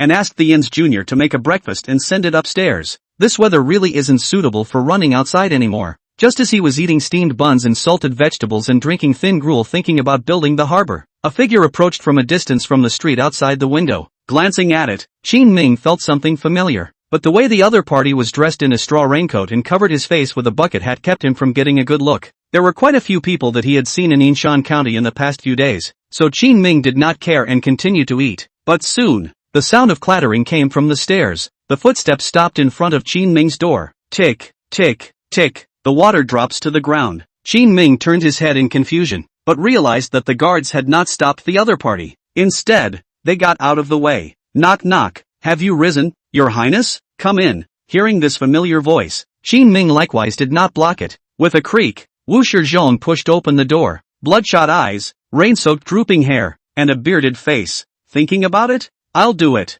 Wu Shizhong opened his mouth viciously, but then he added, but all this earned money needs to be more to help Shannon County. Without him having to say much, Qin Ming knew what he wanted. He's greedy. It's not just money. This guy wants industry and growth. Qin Ming quickly thought of a perfect solution. How about this? I'll open a shipyard in your place. It just so happens that you're surrounded by mountains on three sides and have quite a lot of wood. How about we start this set from today? Wu Shizhong was ecstatic. With a fluttering sound, he knelt in front of Qin Ming. Thank you, Your Highness. All right, what I'm asking for here. Go talk to Song Dingshang. He'll tell you. Yes. Qin Ming didn't care about the rain on him and personally walked up to help him up. Only then did Wu Shizhong rush next door to find Song Dingshang. After most of the day's discussions, the two settled on a site. It was also agreed to let Wu Shizhong and Song Dingshang's people to jointly control the place and not to leak the secret after. It was only then that he finally sent him back after a night of not sleeping. Your Highness, it's done. Song Dingshang returned to the inn and excitedly reported his good news to Qin Ming. Yeah, that's kind of the biggest takeaway from the trip. Bam! Qin Ming took out his money bag and gave it to Song Dingshang. It happens to be raining tonight. It's not busy outside, so I'll treat my brothers to meat and drinks later. Got it, Your Highness. Song Dingshang was overjoyed and took the things and went to find Chang Baishan. Chang Baishan is the commander of the guards, shouting for food. Surely he must go through him, but after searching around, there was no sign of Chang Bai Mountain. Song Dingshang, whose stomach was rumbling, didn't wait for him and shouted at a group of guards to eat and drink on his own. After he left, Qin Ming sat in the dimly lit room, quietly listening to the sound of the dripping rain outside. Without realizing it, there was something surprisingly comfortable about it. This rainy day is perfect for sleeping. Just as he closed his eyes, ready to find sleepiness, Chang Baishan, who was soaked to the skin, suddenly walked through the door with a serious face. Your Highness, where have you been? How come I haven't found you all day today? They're drinking down there. You'll be there in a minute too. Qin Ming told him about the situation on Song Dingshang's side, but suddenly, he noticed Chang Baishan's face was ugly. What's wrong? Sitting up straight, Qin Ming frowned and asked in a deep voice. Chang Baishan took a deep breath and said with a few anxious moments in his voice, I was sleeping in my room today when I noticed something was wrong, and after going out to investigate, I found the Shadow Guard's trail. Shadow Guard? These two words made even Qin Ming freeze. Shang Baishan nodded his head and said seriously, Lingnan's Shadow Guards aren't dead. They're here. Chapter 133 Shadow Guard's Threats. Have you located them yet? Qin Ming opened his mouth alertly. Chang Baishan said, I found out, but I wasn't sure I could kill all the people who came this time, so I came back to get help. A lot of people coming? Yes, one-on-one. Chang Baishan could definitely take out the other party's elites. The fact that he was able to make even him return in defeat only meant that there were a lot of people on the other side. Looks like these guys have learned their lesson. 2. Qin Ming stood up, went to the corridor, and beckoned to Song Dingsheng, who was eating below. What is it? Song Dingsheng saw that Qin Ming's face looked a little off, so he hurriedly put down his chopsticks and ran all the way up. He was shocked to learn the details of the situation. They must have found out something. Your Highness, let's be careful. The remaining shadow guards, at this point in time, still dared to pour out to come before Qin Ming. That means they must have some specifics. For example, Qin Ming made false accounts to reduce the taxes paid to the court. It's also possible that the smuggling was detected. And if it was indeed smuggling that was detected, it would be a very bad situation. Rally the men and let them go with old Chang. Yes. Song Dingsheng didn't dare to delay and hurriedly went down to gather the crowd. Taking 3 steps and 2 steps, he brought Chang Baishan downstairs and mounted his horse. And before leaving, Qin Ming said to Song Dingsheng, "Come here and give your 2 cents." Song Dingsheng hurriedly approached Qin Ming and listened to him whisper a few words in his ear. Okay, I got it. It's raining harder. Qin Ming rushed in the direction Chang Baishan had mentioned, asked him on the way, "Engaged them?" A fight was exchanged, and they laid a deadly hand on me, but I escaped. The bastards. Qin Ming frowned as the shadow guards came on strong, causing alarm bells to ring in his heart. As an intelligence organization, they knew a lot about Qin Ming.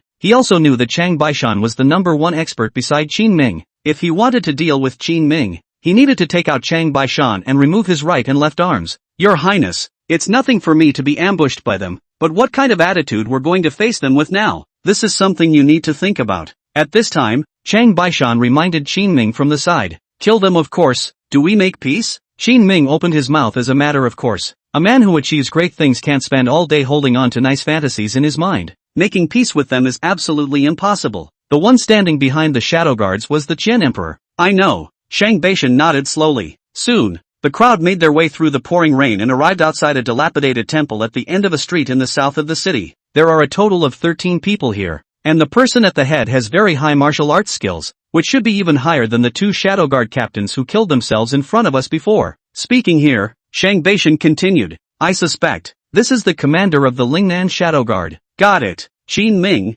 wearing a straw raincoat, jumped off his horse and came straight to the door of the straw house. Having come, why are you still cowed and afraid to meet directly with the fundamental king? We are aware of your highness's tactics, and we are not too bold to show our faces directly when we meet on your turf. A man wearing a black robe and covering his face with a black cloth pushed open the door and slowly walked out of the broken temple. This should be the Shadow Guard commander that Chang Baishan was talking about. The position of commander is to be in charge of all the shadow guards in the entire Lingnan. What is the point of spying on the king? Qin Ming didn't talk nonsense and looked at the other party coldly. At the same time, Chang Baishan took a step out and blocked Qin Ming's side. In the pouring rain, everything around you is hard to notice, but Changbai Mountain can. Only just now when the other party appeared, there were several silhouettes out in the darkness, each occupying a favorable position, ready to launch an attack on Qin Ming and the others. Your Highness, you smuggled and made a fortune. The Shadow Guard commander's voice was raspy, obviously making a disguise. Not one to shy away from the downpour, he slowly walked out of the eaves of the room and paced in front of Qin Ming. We lost a couple hundred men, but it doesn't matter.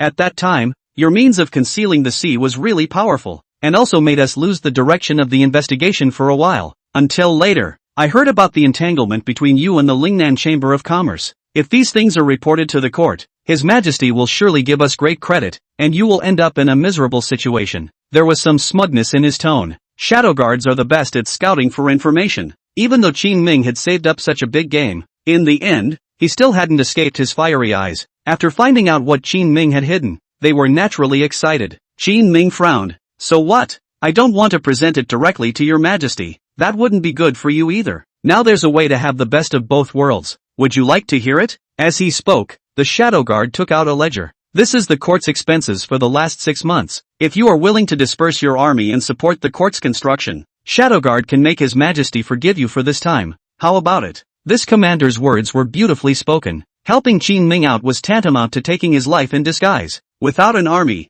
Qin Ming is a lamb to the slaughter. And just like that, he had to be asked to support the court with all the money he earned. It was simply a ploy to kill 2 birds with 1 stone. But on the contrary, it was said by him as if Qin Ming had taken advantage of it. Do you think it's possible? Qin Ming raised his head and looked at the winning fellow. Chang Baishan took a step forward. and the few guards around him were all ready to make their moves. And at that moment, this commander laughed. "Your Highness, this is not Linjiang City, nor is it in your barracks. There are quite a few of us from the Shadow Guard. If you really want to kill us to silence us, are you sure you can do it? If just one person escapes, your guilt will still be reported to His Majesty. By then, not only you, but the Lingnan Chamber of Commerce and the Wuwei Battalion will all be severely punished." The Shadow Guard commander's voice was even more smug. In his opinion, Qin Ming had no choice now. Scatter the armies in your hands, and at least you'll survive. If you don't disperse the army plus compensate the court, within a month, being relegated to the status of a commoner is a possibility. In the face of the other party's provocation, Shang Baishan also frowned slightly. He whispered to Qin Ming, "Your Highness, we really can't stop all of them." The other party knew Qin Ming's methods. Before Chang Baishan arrived with Qin Ming, preparations must have been made. "Look at your condescending tone. The people of the court, they really are all carved from the same mold." Facing this group of shady rats, Qin Ming's face was as normal. This made the Shadow Guard commander a bit strange, and it was at this moment that Qin Ming suddenly asked, "You guys brought a lot of people with you this time when you came over to investigate the case, didn't you?" Since he had already won, the Shadow Guard commander wasted no time in hiding and said in a condescending tone, "Yes, this time the rest of the Shadow Guards have come to check on you. This is a situation that hasn't been seen in decades, and it's not a bad loss for you. All hands on deck?" Qin Ming suddenly laughed. "Just in time. If this king kills all of you today, Lingnan will be clean." Chapter 134 Are my people. Where are you going to run? Ha ha ha ha ha. What gives you the right? The Shadow Guard commander seemed to have heard the funniest joke in the entire world. "Do you really think that this Yinshan County is all your Qin Ming's people? There has to be a limit to your arrogance." In the face of this guy's ridicule, Qin Ming suddenly nodded his head seriously. "Untalented. The magistrate of this Yinshan County is really my kingsman." "What?"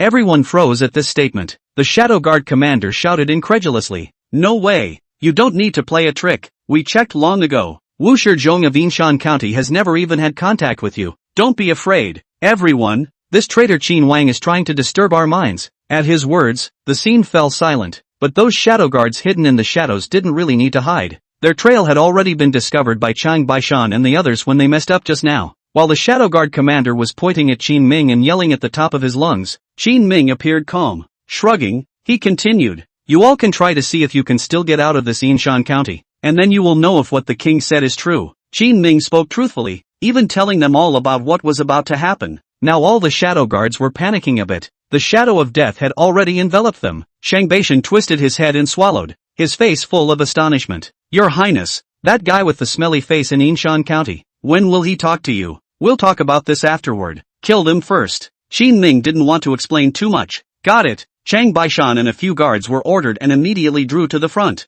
The battle power of the Shadow Guards was 100,000 miles away from Qin Ming's personal guards. Even if these few present were captains, or senior Shadow Guards like commanders, they still weren't enough to look at. "You dare to make a move against the Shadow Guard? Is it a rebellion?" The Shadow Guard commander who had just been arrogant in front of Qin Ming, looking like a victor, before he could last more than 30 moves in front of Chang Baishan, he was stabbed through the small of his back. At the moment he was drenched in rainwater and fleeing frantically backwards. "This looks like a fallen dog. Don't spare a single one. There are already guards stationed in front of the city gates. Just chase them as much as you want. They definitely won't get far." Qin Ming loudly explained to the distant Chang Baishan from the rear. Standing on the roof of a distant house, Chang Baishan waved his hand with his back to Qin Ming before he gradually disappeared in the also rainy curtain. "It's a good thing it's raining. After a downpour, no trace of anything is left behind. Take off the straw raincoat." With a few guards, Qin Ming strolled idly with his oil paper umbrella open in the direction of the North City Gate. In front of the city gate, Song Dingshang was already here, waiting with hundreds of soldiers. Waiting with him was Wu Shizhong. At this moment, Wu Shizhong's face was very red, not knowing if it was because of excitement or fear. Just now Song Dingshang had found him and asked him to mobilize the few hundred soldiers in the county to guard each of the gates without letting anyone go. Don't know what happened though, but when he heard that it was an order from His Highness, he said nothing more and immediately ordered the whole county to be sealed off. When he came here, he realized that he had to kill the Shadow Guard. It scared him numb. It was good that Song Dingshang had followed Qin Ming and had already seen many big storms. After consoling him for a few moments and telling him to put himself in his place and identity and take a firm stand, it was only then that Wu Shizhong finally grew to accept it. "Your Highness." Seeing Qin Ming coming over, Song Dingshang pulled Wu Shizhong to Qin Ming. "Catch a few? 2, and the other gates are probably there too." At those words, Qin Ming frowned slightly. "Keep arresting, keep a few tons." Ask for the exact number of people. Just take advantage of the rain these days. Pedestrians are scarce. Blockade the county first. When to kill all the shadow guards. When to open the door again. Yes, Song Ding Sheng responded. And when he saw that Wu Shizhong was still standing limply and not saying anything, he immediately hated him a little. Ahem, tugged on Wu Shizhong's coat. It was then that Wu Shizhong reacted. Understood, Your Highness. After 2.5 days of siege, Chang Baishan brought Qin Ming's escort and killed all 27 shadow guards who came to Yinshan County. Looking at the bright red handwriting on the death list, Qin Ming slowly sighed in relief. Song Ding Sheng said from the sidelines, Your Highness, the textile factory has sent word that it's mostly constructed and ready to begin mass production, and now it wants you to send people there. The textile industry is upgrading again, expanding in size and numbers, which is a good thing. After Song Ding Sheng finished speaking, Qin Ming's tightly furrowed brows eased a few points. Been here long enough? Let's go. Yes. In front of the city gate, Wu Shizhong stood here in a trance with a few officials to see Qin Ming off. Ports, recruiting, smuggling, killing shadow guards. There had been so much going on in the last few days, a real side of the court that he hadn't been exposed to in over a decade, that Wu Shizhong hadn't finished digesting it until now. I'm counting on you back there. Spirit up. Seeing his expression, Qin Ming smiled and walked up to pat his shoulder. The last time he had Song Ding Sheng go over to Wu Shizhong, it was actually to get him tied to his big boat. After Wu Shizhong made the move to kill the shadow guard, he was completely considered Qin Ming's man. Song Dingsheng walked forward and spoke in a serious tone. Old Wu, doing things is most afraid of looking ahead. Since you chose this path, then do it well. Following His Highness is always much better than before you. I know. Wu Shizhong's slightly dazed eyes finally regained clarity. Qin Ming also set off on his way back. 2 days later, Qin Ming returned to the outskirts of Linjiang City in a horse-drawn carriage that walked and stopped. Chao Chuan was standing in the factory with Fang Qingyuan, working on the construction of the factory. Your Highness is back. Just in time for you to see Lord Fang's masterpiece. Chao Chuan had just seen Qin Ming's convoy return and immediately dragged Qin Ming to the interior of the factory. A small 3-story building on several acres of land was constructed. The outer layers are all poured with cement and are very strong. This is the area where they spin and weave. And the restrooms. Lord Fang has been very considerate and has also arranged an area for them to rest, as well as. Chao Chuan rambled on to Qin Ming about the factory. Fang Qingyuan's thoughtfulness, rest, work, and accommodation areas are all partially divided, and can be put into production first. Qin Ming then saw some textile workers, doing their work in the factory building they had finished constructing. How much production can we expect now? Suddenly, Qin Ming thought of a more important issue. Just in time, Fang Qingyuan came down from upstairs. Your Highness, after adopting your way of large-scale standardized production, the output of the textile factory is gradually increasing, and is even higher than before by a large margin. But while the output is high, I've discovered a very interesting pattern. Qin Ming raised his eyebrows and asked curiously, what laws? Chapter 135 Great Qian Graduate Student. At first we put in a lot of people and production grew fast, but as the number of people put in more and more, the amount of production didn't grow as fast. Fang Qingyuan took out a small notebook and explained his findings to Qin Ming with extreme seriousness. This seems to be called diminishing marginal effect. Qin Ming used his little knowledge of economics to speak casually to him. What is the marginal effect? Fang Qingyuan stopped Qin Ming and started asking questions as he stood on the stairs. Anyway, it's just that when you put more into a thing, the returns will not grow as fast as they did before. So, it looks like my research was right. Fang Qingyuan nodded his head and pulled out a thin piece of black charcoal from his pocket and began to write and draw on the small bound book in front of him. Only brushes were available in this era, and they were a bit tricky to use. If you want to keep track like he does, you can use black charcoal and a small notebook. Your Highness, I don't want to expand the manufacturing plant's production, just maintain the status quo. What we need to think about now is how to keep growing faster. That's why I think we can start with the workshops, the cloth factories, and the dyeing factories. Places where putting in new people will allow us to grow faster in size and revenue. Fang Qingyuan stood at a distance and pondered for a while before finally coming to a conclusion. Old Fang, you are right. Look at the things densely recorded in this tiny book. Qin Ming's heart set off waves of shock. Fang Qingyuan's research ability, if placed in the latter days, absolutely must be an economist. In fact, think about it, to their kind of can through the Imperial examinations layer by layer to kill up the literati, which is not the top of the intelligent.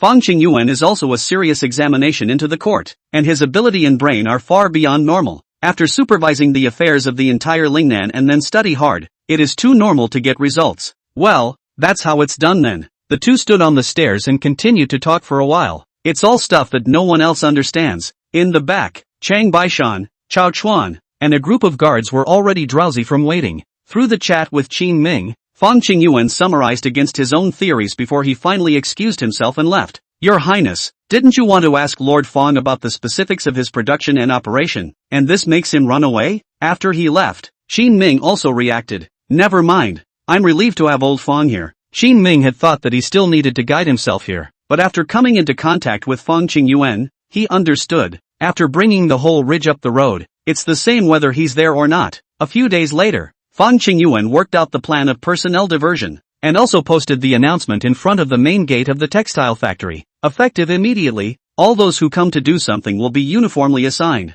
Allocations are made at the cloth mill, the dye house, and the shipyard. At lunchtime, Qin Ming and Song Dingsheng received the news and stood in the crowd outside the gates listening to their reactions. The news is still important, and many people have gathered to discuss it. That's a good one. I'd like to go to the fabric store. It's close to my house there. Just a few minutes by bike. I hope I don't get assigned to the shipbuilding workshop. I'm from Yinshan County, and shipbuilding is placed on our side, so it would be great if I were assigned to the shipbuilding workshop. People have mixed feelings about the initiative. Song Dingsheng nodded his head. Your Highness, now that there are already many industries surrounding Linzheng City, it is expected that Lord Fang will distribute the personnel according to the proximity of their homes. Yes, hopefully this will move forward peacefully. Qin Ming scanned the growing crowd and said with slight concern, this matter concerns issues related to productivity, and many workers are illiterate, so Fang Qingyuan didn't explain too much to them. He just posted the conclusion in advance so that people could be prepared. But with thousands of people in a textile factory and suddenly having to switch places,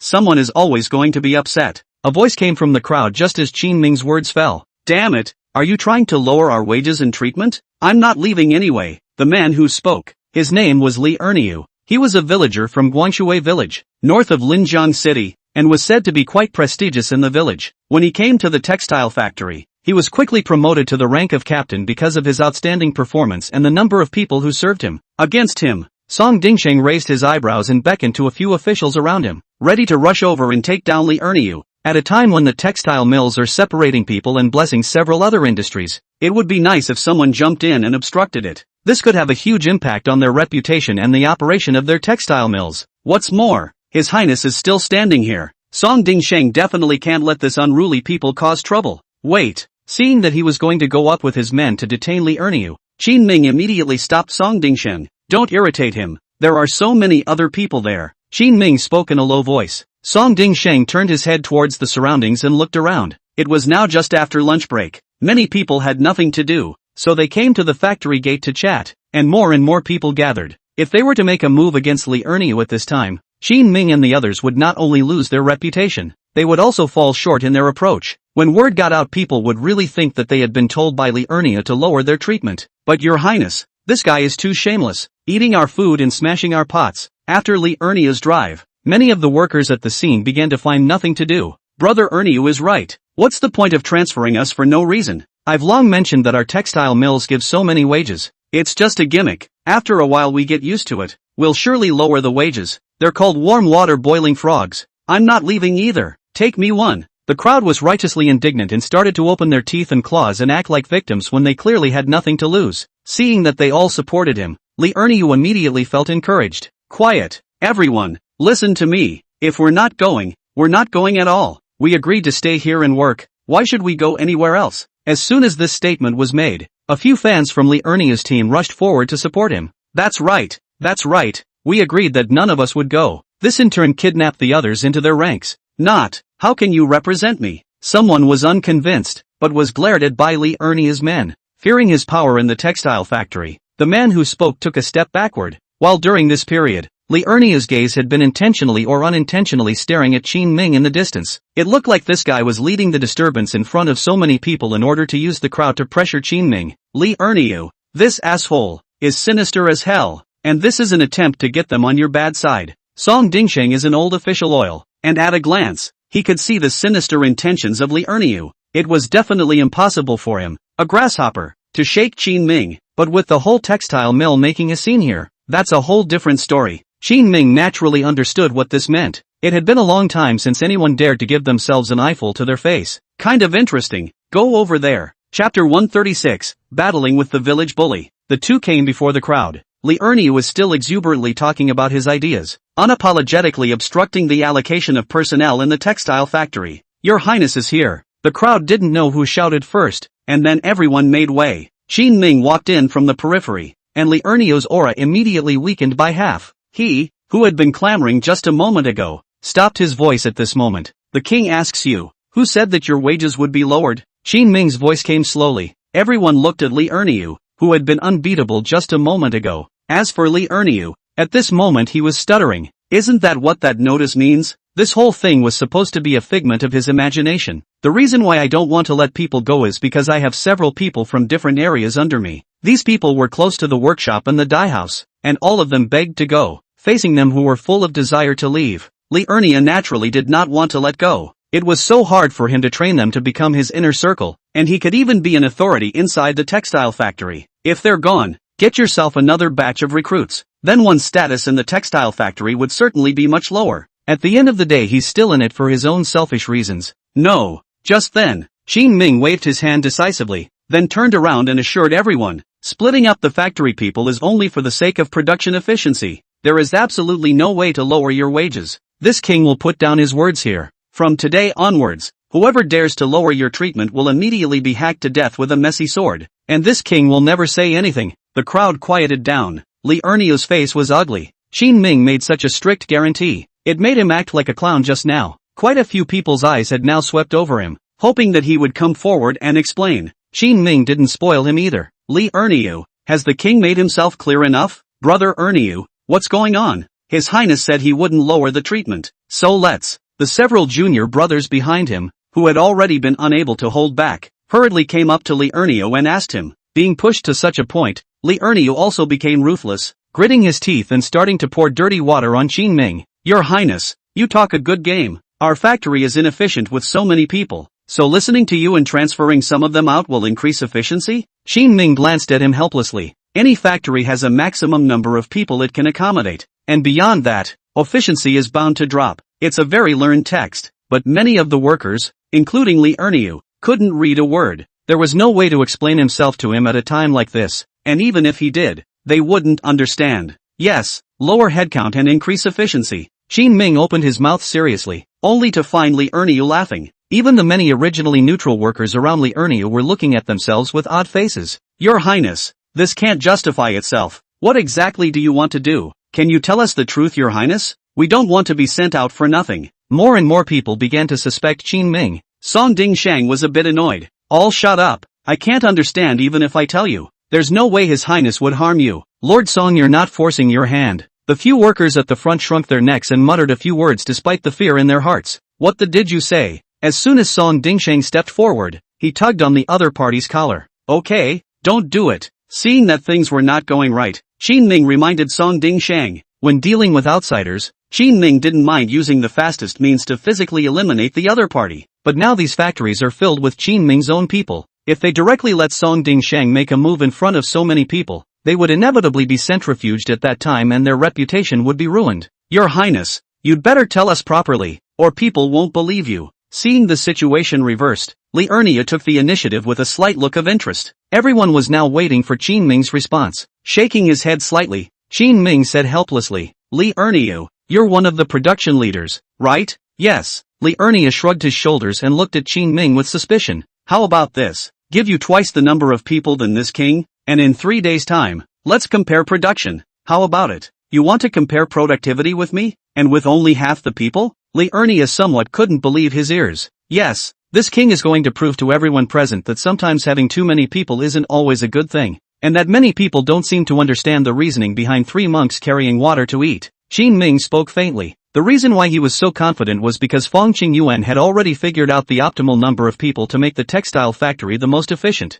Since he could do the math, Qin Ming divided the factory into 2 areas and compared it with Li Erniu. I can use twice as many people, but you're not going to pull any tricks, are you? Li Erniu was confident in himself. He was one of the production leaders and was familiar with all the processes. With twice the number of people, his own production would definitely be higher than Qin Ming's. Illiterate. Song Dingshang snorted coldly from the side. He had already learned quite a lot from following Fong Qingyuan in the past few days. Looking at Li Erniu now is like looking at a little cutie. Like, Li Ernia's back straightened a few points as he saw that he had taken advantage of the situation. And don't scold me. I just don't want to let the textile factory that was built with great difficulty go down the drain. By the way, Your Highness, since we're betting, we should more or less have a little bit of prize money, right? Speaking of this, Li Ernia looked towards Qin Ming and rubbed his hands greedily. His guts were really big. Knocking on the door even dared to knock on Qin Ming. Sure. Qin Ming smiled and took out a silver ticket of 1,000 taels. Win this for you and the textile mill policy is cancelled. Converting his smile, Qin Ming's voice lowered a few points and continued. But if you lose,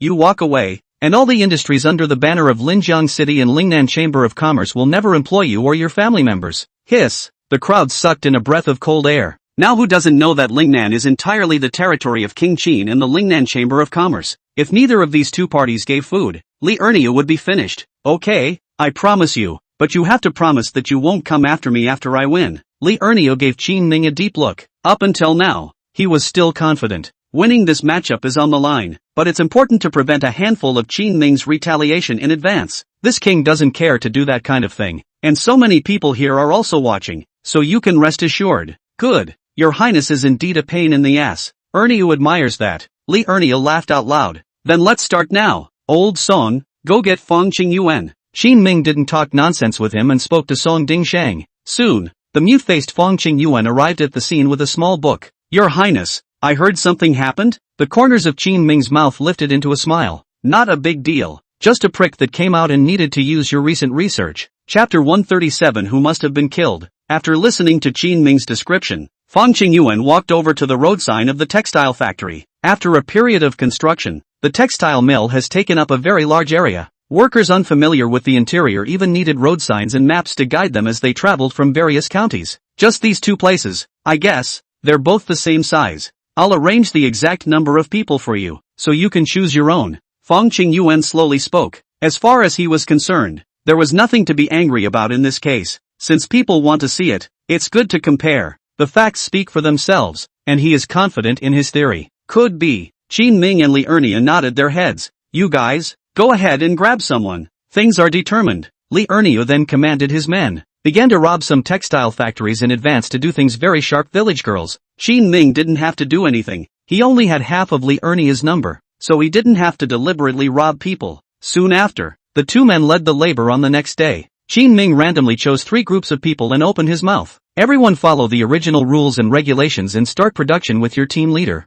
Yes, this group of workers who followed Qin Ming nodded and began production inside the empty textile factory. On Li Ernia's side, holding a chicken feather as an arrow, he had already begun to wiggle around with a ruler in hand. Snap! He hit some henchmen on the ass with a ruler. Work faster. The man who was beaten ate the pain, hissed and sucked in air from his mouth, and covered his buttocks in disgruntled defense. What's your hurry, brother Ernia? There are twice as many of us. We'll definitely be able to fulfill the production task. How can you slack off when you're talking your grandma's ass off? Li Ernia snorted coldly, having guessed Qin Ming's mind. Now your highness is talking about the total production. In reality our total production will definitely be more than theirs. This is definitely not a good way to win. Since we have twice the number of people, our production must also be twice as much. Otherwise the win will not be honorable. He was worried that Qin Ming would mention efficiency to himself, so it was mandatory that everyone, by the number of people, was counted for production. By making twice as much cloth, even if he were to compare his efficiency with Qin Ming, he would not be at a disadvantage. Got it. You win the total production anyway. What are you rushing for, brother Ernia? The crowd below returned with a few breathless words. The first day ended quickly, and Li Ernia saw the output and jumped up and down in anger. We have 300 men, and you guys give me only 200 horses a day? The loom has been remodeled over and over again, and the average skilled worker can now make a bolt of cloth in a day. This production of Li Ernia is obviously the result of the mentality of his subordinates, thinking that they are sure to win and casually start fooling around. Brother Ernia, they're only 107. We have more than them. That's right, you're too strict in your control. We usually work with about the same output. Shut the up. The furious Li Ernia, a ruler knocked towards the other party. Work overtime tonight, and don't leave until you make 300. What? I'm not doing that. Our mother-in-law bought meat today. I want to go home for dinner. Brother Ernia, this doesn't make sense. If we work another 100 horses, we won't be able to get back until midnight. How can you sleep when you get home late at night when you're screwed up like this? The henchmen have been a bit disconcerting. You, Li Ernia, are not an official, just a production leader in the factory. How dare you yell and yell and yell? You don't treat people like human beings. By this time, a group of people had come out of the shed across the street. Goodbye, Your Highness. See you tomorrow. Your Highness, just go back and all eat well and keep that output tomorrow. Qin Ming smiled and waved with them. Look at Li Erniu almost get into a fight with one of his own people. In order to maintain order, he then led Song Dingxing to Li Erniu's side. A smile tugged at the corners of his mouth as he admonished him. You need to rest when you need to rest, or how are you going to do things back there? Qin Ming's words caused the eyes of everyone present to light up, but Li Erniu's face was immediately unable to hang on. He turned his head and glared at his men, gritting his teeth viciously. Your Highness, they're my people now. You can't intervene as a rule, can you? That's true. Anyway, within 3 days they'll all be under your command, so the king won't talk too much. Qin Ming shrugged and shook his head slightly. Now, all those who followed Li Erniu were suddenly filled with frustration. Let's go. Go to the cafeteria and eat and continue weaving. When Li Erniu drove the crowd forward with the ruler, it was like driving livestock. The 300 men on the production team dared to speak out, had to go to the cafeteria to eat first, then continued back to work. Your Highness, originally they were so many in number that they were going to be in a mess when they were in charge. Li Erniu was so good that he dared to add a fire on top of it. What a great cleverness! Song Dingsheng had seen it long ago. This overly bloated headcount of Li Erniu will greatly affect efficiency. On the contrary, Li Erniu was still so manic to control people. Who can be convinced of that? There's one more thing you didn't say. Staying up late today. When tomorrow comes they'll be so out of it they'll do things even slower. And guess what Li Erniu will do at that time? TSK, TSK, TSK. It's really hard on them. It was as if Song Dingsheng had already seen what was going to happen the next day. Shaking his head, he followed Qin Ming back to Linjiang City. Early the next morning, there were indeed quite a few late arrivals. 300 men yawned and did their work sleepily. Whoever dares to sleep today, I'll beat him to death. Open your eyes, you asshole. Even if Qin Ming was in the textile area across the street, he could hear Li Erniu's loud growl. Finally, that day at noon someone couldn't stand it and fought with Li Erniu. Qin Ming and Song Dingsheng received the news and rushed over. Stop, I said stop, forcing the guards to separate the two. Qin Ming realized that the one who fought with Li Erniu today was Li Erniu's original junior brother. Li Erniu, why do you have to make me work more? That's all I'm doing. Can't I get the minimum wage? Can't I get no reward? I'll day you immortals. Now in Qin Ming's textile factory, there are 3 silver coins a month base. After exceeding the standard monthly production per person, you continue to get bounty silver for each cloth. There's no shortage of people here who work hard and even get $9 of silver a month. But most people, in fact, don't want to work too hard. A little breakthrough in production. Take a 2 money bounty is good. 5 or 6 money silver. Already enough for them to live in Linjiang City. This Li Erniu's men are typical of those who don't want to make a lot of money and just want to live peacefully. Covering his bleeding head, he took his cuff and wiped his bloodied face. Li Erniu climbed to his feet and said, Song Taiju, okay, your kid's got hard wings, let's go, out for single practice. Tugging Song Taiju's collar, Li Erniu was about to go out. This atrocious action caused all the surrounding spectators to be startled. Chapter 138 Retreat for Advancement. Stop him. In the end, it was Qin Ming who couldn't stand to watch and had someone go over to stop Li Erniu. Song Dingsheng walked up and angrily rebuked. What do you want? What do you want? You all want to go to the courthouse, don't you? It was only when they heard the words enter the yamen that Li Erniu and Song Taiju finally calmed down. Song Taiju took the initiative to come before Qin Ming and bowed. Your Highness, I don't want to him. Qin Ming nodded slightly and looked at Li Erniu. What do you mean? Let's go. I'm missing you? Li Erniu waved his hand impatiently. Seeing that a number of the textile mills were pointing at him, he snarled, What the are you looking at? Get to work. In the evening, after a day's labor, the workers go back to have when. With a colorful face, Li Erniu posted his yield with slightly trembling fingers. I just ran into Qin Ming, who had also finished his day's hard work and had come out to post his output. They have this textile mill where the daily output of each area is posted in the evening. One is to have a comparison to create incentives. Secondly, it's easier for them to account for everyone's efforts and count it in the bounty. So little? Qin Ming had just finished posting something and turned around. Just noticed the production behind Li Erniu. Surprisingly only 150. With yesterday's, it's only 350. But Qin Ming had produced 342 pieces of cloth yesterday plus today, compared to yesterday's 107. Qin Ming's men, today, even made 2 more cloths. Just having a bad day. Li Erniu was still talking tough. At this time, the people who came out from behind him did not even look at him. Without even saying hello, he turned around and left. On the contrary, here in Qin Ming's place, when everyone went home to rest, they would smile and wave goodbye to Qin Ming. Other than that, Just from the management point of view, Qin Ming has already won too much. With a light laugh, Qin Ming spoke. You're going to lose. Tomorrow isn't even here yet. Don't be too confident. Your Highness. Li Erniu was enraged, full of meat pain, and took out 100 taels of silver tickets. Quickly running ahead, he caught up with those who were leaving, no longer having the cockiness he had before at this moment. Instead, he begged bitterly, guys, can you hold on a second? Here's my personal bounty for you all to work another night. Asterisk asterisk asterisk asterisk this. Get thee out of here. After begging his grandparents for a long time, Li Erniu ended up finding less than 30 people. The 30 or so people came simply because of the money. Qin Ming sat next to him and watched with interest for a while before leaving the area. Time flew by and the last day was over. Qin Ming's 150 men ended up making 530 pieces of cloth. This is considered normal production. As for Li Erniu, he made 590 pieces of cloth. Come on. In the evening, Qin Ming called Li Erniu to the open space outside the factory. There's a lot of people gathered here already. Now everyone knows the downside of having too many people. More than that,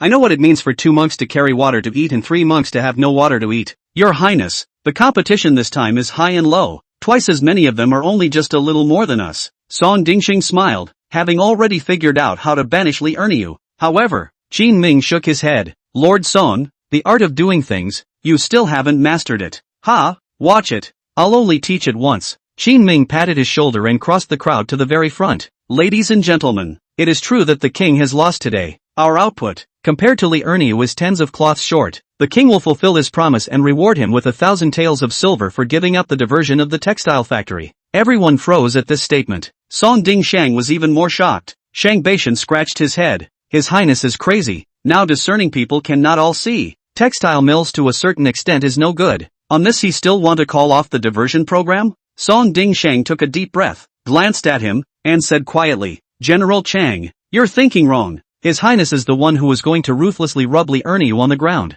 What do you mean? Chang Baishan's words just fell. A man with his face wrapped in gauze and unable to see exactly what he looked like rushed out from the crowd. Li Erniu, where is your face? This 1,000 taels, do you deserve to take it? By the sound of the voice, people also recognized who this was. This is Song Taizhu who fought with Li Erniu yesterday. None of your business. Li Erniu colorfully opened his mouth. He's actually quite vain. After all, Qin Ming was close to catching up with his own production with half of them. This could actually be a side note that too many people in a textile mill is not good. But when he tried to take the money with a thick skin, a group of people suddenly rushed up around him to give Qin Ming a voice. Li Erniu, I can kind of see it. You just don't want to let go of your power. That's why you obstructed His Highness. It's bad luck for the textile factory to have someone like you. Obviously, His Highness is the more skillful one, and it is His Highness who won. Why should you take the money? Get the hell out of here. Get out. Song Taizhu's appearance was just a trigger. He drove the intensity of the men who had been under Li Erniu for 3 days. And Qin Ming personally stayed in the textile factory for 3 days. And his men were even more respectful. They were naturally more willing to stand up for Qin Ming.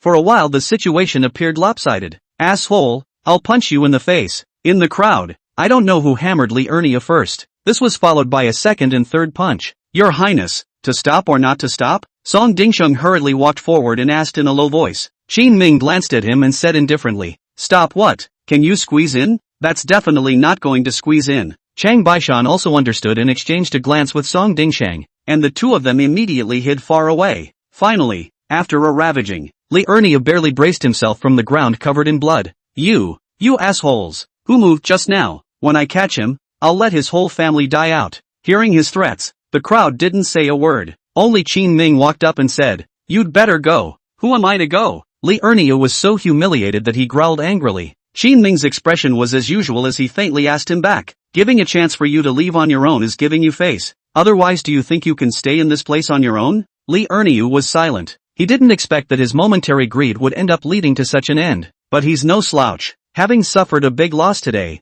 he will definitely not do anything to put down the butcher's knife and let everyone make peace. Well, it was only now that he finally figured out that everything was a setup that Qin Ming had set up for himself. From the beginning, Qin Ming was trying to kick himself out for good. Raising his head, he stared viciously at Qin Ming. Your Highness has good tactics. I, a clay-legged man, have been taught today. But you remember, the green mountains do not change and the green water flows forever. We will definitely meet again. What do you mean? Threaten me? Qin Ming frowned slightly. Since this kid was dishonest, he suddenly didn't want to let the tiger return to the mountain. Chapter 139. If you won't do it, then you'll lift the table. I wouldn't dare. Li Ernia staggered to his feet, ready to leave in silence. Chang Baishan walked up to Qin Ming and said in a low voice, Your Highness, Li Ernia is not a good person. He is originally from the ground. If he goes back and pulls some tricks, it might affect our big event. In terms of cutting off the roots, Qin Ming would definitely not disappoint. Nodding slightly, he instructed Shang Baishan, well, arrange for a couple of people to keep an eye on him. With this matter out of the way, Song Dingsheng stepped out into the crowd and shouted, Don't gather around. Everyone, go back and pack up and get ready to find a place to work close to your own home. As per the new policy of the textile mills, gone. The crowd gradually dispersed, but Song Taiju, who had fought with Li Ernio earlier, did not leave. He's actually quite strong for his size, and usually runs roughshod over people. But in front of Li Ernio, it's still worse. Yesterday, he was beaten without any power to fight back, which made him feel that he had lost face. Why aren't you leaving yet? Qin Ming had just arranged Chang Baishan to go out on an errand when he turned his head and Song Dingsheng saw Song Taiju standing straight beside him. Your Highness, I'm sorry for the other day. It was me who was unwise and believed the words of this Yakuza Li Ernio. Qin Ming waved his hand sagely, so that he didn't have to talk about that. Song Dingsheng gave a step aside and said, Taiju, His Highness is not that careful person, so you don't need to come here specifically to apologize anymore. His and Song Dingsheng's villages were close together, and they saw each other often. Song Taiju shook his head. Actually, I came to see your Highness today to remind you that the Li Ernio has some power in the local area, so you should be careful. What kind of power does he have? Qin Ming raised his eyebrows and turned his head to look at Song Dingsheng. Song Dingsheng thought for a moment and suddenly realized what Song Taiju meant by that, so he explained to Qin Ming, Your Highness, Li Ernio is the village bully of Guanshui village, and his brother-in-law is a landlord over there in Guanshua village called Li Lianshan. Oh, that. Qin Ming nodded his head faintly. To put it mildly, without a powerful background, it would be difficult for Li Ernia to become a village bully. Is this Li Lianshan trouble? Before Song Dingsheng could open his mouth, Song Taiju took over. Your Highness, their family's methods are all very dark. There's a saying, not afraid of thieves stealing but afraid of thieves thinking about them. You must be wary of him in advance. You hate him that much? Qin Ming didn't continue to talk to him about Li Ernio. Instead, he gazed at Song Taiju carefully. This kid specifically ran up and urged himself to take action against Li Ernio with his words, obviously wanting to kill someone with a knife. Qin Ming remembered that originally he was one of the juniors who followed Li Ernio. It's a little strange to suddenly be like this. Sensing Qin Ming's skepticism, Song Taiju clenched his fists. His face was suffocated red, and only after a long time did he say, Last night he ran to the village and called my daughter-in-law a rotten crotch. Taiju's family wasn't rich back then, so he really couldn't get a daughter-in-law. So he picked one up from the stragglers outside. Song Dingsheng sighed slightly and spoke in a low voice in Qin Ming's ear. Many of the exiles who come over in exile these days are out of their depth. I don't know where Li Ernia heard the news. After the fight with Song Taiju last night, whether it was real or not, he still ran to someone's village and made a scene. My daughter-in-law wanted to throw herself into the river last night. I'm sure I won't let him go. Song Taiju clenched his fists in anger. After walking up and patting him on the shoulder and giving him a few words of relief, Qin Ming sent Song Taiju away. Song Dingsheng said from the sidelines, Your Highness, this Li Ernio is really underhanded as well. To be able to start a rumor about someone's daughter-in-law is too disgusting. Well, the scourge has to be dealt with sometime. Qin Ming would not have let go of such instability. Early resolution is best. Waiting for the evening, he arranged to go out. Chang Baishan hurriedly ran back to the textile factory. Your Highness, something has happened. That fast? Yes, that Li Ernio is too capable of making trouble. And when he went back, he found a local landowner called Li Lianshan, blocking the road we're building in the mountains. The road repair has been going on for months. Qin Ming's army drove over there, and the material was laid out and finished. It's never been too much of a hindrance yet. Counties and villages everywhere also understand that building roads is good for them. Sometimes there are even villagers from the village who specialize in giving water and fruits to the soldiers who are working. Go! Qin Ming followed Chang Baishan to the foot of a mountain outside Guanshui village. There were quite a few people gathered here, surrounding Qin Ming's 30 or so soldiers. Just as he got close to Qin Ming, he heard them arguing. Our ancestral graves are here. No one can dig them. Damn, you guys are so full of, a whole mountain is your ancestral grave? Of course, there are our ancestral tombs on the mountain. And wherever you dig, you'll be spoiling the feng shui of our ancestral tombs. Road construction is a good thing for the sake of your own village. Guanshui village doesn't want to be connected to the surrounding major counties, but instead is here to obstruct it. It was also the first time that the soldiers under Qin Ming had encountered this kind of situation, and the more they talked, the more anxious they became. and they looked like they were about to fight with someone. The biased group added fuel to the fire. Hey, we don't want to build the road. So what? Who says it has to be fixed? Just as they were arguing, Qin Ming and Song Dingsheng came before them. When the crowd saw that it was Qin Ming coming over, they immediately gathered a few points. What's going on? Qin Ming scanned the scene and confirmed that there was no fight before he finally sighed in relief. It is best not to make a move at such a time. After all, it is under their own rule. Once there is bloodshed, maybe Li Erniu and the others want to make a fuss. To what extent? Your Highness, they say the road will spoil their feng shui if they don't repair it. No more repairs. Are you guys sure? The corner of Qin Ming's mouth lifted up as he looked at them indifferently. Everyone was a bit scared. After all, the person standing in front of them was the king of Qin. If they didn't speak, Qin Ming naturally wouldn't say much. Then there will be no repairs. Notify everyone that all roads around Broadwater Village are stopped. Qin Ming didn't come over for charity. Building roads for them for free is going to be held hostage to that. What's the point of fixing it then? From now on, it's not just this one road that won't be repaired. He'll take Broadwater Village right out of the ridge's construction. That's when they knew what it meant to be left behind by the times. It was the turn of the blocking crowd to get scared. They were just ordered to come over and block the construction of the road. But I didn't expect it to go straight to this. These roads have done them a lot of good. It's not just fruits and vegetables that sell well to the county. They can even open a tea stall or set up a roadside stand to sell things to pedestrians coming and going. It's all a benefit of the high foot traffic that comes with road construction. But now it's all gone. Chapter 140 Moral Kidnapping? Doesn't exist. Go ahead. Seal the road and pack up all the materials. Qin Ming spoke to the soldiers under him. The crowd nodded smilingly. Okay. Now they were in a good mood and completely lost their anger from earlier. These villagers are purely to blame for making such a mess. Soon, Qin Ming's decision reached a mansion. Li Erniu and Li Lianshan sat together and were filled with surprise after hearing the decision. How did he do that? Li Erniu angrily slapped the table. It's all because of your bad idea. The road we absolutely can't let go. Li Lianshan glared at Li Erniu. Li Erniu wilted at once. To others he might be arrogant, but this was his own brother-in-law and his backer. He didn't dare to say much. Brother-in-law, what are we going to do? Li Lianshan bowed his head in thought for a moment, then suddenly looked up and stared at Li Erniu. How about this? You go to the county town and talk about the conflict with His Highness, and then spread the word that he won't build us a road, and then say that His Highness has a small heart and is specifically trying to get back at you for not building us a road. This move was extremely vicious, hitting a rake backwards and transferring all the faults to Qin Ming. No mention at all of the fact that it started because they were blocking road construction. Li Erniu grinned. Okay, I'll try it then. The next night, Qin Ming had just returned to Linjiang City from the textile factory. Just saw a number of people pointing at themselves. What's going on? Song Dingsheng came back with him, and seeing the behavior of these people, he also felt that something was wrong.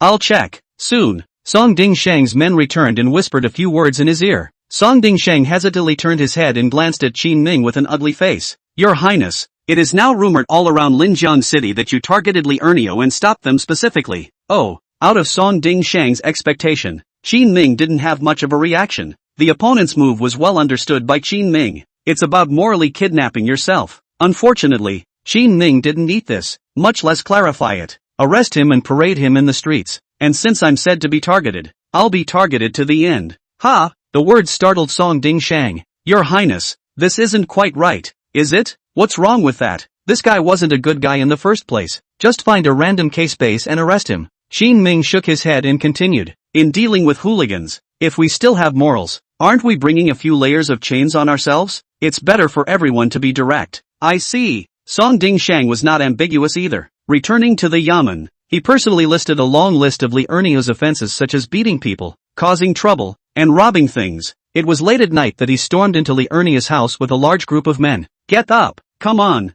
Who? Li Erniu had just woken up from his nap and was filled with anger as he yelled. Turning his head to look, he realized that the lights outside the courtyard were brightly lit, and his home had been surrounded by Song Dingsheng's men. You've committed a crime. You know? What did I do? Li Erniu was filled with confusion. Song Dingsheng didn't talk to him that much. Get up. You'll know naturally after you go to the court. I'm not going. You guys are retaliating. Li Erniu had reacted. Compared to himself, Qin Ming's methods were even darker, and a little bit more outrageous. That's not up to you. Buckle up. Yes. There was a muffled thud from the room. Soon Li Erniu was loaded into the prison car and wobbled all the way towards the direction of Linjiang City. Early in the morning, when the various people who were begging for a living in the city of Linjiang got up and started to work, from a distance, he heard a bustle in the street. It was only when he came forward that he realized that it was Song Dingsheng himself who was leading the prison car and waving it around in Linjiang City. Those who had heard a lot of rumors yesterday all had chills down their spines at this moment. It seems that your highness is really... Shoo,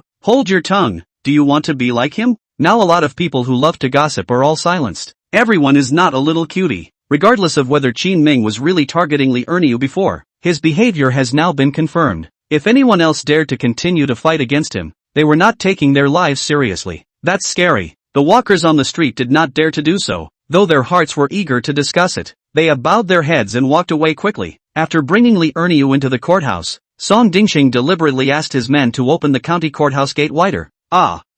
Soon, a miserable cry came out from inside. At lunchtime, Qin Ming received a happy report from Song Dingsheng, and with it, Mount Everest. Your Highness, dozens of villagers from Guangshui village have come to see you. What's wrong? They want to beg you to build the road. Oh, Qin Ming raised his eyebrows. It seems that there are still some sensible people in Guangshui village. Only some years ago, they were suppressed by bullies like Li Erniu and had no say at all. Today I saw Li Erniu ambushed and beaten so hard, they finally had the guts to come to Qin Ming. Bring it in. Qin Ming happened to want to meet them as well, and explain something in the meantime. Soon, a few old men with a group of young men came before Qin Ming and bowed their heads. Your Highness, please, help us build the road. We simply can't survive without the road. Everyone sells their food quickly. We're the only ones who have to run over there by ourselves. I blame Li Erniu. Build the road properly. What's stopping you? They opened their mouths as they cried. Li Erniu doesn't think the same way as you guys. Why didn't you guys say anything at first when he said he was going to block the road construction?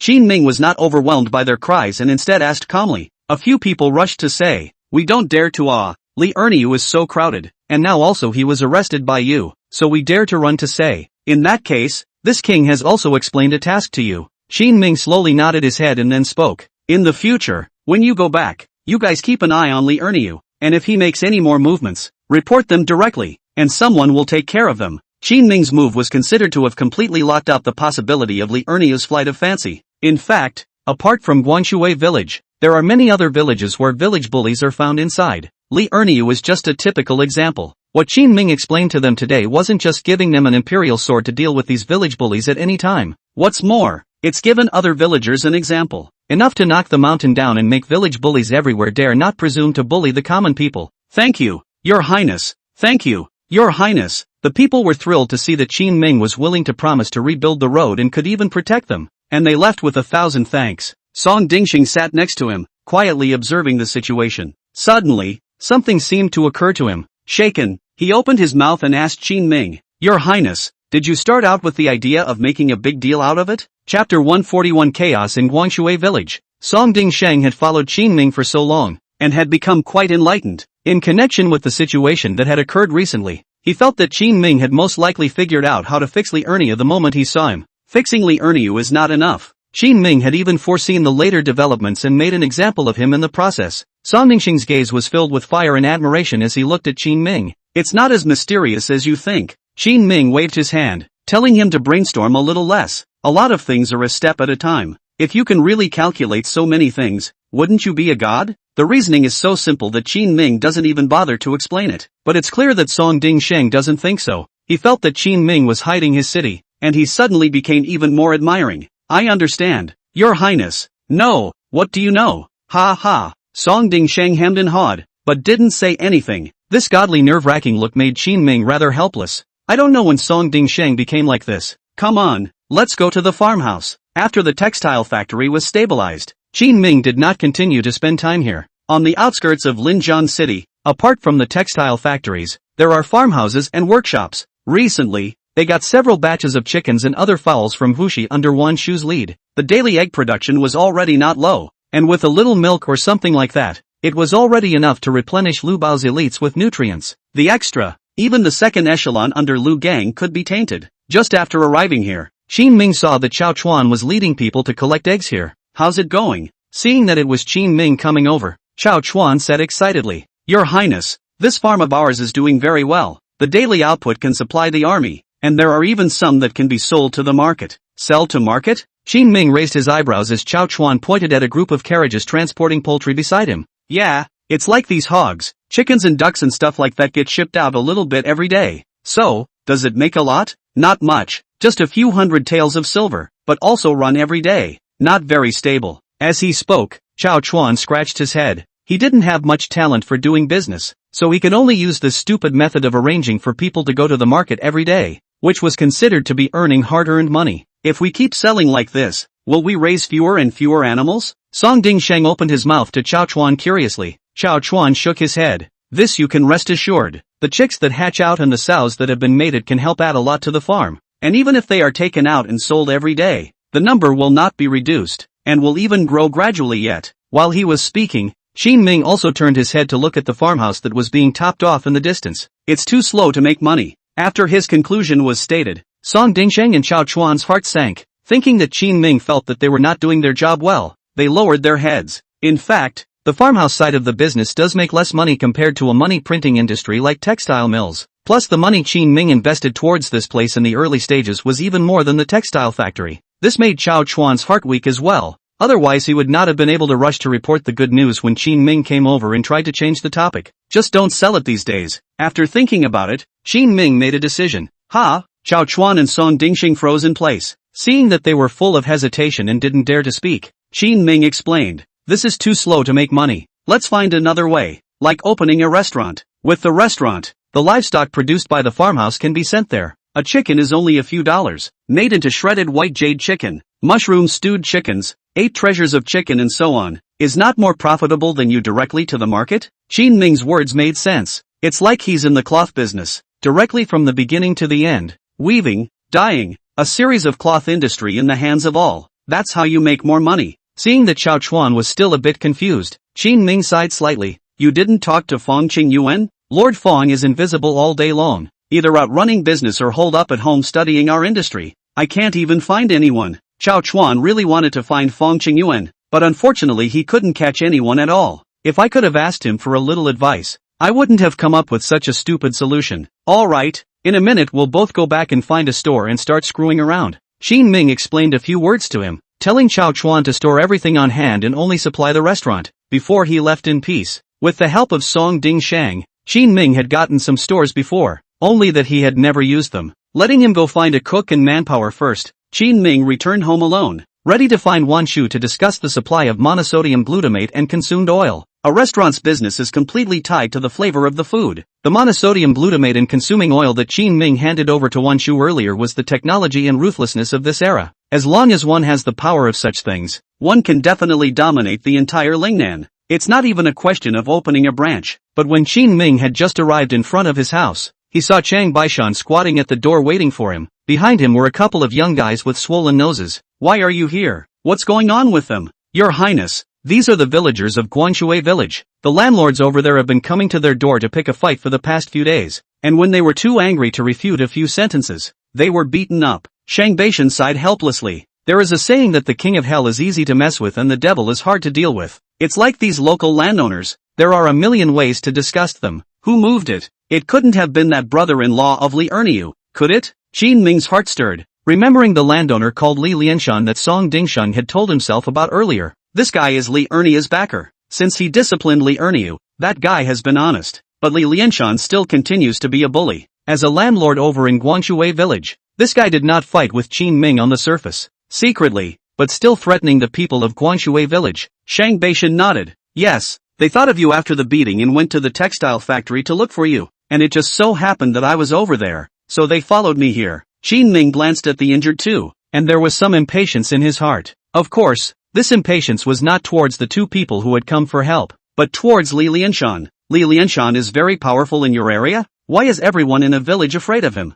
The two of them stood up straight holding onto the heel of the wall and said to Qin Ming, Your Highness, a large portion of the cultivated land in our village is under Li Lianshan, and many of the people are his tenants. With that said, Qin Ming understood. It turned out to be a tenant-landlord relationship. No wonder Li Lianshan was so arrogant. Even after knowing that Li Erniu had been punished, he still dared to go to Guanshui village to play the bully. Tell you what, go get a couple of guys. After a little thought, Qin Ming instructed Chang Baishan. Hearing this, the two young men's eyes immediately lit up. Your Highness, are you going to avenge us? Chapter 142 Li Lianshan's Tactics. Revenge is not so much a matter of sending out troops, but only of protecting you. Qin Ming slowly opened his mouth. His status, it was really too degrading to count with a small landowner, but he also had the advantage of having a lot of people under him. Just arrange a few random soldiers to protect Guanshui village so that they won't be harassed. That's fine. Thank you, Your Highness. The two immediately thanked Qin Ming profusely. It didn't matter if these soldiers moved their hands in the past, the key was Qin Ming's attitude. Letting them go over to guard Guanshui village meant that Qin Ming had already stood behind the villagers of Guanshui village. This naturally makes the other side throw in the towel. No need to be polite. Under this king's rule, no one this powerful is allowed to exist. Qin Ming waved his hand and told them to leave first. Before leaving, Qin Ming whispered to Chang Baishan, "If there are any more comers and it's time to make a move, you don't have to hesitate too much." Understood. Soon the village of Guanshui was being guarded. At this time, Qin Ming was sitting in the pavilion in the courtyard, waiting for Wan Shu to return. In the evening, Wan Shu and Guan Yu returned to the courtyard hand in hand. Both of them were a bit surprised when they saw Qin Ming. "Wow, isn't this a busy man? Why are you back so early today?" "Something's come up for her." Qin Ming pointed at Wan Shu. Only then did the two of them sit across from Qin Ming. "What's wrong?" "Here's the thing. Lately I've been needing MSG, oil, soy sauce, and other supplies, so when the time comes, you get me a batch." "That's fine. You're opening a tavern?" Wan Shu quickly guessed what Qin Ming was thinking. Qin Ming slowly nodded his head. "Yes, the farmhouse side has always done well, and on that basis I thought I'd give it a go. But how are you going to make it? MSG and oil and soy sauce and all that. A lot of other restaurants use it besides you." As a businessman, Wan Shui quickly found the point. Although all of these things were made by Qin Ming, it was no longer his patent. After the Lingnan Chamber of Commerce spoke about these things being pushed into the market, many restaurants had begun to use them. Qin Ming slowly shook his head. "Don't worry about that. They're certainly not as skillful with it as I am with it." Thanks to the accumulation of his own studies in his previous life, Qin Ming himself often cooked in the talent apartment provided by the school, so know a lot of recipes that can blend modern seasonings together very easily. In contrast, many pubs now have too simple an application. Some people don't know the purpose of consumable oil and even just use it for pasta. While it can also be more flavorful, it's still a long way from being fully integrated into a dish. This distance was already enough for Qin Ming to join in and open his own restaurant. "Makes sense.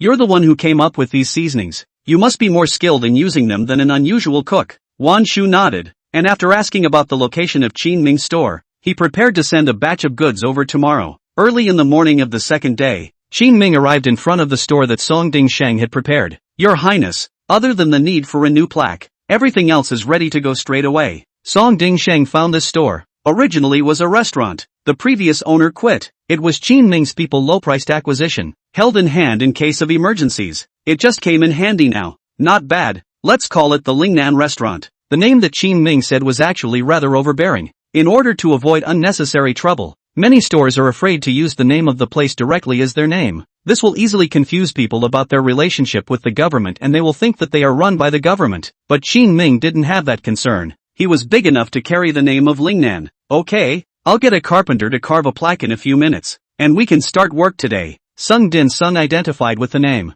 Qin Ming took out a few pieces of paper from his arms, which were densely written in small letters. "Take this up and show it to the cooks you brought with you later." "Is this a recipe?" "Yeah, it's not quite what they usually learn, but since they're all cooks, they should be able to do it after watching for a while." "Okay." Just as Qin Ming was discussing with Song Dingsheng here, he was receiving ingredients like chicken, duck and fish from Chao Chuan in passing. Chang Baishan rode his fast horse to the door of the Lingnan Tavern. "Your Highness." Li Lianshan went over there himself, and grabbed a few tenants under his command and brought them to the field to beat them in front of us. "Have you done it yet?" Qin Ming frowned slightly, having thought that Li Lianshan would be slightly more restrained when he saw his people pass by, but it didn't occur to me that he would stomp on his nose. It moved, but he took out a couple of tenants' IOUs and said he was here to collect a debt, and that's why we couldn't stop it. It's only right to pay what you owe. But Li Lianshan didn't come over today with an IOU to collect a debt. Rather, it was to re-establish his authority in front of the people of Guanshui village. Let them understand that even if Qin Ming was behind it, he had the same means to mess with this group of villagers. It is still a means of conforming to the decrees of the court.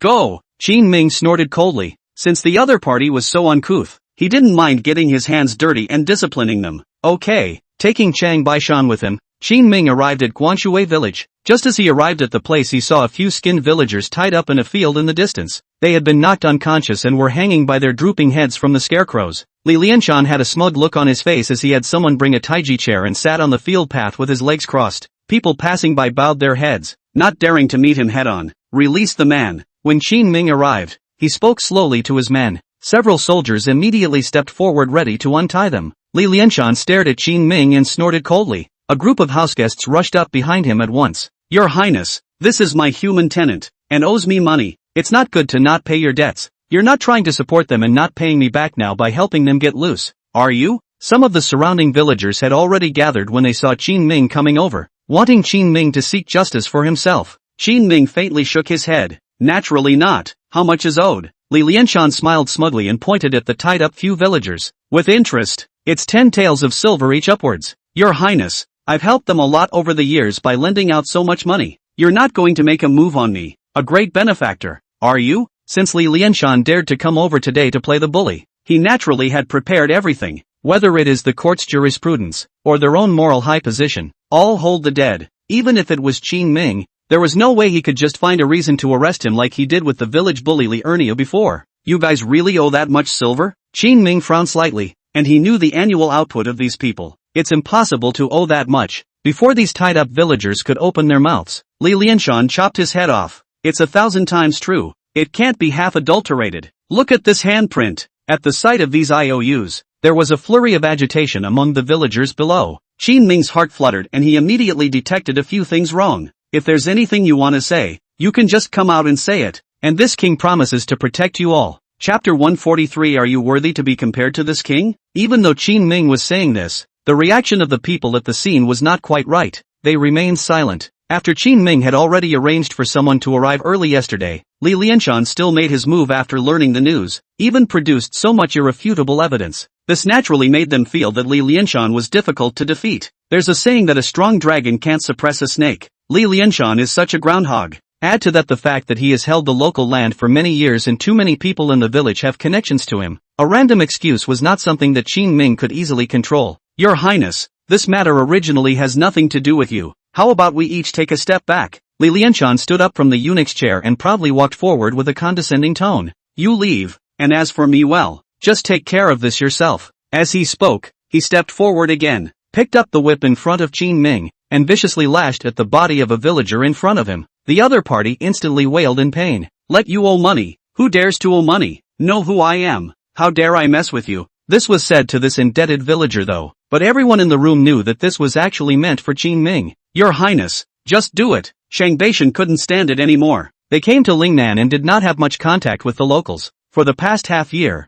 many times people had also silently accepted Qin Ming's transformation of Lingnan. But when you really run into these local magnates, you can realize that these people are difficult to deal with. Shang Beishan no longer wanted to be aggravated, and doing it directly was the best choice. There's no need to rush. Qin Ming slowly shook his head and turned to the villagers present. Guys, is there anyone who still owes Li Lianshan money? A dozen more people came out of the crowd at once. Obviously, they were Li Lianshan's backhanders, and even if Qin Ming resolved the captured ones, Li Lianshan could still make trouble out of them at any time. What's the interest rate on the money he lent you? Your Highness, it's usually 9 in and 13 out. The men answered the situation honestly. 9 in and 13 out means that if you borrow 10 taels of silver, you have to give 10% in favor of the loan, and then pay back an additional 30%. Of course, that's only if you pay it back in a month. If it drags on longer, doubling it after a year is possible. The interest rates on this kind of private borrowing are very high. Qin Ming nodded his head lightly and proposed a new approach to them. The king has a way to help you all pay it all back. Really? The crowd raised their heads excitedly, looking at Qin Ming with anticipation. Your Highness, you are truly kind-hearted. But if you can help one and two, can you help them all? Next to him, Li Lianshan mocked disdainfully. In his opinion, Qin Ming was just beating his face against the wall. Isn't it just to advance the money himself first? Even if he advances the money, this is not an honorable thing to do. In the end, he prevailed. Naturally, this king will not help them pay back the money. It is better to beg than to ask. Qin Ming slowly shook his head. This was a bit of a surprise to everyone present. Now this situation, except for advancing the money and letting Li Lianshan waltz away, is there any better way? As they looked at themselves with suspicion, Qin Ming spoke faintly. How about the money bank lends you money to pay off your debts? 8 in, 12 out. Pay off the loan, get a job in a textile factory, and pay it back in installments. Like borrowing money to buy a bicycle? Qin Ming's interest rate is obviously much less than Li Lianshan's. In one fell swoop, they're all accounted for. It also turned a number of people in the village of Guangshui into factory labor in the process. This move caught Li Lianshan off guard. You, On the other hand, the group of villagers who owed money surrounding Qin Ming were all excited. Great! That's great! Thank you, Your Highness! Thank you, Your Highness! They are actually hard-working and willing people, but they've just been so squeezed that they haven't had time to address their own family's finances. Perennial debtors, they naturally can't walk away from their farmland, but only sink deeper and deeper into it. But if you can pay off the debt you owe Li Lianshan, you don't have to be subject to him and keep farming for him. The villagers can then choose to work in Qin Ming's textile factory and earn more money. Li Lianshan, what else is there to say? Qin Ming ordered someone to get the money changer to come, then glanced at Li Lianshan. Li Lianshan saw that Qin Ming had even pulled over the money changers, and not willing to mess with the local money changers, he could only grit his teeth and said, Your Highness, what you have done is indeed good, but today's matter, is there a suspicion of pulling the wrong side of the fence? We are all local dignitaries. How will others look at us when we spread the word? After Li Erniu was severely repaired, Li Lianshan lost a lot of face. Just now, he had wanted to make Qin Ming bow his head, get back his own face, and then in the future, he would not interfere with Qin Ming's well. However, he did not expect that Qin Ming would not give any face at all. Who is a titled character with you? Do you deserve to be compared to this king? Qin Ming spoke coldly. Li Lianshan clenched his fists, and a few points of resentment flashed in his eyes. Yes, it is true that the grass people are not worthy to be compared to the king of Qin. There are still some things to do, so I'll take my leave. Before taking a group of family members to leave, Li Lianshan was still upset and turned his head to Qin Ming. Your Highness, this Lingnan is as big as it is small. We are all heads down. Their accounts I will collect next time. You don't have to rush to count the money. His words ostensibly meant that he was not in a hurry to go to the money changers to collect the debt, but in fact there was another layer of meaning. It's just that this thing isn't finished. Alright, whenever you come to collect the debt, this king has time. Qin Ming spoke indifferently and watched Li Lianshan leave this place. At this time, several tied villagers were also untied by the crowd and placed on the ground. Flop flop. A group of villagers knelt on the ground and kowtowed to Qin Ming in gratitude. Thank you, Your Highness, for helping us out. Otherwise we really wouldn't know what to do. Your Highness, you saved my father today, and I will definitely return the great favor from the spring. Your Highness, you must be careful. This Li Lianshan's methods are very dark, and he will definitely not stop. The crowd spoke up, some expressing their gratitude, while others were a bit worried about Qin Ming's situation. Alright, everyone doesn't need to gather here. Go back. Have Shang Beishan evacuate the crowd. Qin Ming then took him back to the county with him. Song Ding Sheng had been busy with the opening of the restaurant today. Because it was a restaurant owned by Qin Ming, it was also named after Lingnan. Many people in Linjian City came in with a taste for the flavor. In the end it turned out to taste really good. The newly opened restaurant was then packed with people. When Song Ding Sheng saw Qin Ming returning, he quickly walked forward and said, Your Highness, the cooks in our restaurant have been arguing all day today. Chapter 144 Older seniority means you can act bossy? What? Qin Ming froze for a moment, still not clear about the situation. Song Dingsheng explained, those recipes of yours, such as stir-frying with consumed oil,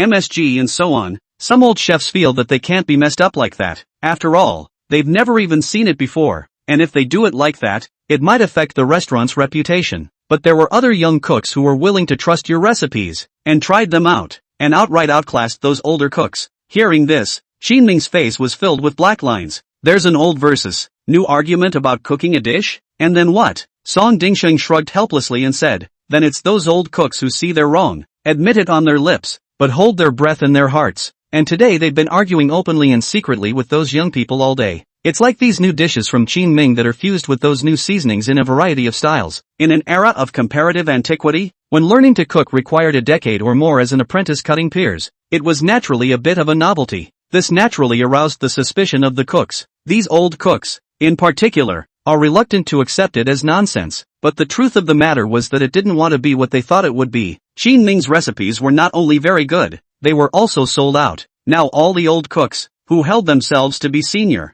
couldn't get their faces right. Come on, get in there. It just so happened that today was the first day, so they closed a bit earlier. Taking advantage of this opportunity, Qin Ming wanted to follow the usual method and go in to persuade them. But just as he walked into the kitchen in the back, he saw a couple of older cooks, still arguing with someone. Bunch of brats and, I've eaten more salt than you've eaten rice. I've eaten more salt, but I haven't seen you sell more than a few servings of your food, have I? That's just it. It's not as much as if we'd taken those recipes from His Highness and made them. A couple of the younger cooks were also very unconvinced. Both sides are like barrels of dynamite. A little goes a long way. Stop it all. Your Highness is coming. Song Dingsheng walked up and stopped them from continuing their bickering, and a few of the old cooks saw Qin Ming show up, and as if they had agreed, they walked directly to him. A cook whose name was Wu Sanspoon, who was at the head of the group, said, "Your Highness, we're not quite used to this environment, so we'd better not stay here much longer." As they spoke, they also directly placed their gazes on the several young men in the distance.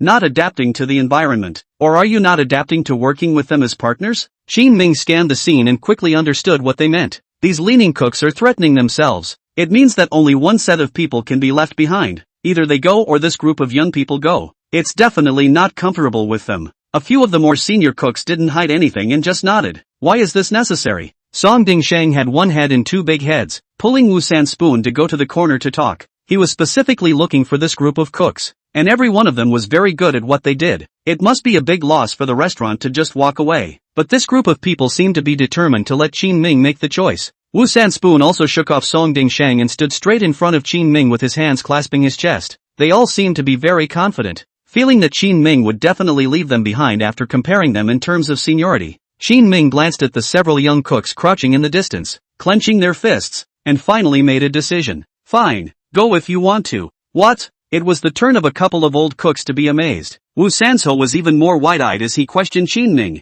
Your Highness, are you sure you want to keep them? Lord Song didn't give you a lecture on our qualifications? It's really ridiculous. Lingnan Restaurant has no respect for talent at all. Toward the end, they were even a bit exasperated. Facing the questioning of Wu Sanspoon's few people, Qin Ming coldly said, "Gentlemen, what the tavern needs are people who work together, not people who lean on their elders and violate the rules. Today you first objected to the recipes, and then took the initiative to pick a fight, cursing all day long, and now that this king is here, how dare you lean on your elders and force this king to drive them away? Do you really think that people with seniority can do whatever they want? I'm sorry, but in my case, it's useless." What Qin Ming said was all true, making it difficult for the several people in Wu Sanspoon to refute it. Alright, that settles the matter, and you won't have to come in from tomorrow. Waving his hand, Qin Ming no longer paid them any attention. Song Dingsheng opened his mouth as if he was about to say something, but he didn't open his mouth again even after thinking about it. What the hell is the point of running a tavern if they can't even get their people to listen to them? Qin Ming was actually right. Your Highness,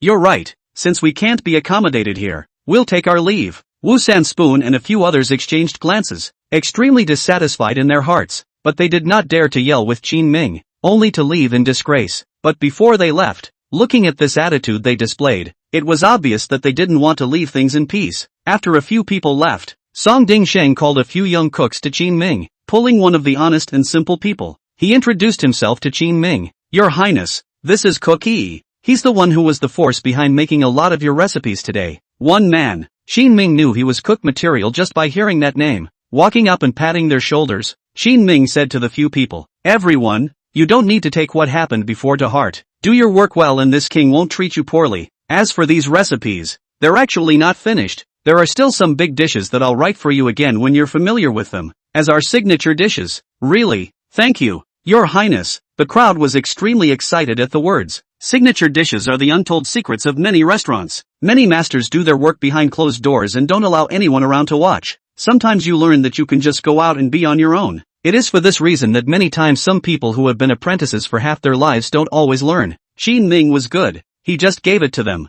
This naturally made partner Yi's few people grateful and full of anticipation. Alright, all of you go back and rest first. We'll continue tomorrow. Qin Ming casually took a red packet and gave it to Cook Yi, telling him to go and split it with a few of his brothers. Then it was time to wait for the tavern to open the next day, because he was just starting to operate the restaurant. Early in the morning when the sky was just getting light, Qin Ming and Song Dingsheng agreed to come to the Lingnan Grand Restaurant, take someone to pull the ingredients that need to be used today from the farmhouse and bring them all into the back kitchen. As he sat down to catch his breath and drink tea, Song Dingsheng suddenly tugged on Qin Ming's clothes. Your Highness, it seems that something bad has happened. Look who it is. When Qin Ming turned his head, he realized that Wu Sanspoon, who had a sinister look on his face, was leading several of the cooks that Qin Ming had kicked out yesterday, into the welcome house across the street. This eating bastard has found a new master, and is still a competitor of the Lingnan Restaurant. Chapter 145 Stole the Recipe. Where did you find someone so dishonest? Qin Ming looked at Song Dingsheng with an odd expression on his face. Song Dingsheng scratched his head and skipped the topic and said, Your Highness, all of these cooks are not of low status in Linjiang City, and having been angered yesterday, I guess it's only today that they're holding back their retaliation and have specifically run across the street to us. So it is. Qin Ming suddenly reacted to why these few cooks had been putting up a fight. In fact, it has mostly to do with the scarcity of talent in this day and age. It was like what he had heard before, that some apprentices wanted to become cooks and had to apprentice under someone for more than 10 years. This morbid squeeze in time span naturally makes people with skills extremely rare. After learning the ropes, their tempers and attitudes can be bad. It will be like this purely because it was squeezed too much some years ago and now it has to be doubled to make up for it. Suddenly, Song Dingsheng thought of a problem. Your Highness, they won't steal all those recipes you summarized, will they? It's still possible. Qin Ming brought the recipes yesterday and did not put up a defense against them. He thought that as long as he was one of his own, it never hurt to learn more. But I didn't expect to raise several white wolves in just one day. We'll see about that later. If they change the menu, they're bound to be seen. The two waited for a while. As expected, Wu Sancho soon came out from the back with a few people. Then they added a couple of dishes to their menu that sold well on this side of the Ridge restaurant. Qin Ming sighed slightly. By this time, the easy companion had gotten the message. He angrily rushed out from the back kitchen and stood in front of the door of the welcome house. Wu San Spoon, don't you have any face at all? How dare you steal even His Highness's food? Wu Sancho glanced at him, his face showing disdain. Kid, what kind of seniority do you have to judge old me? Let me tell you, the culinary sea is endless, and the master is the master. I have borrowed from His Highness's recipes, but is that stealing? Everyone is out to do business. These recipes are not difficult. After eating them a few times, how to make them will be learned sooner or later. Do you still want to find people one by one at that time, and say that they have all stolen Your Highness's recipes? Being a cook for so many years, technology aside, Wu Sanspoon's mouth is considered to be at home. After being sophomoric by him, Cookie reddened his face, half unable to speak. By this time, Wu Sanspoon had already beckoned to the store, and a couple of junior staff walked out the door. Get lost, don't delay our business, or else you'll have a good time. He spat viciously and threatened the easy man. In passing, he glanced into the distance, wanting to see if Qin Ming had also become furious. However, when he looked over, he realized that Qin Ming didn't have any reaction, just sitting in the Lingnan tavern, quietly looking at himself, not even angry. Poof! Wu Sancho turned around and returned to the restaurant. Song Dingsheng hurriedly arranged for a few of his men to pull back the hot-tempered Cookie. Angry? Letting him sit across from him, Qin Ming smiled and asked Partner E. Partner E clenched his fists and said to Qin Ming with a face full of resentment, Wu Sanspoon is just relying on the fact that he has some reputation in Linjiang City to be so arrogant. Even stealing recipes is so justified. Do you really think that I can't do anything about it? What do you have in mind? Qin Ming was just about to ask Cookie what his specialty was that could be used as a signature dish, but the youthful and exuberant easy partner pondered for a moment and suddenly opened his mouth. Go shoot his black bricks tonight. Ha! The corners of Qin Ming's mouth twitched, and Song Dingsheng also hurriedly pressed down on Cookie. You're still young. How can you be so impulsive? Song Dingsheng persuaded him bitterly for a few moments, and only then did he stabilize the mentality of the easy companion. Qin Ming asked the question he had just asked. Do you know any stunts? No, the master didn't teach. I left, and now what I know is all groped out on my own. Cookie was an apprentice to an out-of-town cook back in the day. Teenage dry to 20-something. All day on the cut pier. Want to learn the craft can only rely on stealing from the master. Every day he stole lessons with bated breath while the master was cooking. Even though he hid it well, he was eventually discovered. That master told him that he would continue to work for nothing for another 10 years before people would teach him. This was simply unacceptable to Mr. E, and he left with his wife and children in a fit of rage. It's okay, I'll teach you. Not surprised, Qin Ming took the 2 pieces of paper he was holding and handed them to him. Cookie froze for a moment, then suddenly reacted,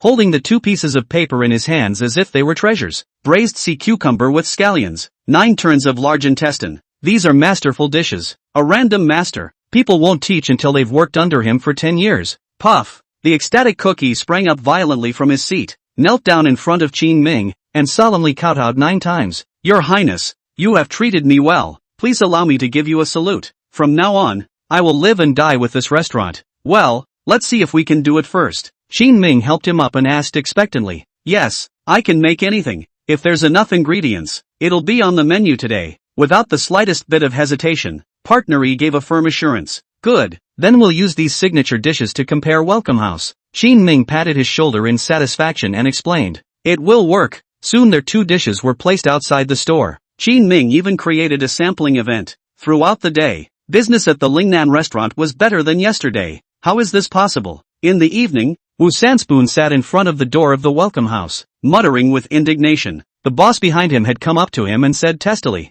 "Old Wu, didn't you say you could help steal business? There's no difference between today and usual. If I had known you were like this, I wouldn't have recruited you guys." Last night, Wu Sanspoon found the shopkeeper of Ingbin House and was led by the other party to meet the owner of Ingbin House. After talking to the other party all night, it was determined that the brothers who were driven away by Qin Ming yesterday all came here to work. At that time, they assured that business would definitely be better than the original welcome house, but no one expected that even if they brought Qin Ming's recipes over, nothing would change. "Don't worry, I won't take the labor for nothing." Wu Sancho's face was also a bit unsettled after the other party had been shady for a few moments. "Alas, do yourselves good, and if nothing changes at the end of this month, don't stay in my little temple. The owner is not local and this is just one of the other's properties." After the explanation, he just left. Listening to the ultimatum that the other party had given him, Wu Sancho was filled with annoyance. How do you make this roasted sea cucumber with scallions and 9-turn sausage? Think about it half the time.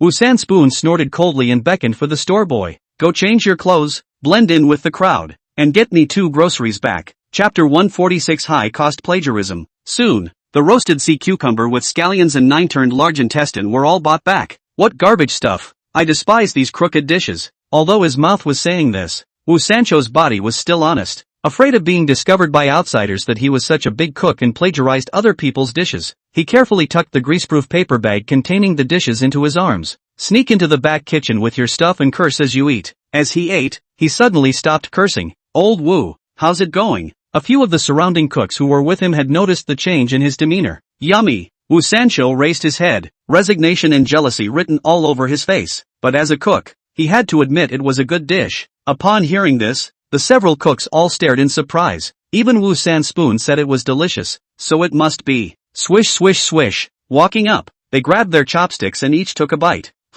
That's kinda funny. This flavor is probably because His Highness still hid some recipes he didn't tell us. They quickly reacted that this flavor was definitely not something that an ordinary cook could make, unless there is a recipe given by Qin Ming. It was thought that after getting the recipes given by Qin Ming, they would be able to make a lot of money if they came out and started their own business. Unexpectedly, Qin Ming had actually kept a hand on them. Asshole. Bam. Wu Sancho slammed the plate in his hand on the floor, the crumbs splattering out a long way. "You have a great tongue. Can you taste how it's done?" Seeing how angry he was, several of the cooks hurriedly glared at Wu Sanspoon. If they could learn it, they wouldn't be that much worse off with Lingnan restaurant. "No, I haven't even delved much into that King Chin recipe." At this moment, Wu Sancho was chagrined. In the beginning, if he had not been so arrogant, he would have taken a closer look at Qin Ming's recipes and thought about them more. Maybe if you see this dish today, you can make it yourself. It's okay, let's work on it. At this point, a cook in the crowd suddenly spoke up and wanted to try to replicate the dish himself, but soon his idea was rejected. "But it costs money to try the dishes, so how can so many ingredients go to waste?" "I'll give it. Just try to do it all you want." Wu Sancho suddenly stood up and spoke through clenched teeth. There was no way around it. The pressure from the owner of the welcome house was just too much. If you can't help the other side to increase the number of guests, you will have to roll your own at the end of the month. He, Wu Sanspoon, was a man of honor in Linjiang City, and he was blown away by 2 main families within a month. How can I get along in the future? Okay, see if someone is willing to take on the loss of ingredients. The cooks who were there took out their handy-dandy things and started trying to replicate it. At night, Qin Ming, who had been busy all day, was sitting in one of the rooms of the Lingnan Grand Restaurant, eating with Song Ding Shang. Chang Baishan jumped in from outside the window, his face somewhat wary as he reported to Qin Ming. "Your Highness, the 2 dishes you took out today were bought by Wu Sanspoon. This shameless goods, trying to play tricks again. Just now, when I was watching them, I saw the junior of the Ingbin house sneakily push a cart of goods from the market and send it in through the back door. It looks like he's trying to steal the master again. Although Wu Sanspoon is not a good person, he has a few skills. If one were to dive into Qin Ming's 2 dishes, it was estimated that one could learn them in a few days. But the cost of this study might just be higher. Sea cucumbers, large intestines and all these raw materials are very expensive." Qin Ming almost laughed out loud after hearing Chang Baishan's report. "Yesterday, all day long, couldn't even take the time to look at my recipes. And today, when I got kicked out, I started to get angry instead. The man's head is not good enough to be feared." "No, Your Highness, he's stealing our recipes. If we really let him make them, what about our Lingnan restaurant?" Song Ding Shang couldn't even eat anymore and put down his chopsticks with a worried face. Shang Baishan was also confused. Stealing a master is a serious matter in this day and age, and no one wants to have their best work taken away from them easily. That would really teach the disciple and starve the master. Stay calm. Qin Ming took a bite of braised pork with a mouthful of peasant brewed rice wine, and in the process, he drew a few pieces of paper from his arms and slapped them on the table.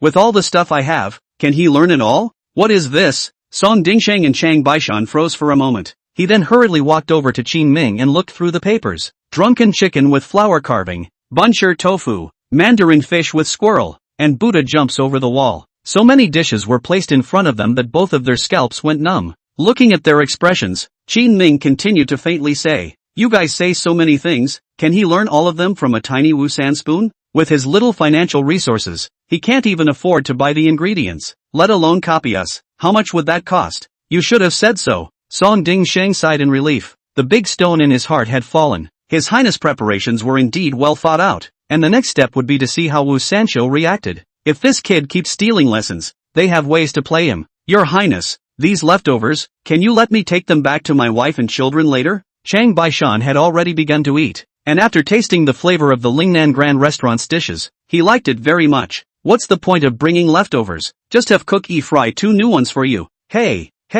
thanks, Your Highness. A few people finished eating and were ready to close up and go back to rest. Before he left, Qin Ming asked Song Dingsheng to count the books for the past 2 days. Your Highness, the cost was almost 50 taels of silver, and it made over 500 taels. That high? Qin Ming froze for a moment. This profit margin of his own, directly dry to 90%. This is really a bit outrageous. Could it be that the Lingnan Grand Restaurant was another pillar industry in Lingnan in the future? Yes, because we have the farmhouse, and the farmland you occupy as a vassal, and the output from all of these places keeps our costs down. It costs less and looks like it makes more. Qin Ming slowly nodded his head. Go. Okay. The two of them closed the door of the restaurant, and then Qin Ming led Song Dingsheng to take the other way to prepare to go back. Song Dingsheng was surprised to see Qin Ming walking in the opposite direction. Is this the way you go back, Your Highness? Of course not. This is the way to the back door of the welcome house. So it is. Together, they made their way to the back door of the welcome house, where 2 carts were already set up. It looks like all these cooks are trying to replicate it after the welcome house closed today. It just seems like a little too much material to use.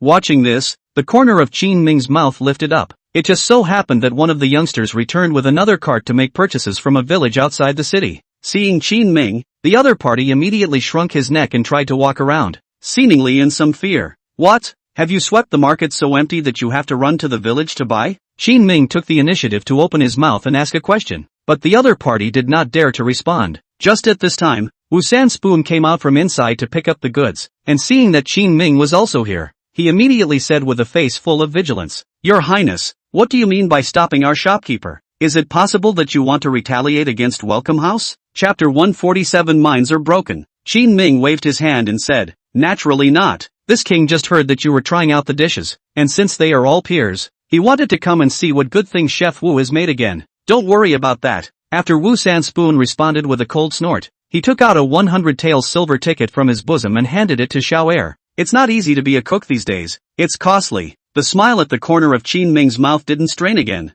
and he spoke out to tease. Wu Sanso was red in the face and closed the back door with a bang. Qin Ming and Song Dingsheng laughed and left together. Their laughter carried out far into the night sky. Inside the backyard, Wu San Spoon clenched his fists, his eyes full of resentment. Laugh. Tomorrow I'll make you cry. Early the next morning, Qin Ming came to Lingnan Grand Restaurant as usual. This kind of new industry, he is going to personally bring for a while. When they stabilize, Qin Ming will come less often. It's like those textile mills, farmhouses that is. Good morning, Your Highness. Cookie was the second one to come, and inside the entire restaurant, besides Qin Ming, he was the second one to be so attentive. Come on, sit down for a while. Qin Ming saw that he was a moldable talent, so he waved at him, wanting to talk to him for a while, but partner E waved his hand. Your Highness, I've only just arrived. How is it reasonable for me to sit there and rest? I'll go to the back kitchen to cut the pier first. With that he rolled up his sleeves and headed for the back kitchen. Qin Ming sighed. The guy's good at everything, but he's a little straight. He was obviously looking for him to come over to talk about something, but Cookie E didn't get it. Unable to do anything about it, Qin Ming had no choice but to open his mouth. Not yet. Come over here, I have 2 dishes for you. And the dishes? At this moment, Yi's eyes were glowing, and he rushed to Qin Ming with a few steps in the stirrups. Here, add these 2 dishes to the mix today.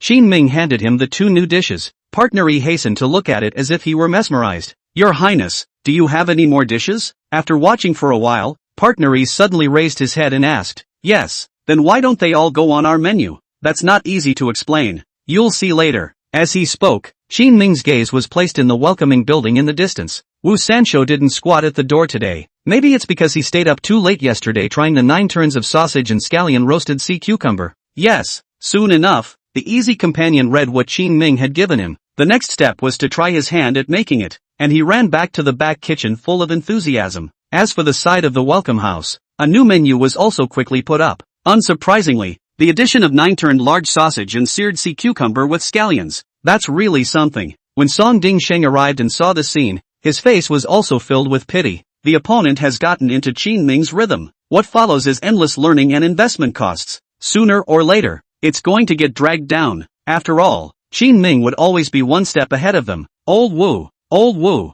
Inside the welcoming building, several cooks full of panic ran to Wu Sanspoon and shook him awake. Wu Sanspoon, who was sleeping in a pile of straw, opened his eyes and said with a face full of confusion, "What's the matter? Didn't I get those 2 dishes out? Last night, Wu Sanspoon let them go back to rest and studied by himself until almost dawn before he finally imitated Xin Ming's dish. It's still a bit off in flavor, but it's good enough to be on their menu. I didn't realize that when these people came over today, they were still full of worry and fear." This puzzled Wu Sancho. Old Wu, they brought out 2 more dishes. What? Wu Sancho stared with bloodshot eyes and stood up from the straw with a prancing sound. Impossible. Are they gods? Where can a pampered vassal get so many good dishes? At that moment, one of the cooks suddenly said, "Maybe it was brought from inside the palace." It can't be. I know a lot of dishes in the palace. Not like this. Wu Sanspoon spoke decisively. A silence fell over the scene. Only after a long time did Wu Sanspoon take out a 10-tael silver ticket from his bosom. Go on, get another one of each.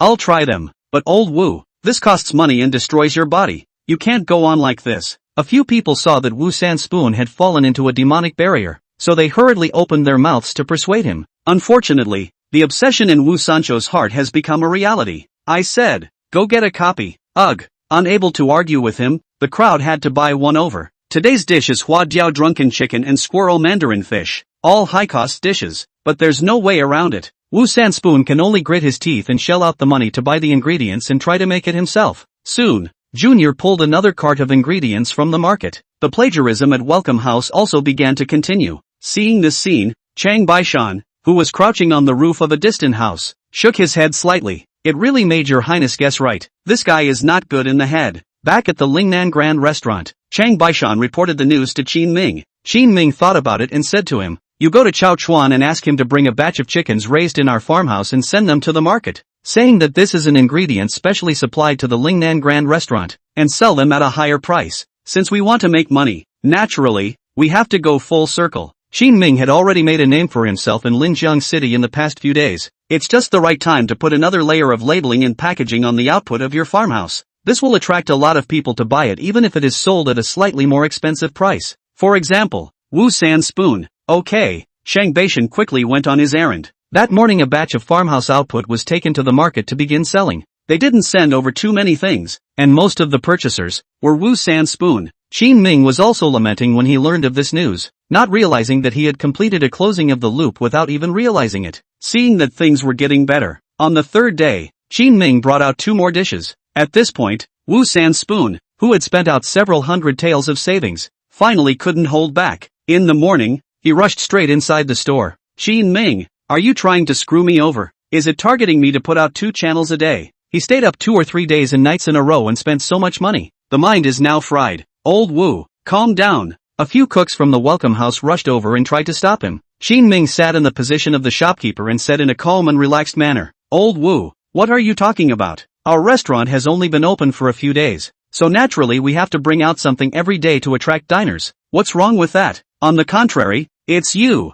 You've been copying our dishes for the past few days, and finally realized that you can't finish copying them and then came over to scold me. Have you ever been so righteous?" Xin Ming's words made all the people at the scene powerless to refute them. He's telling the truth. You just watched me leave here and held a grudge and had to me over. I'm telling you, Xin Ming, I won't let you go even as a ghost. The exasperated Wu Sanspoon had already started cursing blindly. It was naturally impossible to argue with him here. Waving his hand, Chang Baishan had already come over with a few guards. Before they could do anything, though, a growl came from the back kitchen. Wu San Spoon, you old bastard still dare to come over? I'll shoot you to death. Chapter 148 What's wrong with hitting people? Great support. The person who rushed out was the furious partner E. For the past 2 days he had been carrying a lapis lazuli tile with him. If it wasn't for Qin Ming and Song Dingsheng stopping him, Cookie would have gone to shoot Wu San Spoon a long time ago. Seeing that he still dared to come over today, Qin Ming and Song Dingsheng were able to sit down and calmly talk to Wu San Spoon. But not Cookie Yi. Partner E, you're just a dog. How can you play hard to get with me? Wu San Spoon was equally furious to the extreme.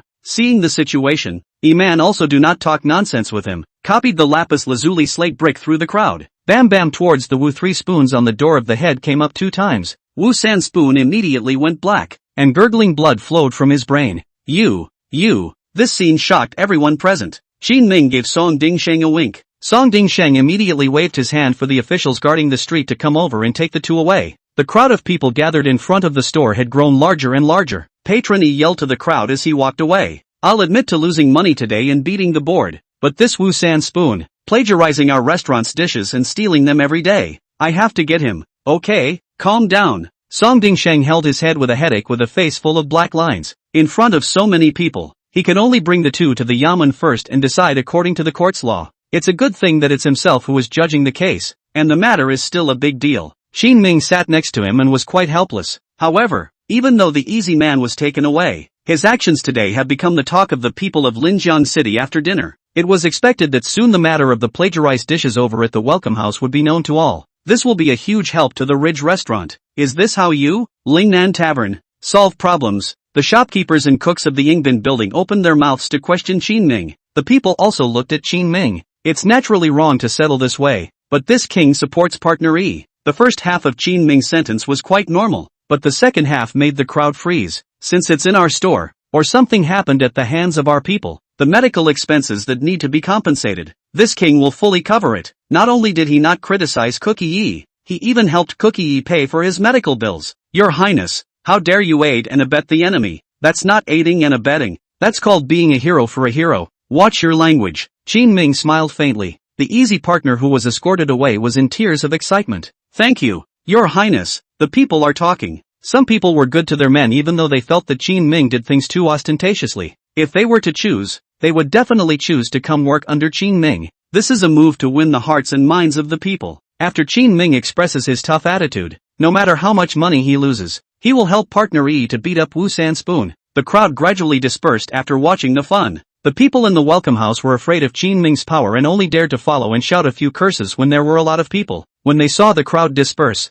they made a run for it. By evening, Song Dingsheng finally finished making peace with Wu San Spoon and E Cook. The 2 men were each fined 10 taels of silver, not too lightly, and hit with 10 big slaps. Let Cookie pay for his medical expenses and let Wu San Spoon promise in the presence of many people that he will no longer copy the dishes of Lingnan restaurant. Only then were the 2 men released from the courthouse. Next time don't be so impulsive. Seeing that Cookie came back, Qin Ming just said not so gently. So he gave him 10 taels of silver to make up for it, and told him to go buy some medicine for pain and muscle growth to go home and rest for 2 days. Got it, Your Highness. After today's events, Cookie was already dead set against Qin Ming. He said with utmost respect before leaving the store, Your Highness, the business of the restaurant should have stabilized. Song Dingsheng whispered from the sidelines. Qin Ming slowly nodded his head. After a few days of personally taking care of the restaurant, this restaurant was finally gotten up by him. After making so much noise for so long, that Wu San Spoon, who already can't hang around in Linjiang City, won't dare to think about Lingnan restaurant's recipes in the future. Tomorrow we'll see another day, and I won't be here as often after that, so just find a couple of reliable ones to come over and settle the score.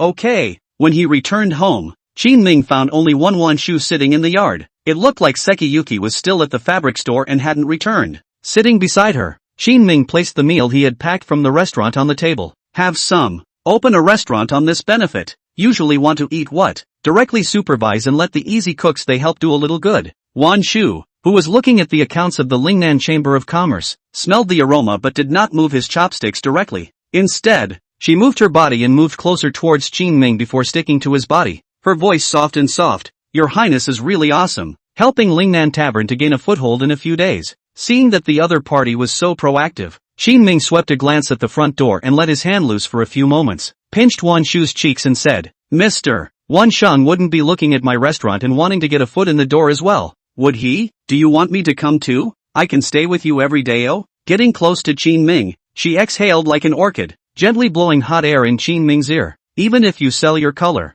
I won't share more of your money. Everyone is paid according to their contribution. Qin Ming was very particular, and now he was building shipyards and harbors in Yinshan County, and building roads all over the place, wanting to achieve full coverage of villages everywhere. The hundreds of thousands of taels of silver previously owed to the Lingnan Chamber of Commerce, and then borrowed some more, are still being paid back in installments at the moment. This naturally made him shorter when facing Wan Shu. Every time he saw the other party, Qin Ming would find a reason to run away, not wanting to be alone with her. If you sell your color, I'll forgive some of the debt to you. Wan Shu smiled and suddenly placed his hand on Qin Ming's belly. Gulp! Qin Ming swallowed a mouthful of saliva, and as a courtesy, his hand was not honestly placed on Wan Shu's jade leg. Something's up. I'm a decent man. Wan Shu laughed and sat back, avoiding Qin Ming's salty hands. He then crossed his legs, his embroidered shoes swaying, and looked at Qin Ming with a sly face. It's nothing, just noticed that you've gotten into trouble with the big local families and wanted to warn you. The big local family? Qin Ming carefully recalled his memories and pretended not to notice as he continued to place his hand on Wan Shu's leg.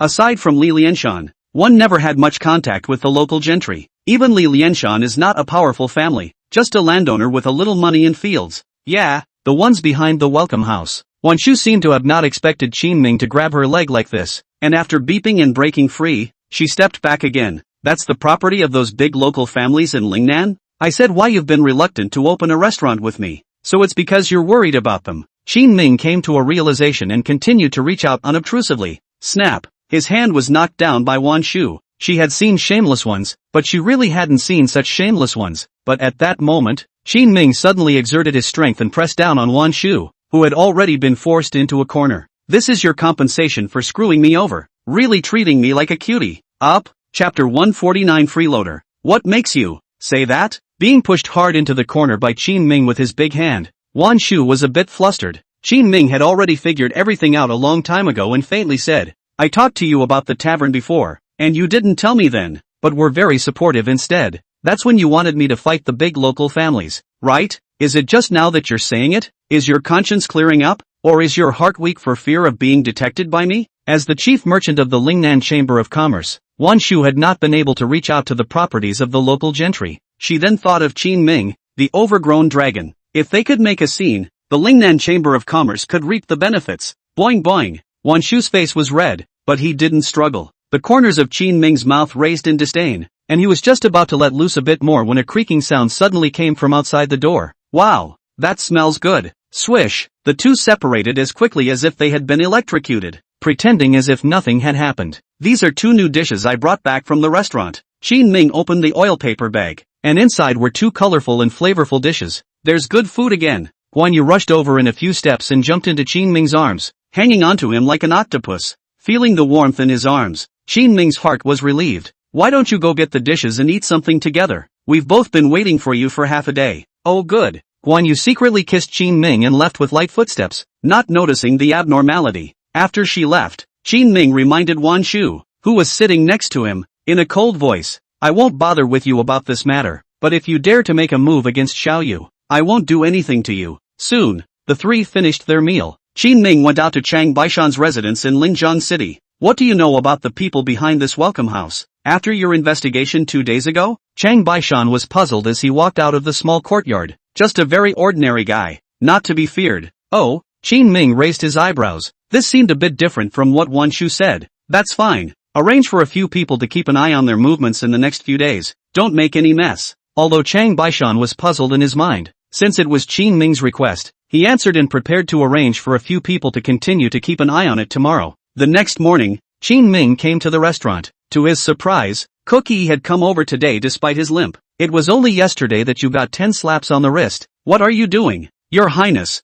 I can still stir fry, and even if I can't, I can at least cut duns. Cookie hurriedly explained that he actually wanted to contribute more to this restaurant. Upon hearing this, Qin Ming nodded. Okay, go ahead and get busy. After waiting for 2 hours, it was almost noon. Their first wave of guests arrived as well. Qin Ming sat in front of the store and looked at the welcoming building in the distance. Chang Baishan also returned with a few people and reported, Your Highness, I didn't see their boss come over. It said that people have several industries, running around every day to manage it. I guess they won't necessarily come over in the near future, but today their side of the guests did have a lot less. They all came to us. After yesterday's incident, many people in Linjiang City now already knew that Welcome House was copied from Qin Ming. If they were to eat, they would naturally choose Qin Ming's place. After all, Qin Ming was the one who created those dishes. Okay, keep staring. Although Qin Ming's prices for these dishes were relatively high, most people wanted to come and try the place after hearing how good it tasted. This also allowed Qin Ming to earn a lot of silver. Just as Qin Ming was about to leave, a table of diners suddenly made a scene. You have worms in this dish? That's disgusting.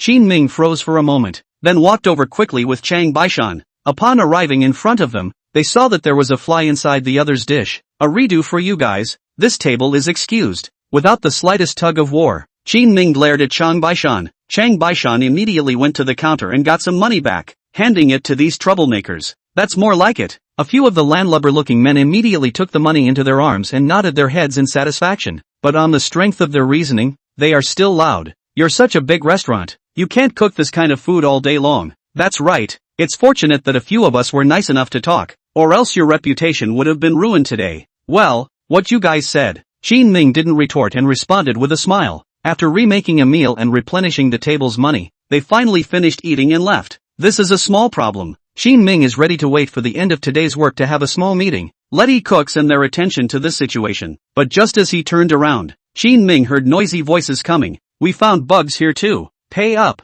Their cries soon attracted diners from around the area. This Lingnan restaurant, didn't it say that it was the best restaurant in Linjiang City? Yeah, and that's all that's netting us this bad news. No more food. No more food. Go go go. Again and again. Many people saw this scene and all left. It was only at this time that Qin Ming noticed that things didn't seem to be that simple. It was as if these people were coming over in groups with organization and premeditation. Arriving in front of the few people who had just spoken, Qin Ming whispered, "Guys, did you eat the bugs too?" "Yeah, look." As he spoke, several people pointed with their chopsticks. Qin Ming took a deep breath and said to Chang Baishan, "Refund and change the food." "Your Highness, I think something is wrong." As things developed to this point, Chang Baishan also realized that the situation wasn't quite right. Qin Ming slowly said, "There should be someone behind this. You arrange for a few people to sit in the store pretending to be ordinary diners. Keep an eye on those who are eating, observe their movements, and if someone is really making false accusations, catch them in the act." Got it. After Qin Ming and Chang Baishan took care of the second table, they dispersed their manpower to keep an eye on it. The point man behind that seemed to notice the difference as well.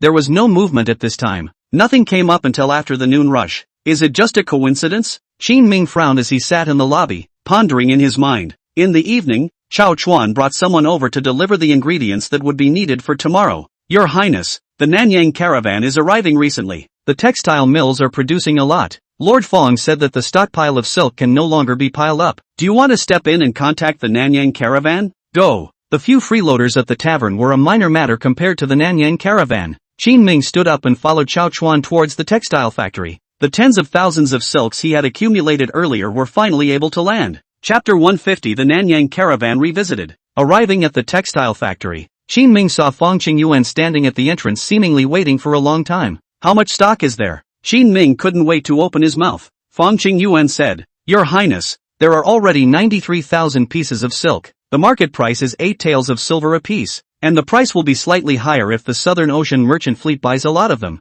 It should be around 9 taels. This price made Qin Ming couldn't help but nod his head in satisfaction. "Let's go." To Shady Hill County. When the matter was finalized, Qin Ming did not stay, and while arranging for delivery to Yinshan County, he himself prepared to go over. A few days later, they arrived outside of Yinshan County. Wu Shizhong is already here waiting. "This is Lord Fong, right?" Wu Shizhong had great respect for Fong Qingyuan, and just after walking up and saluting Qin Ming, he landed his gaze on Fong Qingyuan. "You know each other?" Qin Ming glanced at Fong Qingyuan in surprise. The other man shook his head. Wu Shizhong explained, "Lord Fong helped us plan the future course of development for Yinshan County before, allowing us to develop with the help of shipyards and ports. And I was amazed at the time after reading what Lord Fong had written. Fong Qingyuan's ability is very strong. From the Ministry of Household, he is naturally handy for a small county to carry out planning. But even if Wu Shizhong was extremely adoring of himself, he didn't have any reaction. Actually, I was taught a lot of things by His Highness," he explained seriously. "Your Highness taught you that?" Wu Shizhong froze for a moment, then looked at Qin Ming incredulously. Regarding what Fong Qingyuan had said, Qin Ming had accepted it with aplomb. He had indeed taught Fong Qingyuan quite a few things, plus the other party's own efforts to reach this point today. A few people exchanged pleasantries before entering the city. This time it's also considered smuggling, so there are a lot of things to keep quiet about. Sitting in the room, Qin Ming asked Wu Shizhong to remove everyone around him. Only the three of them were left before they finally opened their mouths and confided in him. I understand, Your Highness. Wu Shizhong nodded heavily. Since following Qin Ming, the lives of the people of their county had been worlds apart from before. With the money, there was even a proposal to remove one of the 3 mountains that surrounded Shady Hill County. For a price, they can recruit enough labor to move mountains. Anyway, these 3 mountains weren't too high, so if they worked hard for half a year and knocked one down, they would be able to intercommunicate with Linjiang City in the future without any more obstacles. If it were before, many people would probably think it was a pipe dream, but now on the contrary, there were many people who supported it, and even Wu Shizhong began to consider the possibility of this plan. How are the ships being built? The shipyard has begun, and is now building out several large ships dedicated to carrying cargo, as you requested. Wu Shizhong is very reliable. After reporting the situation one by one to Qin Ming nodded in satisfaction. In a moment, arrange for a few small boats to find opportunities to intercept the ships of the Southern Ocean Merchant Fleet that they encounter in the next few days. When Qin Ming made a deal with the Southern Ocean Merchant Fleet, the other party came with hundreds and thousands of people and dozens of ships at once. There's a lot of people, so it's bound to leak. Before that, he needed to prepare in advance and discuss everything with the Southern Ocean merchants as much as possible. After we stop them, we'll arrange for the leaders of those national caravans of theirs to meet with us. Qin Ming would like to discuss this matter in private and finish it. Yes. A few days later, Qin Ming and Fong Qingyuan arrived at the harbor they had secretly built. It says it's a harbor, but all the facilities are actually very simple. There were only a few sheds for hoarding goods and a group of laborers for transporting them.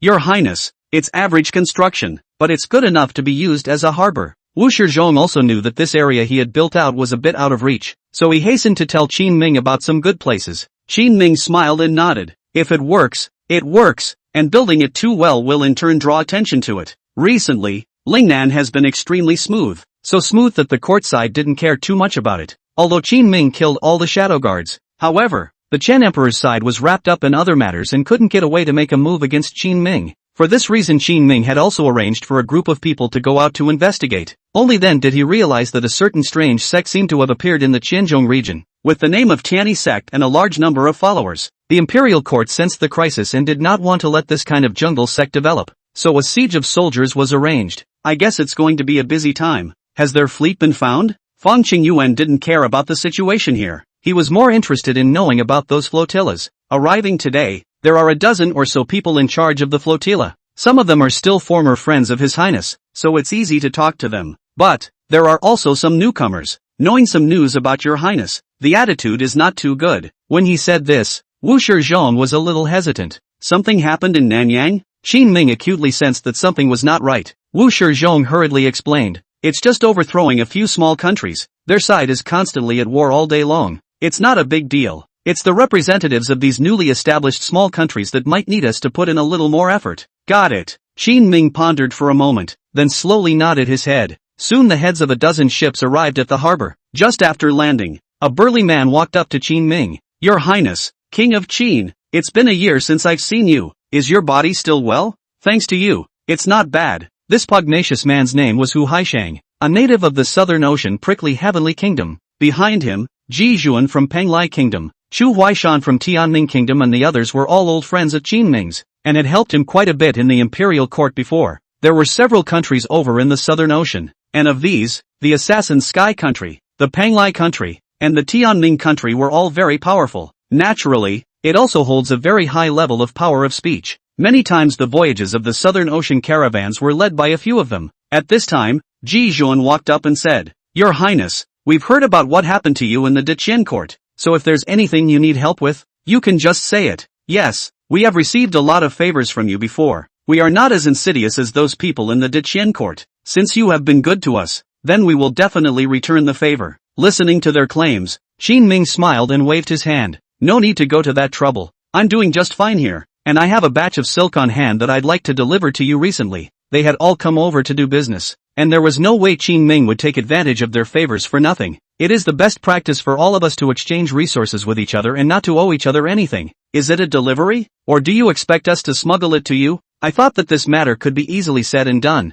but then a piercing voice suddenly came from the crowd. Qin Ming turned his head and saw a middle-aged man with a gloomy face looking at him with a sneer. Chapter 151 Remorse? You are? Qin Ming looked over suspiciously and realized that this person looked very familiar. The White Ink of the fire-worshipping kingdom. They started the recent Great War in the Southern Ocean countries, annexed several countries, and are now very powerful, and every one of their people is crazy. Chu Huaishan of the Tianming kingdom, at this time, explained the other party's identity in a low voice in Qin Ming's ear. White Ink. Qin Ming narrowed his eyes, remembering what Wu Shizhong had previously told him about the Great War of the Southern Ocean states. After a little thought, Qin Ming opened his mouth and said to Bai Mo, whether it's smuggling or trading, whatever you think it is, but I'd like this to be kept private, and all of you are in it for the profit, aren't you? Bai Mo's narrow eyebrows raised, full of disdain. If they weren't all coming, our fire-worshipping kingdom's fleet wouldn't have wasted time specifically to make a trip to this barren Lingnan. Bai Mo, you don't know who established this route for the Southern Ocean caravan?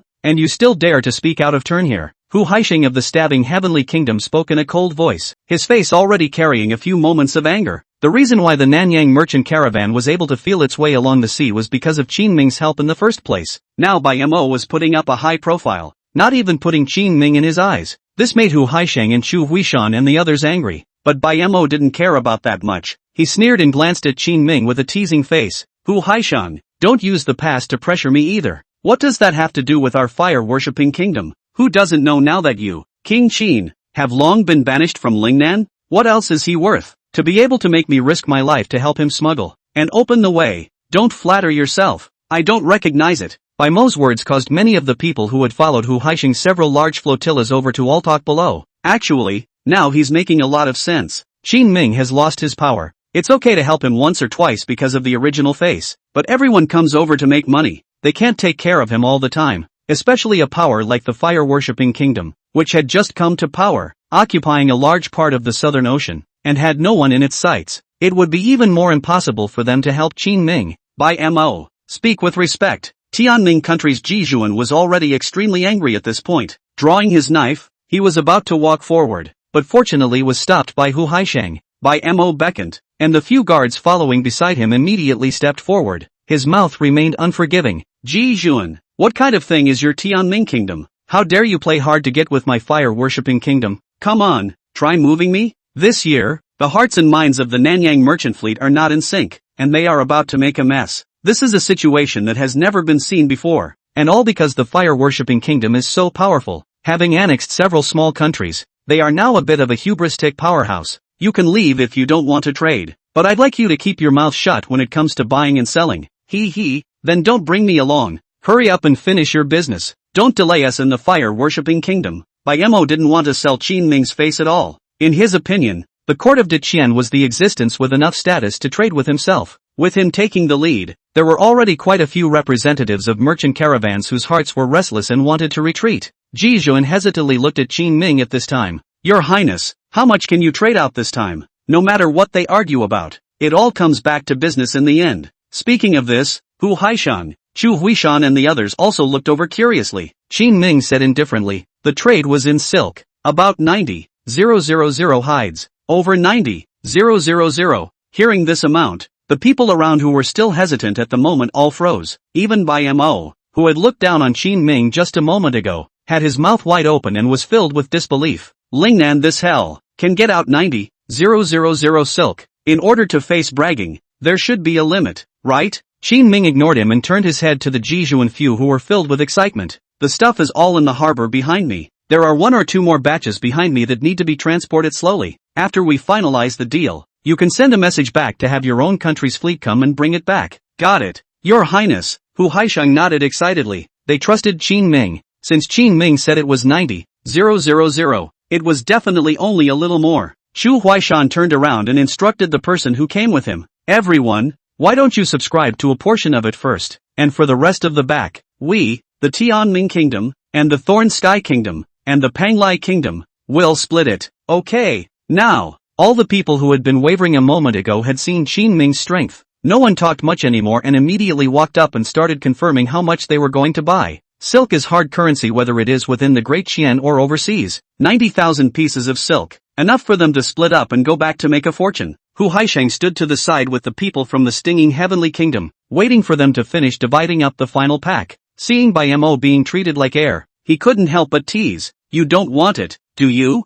Naturally not. Bai Mo coldly grunted. Just now the words were so full. At this moment has been a little down. Soon they were all divided up over 50,000 horses. The kingdom of stabbing heaven, the kingdom of Penglai and the kingdom of heavenly brightness split the rest. Before leaving, Ji Xuan cupped his fists at Qin Ming. Your Highness, you couldn't have done better to rise to the occasion. The brothers are happy for you. He had been worried that Qin Ming would not get along well with everyone in the future without his power. It now appears that this concern was unwarranted. It's gold that shines wherever it goes. Hu Haisheng also smiled and picked up. If there is such hard currency as silk in the back, there is no need for us merchants to come to your door once a year. You just tell us and we will come and collect it at any time. Alright, since all of you have come over, why don't you follow me to the city for some meals, so that I can do my best as a landlord. Qin Ming didn't just bring silk with him this time, he also brought a few cooks from the restaurant, just enough to entertain them. That would be respectful. The representatives of the merchant caravans present immediately nodded at his words.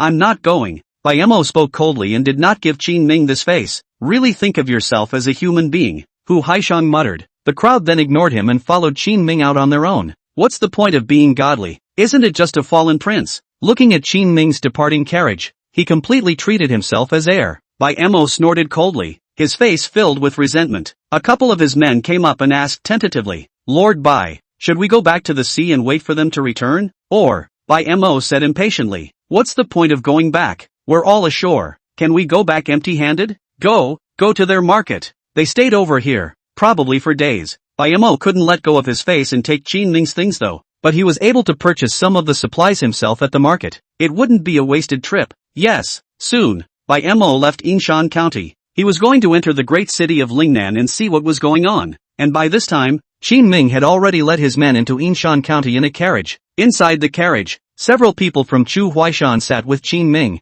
Hu Haisheng suddenly lowered his voice and said to Qin Ming, Does your highness know the purpose of that Bai Mo coming over this time? What? Aren't they here on business like you? Qin Ming frowned. On his own turf, if Bai Mo had an impure mind, then he couldn't be spoiled. Chapter 152 Selling Arms. The fire-worshipping kingdom has gone through a series of great battles in order to annex the surrounding lands, and now the people within its borders are already full of grievances. Ji Xuan introduced the situation of the fire-worshipping kingdom to Qin Ming on the side. Then are they not now short of money and also short of food? Qin Ming had experienced the battles at the border, when just repelling the three forces of the southern barbarians had already cost them a great deal. Food and silver are like running water, slammed out without regard to loss. It is expected that the consumption of the fire-worshipping kingdom is also extremely huge. Yes, Ji Xuan nodded. They had seen the war in the fire-worshipping kingdom with their own eyes. They are so short of money and food right now that they will never come close to you. Hu Haisheng and Chu Wishan opened their mouths to explain, and in the process, they also observed Qin Ming's face. He thinks that it is impossible for me to provide the money and provisions needed by the fire-worshipping nation?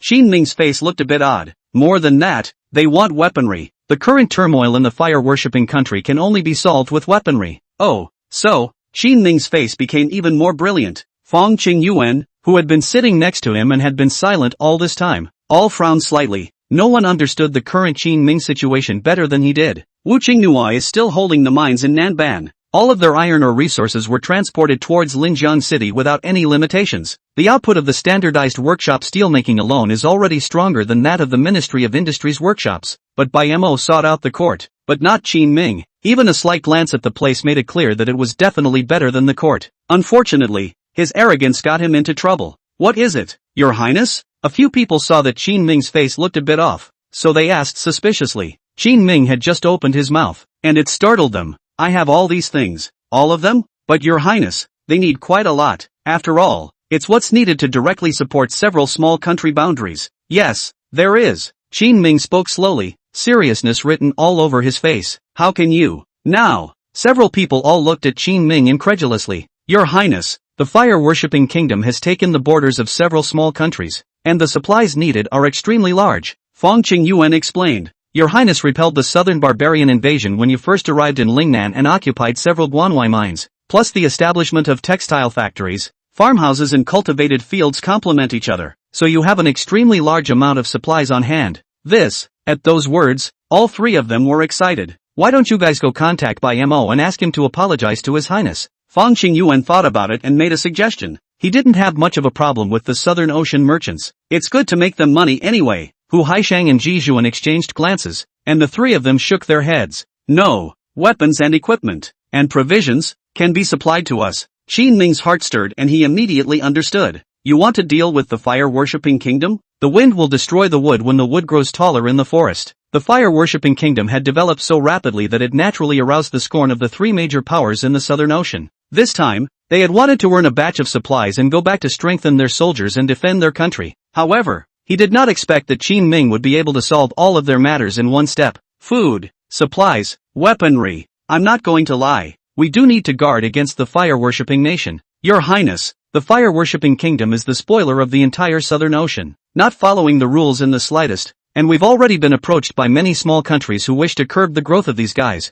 Can you give us a shipment of supplies? The three of them looked at Qin Ming. Qin Ming was a little hesitant. The situation in Lingnan had just stabilized, and he was not too keen on joining in the turmoil of the South Seas countries. But like they said, it was in their own best interest to weed out the fire-worshipping kingdom as a spoiler. Once the people of the fire-worshipping kingdom were allowed to take control of the discourse of the Southern Ocean countries, when the time came, the dealings between the Southern Ocean caravans and themselves would not be as smooth as they were today. That's fine, but this is going to be even more of a secret affair. Selling munitions was extremely lucrative, but once discovered by the Imperial court, it was estimated that the Qian Emperor would directly send troops to besiege himself. It's the same thing as selling arms in the latter days. Understood. The three nodded. Soon, the carriage stopped inside the Yinshan County city. Qin Ming took the people from the Southern Ocean merchant fleet and had some meals here, so he asked them to stay here. In a few days, all the silks from the textile mills will all be delivered. In addition to silk, these caravan men also wanted some linen and cotton. In one breath, all of Qin Ming's production capacity over the past 6 months was emptied. Looking at all this,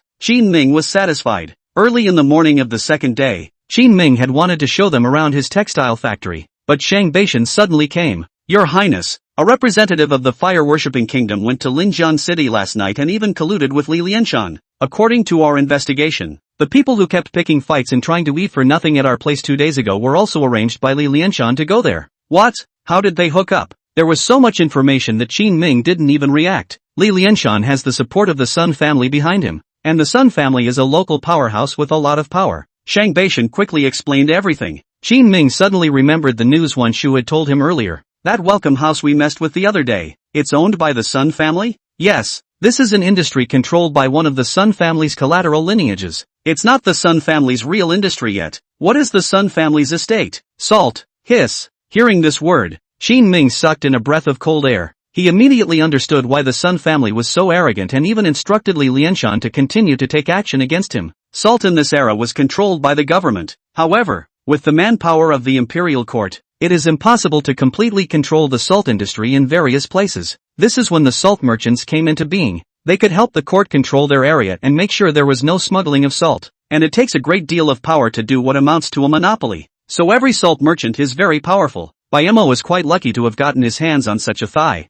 Has he spread the news from my side? The most important thing now is that one smuggling is not discovered. Once Bayemo informed the Sun family of the news, it would pose a huge threat to Qin Ming at that time. He had moved to kill. As long as the other party makes a move, arrange for Shang Beishan to step in and kill the person directly. As for the fire-worshipping kingdom, it is not enough to fear. Qin Ming was able to support the weapons and equipment of the three southern powers so that they could eradicate them as soon as possible. I don't think so yet. Bayemo knows how important this matter is. If he said anything about it, he definitely wouldn't be able to walk away by himself. Shang Beishan immediately shook his head. From their observation of Bayemo and Li Lianshan, Qin Ming was still safe at this stage, but as Bayemo's contact with the Sun family grows deeper and deeper, it's unknown if he who has found a backer is still willing to keep his mouth shut. Go back to Linjiang City. Unwilling to delay, Qin Ming asked Fang Qingyuan to stay behind and work with Wu Shizhong to handle the delivery of goods. He himself took Chang Baishan and quickly rushed towards Linjiang City. Chapter 153 Arrest and Interrogation. Most of the manpower within Linjiang City had already been arranged to go to the outside world to transport Qin Ming's goods. New orders from the three countries, including stabbing heaven,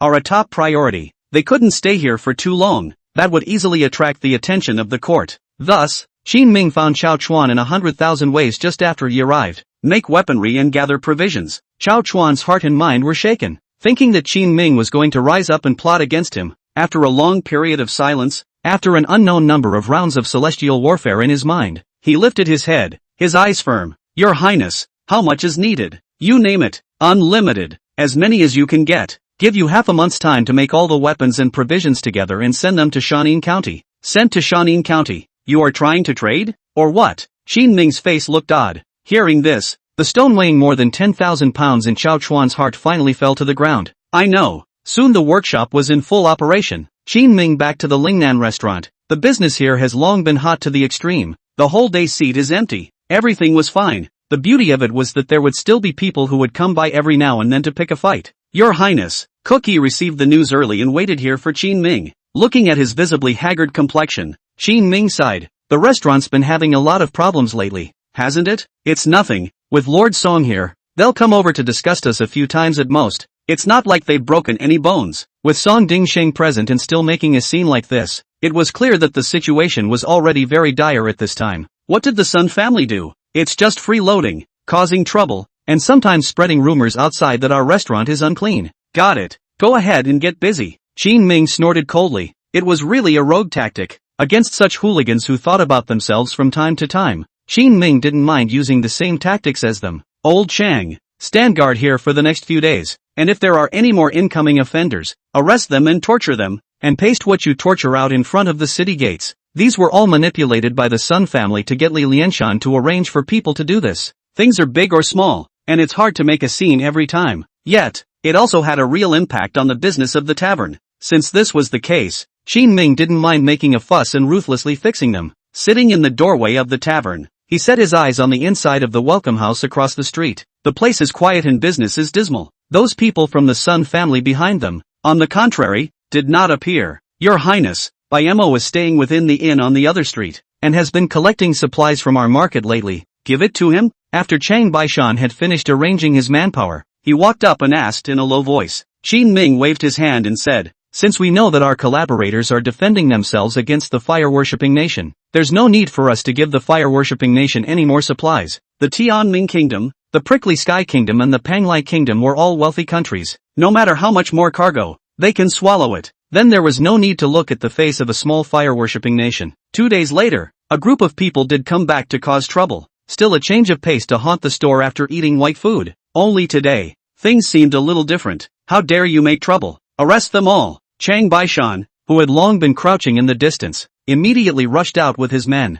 Pound for pound, one troublemaker after another was all pressed to the ground. A crowd of people quickly gathered around them, pointing at them. Chang Baishan clasped his fists and addressed the crowd. Guys, it's really not that we're bullying and arresting people indiscriminately. This group of people regularly come to the restaurant to cause trouble. Everyone should have seen it for themselves. So today we'll tie up the people and send them to the Yamen to be tortured, to find out who's behind them. At that time we will have the Yamen post the results of the interrogation and investigation in front of the city gates as much as possible. Once these words came out, the people who were still unaware of the situation also all knew what was going on. The few landlubbers who screamed that they wanted to throw dirty water on Shang Baishan were at a loss for words. Surrounded by the people, they were brought into Song Dingxing's government office. After receiving the news, Qin Ming likewise quickly arrived at the Yamen and reviewed it with Song Dingsheng. But just as he arrived here, he saw a familiar figure, standing in the Yamen and arguing with Song Dingsheng. Lord Song, on what grounds are you arresting people? The person who came was Li Lianshan.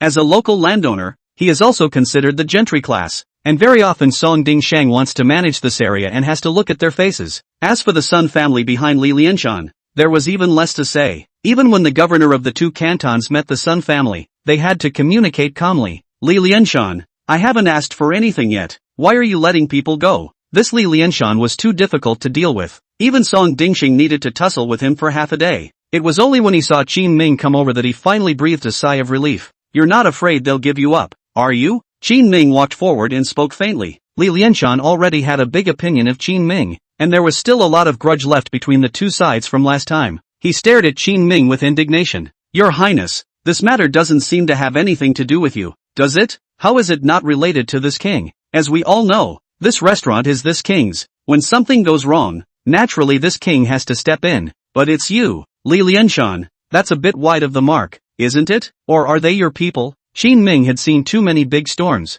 In a few words, he toppled Li Lianshan back and dumped the problem on him. Li Lianshan didn't come over today without preparation, and opened his mouth with a cold snort. they're my distant cousins, so naturally I have to look after them. But you're being biased when you say they're my people, aren't you? I suspect that you directed yourself and had to get these people involved with me so as to smear my reputation as Li Lianshan can mix in the local area for so long, and also involved with the Sun family, naturally not so good to deal with. After all, he was a guy who could bull ***** even Song Dingsheng for half a day. Wouldn't it be better to ask? Qin Ming smiled and waved his hand at Chang Baishan. Chang Baishan immediately brought people forward, ready to take them away for interrogation. Seeing that they were going to be official, Li Lianshan immediately pounced forward. Today's events have not been made clear. What gives you the right to take people away? In case you give in, won't you taint the innocence of a good man? A number of people had already gathered outside the courthouse by the time he pounced on a couple of landlubbers and shielded them. They all came over to watch the fun. Listening to Li Lianshan's loud shouting, the onlookers on the sidelines became interested. Li Lianshan is right. It's better to torture him face to face. Yeah, what if I go down there and what if I give in? Song Dingsheng's face was ugly. The people didn't want them brought down now, and their own regular torture techniques certainly couldn't be used in front of so many people. But if they don't bring it down to use some means, there is absolutely no way that these mixed-up landlubbers will reveal the mastermind behind the scenes. He walked over to Qin Ming and whispered, "Your Highness, the situation is not right. If all these people are dissatisfied, a lot of rumors will surely spread by then, and it will not be good for our restaurant. Now they are in a dilemma." Li Lianshan's face wore a mocking smile. He had gotten his way today. Qin Ming sniffed and said faintly after a little thought, "Then don't bring it down. I've got it covered." Chapter 154. Li Lianshan was defeated again and the Sun family came to their door. Need to take care of the watchers, can't torture them, and still have to ask for things. It's simply an impossible task. Song Dingsheng hesitantly looked at Qin Ming. "What do you have in mind?" Song Dingsheng said with some curiosity. "Why don't you go find some feathers and take their shoes off, and we'll use a safe and harmless method today." Well, soon. Song Dingsheng found a few chicken feathers. Li Lianshan, who had been waiting by the side, said triumphantly, "Your Highness, what are you doing? Holding a few chicken feathers ready to learn that old Taoist priest's fortune-telling? Naturally not, as you will soon see." I'll wait then." Li Lianshan laughed wildly. Today he was able to get the scene back in front of so many people. He was so relieved that he was practically going to ascend to heaven. Qin Ming didn't bother to respond to him. He then handed the item in his hand to Shang Baishan Dao. "Tickle their feet with this." "I got it." Chang Baishan and Song Dingsheng quickly understood everything. The two men arranged for their men to quickly step forward, ready to start tickling the feet of these landlubbers. "What is your Highness doing?" "I don't know. It's kind of fun to watch." The people on the sidelines were also curious at this time, but others are pessimistic. "It's just tickling your feet. It's nothing. Is the magistrate's office such child's play now?" "Ahem." Li Lianshan gave a wink to the landlubbers kneeling on the ground. A few people understood and were ready. "It's not like there's anything bloody to do. It's just tickling the soles of their feet, so how could a bunch of them strong men be afraid?" "Begin." After Qin Ming's order was given, the officials present quickly began to move. Soon, raucous laughter resounded throughout the courthouse. They were all wrong. Before a few breaths had passed, one person was already gasping for breath from laughter. His face was suffocated into a saucy purple color. Unfortunately, the hands of Chang Baishan and the others did not stop for a moment. Soon, one of the landlubbers fainted because he couldn't catch his breath. Among the other landlubbers, there was also a person who couldn't carry the pressure and hurriedly said, "Stop it. I'll talk." Li Lianshan was startled and rushed forward to push a few people away. "You guys are torturing." Bending over backwards, Li Lianshan, "Don't mess around. This king didn't beat anyone, and didn't leave them with injuries, so according to your reasoning, you can't even touch them? You'll let all of you watching comment on this and say, is this considered severe torture?" Qin Ming spoke coldly, and Chang Baishan immediately rushed up to pull Li Lianshan away. Just now, it was hard for them to put pressure on these people and pry their mouths open. Because of Li Lianshan's delay, it gave them another chance to catch their breath. This time it's all over again. "I don't see any problem with what His Highness said. It's not like it's a severe torture, so it wouldn't make sense that such a tactic couldn't be used, would it?" The people on the sidelines were very sensible and all stood on Qin Ming's side. The corner of Qin Ming's mouth lifted up as he teasingly looked at Li Lianshan. "Li Lianshan, you're not afraid that this king will actually ask something, are you? If you have something to do with this, why don't you hurry up and admit it now, and save these distant cousins of yours from suffering?" The corners of Li Lianshan's mouth trembled, and his tone wasn't as arrogant as it was just now. "So what if there is a relationship? They are all my distant cousins. Really say we have no relationship at all? That is certainly impossible. I, as their relatives, usually give some money and food to succor. Is not also very normal? They took my money and food. and when they saw me being bullied by you, they just helped to take out their anger. Anyway, it has nothing to do with me. Talking about it, he couldn't talk about it himself.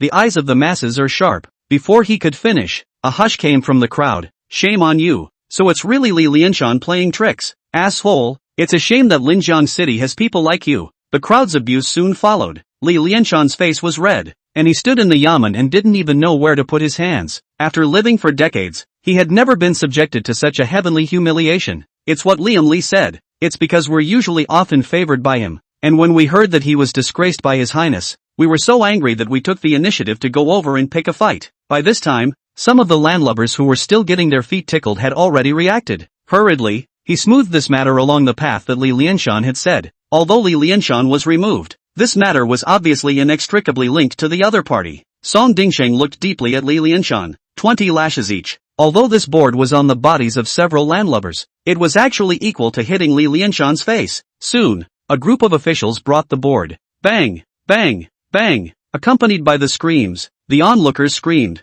Everyone was satisfied, except for Li Lianshan. I'm sorry for them today. I still have some things to do, so I'll go first. His reputation is straight up stinking in front of so many people today. Staying in the courthouse any longer would be a joke to the people, so he chose to leave quickly. Next time it's better to keep a closer eye on your distant relatives, so that they don't go astray. Qin Ming opened his mouth with a smile from behind and reminded him. Li Lianshan walked out of the courthouse without looking back. A figure in the crowd spat. What a loser. I thought you had something up your sleeve. He was White Ink who had come over to trade with the local big power. Linjiang City was not too big and not too small, and he naturally knew about it after something so eye-catching happened. It was too late to wonder why Qin Ming had returned from Yinshan County so quickly, and by Mo followed the crowd here. He wanted to see what was going on. When he came here, he saw Li Lianshan and Qin Ming, whom he had just met, fighting together. I thought that Li Lianshan would be able to give Qin Ming some color. Who knew that it would end up being so humiliating? Will working with him work? By Mo was now hesitant. After hiding into the crowd, he went straight back to the inn. A few of his men who were waiting for him in the inn rushed forward to ask when they saw him return. How's it going, Lord White? There's nothing to see. You guys go and contact the Sun family. This deal is over, so I won't stay here much longer. By Mo was disappointed with the local forces in Lingnan, and in his opinion, these people were not worth investing too much of his time and energy in. On the other hand, inside the courthouse, Song Dingsheng had already summarized these people's confessions. You guys, come over here and make a couple copies of these and post them in front of a couple gates, in order to maximize the effect and deter the petty elements within Linjiang City, so that they would think less of Lingnan Grand Restaurant. Song Dingsheng and Qin Ming also discussed the situation and notified the people of today's situation. After Qin Ming returned to Linjiang City, he didn't stop and has been busy with the restaurant for the past few days. He hadn't had time to breathe a sigh of relief when he saw that things were finally settled. Zhou Ci, the original branch president of the local Lingnan Chamber of Commerce, traveled through the crowd to his side. Your Highness, the Sun family's people are here, and Mr. Shang said that he asked me to come and ask you to come over, so that we can all have a meal together at your restaurant tonight. That fast? Qin Ming frowned slightly, shocked in his heart. He had only just settled Li Lianshan himself when the other party came straight to his door. This showed that the Sun family's control over the local area was beyond their imagination. Chapter 155 Forced Marriage. Beauty delivered to the door? In the Lingnan Grand Tavern, the three forces converged. On one side is the Lingnan Chamber of Commerce headed by Wan Shu. Sitting on the opposite side was a middle-aged man wearing a green shirt and holding a folding fan, with a graceful demeanor, quite a literati style. Qin Ming was the last to arrive with Song Dingsheng and Chang Baishan. Wan Shu took the initiative to introduce him. Your Highness, this is the second son of the Sun family, named Sun Miao. Hello, Mr. Sun. Qin Ming glanced at Sun Miao and the people behind him and took the initiative to open his mouth to greet them. The Sun family's current meaning was still unclear, and without knowing the other party's exact thoughts, Qin Ming was not willing to come up and treat them as enemies directly. Sun Miao stood up from his seat and bowed and cupped his fists very facetiously, complimenting Qin Ming. I've long heard of your Highness's great name, and when I see you today, you really do have a handsome and talented demeanor. You are welcome. Today you come suddenly. The restaurant has not prepared. Can only slightly prepare thin wine. I hope do not mind. Between a few conversations, both sides had already sold each other a few points of face. After taking his seat, Qin Ming looked at Wan Shu. Today, this bureau is considered to be Wan Shu's initiative to open up. So naturally, we have to listen to what both of them mean to each other. Your Highness, the Sun family has come here today, mainly because of what happened a few days ago. Wan Shu took the initiative to start the conversation, or the previous welcome house thing. Qin Ming thought for a moment and explained to Sun Miao. What happened previously at the welcome house was not my wish. Sun Miao nodded and did not pursue the matter, but instead began to speak for Qin Ming. I already know about this matter. The main reason is still on that Wu San spoon. It's not that your highness is deliberately targeting us. If the Sun family is so reasonable, then there is no need for this king to bother with words. It's just that when you come here today, Mr. Sun should not just want to talk about this matter, right? The welcome house was just a small property for the Sun family. If one were to stand against Qin Ming because of a small restaurant conflict, one would really be underestimating the Sun family. Naturally not. I came here today to put aside my old enmity with your highness. Sun Mo beckoned. Behind them came several young men, all of whom had a small, heavy-looking case in their hands. Knock knock. The boxes were opened in turn. Inside the first few boxes, they were all filled with gold bars. The last box contained a piece of paper. This is 3,000 taels of gold, and the land deed of the welcome house, as an atonement for us letting Li Lianshan go out of his way before. Sun Miao opened his mouth gently and smoothly took out the land deed and slowly pushed it in front of Qin Ming. He graciously admitted that he had instructed Li Lianshan. Even the compensation is equally generous. Why need to be so formal? Everyone's well water doesn't offend the river water. Together we will run Lingnan well is all. The other side, such a big family, put up a low profile and gave a large amount of compensation. According to Qin Ming's experience, at times like this, the other party's words were absolutely unfinished, and it was likely that they were about to put forward a huge request. So he did not hastily accept the other party's compensation. Your Highness, the Sun family thinks highly of you. If you are willing, we can work together. At this point, Sun Miao finally revealed his purpose. How to cooperate, take your estate, all of it, and let the Sun family intervene. Without the slightest concealment, Sun Miao spoke seriously. It was not easy for this king to lay the foundation, so why should he take a share of the Sun family? The other party's request was asking for a share of the money to the Sun family, though as the cake gets bigger and bigger, one will certainly give the locals a share of the industry later on. It was like the Lingnan Chamber of Commerce followed Qin Ming to eat a lot of meat, but at least you can't give the Sun family a share of anything yet. Sun Miao seemed to have guessed that Qin Ming would say this. Shaking his head triumphantly, he admonished, Your Highness, in fact, the cooperation between us started a long time ago, and if you insist on saying it, it's still you who has the greater advantage. What makes you say that? Your harbor, the mines and the southern barbarians, and the smuggling, with your own little people, can you really cover up perfection and hide from the court? Qin Ming's heart and mind were shaken. It was a situation he had never imagined. Turning his head, he looked at Wan Shu wanting to confirm the authenticity of this news. Nodding lightly, Wan Shu did not deny it. Sun Miao continued at this time. Your Highness, in fact, since your arrival in Lingnan, many great powers have noticed you. We are just one of them and the first to come down and make contact with you. Qin Ming remained silent. He knew that these local powerful families were strong, but he hadn't thought that they could even cover the sky with one hand. Even their own development is within their plans. How to cooperate? After a long time, Qin Ming slowly raised his head. It's very simple. I have a younger sister named Sun Luyan, with a beautiful appearance, and then with the power of my Sun family behind me, I think it won't be a wrong match for you. Our request is that you marry your sister-in-law, and the Sun family will protect you in the future.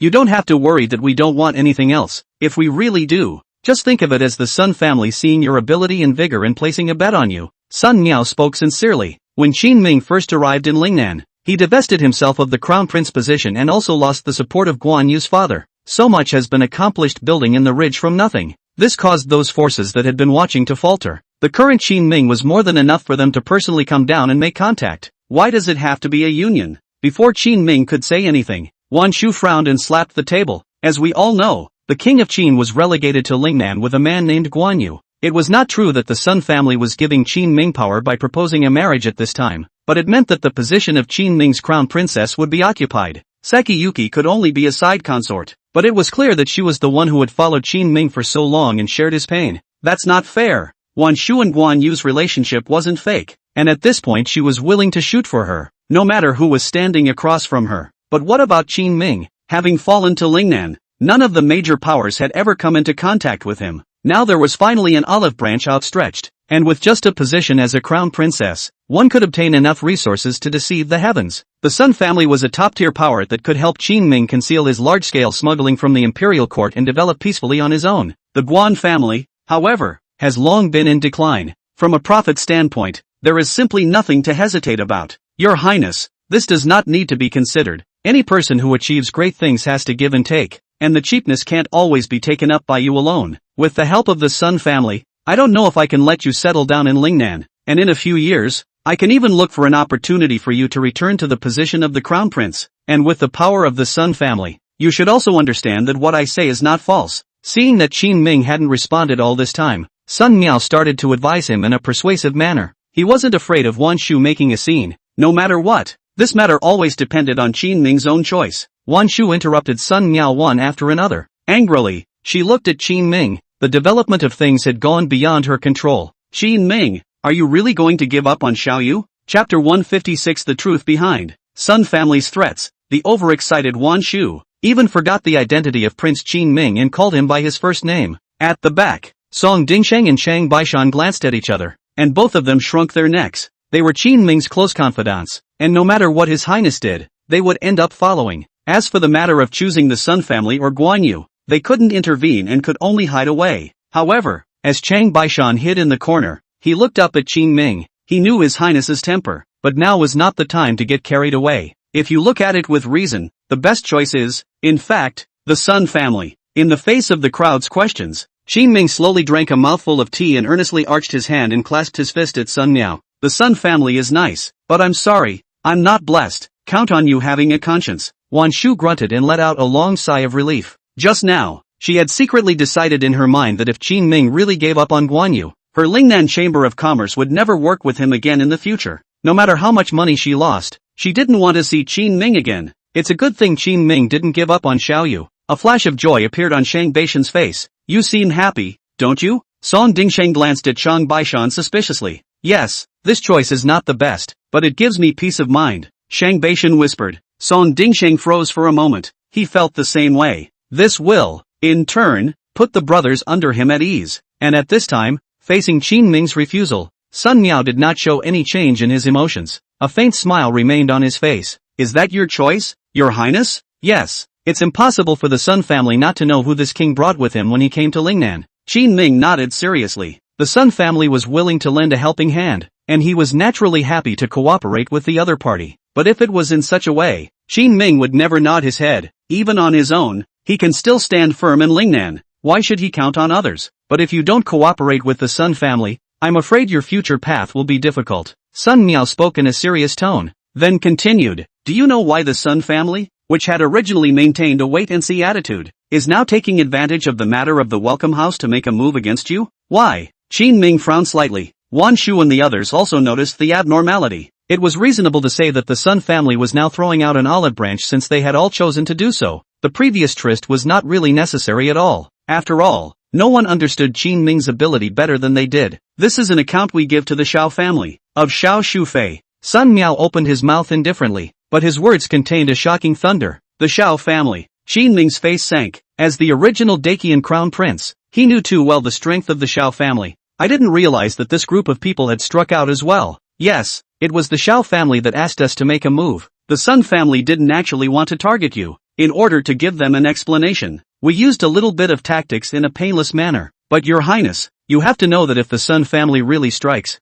just based on your current crimes of smuggling, selling munitions, hoarding grain and grass and various other offenses, it won't be this kind of child's playground tactics that can get by. Now the Sun family had been protecting Qin Ming. He even covered up all of these sins of his, so that even the Xiao family and the Imperial court did not notice. But if there was no more shelter from the Sun family, the Xiao family and the court attacked again. At that time, Qin Ming would become a target and be powerless to fight back. Now then, will Your Highness retell me your answer? Qin Ming had long predicted that since Sun Miao had come, he would definitely have a backhand. But he hadn't expected the status quo that the other man had described to be so grim. Wan Shu was also silent. The Sun family is already difficult. Not to mention the Xiao family behind Princess Xiao. The Xiao family's strength was far beyond the Sun family's. Otherwise it would be impossible to instruct the Sun family to help. That beauty of yours can marry into the royal family as a side consort after my sister marries you. The Sun family will organize a grand wedding for you too. And the specifications will definitely not be lower than those of your sister. It's just the difference between a royal consort and a side consort. There's no need to be so insistent. Your Highness, you don't have only women behind you. There are thousands of soldiers and people. Which is the lesser? I think there's no need for me to say more. Sun Miao's tone remained calm, but there was a sense of victory in this calmness. The words had been said to this point. and even the upcoming crisis was something that Qin Ming could hardly solve. If Qin Ming was still being stubborn, then the Sun family's attitude was ambiguous. Maybe once he turned his head, he was going to help the Shao family. After all, if Qin Ming did not join the marriage, it would be difficult for the relationship between the two parties to go further, and he would not be worthy of the Sun family's trust. Even Wan Shu, having realized the seriousness of the matter, chose to remain silent at this point. But Qin Ming suddenly laughed. "I'm sorry, no one can make me in this life. No marriage means no marriage." "What?" For the first time, surprise surfaced on Sun Miao's face. Qin Ming's headless remark was strange, but the meaning of the expression was understood by him. Wan Shu snapped his head up, his eyes trembling as he stared at Qin Ming.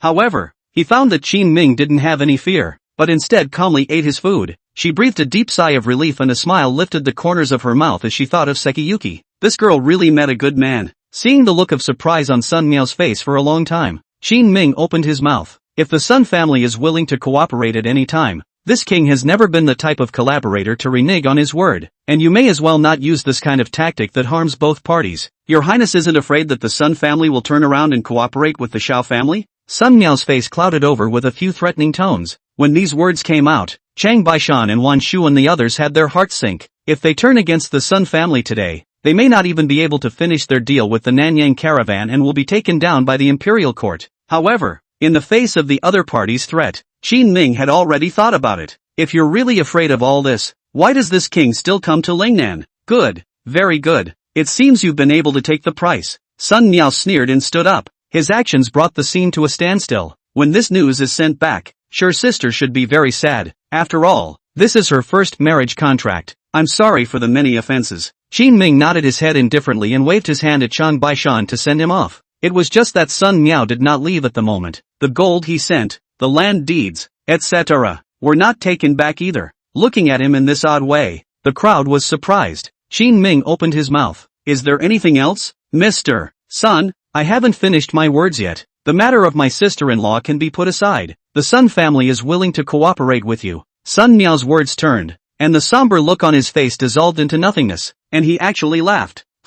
Everyone in the room was dumbfounded by these words. Chapter 157 by Mo came to the door. The fire of betrayal. Look at the crowd all looking shocked. Sun Miao smiled and said, truth be told, the Sun family does have the intention of joining forces, but that's not the point. The point is for me to see if you're worth cooperating with, and after a few tries, I feel that your highness is a worthy person, so on behalf of the Sun family, I've decided to cooperate with you. Listening to what he said, it was then that the crowd realized. It turned out that everything he said just now was also just a test. There hadn't been any choices that had to be made. It was just a matter of him dumping them on Qin Ming to see what he would do. And Qin Ming's performance was firm from start to finish. Working with this kind of person, at least you don't have to worry about the other party stabbing you in the back when things go wrong in the future. So Sun Miao decided to let the Sun family become Qin Ming's backer and make money together. What are you going to do about the Shao family? Being able to work together was naturally happy news. But Qin Ming didn't look happy or angry. Because besides the Sun family, they now had the Shao family as a big trouble that needed to be solved, where Qin Ming couldn't see. No one knew just how much preparation these great families had made. Sun Miao said easily, just keep covering up. You still have time, but I have a question. May I ask your highness to clear it up? What's the problem? What would you do if you developed a fear of the court? His gaze was deep, as if he wanted to see Qin Ming through. Qin Ming's heart fluttered and he quickly understood what he meant as he spoke quietly. As you would expect. And can we be the first patriarchs to support you? Sure. I hope you won't go back on your word when the time comes. Sun Miao smiled and pushed the golden land deed in front of Qin Ming before taking the time to say to Wan Shu, Merchant General 1, a large batch of goods will be delivered next, and the smuggling will be done through the Lingnan Chamber of Commerce to work with your highness. Then thank you, Mr. Sun. Wan Shu nodded, not reacting too much. Although today's matter was accomplished, she was disgusted with Sun Miao's behavior of taking Guan Yu to task. If there is meat to eat, the Sun family will give you a ride. It's just this favor, please don't forget it. Naturally, Wan Shu replied coldly and lowered his head to eat his food. Sun Miao's move was wonderful. Removing the Sun family and still relying on the Lingnan Chamber of Commerce to exert its full power to add the Sun family's power to Qin Ming.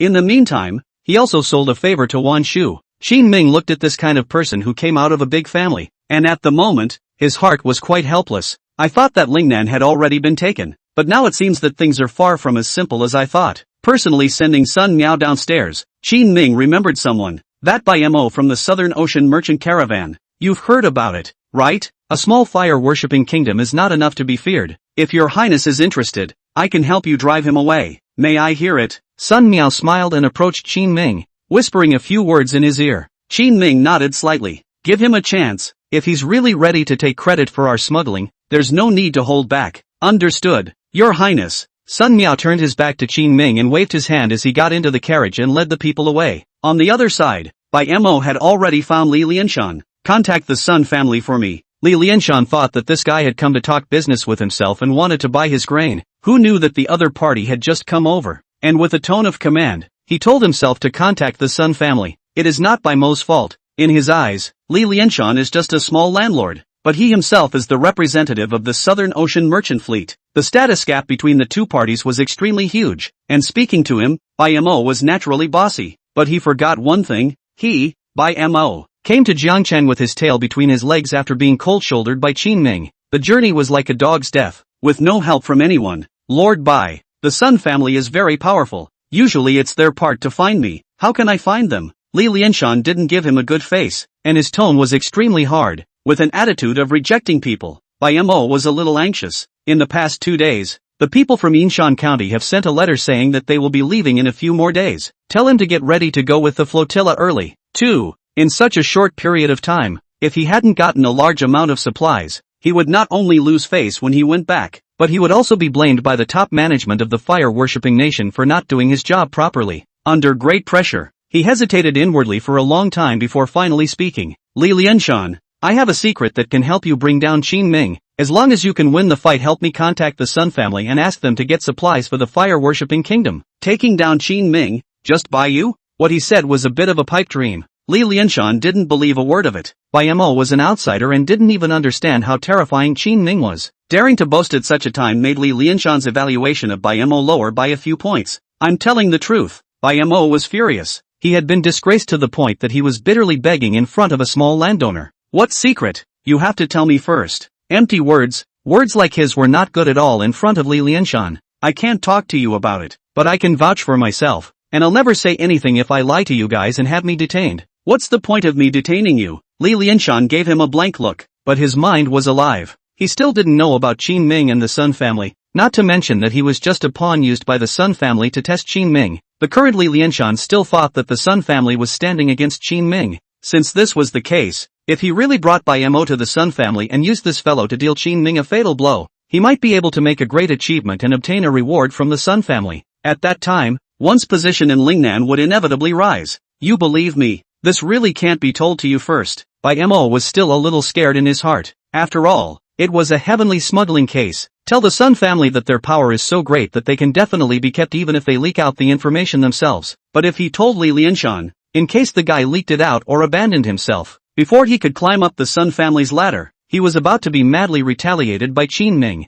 This will never work. That's fine. I'll take you to meet the Sun family's second son, but you're getting credit for this thing. As he spoke, Li Lianshan's eyes signaled and spoke meaningfully to Bai Mo. Bai Mo, as a boat runner, had seen too many people in the 5 lakes, so he naturally understood what the other party meant. Don't worry, as long as I take me to meet the Sun family's people, I will definitely help you put in a good word, and all the credit this time will be yours. Not bad. You stay here for the night first, and we'll leave early tomorrow morning. Early the next morning, Li Lianshan brought Bai Mo along with him and arrived in the inn where Sun Miao was staying. Because it was a bit late last night, Sun Miao didn't leave after being entertained by Qin Ming. Instead, they stayed and prepared to leave today. This just gave Li Lianshan the opportunity to come over and pay a visit. Please inform Mr. Sun that Li Lianshan has come to pay his respects. Just arrived at the place, Li Lianshan changed his previous arrogant and domineering attitude in the local area, and his face was full of smiles. Even though he was only speaking to the guard who was standing guard outside the door, his attitude was extremely humble. You're Li Lianshan? The guard looked at him with an odd expression on his face. Li Lianshan was puzzled in his heart. Was he famous? Without giving it much thought, he continued to chuckle. Yes, I'm Li Lianshan, the local landowner. Come in. The guard did not speak again and opened the doorway, surprisingly letting the two of them in directly without informing them. Chapter 158. Keep your head down and admit your mistakes. Inside the inn, Sun Miao held a volume in his hands and leisurely looked at it. Mr. Sun, Li Lianshan fawned and stepped forward, clasping his fists and saluting. Sun Miao raised her head and glanced at him, saying faintly, Li Lianshan, what are you doing here? It's like this. Do you still have an impression of that by Mo from the fire-worshipping kingdom from before? He said that he had long admired the Sun family's great name and also admired you, Your Excellency, and specially entrusted me to come over to pay my respects today. That was a beautiful thing for him to say, but it didn't do much good. Sun Miao turned his head to look at Bai Mo behind him. You are Bai Mo. What is it you came to see me about? Bai Mo knew the power of the Sun family, and especially respected them after learning that they were salt merchants. So when he faced Sun Miao, he didn't have the arrogance he had when he faced Qin Ming. He also followed Li Lianshan's example and said with a smile, it's like this, Your Excellency, our fire-worshipping kingdom wants to start a trade with the Sun family. If we combine our strengths, we're bound to make a lot of money. Sun Miao did not respond to him directly, but called out to one of the guards around him and whispered a few words in his ear. The other nodded and then walked out of the room. Duke, Bai Mo and Li Lianshan stood in place awkwardly for half a day, and seeing that the other party did not respond, they took the initiative to open their mouths and ask. Sun Miao waved his hand, very disrespectful and directly mocked. Lord Bai, you do business with the court, that is. Why are you looking for our Sun family? It's not clear who makes money when we do business locally versus trade with you. Or is there something special about you that makes our Sun family have to help you? He followed his lead and guided Bai Mo to show more of himself. It was like what Qin Ming had said. If Bai Mo really had the intention to trap Qin Ming, this guy is going to have a bad day. Actually, I know something that will be of great help to the Sun family. Bai Mo hesitated for a split second, but soon greed took over his mind. He himself was a new representative of the Southern Ocean Merchant Fleet, and had not endured any favors from Qin Ming at all before. Why should I keep the smuggling secret for Qin Ming? As soon as he thought of this, he directly revealed the bottom card in his hand. Do you think there's anything the Sun family doesn't know about in this part of the world? Sun Miao's tone was filled with disappointment. In Bai Mo's opinion, the other party was looking down on the information he had provided. But Sun Miao's disappointment came from Qin Ming's mandate. It seemed that this guy was really going to betray Qin Ming. It's not like everyone is a god. Even the Sun family would have a lot of things they don't understand, right? Baek Mo remains adamant. All you have to do is help me raise the goods, and I will give you the secret then. No way. It's only business if you pay with one hand and deliver with the other. Otherwise it's considered that you're taking advantage of the Sun family. Sun Miao's answer was decisive. Seeing this, Li Lianshan hurriedly glared at Bai Mo,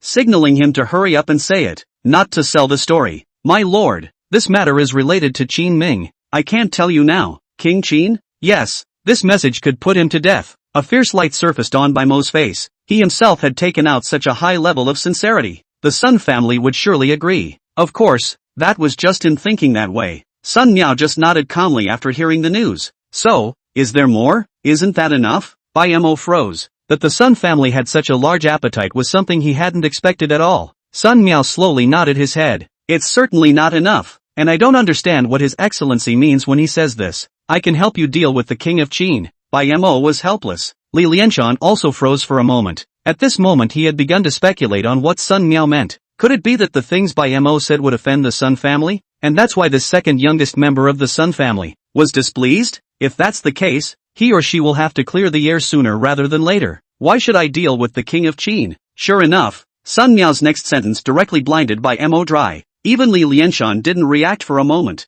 At this time, the guard walked through the door from outside, and without avoiding the two who had come to visit, he spoke directly. My lord, His Highness is here. Come on in. Who? Li Lianshan and Bai Mo didn't believe their ears. Their eyes were wide with disbelief and their jaws were about to drop to the ground. Turning his head, he saw Qin Ming walk in from outside with Chang Baishan, and carrying 2 cages of buns. Have you eaten? Qin Ming raised the bun in his hand at Sun Miao. Not yet. Together. That would be respectful. The two sat down and began to eat breakfast. This scene directly shook Bai Mo and Li Lianshan to the point of speechlessness. Duke, when are you going to talk to? After waiting for half a day, Li Lianshan opened his mouth and asked with a trembling voice. Sun Miao glared at him and said, there's no grudge. Let's make peace. And you, come over here and apologize to His Highness, the King of Qin.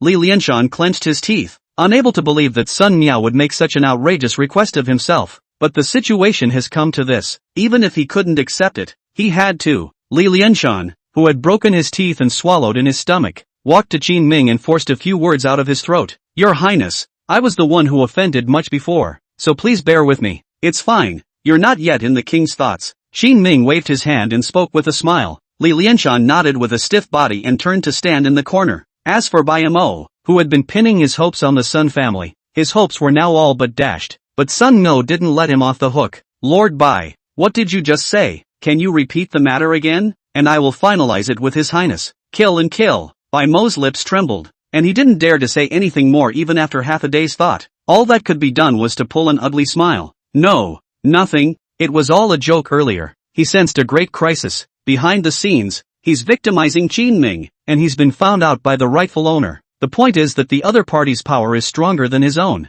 and now he's still in his territory. This kind of embarrassment would be terrifying to anyone who had it happen to them. I've got a few things to do, so I'll leave you to it. Bai Mo didn't dare to linger and turned around to run. He was going back to the inn to gather his guards and get the hell out of here. But Qin Ming suddenly called out to him. What's the hurry, Lord Bai? Since you're here, let me do my best to entertain you as a landlord. How about that? No need. I'm in a real hurry. Bai Mo was about to cry in a hurry. The corners of Qin Ming's mouth lifted up as a murderous intent appeared in his eyes. Since Lord Bai is unwilling to stay longer, I won't keep you any longer. But it's not easy for you to come here. So on your way out, let my men see you off. When he finished speaking, Qin Ming nudged at Chang Baishan. Chang Baishan slowly nodded his head and walked forward to clasp Bai Mo's shoulders. Lord White. Go, right? Chapter 159. All in favor. A cold sweat broke out behind Bai Mo's back. With this departure, it's not certain that you'll survive. There's no need to send them off. I still have some people at the inn. Take them back with me. His voice trembled as he waved his hand back and forth. Seeing this, Sun Miao but smiled. I've already arranged for someone to send them back first. Your Highness is so gracious to send them back. You'd better not be polite. Lord Bai, you guys, follow along. As the words fell, several guards and Chang Baishan left with Bai Mo. Although he was nominally sent away, several people didn't give Bai Mo a chance to speak at all, forcing the person out the door as if they were escorting him. Qin Ming and Sun Miao sat opposite each other, and after a tea time had passed, the two of them finished their breakfast, and several people from Chang Baishan returned. Seeing this, Qin Ming stood up and said, Mr. Sun, this king still has summas to deal with, so I won't bother you. Good, Your Highness, take your time. Neither of them mentioned Bai Mo again. Walking out the door, Qin Ming said to Chang Baishan, prepare the horses. Your Highness, going to Yinshan County? Well, to the shipyard in Shady Hill County. There is a saying that if you don't get rid of the grass, it will grow again in the spring. Since he had taken this path, Qin Ming naturally wouldn't leave too many unnecessary handles behind. 2 days later, Qin Ming arrived within the city of Yinshan County and called Wu Shizhong over. Your Highness, you asked for me? Wu Shizhong was puzzled. If Qin Ming wanted to explain his things, he could just say it directly, but he even came here specifically. Did something big happen? How many big ships and small ships does the shipyard have together now? 2 large ships, 6 medium-sized ships, and a dozen small ships for you, Your Highness? Well, I killed Shiromo, Qin Ming said casually. Wu Shizhong banged so scared that he almost threw out the teacup in his hand. Not you, what did you say? You heard right. Now that Bai Mo is dead, it's best to settle his flotilla as well. The Stabbing Heaven Kingdom and Panglai Kingdom's people will treat them as if they don't exist, and no one will find out about them even if they go to the court. Qin Ming spoke seriously. Since you do the killing, you do the whole thing. Save yourself from problems later. There are a few ships that are going to the inland canals of the Great Qian, and business has been negotiated, so I can only give you a portion of them. It took Wu Shizhong half a day to finally digest the information. Qin Ming didn't have much say in the quantities he was talking about. He turned to Shang Baishan and asked, are Lu Gang's men good at water warfare? Your Highness, Lu Gang's soldiers don't know how to do this. He almost drowned last time when he went down to the river with me to touch the fish. Sure enough, there are specialties in the arts. Qin Ming sighed rather helplessly. Wu Shizhong, however, suddenly said tentatively, Your Highness, in fact, the person who can help you in a naval battle is right here with us. His words made Qin Ming's eyes light up, and he knew who Wu Shizhong was talking about. Go. The three came to the inn. Hu Haishan, Ji Juan, Chu Huishan and the others were all waiting here. They are simply awesome these days. It's not just merchandise you get, it's munitions. In this day and age, it's hard for any country, no matter what, to supply them with munitions in large quantities. But the resourceful Qin Ming can. Your Highness, seeing Qin Ming come over, everyone stood up with extreme respect and greeted him. You three come with me. Qin Ming scanned the circle and found that most of the people from the Southern Ocean merchant team were sitting down there drinking tea and blowing awesome. It's not a good idea to talk about things when there are so many people, so he waved at a few people and prepared to go in and talk. What is it, Your Highness? Looking at Qin Ming's extremely serious appearance, all three of them were somewhat alert at this point, and the moment Qin Ming opened his mouth, it was a heavy bomb. Hakumo was killed by me. I need the help of all three of you to completely clean up the fire-worshipping nation's fleet. In the future, if there is any trouble, I will also help the three of you with military supplies and assist you in overthrowing the fire-worshipping kingdom. How about that? There's a lot of money to be made in arms dealing, now that Bai Mo was dead. If the three of them sided with Qin Ming, it would mean that they would also stand against the fire-worshipping kingdom. After returning from this trip, it would certainly be easy to create friction with the fire-worshipping nation. That would require Qin Ming to provide them with power. Let these three countries control the South Pacific countries. Qin Ming's business can be bigger in the future. And no more worries. This is a win-win situation. There's just too much involved. Your Highness, I'm not going to lie. This is a bit of a big deal and we need to discuss it. The three of them had shocked eyes, but they didn't dare to agree on the spot. The pattern of the Southern Ocean states is likely to change radically as a result. Even if the relationship between them and Qin Ming was good, they couldn't just arbitrarily decide like that. I will have the ships, the men, and the weapons and equipment ready for you all, and you may meet me at the harbor by midnight tonight if you give the nod. Well, the three nodded hesitantly, then closed the door to the room and began to discuss. As for Qin Ming and Chang Baishan, the three of them began to urgently raise supplies and manpower. The final arrangement was a combination of one large ship, 3 medium-sized vessels, and 7 smaller ones, equipped with a strong crossbow, arrows coated with kerosene, and other equipment. After driving the ships from the shipyard to the harbor, they were boarded one after another with the guards of Shady Hill County. They were temporary callouts with no serious training in naval warfare, but the very good thing is that the men of Shady Hill County are near the coast, and every one of them is good in the water. Playing a surprise should take out a portion of the fire-worshipping nation's fleet, but it's up to God to actually take them out. Your Highness, the men are ready. At the stroke of midnight, Chang Baishan quickly ran onto the cabin and opened his mouth to report to Qin Ming. Although Wu Shizhong was the county magistrate, he definitely had to keep an eye on such a big matter personally. So he specialized in getting on the ship and wanted to go out to sea with Qin Ming to eliminate the fire-worshipping kingdom's fleet. Wait a little longer. Qin Ming's gaze looked in the direction of Yinshan County, his tone calm. However, the two of them, Chang Baishan and Wu Shizhong, clenched their fists. The time had come, but at this time there was no sign of those from the South Seas caravan. This meant that they were not willing to support Qin Ming. Your Highness, it's better to go. Chang Baishan walked over to Qin Ming and spoke in a low voice. Qin Ming, however, slowly shook his head. A man from the South Seas merchant fleet would not be so devoid of vigor. Qin Ming had already given them a blueprint for a maritime hegemony. If this was the case and he still didn't dare to take on this task, then it could only mean that Qin Ming's vision of people was faulty. As expected, as his words fell, there was a clamor of hoofbeats in the distance. Your Highness, we're here. Ji Zhuan's voice came from the distance. It's not just us who aren't coming, it's them. In the night, Qin Ming followed his voice and looked back. It was found that in addition to the 3 major countries in the South Seas, there were also representatives of merchant caravans from various small countries that had all rushed over. Your Highness, can you take us with you? Chapter 160 Explosive Arrow.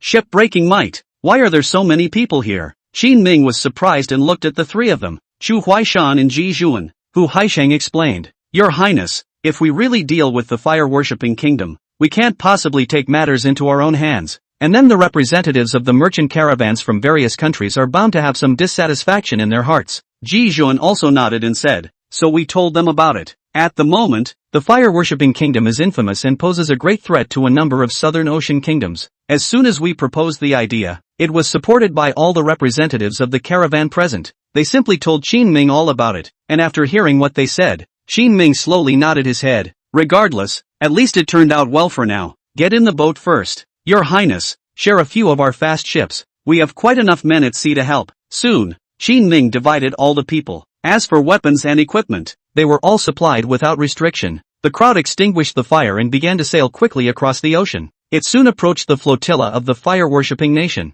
Do it! Qin Ming whispered to Ji Zhuan, who was standing at the bow of the boat, and Ji Zhuan took out his fire folders, lit the torch, and stood at the bow of the boat and began to shake it. Do it! The other flotillas that received the signal drew closer towards the fire-worshipping kingdom's flotilla. Knock knock! Hundreds of ignited rockets cut through the night sky and smashed heavily on the hulls of the fire-worshipping nations. This scene angered the people of the fire-worshipping nation to the extreme. What are you doing? When we get back, the fire-worshipping kingdom's army won't spare you. Everyone on the ship of the fire-worshipping kingdom roared in anger. The fire-worshipping kingdom is the most brutal force among the Southern Ocean countries. After annexing a few of its neighboring circumscribed countries by virtue of strong-arm tactics, it is already being watched by many. It's kind of their fault for being able to get into this situation. Get them! Soon, the crew of the fire-worshipping nation, adapted to the battle, began to fight back frantically. They turned the ship around and loaded the hull. which was burning with a blazing fire, on the neighboring vessel. Rumble! The sound of heavy crashes traveled far out over the sea,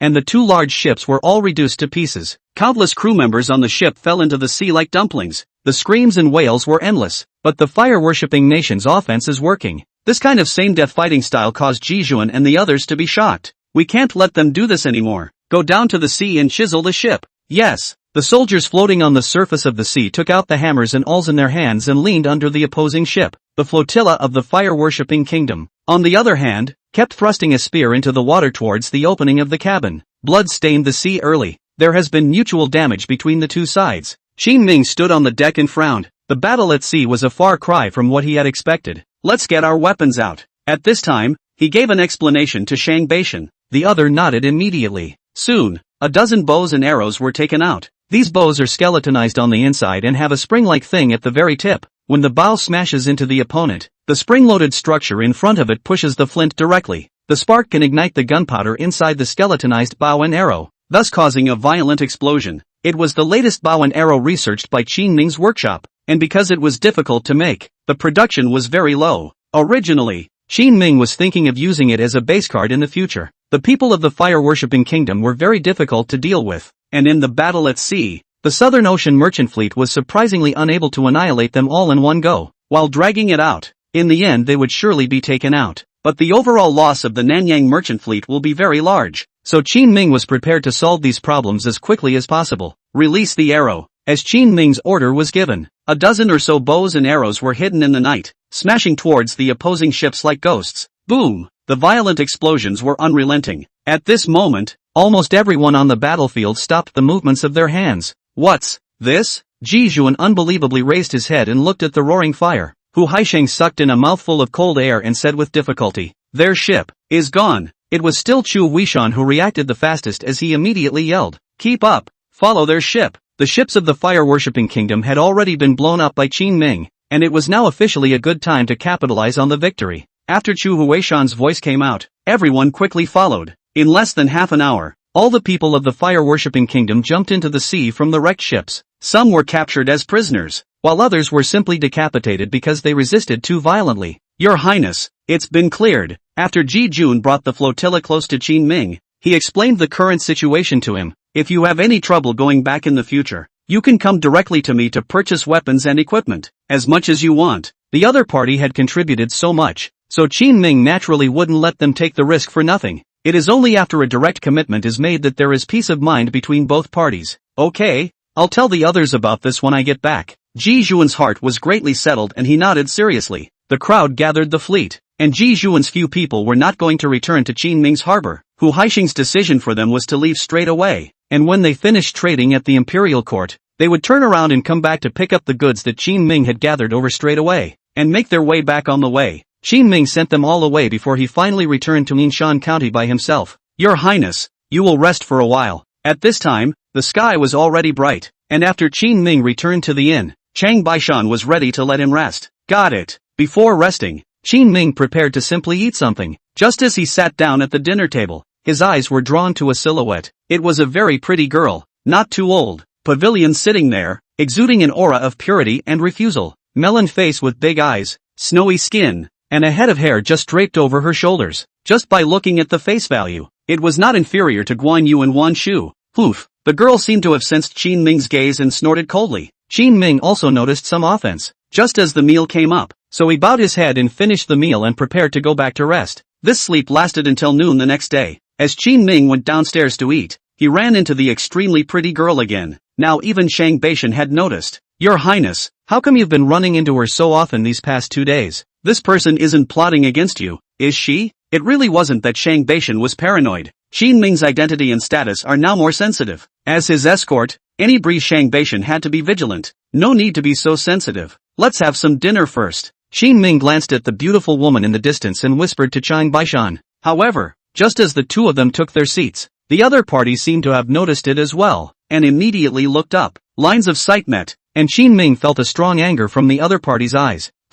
Chapter 161 Shun Luyan. Chasing wildly for 700 miles. Why is there so much hostility towards you when there is no grievance? Qin Ming frowned slightly and pondered in his mind for a few moments before failing to find the other party's figure. Looks like someone you don't know. Now Qin Ming had been operating in Lingnan for a long time and had encountered too many things during that time. Inadvertent feuds are possible. Go back when you're done eating. There are still quite a few things to do in Linjiang City. Seeing that the other party didn't do anything practical, Qin Ming didn't think any more about it. Anyway, Chang Baishan followed him, and the other party couldn't just casually make a move like that. Speaking of Linjiang City, Chang Baishan suddenly remembered something and whispered to Qin Ming, "By the way, Your Highness, the Sun family has a batch of goods that have been dragged to the harbor, and it's said to be a large batch of aged grain." Stale grain? They're good at saving things. Qin Ming bristled. The Sun family sent grain over to the Southern Ocean merchant fleet to trade, so be it, but they had more on their minds. Directly take some grain that has been piling up inside the warehouse for several years and send it in. It's the equivalent of calling out for help with your own inventory. Where's all the stuff?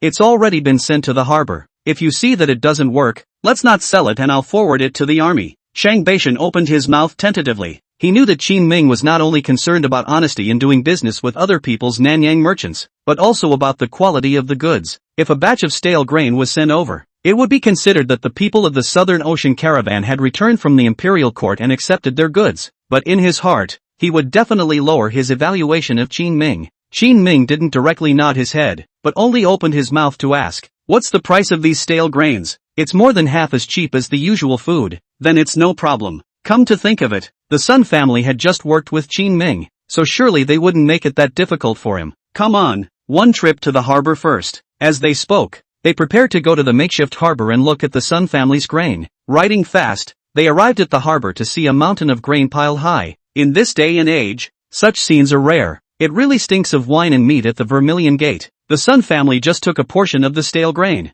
and there's so much of it. Qin Ming stood beneath the tall pile of grain and lamented, "Where is your chief? And can he be brought to meet with his highness?" Shang Baishan didn't stay idle, and quickly pulled up a man who was directing the laborers to unload the cargo. "The person leading the group on our side has entered the city. Your highness, please wait a moment. I'll call out for a notification. If it's not there, forget it, you can just talk to the king directly." Qin Ming waved his hand. "Be prepared to talk to this person in charge about the price first." "Hey, your highness." The other party nodded his head in a hurry and waited for Qin Ming to speak. "You're all stale grains, or trading on such a large scale. How about this? I'll take them all. Can you change the price to 30% of the market price? This is too little, isn't it?" Originally, the other party had traded with Qin Ming at 45% of the normal grain price in the market, but as soon as Qin Ming opened his mouth, he had to discount another part of it. "At this price, you won't lose any money. Now these stale grains from a few years ago are no different from garbage in the eyes of the Sun family, right?" Qin Ming had seen through them long ago. Seeing this, the person in charge, who had originally shown some hesitation, also fell silent. After waiting a moment he spoke, "How about this, your highness? I'll give you twice as much stale grain again, and if you can collect it all, then I'll give you 30% of it. How's that? How much food do you really have?" Hearing these words, both Qin Ming and Chang Baishan were shocked. Knowing that the powerhouses from all over Deqian were strong, no one had expected them to be this strong. It was important to realize that all this food at the port right now was enough to feed Qin Ming's tens of thousands of troops for several months, and yet they have to double it to give. That's not easy to tell you. Understood. Then you deliver it, the next shipment of food to my barracks. It's just stale grain and slightly less flavorful. However, it was able to feed the soldiers, which would be good for Qin Ming, and save on barracks expenses. 30% of the price of the port's grain can still be given to the South Pacific merchant fleet, and they will not be suspicious. After all, these grains are really cheap. Okay, this man, who was in charge of grain transportation, also nodded. Just as Qin Ming was about to say goodbye to the other party and leave this place, a voice suddenly came. "The grain has been delivered to the harbor and you're only here to negotiate the price. Is this a clear-cut case of bullying?" Qin Ming and Chang Baishan, as well as this person in charge, froze. They turned their heads and suddenly realized that the person who had come was actually the cool little beauty they had originally met inside the restaurant. "She is?" This person in charge who had just talked to Qin Ming was equally confused as Qin Ming was when he saw this. Giving Qin Ming a smile, he hurriedly walked up and explained to the little beauty, "Miss, actually." "Shut up. How dare you talk business with someone on your own when I'm not here? Eat your heart out, you bastard." The girl glared at him, a cold look that made the man in charge shrink his neck. Walking up to Qin Ming, this cool as an iceberg girl opened her mouth with resentment. "To introduce myself, my name is Sun Laqian." "Sun, Fall?" Qin Ming froze for a moment. Shang Baishan also stared wide-eyed. They finally reacted to why this girl had so much anger when she saw Qin Ming at first. "This is the sister that Sun Miao introduced to Qin Ming. I didn't realize it was so beautiful. When he said at the time that his sister, Sun Luyan, was a beautiful woman, Qin Ming didn't even care, thinking that he was selling himself short. Who knew it was really so beautiful? We've already shipped this grain over, and we've negotiated a good price. Now I won't haggle. I'll ship it away if you don't want it. Sun Lanyan obviously had a grudge against Qin Ming for rejecting her engagement in front of so many people. Now speaking extremely clipped, he was going to argue with Qin Ming when he found an opportunity. Qin Ming calmed his mind and tried to make his tone as calm as possible. I didn't go back before, so I couldn't talk to you guys in detail. It's not too late to talk now. Besides, I've already made compensation by charging the Sun family twice the amount of stale grain. You blame me for not going back? Sun Lanyan raised her willow eyebrows and crossed her arms and sneered. She comes from a wealthy family and has never suffered any indignities since she was a child. This time, my brother went out to help him negotiate a marriage contract, only to come back and tell him that it didn't work out. It was the person who actively refused, and not just one rejection,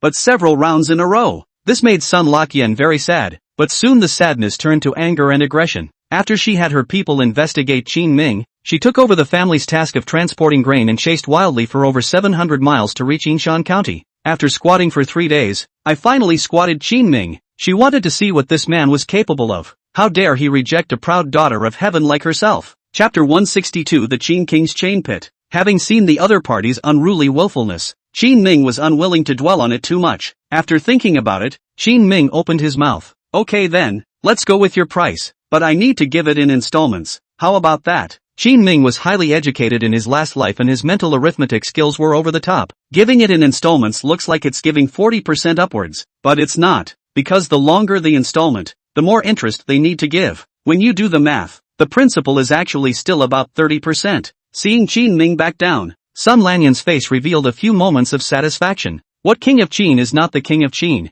In front of himself, not still bowed down? Humph. How long are you going to give it in parts? Half a year's time, during which all your stale grain is to be given to me? How's that? Qin Ming opened his mouth with a smile, and next to him, Chang Baishan glanced at Sun Luyan with an odd expression. He wanted to laugh, but was afraid that if he didn't act as subdued as Qin Ming, it wouldn't be good if the other party found out that his family was taking advantage of him. 6 months, that's fine. This era is not too much borrowing concept. Like Sun Lanyan, this kind of in the boudoir people do not know the miss. Business experience is even less pathetic. She didn't even associate Qin Ming's delivery of the money in installments with interest and borrowing. Naturally, he felt that he had earned it, and that he had also fully suppressed Qin Ming and gained face for himself. This time we can make a deal face to face. Miss Sun, you shouldn't have any second thoughts, right? Qin Ming reconfirmed Sun Luyan's attitude. A few moments of impatience flashed through Sun Lanyan's cool eyes. We Sun family members are most concerned about honesty and rules, and we will never break an agreement. Well then, good cooperation. Qin Ming extended his hand. Sun Lanyan, however, coldly grunted. Don't want to touch you. Oh, that's fine. Qin Ming touched his nose. She looked so pretty, but I didn't expect her personality to be so well behaved. It was fortunate that he did not agree to Sun Miao and marry Sun Lanyan in the first place. Otherwise one is really at a disadvantage. Just thinking about this, Qin Ming's heart was filled with gratitude. Drawing back his hand, he turned and prepared to leave. Sun Lanyan had absolute confidence in her own face value, and when she saw that Qin Ming was actually ignoring her, her heart suddenly became a little unbalanced again. You know, if you had agreed to the marriage contract proposed by my second brother, now, not to mention 30%, these Chen grain can be given to you for nothing. This is the strength of the Sun family, but now well, you'll have to spend money. Standing behind Qin Ming, Sun Luyan said in a condescending manner. Qin Ming froze for a moment, suddenly realizing that Sun Luyan spoke like a child. In order to comfort her, Qin Ming had to put on a look of pain. Really? Really? Of course it's true. Are you sorry? Sun Lanyan's heart was full of relief at the moment as he watched Qin Ming really show remorse. Qin Ming laughed in his heart, quickly stepped forward and held Sun Lanyan's hand affectionately. Miss Sun, what do you think of me then? Ha, you look okay. Even if Sun Lanyan had a bad personality, she was still just a young girl raised in a deep bosom. Now that she was being molested by Qin Ming like this, her little face immediately turned red. So do I have a chance? Qin Ming continued to attack, and Sun Lanyan lowered her head, and that high and cold iceberg aura she put on almost melted. She mumbled in a small voice, but you've rejected me, and so many people in the family know that. If you could go to the family and propose marriage in front of them, we might. Ha, so troublesome. Then forget it. Qin Ming suddenly let go of his hand and let out a long sigh. You tricked me. Sun Lanyan finally reacted. her shyness disappeared, and she raised her head and stared at Qin Ming with a face full of anger, as if she wanted to eat him alive.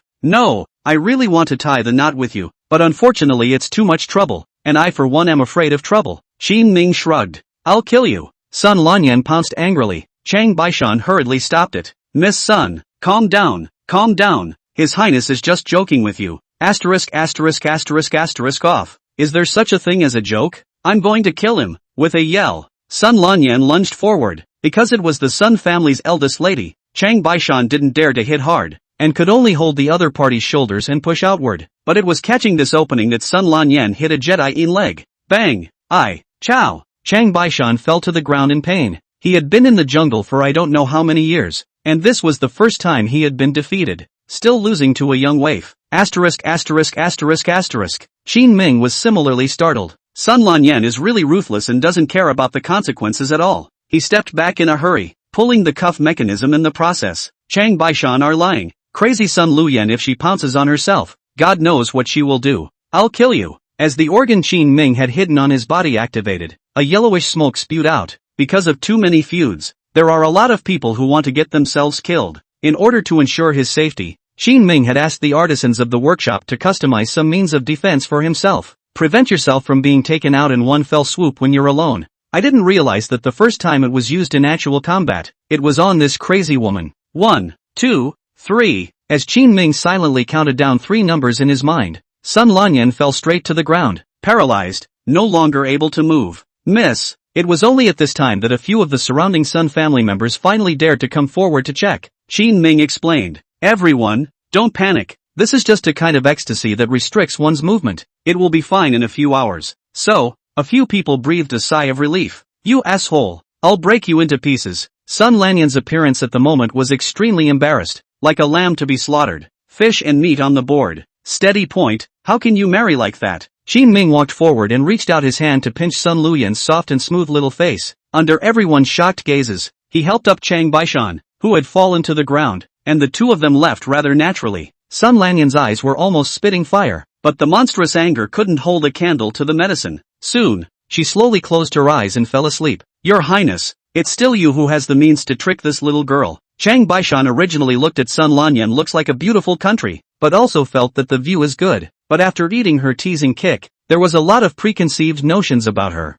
Qin Ming smiled and said, "All right, hurry back. I want to find Xiao Chuan to discuss a plan to save money. Suddenly you get such a large amount of stale food." Qin Ming was going to ask Xiao Chuan to rearrange the army's meals. In the future, if there was a stable supply channel of aged grain, their army could achieve the desired effect by spending 30% of the original amount. Not only does it fill you up, but it even holds you up. This way the number of elite soldiers raised on Lu Gon's side could even expand again. Chapter 163 Revenge for Silly Sister. The two quickly returned to the outskirts of Linjiang City. Qin Ming came to the farmhouse, found Xiao Chuan and talked to him about Chen grain. "I'll taste it." Drawing a dagger from his waist, Xiao Chuan slashed the grain bag on Qin Ming's wagon, reached in and grabbed a handful of grain and stuffed it into his mouth. "It's okay, a little worse than before, but it's better than cheap, and with our supply of poultry and eggs, it should be enough to keep them full and well fed." "That'll do." Qin Ming breathed a sigh of relief. Xiao Chuan was in charge of military affairs, and even he said it was okay, so it was really okay.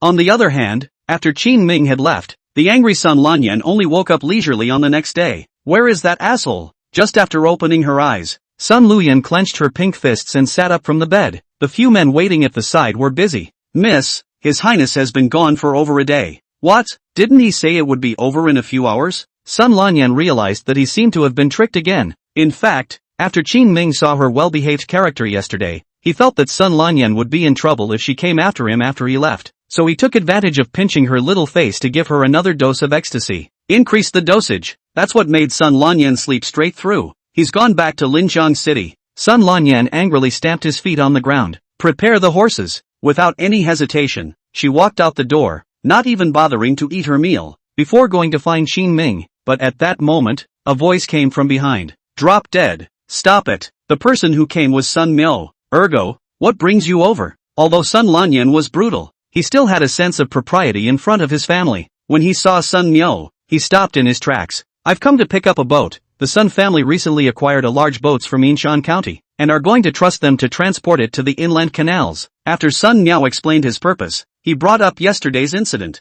You're too impulsive. Since we've already cooperated with His Highness, let's not get sideways. He's the one who played the bad guy first. Yesterday, he even made a pass at me. Wasn't it you who stopped him yesterday? Not wanting to lower the price. Sun Miao glanced at her sister and had a bit of a headache. Humph, he just suffered a loss at my hands. His heart is not comfortable. That's why he treats me like that. This person's heart is too small. It's hard to become a great thing. For that matter, he's still the king of Qin. Sun Lanyan crossed her arms and blamed Qin Ming for all the mistakes. Speaking of staged deliveries, the corner of Sun Miao's mouth twitched slightly as he said with an odd expression on his face. Lok Yen, you don't understand business matters, so don't interfere. Just like yesterday's price and installment. In fact, Qin Wang is earning. You think carefully about the interest rate. We are all family. Sun Miao naturally has a few teaching points for her sister. Naturally, he didn't hide anything in the slightest, and spoke meticulously about yesterday's events. After Sun Miao's nudging, Sun Lanyan froze for a moment and then immediately reacted.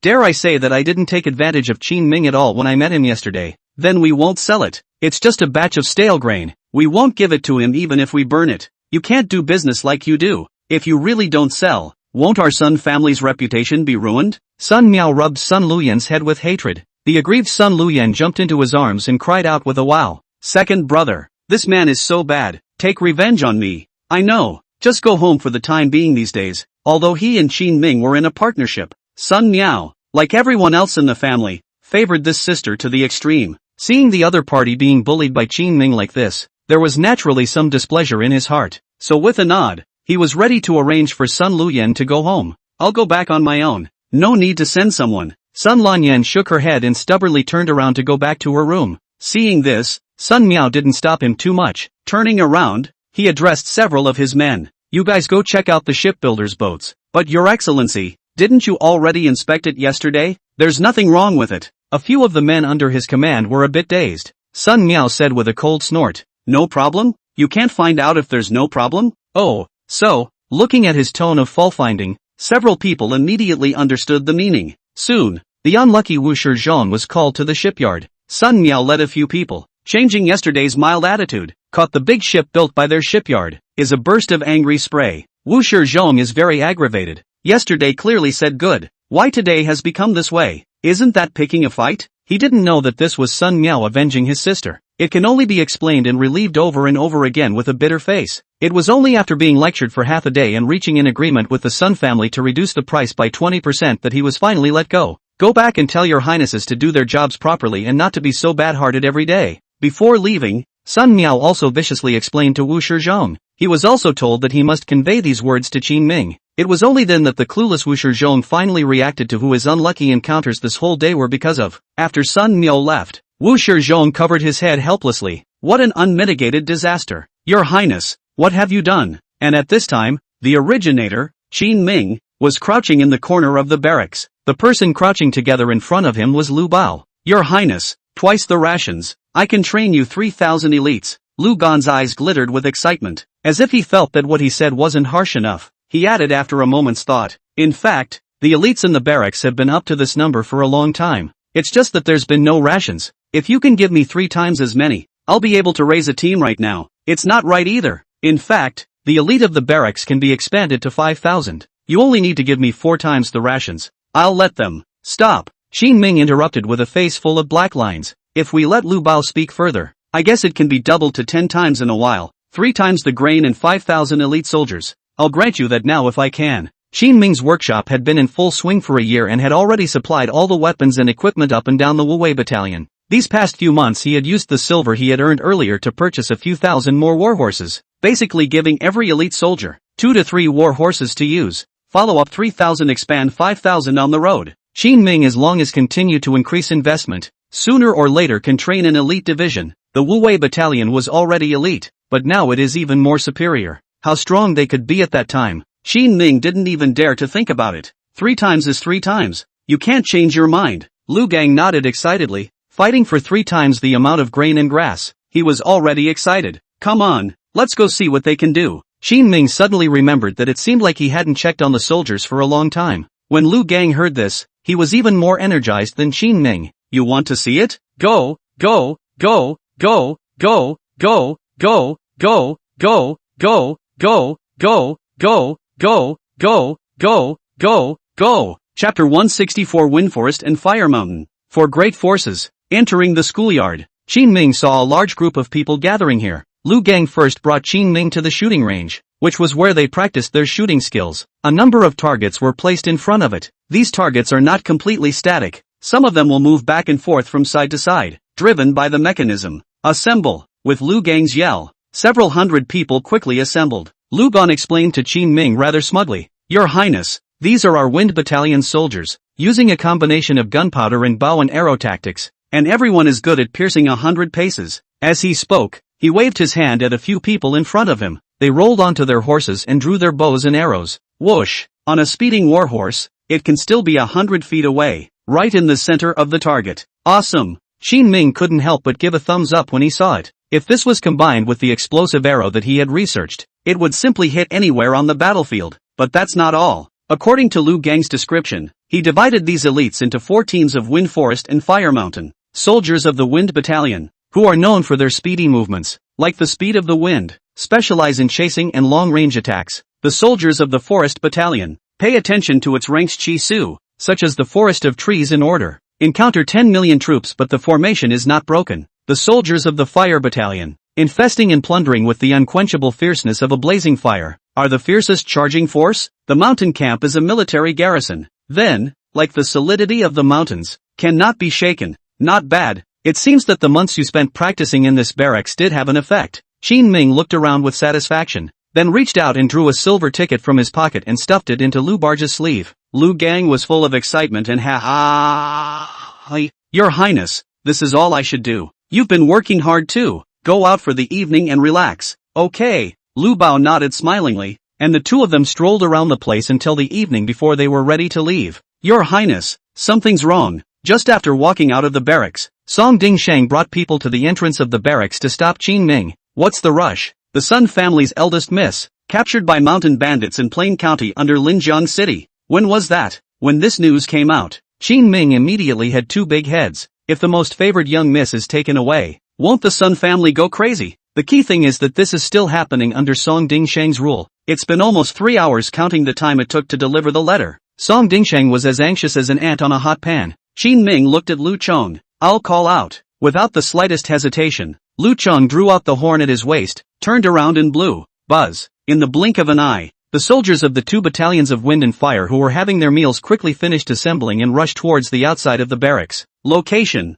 Right here." Song Dingsheng hurriedly took out a map and pointed to one of the mountain peaks. In this day and age, many places are uncivilized and barbaric areas. It's like what these mountain bandits are hogging is a place with the name Thumb Peak. Perennial rebellion. Behind Thumb Peak was a large, lush mountain forest, all filled with miasma and poisonous insects, so there was no way to find it if you hid inside. The officials and soldiers of the Imperial court had besieged them many times over the years, but each time they were just short of the goal and they escaped. 3 hours have passed and I don't know where the people have gotten to. Turning onto his horse, Qin Ming discussed tactics with Lu Chong as he walked. The battalions of Wind and Fire have assembled and are moving with them. The next thing to do is to develop tactics and get them to conduct the search. "Your Highness, you don't have to worry. Thumb Mountain is nothing. The Fire Battalion can topple their entire mountain. What if they run away? Running faster is not as fast as the Wind Battalion." Lu Gang was confident in his army. Seeing that Qin Ming was still worried, he spoke. "Is Your Highness worried about what we'll do when we get to the mountains without warhorses and the mountains are overgrown with bushes?"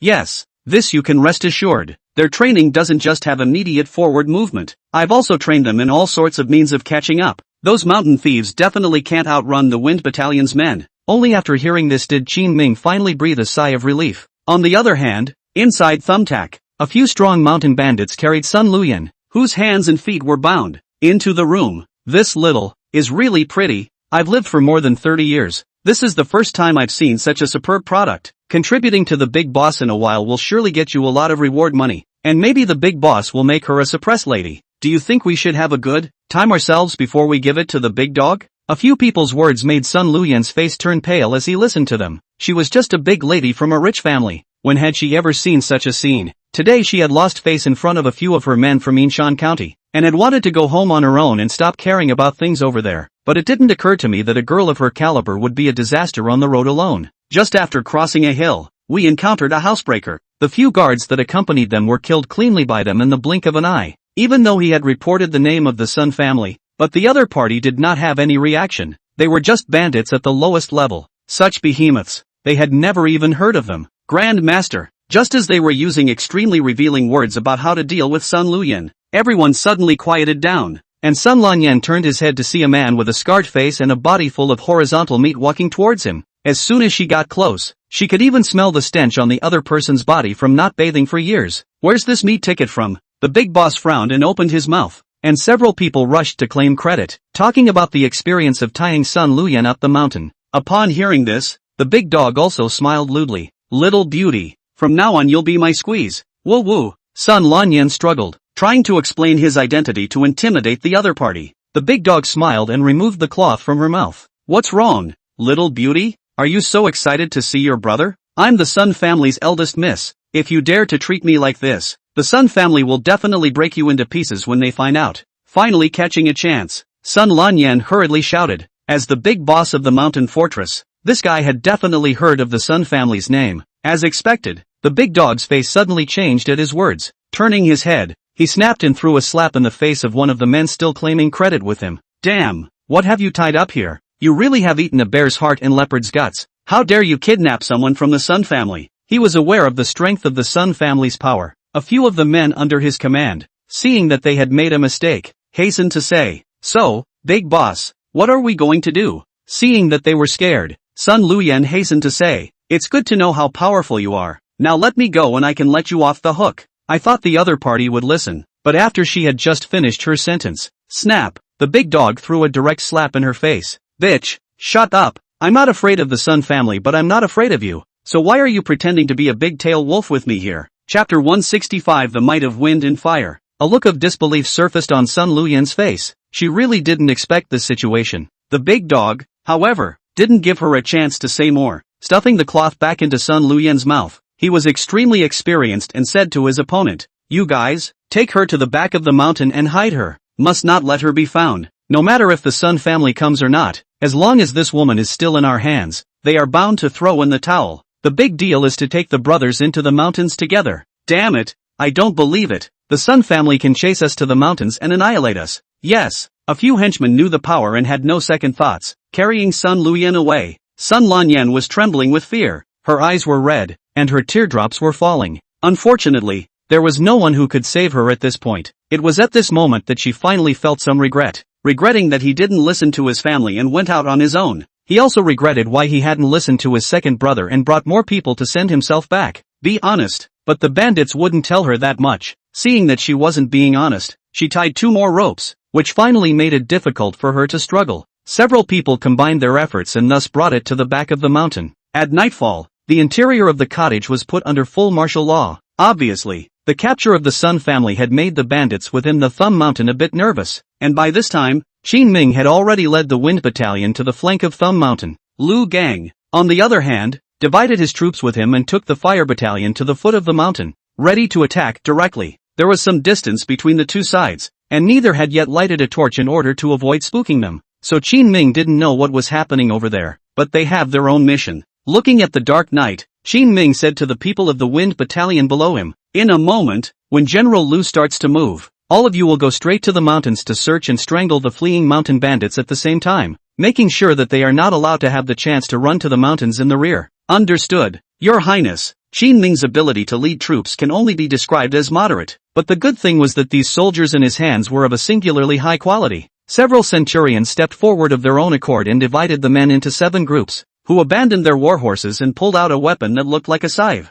This weapon Qin Ming recognized. It was for clearing brush and trees as they traveled quickly through the mountains. "Come on, Your Highness, let's go up first." Aha! Qin Ming followed them, clearing the road all the way up, extremely fast. The patrolling bandits that they encountered were basically killed by the Wind Battalion's people with their bows and arrows before they even showed their heads. Kill! It took less than half an hour for Qin Ming and the Wind Battalion to deploy and approach the peak of Thumb Mountain. Above the peaks in the distance, there was already fire in the sky. Countless Fire Battalion soldiers finally touched into the mountain fortress and began to kill each other frantically. In the darkness, Qin Ming waved his hand. "Go! The several centurions of the Wind Battalion immediately dispersed in all directions and disappeared into the dense forest in the blink of an eye. Only 30 or so people remained by Qin Ming's side. Qin Ming is the king of Qin. The Wu Wei camp is all his. Coming out to fight, they definitely had to be concerned about Qin Ming. It really does come like a shadow and go like the wind. Qin Ming realized that he just hadn't managed it carefully for a few months. Camp Wu Wei has then grown to a level that makes itself unreadable. Come on, Your Highness. Let's just go behind Thumbtack and keep watch. A few people from the Wind Character Battalion opened their mouths and said to Qin Ming, "Okay." Qin Ming led them, rushing towards the back of Thumb Mountain while standing on a high place overlooking the battlefield. Look for them as they walk. Already the shouting and killing was loud below. Before the incense burns, their Grand Master, Second Master, and Third Master had each brought more than 30 men with them, prepare to fight the other side with the complex terrain. I thought it was an ordinary officer, but no one expected it to be so fierce. It was fine if they didn't show their faces, but if they dared to show their heads, the soldiers of the Fireword Battalion could seize the opportunity in the blink of an eye, bite them hard and kill them all. It only took an incense stick of time for the three pawns to die out. Thank goodness the people they brought with them made it out of one. Retreat. Seeing this, they went straight to the old ways. Hundreds of bandits fled frantically through the mountains and forests, rushing towards the back of the mountain. As long as they could enter the back of the mountain, they wouldn't have to worry. The back of the mountain is full of miasma and poisonous insects, all in an uncivilized mountainous area. Even the bandits of Thumb Mountain didn't dare to go too deep. The outsiders who have not been exposed to this place are more than welcome. Unfortunately, their thinking was too naive. Where to run? As a loud roar came, the people from the Fire Character Battalion had already bent their bows and arrows, directly shooting their burning bows and arrows out. They set the whole mountain on fire. The soldiers of the Wind Character Battalion had already followed the fleeing mountain bandits and cut off the way. Kill them all. Leave no one behind. Lu Gan's voice came out from below, and everyone answered in unison. The area was soon cleared of bandits. Of course, they didn't forget business. Where is that great lady of the Sun family? Didn't find it. I think it went into the back of the mountain. I don't think it's gone far. His Highness has already passed, and will catch up in a little while. You guys go over and follow as well. Don't let His Highness get into danger. Yes. The crowd rushed towards the back of the mountain in unison. Qin Ming had already reached the back of the mountain at this moment, and had also received news from the people of the Wind Character Battalion. That would be in the back of the mountain. He made the same judgment. The mountain roads here are rugged and difficult to navigate, and no one knows where those mountain bandits will take people. Your Highness, going in? Several people looked at Qin Ming. Qin Ming waved his hand and took out a cylindrical object from his waist, and after stretching it out, it was clearly a telescope. I'll observe first. It's high up here, and it's great for observing what's going on down there. It must not have been long from the time Sun Lanyan was brought in, to the time he was taken to the back of the mountain. Coupled with the difficulty of traveling through the mountains, Sun Lanyan was definitely not too far away from them. Qin Ming's speculation proved to be correct. As he watched, he soon saw several hurrying figures advancing through a wood in the distance. That direction. Qin Ming took out his binoculars and showed them to the several soldiers of the Wind Character Battalion around him. It's okay. Good catch. Just find the man. He can't outrun us no matter where he is. A few people hemmed and hawed and quickly ran wildly towards the bottom. Upon seeing this, Qin Ming's heart was greatly relieved. Lu Gang's training methods were effective, and it was surprising that he was able to get so many elite soldiers and strong generals in a short period of time. There is just one small problem. The number is too small. The 4 camps of Windwood and Fire Mountain couldn't even make it to the thousands within each camp. Going back has to keep him expanding these elites. Qin Ming thought as soon as he followed them. Follow the bushes that the crowd had cut all the way down. A whimpering cry was soon heard. Big brother, let me go, please. Oh. Chapter 166. You hold me. The person who was crying was Sun Luyan. After today's transformation from heaven to hell, her mind had collapsed. All that high-strung demeanor he had been putting on fell apart. After half an effort to spit the cloth out of his mouth, Red Eyes kept begging for mercy. A few of the bandits snorted coldly at her. Little, we don't know anything about the Sun family, but it looks like you should have a big power behind you. If we let you go, we're sure to be retaliated against. It's better to pinch our hands to ensure our own safety first, and take some benefits from the Sun family along the way. So tell me, on what basis do we let you go? A few mountain bandits had already understood what was at stake at this moment after the big boss's counting. Although this woman could no longer be fingered, they could have a good harvest by hiding it as a bargaining chip. Big brother, you guys name a number, or make a condition, and I can get the family to give it. Sun Lanyan's eyes were swollen from crying, rambling and constantly begging. Damn it, I want you to sleep with me. As he spoke, he reached out and tried to touch towards Sun Lanyan's waist. Sun Lanyan struggled backward in a hurry. Don't, Big brother, don't touch it yet. Except for this, I can promise you all. Several of the bandits did not respond, glancing at each other. Several people's hearts were filled with evil thoughts. What can a little girl like you do to help us in the middle of nowhere? You're the only one who's tender enough for a couple of brothers to touch. Big boss said he can't touch you, but it's always okay for us to touch you twice. They molested Sunfall while putting it down. Sun Lanyan kept retreating, his mouth screaming. It's a very windy day on the mountain, so scream all you want. A few people laughed, and the leaves and bushes in the forest were rattled by the night wind tonight. Even if Sun Lanyan screamed as loud as she could, it was unlikely that anyone would come over to help her. You shall not die. Sun Lanyan covered his face and bawled. The leader of the bandits, with a hefty grin, reached out his hand in preparation to touch it, but when it really came down to it, there was some fear in his heart. You guys, the big boss won't chastise us for such a small matter, right? They still don't know what happened in the front mountain until now, and still harbor fear of the big boss in their hearts. Wow. He waited for half a day, but realized that no one was responding to him. The only sound was the whistling of the mountain wind. This made him turn around in surprise, only to see a shocking sight. Only Qin Ming stood behind him and faintly shook his head. Who would chastise you when the people of the former mountain are long dead? You. Before he could finish his sentence, swish swish swish, 3 bow arrows then went through his heart, throat, and brow. Qin Ming slowly walked over to Sun Luyan, who was covering her face. At this moment, Sun Lanyan did not have the joy of surviving a robbery, just staring blankly at Qin Ming. Am I so overwhelmed by humiliation that I'm just going to seek death? Are you a dying fancy? Why do I think of you? Snap! Qin Ming pinched her face with one hand, while with the other hand, he drew his sword and slashed the restraints on her arms and legs. Does it hurt?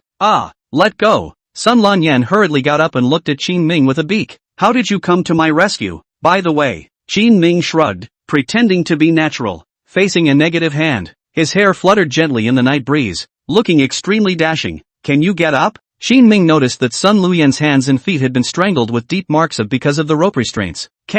Sun Lanyan stood up in a hurry, but just as he stood up, his limbs went numb and he almost fell to the ground. It was Qin Ming who held her up. When those mountain thieves tied up Sun Lanyan, they also used some low-grade psychedelic drugs to restrict her movements. However, because the mountain bandits don't have many resources of their own, a lot of the good stuff can only be used when they're killing people. So what she was given was just the lowest kind of ecstasy, which only briefly paralyzes the body and affects mobility. Your Highness, why don't the brothers carry Miss Sun? A few soldiers saw this and stepped forward, but they were already all covered in dirt because of the thorns and thistles along the way. Sun Lanyan's agaric nose wrinkled slightly as she hurriedly waved her hand. I've been tied up and carried all the way by them. Thanks for the kind words, but forget it. So how do you go? Qin Ming was naturally able to tell what Sun Luyan was thinking at a glance. She just resents people burying them, but he didn't expect Sun Lanyan to set his eyes on him. You hold me. Me? No way. I'm married. Qin Ming shook his head decisively, but at this time, a body as warm as jade had already stuck up towards him. Please. After this kidnapping incident, Sun Lanyan no longer had preconceived notions about Qin Ming. Even the tone of his voice was much softer. Qin Ming had his heart set on the battlefield and was unwilling to delay. Picked him up by the waist and carried him in a princess carry all the way up the hill. Poof! A triumphant smile appeared on Sun Lanyan's face, and she immediately buried her head in Qin Ming's chest, wiping away the tear tracks on her own face.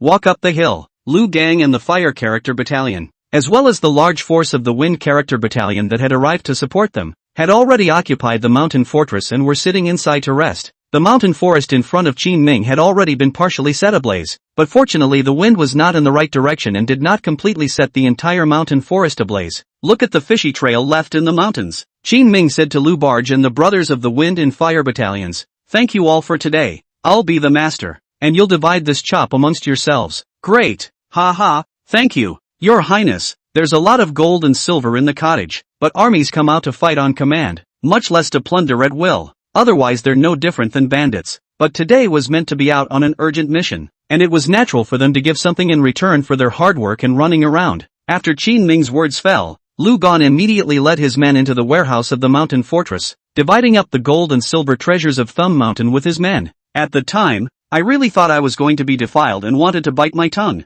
Qin Ming, who was holding Sun Luyan, watched all of this and suddenly heard a soft voice coming from his arms. When he looked down, he saw a pair of beautiful, regal eyes staring softly at him. It's good to catch up. Qin Ming felt himself being wrapped around Sun Luyan's neck. Feeling the other's warm breath, he couldn't help but feel his heart begin to race. Thank you for today. I don't like good guy cards. You Before Qin Ming finished speaking, he suddenly felt as if his mouth was blocked. A warm, soft sensation imprinted itself gently on his mouth. Lu Gang had just come out of the cottage at this time, and when he saw this scene, he exclaimed his sin. All close your eyes and turn around. I'm warning you guys, if anyone dares to tell anyone about what happened today, I'll tear him apart. Chapter 167 The Influence of the Xiao Family. The soldiers turned their heads. Qin Ming also reacted at this time, separating Sun Luyan from his own body. You guys, get some branches to set her up and send her down the hill. Yes, I want you to carry me down. Miss Sun Lanyan's temper came back. Qin Ming glared at him and said without a trace of anger.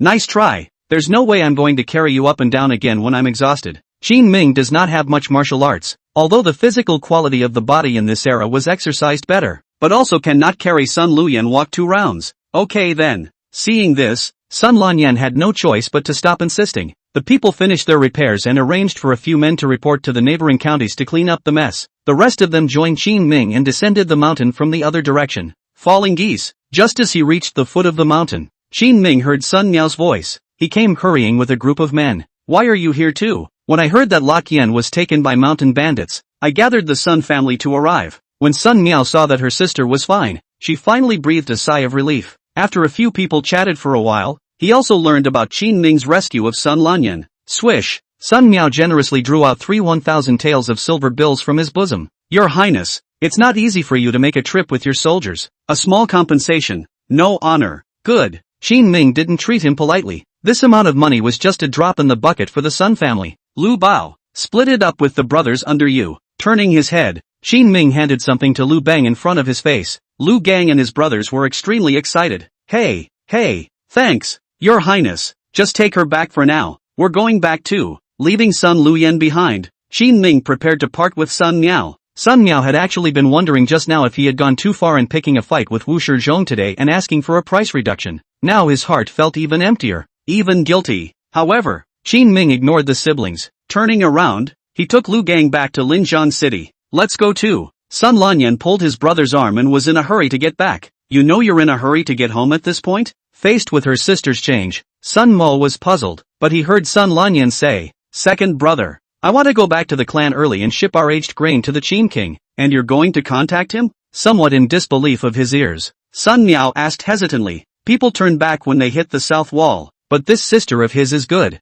Hit the wall and never look back, even have to go to people. That's a little out of line. Geez, don't you care? This time I'm not just trying to get in touch with him by sending grain and grass over. I'm trying to find a chance to express my gratitude. Sun Lanyan had been rescued by Qin Ming and definitely owed the other party a favor. She wanted to show her appreciation in this way. Sun Miao froze for a moment, then smiled. Okay, looks like my sister's growing up. What are you talking about? Don't I always know what I'm doing? Yeah. The two of them also quickly boarded the carriage and left under the protection of a group of guards. On the other hand, Qin Ming had seen the strength of the 4 camps of Wind Forest and Fire Mountain with his own eyes. Having just returned to the barracks, it was decided to fully supply their army with training. Old Lua, you've gotten a lot of credit for this trip. Qin Ming smiled and complimented Lu Chong. This made Lu Gon a little embarrassed. He covered his mouth and hemmed and hawed like a yellow girl. Your Highness, this is just the tip of our iceberg. It's fortunate that we didn't bring the workshop's weapons over there. If we did, the entire Thumb Mountain could be blown up. Alright, I'll give you 3 times the resources. If it's not enough, go ask Chao Chuan for more, and expand each battalion to more than 1,500 men as soon as possible. Their current army is strong, but there is one small problem. There are too few people. A battalion full of men is not quite 1,000. It's fine for raids on the battlefield, but if you're in a major war, it's just as much of a stretch. The first order of business is for Lu Gang to expand his numbers. Understood. After explaining these things,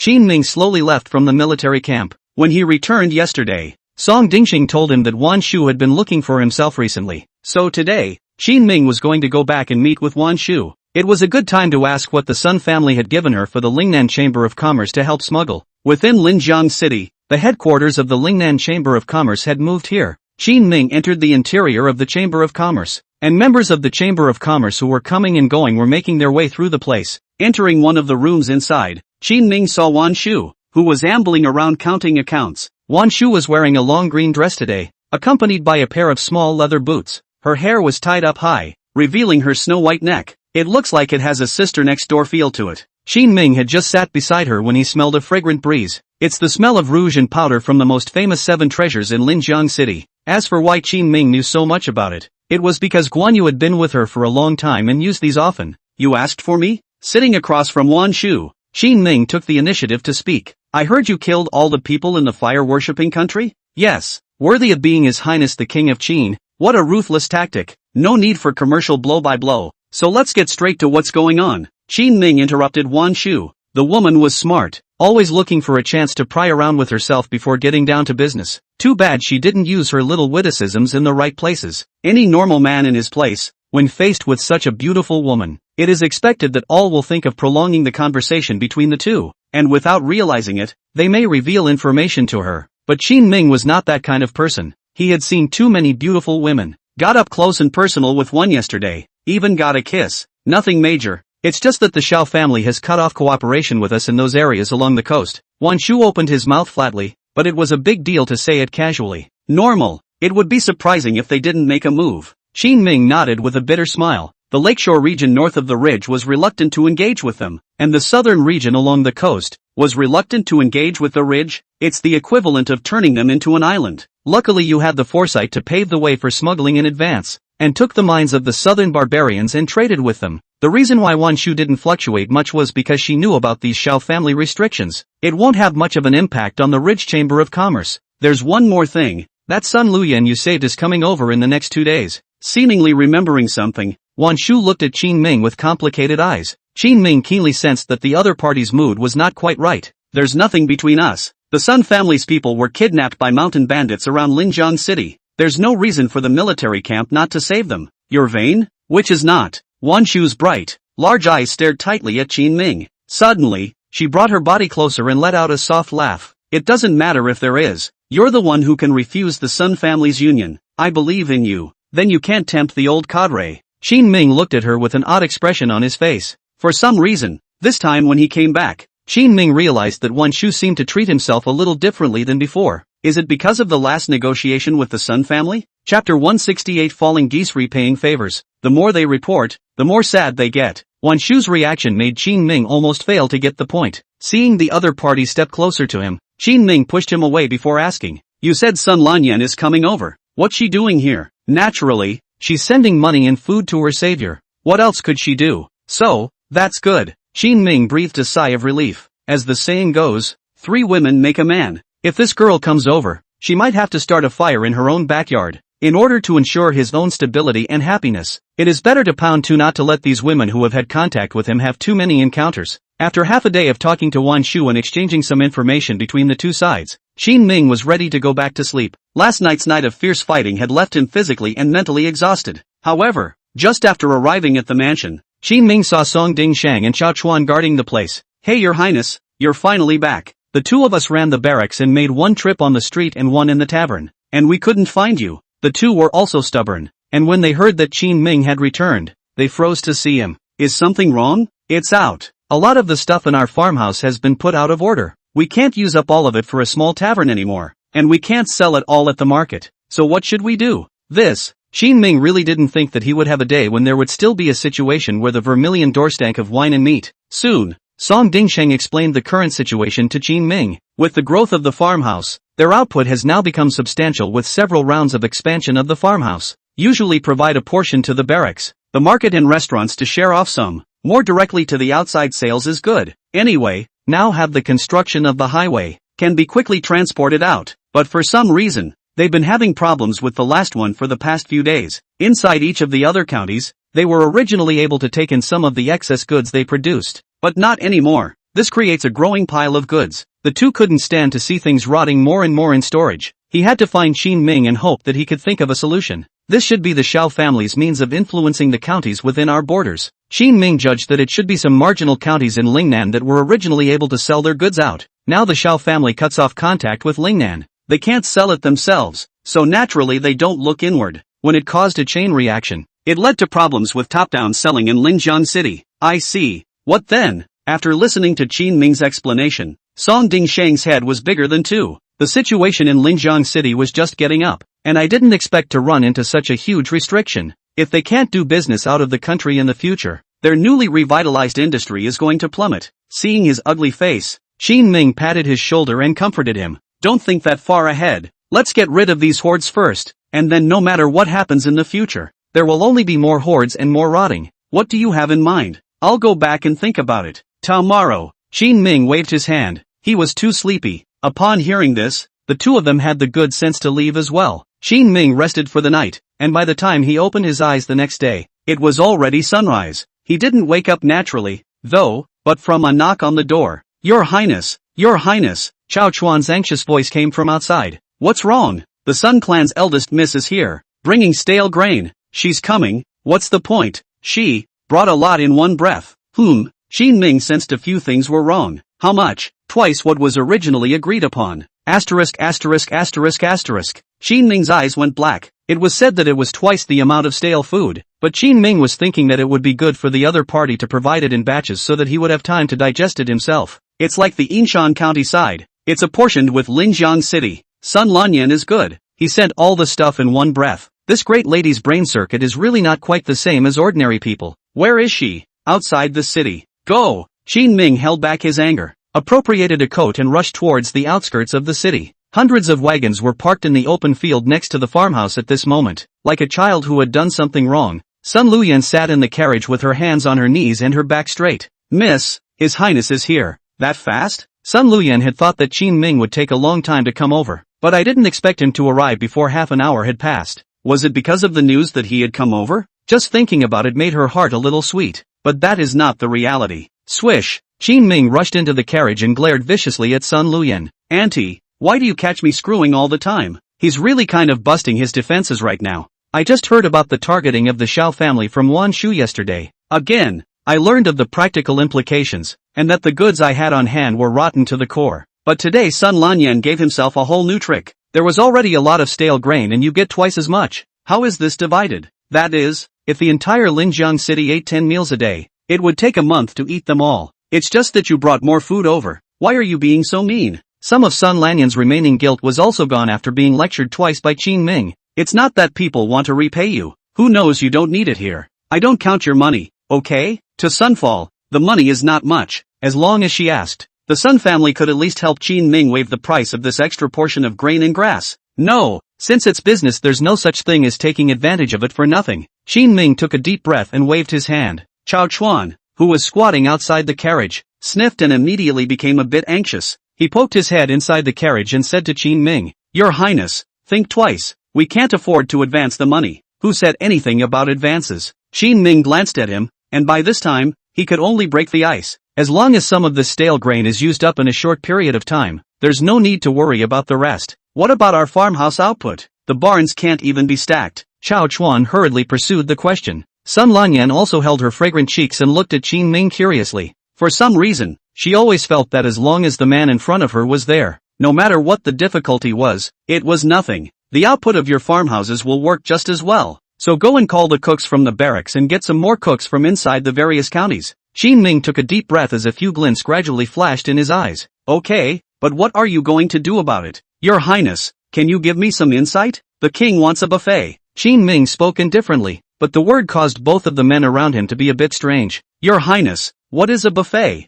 It's about preparing hundreds of dishes, paying a little money, and being able to eat whatever you want. What? That's not losing money. Sun Luyan and Chao Chuan exclaimed in unison. Chapter 169, Digging in the Face. People in this day and age don't know what a buffet is or isn't in their eyes. They must think that this kind of thing is a losing proposition. If there were a few good eaters who could eat, they could eat Qin Ming right out of his pocket. You guys don't understand. It's about figuring out an equilibrium price. Chao Chuan didn't know how to do business, and Sun Luyan, who was sitting across from Qin Ming, was even a superb idiot beauty. Qin Ming simply didn't bother to explain these things to the two of them. I'll go find a trip to Fongqing Yuan. You too. Qin Ming swept his eyes at Chao Chuan. He originally wanted Chao Chuan to go back first, but beyond Chao Chuan, there's also Sun Lanyan. I'm not going back. Sun Lanyan moved her body and took Qin Ming's arm, sticking close to his body. Chao Chuan looked stunned. In his heart, he exclaimed that His Highness was awesome. What kind of big family is the Sun family? Many people knew about Qin Ming's current situation, and all the major clans were unwilling to come into contact with him, but just went out for a couple runs. His Highness unexpectedly just directly abducted the Sun family's eldest miss back. and the two of them still looked like they were in love. It's still your highness who has the means. You go back first. Qin Ming had no choice but to let Xiao Chuan go back first. He himself took Sun Lanyan with him, and came inside the textile factory. Fang Qingyuan had recently trained a group of men. These people are specialized in helping him go out and talk business. I have to say, this guy is getting to be a big boss. A lot of the running around everywhere was instructed to be done by the men. He himself stayed inside the factory and took a look at the whole picture. Your Highness, seeing Qin Ming come over, he also brought an extremely beautiful girl with him. Anyone else would probably be wondering in the back of their minds, but Fang Qing was far from caring about these things. After clearing the tea that was held in front of him and pouring a cup of tea for the two of them, he lowered his head and continued to look at the reports that had come in from the outside world. He knew that if Qin Ming had anything to do, he would tell himself directly. There's no need to go overboard with testing each other. There's no need between them. Old Fang, I have an idea. Knowing his nature, Qin Ming pulled open two stools with a big grin and sat across from Fang Qingyuan. He then told him about the buffet method he had come up with. This can be done, but I have to think about it. Fang Qingyuan put down the paperwork in his hands, lowered his head and thought carefully for a long time, and offered a few comments. First of all, make sure there's enough variety in the buffet, so that people can be fed, or fed quickly, but the cost can't be too high. I suggest using stale grains as a staple. The taste is similar anyway. There is no limit to how much you can eat, but there is a limit to the number of dishes made from some of the meats and eggs and things like that are sent from the farmhouses. But using only stale grains as a staple won't seem too affordable. You can make these grains into pastries, steamed buns and the like, with more variety. Fang Qingyuan had thought it through very thoroughly. How to make it, how to publicize it as well as how to land it, was told by him to the best of his ability. Qin Ming's eyes grew bright. After Fang Qingyuan's advice, he already knew what to do. How should the price be finalized? You help with the math? There's no rush. Let's set it at 31 for now. This price is a little high, but people will definitely come over for a batch because of the freshness, and we'll price it later based on consumption. No problem. At this time, Sun Lanyan, who had been sitting on the side holding her fragrant cheeks and looking at Fang Qingyuan, suddenly opened her mouth. What is your name? This lord? Below the lower Qingyuan. Are you interested in coming to work for our Sun family? Any amount of money you need is fine yo. Sun Lanyan's big eyes blinked as she looked at Fang Qingyuan with an expectant face. Forgive me. The corners of Fang Qingyuan's mouth twitched as he turned his head to look at Qin Ming with an odd expression. Qin Ming pinched Sun Luyan's small face as he said with a sense of helplessness. You guys, digging in my face? People just have the love of talent. This Lord Fang is quite powerful. If he goes to our Sun family he can definitely be entrusted by my big brother. Sun Lanyan was just dull, but not stupid. When Qin Ming and Fang Qingyuan were talking just now, she had listened to the whole thing. It was immediately apparent that the man before him was very capable and insightful. If he could be used for the Sun family, he would certainly be able to carry the load. I will not walk away from your highness. Our relationship is not one of unusual fellowship. Fang Qingyuan's tone was full of seriousness. By the looks of it, he seemed to have really considered this matter just now.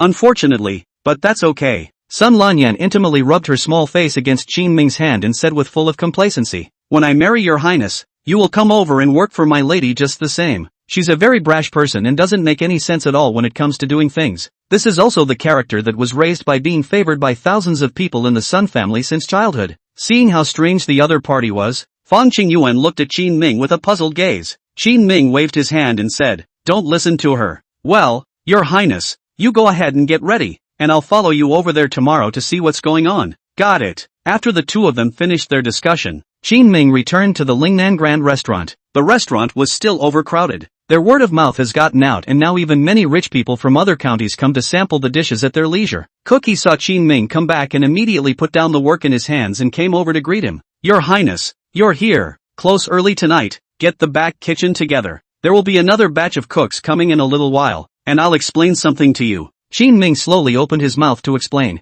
Okay, I'll go talk to them now. Cookie nodded his head in a hurry. Having been working here for some time now, he understood one thing deeply. The business of the restaurant was unimportant. The task Qin Ming had explained was the most important, so he dared not delay. The store closes early in the afternoon even after the noon rush. At this time, Song Dingshang and Xiao Chuan also arrived with a group of cooks. Together with the ones from their Lingnan restaurant, there were more than 30 cooks in total. Next you all need to make an urgent batch of something. Qin Ming placed the recipes he had summarized for making pasta in front of them. Cookie walked up and looked twice, his face astonished. Your highness, why are they all staples? Staples are less likely to fetch a price, even if you make a fancy one and can sell it for slightly more than a few pennies. but people eat 1 or 2 servings at most, and that's pretty much it. Diners who could have eaten several courses will not have to eat anything else. All things considered, the amount of money they can make is still small. I'm going to have a buffet for the town. At that point they'll each get to pick 3 dishes and then just eat these staples of ours. So there has to be a good variety of staples, and as far as what goes with it is up to you guys. Preferably some kind of undercooked dish, but there has to be a good variety as well. The purpose of this buffet of ours is that we must be able to feed people. It was only after Qin Ming explained the various points to them that the crowd finally understood what he was going to do. So that's what it is. I see then. Don't worry, Your Highness. I have a few more crushing pasta dishes. Partneri laughed loudly. His chest was full. Chapter 170 The Might of the Queen of the Main Palace. Early the next morning, Qin Ming asked Song Dingshang to find a store along the street. Cookie also led the men to bring over several carriages of pre-made pasta. By their estimation, there must have been a lot of people who tried it on the first day, so it's natural to be extremely well prepared. Seeing what he sent, Qin Ming froze. Easy cooks bring in all kinds of flours and make all kinds of styles of pasta. All of them are made from aged grain sent by Qin Ming, and they are very nice. It can't even be described as good looking. It's more appropriately described as eye-catching. This easy cook is really working. Qin Ming lamented. These are really good. Chao Chuan and Fong Qingyuan also arrived quickly.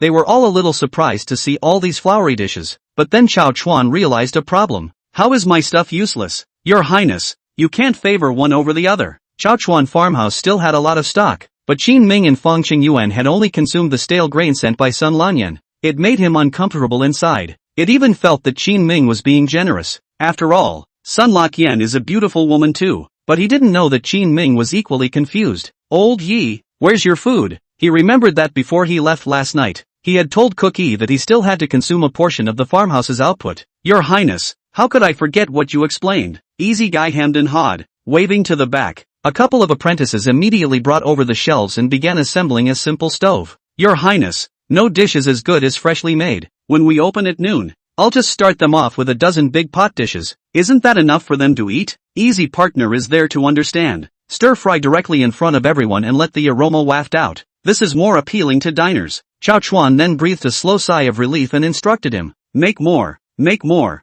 I'll have another batch sent over later. Okay. Soon their sign was up. Sun Lanyan, who was staying at the inn, also arrived in the morning time because she knew that Qin Ming would open today. She had wanted to rush over earlier to steal a lesson, to see if the Sun family could use this method to deal with stale grain in the future as well. But being used to being a young lady, she couldn't get up in the morning, so it has been delayed until now. Where is my future husband? Just after arriving at the place, Sun Lanyan pulled Chao Chuan and asked. Chao Chuan froze for a moment, and it took him a long time to react to who she was talking about. I don't know. Even though he said he didn't know, his eyes involuntarily flicked upstairs. Then I'll find it myself. Sun Lanyan noticed the other party's movements and grunted as he walked directly upstairs on his own. Originally bouncing, she suddenly froze after just running up the stairs. She saw a stunningly beautiful woman who was sitting beside Qin Ming, the two of them chatting together. The other man seemed to have noticed her as well. It seems to be looking for you. Without the slightest discomfort, Guan Yu turned her head to Qin Ming. Qin Ming turned his head to look, and his body stiffened. What brings you here? I came to check it out. Sun Lanyan also guessed Guan Yu's identity. For some reason, although it was possible to act intimate with Qin Ming in front of others, but now she was sitting across from Qin Ming, somewhat restrained. The Sun family's eldest miss. She's the one who sent the stale grain this time. Qin Ming introduced himself to Guan Yu. Sekiyuki dropped her hand and said, Hello, Sekiyuki. You, hello, I'm Sunfall. Since you're here, I'll have Qin Ming show you around Linjiang City in a while, and try the restaurant's food as well, Sekiyuki said with a smile. The words and actions were all in the manner of a hostess, but extremely natural. Qin Ming didn't dare to speak from the side, but could only nod repeatedly. He hadn't wanted things to turn out this way, much less for them to meet. But today, when Guan Yu learned that Qin Ming had opened a new store, or made a new kind of thing, she took the initiative to run here. She was a woman who had previously made up her mind that she would be Qin Ming's strong backing. It's definitely very uptight when it comes to your own family. Qin Ming had little reason to stop her, so he let her stay here for now. I didn't expect to run into Sun Lanyan. Alright, I happen to have not taken a close look at Linjiang City yet. I heard that Qin Ming and his sister have run the place together very well. Sun Lanyan smiled, but in his heart, he couldn't help but start comparing himself to the other party. It is said that the original match is not as fragrant as the wildflower, and this wildflower of his own, how does he always feel a head shorter than the other party? Once he thought about it, Sun Lanyan's face was written with unhappiness. There was still a conversation between the two sides and the atmosphere was cordial, but the dissatisfaction in her heart was growing. Well, I have a few things to do, so I'm going to head back. I'll talk to you next time I see my sister. Finally, she managed to tense up early, standing up and about to leave. Well, why don't you go and give Sister Sun a ride? Guan Yu instructed Qin Ming. Qin Ming touched his nose and did not get up. No, I'll just walk by myself. Sun Lanyan stood up and stomped away, not saying a word to Qin Ming from start to finish. I thought you hadn't made a marriage contract? After her, Guan Yu looked curiously at Qin Ming.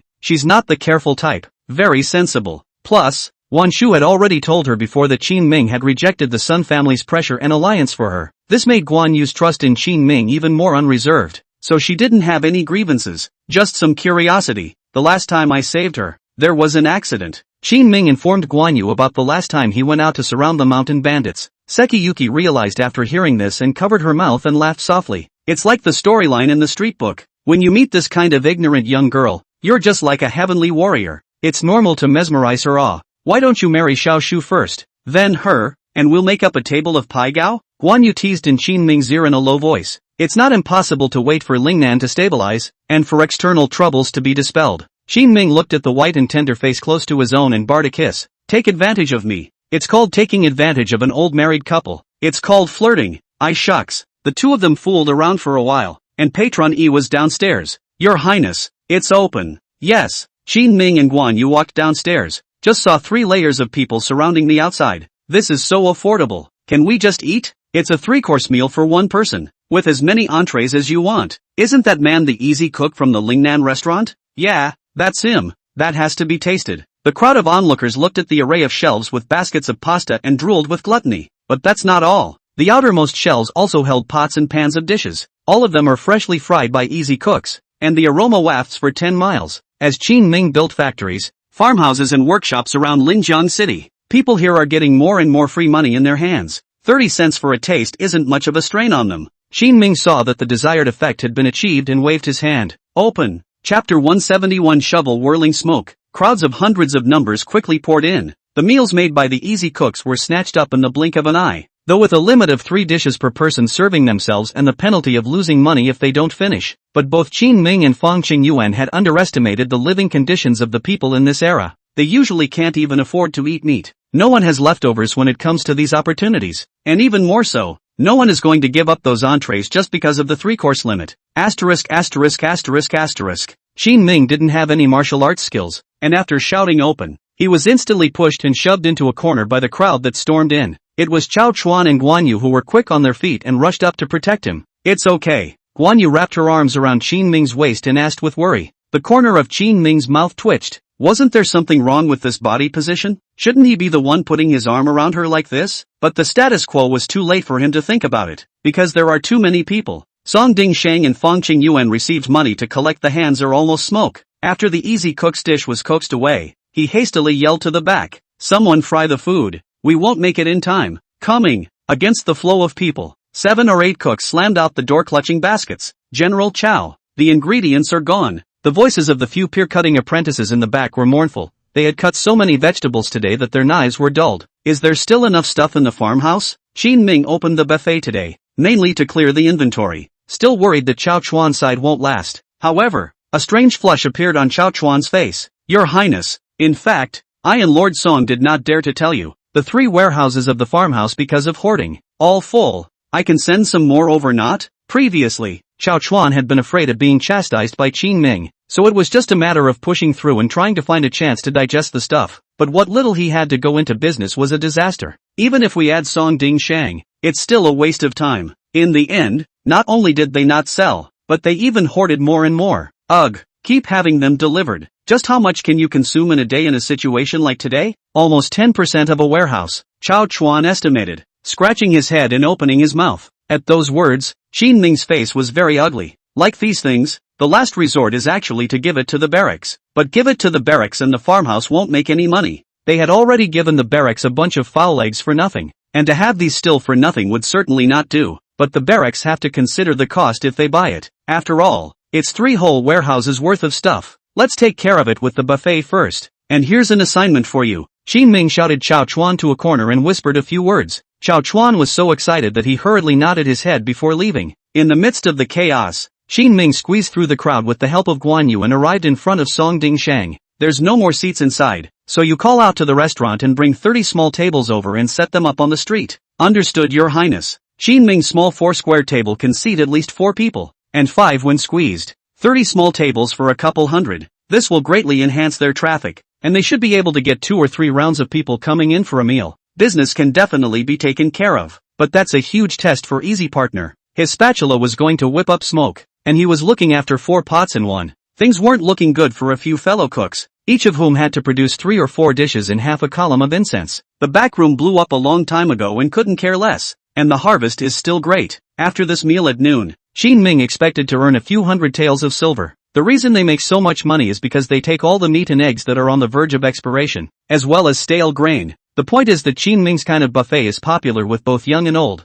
and there are still a lot of people who couldn't make it over for a taste. Ingredients delivered. Tables and chairs delivered. Qin Ming and Song Dingshang, as well as Chao Chuan, were busy in the front and back. The staff was quickly put in place. Ugh, it's not a human job. It took nearly 2 or 3 hours of work before they finally finished sending people away. Cook E and a few cooks collapsed to the ground directly after they finished their work, and their hands began to shake. Several of the apprentices who cut the pier found Qin Ming to apply for a new sharpening stone. Their knives had rolled their blades. With a wave of his hand, Qin Ming directly replaced the knife for them. Your Highness, this business is too good for me to hold up a bit. Cook E found Qin Ming in tears. He expected it to be hot, but he didn't expect it to be as hot as this. 3 taels of silver each for a day's work, and I'll get more people to help out in the next few days as well, and expect to match you up with twice as many helpers. How's that sound? Qin Ming also did not talk nonsense with them, and increased wages while reducing the workload. Cookie and the few cooks who were preparing to come over to say goodbye to Qin Ming immediately nodded their heads frantically. Anytime there is a problem with a subordinate, it is because they are not treated enough and are doing too much work.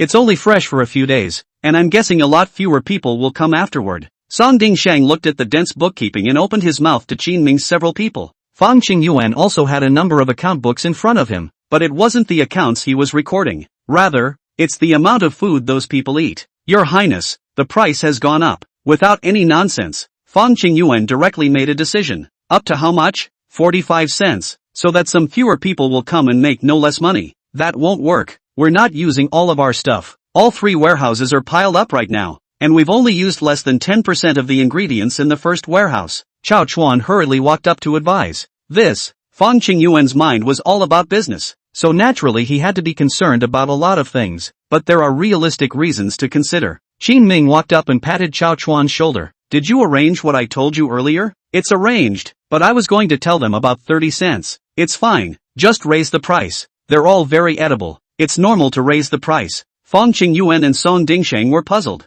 And what do you have planned, Your Highness? Nothing, it's just opening the buffet to the barracks. They consume a lot of it and it will help us recoup our costs. Anyone who wants to come and eat can do so, but they need to pay for it out of their own pocket. Some of the centurions can also invite their men to eat if they wish. Qin Ming's words once again helped them open up a new world. Hundreds of people have always had a limited number of meals, but the soldiers in Chao Chuan's barracks were different. They ate very ordinary military food all day long, which tasted like chewing wax. It's filling, but it's the kind of thing no one wants to eat more of. So Qin Ming gave them a chance to make their own choices. This was far better than their usual practice of often entering Linjiang City in groups at mealtimes in search of food. With them, there's no need to worry about the small number of people coming to our place. Fang Qingyuan slowly nodded his head. With that, he was ready to start working on the arrangements for this. Chapter 172 Double-Pronged Approach. Counteracting the Shao family. That night, all of Qin Ming's ingredients were delivered to the barracks. Match the diner in town. In a single breath,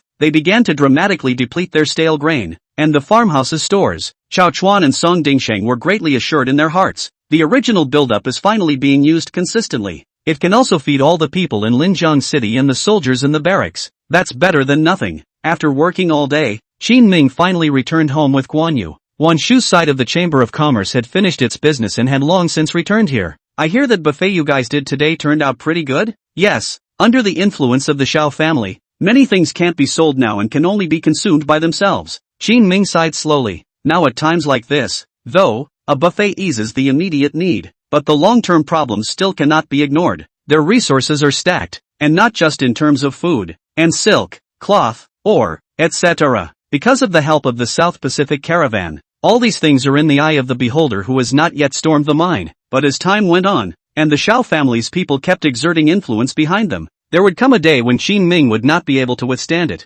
What are you going to do in the future? Do you want to open a trade route specifically towards the southern barbarians? When he said this, Wan Shu also waited curiously for Qin Ming to speak. Sekiyuki sat beside her, quietly listening to the exchange between the two. Qin Ming slowly shook his head. No, the southern barbarians are poorer than Lingnan, and it would be too much trouble to make money from them. Do you dare to call the shots with the Shao family? Speaking here, Qin Ming suddenly raised his head to look at Wan Shu. Wan Shu froze for a moment, then thought of Qin Ming's goal. Silk and cloth, you say? Yes, this is our only advantage. We can't let the Shao family keep striking out. We always have to strike back. Qin Ming spoke seriously. Their greatest strengths right now are silk and ore. The ore could allow the workshop to cast equipment, and when the time came to send it to the South Seas countries to help them fight against the wildly expanding fire-worshipping country, it was unlikely that the Imperial court would be able to find out about their private dealings. Silk actually works, but Qin Ming was not willing to do so. He's never been the type to say nothing after a beating.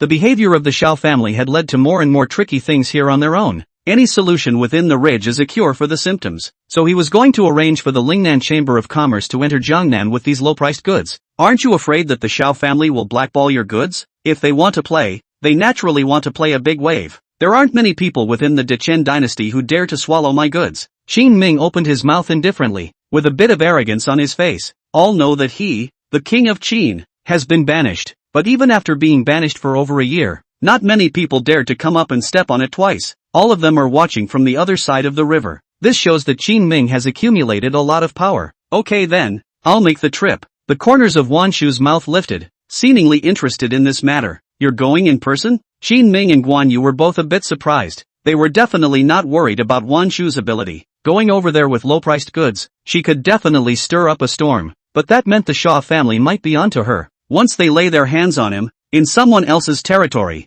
Wan Shu was bound to be in danger. Of course, but I can tell you in advance that this trip is not for nothing. Wan Shu smilingly opened her mouth to make her request. The business in Jiangnan, no matter how much is taken, is our Lingnan Chamber of Commerce's, but you need to contribute. It doesn't matter, as long as the king is allowed to do business as he pleases. Qin Ming has taken the initiative to start the industrialization of Lingnan. Business will only get bigger in the future. All he's afraid of is that people won't let him into the market. Worthy of your highness, it's all about atmosphere. Wan Shu lightly smiled and praised. I'll choose 30 men from the mountain battalion to go over with you. The best thing about the mountain character battalion was defense, and as Wan Shu's escort, unless the other side deployed thousands of troops, they were able to bring Wan Shu out to kill them. Then thank you, your highness. How long will it take to have an impact on the Shaw family's industry? 1 month. Our stuff is very cheap. The Shao family can't eliminate all of them even if they forcefully prohibit them from taking goods. After a long time, they can't manage it. Well then, all the goods for the textile mills will be mobilized by you these days. Qin Ming was well aware of the principle of using a person with suspicion. Hearing this, Guan Yu and Wan Shu's eyes both flashed with a few moments of astonishment. The textile factory is one of Qin Ming's lifebloods. What kind of atmosphere is it to give something like this to the Lingnan Chamber of Commerce? Tired. Go back and rest. Qin Ming waved his hand and prepared to go back to sleep. After he left, Wan Shu gently pushed Sakiyu. I heard that son's girl is here, and you're in no hurry. What's my hurry? We met today. It's no big deal, yeah. Meet? Wan Shu's eyes widened as he hurriedly gossiped. Didn't you see how that girl was treating your Qin Ming? I saw it on the street yesterday. She was on the verge of attaching her body to Qin Ming. Did you? She was very disciplined when she saw me today. Could I have been wrong yesterday? Wan Shu looked at Guan Yu in disbelief. She was not to understand the power of the main court lady. At noon the next day, Qin Ming came to the barracks and saw that Chao Chuan had already brought a dozen cooks and set up more than 30 cauldrons to cook for the people. A variety of dishes are available, as well as unlimited pasta. Everyone ate with their mouths full. Is the farmhouse already this horrible in terms of production? Qin Ming walked up and asked curiously. He was puzzled. Even if there was a lot of hoarding, it was impossible to build it like this. No, now that the major counties no longer want the output of our farmhouses, there is a buildup of goods on their end. Chao Chuan scratched his head and reported the more serious situation. Qin Ming's gaze clouded over. The Shao family's tactics were invisible and faceless, but they actually affected the entire Lingnan territory. No harm done. The problem should be solved within the month. Qin Ming has already arranged for someone to go to Jiangnan to investigate. Jiangnan's major merchants are actually bitter Shao family for a long time. Nay, People were strong and didn't give them a chance to resist. But if you can open an opening with silk, even the Xiao family can't forcefully suppress the various merchants from trading with Qin Ming. Really? Then the farmhouse can expand again. Chao Chuan was excited. In fact, he had already wanted to expand the farmhouse for a long time. Nah, there's just been too much going on lately and there's no basis for that. But if Qin Ming could solve the threat of the Xiao family, the expansion of the farmhouse could be put on the agenda. Never mind, I'll play another hand. After Qin Ming learned that their various industries could actually be upgraded again, then he turned away from the place with a fierce heart. His next stop was the textile mills. From Fang Qingyuan's mouth, he learned about the current situation. Your Highness, what Chao Chuan said is indeed good, but if the textile factory expands any further, I'll have to go to Huxi and fight them to the death. Fang Qingyuan pondered for a moment and slowly spoke, but he hadn't expected that Qin Ming would come over today with this meaning. Wan Shu has gone to Jiangnan, you go to Huxi too. Chapter 173. The Xiao family came and posted their faces in mockery. Got it. Fang Qingyuan was different from others. He never had second thoughts about what Qin Ming had explained down. That night, Fang Qingyuan took a batch of supplies and traveled to Huxi. Wan Shu also took a batch of things from the textile factory early the next day and left Linjiang City. After taking these two big moves, Qin Ming was a little apprehensive in his mind for the past few days. Lingnan's strength is still limited, and it's important to focus on the two main areas next door to take them down. Time passed quickly, and a few days passed in the blink of an eye. On this day, one of the mountain character battalion soldiers that Qin Ming had arranged to go out and was responsible for escorting Wan Shui returned. Your Highness, there are not enough men. What's going on? Qin Ming raised his eyebrows, sensing a hint of an unusual atmosphere. The Xiao family has killed a dozen rich merchants. General Merchant Wan was also attacked a dozen times, and only managed to escape under the escort of the mountain character battalion. We need support. The situation described by the soldiers of the Mountain Character Battalion was extremely tragic. It is reasonable to say that this is just ordinary business, but no one would have thought that they would be able to get to such a point. Looking at it this way, the Xiao family's influence in the southern coastal region could be considered incredibly large. All of the people from the Shanji camp arranged to get out. Qin Ming called Lu Barge to his side, and without the slightest reservation, he assigned tasks to the Mountain Character Battalion. Whoever dares to touch his people will pay the price. Your Highness, I'll arrange for another batch of people from the Wind and Fire character battalions. Lugo pondered for a moment and finally spoke slowly. The four camps of Windwood and Fire Mountain actually numbered less than 1,000 people each, but they are extremely useful. Okay. That night, Qin Ming came to the textile factory to quickly arrange thousands of sets of clothes for the people for the soldiers in several camps in the army. Let them blend into the crowd, and a group of them sent to Wan Shu to protect her and those rich merchants. A batch was reserved and sent to Fang Qingyuan. Even though Fang Qingyuan's side has no problems right now, but Qin Ming didn't dare to bet. He also absolutely could not lose Fang Qingyuan. As the night shrouded the dome of the sky completely, Qin Ming in the wilderness watched the columns of soldiers rushing towards the distance, his brows still locked. Your Highness, the soldiers of the three camps have been arranged over. You don't have to worry, they will definitely not let anything happen to Wan Shu and Fang Qingyuan, Lu Gan said in a relieved voice. I hope. Qin Ming is now remotely directing the business competition between the two neighboring places, and not being able to see it all on the ground always makes him a little worried. A few days later, the intelligence came in. Wan Shu had already contacted hundreds of wealthy businessmen to make private deals with Qin Ming. When the matter was resolved, Qin Ming arranged for Lu Gang to lead the army to send the goods there. The deal was a huge one, and it was a breath of fresh air to solve their immediate problems. At the same time, Fang Qingyuan also sent the message back. He's already found some people from the lakeside area who do business. It's just that people are worried that if they do business in Lingnan, they will be arranged by the Imperial court to pay a lot of exorbitant taxes. If you can do business in the name of Lakeside, you can avoid those higher taxes. Having said that, Qin Ming naturally did not have any insistence. Straight away they had them come over and open a couple chapters of the Chamber of Commerce. After everything went in a good direction, Qin Ming had his men around Linjiang City try to fulfill the needs of Fang Qingyuan and Wan Shu. As for himself, he continued to wait for the two to finish their actions. It's just that things aren't as simple as they seem. As Qin Ming continued to dig in, retaliation from the Xiao family followed. On this day, a few young men came to Qin Ming's restaurant. The person in the lead was a man in the shape of a wealthy gentleman, followed by several guards. Each of these guards had fierce eyes, and they all looked like they had extraordinary martial arts skills. Guys, dinner? Qin Ming frowned and took the initiative to ask. Qin Ming? The man at the head of the group coldly asked. It's me. Qin Ming nodded his head in acknowledgement, gradually becoming wary in his heart. Chang Baishan, who sat watching the scene from afar, also focused his gaze over, his hands slowly resting on the sheath of his sword. As soon as the group of visitors made any movement, he would quickly strike. This rich son did not directly make a move, but pointed at Qin Ming's nose and cursed. "You're still the king of Qin? You're so cheap. Hundreds of cloth factories in Jiangnan. Do you want to eat them all? I'm telling you, the Xiao family won't give you a chance. I'm here today to tell you that even if it's just a matter of smashing money, we'll still play you to death." From what the other party said, Qin Ming got to know two pieces of news. First, he's a member of the Xiao family. Second, they're coming over for revenge. "I wonder what position your excellency has in the Xiao family." Qin Ming knew that this day was going to come eventually. The Xiao family threatened the rich merchants at first, not to want anything from Lingnan. This has already upset the hearts of those rich merchants. In the back, Wan Shui went over and opened an opening, which made the Xiao family a little anxious, and for this reason they made a lot of underhanded moves, even the killing of people. Unfortunately, Qin Ming's counterattack came rather quickly. He disguised his soldiers as people and went straight into Jiangnan. The number was small though, only a handful or 2,000, and would not even attract the attention of the court. However, the Xiao family found it difficult to shake Qin Ming's specially trained soldiers. Finally, they stopped pretending and just showed their fangs. It was to press Qin Ming to death with hard power. "I'm Xiao Pingzhang of the Xiao family. Last time you took out my uncle. Let's settle this score together these days." Hearing what the other party said, Qin Ming recalled what happened during the previous southern barbarians' invasion. Looking at it this way, he should be a descendant of the Xiao family. The Xiao family is really looking down on this king, arranging for a pickle like you to come over. Qin Ming spoke indifferently, not getting angry at the other party's verbal offense. Seeing that Qin Ming didn't respond at all, Xiao Pingzhang thought that he was holding on for dear life, so he viciously said, "It's enough for me to deal with when I come alone. Do you really think you're much of a king? Isn't it just a textile factory? I know you too well. It's your lifeline, right? If it smashes in your hands,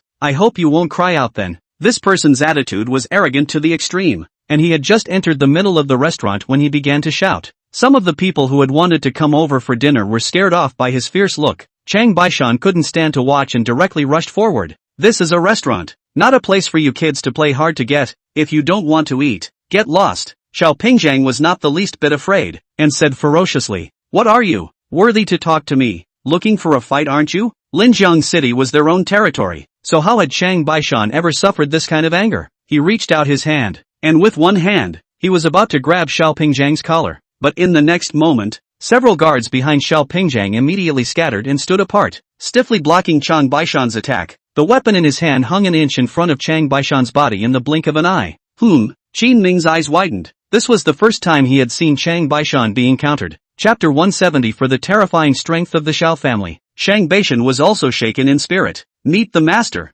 Having stayed in Lingnan all this time, it made him all vaguely feel like he was invincible. But in reality, even if he was as strong as he was, he wouldn't necessarily be able to take advantage when he encountered many experts surrounding him. The Xiao family was so wealthy and generous that they arranged for several top experts to accompany just a junior traveler. If it's an unusual master, forget it. But these few experts were obviously different. They were like a hole when they struck out. The offense is airtight. Okay. In a gloomy atmosphere, it was Qin Ming who took the initiative to open his mouth and break the silence. "If you want to make a move, this king is always waiting. But since the Xiao family has come to this king's home base, don't blame this king for extending his hand a bit longer as well." Qin Ming's words made Xiao Pingzhang laugh. "Qin Ming, you're just a dog without a family. Don't pretend to be a big-tailed wolf with me here, fighting with our Xiao family. Do you have the strength?" Who didn't think that a family as big as the Xiao family would send a mad dog over? He was genuinely a bit rattled. This Xiao Pingzhang is so full of that there is no way to communicate. Since this was the case,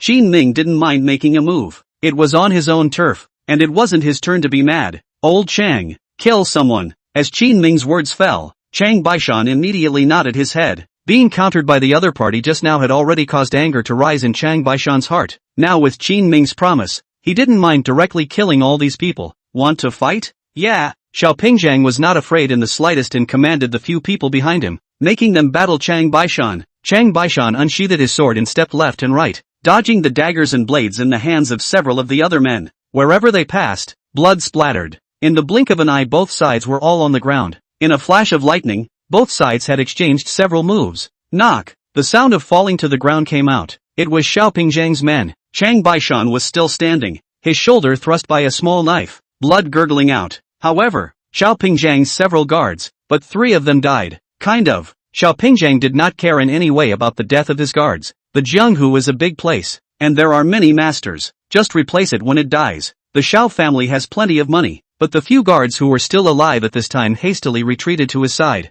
My lord, it's time to go. They were originally not as strong as Chang Baishan and could only form formations against the enemy. Chang Baishan had just exchanged wounds for wounds, taking out 3 people in one breath. There was no way for them to work together again, and the formation was greatly deficient. Instead, Chang Baishan only suffered a shoulder injury and maintained his combat strength well. If the fight continues, it's likely that they'll all die here. Bunch of losers. Although Xiao Pingzhang was arrogant, he was not brainless. Seeing that the provocation did not work, he spat and turned around and left straight away. Find some people with power and come back to the holler. Xin Ming didn't spoil him, and when he saw him turn away in disgrace, he spoke out behind him to flirt. The Xiao family? Not much strength. Chang Baishan pulled off the blade on his shoulder and casually took out a small medicine bottle, spreading the gold wound medicine inside on it. Following Xin Ming around, their usual configuration was the best. It's like this gold wound medicine used on wounds that can quickly revitalize blood and muscle. Go find a doctor in a few minutes and help bandage it up again. Xin Ming pulled out 50 taels of silver from the counter and handed it to Chang Baishan. Chang Baishan waved his hand and said, "No, it's just a minor injury that will heal in a few days. Your Highness, this Xiao family is stronger than any force we've encountered before. What are we going to do if they really start fighting?" Chang Baishan was a little worried. He had personally fought the other side's guards today. This kind of strength has long been far beyond those unusual goods in the Jianghu. Xin Ming shook his head. Don't think about it. Soldiers come and go. Since they've entered Lingnan, it's only fitting that we return the favor. Previously they had been on a collision course in other ways, essentially an indirect feud, but not today. Today, someone from the Xiao family took the initiative to come to Lingnan and even dared to clamor in front of Qin Ming. This means that the conflict between them has been put out in the open. What does it take? Chang Baishan's eyes lit up. He likewise wanted to remove the Xiao family as an obstructive tie. You arrange for someone to find out what the pillars of the Xiao family are in Jiangnan. That's an easy one. It's tea, mines, and salt. Chang Baishan is a martial arts practitioner who has traveled extensively some years ago and is very knowledgeable. Hearing these 3 kinds of goods,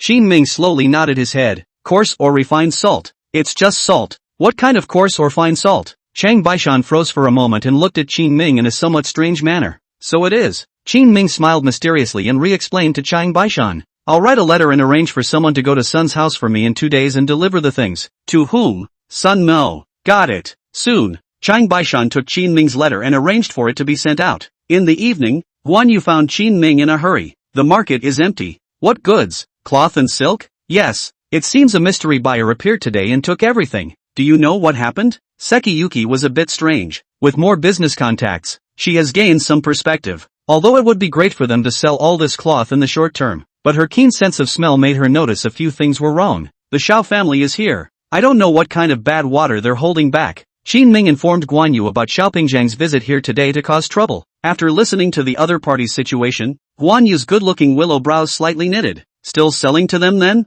Why don't I ask the rag house not to ship out for the next 2 days? You're thinking too simply. If we don't ship, not only will we cut off Xiao Pingzhang's business, but it will also have an impact on the major local main cities and counties, which will in turn be detrimental to us. It's choking on our food. So keep selling? Sekiyuki was a bit hesitant. No matter what, it was very easy to have problems selling goods to the other party like this all the time. This was going along with the Xiao family's wishes, and in case they were preparing something, the impact on Qin Ming would definitely be extremely huge. No harm done. Keep selling. Let the textile mills increase their shipments in the next few days, and you raise the market price as well. Qin Ming spoke faintly as he prepared to take the trick. The Xiao family was an extremely large existence, and it was possible to use any means. Until then, they just needed to make good money so that they had the capital to go up against the Xiao family. Soon after, shipments within the entire marketplace directly doubled the next day. The price of every piece of cloth was raised by 30 cents, but even so, Xiao Pingzhang still took everything as much as he could.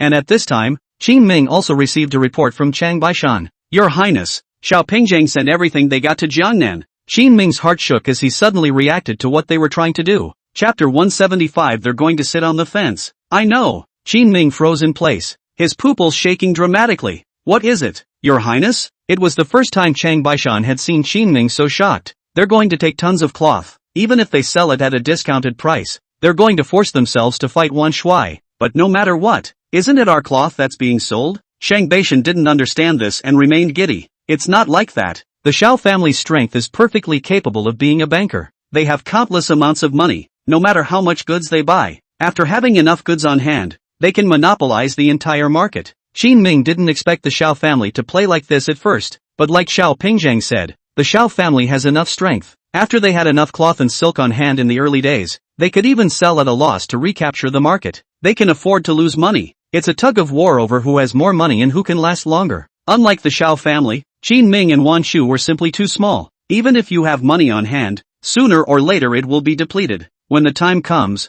the balance will be broken. And it won't just be Jiangnan's market that will be completely monopolized by others. There is also the entire Lingnan, and it is absolutely difficult to escape the clutches of the Xiao family. If Qin Ming Textile Factory wants to ship its products, it will have to look at the Xiao family's face completely. Once they stopped collecting, the textile mills simply collapsed. Worthy of being the Xiao family, the first move was to play me to death. Qin Ming gritted his teeth, the years in his mind turning 1,000 times as he constantly pondered on a way to break the situation. I'll kill him. After Chang Baishan heard Qin Ming's explanation, he was even more flustered than Qin Ming. He even used the next best thing to kill Xiao Pingzhang. Qin Ming immediately stopped him. It's useless to go now. After the death of one Xiao Pingzhang, there will be a second and a third. As long as the Xiao family is still around, we won't be able to finish killing them. So what do?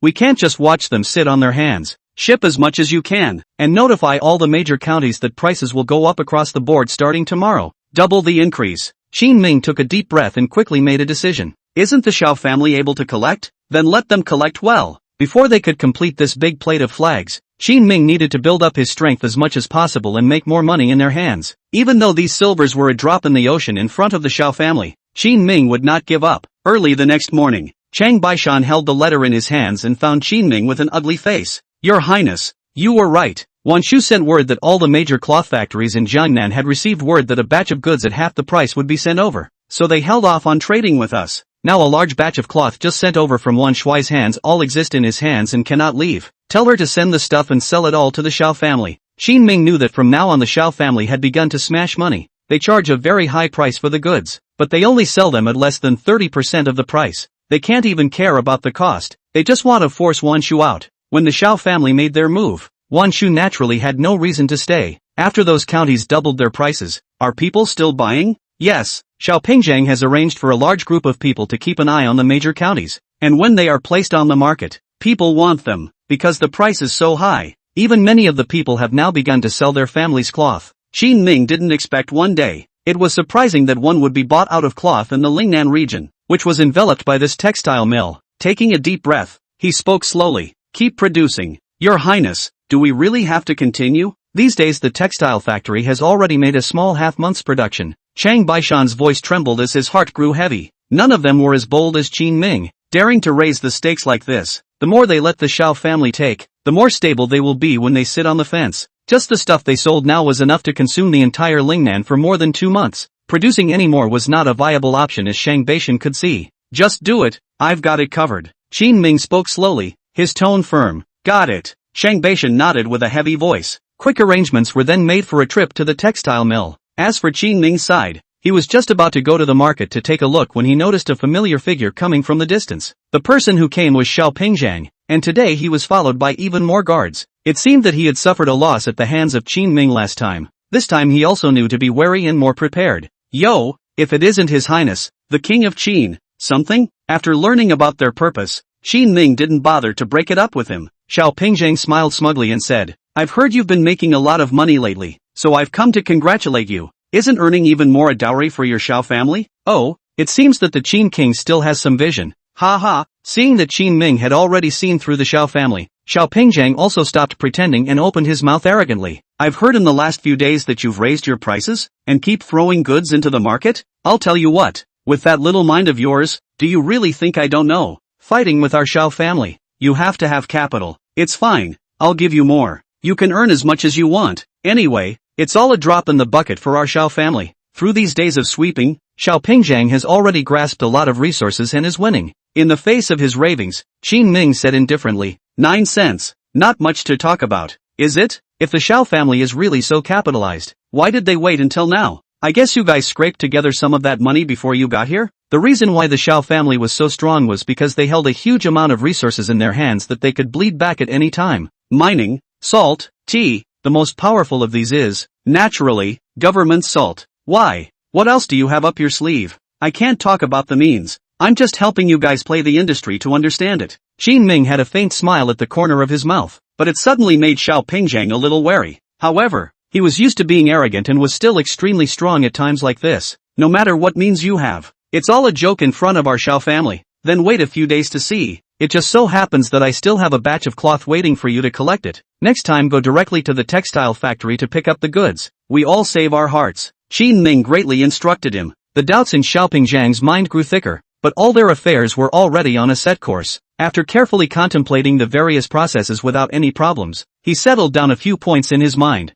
Thanks then. I'll go arrange for someone to get it. Turning around, he left directly with a cold snort. Qin Ming shook his head slightly and was just about to leave from the restaurant when a voice came from behind him. Feeling the pressure from the Xiao family. Ha! The person who came was Sun Miao. Hearing his voice, Qin Ming raised his eyebrows. You're finally here. Chapter 176. Sun Miao's attitude. Isn't Falling Geese here? You can actually talk to her about anything. She needs to grow up too. Sun Miao looked at Qin Ming curiously. Even though Sun Luyan was not yet in existence that could stand on her own, it did not affect Sun Miao's ability to spend resources to cultivate her. Qin Ming immediately waved his hand at his words. You can take the time to train the Sun family's little princess later. This time there are too many things involved for her to handle. I heard that you're going to fight hard with the Xiao family for real money? It won't be that reckless, right? Sun Miao teased. His guess was good, too. Qin Ming still owes a lot of money to the Lingnan Chamber of Commerce, and all the construction is continuing. It's like the expansion of workshops,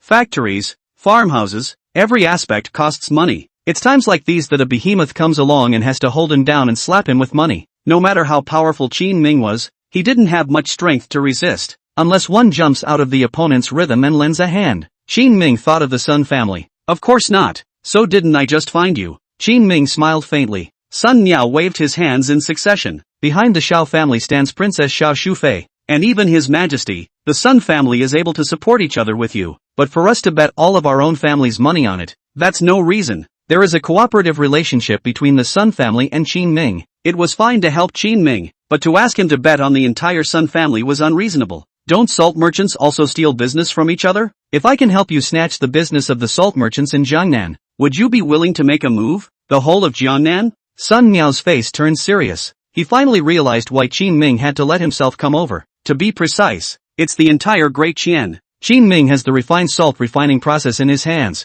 the industrial salt production method. When he originally came to Lingnan, he thought of making the salt so that he could have the speed of money printing to make money. But the reality is that many important resources are held by the big families. There was no chance for him to intervene. Coupled with the fact that he didn't have much power, it was even more unlikely that he would be able to shake those big families. But just because Qin Ming couldn't, it didn't mean that the Sun family couldn't. Tell me the situation. After looking towards the surroundings to prevent the walls from having ears, Sun Miao pulled Qin Ming into the restaurant. Inside the elegant room of the restaurant, Qin Ming told Sun Miao all about the output of the industrial salt production method and the quality of the product. His eyes were wide, and the shock in his heart could not be calmed for a long time. Is it enough for you to get your hands on the entire salt market of Deqian? Qin Ming's gaze was fixed on Sun Miao. Sun Miao opened his mouth but didn't dare to speak. This is a huge choice that affects this era. Salt is the key to thousands of people, and once there is a huge change, the court will personally come down to supervise. I can try first. Use these salts to cut off the Xiao family's business. By then they have no money. Naturally they have no way to hold the cloth market and sit on it, much less control the price to affect your textile factory. The salt industry was one of the huge avenues of money for the Xia family. Cut that off and they won't even have a chance to sit on it if they want to. And also buy the Qin white to earn a sum of silver that is now shipped.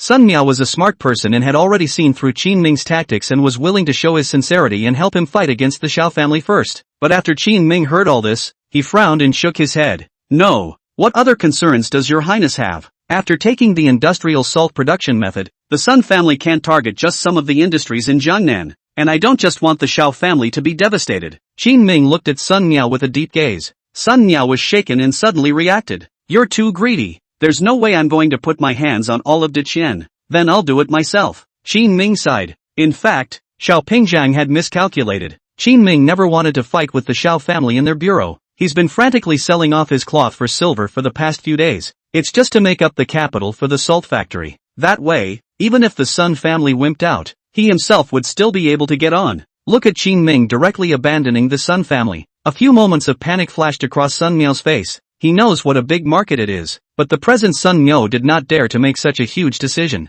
Your Highness, don't be in a hurry, can you give me a few days? Just so you can let the textile factory sell off for a period of time again. I will go back and discuss with the elders of my family. If they agree, I will have no second thoughts. You can't make decisions in the Sun family? Qin Ming looked at Sun Miao with an odd expression. Could it be that he had overestimated him? Sun Miao immediately waved his hand in some embarrassment. It's definitely something I can talk about, but it's such a big family that I can't hold their heads down and make people agree. To give you a handout, I'm definitely behind you. Others aren't necessarily, but it's good to know that you still have an undercard. Speaking of this, Sun Miao began to scowl with Qin Ming. Qin Ming didn't react to his meaning and was puzzled. What's my bottom line? You got it. I'll go first. Sun Miao hemmed and hawed, then turned around and left the place. Hearing what the other party said, Qin Ming was filled with doubts. It's not a human thing to say half the words. Your Highness, don't panic, you'll know after a while. Sun Miao smiled and waved his hand as he bid farewell to Qin Ming. After everyone had left, Qin Ming sat in the restaurant and after thinking for half a day to make sure that there were no mistakes in his plan, he called Chao Chuan over. What about the Ridge construction team? How many more are there? When he first came to Lingnan, he organized all the soldiers of the Wuwei battalion into the Lingnan construction team. Most of this highway that was repaired, as well as the construction of factories, the expansion of workshops, several rounds of expansion of farmhouses, etc., were all done by local craftsmen in conjunction with the construction crews. Your Highness, the construction team is now down to 200 or 300 men for the weekday maintenance of various infrastructures. What do you want? I can go and call the local craftsmen over. Chao Chuan and Lu Gang had already moved the Lingnan construction team into their barracks long ago in order to expand their force. Hearing this, Qin Ming drew a diagram from his bosom and whispered to him, you go follow this drawing and build a small factory out in the mountains. Your Highness, what are we doing? Why are we even going into the mountains? Chao Chuan looked at Qin Ming in surprise. With Qin Ming's current control of Lingnan, there is no reason to cover up if you want to do something. This factory is comparable to a gold mine, as you'll see later. Qin Ming explained to him in a serious tone. So I'll go over there myself for a few days? Even Chao Chuan hadn't seen much of such a serious Qin Ming. He immediately nodded his head firmly, ready to take matters into his own hands. Well, it must be stealthy, and when the wind comes, let's fly with it for once. Qin Ming looked deep into the deep mountains in the distance. This is his backhand. The Sun family is willing to cooperate. He will take the opportunity to mix the refined salt he made into the market. Also follow the Sun family to make a fortune. Once the Sun family was unwilling to cooperate, he would do it himself. Anyway, lice are not afraid of itching. By the salt merchants around the grudge on the grudge. Screw the Shao family is the most urgent task. Chapter 177 Factory Fight. Not 2 days after Qin Ming's private construction was carried out, the dusty Wan Shu returned. The cloth market in Jiangnan has been completely stirred up by the Shao family. No one can sell it, and only the cloth that they, the Shao family, have discounted to 30% of the price can be sold. Now the major fabric houses are zeroing in on business, screaming in agony, and all have gone soft with the Shao family. The situation described by Wan Shu is very serious. If the Shao family can play like this, how much silver do you reckon they can slam down? Qin Ming now needed to understand the input of the Shao family, before the other side has invested to the maximum and has had time to make up the money for salt, mines and tea. Shot them in the head, 700,000 taels to bottom out, and I'll press those cloth houses for almost as much as I'll need. Wan Shu thought for a moment and gave a rough figure. Both parties were on the same rope, so Qin Ming didn't hide anything from her and informed Wan Shu of all his preparations. Is that the industrial salt method you wrote to me about earlier? Yes, then I want a piece of the action. Wan Shu immediately took Qin Ming's arm and entangled it. Salt is so profitable. Although Wan Shu was the general manager of the Lingnan Chamber of Commerce before, the salt merchants who really controlled the local salt industry did not give her any chance to squeeze in. Therefore, even if he knew about Qin Ming's powerful methods, Wan Shu had always been able to do nothing but sigh in admiration. Finally, there was a chance, so naturally she had to take it. Okay, I need a bunch of people to divert water lately, so do yourself a favor. The location of the factory Qin Ming built in the mountains is still relatively close to the coast. He wanted to dig an aqueduct to bring in the sea. This is ready to be made. You're done with it already? Wan Shu looked at Qin Ming with some surprise. I didn't realize he was so thunderous. Sure. As the two men were talking, a couple of men from the textile mill came running over. Your Highness, General Chao and Xiao Pingzhang are quarreling. Where? It's in our textile factory. And when Xiao Pingzhang came over to collect the stuff today, he said he would only give 10% of the price. Love to give or not? At these words, Qin Ming and Wan Shu's heart sank. It's starting. Qin Ming sighed. The The Xiao family's goal of controlling the market has been accomplished. The next step is to exert direct influence upstream and downstream. The clothiers have all gone soft. Immediately after that came the textile mills. Come on, go check it out. Wan Shu stood up and Qin Ming nodded. The two men rushed to the textile mill along with its laborers. It was extremely noisy in front of the textile factory, and Lu Gang was sitting by the roadside with a few injured soldiers to catch his breath. From time to time, he also viciously pointed at Xiao Pingzhang and screamed curses. Little Thane, you be careful tonight. Find a place where no one is around. I'll kill you. A mourning dog in a military camp. Barking at me? I'll pay money to buy your life at random. Xiao Pingzhang sat across from them, and when Lu Cheng cursed a sentence, he followed suit, not suffering at all. Beside him were several guards who had been beaten to incapacitation. Even Xiao Pingzhang's face had a large bruise. What's going on? Qin Ming saw that Song Dingsheng had also arrived early to deal with the situation at the scene, so he raised his hand to summon him. Song Dingsheng said with a face full of helplessness. Today Xiao Pingzhang came over and directly pressed the price down to 10%. Chao Chuan couldn't stand it, so he argued with him, and this asshole even directly commanded the guards to beat Chao Chuan up. Lu Gang knew the news and came over with the people from the barracks and beat up Xiao Pingzhang's people. Luckily I came over in time and pulled the people apart, or else I guess there would have been a death today. Listening to the chaotic status quo, Qin Ming and Wan Shu were all filled with black lines. Don't add to the confusion. Take the men back. Walking over to Lu Chang's side, Qin Ming spoke in a low voice. Lu Gang stalked his neck, full of defiance. Your Highness, this little bastard dares to hit old Chao. Hurry back if His Highness tells you to. Song Dingsheng hurriedly walked up and glared at him. Today they were fighting each other. If he came to deal with it, it would be following the process of reporting to the police, and it would definitely be more troublesome at that time. Qin Ming had just come up and told Lu Gan to leave, just to take him out of the matter. But Lu Barge didn't understand. Scared? Your name is Lu Barge, right? Remember, when you see your grandfather in the future, go around. Otherwise I'll beat you up once I see you. I'm here to press the price today. Just by your group of pariahs, you dare to go against our Xiao family. I'll let you know what it means to be unable to mess with them. Xiao Pingzhang on the opposite side of the table watched Lu Barge being admonished and laughed, his tone becoming more and more rampant. Many people in the factory all clenched their fists at this time. For your madness, I'll kill you. Lu Gan was once again enraged and stood up, ready to draw his sword to cut him. The few guards around Xiao Pingzhang hurriedly stood up,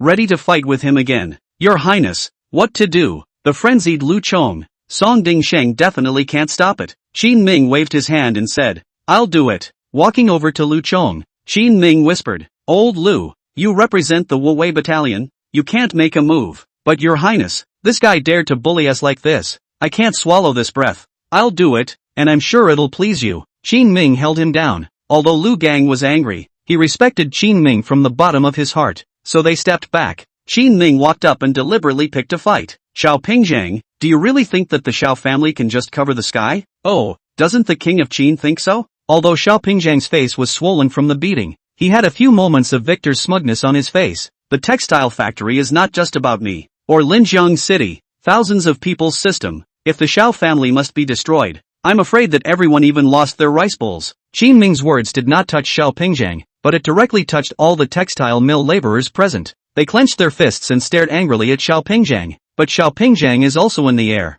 at the moment unnoticed, on the contrary, laughed loudly. A bunch of pariahs, what's it got to do with me? I forgot to tell you, after I finish you guys off this time and return to the Xiao family, I'll be able to take over part of the family's business. What did the fortune teller say I call this? Oh yeah, a general's work is done. Ha ha ha ha ha. Xiao Pingzhang's rampage caused the crowd at the scene to grow silent. Song Dingsheng had sensed that something was wrong with the atmosphere. This seemed to be the calm before the storm. At this time, Wan Shu suddenly walked to the side of the textile factory crowd and pulled Song Taiju to say something. Song Taiju was Li Erniu's dogleg before, but then he was disgusted and bad by Li Erniu, so he submitted to Qin Ming. Now he's doing a great job in the textile factory and has become a squad leader, with dozens of people under his command. Naturally, he didn't want the textile mill to fall apart. Okay, I got it. After listening to Wan Shu's words, Song Taiju slowly nodded his head, his eyes gradually glowing viciously. Taking a step out, he called out to the crowd at the textile mill and said,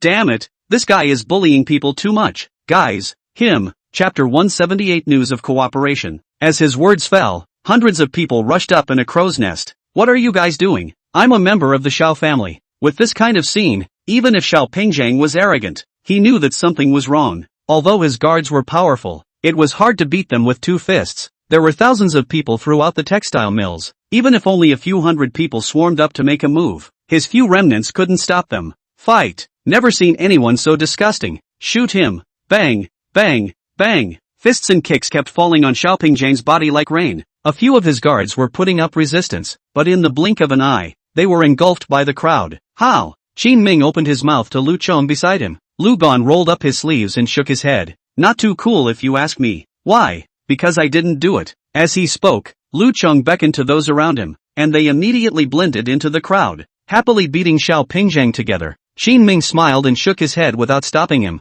After a bit of a ruckus, the crowd gradually dispersed. Xiaopingjiang was lying on the ground looking at the sky with both eyes. His body was all covered with footprints, and his ribs were all broken by more than 5. His mouth came up for air and he grunted and spat blood out continuously. Save a life. It's not good when people die. Qin Ming spoke to Song Dingshang. Song Dingshang nodded and greeted the people to carry the stretcher over. They hit me. Scratch. Scratch. Even though he had already been beaten to the point of being half paralyzed, Xiaopingjiang's mind's eye was still extremely narrow. Just catching his breath, he tried to command Song Dingshang. Song Dingshang scratched his head and hemmed and hawed. Mr. Xiao, there are too many people who beat you up. It may take some time before you want to investigate, so you should wait for now. As the saying goes, the law is not the law. The scene is in such a mess today, and at the behest of Song Dingsheng and Qin Ming, they have yet to catch the leader. When they went back, their Yamen people casually dragged them around, shouting a random person over for questioning every 3 days. How can we delay him for a year and a half? When the time comes, it's a straight-up big deal. You. Anger flashed in Xiaopingjiang's eyes as he raised his hand and tried to point at Song Dingsheng to scream curses, but half a day's effort had little effect, and I couldn't even lift my hand. Just so, the official carrying the stretcher in front of him stumbled. The violent shaking made Xiaopingjiang grimace in pain, and there was no longer much resistance, and he was quickly carried away. After sending Xiaopingjiang away, Qin Ming told Lu Gang to go first. He himself took Song Dingsheng back into the textile factory. Your Highness, are there any other orders? Song Taizhu walked up smilingly, his face full of flattery. He was Li Ernia's lapdog before, but now he has become a climate himself, so the object of currying favor became Qin Ming. Let them go back to their work. They don't have to produce much these days. Qin Ming waved his hand and told the crowd to disperse. Song Taizhu hurriedly answered and led the people away from this side. After this matter has come to an end, Chao Chuan, who had gone to the city to get patched up, also rode back. Your Highness, what brings you here? Qin Ming informed him of what had just happened. After Chao Chuan heard this, he clapped his hands and hated that the scenario would reappear and he would participate in it. This little Yakuza, he's been coming over to harvest every day in person since a few days ago, and he comes over with a bad mouth, so I'm too lazy to bother with him. I did not expect that today directly proposed to use 10% of the price to buy our things. I really cannot be angry, so I took action against him. Who knows that his guards? Speaking of which, Chao Chuan was also quite helpless. He's a battlefield general, and he's certainly a strong fighter. However, his strength was mainly reflected in the battlefield, and when surrounded by several experts, he was somewhat stretched. It's okay, after teaching him a lesson today, no one should be coming over within the next few days. Qin Ming slowly opened his mouth and then asked about the salt manufacturing plant. That place in the mountains, is it built yet? It's almost done. Anyway, it's just building out a framework now, and when you officially bring in the various materials and seawater, we can start production. The soldiers of the Lingnan construction team are all experienced. The build is also very good. Within just a few days, they built the beginnings of a salt-making factory by using local materials and bringing wood from the mountains into place. Ship over a batch of materials for the first of these 2 days and go straight to production. Qin Ming took a deep breath, a few moments of anticipation flickering in his gaze. There was no need to wait for the Sun family's response for the production of refined salt, even if they hadn't made a move. Qin Ming would have done it. Your Highness, are silken cloth still to be produced these days? Song Dingsheng knows the status quo, and also knows that their major cloth store's hoard has all been taken by the Xiao family. People are now sitting on the fence, controlling the prices in the market, going up when they want to go up and down when they want to go down. It was not considered a good choice for Qin Ming and the others to still produce during this period. No harm done. They don't know about our smuggling overseas yet. Qin Ming spoke faintly. He was already prepared. If you really can't, you can shamelessly let Ji Zhuan and Hu Haisheng them, and then help to digest a batch of them. The purpose of everything he's doing right now is just to keep the textile mills up and running. After operating in Lingnan for so long, he was no longer alone. Countless people's rice bowls are weighing on his back. Your Highness, Sun Lanyan found me just now and said she wanted to see you. Just as Qin Ming and Song Dingsheng were talking, Chang Baishan suddenly arrived on a fast horse. Sun Lanyan? Speaking of which, I don't think I've seen her in the past few days. Qin Ming raised his eyebrows. Speaking of which, he hadn't seen Sun Luyan for several days since the buffet opened until now. Yes, she went back 2 days ago, but came back today. So, Qin Ming found a horse and asked Song Dingsheng to reprogram the factory's production after slowing it down. Together with Chang Baishan, he himself rushed towards Linjiang City. Inside the most expensive room on the Spring Breeze building in Linjiang City, Sun Lanyan was sitting by the window in boredom. At this time, a familiar figure sped from the distance. Qin Ming, I'm here. At the sight of this figure, Sun Lanyan stood by the window with her arms crossed and screamed. A number of gazes on the street immediately fell on Qin Ming. Qin Ming and Chang Baishan gave her a somewhat odd look on their faces before they quickly went upstairs. Why did you suddenly think of looking for me? Any news from the Sun family? Pushing the door in, Qin Ming looked at Sun Luyan in confusion. Humph, of course there's news, and you owe me a big favor this time. Sun Lanyan crossed her arms in triumph, but the words she uttered confused Qin Ming. Owe you a favor? Chapter 179. That bottom card. Yeah, don't you want to fight the Xiao family? Sun Luyan was the young princess of the Sun family, and many things within the family could not be hidden from her. Recently, the Sun family has been deliberating internally, and many people are not willing to join forces with you yet. Scared? Sun Lanyan moved closer to Qin Ming and stared closely at his face. It was normal for the Sun family to be unwilling to help. After all, no one was willing to stand against the Xiao family. Now they could even just turn around and leave, so they wouldn't lose money. It's normal to be reluctant. To Sun Lanyan's surprise, Qin Ming's expression did not change much and his tone remained calm. Upon hearing this, Sun Lanyan was a bit offended. Aren't you afraid? If the Sun family is gone and you're left alone, you definitely won't be able to fight the Xiao family. That doesn't help. Qin Ming shrugged his shoulders, sighing in his heart that it was fortunate that he had arranged for some people to go over to build the salt manufacturing plant early on. Humph, I'm not done talking. Sun Lanyan stomped his foot with some dissatisfaction. Although many people in the Sun family were unwilling to join forces with you, in the end, after deliberations, everyone agreed. Why is that? Qin Ming and Chang Baishan were both a bit surprised. They could think of the Sun family withdrawing, but the Sun family had actually agreed at this time. Suddenly, Qin Ming thought of what Sun Miao had told him earlier when he was leaving. At the time, he said he had one more card up his sleeve. Could it be that undercard he said was working? But what was there about himself that was worth risking the Sun family's help? Qin Ming didn't understand. Because there's me. Sun Lanyan pointed at herself and looked at Qin Ming with wide, smiling eyes. Qin Ming suddenly understood everything. The bottom card that Sun Miao had mentioned earlier was actually this little princess of the Sun family. What could make those elders of the Sun family reconsider this matter besides the benefits was Sun Lanyan's attitude. So you owe me a favor. Sun Lanyan held Qin Ming's arm with a smiling face. After Qin Ming saved her at the hands of the mountain bandits last time, there had been an ice settlement between the two parties.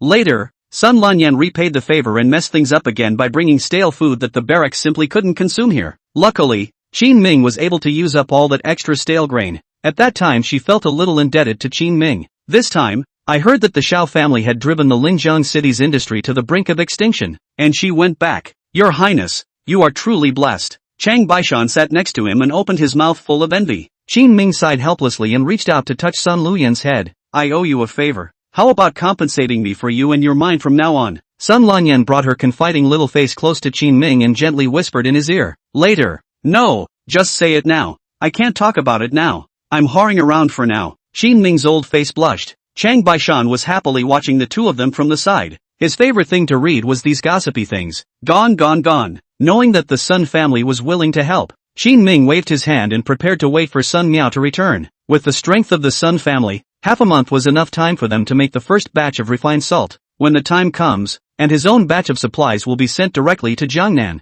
Straight up, Qin Ming was now eager to see how long the Xiao family could sit on the fence if they couldn't collect the money from the salt industry. That's going away. Sun Lanyan beamed her little mouth and pulled Qin Ming's sleeve with some dissatisfaction. At this time, Qin Ming pulled out a black iron sheet from his bosom. This one's for you. Wow. What is this? This is called a VIP card. It's still in the experimental stage. There are only a dozen of them in Linjiang City. What does the VIP card do? It's just a discount on dinner. Right now it's about 50% off. Qin Ming had previously discussed with Cookie about distributing VIP cards inside their restaurant. Anyone who comes to dinner regularly can receive it based on their yearly spending level. Usually it was a 10% discount, and only those who could eat thousands of taels of silver a year would have a top-class VIP card like the one Qin Ming had in his hand. Just for me? Just a dozen or so. Ha, Sun Lanyan's face was immediately written with happiness, 2 hands holding the card, happily jumping and asking, "Yes, this would be the first one we've given out at the tavern." Qin Ming pointed to the word 1 written on the card and said to Sun Luyan,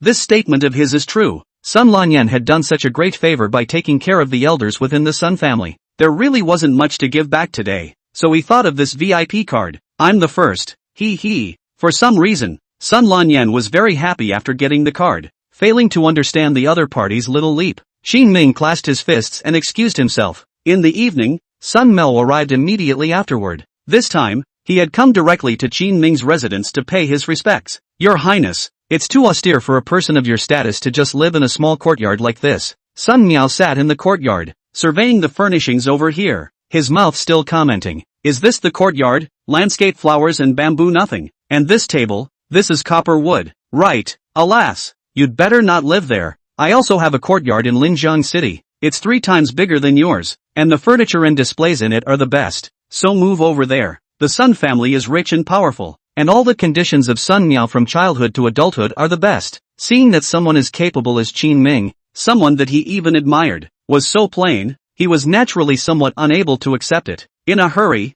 I will first change the place for Qin Ming to live." "Don't. A lot of my acquaintances know I live here, and it wouldn't be good for them to find me if I change places hastily." Qin Ming waved his hand and brought the topic back. "Have you started preparations to make refined salt on your side?" "Of course, and I've brought a good one with me on this visit." The corner of Sun Miao's mouth lifted up, and he unfolded his fan with a swish, tartly raising his folding fan. He then removed a small pouch from his waist, pouring the contents directly onto the stone table inside the courtyard gazebo. Snow white, delicate refined salt rolled off and piled up like quicksand. Much of the salt from this era is still yellowish and grainy, and sometimes tastes a little strange due to the process. However, the refined salt production method Qin Ming had given him would not have this problem. "You guys made it already?" Seeing this, shock was written all over Qin Ming's face. He's pretty sure he did it before the other guy did, but right now he's only just finished building his salt plant. Getting the finished product is even more days away. The Sun family was good, even with the time they had to go back to their deliberations included. It was surprising that the finished product was made so quickly. "Don't question the strength of our Sun family, we are only jealous of the Shao family, not afraid of it. Can you understand the difference?" Sun Miao lightly shook his folding fan and said rather proudly, "How long will it take to get into Gangnam?" Seeing this, Qin Ming didn't talk nonsense with him. Now the sooner the textile mill thing is resolved, the better. 10 days, I need a sufficient amount of goods to shake the Shao family, and I can enter directly after 10 days. Of course, you might be able to go faster if you put in the effort. At this time, Sun Miao suddenly opened his mouth with meaning. Qin Ming held his forehead and said helplessly, "Still didn't hide it. This is all known by you guys. The Sun family is really well informed." Chapter 180 Counterattack Horn. Although it's not considered a big construction, when you arranged for people to build the salt factory, the Sun family, but there are still quite a few people working here, so naturally they heard some of the wind. Sun Miao was right. Ever since the Sun family had cooperated with Qin Ming, the number of people who had arranged to come over had increased. Nothing Qin Ming wanted to do could escape his opponent's eyes. That was a bit of a turnoff for him. It seemed that when he was free, he would have to find a chance for Chao Chuan to figure out how to do things more stealthily. Seeing Qin Ming fall into a deep thought, Sun Miao continued, "Is Xiao Pingzhang still collecting these days?" "No more. They've emptied the textile mills of all their stock." "I see. Then do you want to enter Jiangnan and follow their example of getting most of the cloth within the market in one breath, replacing the Sun family to sit on the market? You have a way?" Qin Ming's eyes gradually brightened. If he could follow the other party's words, this trip of his own would not just be able to pose a threat to the Shao family. Instead, it will ride right over their heads. It can't be said that there is a way out, but our Sun family still has a few thin spots in Jiangnan. If you want, we can step in and bail out all the owners of the fabric houses, so that they can work in the hands of your highness from now on. But all of this has a prerequisite. We must make the Shao family so wounded that they are unable to care about the major cloth farms. Sun Miao had already confided the situation to Qin Ming. For these things, Qin Ming no longer needed to think too much about them. "No problem, just do it." "Aha." Sun Mo nodded slowly. They then started producing refined salt in a hurry. In the meantime,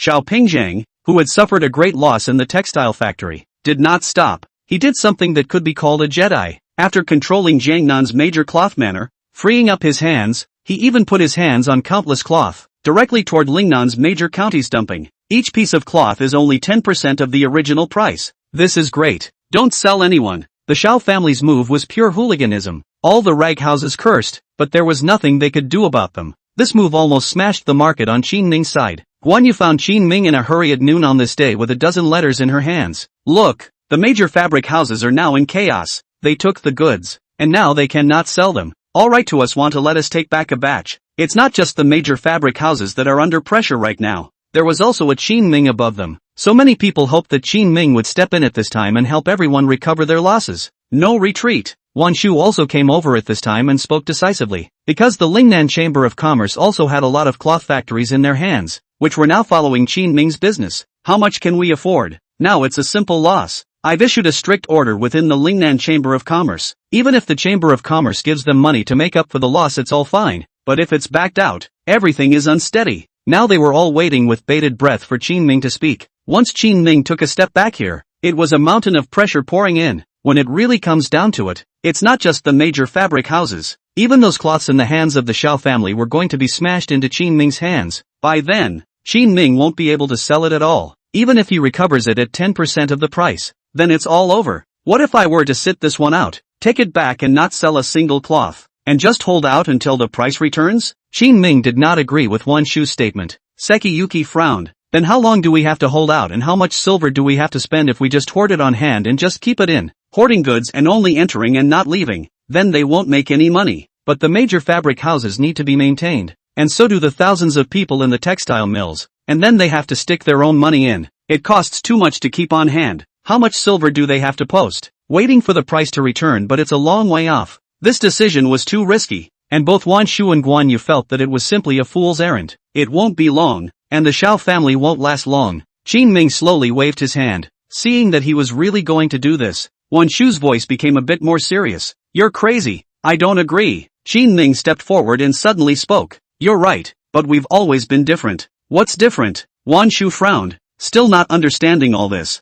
There are clearly better ways to do this. Just divide the pressure between the major cloth manufacturers and the laborers within the textile mills. But Qin Ming is going to take it all and bear it all? She doesn't understand. Qin Ming took a deep breath and smiled. You're a businessman and value profit, but I'm the king of Qin and Lingnan is my fiefdom. The cloth and textile factories are already barely holding up, so if the king doesn't even protect them, who else can? It's not the battle of interests that takes the brunt of it. Never has been. Wan Shu was silent. Guan Yu, on the other hand, her beautiful eyes flickered as she gently leaned on Qin Ming, her mind naturally speaking for itself. She wants to support Qin Ming. After a long time, Wan Shu spoke. The cloth from the cloth houses under the Lingnan Chamber of Commerce will be returned partly tomorrow, and will be sent with the cloth houses of other counties at that time. If you can't take on such a large quantity, tell me in time. Don't worry. Qin Ming smiled and nodded, his state looking extremely calm. This made Wan Shu's heart a little more stable as well. I'm leaving. Stomping on the stairs, Wan Shu,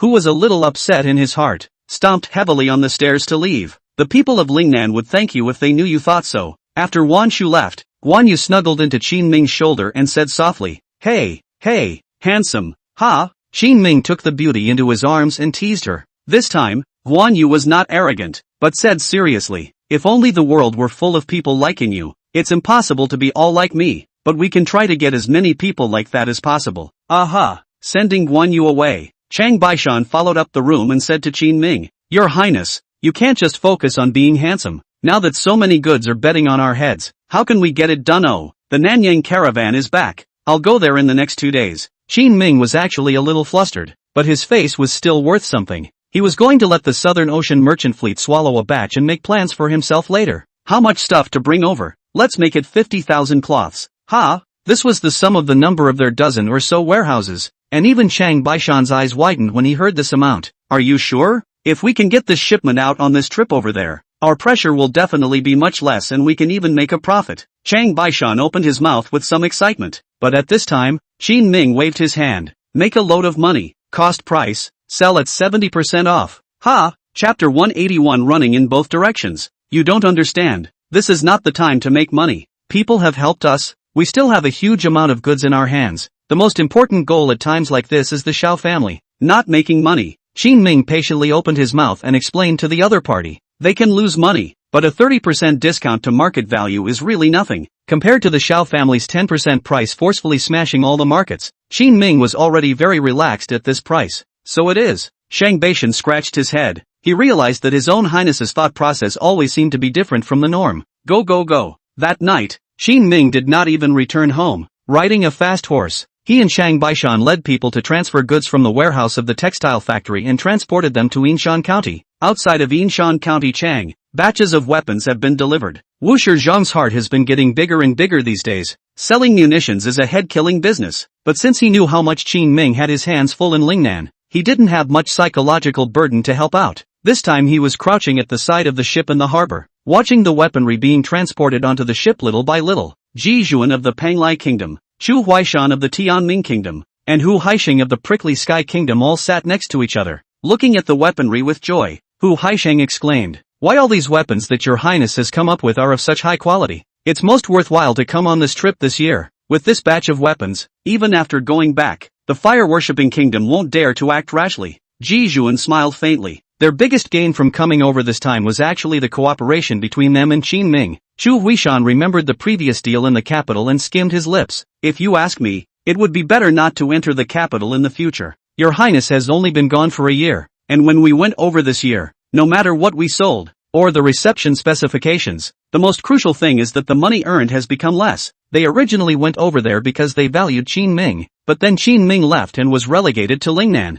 This made the people over in the capital who specialized in managing the caravan trade start to show changes. Even if there are some take and take, there is still a little bit of trust between the two sides. A single inattentive official within the Deqian court tried to pit them in the deal, so this time when they left the capital, in fact, all three of them, the emissaries of the three southern ocean powers, were holding a fire in their hearts. Countries like them with a little bit of power are still good. Some even smaller countries were not even in the eyes of Deqian's officials at all. Not even a chance to bargain at the negotiating table. Ugh. Speaking of which, several people sighed helplessly and lowered their heads to eat their peanut squash. Wu Shizhong sat next to him, listening to them finish their complaints, and casually picked up the conversation. "You guys didn't make enough money and didn't get enough goods. Ha, those two things are connected. And anyway, it's pretty stifling this time." Hu Haisheng pointed to the large ship next to him. "See this draft position? There's not much in there. Mother asterisk asterisk asterisk asterisk error. Shall I contact His Highness for you?" Wu Shizhong hesitated for a moment before suddenly speaking.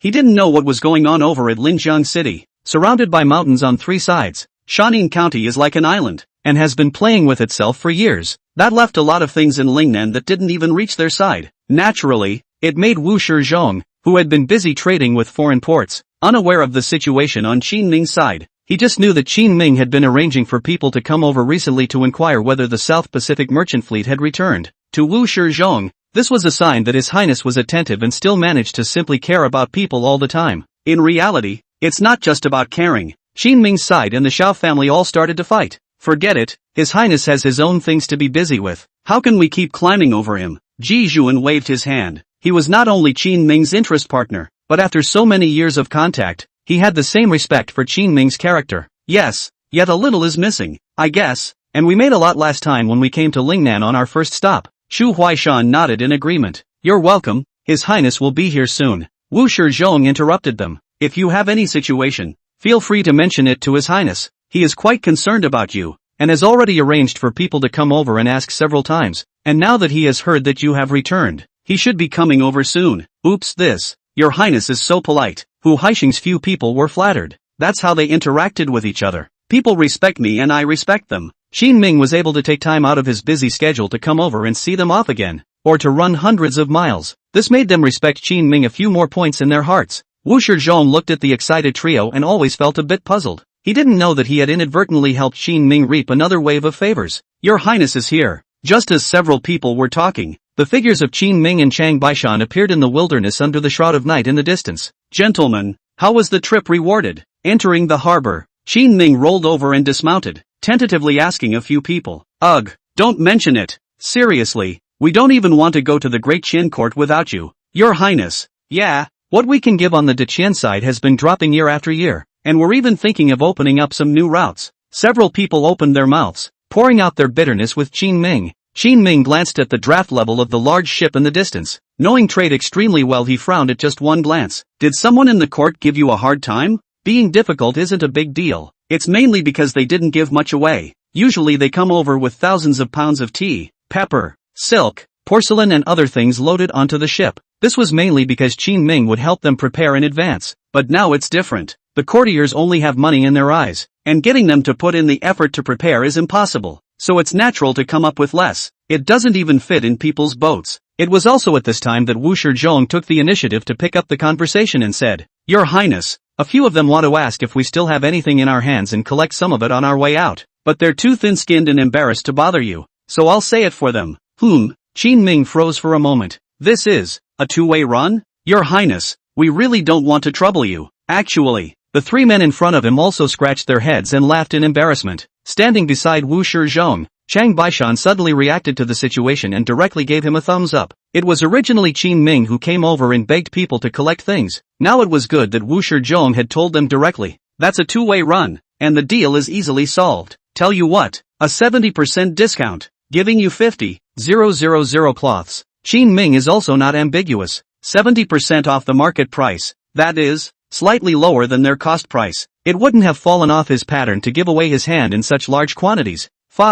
50,000. Chapter 182. The Great Trouble is solved. The three Hu Haishings even trembled in their voices. This is still doing chicken feather business with the Dakian court. Your Highness is too ruthless. Tens of thousands of silks were given last time. This time, we took 50,000 cloths directly. What a strength this is. The three of them exchanged panicked glances and hurriedly said, "Your Highness, it can't be. We can't take it. Any concerns?" The faint smile on Qin Ming's face froze and he looked at them in surprise. "No, we can take it, but we don't need a discount. We're not short on that kind of money." With a wave of his hand, Hu Haisheng explained to Qin Ming. As they spoke, the three of them dragged Qin Ming into the cabin. A wide array of supplies were laid out in this. It's all sourced by them, but in addition to these, at the end of the cabin, there were several large wooden crates. You see, Hu Haisheng lifted the box. It's full of gold bars. The golden glow looked a little shaky in the candlelight. "We didn't use all of these. I have 3 more boxes here, and both of them and the other small countries have leftovers as well.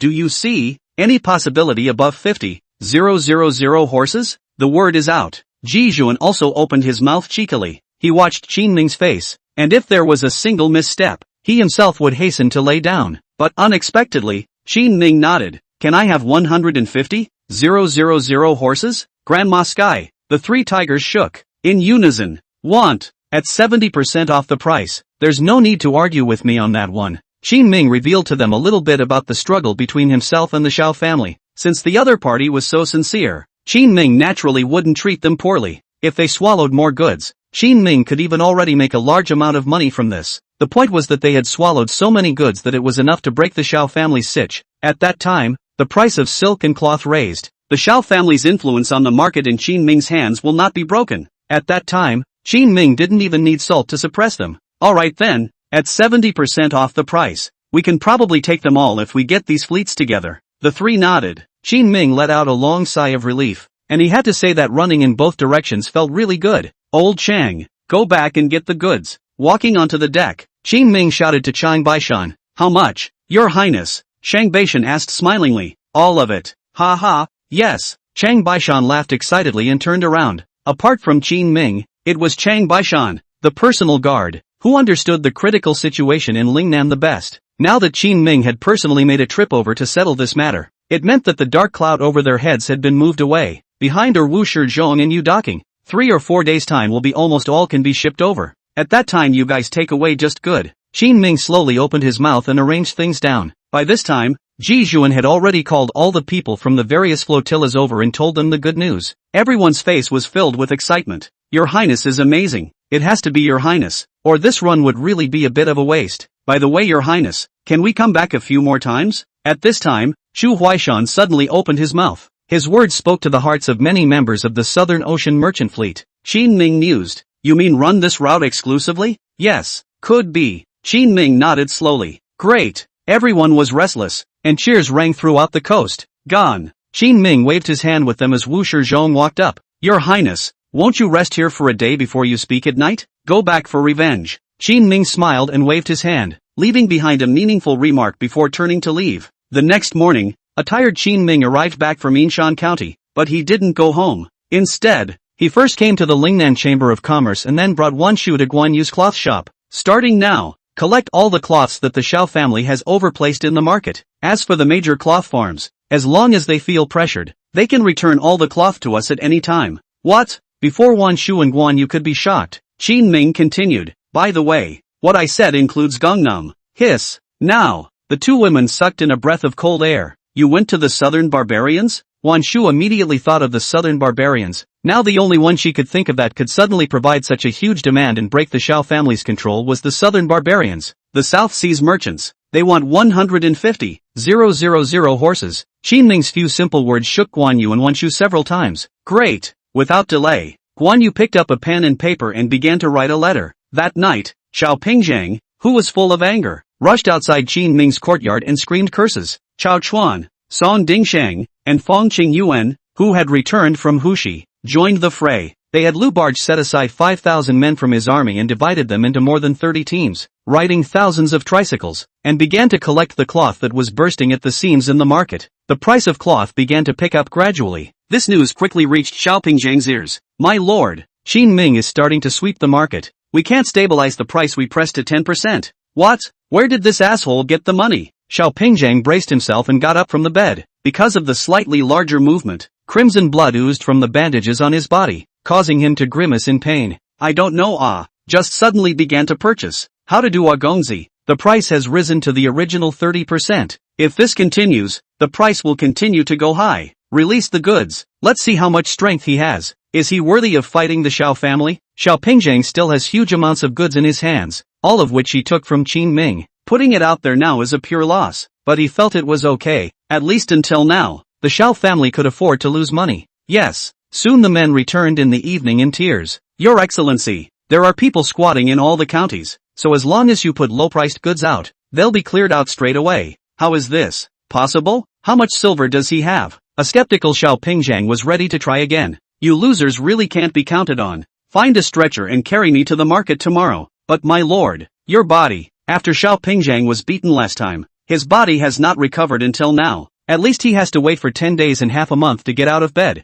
On this trip over, he was harboring the idea of making a great achievement to become a core member of the Xiao family. And now it's screwed up. Xiao Pingzhang, who was already somewhat furious, snorted coldly, a face full of resentment. Carry it if you're told to. I don't believe it. There can still be something so evil. I'm going to see for myself. Chapter 183. Who's unworthy now? Early the next morning, Xiao Pingzhang pulled 10 carloads of goods and was carried to the market by himself lying on a stretcher. Just as he arrived, he saw a group of well-trained guys who were clearly not normal people. Selling cloth? They crowed around, staring at Xiao Pingzhang with unkind eyes. What are you guys doing? It's business. Of course. The centurion at the head of the group waved his hand. Move the goods. Hey, I didn't say it was for sale. What's the point of coming over here if you're not selling? To have fun with your brothers? Their cold and aggressive faces made Xiao Pingzhang a little weak. Okay then, how much do you guys want? All of it. All. Move the goods. Without paying any more attention to him, dozens of strong men neatly began to move the goods. The centurion at the head of the group beckoned into the distance, and dozens of tricycles rushed out of the alley with a crash. A tricycle comes by,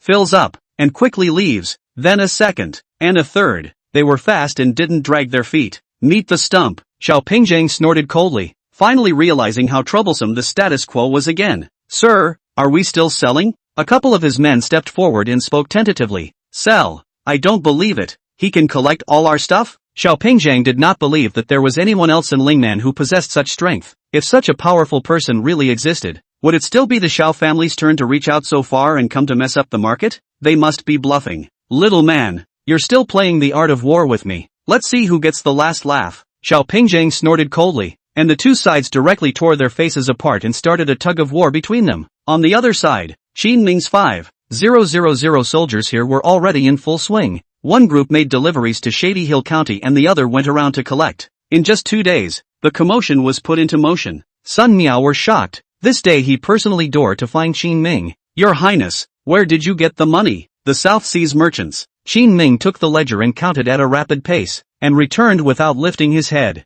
This, I know, no matter how much silver, but I hope you do not forget our salt. Sun Miao is already on the verge of a crisis, although Qin Ming has begun to gradually resolve the crisis, but the Sun family has decided to intervene in the salt production industry in Jiangnan. If Qin Ming withdrew at this time, it would be the Sun family who would be in the wrong. Don't worry, I'm not done with them yet. Qin Ming is just holding down the pressure of the Xiao family now. But they let themselves suffer such a big loss and wasted close to 2 months of time fighting with the Xiao family. There was absolutely no way Qin Ming would let them go. Fine salt is another knife in his hand. Sooner or later, I'm going to stab the Xiao family once. Qin Ming, you crazy bastard. Want to drag the Xiao family to die with you? Are you worthy? Just as the two were talking, an angry roar suddenly came from outside the courtyard. Listening to the voice, Qin Ming quickly judged who was coming. Xiao Pingzhang, do you want to hide? Xiao Pingzhang does not yet know that the Sun family has joined forces with Qin Ming, and if he sees Sun Miao here, he will definitely take precautions in advance. I'm going to the backyard. Sun Miao didn't push back, turned around and left the front yard to hide. After he left, Qin Ming looked towards the outside with some confusion. If there was no problem with the memory, this Xiao Pingzhang should have been beaten so much that he could no longer get out of bed. Why was he still able to clamber outside? The ability to recover is a bit too strong. Is this a scourge that will last for thousands of years? Pushing open the door, Qin Ming was just about to mock the guy, but looking around, he didn't see Xiao Pingzhang's figure. Only a few of Xiao Pingzhang's guards stood in front of him. Where are the people? Qin Ming didn't hold back and opened his mouth to a few of them. It was then that the shrill, unpleasant voice came from under a tree in the corner. Qin Ming, don't pretend you can't see to disgust people. Qin Ming turned his head before he saw Xiao Pingzhang. The guy was lying on a stretcher, covered in bandages, and those bandages were even oozing blood. I have to say, it's a real bit of a hideous look, and Xiao Pingzhang is a decent man. Knowing that there was some shame in coming out and cursing, he hid between the tree and the corner. Hiding here, passing pedestrians can't easily see him. Isn't this the big shot of the Xiao family? How come you have the time to visit my king's residence today? Getting well really fast. Qin Ming was also nonchalant and smiled in a conspiratorial manner. Qin Ming, where did you get the money? Xiao Pingzhang angrily opened his mouth, and just as he tried to sit up, his body lurched in pain and went limp on the stretcher again. There's no need to report this to you, right? You just need to know that no amount of cloth that the Xiao family is dumping right now can possibly pose a threat to the markets in Lingnan and Jiangnan, and that's enough. Qin Ming looked like he was winning and looked at him condescendingly. After all this preparation, it's time to put on a show. Just by you. Do you deserve it? Do you know how much silver our Xiao family has? Can you fight us? Xiao Pingzhang was a bit furious. Qin Ming puffed and laughed. What is the strength of the Xiao family? It's a pity that the one lying on the ground isn't me. I'm not really sure, but I think the Xiao family is nothing. It's just a rabble. If you have the ability to continue to invest money, how much I can take? Do you dare? Xiao Pingzhang gritted his teeth and tried to show off, but the goods in his hands had already been taken away too much by Qin Ming. It's not easy to influence the market these days, let alone sit in the fabric market. Qin Ming didn't care about that much. He walked forward with a smile and squatted in front of Xiao Pingzhang. You keep saying how powerful the Xiao family is and that I'm not worthy of fighting the Xiao family. So let me ask you, is the Xiao family worthy of fighting me now? Without waiting for him to finish, Qin Ming reached out and pressed his foul mouth. Shut up. It's the Xiao family that doesn't deserve it now. A few guards were worried about Qin Ming making a move on Xiao Pingzhang and rushed up to try to stop them. And after saying those words, Qin Ming was in a great mood and stood up decisively. What for? I'm not a handful like some people. I'm just talking to him. Watch well. It's not over yet. Before leaving, Qin Ming didn't forget to give him a reminder. Seeing Xiao Pingzhang's face getting darker and darker, Qin Ming waved his sleeve and left without taking away a single cloud. Back in the courtyard, Sun Miao stepped out from the wall with Chang Baishan. Both of them gave Qin Ming a thumbs up. It's not easy for your highness to turn things around in one fell swoop. Your highness, what you just said is really good. This little Thane should have scolded him a long time ago. Qin Ming helplessly glanced at the two of them. Let's go and get to work. The salt factory has been done pretty much. Qin Ming will be the cloth market back is not the end. There's also the precision strike of the salt industry. That's it? Sun Miao was shaken. Look at your highness's vigor. You are truly worthy of being the man my little sister has her eye on. Look at this situation. The Xiao family is going to suffer. Chapter 184 Split Opportunities. With Qin Ming's order, Xiao Chuan quickly pulled out everything from the mountain. Enough to have thousands of pounds of refined salt. These fine salts are snowy white and delicate, and don't yet have that strange flavor of coarse salt. Once it is released, it will definitely take the market by storm. However, Qin Ming's first stop in the sale was not in Lingnan, but in Jiangnan. After his discussion with Sun Miao, it was agreed that the shares would be divided 37, with Qin Ming's technology occupying 30% of the dry shares. The remaining 70% of the profits will all go to the Sun family. How much can you get out of your side? Looking at cart after cart of refined salt, Qin Ming opened his mouth and asked Sun Miao. Sun Miao was not ambiguous and said with a big wave of his hand, Your Highness, you don't have to worry. We can take out as much as we need. That's fine. The two of them finished their discussion and prepared to leave for Jiangnan. Still traveling on the highway that Qin Ming had constructed earlier, it took them less than 3 days to arrive at the border of Jiangnan. Xiao family hand is too black. In order to ensure safety, Qin Ming this time directly bring Lu Gang and his mountain word battalion. Combined with the strong Chang Baishan, no matter how many people came from the other side, it was impossible to pose a threat to Qin Ming. The next step is to go to the major main cities and talk business with them. Let's just wait. Sun Miao said hello to someone in advance. However, the Xiao family has been entrenched here for many years, and these salt merchants may not be able to nod their heads so quickly. Their strategy now is to introduce this refined salt into the market first, creating a descending blow. The main reason for this is the mentality of those salt merchants. Without an example, even if Qin Ming and the two of them had worn out their lips, the salt merchants would still remain indifferent. But if they knew the benefits of refined salt, they would naturally come to their door without Qin Ming and Sun Miao saying much. Once he thought about this, Qin Ming nodded. Next up is a trip to Gusuku City. The closest place to the two of them was the city of Gusu. The two arrived quickly, and at the same time, their teams each dispersed with their supplies. I'll introduce someone to your highness. Just after arriving at the place, Sun Miao called out to a chubby middle-aged man. The other party had a face of futai, a very broad figure, and was dressed in damask, not to mention a large gold bracelet and 2 jade triggers on her hands. Qin Ming had traveled extensively and had seen many good things. A wide-eyed glance told him that this must be a rich businessman. After all, it's the only group that's so obvious and ostentatious. Greetings, your highness. My name is Li Yukai. I am one of the local salt merchants in Gusu, and I was previously working under the Xiao family. Li Yukai just saw Qin Ming and hurriedly walked forward, shaking his palm with both hands in a very good manner. You can just call me Li. Seeing that Qin Ming didn't know how to address himself, he even lowered himself and smilingly reminded Qin Ming. The other party was giving so much face, so naturally Qin Ming wouldn't be that disrespectful. Clasping his fists in greeting with the other party, Qin Ming opened his mouth. Boss Li, are you going to help us sell refined salt? Wasn't it just as profitable to follow the Xiao family previously? Why do you suddenly want to get into this muddy water? It was no wonder that Qin Ming was skeptical. Doing business like this was definitely something that had to be well thought out. Otherwise a small problem or oversight is likely to cause them problems. Li has been in business for many years and has seen a lot of characters of all shapes and sizes. After Qin Ming opened his mouth, he was naturally able to quickly guess what this His Highness King Qin meant. Li Yukai watched Qin Ming's face and rubbed his hands together. Truth be told, Your Highness, it is not true that I promised you that I could help, but I have a small request from my humble self, and I would appreciate your nod. Qin Ming sniffed and nodded. It's good to have requests. What I fear most is the stuffy kind of person who sometimes comes up and initiates contact with his or her own people without even asking for it. People like that are the most unpredictable. Li Yukai this kind of conditions. The two sides exchanged each other after the prophet. In fact, is in disguise and Qin Ming bound together. Say, what do you want? It's like this, Your Highness. I want to be the head of the salt merchants in this area. In the future you have goods. You can first give me. Li Yukai finally bared his fangs. Originally, although he was working under the Xiao family, he did not actually possess many resources. Even in the group of salt merchants, it was just a small person who undertook distribution. In the city of Gusu, there were 2 or 3 salt merchants of his rank, but the city of Gusu is not the only one in Jiangnan. There are other major main cities, and below each of them, there are several counties. In every city, there are a few of his kind. It's going to be hundreds of them when the whole of Gangnam is racked up. And his answer was indeed not what Qin Ming expected. With Qin Ming's arrival, the entire Jiangnan salt merchants are going through a round of major reshuffling. The world is all about profit, and since he took a huge risk and stood with Qin Ming, then you have to take yourself up another notch. Faced with his request, Qin Ming and Sun Miao exchanged a look. The other party just shrugged, signaling Qin Ming to decide for himself. After all, it was just a matter of 2 people saying the same thing. After a moment of contemplation, Qin Ming slowly shook his head. Too much. Your strength can't control the whole Jiangnan, Gusu city with the subordinate various counties of the market for you to manage. How?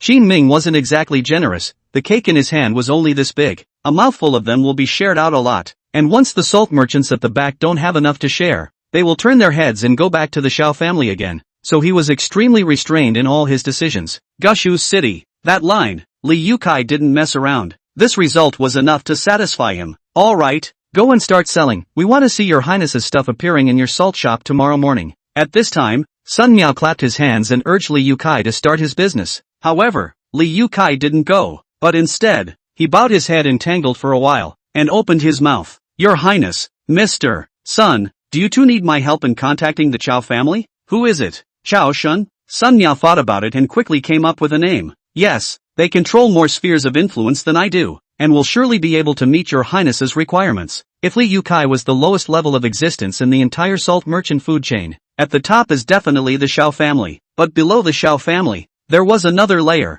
a local family like the Chao family. Li Yukai was also originally under the other side, and with this layer of Qin Ming's relationship, he could actually incorporate the Chao family into Qin Ming's men, so that he could not only get credit for his work, but also make himself less risky. After all, his own defection was nothing, but the Chao family's defection would definitely attract the Xiao family's attention. When that time came, the one the Xiao family would strike against would not be themselves, but the Chao family. Li Yukai thinks he's smart. However, Qin Ming and Sun Miao had long since seen through his mind and were just too lazy to point it out. Go on, come what may, they're not far behind. Chapter 185 Polite Local Gangs. Qin Ming casually gave him an order, and upon hearing this, Li Yukai nodded his head. Tomorrow I will ask them to come and see you. Got it. First things first. Okay. Early in the morning of the second day, Qin Ming and Sun Miao walked out of the inn early. After casually finding a tea house on the street, he sat down and drank his morning tea. Your Highness, that's Li Yotsai's store. Sun Miao pointed to a grain store down the street, which sold not only salt but also grain. It's kind of a side business for Li Yukai, though it's not some warbling, dancing, big dreaming place, but the place was doing good business, and there was a hustle and bustle inside early in the morning with people already coming and going to buy things. It was said that food was the most important thing for the people, and Qin Ming had seen it today. What is it? Soon the people who came over to buy something noticed the snowy white refined salt that was laid out in front of them, finally waiting for someone to open their mouth to ask a question. Li Yukai, who had long been waiting at the door, hurriedly walked up and explained loudly with a smile on his face. What else could it be? It's refined salt. The price is only 3 cents more than coarse salt, but there is a world of difference in quality. People might want to give it a try if they're interested. This part of Jiangnan was originally a land of fish and rice, and many people were relatively wealthy. It was only slightly more expensive by 3 cents, which was nothing in their eyes. Besides, when you buy some back, you can use them for a not so short period of time. That got a lot of people interested. Can I taste it? Able. Too able. Li Yukai laughed loudly and directly got out a jar and put it outside for people to taste. Wow, this salt doesn't seem to have that weird flavor of coarse salt. This is good stuff. Get me 2 pounds. I'll have some too. Easy. I was here first. Soon the crowd began to line up to buy the salt. Li Yotsai's mouth blossomed with joy. Although it is only 3 cents more expensive, salt is what thousands of people use every day. 3 cents higher on top of that, the extra he could make was a sea of money. Your Highness, Mr. Sun, we've made a fortune. While everyone was purchasing refined salt, Li Yukai stomped over to Qin Ming to report his good news. He had long since noticed Qin Ming and Sun Miao sitting in the tea house across the street. I've just been afraid to come over and say hello for fear they'll say they're neglecting their duties. Now everything is different. He's selling so much, business is still so good, and this time it's kind of easy to get it over with. However, Qin Ming did not let up and whispered to him, come here and explain something. What is it? Li Yukai looked at Qin Ming suspiciously, then quickly brought his ear to Qin Ming's side. This can still be like this. After Qin Ming finished speaking, Li Yukai looked at him with shock. What else? They are one of the main consumers of salt too. Qin Ming smiled and waved his hand. Li Yukai slowly nodded his head, his eyes gradually firming up. Then I'll run it down now. After he left, Sun Miao looked at Qin Ming curiously. Your Highness, what did you just say to him that made this guy's face blossom with joy? Nothing, just told him to send the salt free to all the big restaurants so they could try using it. What Qin Ming wanted to do now was not to make money, but to cut off the Xiao family's salt industry. What should be considered, naturally, is how to occupy a slice of the market. So it is. Sun Miao froze for a moment, and then it dawned on him. You're right, it's only when you do that you can go all in. That afternoon, after the mealtime, Li Yukai quickly returned to this side. Your Highness, the feedback from the major restaurants is good. Why don't I start delivering to them tomorrow? Since it works well, they can naturally start making money. Qin Ming and Sun Miao glanced at each other, both of them extremely satisfied. First, do not need to do business with them. Continue to send on the line. Tomorrow started the go to the following counties to send. By the way, you said that the Chao family came? What Qin Ming needed was to occupy the market of this place earlier. Word of mouth is important. He was going to send it for a while to get all the restaurants acclimated before he went ahead with the deal. It's called putting a long line in for a big fish. Your Highness, I've already sent the message from the Chao family to them yesterday, and if they come over, they'll be here this evening. Qin Ming didn't hide anything on this trip to Jiangnan. One might even say there was some fanfare. This naturally drew the attention of many forces within Jiangnan.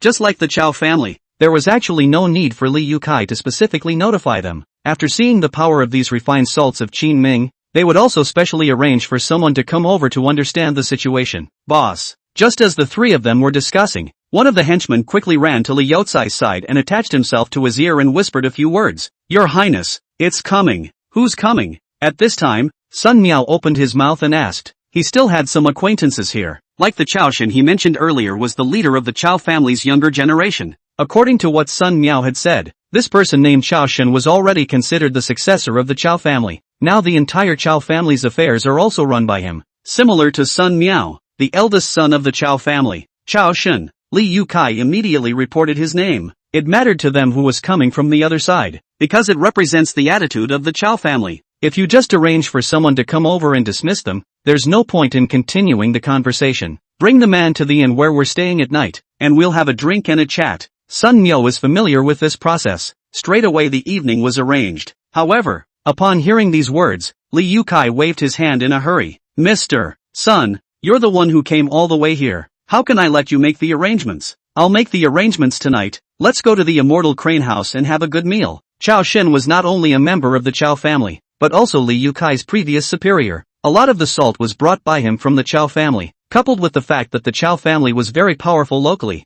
Li Yukai also wanted to earn this favor. Hearing him say this, Sun Miao did not push back. That night, they went together to the very famous Xinhe Lu in the city of Gusu. Li Yukai had already booked a secluded elegant room here. Qin Ming and Sun Miao followed the lightly traveled Li Yukai up the stairs together, and when they entered the interior of the elegant room, they saw a dozen or so stunningly beautiful women all sitting inside. They say that there are many beauties in Jiangnan, and this look really has some truth to it. Sun Miao commented with a nod. Qin Ming couldn't help but laugh at the business scene. It was good that he was already accustomed to seeing big scenes, and he wasn't considered to have stage fright when encountering this kind of warbling and dancing situation. Gazing across the girls gathered in the room, Qin Ming saw a young man with sword brows and a handsome appearance sitting among them, the eldest son of the Chao family, Chao Shen. Chapter 186 3 Days to Defeat. Although both were the future helmsmen of the family, there was still some difference between Chao Shen's temperament and Sun Miao's. The guy was decent looking and exuded an aura of being uninviting. He didn't know what was going on inside the elegant room, but Qin Ming was keenly aware that all these warblers seemed to keep a few moments distance from Chao Shen. Not many dared to come up and laugh and argue with him. In comparison, Sun Miao is very spontaneous. Opening the folding fan with a swish, he flicked it with an extremely flirty flick and summoned a few young girls. It seems that even among the heirs of large families, there is a big difference in temperament. Li Yukai heatedly smiled and also reached out to summon a few wonderful young girls. Your Highness, you sit first. Pointing to the main seat, Li Yukai walked up and helped Qin Ming pull out the stool first. This was followed by the next best thing. Sun Mo. Qin Ming perceived that Chao Shen was also placed in a secondary position by Li Yukai. As for himself, he sat in the lower seat with a smile on his face. Qin Ming nodded slightly. There were a few reasons why this kid was able to mix well. While these etiquettes are ignored by many, it's always better to do them than not to do them at all. Prince Chao, let me introduce to you. This is His Highness, the Qin King who was famous in Lingnan and repelled the southern barbarians. This is Duke Sun of the Sun family. You too should know him as well. The cold-looking Chao Shen slowly nodded his head and cupped his fists to Qin Ming. I've long heard of your Highness's great name,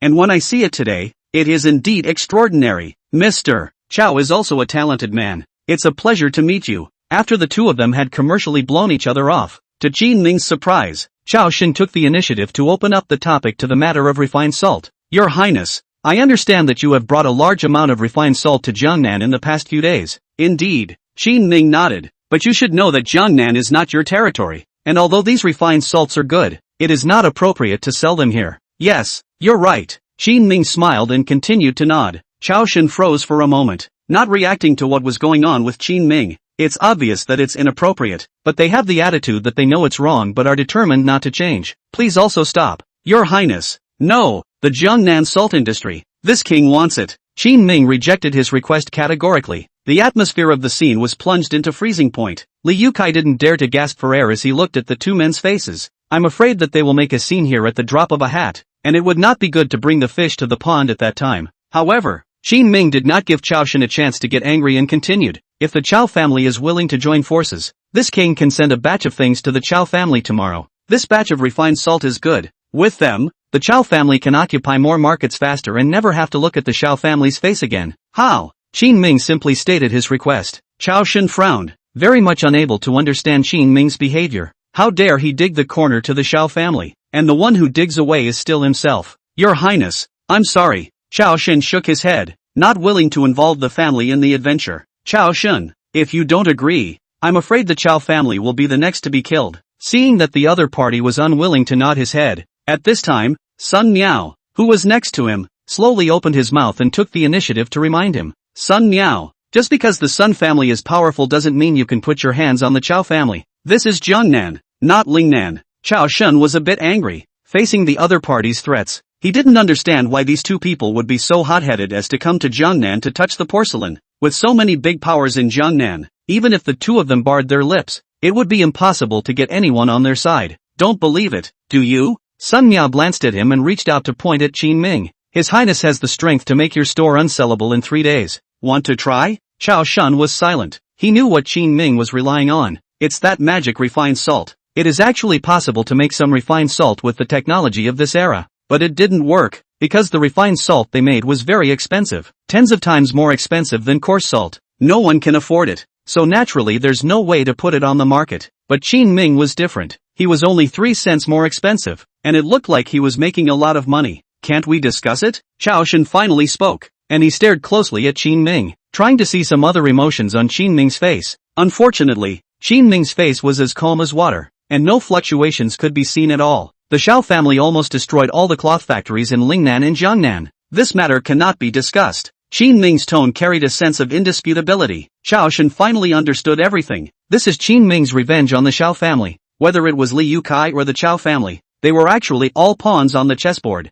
But Li Yukai was different from him. He took the benefits willingly and was willing to be driven by Qin Ming. The Chao family, as a large local family, was not willing to bow down, nor could they. Once they followed Qin Ming, they would become the joke of all the major powers in Jiangnan after word got out. Sun Miao read his mind and smiled. Tell you what, 3 days to show you the results. Don't think about how special the Chao family is. Everyone else is the same. I remember there's a Lu family in this area besides you guys, right? Chao Shen's body shook and his voice was raised a few degrees. You want to make a move against the Lu family? With the power of one man, he struck out against the great clans on many fronts to suppress them. Is this king of Qin crazy? Don't panic. It's quite fast. 3 days. If the Lu family loses, just come over earlier to work together. If the Lu family is still holding up after 3 days, do whatever you want. Sun Miao helped Qin Ming on the sidelines and even gave him a nebulous possibility. Your Highness, is what he said true? Chao Shen hurriedly looked at Qin Ming. Qin Ming nodded his head indifferently. What he said is what the king meant. Alright then,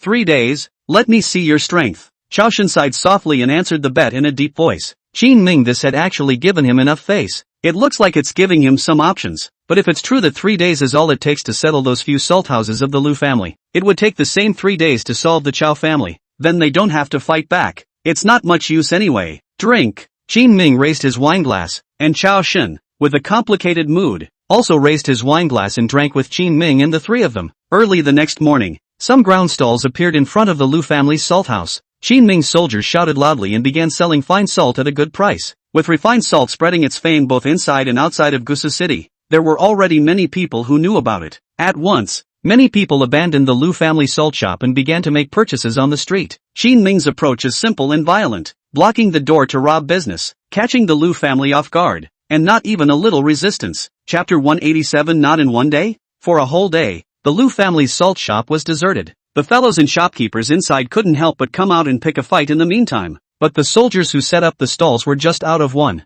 A few random punches knocked all the fellows of the Lu family salt house to the ground. The officials arrived later and the soldier who had beaten the man and a few of the guys who had picked a fight were all taken away. But the remaining soldiers in Qin Ming's hands were still squatting and hawking on the street. Now everyone knew that the people in these stalls couldn't be messed with. Where is all this coming from? Inside the city of Gusu, the shopkeeper in the Lu family's salt shop looked at the people on the street, and at the moment, his face was written with sorrow. In the distance, Chao Shen hadn't actually left. After drinking yesterday, he got up early today and personally came to squat in front of the Lu family's largest salt bank. Beside him sat a young man. With a thud, he looked helplessly at the other party after he finished the tea in front of him in one go. Lu Yuan, do you have any countermeasures? Lu Yuan was the young head of the Lu family in this generation, because last night's consultation with Qin Ming spilled over into the Lu family. Chao Shen had invited Lu Yuan, the young head of the Lu family, just today and informed Qin Ming of the news of his move. The corner of Lu Yuan's mouth twitched, revealing a bitter smile. Which in is the king of Chinat?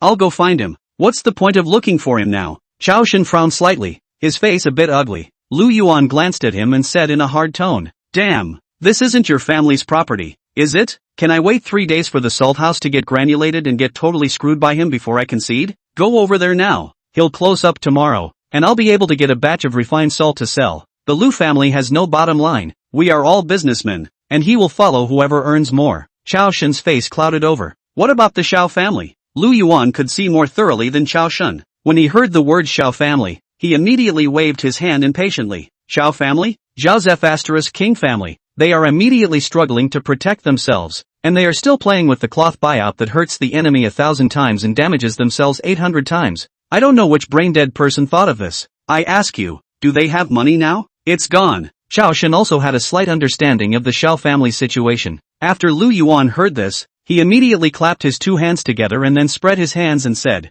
"Wouldn't that be great? Now that the salt industry is gone along with a piece of it, can they still play with those cloth houses? The salt industry can't collect its silver, so I guess it can't play. A gentleman does not stand under a dangerous wall. Hurry up and withdraw. When the time comes, the Chao family will follow a piece of the funeral, so don't really blame your brother for not having warned you." After saying that, Lu Yuan took the location of Qin Ming's and written by Chao Shen and turned around. Chao Shen's men rushed forward. "Your Excellency, the Lu family has already admitted their fate. What should we do?" Chao Shen thought for a second and suddenly put down the tea bowl in his hand as well. Go with him. Soon. In the evening, Qin Ming and Sun Miao brought Liu Kai into the Immortal Crane House again. Only this time, the person who invited for dinner was not Liu Kai, much less Chao Shen. Instead, it's Lu Yuan. "Your Highness, I've heard a lot about you. Lu Yuan had just seen Qin Ming and had been commercially blowing each other off with him for a while. "Mr. Lu came here today to discuss the purchase of refined salt from this king, right?" Qin Ming was not ambiguous and spoke directly about his goal. Upon hearing this, Lu Yuan immediately nodded with a smile. Both parties were intelligent with each other, and did not mention in the least the unpleasantness of the day during the day. "Yes, how much can you give?" "Give as much as you want." "Okay then, go back and I'll have someone approach your men." "Aha, your Highness is just open-minded. Don't stop me. I must toast you 3 times. "As you wish." Lu Yuan gulped down 3 large glasses of wine, but at the moment he was not drunk. Having been in business for many years, he had also dined with many people, and his capacity for alcohol was naturally extraordinary. At this point, however, he struck a somewhat slightly drunken pose. With the strength of his drink, he hurriedly kicked Chao Shen under the table. "You!" Chao Shen turned his head in confusion, only to find Lu Yuan winking at him. He had just talked to Qin Ming and even brought Chao Shen along today. The purpose was to shout at him to go in with Qin Ming, but his best friend seemed to have a bit of a shaft in his head and sat there muffled. This made Lu Yuan look anxious and couldn't help but start urging explicitly and secretly. Qin Ming was party A, so naturally he wouldn't stoop to begging the Chao family for his own stuff again. So he just kept having fun with the wonderful girl beside him, and the very uptight Lu Yuan, drinking on the side. Only Chao Shen sat next to him, like an outsider. At this time, Sun Miao noticed that the situation was not right, and was on the sidelines when he arranged for people to transport the refined salt over. Shunsui spoke directly. "Chao Shen, both of you are taking pretty much the same thing, aren't you?" "Ha, oh, yeah, it's..." Chao Shen froze for a moment, then returned a vague reply. Sun Miao was worthy of being the Sun family's young proprietor who had been in business for many years. What is said at this point already presupposes that the other side wants refined salt. Easily, this was made smooth. As for Chao Shen, although he had always been muffled, in fact, it's been slacking off for a long time. He just couldn't pull off asking Qin Ming for something. If you answer vaguely now, you will be able to do things at ease in the future, and you will not lose face. Ha ha, good. Drink and drink. Sun Miao immediately smiled and nodded. Lu Yuan was also relieved. Qin Ming, on the other hand, pushed and exchanged cups with them right up until late at night before he finally left the Immortal Crane building with them one after another. Ugh, it's not a human job to come out and run a business. Walking down the road, Qin Ming shook his dizzy head, filled with emotion. That's just the beginning. You'll have more to suffer in a few days. Sun Miao teased from the sidelines. Right now they're just laying out refined salt in Visuka City. There are a lot of other things in the background that are going to need to be rearranged, like the channels in the other main cities, and the big families on their side. One thing is still good though. That was that Qin Ming and the others no longer had to worry about having difficulty communicating with them. With the previous experience of the Chao and Lu families, those big families should soon join forces with Qin Ming. I'll write a letter to Wan Shu and Fong Qingyuan and ask them both to come along and help. After calculating the time, Qin Ming felt that there should be no way for him to take down the entire Jiangnan by himself, or invite two heavyweights over. That way he and Sun Mo wouldn't have to work too hard. It's like today's socializing. If it happens a few more times, I guess I can drink myself to death. When Sun Miao heard this, he also slowly nodded his head. That's fine. In that case I'll also arrange for a few stewards from the Sun family to help. Half a month is enough time to outlaw all of the Shao family's salt houses. They took it step by step, and were considered to have completely limited the Shao family's means of counterattack completely. Right now, even the Shao family could not possibly suppress them too much. Returning to the inn that night, Qin Ming wrote a letter and sent it to Lingnan. At this time, he did not know that during the time he came to Jiangnan, there was also a huge change within Lingnan. Chapter 188 Another Black Hand. A few days later, Fong Qingyuan, Wan Shu, and a few stewards from the Sun family all came. Your Highness, the Shao family has withdrawn, and Xiao Pingzheng seems to have been so enraged that he became very ill and has not been heard from. Just after arriving at Gusa City, Fong Qingyuan informed Qin Ming of the news. At those words, Qin Ming raised his eyebrows. Has the price of cloth gone back up to what it was before? Not yet. It's only 70% of the original price right now, but give it a month or two and I guess it'll go back to the original price. Fong Qingyuan spoke indifferently, then took out the counting chips in his hand and counted something on the table. He had been busy all day, and although he didn't know what he was working on, Qin Ming was convinced that he was always doing something. Turning his head,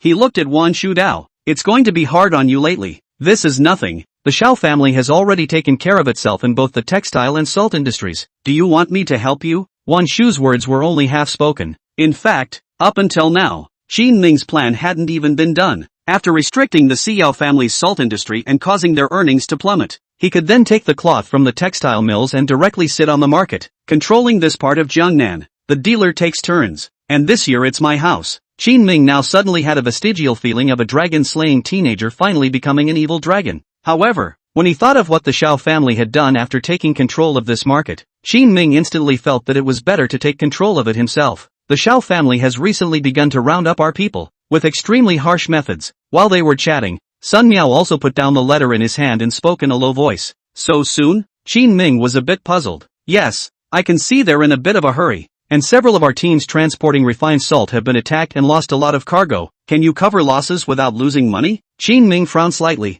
They had come over on this trip to grab the market, but there is also a need to control costs. If you can't even take care of the cost, don't even mention restricting the Shao family. There's no harm in that. The cost is very low, only the cost of transportation, and it's still basically being replaced by the soldiers you're using. Sun Miao was relaxed and did not take this matter to heart. At those words, Qin Ming slowly nodded his head. That's when the benefits of crowds come into play. If he didn't have so many people in his hands, it would have been a bit of a problem. As soon as he thought of this, Qin Ming whispered, in a moment, I'll have old Chang step in and behead a few of their experts, and the Shao family will definitely throw in the towel. Oh, that's a good one. At this time, Sun Miao immediately nodded his head in agreement, and under Qin Ming's astonished gaze, he took out another letter. This is my investigation of them, and it's rumored that 3 of the top masters are attacking us this time. Since the Shao family was able to establish themselves in Jiangnan and still control this area, there must be quite a few masters in the hands. According to Sun Miao's investigation,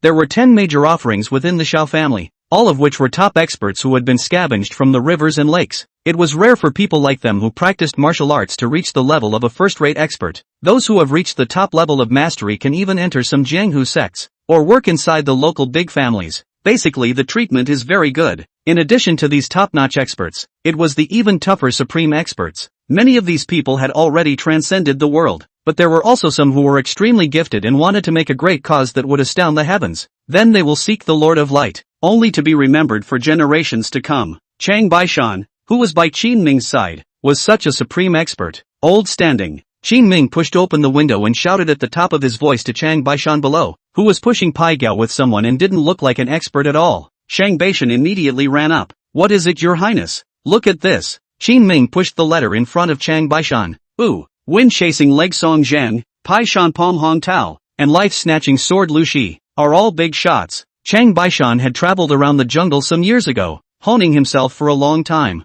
Looking at these guys who had long been famous in the jungle for a long time, he felt nostalgic. They're attacking the transport. The regular soldiers can't handle it anymore. How many can you kill? Qin Ming looked towards Chang Baishan, and in his mind, He had already begun to ponder whether or not he should let Feng Qingyuan go out this time to see if he could help himself recruit over some top experts in the outside world. Every time something happens, you have to ask for help. Chang Baishan. Although Qin Ming will not be difficult to open his mouth, but Chang Baishan cannot be used like this even if he is a donkey of the production team. Chang Baishan pondered for a moment and suddenly spoke. Your Highness, I can kill all of these guys. I'll be scared out of my wits when they see me. Oh, Qin Ming and Sun Miao's few people were a bit surprised. Chang Baishan explained. It's very rich here. After all, the name of Jiangnan Watertown is known to many people. I just learned all my skills back then, so I thought I would come here to be chivalrous and earn some more silver. Fighting and fighting, I ran into them, and these guys have been back and forth so many times that I fixed them. He sounded serious, not at all like he was joking. Sun Miao's face froze and he said with some hesitation, do you mean to say that all of those offerings hired by the Shao family are afraid of you? Pretty much, although quite a few years have passed. If I find them again,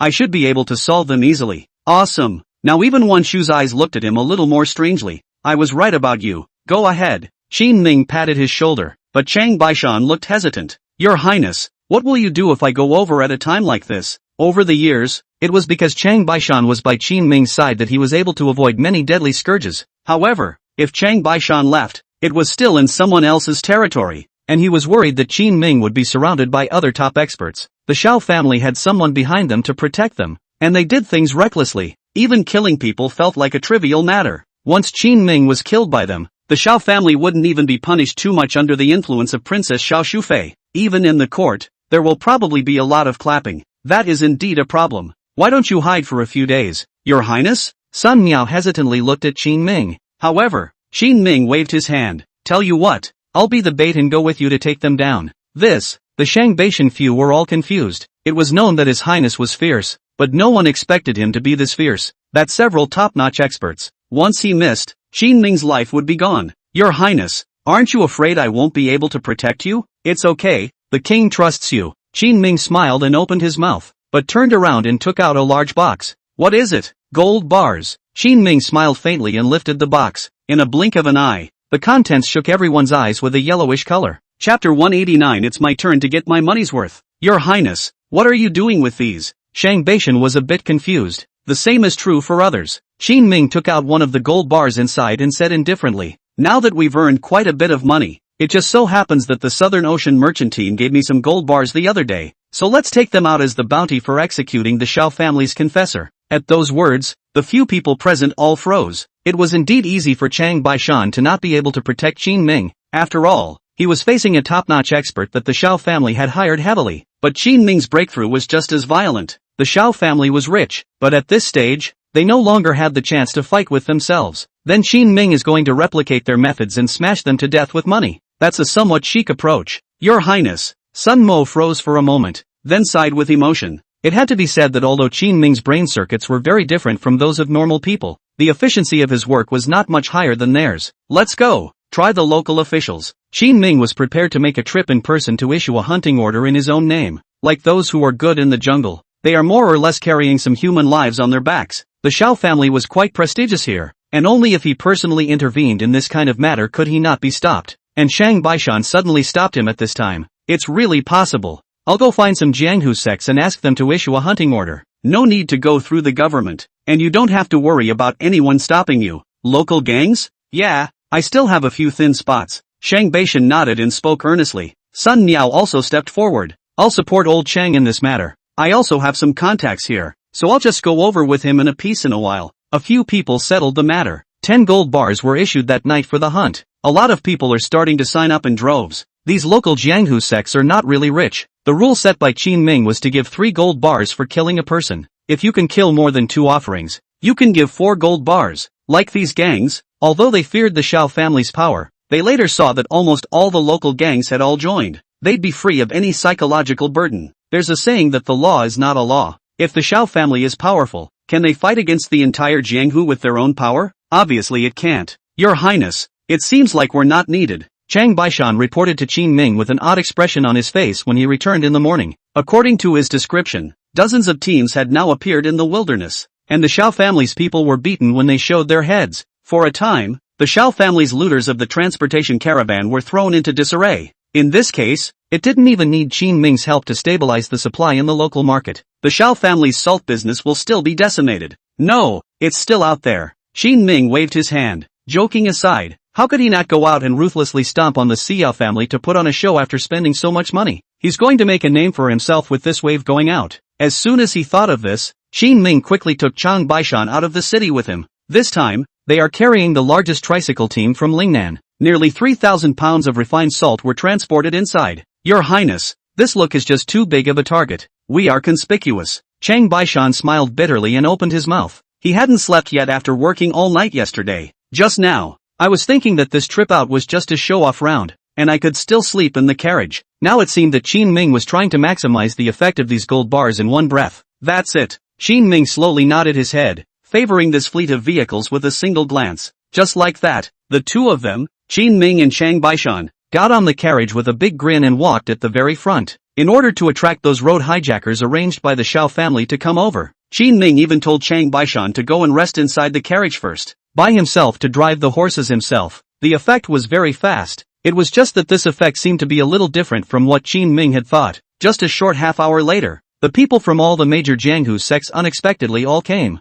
That one is His Highness, isn't it? Yes, I've looked at it from afar when I went to the capital before. There's absolutely no mistaking it. Then by following Your Highness, you should be able to capture those few offerings from the Xiao family, right? Definitely. It's not just Your Highness this time. There's so much more to it. Qin Ming drove the horse and they ran on the ground. As they were all practicing martial arts, they didn't mind getting tired. You can even chat while you run. Soon, the team escorting Qin Ming around grew. This made Qin Ming's mouth crooked with laughter. 10 gold bars, so many doors sent over to escort. The Xiao family is probably going to be furious. It's just a shame that the sun went down on this trip and Shang Baishan got up from a good night's sleep. It's even getting into the county of its destination. Qin Ming didn't even see any of them making a move on himself or the caravan. In fact, it wasn't just Qin Ming who was angry. Even the martial artists who followed him were angry. No, the Xiao family won't wimp out, right? Such a big Xiao family. His Highness has entered the city, and I don't see anyone daring to come and make a move. Didn't they say before that they plundered a lot of salt carriers? The Xiao family can't do it either. The reputation of the Xiao family,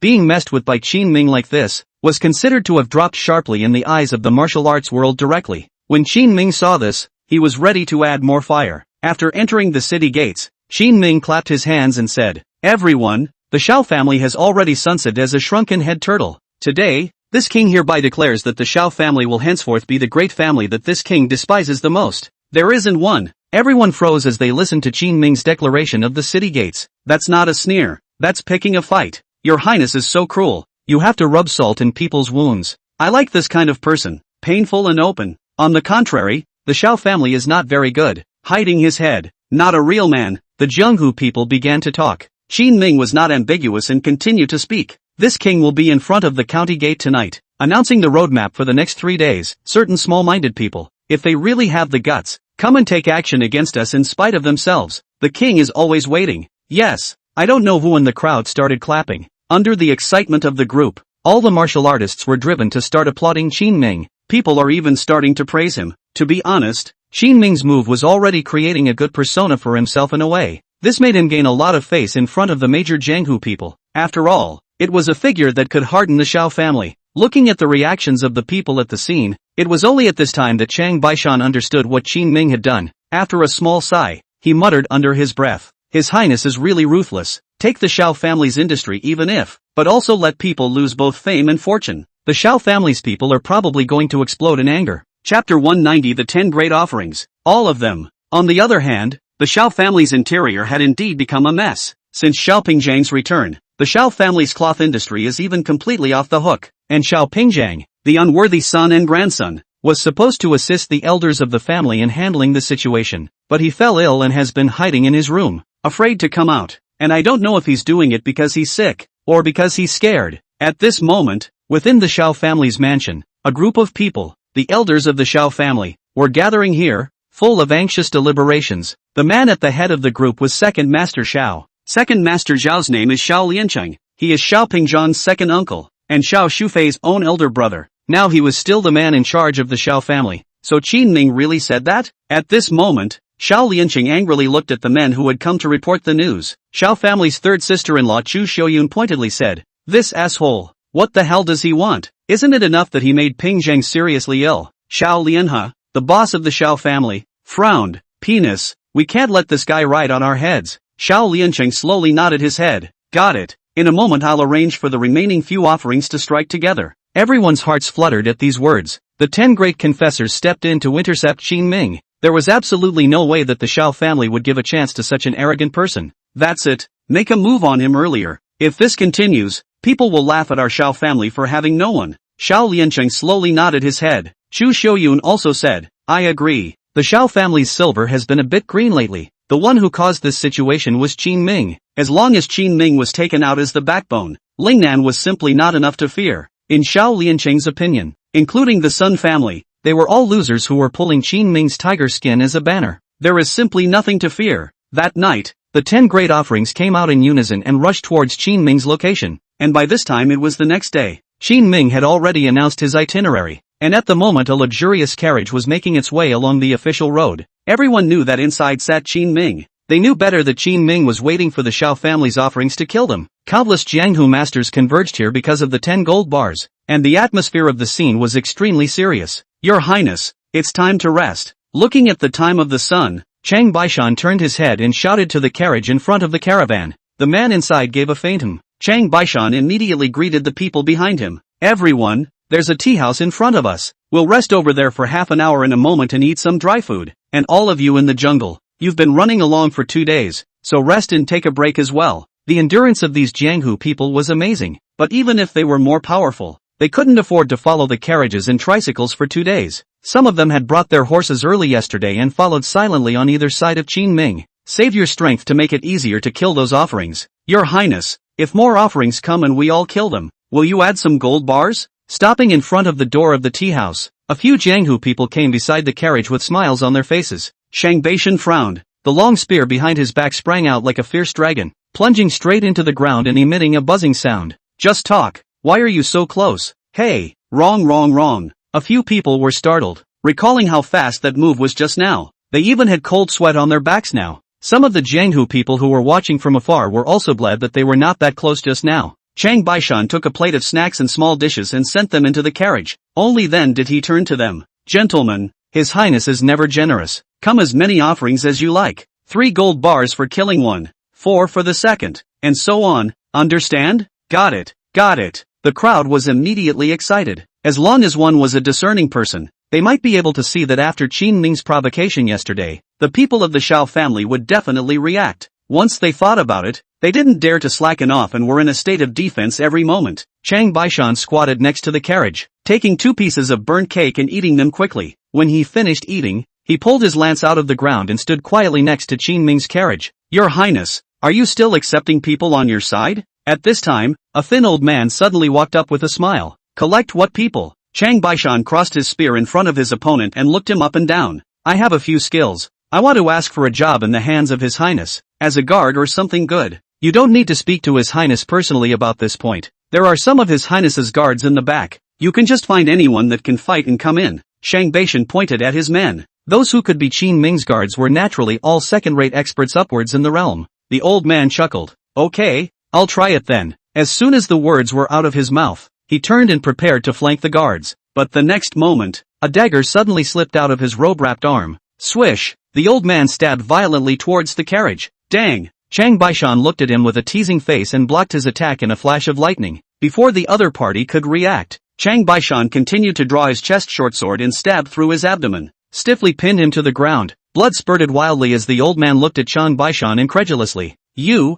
how do you? His voice, no longer old. Instead, it has a muddy, robust feel to it. Thousand-faced tiger. You're a laughable old man in drag. Bang! Chang Bixan walks forward and throws a sidekick to Thousand Faces Tiger's face. The onlookers of the jungle were dumbfounded. It was only after Shang Baishan's hands were finished that he reacted quickly. There's an assassin. Chang Baishan's movements had long alerted Qin Ming's guards and transported soldiers. In the next moment, several experts suddenly rushed out from the Jianghu militants in the distance. They rolled around and rushed towards Qin Ming's carriage. The Xiao family made their move. 10 great offerings, all of you. Line up. Chang Baishan's eyelids jumped wildly, and he hurriedly looked at the carriage, but it remained quiet inside. Mountain Battalion, form up. Lin Character Battalion, form up. In their haste, 2 columns of soldiers lined up in front of them, blocking the attack of the 3 assassins. The Jianghu people in the back swarmed up and began to fight them. The tidal wave of jungle people is when it really comes into play. 3 people were killed in the blink of an eye. The remaining 6 men folded 2 in the hands of Qin Ming's soldiers. There were 4 more coming before Changbai Mountain. It was only a step away from Qin Ming's carriage. The person at the head of the group was the gentleman sword Gu Taixiong,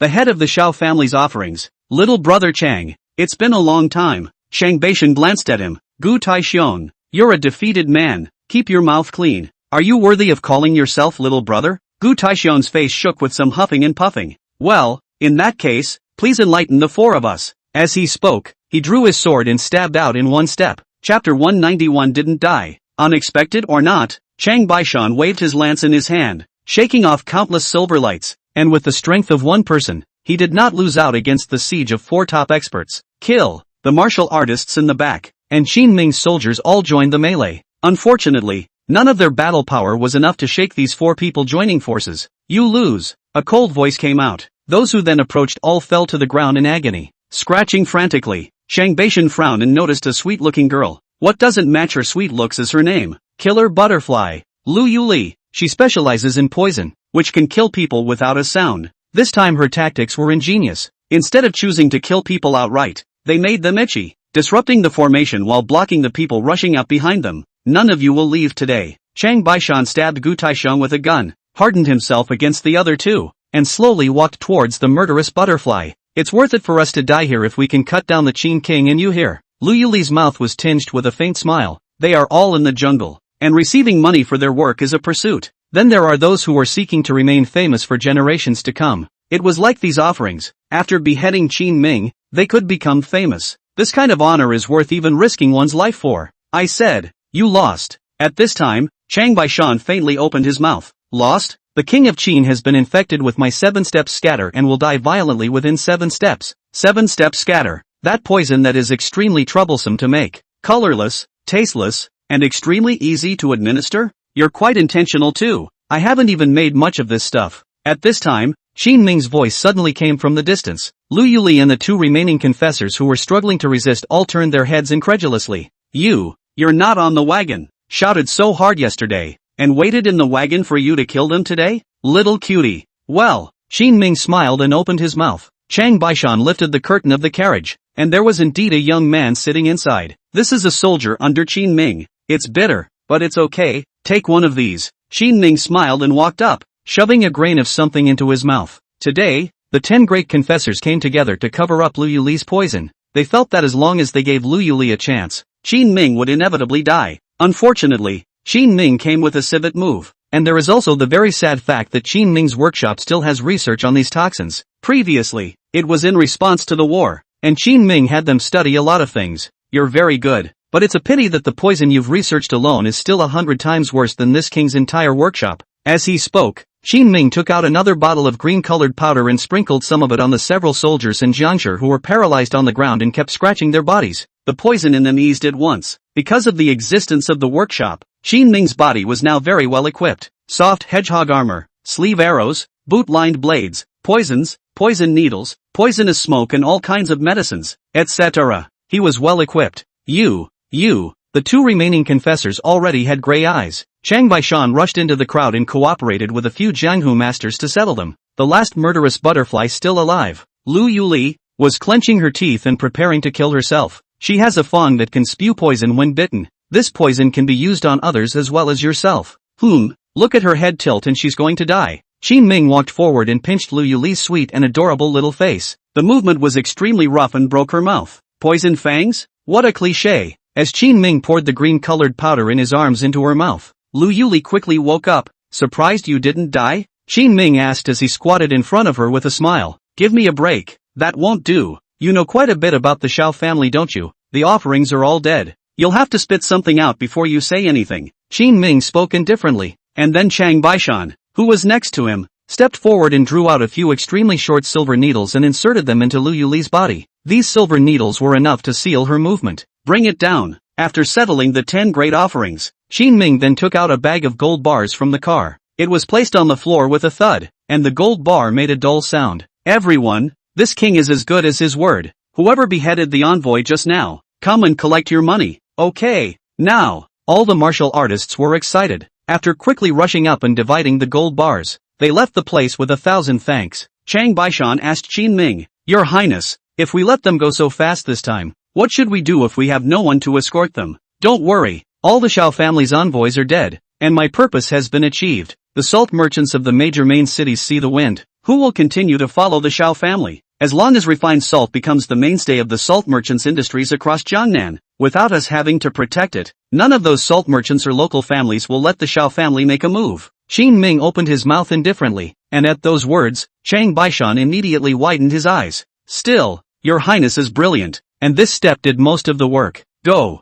Qin Ming slowly turned away. Back in Gusa City, he found Chaoshin and Lu Yuan. You too. I'd like to sell cloth. I wonder if you have any ideas? Selling cloth? Clothing, food, housing and transportation. Qin Ming has taken up part of the food. Salt is very much needed by everyone. Now Qin Ming is going into the textile industry. If he was allowed to occupy these, it was estimated that the entire commerce of Jiangnan would be under his control and influence. Clothing, food, shelter, and transportation. He's going to take up 2 of them. Yes, yes. Without the slightest hesitation, Lu Yuan clapped his hands and directly agreed. Your Highness, deliver me tomorrow and wait for your good news. Lu Yuan was open to the idea. He saw it through. No matter how Qin Ming made his move against Jiangnan, they were on Qin Ming's side. Then the strong support is done. What about you? Qin Ming looked at Chao Shen. Good. Chao Shen had also figured it out. It's still Lu Yuan who was reliable with these ideas. So he didn't make any excuses and just nodded his head and agreed to such a thing. Hearing this, Qin Ming slowly nodded his head. Well then, let's do it. And I hope you too can help Jiangnan restore life to the textile industry. As Qin Ming continued to strike, in just a few days, the Shao family's salt position had fallen. At the same time, in the cloth industry, which they hadn't scrupled about, there was a shocking change. Under the leadership of the Sun, Chao, and Lu families and other major families, hundreds of cloth shop owners were rushing towards Gusa City, where Qin Ming was. Qin Ming, on the other hand, was discussing with Wan Shu at this time on how to arrange them. What do you think about setting up a textile association and bringing in all the people in the business? During lunch that day, Qin Ming looked at Wan Shu, who was sitting beside him, and asked. Chapter 192 Banquet. Arriving in Jiangnan, Qin Ming realized that the affluence of the place was beyond his imagination. In comparison, Lingnan can indeed be called an uncivilized region, but in the last year or two, because of his own construction, Lingnan's transportation has now developed well. It will be very fast to go on to some commercial development next. At least when facing Jiangnan, Qin Ming was not too weak, but they have a lot of local merchants, big and small, because they are growing fast here. Trying to connect them one by one to subsequently do business with their own textile mills is very cumbersome. With the establishment of the Textile Industry Association, Qin Ming could control the industry in the form of an organization. That's a bit of a strange idea you've got there. Whose is the association considered to be? At this time, Wan Shu asked a more important question. Lingnan is still doing very well at the level of the textile industry, but Gangnam is strong in hard power and money. Getting them to bow their heads and recognize Qin Ming's textile factory as a de facto leader was definitely impossible. That's why the help is needed. Qin Ming had already thought of a way to get rid of them all in one fell swoop. At that moment, he also smiled and spoke. What for? Do you really want to put this association in Lingnan? There's no way the people in Jiangnan would agree to that. At this time, Wan Shu immediately waved his hand at Qin Ming. She had already done too much business here. What kind of temperament people had? What kind of things they insisted on? Wan Shu knew very well. Don't worry, if I say take it, then I'm sure to get it. The formation of the association was a sham. The control of the textile industry in this part of the world was the real thing. What do you want me to do? Wan Shu looked at Qin Ming warily, obviously not too keen on making a move. I'll be organizing a textile convention in Gusu City recently. Just help me invite them to visit. It's just that simple? Hearing this news, Wan Shu felt a little strange at once. Qin Ming, however, did not say anything more. In addition to you, there's also Sun Miao who will go over and call out a group of people. I know. Wan Shu slowly nodded his head. Then he turned around and left the place. On the other side, there were quite a few people gathered inside the Shao family compound. In front of them stood Shao Lianhe, the oldest Shao family member, and Shao Lianshan, the second oldest. The two had already been screwed over by Qin Ming recently. The salt industry is in total collapse, and many salt traders are still ostensibly making false claims with them. It has actually long since replaced Qin Ming's refined salt to make money, and they also gradually reduced their dealings with the Shao family. The huge amount of coarse salt in the hands of the Xiao family can only be smashed in the hands. The key is that before Xiao Pingzheng patted his chest to ensure that he can grasp the entire textile industry of Jiangnan in his hands, it was only then that the Xiao family nodded for him to work in Lingnan.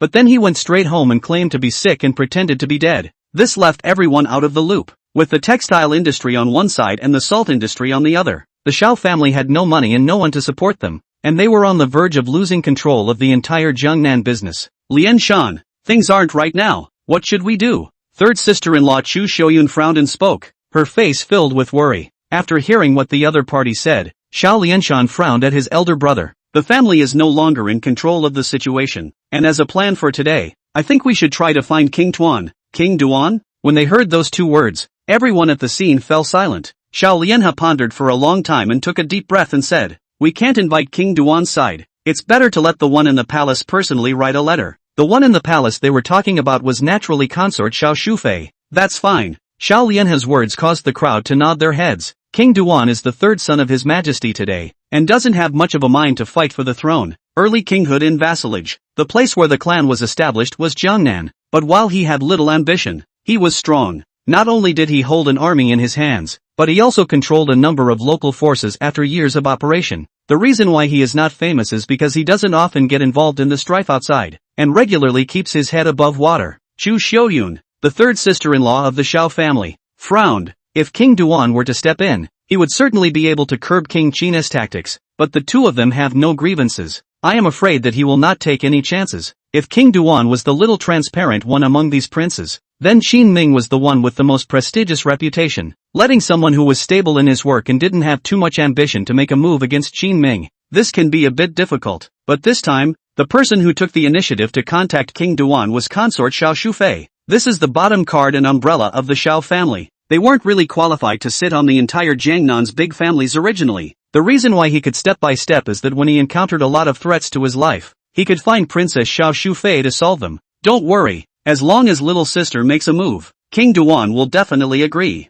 Xiao Lianshan slowly opened his mouth. He had infinite trust in Xiao Shufei. Soon, the Xiao family's messenger rushed towards the capital. Within the city of Gusu, preparations for the textile conference organized by Qin Ming were also completed. This time, Qin Ming had arranged for a number of craftsmen from the workshops to come over, bringing some new techniques to many people in Gusu City. These techniques have made people in rag houses everywhere notice a few differences. As for Sun Miao and Wan Shu, they had been throwing money at entertaining the crowd during the period. Let's not talk about whether it works well or not. The rows alone have been drawn out over the past few days. This has also moved many of the clothiers who have come here to have a few moments. Your Highness, it's almost time. After a few days of arrangements, Sun Miao found Qin Ming on this day. How many others are still missing? Qin Ming walked out of the room and asked in a calm tone. 5 days, and only half of them have come. Most of the other owners of the cloth shops have interfaced and excused themselves, and some are outright refusing. Sun Miao's face was actually a bit ugly when he spoke those words.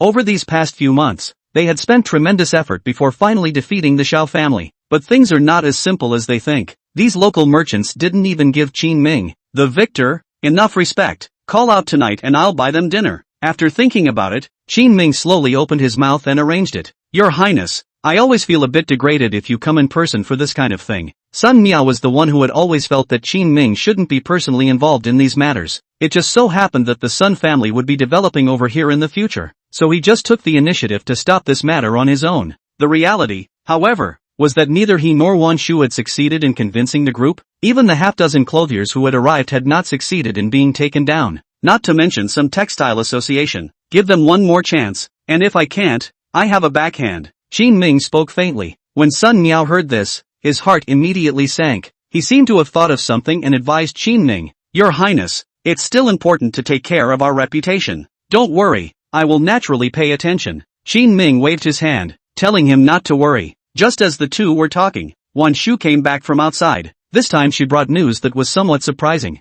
There's a cloth shop owner named Chu Huixin who says he's been here long enough and wants to take people away. Chapter 193. You're here and you still want to leave? Now. Yes. Wan Shu nodded, and huffing was written all over his little face. Qin Ming had Wan Shu and Sun Miao entertain them for several days and visited their factory's technology. It took so much effort. Going now would be pure smashing. Qin Ming frowned slightly as he pondered the name of this person in his mind. After confirming that he didn't know, much less had offended him, Qin Ming opened his mouth. What's this guy's story? It seems to be some kinship with the Xiao family, the eldest house of the oldest Xiao family, the daughter of Chu Huaixin. Sun Miao had known some of the families over here. When he heard that, he explained to Qin Ming, at a time like this, you still have to play some small tricks. Do you really think you can block the great power? Wan Shu was a little angry. Today, when she heard that Chu Huaixin had pulled together a group of people who were ready to leave, she wanted to directly detain the people. Go on, check it out. By the way, give this note to Shang Beishan. Without any further delay, Qin Ming brought the two of them along and rushed towards the best inn in Gusa City in the distance. Before leaving, he handed a small note in his hand to Sun Miao. Although Sun Miao was puzzled, he did not say much and nodded to send the things out. Soon enough, Qin Ming's trio arrived at the inn. Outside the inn, a group of cloth shop owners had false smiles on their faces. When he saw Qin Ming coming over, he immediately greeted him. If it isn't Your Highness, we have already visited your new technology and it is truly impressive, so we won't harp on it much longer. They appeared to be in a state of harmony, but in reality, they just wanted to leave after seeing Qin Ming's new technology. Not even giving Qin Ming a chance to mention his thoughts. A distant old man in damask with a gloomy face had also noticed Qin Ming's movements by now. It was just that he didn't walk right up to greet Qin Ming like the others did. Instead, he sat quietly at the far end of the table drinking tea, a few hints of resentment emerging on his face. Qin Ming had just arrived and noticed the other party's movements. Sun Miao whispered to Qin Ming from the side, "It's this old man, sinister as hell, like the fight between businessmen. Many times will be like this. Everyone does not tear their faces, but in the open and dark will secretly play tactics. It's like cutting meat with a blunt knife. Not fast, but it has a big impact on Qin Ming's business." Qin Ming wanted to truly control the textile industry over here, and all the cloth shop owners around the world who were related to the Xiao family would be a hindrance to him. Qin Ming nodded slightly before opening his mouth to address the several people. "Everyone, I've already had someone prepare a meal in a restaurant in Gusa City. How about we all have a meal together tonight before we leave?" As Qin Ming's words fell, the surrounding group of cloth shop owners all waved their hands in a hurry. "Your Highness, I have some urgent business at home." "Yes, Your Highness, it's been out for a few days, and we still need to go back to look after our business at home." With one sentence from each of them, they quickly toppled Qin Ming, making it difficult for him to speak. Sun Miao and Wan Shu watched and were anxious. However, Qin Ming only smiled faintly and nodded frequently as he listened to what the group of people on the other side had to say. The corner of Chu Huaixin's mouth in the distance raised a disdainful smile. These people he instigated are all rich merchants from all over the world and are very shrewd. Even if he didn't have to say it, none of the group actually wanted to stay here much longer. Now that they had their own incitement, it was assumed that everyone was trying to find a way to get out of Qin Ming's hands. And when Qin Ming faced such a group of skillful and articulate businessmen, it was actually difficult to keep them in. "Still too young. Just with you want to take on Jiangnan's textile industry?" Chu Huaixin spoke in a low voice. His face was full of the pleasure of succeeding in his cunning plan. In fact, this matter had nothing to do with him, but his daughter's side had written to him earlier about the feud with Qin Ming. Chu Huaixin, who loves his daughter, then directly took advantage of this opportunity, wanting to let Qin Ming know what is called ginger or old hot. Obviously, he got his way. Qin Ming also had no chance to resist, but just at this moment, a voice suddenly came from the distance, breaking the clamor of the scene. "Report, Your Highness, there are flying thieves infesting the city. The money bank has been stolen and hundreds of thousands of silver lost. General Chang has already gone to catch them. The city gates have now been blocked to cooperate with the officials in General Chang's arrest." As the soldier who had been summoned informed of the situation, Qin Ming immediately revealed a look of regret. "Alas, I had wanted to send you all off, but I didn't expect that in broad daylight, a petty thief would dare to cause trouble under this king. Tough, you all wait a moment. Hundreds of thousands of taels of silver is not a small amount. When this king within 2 days to find out where the thieves go, will personally send you all back." The crowd at the scene heard the news. Their faces all became extremely ugly at once. Everyone is not a cutie pie. Anyone can see what's going on with Qin Ming's trip. It's a special arrangement to catch the thieves and actually try to block the gates to keep them from leaving. Let's go. This day the king is here to entertain you all. Qin Ming smiled and waved his hand. Soldiers patrolling the streets quickly converged on the area. The number of people was small, 30 or 40, all of them were Qin Ming's accompanying guards, but it's not something these wealthy businessmen can resist. Soon, they were brought directly into the middle of the restaurant. "Serve." At the extremely spacious round table sat 30 or so owners of cloth shops who had been invited from all over the world. Qin Ming sat on the main seat and waved his hand at his men. Soon, a colorful and flavorful meal was all served on the table. The crowd was a bit terrified at this point, and Chu Huaixin was among them. Now he was a little angry, but he didn't know how to snap out of it. In the past they have played tricks to influence people, Qin Ming is good, directly on the forcibly detained people. That way his previous plan wouldn't work at all. Seeing that they were silent, Qin Ming and the three of them, Sun Miao, did not feel embarrassed. They took the initiative to speak up, and began to push the envelope with the crowd. After 3 rounds of wine, Qin Ming didn't cover up and spoke directly. You are aware, I presume, of the recent changes in the salt industry? The crowd was filled with confusion, but nodded. The change in the salt industry is only one. There is also the change in the textile industry, which is also extremely huge. The textile mills in Lingnan are in full swing, even enough to affect the price of cloth in the whole of Jiangnan. Since Lingnan has developed to such a state nowadays, this king would like to set up a textile industry association, so that we can work hand in hand to develop together. How about that? The moment these words came out, the faces of everyone present changed drastically. Chu Huaixin was the first to jump out. Absolutely not. Lingnan is Lingnan and Jiangnan is Jiangnan. How can they be mixed up? Chapter 194. Sitting on the fence doesn't exist. As soon as Chu Huaixin opened his mouth, the group of merchants behind them immediately revealed a few looks of approval. They all thought so, just no one dared to say it outright. But Chu Huaixin is different. He has the backing of the Shao family behind him, even without Qin Ming's shelter. Counting on the Shao family in the future, people's skinny camel was bigger than a horse, and it wouldn't cost him too much just the same. Why is it different? As long as it's within Great Qian, it's all the same. Qin Ming had long known that this guy was going to make some noise, and faintly opened his mouth to ask a rhetorical question. Before Chu Huaixin could speak, Qin Ming spoke. The products of the textile mills can influence the whole of Jiangnan, both before and now. His words made everyone's heart sink. Everyone knew about the previous struggle between the Shao family and Qin Ming. In order to smash the textile factory, the Shao family hoarded a lot of goods and sold them at low prices. This has caused suffering to the owners of cloth houses throughout the south of the Yangtze River. They hadn't been affected in any way since Qin Ming had taken over. It's even starting to slowly regain its original market. This makes the rich merchants of Jiangnan feel that there is no price for all this. Qin Ming did not force the issue and continued calmly. Gentlemen, I only need a very small number of people to enter the textile guild, and it is up to you to choose whether or not to join. Previously, Sun Miao had told Qin Ming that he must be careful with his methods, as well as their reputation. This made Qin Ming change his mind, and doing things now left them with a few options. Otherwise, Qin Ming would have included everyone in the ranks of the Textile Association today, even if he had brought soldiers over and pressed their heads.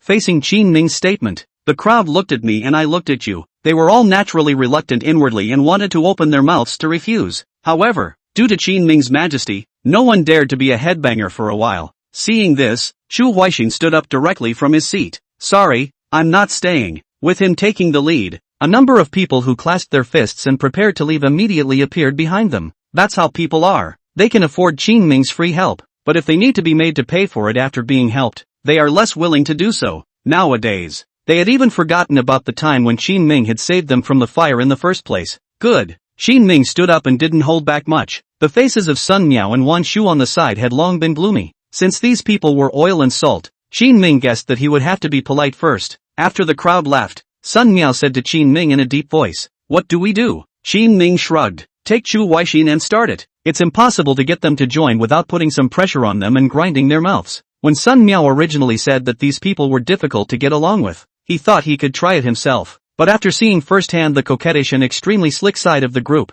Qin Ming then felt that he had most likely underestimated them. The biggest reason why the Shao family had been able to stand in Jiangnan for many years was the hard power in their hands. One can use force or money to forcefully suppress these following families. The Shao family can do this. Qin Ming can naturally do the same. On the way back, Chu Huaixin was full of complacency. It seemed to him that nothing was out of his control today. When he was leaving, he was still sneering at Qin Ming with the crowd. Doesn't he just shout a lot of people to weave cloth? What's the big deal? He wants all the textile industry in our Jiangnan. Really, the heart is not enough for the snake to swallow the elephant. But your highness helped us fend off the Shao family's price pressures before. There were still a few understanding people in the crowd. However, hearing these words, Chu Huaixin immediately sank his face and said, "Did we beg for his help? Yeah, isn't he still the one who wants to help? Helping us is just incidental. Doesn't he have to save the textile factory himself?" If it had been a different time when not a single piece of cloth could be sold and was fully controlled by the Shao family, they surely wouldn't dare to say such a thing. But everything is different now that the crisis has passed. Everyone was so relaxed that even the most basic sense of awe was no longer present. Such words of taking advantage of people as a matter of course can be said casually. Chu Huaixin is even more on the side to incite the fire said, "We are all merchants from Jiangnan. We must be united. Never join forces with people from poor places like Lingnan. Makes sense. Elder Chu is right. Soon they left satisfied. The next morning, the mist was just being pierced by the first rays of sunlight. A train of wagons had then started. With a full load of cloth, they slowly made their way toward Sangshan County next door. Sangshan County is where Chu Huixin lives. At noon, he had just walked out of the cloth shop, ready to tell his daughter the good news that he had shaded Qin Ming. But just at that moment, a fellow from the cloth shop suddenly ran in the distance. It's no good. His Highness has piled the goods in our county. What? Chu Huixin's eyes widened, his face full of unbelief. How could he? I'll get him. Qin Ming personally came to Sangshan County today. That means he's going to completely crush Chu Huixin. Chu Huixin was naturally furious to the extreme, and came angrily to Qin Ming after learning the news. Your Highness, who are you to do this? I've put so much effort into Jiangnan, and now I still have the strength to control the market, so why can't I do this? Qin Ming raised his head in surprise, his face full of confusion. What difference is there between you and the Xiao family if you do this? Chu Huixin angrily pointed at Qin Ming and screamed. Qin Ming nodded slowly. Yes, and this king has never said that he will protect you for the rest of your lives. It is the wishful thinking of the major cloth houses in Jiangnan. Chu Huixin couldn't speak. It was true that Qin Ming hadn't said that he would protect them even after settling the Xiao family. It was only their own belief that Qin Ming would not make a move against Jiangnan. But in fact Qin Ming took direct action after the establishment of the Textile Association was blocked. That's so unethical of you. It is only the weak who speak morally. If this king did not have the strength, shouldn't this time be taken advantage of by you for nothing? In the face of his accusation, Qin Ming directly laughed out loud. He was truly surprised that Chu Huixin dared to open his mouth to say such things. It took so much effort on his own to finally place the textile industry in Jiangnan. When these people are on welfare, they stop talking about things, turned his head and tried to run. Where in heaven's name is such a good thing? We'll band together to keep you out of it. Chu Huixin was also pushed, and directly opened his mouth to threaten Qin Ming. Union? A union between businessmen is nothing in front of this king. These people are self-interested individuals who will not have any firm alliances at all. Qin Ming judged that within a few days someone would defect with him, but before that, he needed to get out a couple of antagonists to help set himself up. Speaking of countertypes, there's one in front of us. When he thought of this, the corners of Qin Ming's mouth lifted into a smile. Chapter 195 N King's Door, sending down a decree to punish the servant. Seeing that Qin Ming was so calm, he didn't put himself in his eyes at all in his words. The impotent and furious Chu Huixin immediately colored. Try it if you can. There's no way the textile industry in Jiangnan will fall into your hands. Already trying. Don't rush. Qin Ming pointed to the market in front of him. Inside, the price of cloth has dropped repeatedly. But Qin Ming's price reductions this time were all within his own acceptable range. They have low costs and can make money even with price reductions. But Chu Huixin's cloth is not very good. He was agitated. Voices are starting to tremble. You wait. Chu Huixin ran home quickly, picked up a pen and paper and began to write to the owner of the major fabric house he knew. 2 days passed. Chu Huixin's cloth shop is like paralyzed. The fellows inside are all wide-eyed. The inside of the cloth shop was even more shuttered compared to the past days. As for Qin Ming, he met with several lively-minded cloth shop owners in Sangshan County. Yes, just like he said, these guys slid to their knees incredibly fast. As soon as I saw the momentum was off. In the past few days, several owners of cloth factories had come to Sangshan County, wanting to join Qin Ming's Textile Association, but Qin Ming didn't agree straight away. Instead, they were given a mission. Let them help take out the local clothiers who haven't agreed to join. Those clothiers who resisted felt even more pressure at once. Just like this, one ring after another. The number of people in the Qin Ming Textile Association soon came to a number close to 20. And on this day, Sun Miao found Qin Ming. Your Highness, King Duan is visiting. Oh, Qin Ming remembered this brother of his, but the other party had been lukewarm for many years and was not willing to participate in the fights between the dynasties. Today, he suddenly came to see himself. Could it be that someone from the Imperial court was pressurizing him? As soon as he thought of this, Qin Ming thought of Princess Xiao Shufei, but with an existence of Duan Wang's caliber, could Princess Xiao Shufei directly drive it? Please come in. Without giving it any more thought, Qin Ming was prepared to meet it first. Soon, a young man about Qin Ming's age and dressed in fancy clothes walked in from outside with a few guards. Royal brother. King Duan walked up to Qin Ming and bowed and clasped his fists in greeting. Qin Ming also stood up and said, Sage brother, why did you remember to come to my place? Looking towards the surroundings, King Duan waved his hand for his sidekick to go out first before slowly saying, the salt industry belongs to the Xiao family. Imperial brother cannot take it. Now Jiangnan salt industry, textile industry all to fall into the hands of Qin Ming. This is certainly not. Who sent you? Qin Ming didn't respond directly about these industries. but instead opened his mouth to ask about the people behind him. Princess Xiao Shufei. King Duan spoke slowly, without the slightest hint of avoidance. Hearing this name, Qin Ming's eyes gradually clouded over. Dealing with the Xiao family meant that sooner or later, they would collide with Princess Xiao behind the other party. The reason why Qin Ming was in such a hurry was because he was worried that this woman would strike behind his back. However, he did not expect that the other party would react so quickly. It even allowed King Duan to come in person. This counted as a good wake-up call for Qin Ming. No. Without any hesitation, Qin Ming replied decisively. At those words, King Duan's face was equally cold for a few moments. Brother, these things are great, but you can't afford to take them. The Imperial court will raise taxes on you. The major salt merchants in Lingnan will sooner or later learn of your salt-making formula. And the same goes for the fabric houses, who will continue to rebel against you with the help of the Xiao family. After all, this is Princess Xiao Shufei's territory. It's not a place you can come to. Leaving early will be good for both you and me. Duan Wan knew Qin Ming's ability, and even more so, he knew that if he compared himself to the other party, there was no hope at all of seizing the throne. So when he was in the capital back then, he left early compared to the other imperial sons. It also allowed him to take a nice fiefdom early and sit in Jiangnan.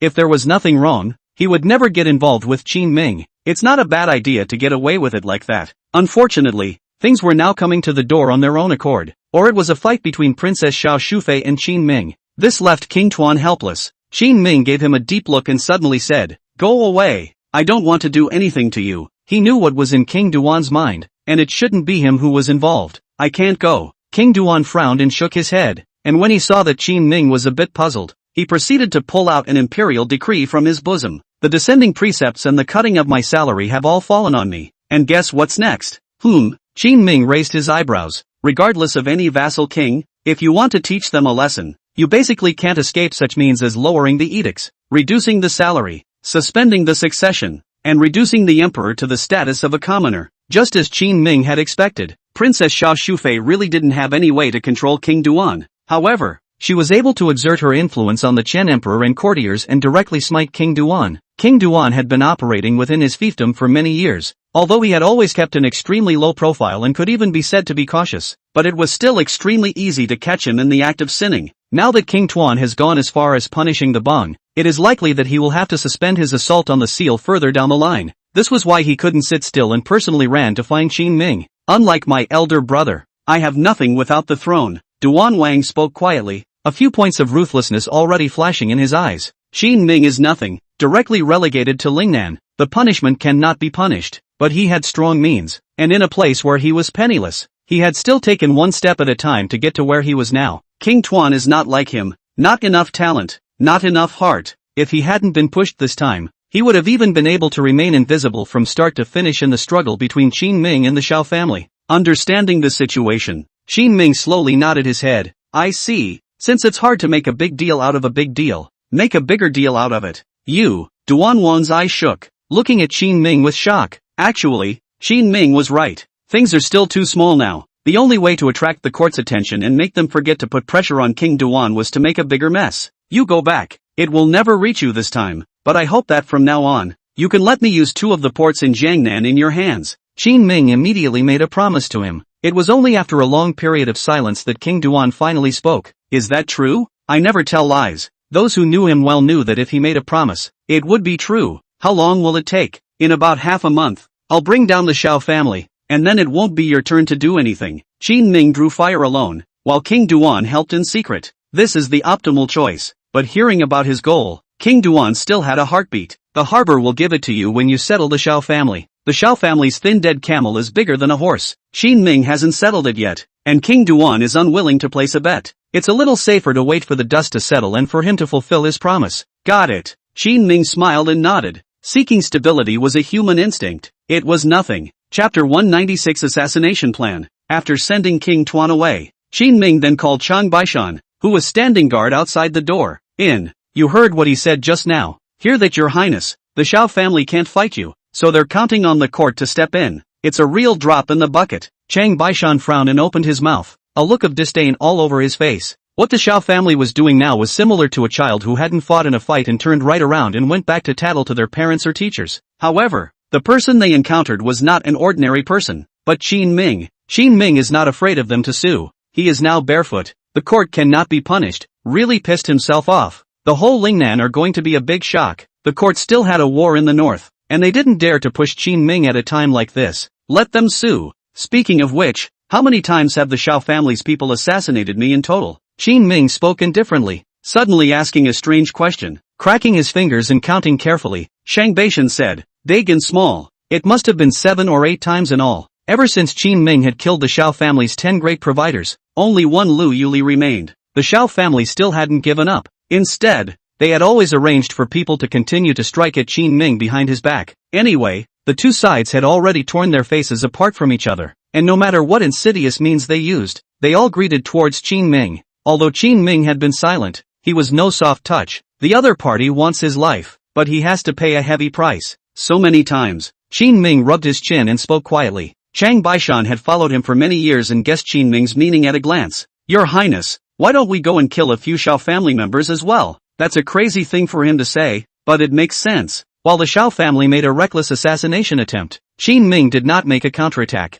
This let people look at it, and they really thought that Qin Ming was afraid of them, and it would be a joke when it was spread out. In reality, the reason Qin Ming hadn't been able to counterattack was simple, mainly because he couldn't spare a hand. The salt industry had just been stabilized, and it was the establishment of the Association for the Textile Industry, plus the recent transportation of goods from all directions, which he was required to control. Even with the help of Wan Shu and Sun Miao, Qin Ming was still busy every day. Now that the Textile Association had been joined by a number of people, there was much less pressure on themselves, which was why they finally took their hands off them. Do it! Qin Ming slowly nodded his head. This time they did have to show their swords. Wanting to overthrow the Shao family, those few mainstays of the Shao family were bound to be killed themselves. Who are you going to kill? Chang Baishan's face was full of relief. He had been waiting for this order from Qin Ming for a long time. The oldest and second oldest of the Shao family. Hiss! At these words, Shang Beishan sucked in a breath of cold air. Your Highness, you dare to kill even this? If he had killed some ordinary Shao family members, Chang Baishan would not have been surprised. But this time it's completely different. Qin Ming had even directly killed the two highest-ranking members of the Shao family of others at the moment with a single strike. They must die. We don't have much time. If it wasn't for King Duan coming over, Qin Ming wouldn't have even entertained the slightest idea of finishing off the Shao family. But since learning of Princess Shao Shufei's involvement in this struggle, she even tried to use the power of the court to pressure herself. Qin Ming was then alert. He knows best what kind of goods are in the Dakian court. It's been almost 2 years since he left the capital. Just how much has happened in the past 2 years, and how many of those officials who tend to favor the power have defected to consort Shao Shufei and King Jin? He doesn't even know. In order to avoid the actions of the other party, which have an impact on you, it's best to go straight for the kill and make them react. I know. Understanding the seriousness of the matter, Shang Beishan nodded. The Shao family's top 10 supporters have all been executed, and there are no more experts within the family. With his strength, he could easily take care of his opponent. By the way, where was that Lu Yuli locked up before? Before making his move, Qin Ming suddenly remembered that he had left one alive. From Lu Yuli's mouth, it might be possible to know some of the places where Zhao's family members often moved around, thus helping Chang Baishan to increase the possibility of a successful assassination. Inside the brig, should I bring it here? Bring it, let's ask her something. After Qin Ming nodded his head, Chang Baishan quickly brought the person in. Kill me if you can. I won't say anything. Lu Yuli had just sat down in front of Qin Ming when she opened her mouth viciously. Under the struggle, her hair swung and a fragrant breeze blew. Qin Ming sneered and walked forward to take out a thumb knuckle-sized green-colored medicine capsule from the back of the other party's neck. At a time like this, you still want to use tricks on me? Just now, Lu Yuli was sitting here. Although her face was full of anger and she kept ranting with Qin Ming, but it wasn't that she was really angry. Instead, it was her barrier. By means of a violent rage, to cover up the means by which he has poisoned himself. How did you find out? Lu Yuli no longer had the anger she had earlier at this moment. All that was left on his face was fear. Told you, the workshop has researched all kinds of poisons. Compared to poisons, these techniques for releasing poisons aren't complicated. You'll know them all after watching them a few times. Qin Ming had previously earmarked a sum of money. Departments for various researches such as organs, poisons, and metal materials were established in the workshop. These departments are of little practical use at the moment, but their research, if it bears fruit, can gradually change much of this era. For example, the way of production, and the way of fighting in the battlefield. What do you want? Lu Yuli lowered her head, feeling weak all over. It's a psychological exhaustion. Facing a guy like Qin Ming who saw through everything he had, she couldn't resist at all. No good. Tell me everything you know about the oldest two of the Shao family. Can I live? At this time, Lu Yuli suddenly opened her mouth. Snap, a slap to her face. Do you think you can negotiate? Qin Ming looked at her coldly. Lu Yuli gritted her teeth with a few humiliating looks on her face, but fear still prevailed inside. I can tell you what aspects you want to know, where they frequent and how to kill them. Qin Ming did not hide his intentions, and hearing this, Lu Yuli's heart suddenly became even more fearful. You equals, can't be, it's absolutely impossible. Why maybe? Qin Ming faintly asked back. What will you do if you kill them? Snap, another slap on Lu Yuli's small round face. The snow-white, delicate skin left clear slap marks. Lu Yuli covered her face and didn't dare to speak. Qin Ming, however, read the subtext in her words. He himself was able to kill the two Shao family brothers. What Lu Yuli was worried about was just not being able to make good. I can kill them just fine, and as for the aftermath, it's none of your business. I know. Lu Yuli stood up, her white jade hands trembling slightly. Picking up a pen and paper, he wrote down a few locations frequented by the two Shao brothers. It's basically a tavern, a chamber of commerce, or something like that. After seeing this, Qin Ming did not relax, but took out a small porcelain bottle from his bosom. He then walked forward and spoke to Lu Yuli. Open your mouth. Chapter 197. I want to be your maid. What are you doing? Lu Yuli covered her mouth and stared at the small porcelain bottle in Qin Ming's hand with a face full of horror. If you write false news, this bottle of medicine can kill you through the gut. Everything I wrote is true. I swear. Fearful Lu Yuli hastily stretched out 3 fingers, panic written all over her googly-eyed face. Qin Ming's poison is very clever. If it's true what he says, he has a professional research team behind him. Then the odds are that this toxin can't be detoxified on its own. Once you take it, you'll be subject to it for the rest of your life. Lu Yuli took a step backward, her face full of tears. Fear had completely enveloped her heart. However, he was soon pressed down by Chang Baishan, unable to resist in the slightest. Qin Ming opened the pill bottle and took out a white pill. On this white pill, there were dots of golden light, and a strange fragrance emanated from it. Lu Yuli's pupils shrunk. She was certain that she didn't recognize what the poison was at all. Detoxification is even more of a non-issue. Please, please, please don't make me eat it. Lu Yuli kept struggling, but Chang Baishan was like a bronze wall, making it difficult for her to escape in the slightest. This is just your side of the story. This king has been floating in the sea for a long time, and doesn't believe in people like you who receive money to do things. Qin Ming cupped her chin and shoved the white pill into Lu Yuli's mouth. Only then did Chang Baishan release the man. Just as she landed, Lu Yuli frantically stuck her fingers in her mouth and picked at her throat. Vomit, vomit. Chang Baishan wanted to step forward to stop it, but Qin Ming waved his hand. Don't underestimate the strength of our workshop's research. If this can detoxify her, my silver will have been spent in vain.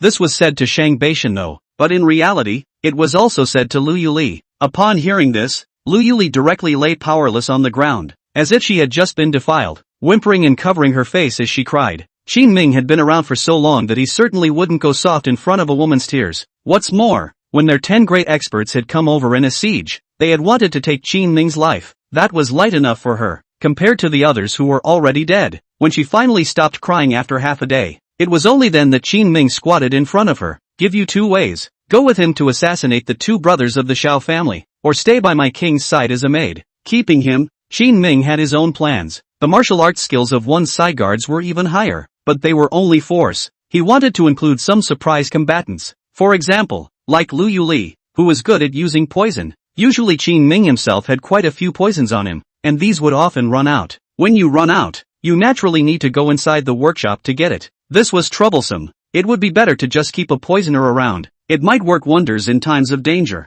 I'll be your maid. A flash of struggle surfaced on Lu Yuli's face, but she quickly lost her mind to resist and directly chose the most correct path. She rose timidly and stood respectfully next to Qin Ming's table. The woman had a clear perception of her own strength. Going to poison the 2 brothers of the Shao family wasn't a difficult task, but if they were discovered, they would definitely not be able to run away. It would be better to work as a maid for Qin Ming, so it would still be safer. I'll go by myself then. Chang Baishan spoke to Qin Ming, and then prepared to leave with his men. The authenticity of this information written by Yanuki pair still needs to be judged. That's why he needs to get there early and arrange for people to squat and test the intelligence to see if it's accurate. Well, it doesn't matter if we kill a few more if we have to. Before leaving, Qin Ming gave him a word of advice. On the side, Lu Yuli listened with trepidation. Chang Baishan didn't know why Qin Ming was so anxious and ruthless. However, he had complete trust in Qin Ming and knew that he must have his own considerations. After nodding, he left Sangshan County. A few days later, another message reached Princess Xiao Shufei,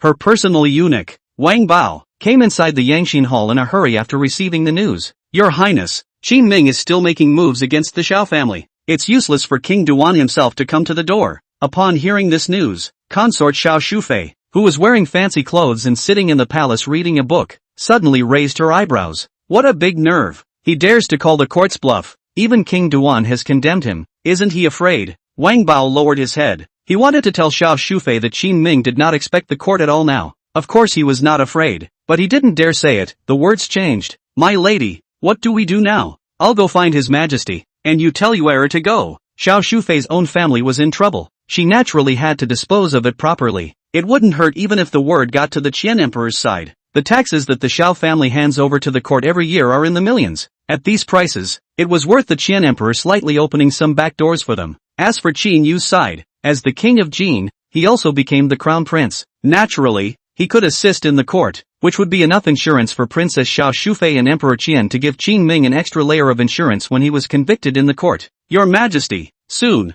the weeping pearly Princess Xiao Shufei arrived outside the Imperial study room. After arriving here, she acted aggrieved and just cried outside and wouldn't come in the door, although she is already a half-aged woman. But her appearance and posture are here, and there is a foxy strength. This cry is even more pearly, voice whimpering miserable, soon spread into the Imperial study. The surrounding eunuchs and palace maids who were guarding and serving at the entrance of the Imperial study did not fluctuate at all when they saw the scene, even kind of want to laugh. What is Princess Xiao Shufei? The palace outside the palace so many years down is also known. Every other day, something or other. They pull this. They had even gotten used to Princess Xiao Shufei's behavior, plus the fact that someone's own son, King Jin, has become the crown prince. That's all the more reason why no one dares to gossip and make a scene, so let her make a scene. Anyway, this world is Qian Di's world, and people haven't even said anything. What's going on out there? The Qian Emperor, who was dealing with state affairs in the Imperial study, was also quick to hear the cries. Grand Eunuch Sun Lianying whispered from the side. Your Majesty, it seems that Lady Shufei is crying outside. Invite someone in.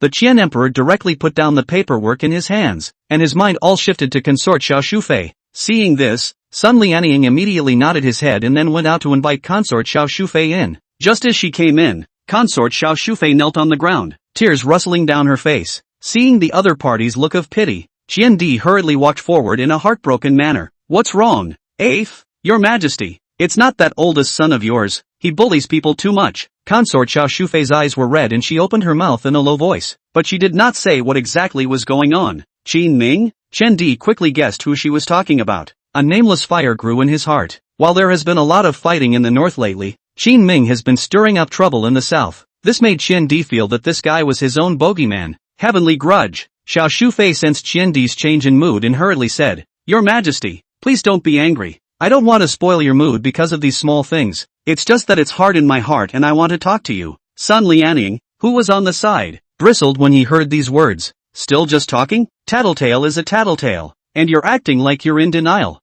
She had clearly eaten into the Qian Emperor's mind and was doing this on purpose. As expected, Qian Di instantly became even angrier. I Fei, if there is any problem say just that. I would like to hear what this rebellious son has done. Chapter 198 Your Majesty, I have an objection. Your Majesty, Qin Ming has encroached on the Xiao family's market, and the Xiao family is now facing life and death. Princess Xiao Shufei Pearly told the matter evasively. During this time, there was not the slightest mention of all the evil deeds that the Xiao family had originally done to Qin Ming. It was as if Qin Ming had just suddenly extended his hand to Jiangnan. This rebellious son. The Qian Emperor was furious to the extreme, slamming the table and roaring loudly. Seeing the other party's reaction, the corner of Xiao Shufei's mouth revealed an imperceptible smile. Your Majesty, don't take it to heart. I'll go back and talk to the Xiao family and let them deal with it on their own. It should get through this crisis. The moment these words were spoken, it instantly aroused Qian Di's protective desire even more. Your Highness, this matter is not a civil merchant's fight, but rather Qin Ming's disregard for the royal family's identity and wreaking havoc on one side. Tomorrow at court, I will personally deal with this matter. Despite the fact that consort Xiao Shufei acted like she wanted to refuse, Emperor Qian took this matter to heart. The sympathetic Princess Xiao Shufei did not say anything at this time. It meant that he had acquiesced to the Qian Emperor's help in avenging himself. The eunuchs and palace maids in the palace looked at this face of consort Xiao Shufei and couldn't help but feel a few points of disgust in their hearts. It is said that the harem should not interfere in politics, but since the king of Jin became the crown prince, Xiao Shufei these unauthorized things, but one did not do less. Thinking about this, even Sun Lianying couldn't help but recall the time when Qin Ming was around. At that time, although Princess Xiao Shufei was powerful, Qin Ming never spoiled her. There were not a few moments of in-your-face anger. Unfortunately now, Consort Xiao Shufei continued to stay here and cried for a while, getting a good dose of comfort from Emperor Qian before finally leaving. Seeing that it was about time, the Qian Emperor's anger gradually dissipated. Sun Lianying walked up and whispered, "Your Majesty, there are still many doubts about what His Highness, the King of Qin, did in Jiangnan. Is it better to have someone investigate first and send the information to see?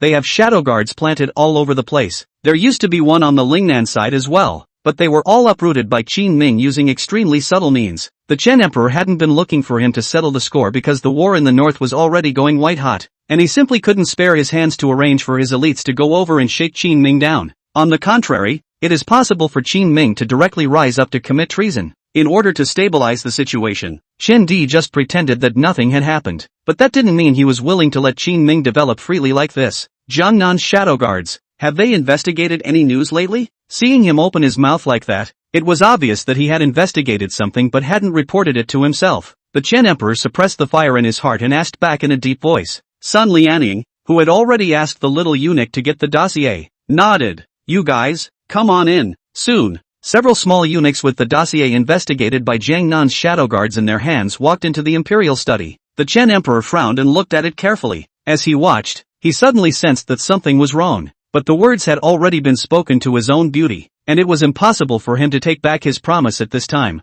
Humph, this kid's tactics are really insidious. The Qian Emperor finished reading the dossier and made a cold comment. Hearing such an upside-down comment, the corner of Sun Lianying's mouth twitched, and he hastened to concur. "Yes, Your Majesty says so." That's what he said, but inside he didn't think so. That Your Highness, however, in just less than 2 months, repelled the Shao family's monetary attack and guarded the rice bowls of thousands of workers in the textile factory, and take the initiative to strike. The Shao family suppressed breathless, and in the process controlled Jiangnan textile industry market. In the end, the head-hugging Shao family even directly lifted the table to play bad, found the court to sue. Who wouldn't give a thumbs up and a shout out to these tactics alone? When it came to the Qian Emperor, it became a sinister tactic. Even though he had followed the Qian Emperor for many years, Sun Lianying considered from the other party's perspective in every way, but it was difficult to accept the other party's words. "I thought there was something wrong with the Shao family. What the Shao family did in Lingnan had nothing to do with the impact Qin Ming caused in Jiangnan." The Qian Emperor was still talking. Sun Lianying, however, had long since stopped answering. After a moment of self-affirmation, Qian Di's gaze went cold. He had already decided in his mind what to do with Qin Ming. Early the next morning, the people went to court. The Qian Emperor coldly sat on the dragon chair under the watchful eyes of the 100 officials. Standing under the dragon chair was Qin Yu, the most favored king of Jin in recent years. He stood with his hands hanging down, tenacity written all over his face. Although he was still young, after experiencing these 1 or 2 years of aiding and abetting the government, he also had a bit of the temperament of a crown prince. As the 100 officials finished saluting Emperor Qian, the Qian Emperor took the initiative to open today's court. "I don't know if you've heard about the recent events in Jiangnan?" With the Qian Emperor's words just falling, Qin Yu knew that the Shao family had been beaten by Qin Ming, and he also knew that his mother had suffered a great loss at Qin Ming's hands. He had been holding his breath for a long time, and when he heard that the Qian Emperor had taken the initiative to mention this matter, he felt that the opportunity had arrived. So he walked up and spoke. "Father, my son has heard that the king of Qin is said to be brutal and unkind, going so far as to stir up the textile and salt industries in Jiangnan. Countless merchants and traders have suffered huge losses from this, not to mention that it has also seriously affected the development of local clans. It is simply to cut off the foundation of our country." As Qin Yu made the charges bigger and bigger, the ministers were whispering below. Qin Ming's affair was quite a big deal, and many officials in the court had recently heard the news. It was thought that this whole thing was just a fight down there, but no one expected that the Qian Emperor would bring this matter to the stage. Could it be that the court of the Dacian dynasty, without any regard for face, was going to start personally coming down to support a lineage? That's a bit too self-defeating. Despite the fact that many people had something in their hearts against this kind of thing, no one wanted to be the one to stand out, because everyone could see that the Qian Emperor was singing in unison with the crown prince. It seemed to be an attempt to establish Qin Ming's culpability directly. As expected, the Qian Emperor nodded slightly. The king of Qin has no regard for the law, and as a member of the royal family, he has meddled in private transactions, and even caused such a major impact on people's livelihoods. I've given him too many chances, but I still don't see him repenting. He's simply obsessed. In that case, the salary will be cut for 3 years, and the position of Qin King will be left for half a year to check. Hiss. Hearing this, everyone's faces changed drastically. Retained for half a year to view, meaning that within these 6 months, the King of Qin is deprived of his position, and can only be restored if he performs well. Could it be that the King of Qin can't even keep his throne? It was important to realize that since the establishment of the Dacian dynasty, there had never been any prince who had been sent down with such a heavy punishment. Just as they were exchanging words and debating whether this punishment was too severe, a figure stepped forward and said aloud, "Your Majesty, I have an objection." Chapter 199. Jin Wang was in a hurry. The person who stepped forward was Chancellor Chen Shimao. There was no need to mention the relationship between him and Qin Ming. Back then, he was Qin Ming's teacher and was extremely close to him. Even when Qin Ming ran away from the capital and traveled to Lingnan, Chen Shimao repeatedly helped him in the courtroom. Chen Shimao, what are you going to say? The Chen Emperor frowned slightly. Chen Shimao is an important court official with deep roots, plus he has enough seniority and is more than capable. If this person came forward, the Chen Emperor would not be able to directly retort in the hall like he did with ordinary officials. Either way, put on a show and let him finish his sentence. Your Majesty, although His Highness, the King of Qin, has made mistakes, his crime is not that serious. Chen Shimao spoke in an extremely serious tone and spoke decisively. This matter is understood by the micro-minister. It is really the Xiao family that is at fault first. The Qin King made a counterattack, and it is reasonable to say that it is also justifiable. When these words came out, many courtiers who understood the situation nodded their heads below. They all felt that what Chen Shimao said made sense. This time, it was obvious that the Xiao family had gone to Lingnan to cause trouble in the first place. It even nearly destroyed the textile factory that Qin Ming had managed to build with great difficulty. How could the Qian Emperor and Qin Yu, in a few words, have dumped all the blame on Qin Ming? It doesn't make sense. I also heard that it was the Xiao family that started it. Back then, the Xiao family spent a lot of money to stir up Lingnan, almost making tens of thousands of people lose their rice bowls. With so many people's jobs on the line, His Highness is justified in fighting back. Chen Shimao was worthy of being an old minister of his generation, and in just a few sentences, he pointed out the problem.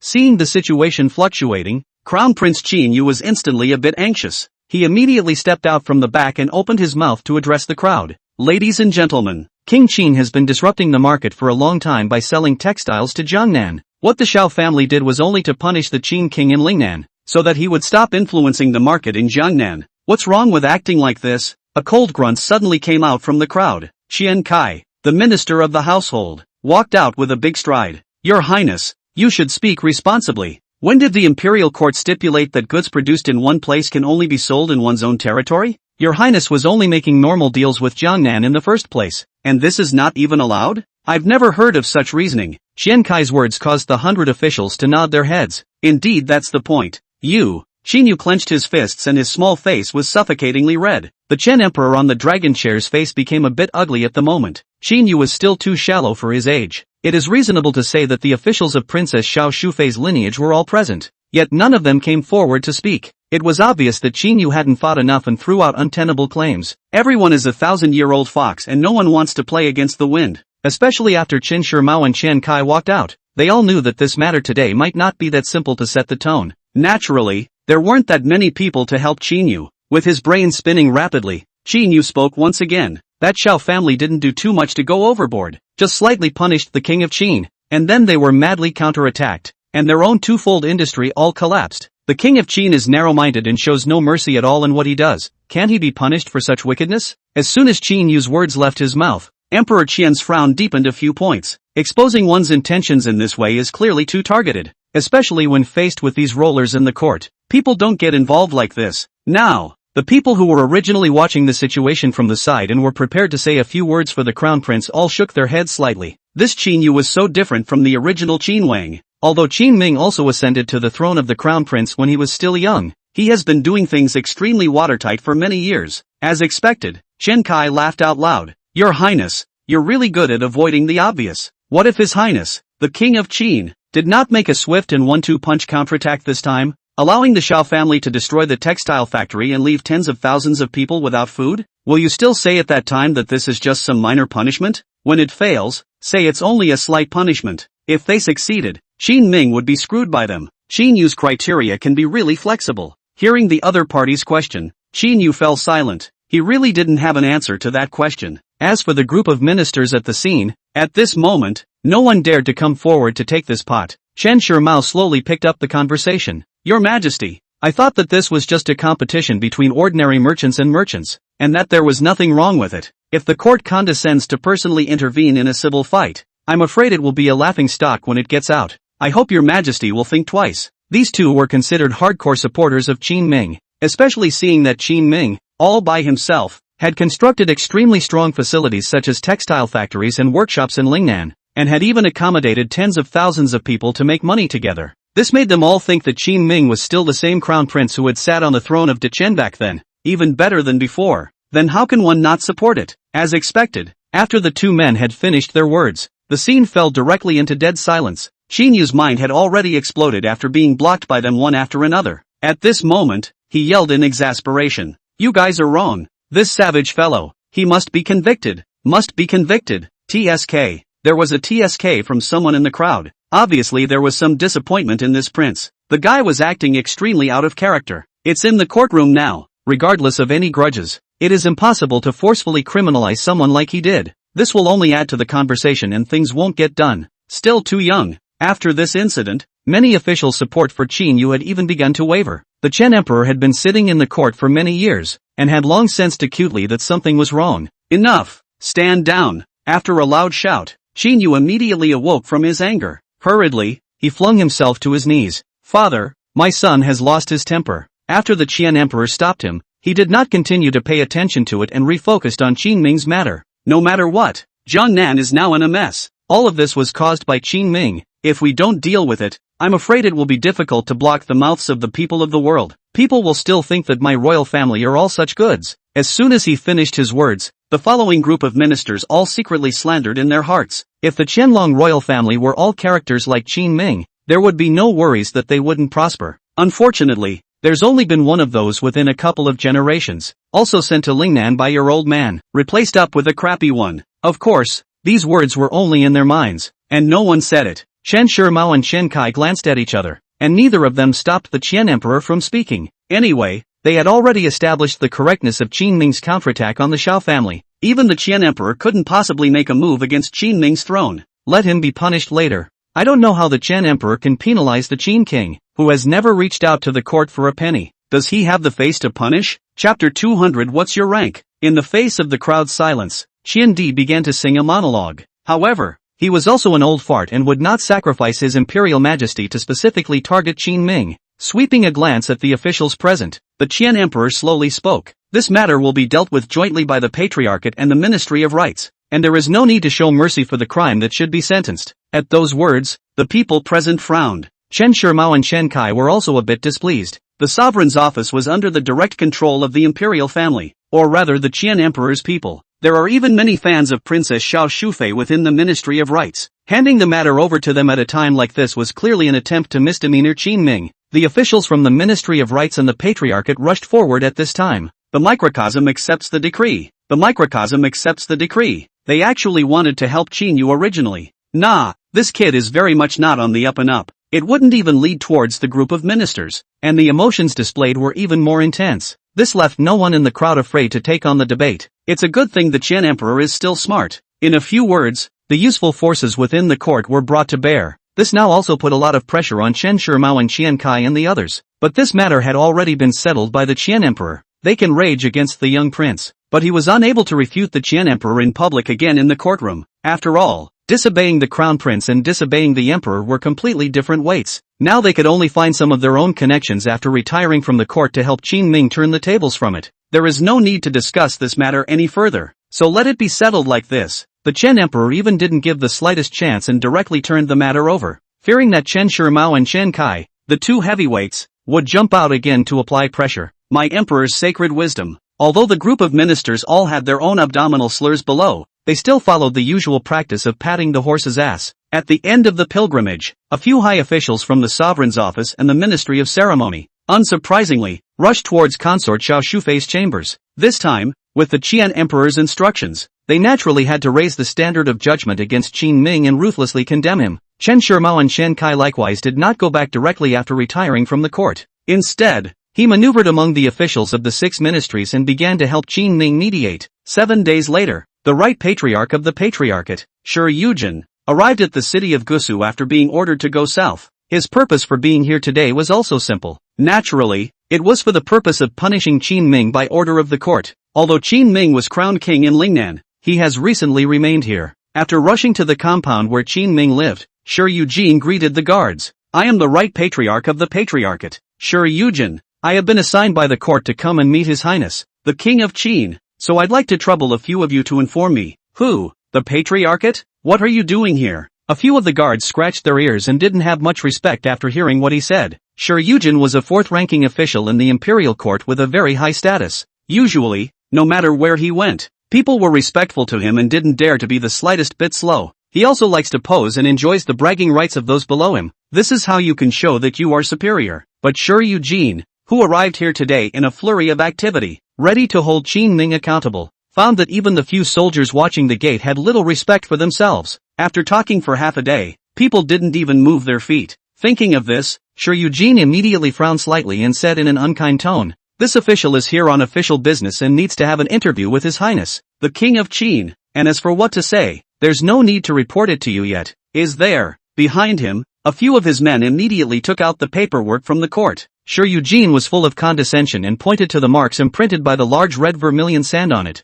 This means that he is a high court official coming on behalf of the court. Wherever you go, you need to be provided for. But he was wrong again this time. After listening to him, a few of the young guards glanced at what he was holding. Just a faint "Oh, hello Lord Shi, our Highness has gone out. Why don't you stand over there and wait for a while first?" After this statement, they pointed to a tea house in the distance. It meant for Shi Yujin to go over there by himself and rest for a while temporarily. When he heard these words, Shi Yujin was almost infuriated. Is this how you treat officials sent down from the court? His liver ached with anger, but he could only hold back his rage and angrily questioned. Seeing his tugging 250 look, the few guards were instantly a bit offended. What? You expect us to invite you in for a good time? Your Highness hasn't taken a single penny from the court. Our money refers to our own skills hard-earned. Why should we spend money to entertain you? Lord Shi, there have been people from the Metropolitan Inspectorate before, and people from the Ministry of Justice as well, and they weren't as delicate as you are. There is a reason why these soldiers are arrogant. For one thing, they knew that this time the court had arranged for someone to come over, and they certainly weren't holding their breath. The second was that they were not subject to the court at all, and only had to answer to Qin Ming. What else does that Shi Yujin have the right to pose at His Highness the King of Qin's door? Which of the senior officials previously arranged by the court to investigate and punish Qin Ming's private land enclosure was not as big as Shi Yujin's official position? But as usual, he met with a rebuff and finally returned to the court in disgrace. It's not even his turn to jump in here. Good, you guys dare to do this to me. You'll all suffer. Shi Yujin turned around angrily, ready to go find a local official to rest his feet for the time being. After he left, the door to the small courtyard was pushed open. The curvaceous Lu Yuli stepped out from inside and curiously said,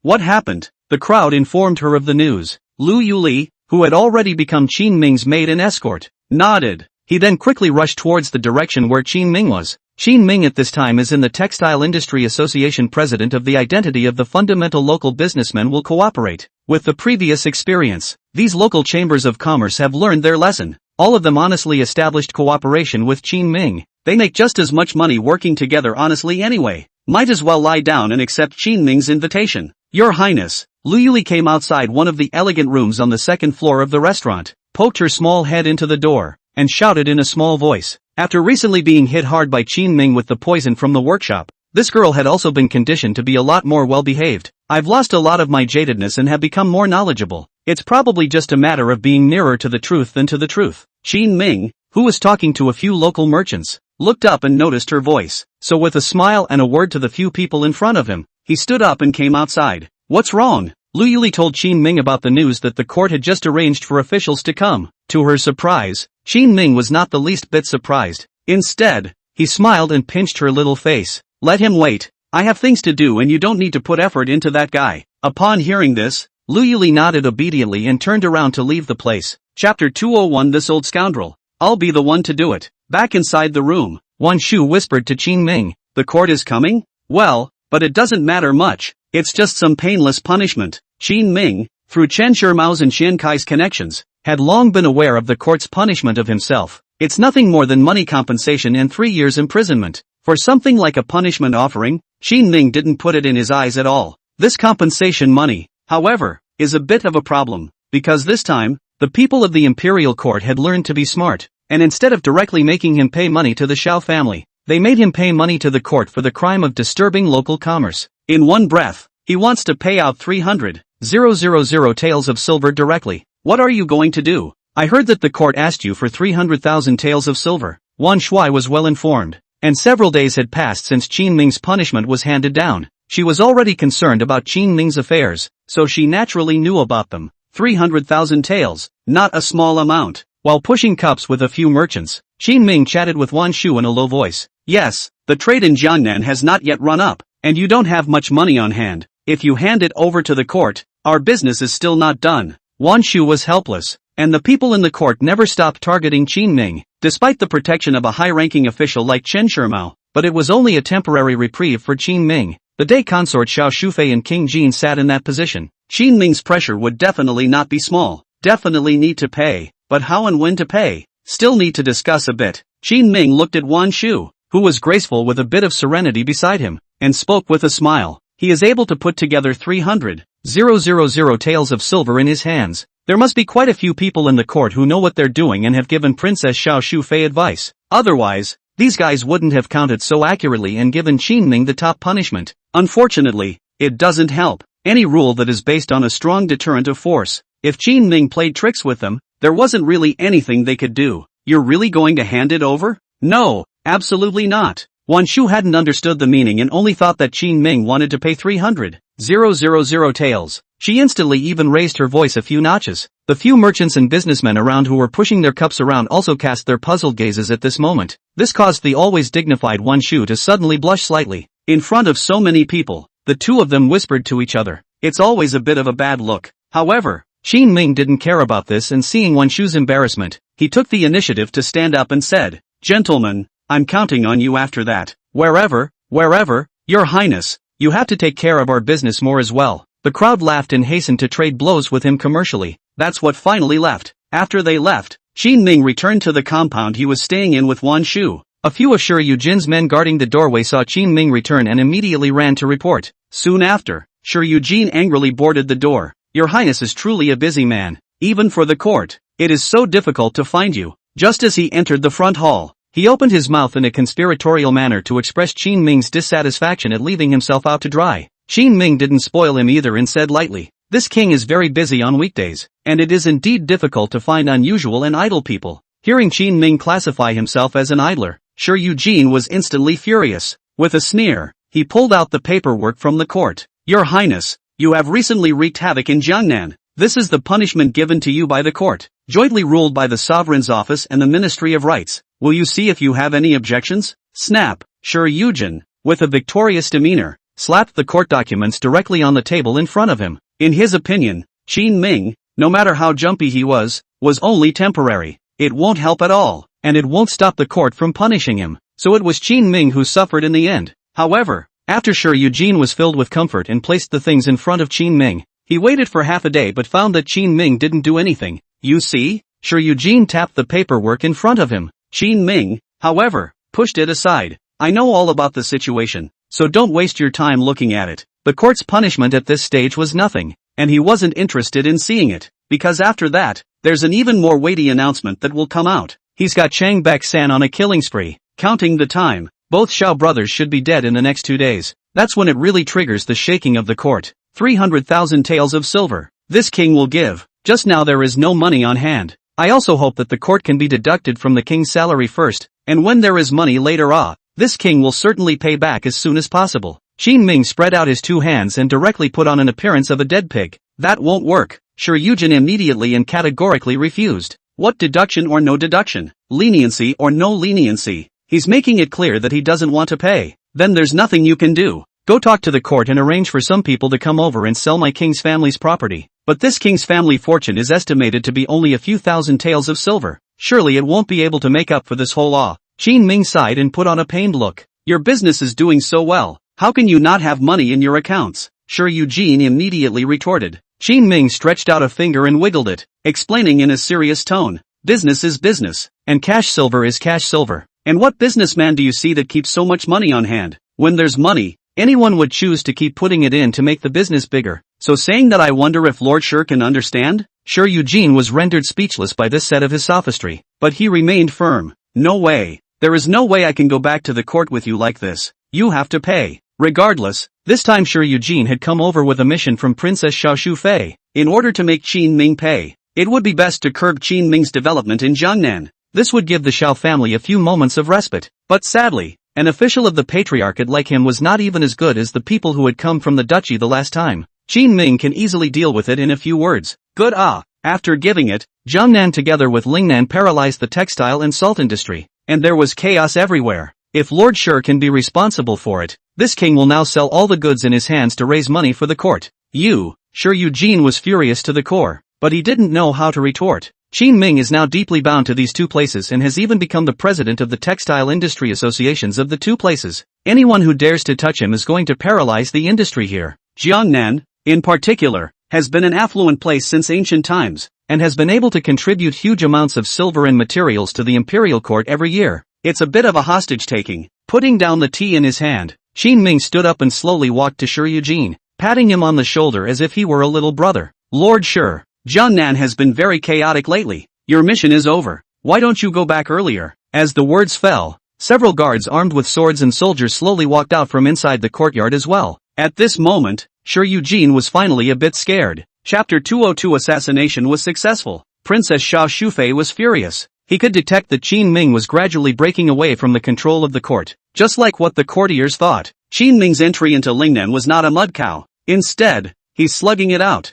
In just 2 years, he had already grown to such a level. It even made the court tie its hands and throw in the towel when dealing with him. How can the king of Jin compare to him with such talent? To put it mildly, go back and report for me to father. 300,000 taels of silver is not enough. I, as a son, will give him more in the future, just as interest. Qin Ming was even madder than he thought. It's just money, I've got plenty, but it's not like the court will give it to me if I ask for it. Rather, you can only take it when the king wants to give it, please. Several guards had already arrived in front of Sure Eugene long ago and made a gesture of invitation. It looks like it's sending him away. In fact, this was Qin Ming's way of sending off his guests. Facing Qin Ming, who was so openly crazy and also had amazing strength, Sure Eugene only felt a chill down his spine. Well, then, I'll leave you to it. This would be the time when he finally put away the arrogance he had just displayed and turned around to quickly leave. Walking out the front door, he began to pant heavily. In fact, in those original years, when Qin Ming was the crown prince,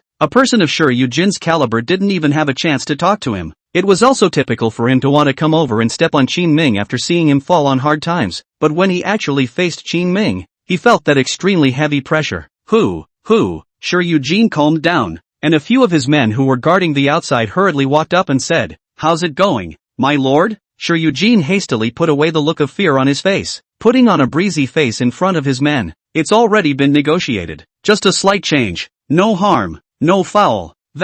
Go back first. Qin Ming had soldiers in his hands, and the city of Gusu was still full of his eyes. Sure Eugene didn't dare to stay here much at all. Turn around and get ready to leave. Hearing what he said, the crowd did not say much, although they were puzzled, and quickly followed him out of Gushu city. A few days later, when Sure Eugene returned to the capital, he hoofed it inside the palace of Nurturing Heart and reported Qin Ming's situation. "Your Highness, this king of Qin is really arrogant to the extreme. Please speak to His Majesty a little bit. We can't let him override the court." Princess Xiao Shufei was also furious after hearing the whole process. Truly unimpressive. How could such scum appear within my royal family? This palace will make him pay. Just as the two of them were talking, Xiao Shufei's personal eunuch Wang Bao suddenly rushed into the main hall in a fiery rage. His face was horrified and full of panic. "Your Majesty, it's not good. Qin Wang killed the Xiao family." "Who did he kill?" Xiao Shufei, who was in a fit of anger, had her head stiffened by this sudden news and subconsciously asked a question. A few moments of hesitation flashed across Wang Bao's face, but still, he opened his mouth. "Both of your older brothers seem to have died at the hands of assassins." Consort Xiao Shufei instantly roared, her shrill voice resounding throughout the hall. "Crazy! He's crazy! Dare to kill someone from the Xiao family! I'm going to skin him, throw his bones to the ground. Kill him! I must kill him!" Princess Xiao Shufei was like a madman, her voice echoing continuously in the great hall. Wang Bao and Sure Eugene all knelt down, not daring to say a word. Sure Eugene's heart was now extremely shocked. No wonder Qin Ming didn't take himself or those punishments from the court into consideration at all. Turns out he plays so big. Surprisingly, he even assassinated those two from the Xiao family. Where's the proof? I'm going to ask His Majesty to send troops to level his Lingnan. After ranting for a while, Princess Xiao couldn't care less about the pain of losing her blood relatives. Suddenly glaring at his crimson eyes, he opened his mouth to Wang Bao. Wang Bao hurriedly said, "Your Highness, the King of Qin does things very cleanly. The assassins have retreated after a single strike, leaving no traces. Qin Ming is asking Chang Baishan to assassinate. It is naturally impossible to leave a handle, but no matter who it was, as long as they heard the news, they would understand that it must have been Qin Ming who instructed someone to do it." In the entire Jiangnan territory, there were no more than a handful of forces that had the strength to suddenly rise up and kill people and leave without even realizing it. The point was that the others had no enmity or grudges with the Xiao family at all, and were not guilty of bearing the wrath of Princess Xiao Shufei. Only Qin Ming, who had just been fined 300,000 taels of silver, would do such a thing.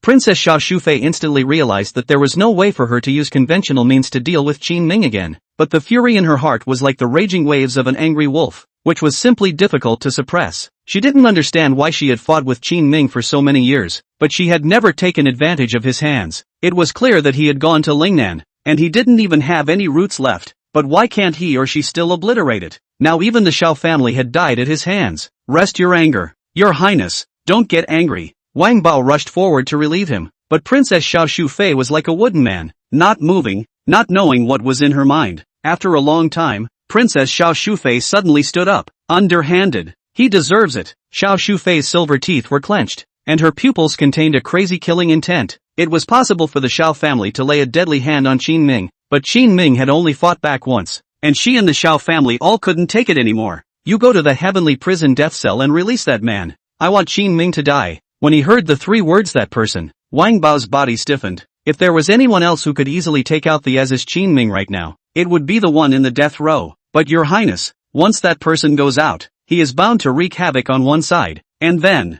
Wang Bao still wanted to open his mouth to advise, but at this time, he just raised his head, and he was confronted with Consort Xiao Shufei's bloodshot, reddened eyes. "I know." Wang Bao sighed and slowly stood up. Sure, Eugene, who was still kneeling at the feet of Consort Xiao Shufei, only felt clouded at the moment as he listened to what they said. What death row? Can someone on death row deal with Qin Ming? That's a little too esoteric. Just as he was puzzled in his mind, there was a sudden flash of light in his mind. A horrible name rushed into his mind. Now he couldn't even care less that Consort Xiao Shufei was on the verge of an angry breakdown, and hurriedly opened his mouth to ask, "Your Highness, you're not going to release the one from the Luo cult, are you?" Princess Xiao Shufei was still staring at her crimson eyes in silence, not answering him. But this silence, again, seemed to answer everything. Sure, Eugene's heart and soul shook after he understood a hint of her. "My subordinates will retire." He busily stood up, bowed, and left with quick steps. That night, when the heavenly jail caught fire, Huang Qi, the leader of the Luo cult, who was imprisoned in the death row, escaped. Chapter 203 Fire in the Heavenly Prison. Remnants of the Luo sect.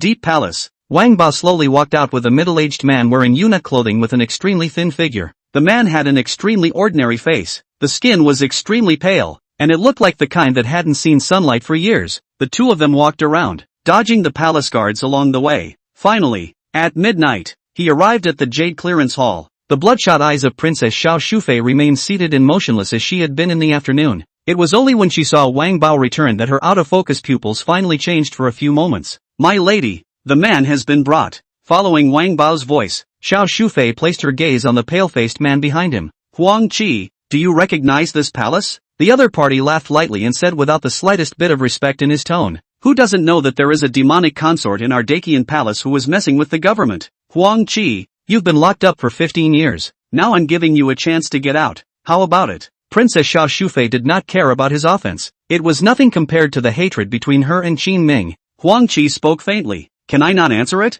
In exchange for freedom, who are you not to take it?" Princess Xiao Shufei glared viciously at the other party. Huang Qi was the sect master of the Luo sect, and back then, the Jianghu, regardless of the southern or northern martial arts forests, all undisputedly regarded him as the number one person. The Luo sect he belonged to had a congregation of tens of thousands at its peak. Only later, because they did not want to be controlled by the Imperial court, fierce battles broke out between the Luo religion and the Imperial court. The congregation was routed after the massacre, and Huang Qi, who was the head of the sect, was captured and taken to the palace. The only reason why he hadn't killed him was because the Luo sect had a secret method that could only be mastered by each generation of sect masters. This secret method could take the internal energy of the previous generation of sect masters and directly imbue it into the body of the next sect master. This led to the fact that every teaching of the Luo sect was invincible as long as it came out of the world. The Imperial court had always coveted this secret method and wanted to torture it out. Nike never spilled the beans even in death. 15 years have passed in circles, and people have gradually forgotten about his existence, keeping him on a dark death row,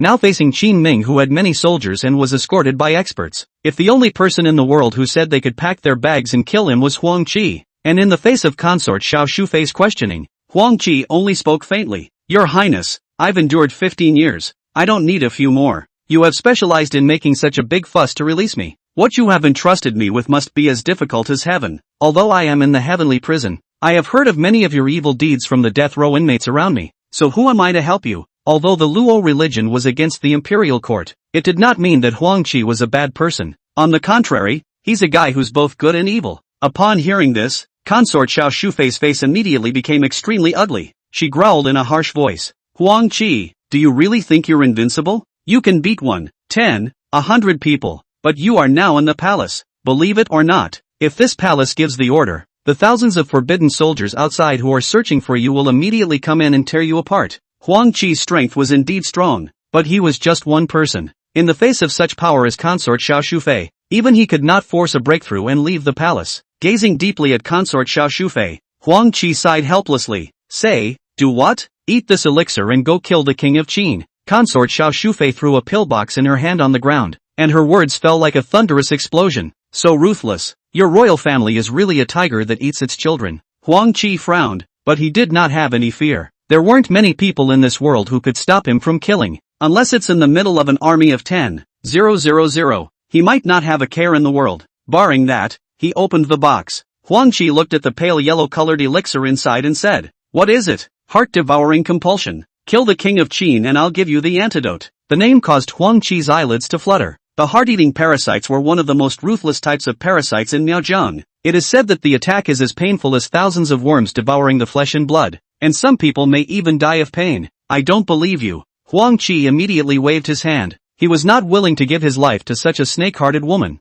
That's like asking a tiger for its skin. With your strength, if you go out and recover for a while, you can come and kill me at any time. Princess Xiao Shufei was a bit anxious. I had thought that releasing Huang Qi would be everything, but no one expected this guy to be so difficult. Even kept making conditions with himself. Fair enough. Huang Qi suddenly thought of something, and the corners of his mouth raised in a smile. With that, he threw the yellow elixir into his mouth. Gone. Turning around, he strides away without looking back. By the way, I'll take that pearl necklace around your neck, and the bracelet on your hand as a plate. What? Wang Bao and Princess Xiao Shufei all stiffened. She hastily reached up and touched her neck, only to find that the pearl necklace around her neck had disappeared. As for the bracelet on his hand, it was also long gone. How is this possible? Wang Bao had just watched Huang Qi with his own eyes. Huang Qi was at least tens of feet away from Xiao Shufei, but even so, he still took away the ornaments on Princess Xiao Shufei in passing. The key was still the neck. Being able to touch the neck meant that he had countless chances to finish off Princess Xiao Shufei just now. Is he a god?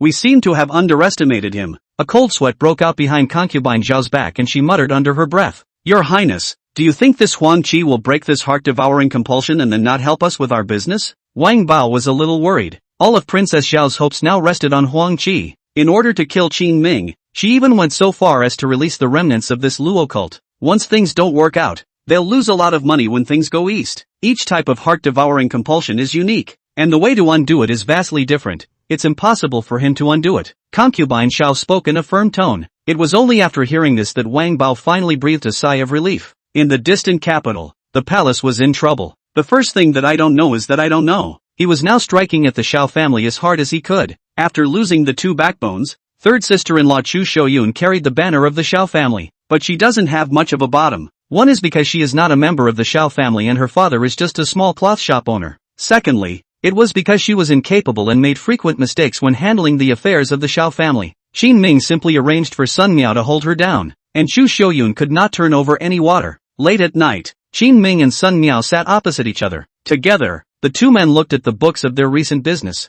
The Xiao family is finished. Qin Ming made a judgment and Sun Miao nodded heavily. Both of them breathed a slow sigh of relief at the same time. Princess Xiao Shufei won't let you go. She'll go crazy when the Xiao family falls. After a moment of silence, Sun Miao suddenly spoke. Qin Ming shrugged. I'll arrange for someone to investigate. You have a network of intelligence on this? Sun Miao was a bit curious. He had never heard of Qin Ming building intelligence networks in places like Lingnan or Jiangnan, but at this time, Qin Ming said with a faint smile, it wasn't, but now it is. Chapter 204 Qin Ming's Intelligence Network. It's still your highness who has the means to hide it even from me. Sun Miao rubbed his chin and looked at Qin Ming with a deep gaze. Their relationship is complicated. Sometimes they are partners, but sometimes they seem like competitors. That was why Sun Miao had always arranged for people to keep a close eye on Qin Ming's movements. This time, however, Qin Ming had defended him in advance. I can't help it. I can't have no secrets after you almost saw through my bottom several times before, can I? Qin Ming has really suffered a lot in intelligence. In fact, previously when Sun Miao had regularly learned news faster than himself, Qin Ming had felt in his heart that something was not quite right. In the background, he set about laying out his own intelligence network. After the shadow guards in Lingnan were eliminated, the area was much cleaner. It also gave Qin Ming a share of such space. Later, when Lu Yuli arrived, Qin Ming sensed that the time was right. Although this girl's force value was not high, but her ability to hide and sneak around was very strong. After all, she was an expert in using poison, and her strength in this area naturally did not need to be doubted. So Qin Ming let him take over the intelligence network and set up an organization similar to the Shadow Guard. The name is Dark Guard, specializing in investigating the intelligence of all parties to facilitate their own work. While Qin Ming was talking to Sun Miao, he suddenly realized that there was something wrong with the other party's eyes. Your Highness, I am ready to go back in the next 2 days. In such a hurry? Qin Ming froze for a moment. Even though the Xiao family was now overthrown, but when Sun Miao goes back so soon, he won't be able to hand over a lot of his salt business here. However, Sun Miao smiled mysteriously at this time. My little sister will come over and help you. Think of the girl who was bratty and willful, but kind to herself. Qin Ming actually didn't know how to face it for a while. It's the first time I've seen an older brother who pushes his sister out. It can't be helped. You're a golden son-in-law. Sun Miao smiled and opened his mouth, and after putting away the account book in front of him, he turned around and pushed open the door to leave. Looking at his departing back, Qin Ming shrugged helplessly. On the second day, before Sun Miao left, a silhouette was already standing in front of Qin Ming's door. Knock knock. Open the door. Open the door. Qin Ming got up and wiped his face in passing, then hurried to the door. Just as the door opened, Sun Lanyan rushed into Qin Ming's arms like a butterfly. Feeling the warm fragrance and soft jade into his arms, Qin Ming hurriedly gently stroked down the back of the other party's head as if he was jerking a cat. Ouch, what are you doing? It tickles. Sun Lanyan giggled. Come in first. Previously, Sun Lanyan had helped herself a lot, especially with the union with the Sun family. There was her special return to the family to lobby, so Qin Ming was also grateful to her, even though the other party was very bratty and capricious, and he was able to take care of her a little bit. I've heard all about it. You're amazing. You took down the Xiao family so quickly. Sun Lanyan was thrilled. She had long considered Qin Ming as her man. When he was in Lingnan, he felt very proud after hearing the news that Qin Ming had managed to defeat the Xiao family. Qin Ming didn't have much of a reaction to all of this. After all, he knew that after taking out the Xiao family's people this time, Princess Xiao Shufei would definitely take mad revenge on herself. But sooner or later, it would come to this between him and Princess Xiao Shufei. Qin Ming has also been able to accept this for a long time now. Only on the Qian Emperor's side, Qin Ming was worried that this cheap old man of his would be easily compelled by the demon princess, and at that time, he would directly arrange for soldiers to fight Lingnan, and that would not be good. Shaking his head to clear away these distracting thoughts, Qin Ming smoothly took out a packet of sugar beans that he had recently made and handed it to Sun Luyan. This one's for you. What is it? Sugar, but with some fruit juice mixed in. It will taste slightly sour, but better than regular sugar. Whoa! As long as it was something Qin Ming had given her, Sun Lanyan loved it. She immediately took out a round candy bean and threw it into her mouth, a satisfied look on her face. Looking at the other party's lovely appearance when she wasn't being unruly and capricious, Qin Ming couldn't help but be a little moved. After he and Sun Laqian had fooled around together for a while, there was a sudden knock at the door, and the person who came was Lu Yuli. Your Highness, something has happened in the capital. Something happened in the capital? Qin Ming froze for a moment. Good guy, his side of the matter has not yet stabbed the sky. I did not expect the situation on the capital side to be fed back first. Come in. Qin Ming beckoned. Lu Yuli immediately walked through the door. Seeing Sun Luyan in Qin Ming's arms, she froze for a moment, then lowered her head with a small red face. Lu Yuli's posture is still good. Compared to Sun Lanyan it is still a bit worse, but it's already considered a stunning color when put out there. At the sight of the other party, Sun Lanyan instantly raised her willow eyebrows and her spiteful nature came up. Who's this? Why is there another one? She had originally calculated that even if it was herself and Guan Shu together with Qin Ming into marriage, each person could also average out 10 days a month with Qin Ming, but if there was one more, it would only be 7 days a month. I am His Highness's maid of honor. Don't misunderstand. Lu Yuli didn't know who Sun Luck was,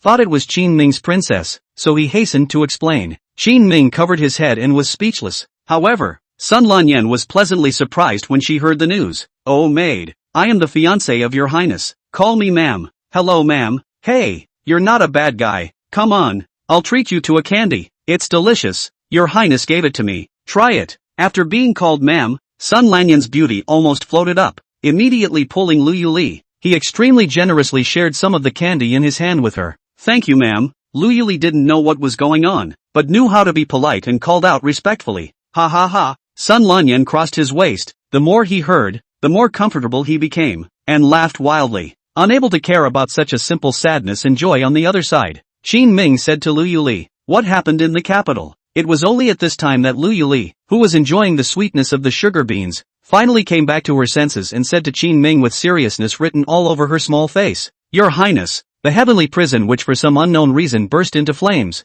and the Luo sect's master Huang Qi fled, released by Princess Xiao Shufei? Qin Ming was instantly alert. At such a critical time, when the sect leader of Luo was released, he could only think of Princess Xiao Shufei first. Qin Ming was aware of how tough the Luo religion was. He was not too old when he had just started supervising the country, and his memories of that time were beginning to blur, but he clearly remembered that the Luo religion had begun to wreak havoc at that time, and that sect of Luo sect master is said to have all the martial arts skills of the heaven and earth. Could it be that Princess Xiao Shufei released it against herself? At the thought of this, a layer of cold sweat broke out on Qin Ming's back. The Chang Baishan beside him, just in terms of strength, has been considered the world in addition to some old monsters. Invincible existence. But this guy named Huang Qi was one of those old monsters. Chapter 205. With a million precautions, Huang Qi arrived. If Huang Qi came here, how should he respond? With him in the light and the enemy in the dark, it was definitely easy for the other side to get his hands on him. There is a saying that you are not afraid of thieves stealing, but you are afraid of thieves thinking about you. This was the situation Qin Ming was facing now. Cult of Luo. What is that? If you're a Jianghu sect, the Sun family can help you. On the side, Sun Luyan held her chin in her hand and looked curiously at the pale-faced Qin Ming. If the sect of Luo sect master comes in person, you won't be able to help. Qin Ming let out a long sigh and turned his head to continue speaking to Lu Yuli. Where's Shang Baishan? Tell him to come back as soon as possible. Yes. Lu Yuli nodded and immediately went out to inform. Although she was not very old, she had learned poison from elementary school and had been mixing with the world for some years. Naturally, he understood the terror of the Luo religion. They are great not just in force, but in influencing hearts and minds. When they first came out in Huang Qi, it was only a few short years before their congregation expanded to tens of thousands. Such a horrifying tactic made many great powers, including the Imperial court, tremble with fear. It was too normal to step in and destroy them. I'm going back recently. Qin Ming stood up and spoke to Sun Luyan. Huang Qi's emergence from the world not only affects his own safety, but may also develop a congregation in Lingnan. Once the Luo cult was allowed to take root in Lingnan, the Imperial court would certainly have a reason to strike against Qin Ming. I'm with you. Sun Lanyan hurriedly got up and took his arm. You can't follow. It's too dangerous. Qin Ming waved his hand decisively, his tone raw. This time, he went back to face the Luo sect master who was so popular back then and created a force big enough to take on the Imperial court. If Sun Lanyan followed him, he would easily run into danger. Humph, you're just afraid that I'll cause you trouble. Besides the last grain shipment, when have I ever done you a bad favor? Seeing Qin Ming treating himself like this, Sun Lanyan was not as knowledgeable as Guan Yu. Instead, he clasped his hands to his chest and muttered outright, say what you want, but you can't go. Qin Ming was going to tell Sun Miao about this, and if that guy knew about it, he would definitely come over soon to take his sister back. Let people guard Sun Lanyan not to run around and wait for the Sun family to come to pick up. Qin Ming walked out of the inn and finally waited for Chang Baishan at the local Chamber of Commerce's branch in the afternoon. Your Highness, things are a bit difficult. Just after meeting, Chang Baishan frowned tightly. Find out anything? Qin Ming spoke with a worried expression on his face. Chang Baishan nodded. Someone saw Huang Qi on the official road. He killed more than 30 soldiers blocking the official road and went south. That's what's coming for us. Let's go. Back to Lingnan. Lingnan was his home base, and he could feel more at ease staying there. Qin Ming didn't delay any longer. This time he was going to upgrade his equipment when he returned to Lingnan. There's a saying that Kung Fu is better than one shot. He's going on the musket. What's with the Luo religion or not? All the fear is just because of the lack of firepower. Leaving the business to Wanshu and spending a few days, Qin Ming returned to Linjiang City with Chang Baishan. Just after returning here, he found Song Dingshang. Your Highness, you're finally back. Our output and earnings have been excellent these past few days. Song Dingshang didn't know about the Luo cult yet, just saw Qin Ming and was ready to report the good news and take credit for it. However, Qin Ming no longer had the time to gossip about this with him. Call over the artisans from the workshop, and Chao Chuan. Ha, okay, I'll go now. Song Dingshang didn't know what was happening though. However, he knew that Qin Ming would only show such a serious expression when he had encountered something big. Soon, a dozen or so master craftsmen, together with Chao Chuan, entered inside Qin Ming's mansion. Everyone, drop what you're doing and make 300 of these in 5 days with all your might. Qin Ming slapped the musket drawings he had made on the road in front of them. Right now their craftsmanship is a long way off. What can be done should not be called a musket, but a cannon. This is an extremely basic cannon. It consists of only one barrel. At the time of firing, fill it with gunpowder in the proportion of 1 niter, 2 sulfur and 3 charcoal. The projectile is then put in and the gunpowder at the bottom of the barrel of the cannon is ignited by means of a flint underneath. The gunpowder ignites and expands with a tremendous force that can eject the ammunition. However, because of the extremely low level of craftsmanship, this cannon had one major drawback. Release it once and it needs to be loaded. After releasing it, a brush is used to sweep out all the burned out gunpowder inside. This will prevent the gunpowder filled in from burning insufficiently and reducing the power when the cannon is used later. Is something wrong, Your Highness? Chao Chuan looked at this kind of weapon in front of him, which was already considered extremely sophisticated for them. A bad feeling sprang up in his heart. Qin Ming nodded slowly and said, "It's a bit of a pain in the ass. I'll tell you about it later." In order to prevent panic from occurring among these people, Qin Ming did not say anything about the Luo cult in front of these master craftsmen of the workshop, but Chao Chuan and Song Dingshang, they were definitely qualified to know. After completely arranging the mission, Qin Ming said to them in a heavy tone, "Do you know about the cult of law? The Luo religion that gathered tens of thousands of stragglers in the first place? I thought they had been overrun." Song Dingshang and Chao Chuan all stood up with a loud bang, and fear was written all over their faces. Their sect master is here. In these few days you two arrange for people to closely monitor the entire Lingnan. We must not let the Luo sect resurface. Qin Ming's own safety had been guaranteed to a certain extent after he had 300 extremely high-end cannons for this era, but the influence of the Luo religion is definitely not just on Qin Ming. Their influence on Lingnan was on the people. I know. Chao Chuan's heart had long been alarmed, and he quickly stood up and rushed towards the direction of the barracks. He's looking for Lu Chong, and he's starting to divide his forces to lay siege to the local area. Song Dingsheng was likewise ready to return to his house. He was going to write a letter to his various local colleagues, telling them to watch out for the resurgence of the Luo religion. Lingnan can't afford to be tainted with the Luo religion now. There were countless pairs of eyes in the court all staring at Qin Ming, waiting for him to make a mistake. Once the people of the Imperial court know that the Luo religion has regrouped in Lingnan, that would be for them to catch on, and the Imperial army would definitely send out troops to suppress it. After they left, Qin Ming gathered hundreds of guards with high martial arts skills and hid them in the streets surrounding his mansion. Once there was any breeze, it couldn't escape his eyes. But after returning to the yard after a busy day, Qin Ming froze. A figure stepped out of the shadows. His skin was pale, but his eyes were glazed over. One glance with him and it was as if the whole man had nothing to hide. Qin Ming took a step backward, his mouth bitter. Can't go wrong. The godfather of the Luo sect, Huang Qi. Huang Qi laughed as he casually threw Chang Baishan, who had already vomited blood and passed out, onto the ground and smiled at Qin Ming. Your Highness King Qin, it is not easy for you to create such a foundation in Lingnan. Awesome. I admire you so much. Chapter 206 Gambling his life to stop Luo cult. Qin Ming's heart thumped wildly. After coming to this world for so long, this was the first time he felt so close to death. Huang Qi, instead of going to revitalize the Luo sect, your first stop is here at this king's place. By whom were you entrusted? Taking a deep breath,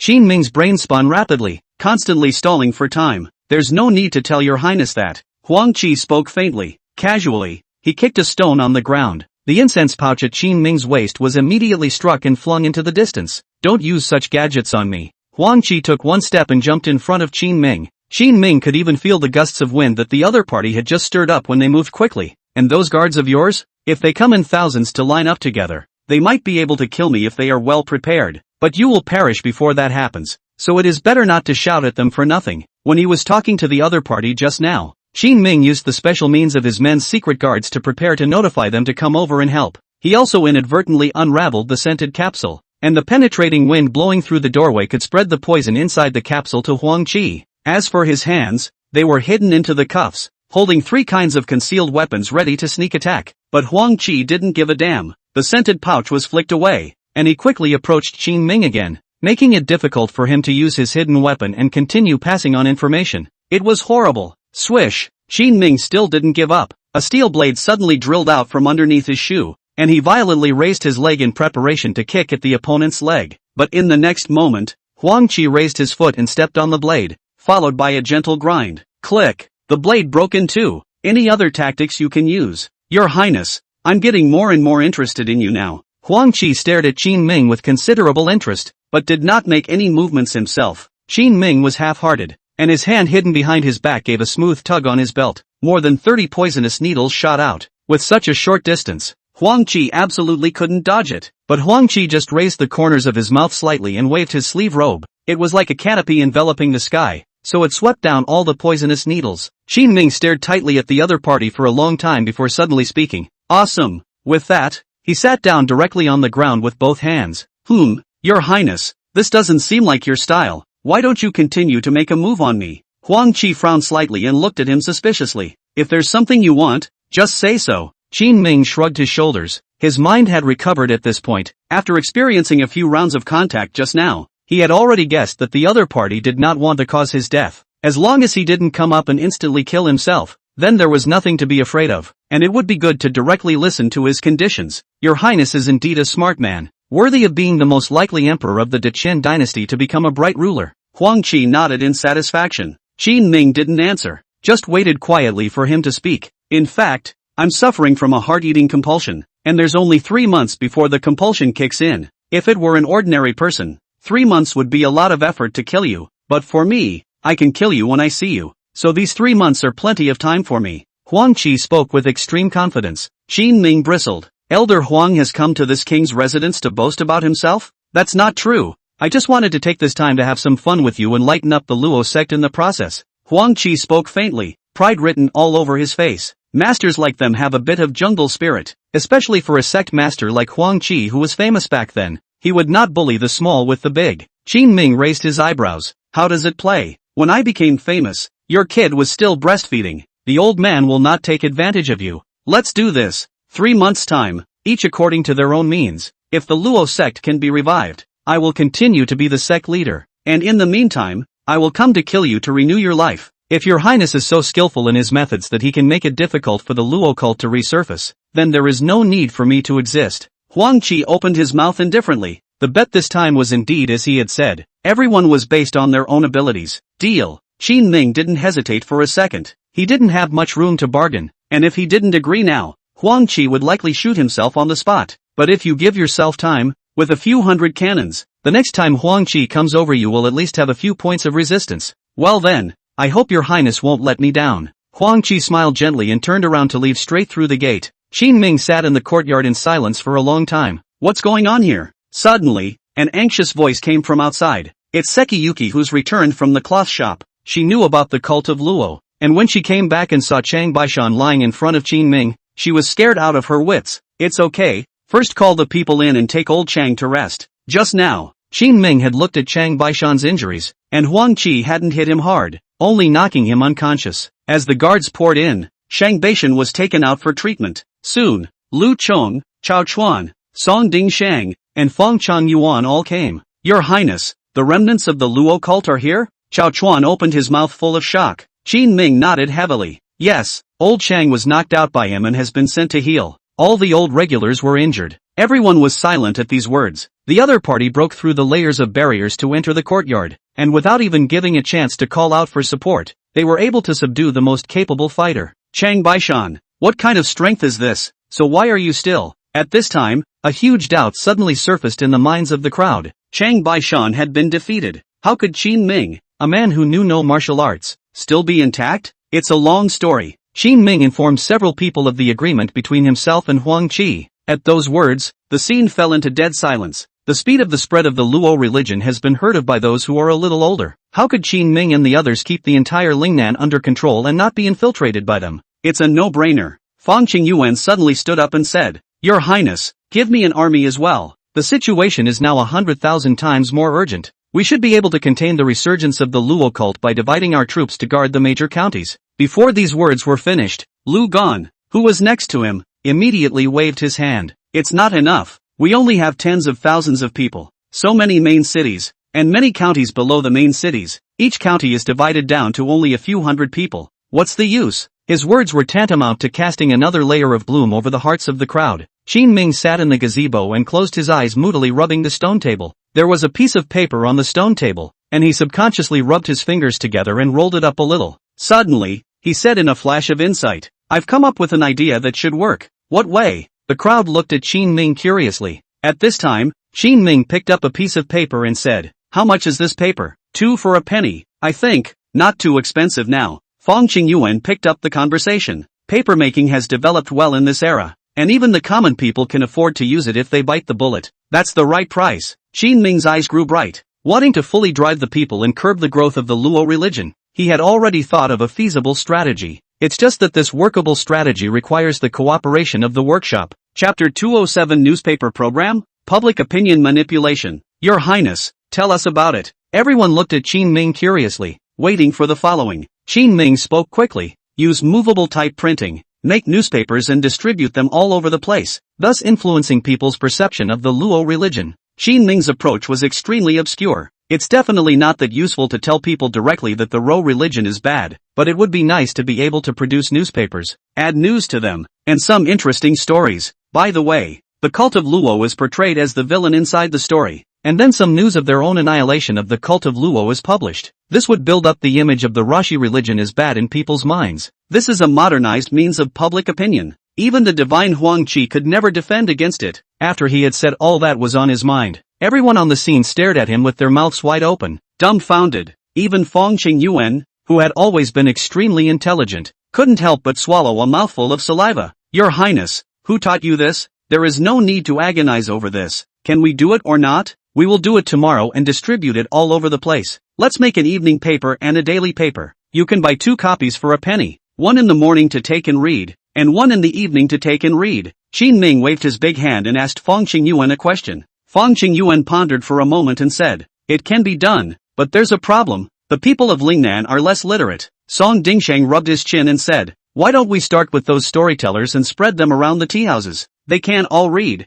That's a good idea. Let's go. Fong Qingyuan slowly nodded his head and directly pulled Chao Chuan to prepare to return to the workshop. As for the content, Qin Ming gave it to Lu Yuli's secret guards. They usually investigate all sorts of news frequently, and they surely have a lot of news. When the time comes, find something eye-catching and have some poor scholar make up a little story about marrying a rich merchant's daughter against all odds. Straight away, it attracts countless watchers. These are all yours. Qin Ming patted Song Dingsheng's shoulder, and Song Dingsheng laughed loudly. Don't worry, Your Highness. It's all on me. As the words fell from his lips, he turned around and prepared to go to the local private school to find Xiu Kai. After the crowd left, Qin Ming turned around and suddenly discovered Guan Yu, who had been looking at him in silence the entire time. At the moment her eyes were red. She clutched her sleeve robe tightly, and her eyes stayed locked on her own. What's wrong? Walking forward, Qin Ming tenderly embraced him in his arms. Sekiyuki gently raised her hand and hammered it on his chest. You scared me to death when I came back today. I thought.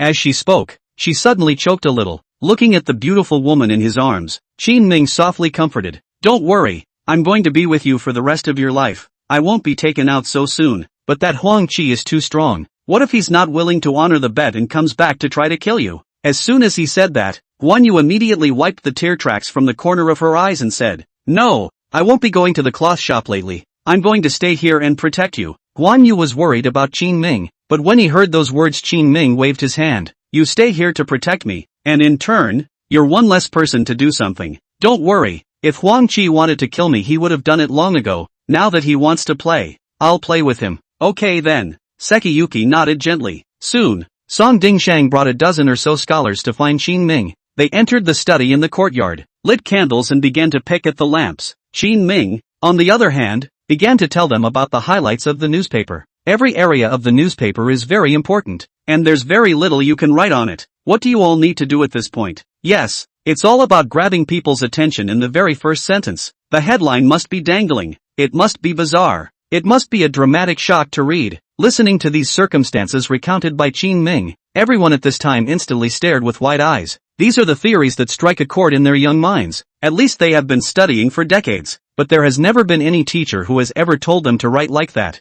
Qin Ming sputtered and made arrangements with them. Let's split into 3 groups: ethics, gossip, and news, and we'll all do our own thing. The news team is the one that writes about what I offer in the most interesting way possible, and the length must be concise. The gossip team is responsible for picking up interesting things about local officials or landlords, and if some beautiful women who are famous among the 10 miles or so have a story to tell, you guys just write it too. Ethics team, you guys are awesome with this one. Write something about the old man picking the dust off the walls. Get it? Qin Ming's teaching caused the corners of Song Dingsheng's mouth to tremble slightly, knowing that Qin Ming has a wild way, but no one expected him to be wildly out of his way. Write quickly, everyone, I'll review them, and I'll give you 3 taels of silver for passing one. While Qin Ming was making the arrangements, he didn't forget to talk about their rewards. 3 taels of silver. So many. A green light came out of everyone's eyes. Qin Ming did give a lot this trip, to realize that 3 taels of silver to spend sparingly. It was already enough for their family of 3 to live comfortably in the county for a month.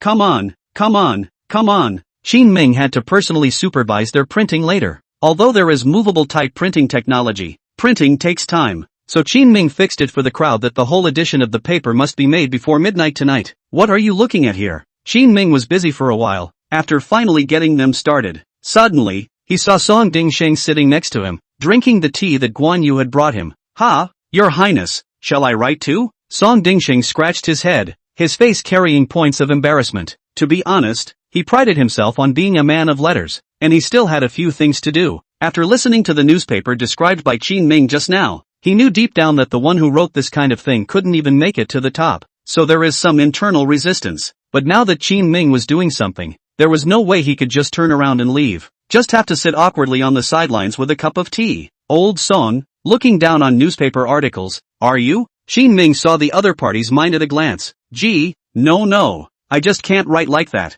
Song Dingsheng was definitely not willing to admit it, so he waved his hand in a hurry. Qin Ming directly pulled him to sit at the desk. Just right. Don't you want to stir the pot with your pencil? Trust the king. You'll love the feeling. This was really not something that Qin Ming had made up with him. Many literati, including Song Dingsheng, are full of experience, though, but mostly, the writing is simply masculine and cookie cutter. But newspapers are different, and this stuff can be amazingly effective. Under Qin Ming's urging, Song Dingsheng had no choice but to redden his old face and join the ethics group. Handwritten as sister-in-law and brother-in-law story. At this time Song Dingsheng does not know. Belonging to the gears of his destiny has quietly turned. Chapter 208, a rivalry between 2 literary giants. They were very efficient today, and before the stroke of midnight Qin Ming had already arranged everything. Taking their things to the workshop, Chao Chuan and Fong Qingyuan were already waiting here. Chao Chuan curiously walked forward and said to Qin Ming, Your Highness, what did you write in the paper? Let me see. Well,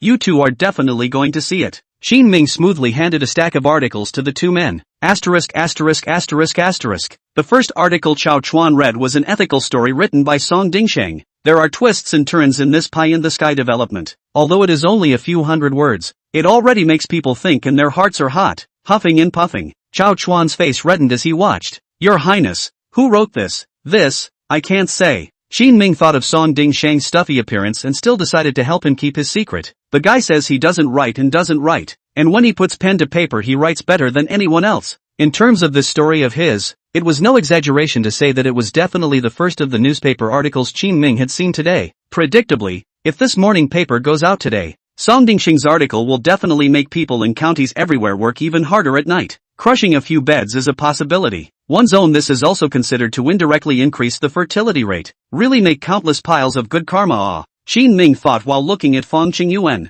However, he realized that Fong Qingyuan was a bit calmly outrageous. He was originally a man of letters, having passed the examination for the existence of the scholar. It took a few scans to get through them. It's just that he didn't want to be like Chao Chuan, who was very excited after reading it. Straight away he began to follow the text, then get molds for movable type and call out to have these printed on a sheet of paper. While doing so, he also analyzed it. The fit of these articles, as well as the various classifications, are all very novel, and can correspond to quite a few people who like this bite. If they can be sent to the major main cities and subordinate counties, they will certainly be popular. Looking at him in a serious manner, the blushing Chao Chuan was a bit surprised. Old Fong, don't you have an itch to look at these? Qin Ming was equally curious. Fong Qingyuan didn't hide it in the slightest, but instead said seriously, a little. As he spoke, he pulled out his daily schedule. He's a very serious man. What you do each day is well planned to ensure that no time is wasted. After crossing out the half hour for tea, under the gaze of Qin Ming and Xiao Chuan, who were filled with doubt,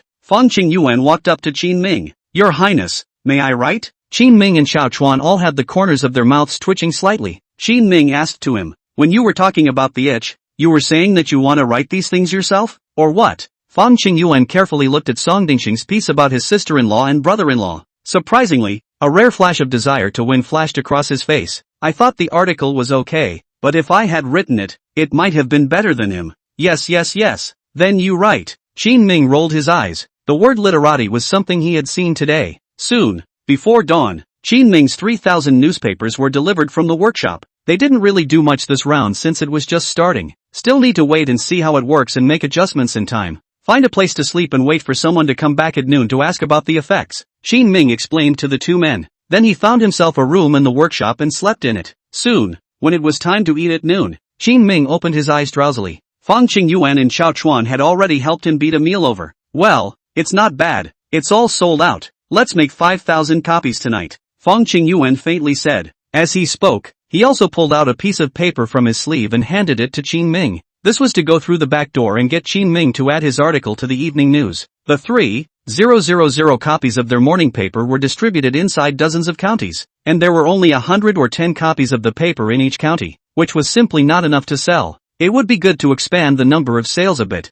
That's fine. Qin Ming opened Fang Qingyuan's article and froze after just 2 glances. Good guy. Fang Qingyuan is also taking a different approach. Surprisingly, I wrote a piece on the love-hate relationship between a scholar and a fox demon, and the wordplay in it is so evocative. The key is that there's nothing at all like Song Dingsheng's old husband and daughter-in-law like ethical drama view. This kind of love between the fox demon and the scholar, on the contrary, gives people a sense of full of yearning for advanced. Grandma, it's really worthy of being the top student of the year. Qin Ming couldn't help but give him a thumbs up. You'll be in charge of stories for the evening paper from now on. Without the slightest hesitation, Qin Ming directly took out 100 taels of silver tickets and stuffed them in Fang Qingyuan's arms. Fang Qingyuan pushed the silver ticket aside and said seriously, no, take the money I make from my articles and take it to extra printings. Compared to making money, Fang Qingyuan is more interested in spreading his articles more widely. That's the path to his self-worth. Fang Qingyuan also sort of lived to understand. Qin Ming smiled and nodded as he put the article away. Okay, then I'll print you another 1,000 copies. Thank you, Your Highness.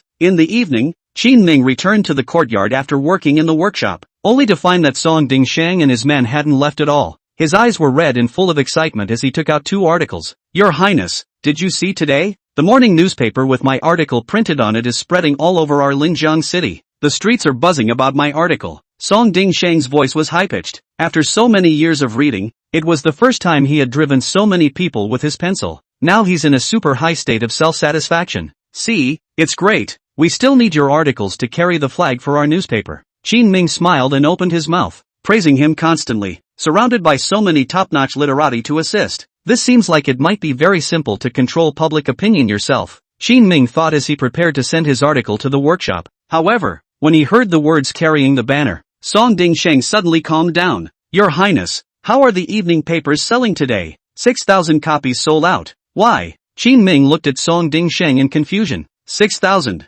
Song Dingsheng gritted his teeth, his face suddenly ugly. May I trouble Your Highness to inform you who authored that article? I can't tell you that. People haven't agreed to reveal their identities yet, but you two are now in charge of the morning paper and the evening paper. So cheer up. Qin Ming could sort of see it. This Song Dingsheng and Fang Qingyuan both seem to be a bit on top of each other, and have even started to secretly compete. It was assumed that Song Dingsheng had also heard about that fox demon story inside the evening paper after hearing that his ethical story had been widely publicized. Qin Ming didn't care about all this competition between them, as long as the newspaper was well and truly down. Immediately afterward, he began to give the crowd instructions on what to do next. Everyone, the promotion of the newspaper has been an initial success, and the next step is to revamp the position of public opinion. For tomorrow's newspaper, we're going to include the antithetical image of the Luo cult. Chapter 209 Luo cult? It's just a street rat. How do I join? The crowd didn't forget business. It's like they started the Lingnan Daily News now, but the purpose since the beginning has not been to make money. Rather, it was so that it could influence people's attitudes toward the Rosh Hashanah. The Luo cult was an extremely terrifying sect that could easily search for countless believers.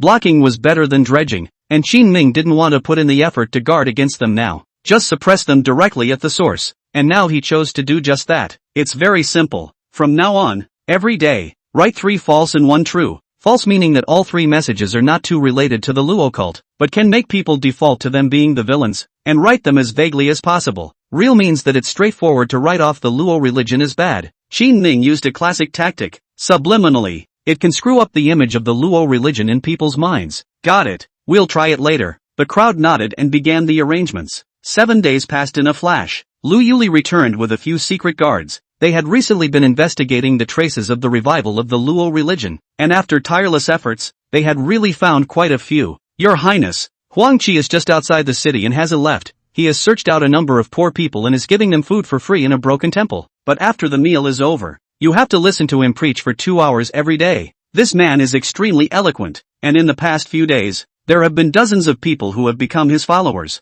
Generally speaking, the spread of Rosh Hashanah did occur in this way. In time, when these people became disciples under Huang Qi, they would take what they had learned from Huang Qi and then go to others and develop them into Luo sect congregations. Only this time they kind of kicked the bucket. I thought there were some special means, but it turned out to be like this. Qin Ming smiled. As the past few days passed, his newspaper had taken over all of Lingnan and was all the rage. Old Song, you write up Huang Qi's behavior and remind everyone to take precautions. Qin Ming, who had mastered the media, directly waved his hand and arranged things. On the following day, a group of members of the Luo sect, after receiving Huang Qi's teachings, then he began to leave alone to conduct a search of the congregation. This was the task Huang Qi had explained to them, but it's just too easy for them to think. With eager anticipation, the crowd entered Linjiang City, just after opening their mouths to say a word about the Luo cult. The people on the street then all changed their faces. You're from the Luo religion? What a ing bummer. Get out. When did a gutter rat like Luo cult dare to come out so blatantly? Many passing pedestrians couldn't help but show contempt when they saw them.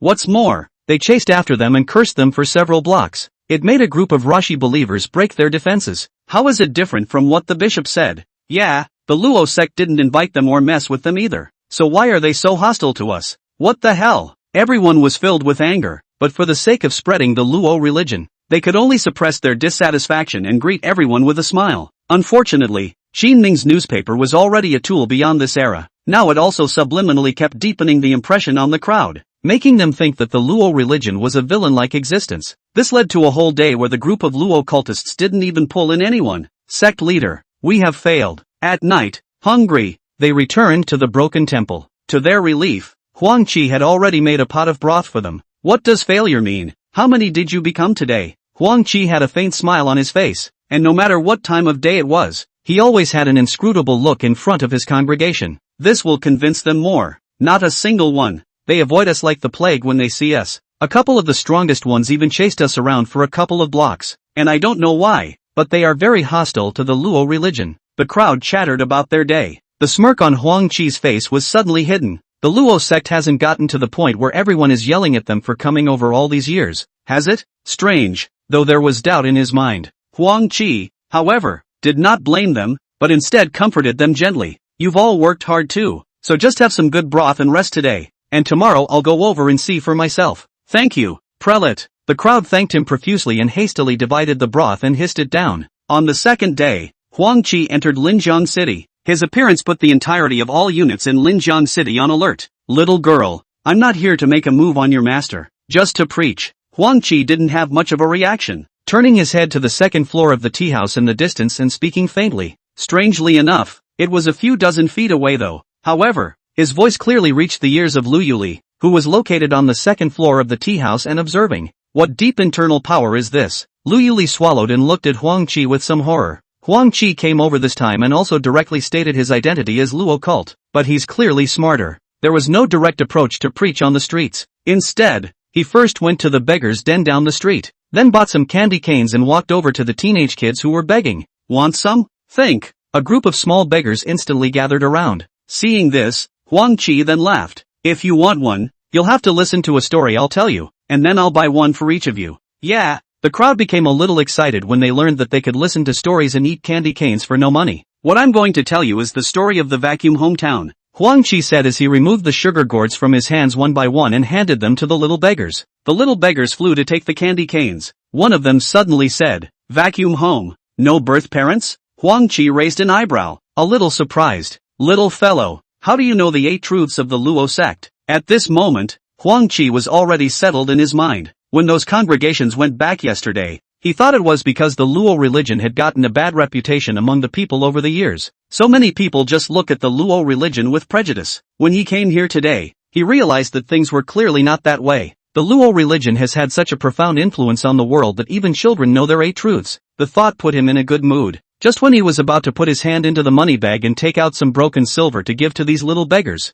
a small beggar suddenly shouted, "Run! He's from the Luo cult. The cult of Luo is coming. He's going to eat the children." Swish, swish, swish, swish, swish, swish, swish, swish, swish, swish, swish, swish, swish, swish, swish, swish, swish. A group of little beggars come and go like the wind. Even one of the lame beggars, who was on crutches, stomped away from Huang Qi in a few breaths. What's wrong with being taught by Luo? Also, when did Lao Fu eat children? Huang Qi clenched his teeth, his face unsightly. Things were worse than he thought, but right now he was more interested in knowing what it was all about than his own situation. When I expanded the Luo sect back in the day, I hadn't done any evil, either. Chapter 210 Change of Strategy. Entering the temple to argue the scriptures. What the hell is going on here? Huang Qi paced the street, muttering under his breath. He had been scouring the major villages for the past few days, searching for marginalized people who were living difficult and hard lives.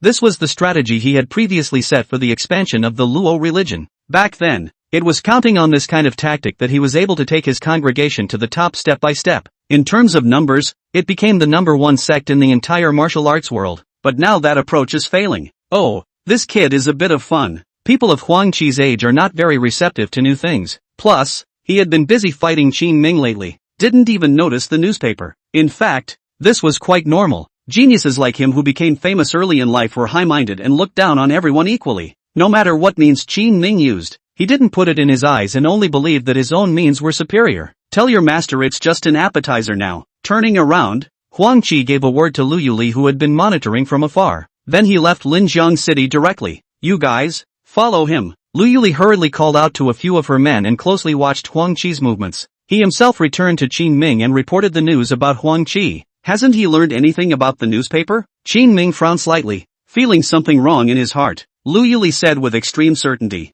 Yeah, he didn't even ask why the situation was there, turned around and left. This stubbornness is outrageous. Qin Ming probably guessed what the other party was thinking. People like Huang Qi aren't the type to keep asking why after failing. Inside his eyes, he could not fail. Once it doesn't work, he'll just switch methods. This kind of character that was so arrogant that he didn't put everyone in his eyes, and didn't even ask why he was being hindered, really matched his strength. This person's character is indeed eccentric. I heard from my men that just now he went next door, outside the city of Qiantang, and found a temple called Cold Mountain Temple to block the door. What's he going to do? Qin Ming froze for a moment, not reacting to the other party's tactics. Argumentative. Lu Yuli slowly spat out 2 words, but it shook Qin Ming to his core. Luoism has been able to grow and is even still very marketable. Wunderkind abundance is one thing. Another important layer is that the theoretical foundation of this group is just too solid. In particular, Huang Qi, who was the master of the Luo sect, was the top of the contemporary world in terms of the level of science in order to recruit followers. The most horrible thing is that this guy has been locked up in a heavenly prison for 15 years. For the past 15 years, he had not been able to cultivate martial arts, but only literature. What realm he has reached nowadays is anyone's guess. It's a bit bad. From now on, arrange for 30 secret guards to travel to and from the Cold Mountain Temple outside of Qiantang. Every hour I need to be informed of the latest news. Your Highness, he's just arguing the scriptures. Why are we so panicked? Qin Ming immediately waved his hand. He's not apologizing for the scriptures. This is to make a big move and draw everyone's attention to him. As long as there are people to watch the fun, the theories of the Luo religion can naturally be widely spread. At those words, Lu Yuli frowned. But Your Highness, Cold Mountain Temple is also a famous ancient temple in the world. There are many high-ranking monks in it. If it's a debate on the sutra, could it be that Huang Qi is confident that he can completely beat them? Everything Qin Ming said was possible was to be based on Huang Qi's victory. He will. After a few encounters, Qin Ming had already gotten to know this terrifying fellow. If he dared to go, it meant that he had absolute confidence in his strength.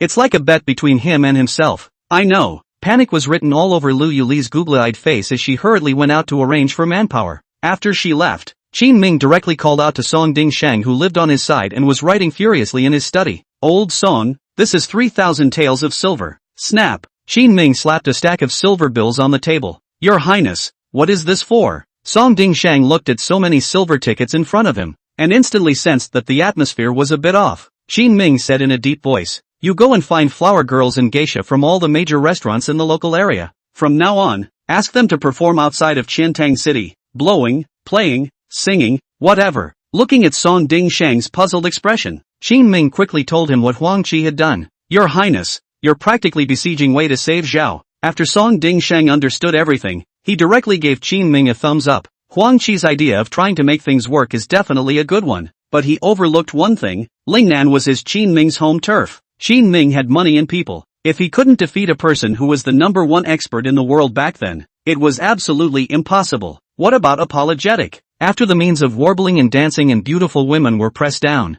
even if Huang Qi grew 100 mouths, it was absolutely impossible to attract those idle people over. Song Dingsheng quickly left, and at Qin Ming's authorization, Chang Baishan quickly brought Feng Qingyuan again. On the way, he had already spoken to Feng Qingyuan about Huang Qi. Feng Qingyuan had just seen Qin Ming when he opened his mouth. Your Highness, the 3 falsehoods and 1 falsehood should not be written in the newspaper anymore. I think that from now on, the 3 falsehoods and 1 falsehood should be reported, and it would be good to directly portray Huang Qi as the villain. Previously, Qin Ming's denigration of Huang Qi and the Luo sect had been relatively subtle. It took 3 side stories to get 1 positive rant against them. Not so much now. Huang Qi went to the Cold Mountain Temple to call the door, and provoked countless other highly respected monks. Isn't that properly villainous? Qin Ming felt that he was dangerous, and he had the same opinion as Feng Qingyuan. It wasn't enough to rob him. It was necessary to crush his reputation again. Called you for that, too. Old Song's been away lately arranging gigs, so you'll suffer to carry the evening and daily papers together.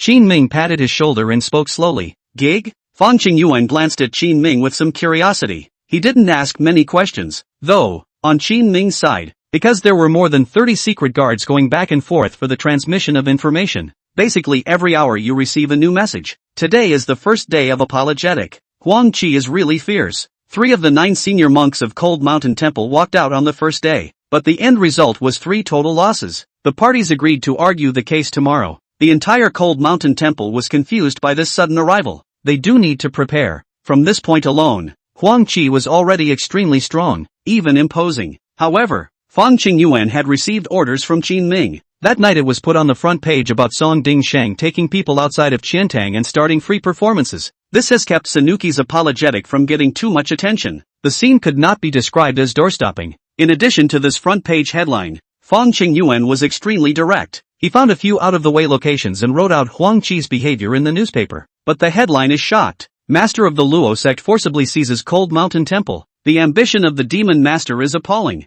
Chapter 211. A literary giant. Right next to me? Once these titles were written, Feng Qingyuan also spent ink and pen to write the 9 monks of Cold Mountain Temple as the mainstay of the fight against the demonic sect masters. Sort of gives them a boost of fame. Shunsui is again putting a lot of pressure on Huang Qi. Your Highness, late at night, Feng Qingyuan, who had finished his busy schedule, saw Qin Ming returning from outside with a serious look on his face, so he walked up to greet him. Old Feng, you've done a good job this time. I went out today to gather intelligence. All of it was an angry denunciation of Cult of Luo. The first thing he did was to go out on this trip to see how effective newspapers could be in blocking the Luo religion. I didn't realize that the streets and alleys were all filled with angry people raging against the Luo religion. I'm glad it's working. I'll go ahead and catch up on tomorrow's morning paper. Now it was a special time. Feng Qingyuan could only suffer for the time being and stop things on his body first. Chang Baishan, who was following Qin Ming, said, Your Highness, what should we do if the others from Cold Mountain Temple lose again tomorrow? It's a big deal. No matter how much Qin Ming glorified the Cold Mountain Temple, but if Huang Qi's 1 through 3 ended with a 1 through 9,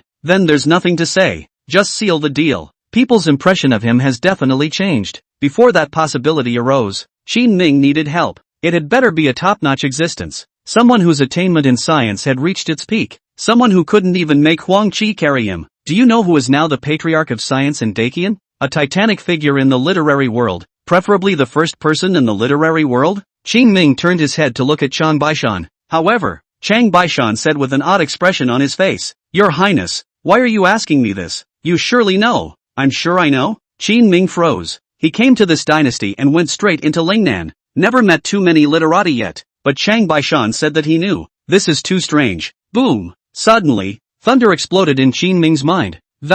You're talking about wouldn't be that teacher in my capital city, would it? Yeah, besides Minister Chen, who else can say they are the best in the world? Shang Baishan nodded rightfully. Qin Ming instantly realized everything. Chen Shimao, his own teacher, the head of the great Qian literary world. If there was anyone who could break down the theory of the Luo religion, there was no one else in the world except him. No matter what, Qin Ming was going to win this debate for once. Otherwise the one-sidedness is simply hard to explain. Even if the opinion of the newspapers was overwhelming, it could not stop the rise of the Luo religion behind Huang Qi. I'll invite. With his life at stake, Qin Ming didn't have any hesitation, and at that moment, he directly prepared to move. Your Highness, you're running too slowly. It's better if I do it. Shang Baishan pressed Qin Ming and spoke in a low voice. Horseback riding is also physically demanding. Qin Ming, a scholar, is not physically strong enough to run long distances. It is now the end of autumn, and it is reasonable to say that Chen Shimao can return to his hometown to save his family at the end of the year.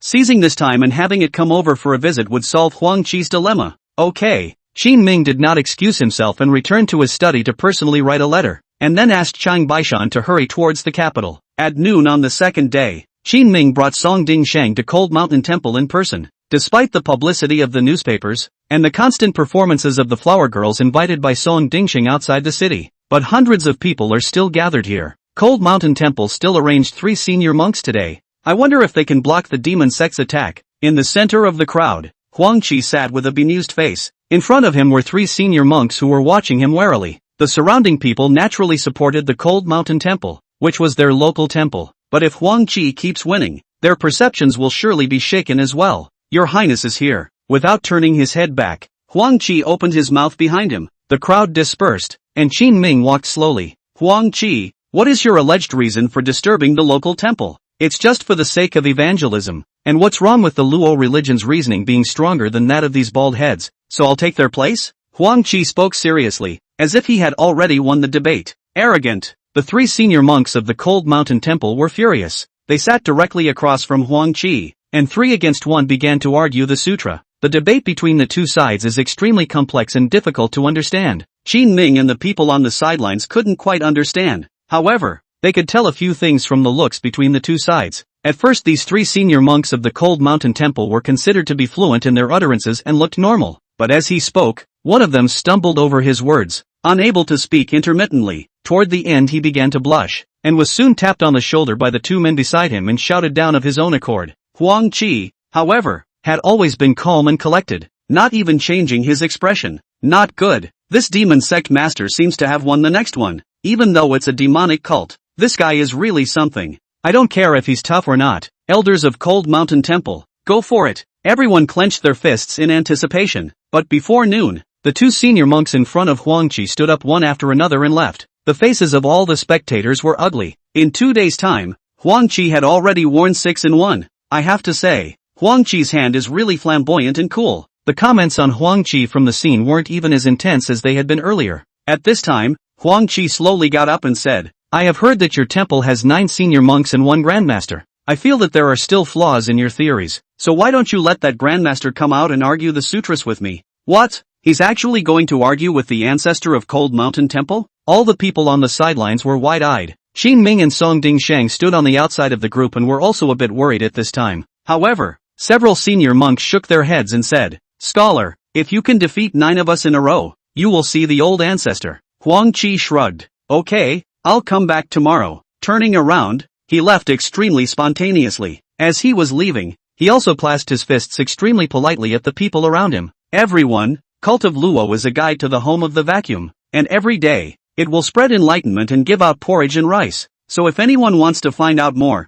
they can find me at any time. My humble servant is waiting at the city god's temple outside of Qiantang, winning 6 in a row. His image in the crowd's mind had changed a lot. For a while there were actually quite a few people who had a few moments of curiosity. Go on, check it out. Qin Ming and Song Dingsheng spoke in low voices. When they arrived at the city god temple outside of Qiantang, they saw hundreds of people gathered here, all of whom were believers that Huang Qi had recently gotten with his own means. They had set up several large pots and were simmering broth, with drawers of steamed buns in a steamer next to them. If there are any who would like to hear me preach, they may sit down and eat together. Huang Qi spoke to the dozens of people who had followed him. smelling the fragrant broth and looking at the white flour-steamed buns placed in the distant cage drawer. A number of watchers approached at once. It's so worth it to listen to a little sermon and eat so well. Serve me a bowl too. Me too. In just one morning, dozens more people began to embrace the Luo religion. Qin Ming and Song Dingsheng stood in the distance, their faces all extremely ugly. Chapter 212 1-9. The ancestor comes out. As Huang Qi's arrangement was implemented, by mid-afternoon, dozens of followers of the Luo religion had dragged these people who had eaten to begin spreading the teachings of the Luo religion. There was real enthusiasm in this group, and smiles on almost everyone's face. But what made Qin Ming puzzled was that they had been eating meat soup for so many days, even with some white flour buns. This kind of standardized meal, even some well-off families in Linjiang City and Xiantang City would not dare to eat like this. Where did they get the money? Qin Ming's question caused Song Dingsheng to sigh helplessly. Your Highness, when Huang Qi teaches them, he tells them that money is something outside of the body, and that if they want to return to their vacuum home, they cannot keep these mundane things with them. They, the devotees, would then offer up their own bodies and families to help Huang Qi in his missionary work, while at the same time serving as capital for them to eat with. Hearing this, Qin Ming frowned slightly. The Imperial court was actually correct in dealing with the Luo religion back then. These people don't do anything productive. They worship heaven and earth here all day long. So many mouths to feed, yet you still have to eat every day. The only way to keep the sect thriving is to keep pulling people in and getting them to contribute funds. The point is that the people they are pulling into the religion are supposed to be people who have had a bad life and are looking for spiritual solace. After contributing money, it adds to their woes and doesn't solve the underlying problem at all. With money at stake, they're willing to hand it over that easily? Qin Ming frowned slightly. Excluding some extreme people, it is reasonable to say that the less money on hand is the more likely to take it very seriously. Of course not. It's all about slow indoctrination. This guy Huang Qi is so eloquent that as long as he follows him around, no more than 7 days, he'll act like this. Song Dingsheng had recently been arranging for the official soldiers, in conjunction with the secret guards led by Lu Yuli, to closely monitor Huang Qi's movements, extremely knowledgeable about many of his actions. After hearing what he said and looking at these people who had already been fooled and crippled, Qin Ming clenched his fists and was filled with anger. It doesn't matter what denomination it is. It doesn't matter how powerful the other side is. Anyone who dares to sow their wild oats on their own turf must pay the price. Since Huang Qi was conceited to the extreme, Qin Ming was going to ruthlessly smash through his conceit. This guy is just pervasive. Can't keep this up. Ready to re-strategize. How? Song Dingsheng looked at Qin Ming curiously. At this time, Qin Ming but faintly said, let's go back to Linjiang City, and from now on, focus all the newspapers on this defense of the sutra. But won't that increase the people's concern for him? It's all about attention. The bigger the fuss the better. But there's a caveat to that. Qin Ming explained in a deep voice. And Song Dingsheng raised his eyebrows. What premise? The final victor must be us, so that it can be categorized as a demonic sect in more people's minds. No matter what the story is, it needs to end with a good ending. If we let Huang Qi wear 9 in 1, or even take out that ancestor of the Cold Mountain Temple, then his reputation will be instantly recognizable. But if someone can stop him and take him out, this story then takes a turn for the worse. It will turn out to be the story of the gathering of the forces of righteousness and the courageous fight against the demonic sect master, and finally win the victory. The people will naturally be brought over to the winning side, and will thus be resistant to the Rosh Hashanah religion. I know. That night, Qin Ming took Song Dingsheng back to Linjiang City and changed the strategy of the newspaper. Meanwhile, Chao Chuan found him. Is His Highness busy? He stood outside and asked Sakiyu in a low voice. Not busy. Qin Ming had heard him long ago and walked out of the study. Come over here for a minute then.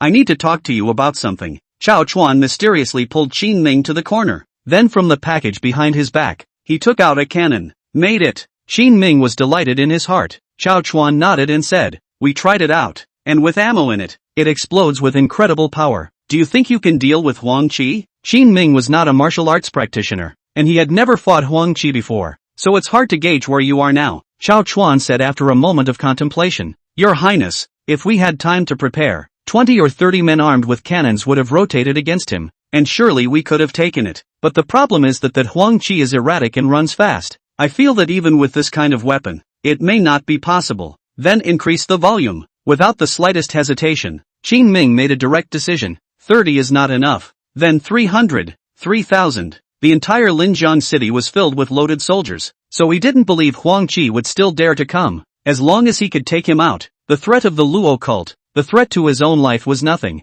Okay, I'll go make some more. Chao Chuan nodded, then turned around and left to secretly start the production. The cannon was considered the second preparation Qinming made. This stuff sure works well, but it was slow to do so, limited by the craftsmanship of the era. Your Highness, the city is boiling over. After Chao Chuan left, Song Dingshang walked into the courtyard right after. After today's evening paper went out, he went out to gather intelligence. After learning that such a big thing had happened in the Jianghu, there were quite a few idle people who wanted to go and watch the fun. Together with those powerful Jianghu people, it was estimated that there would be quite a few onlookers in the entire Cold Mountain Temple tomorrow. As it happened, early in the morning of the second day, thousands of people gathered early outside the Cold Mountain Temple. This number of people had not yet reached its peak, because there were many people who had only learned of the news of Huang Qi and the 9 high priests debating the scriptures last night, didn't even make it in time. During this time, there was no shortage of landowners and the like arriving. This kid is a bit of fun. After Huang Qi arrived here early in the morning, he looked at the increase in the number of people and then raised his eyebrows in surprise. He had recently learned about Qinming's newspaper and knew that he was now being written off as a street rat and everyone was shouting at him. But that's okay, as long as one can use the Cold Mountain Temple as a springboard to swim against the current in this defense. The prestige gained then will only be greater. If we can bring a sufficient number of Jianghu people and landlords under our banner, the development of the Na Luo religion will be unstoppable. Come on. Huang Qi's mouth was tinged with a faint smile. To the remaining 3 senior monks, he beckoned. The morning passed without the slightest surprise, and the 3 were defeated. Song Dingsheng and Xiao Chuan and the others also arrived at the scene early. Seeing this scene, all of them were anxious but could do nothing. Go invite the old ancestor over. A few senior monks from the Cold Mountain Temple spoke in a heavy tone after they got off the stage. They had already seen Huang Qi's terrifying strength. In terms of debating the scriptures, apart from the accomplished monk within the Cold Mountain Temple, there was probably no one else who could subdue Huang Qi.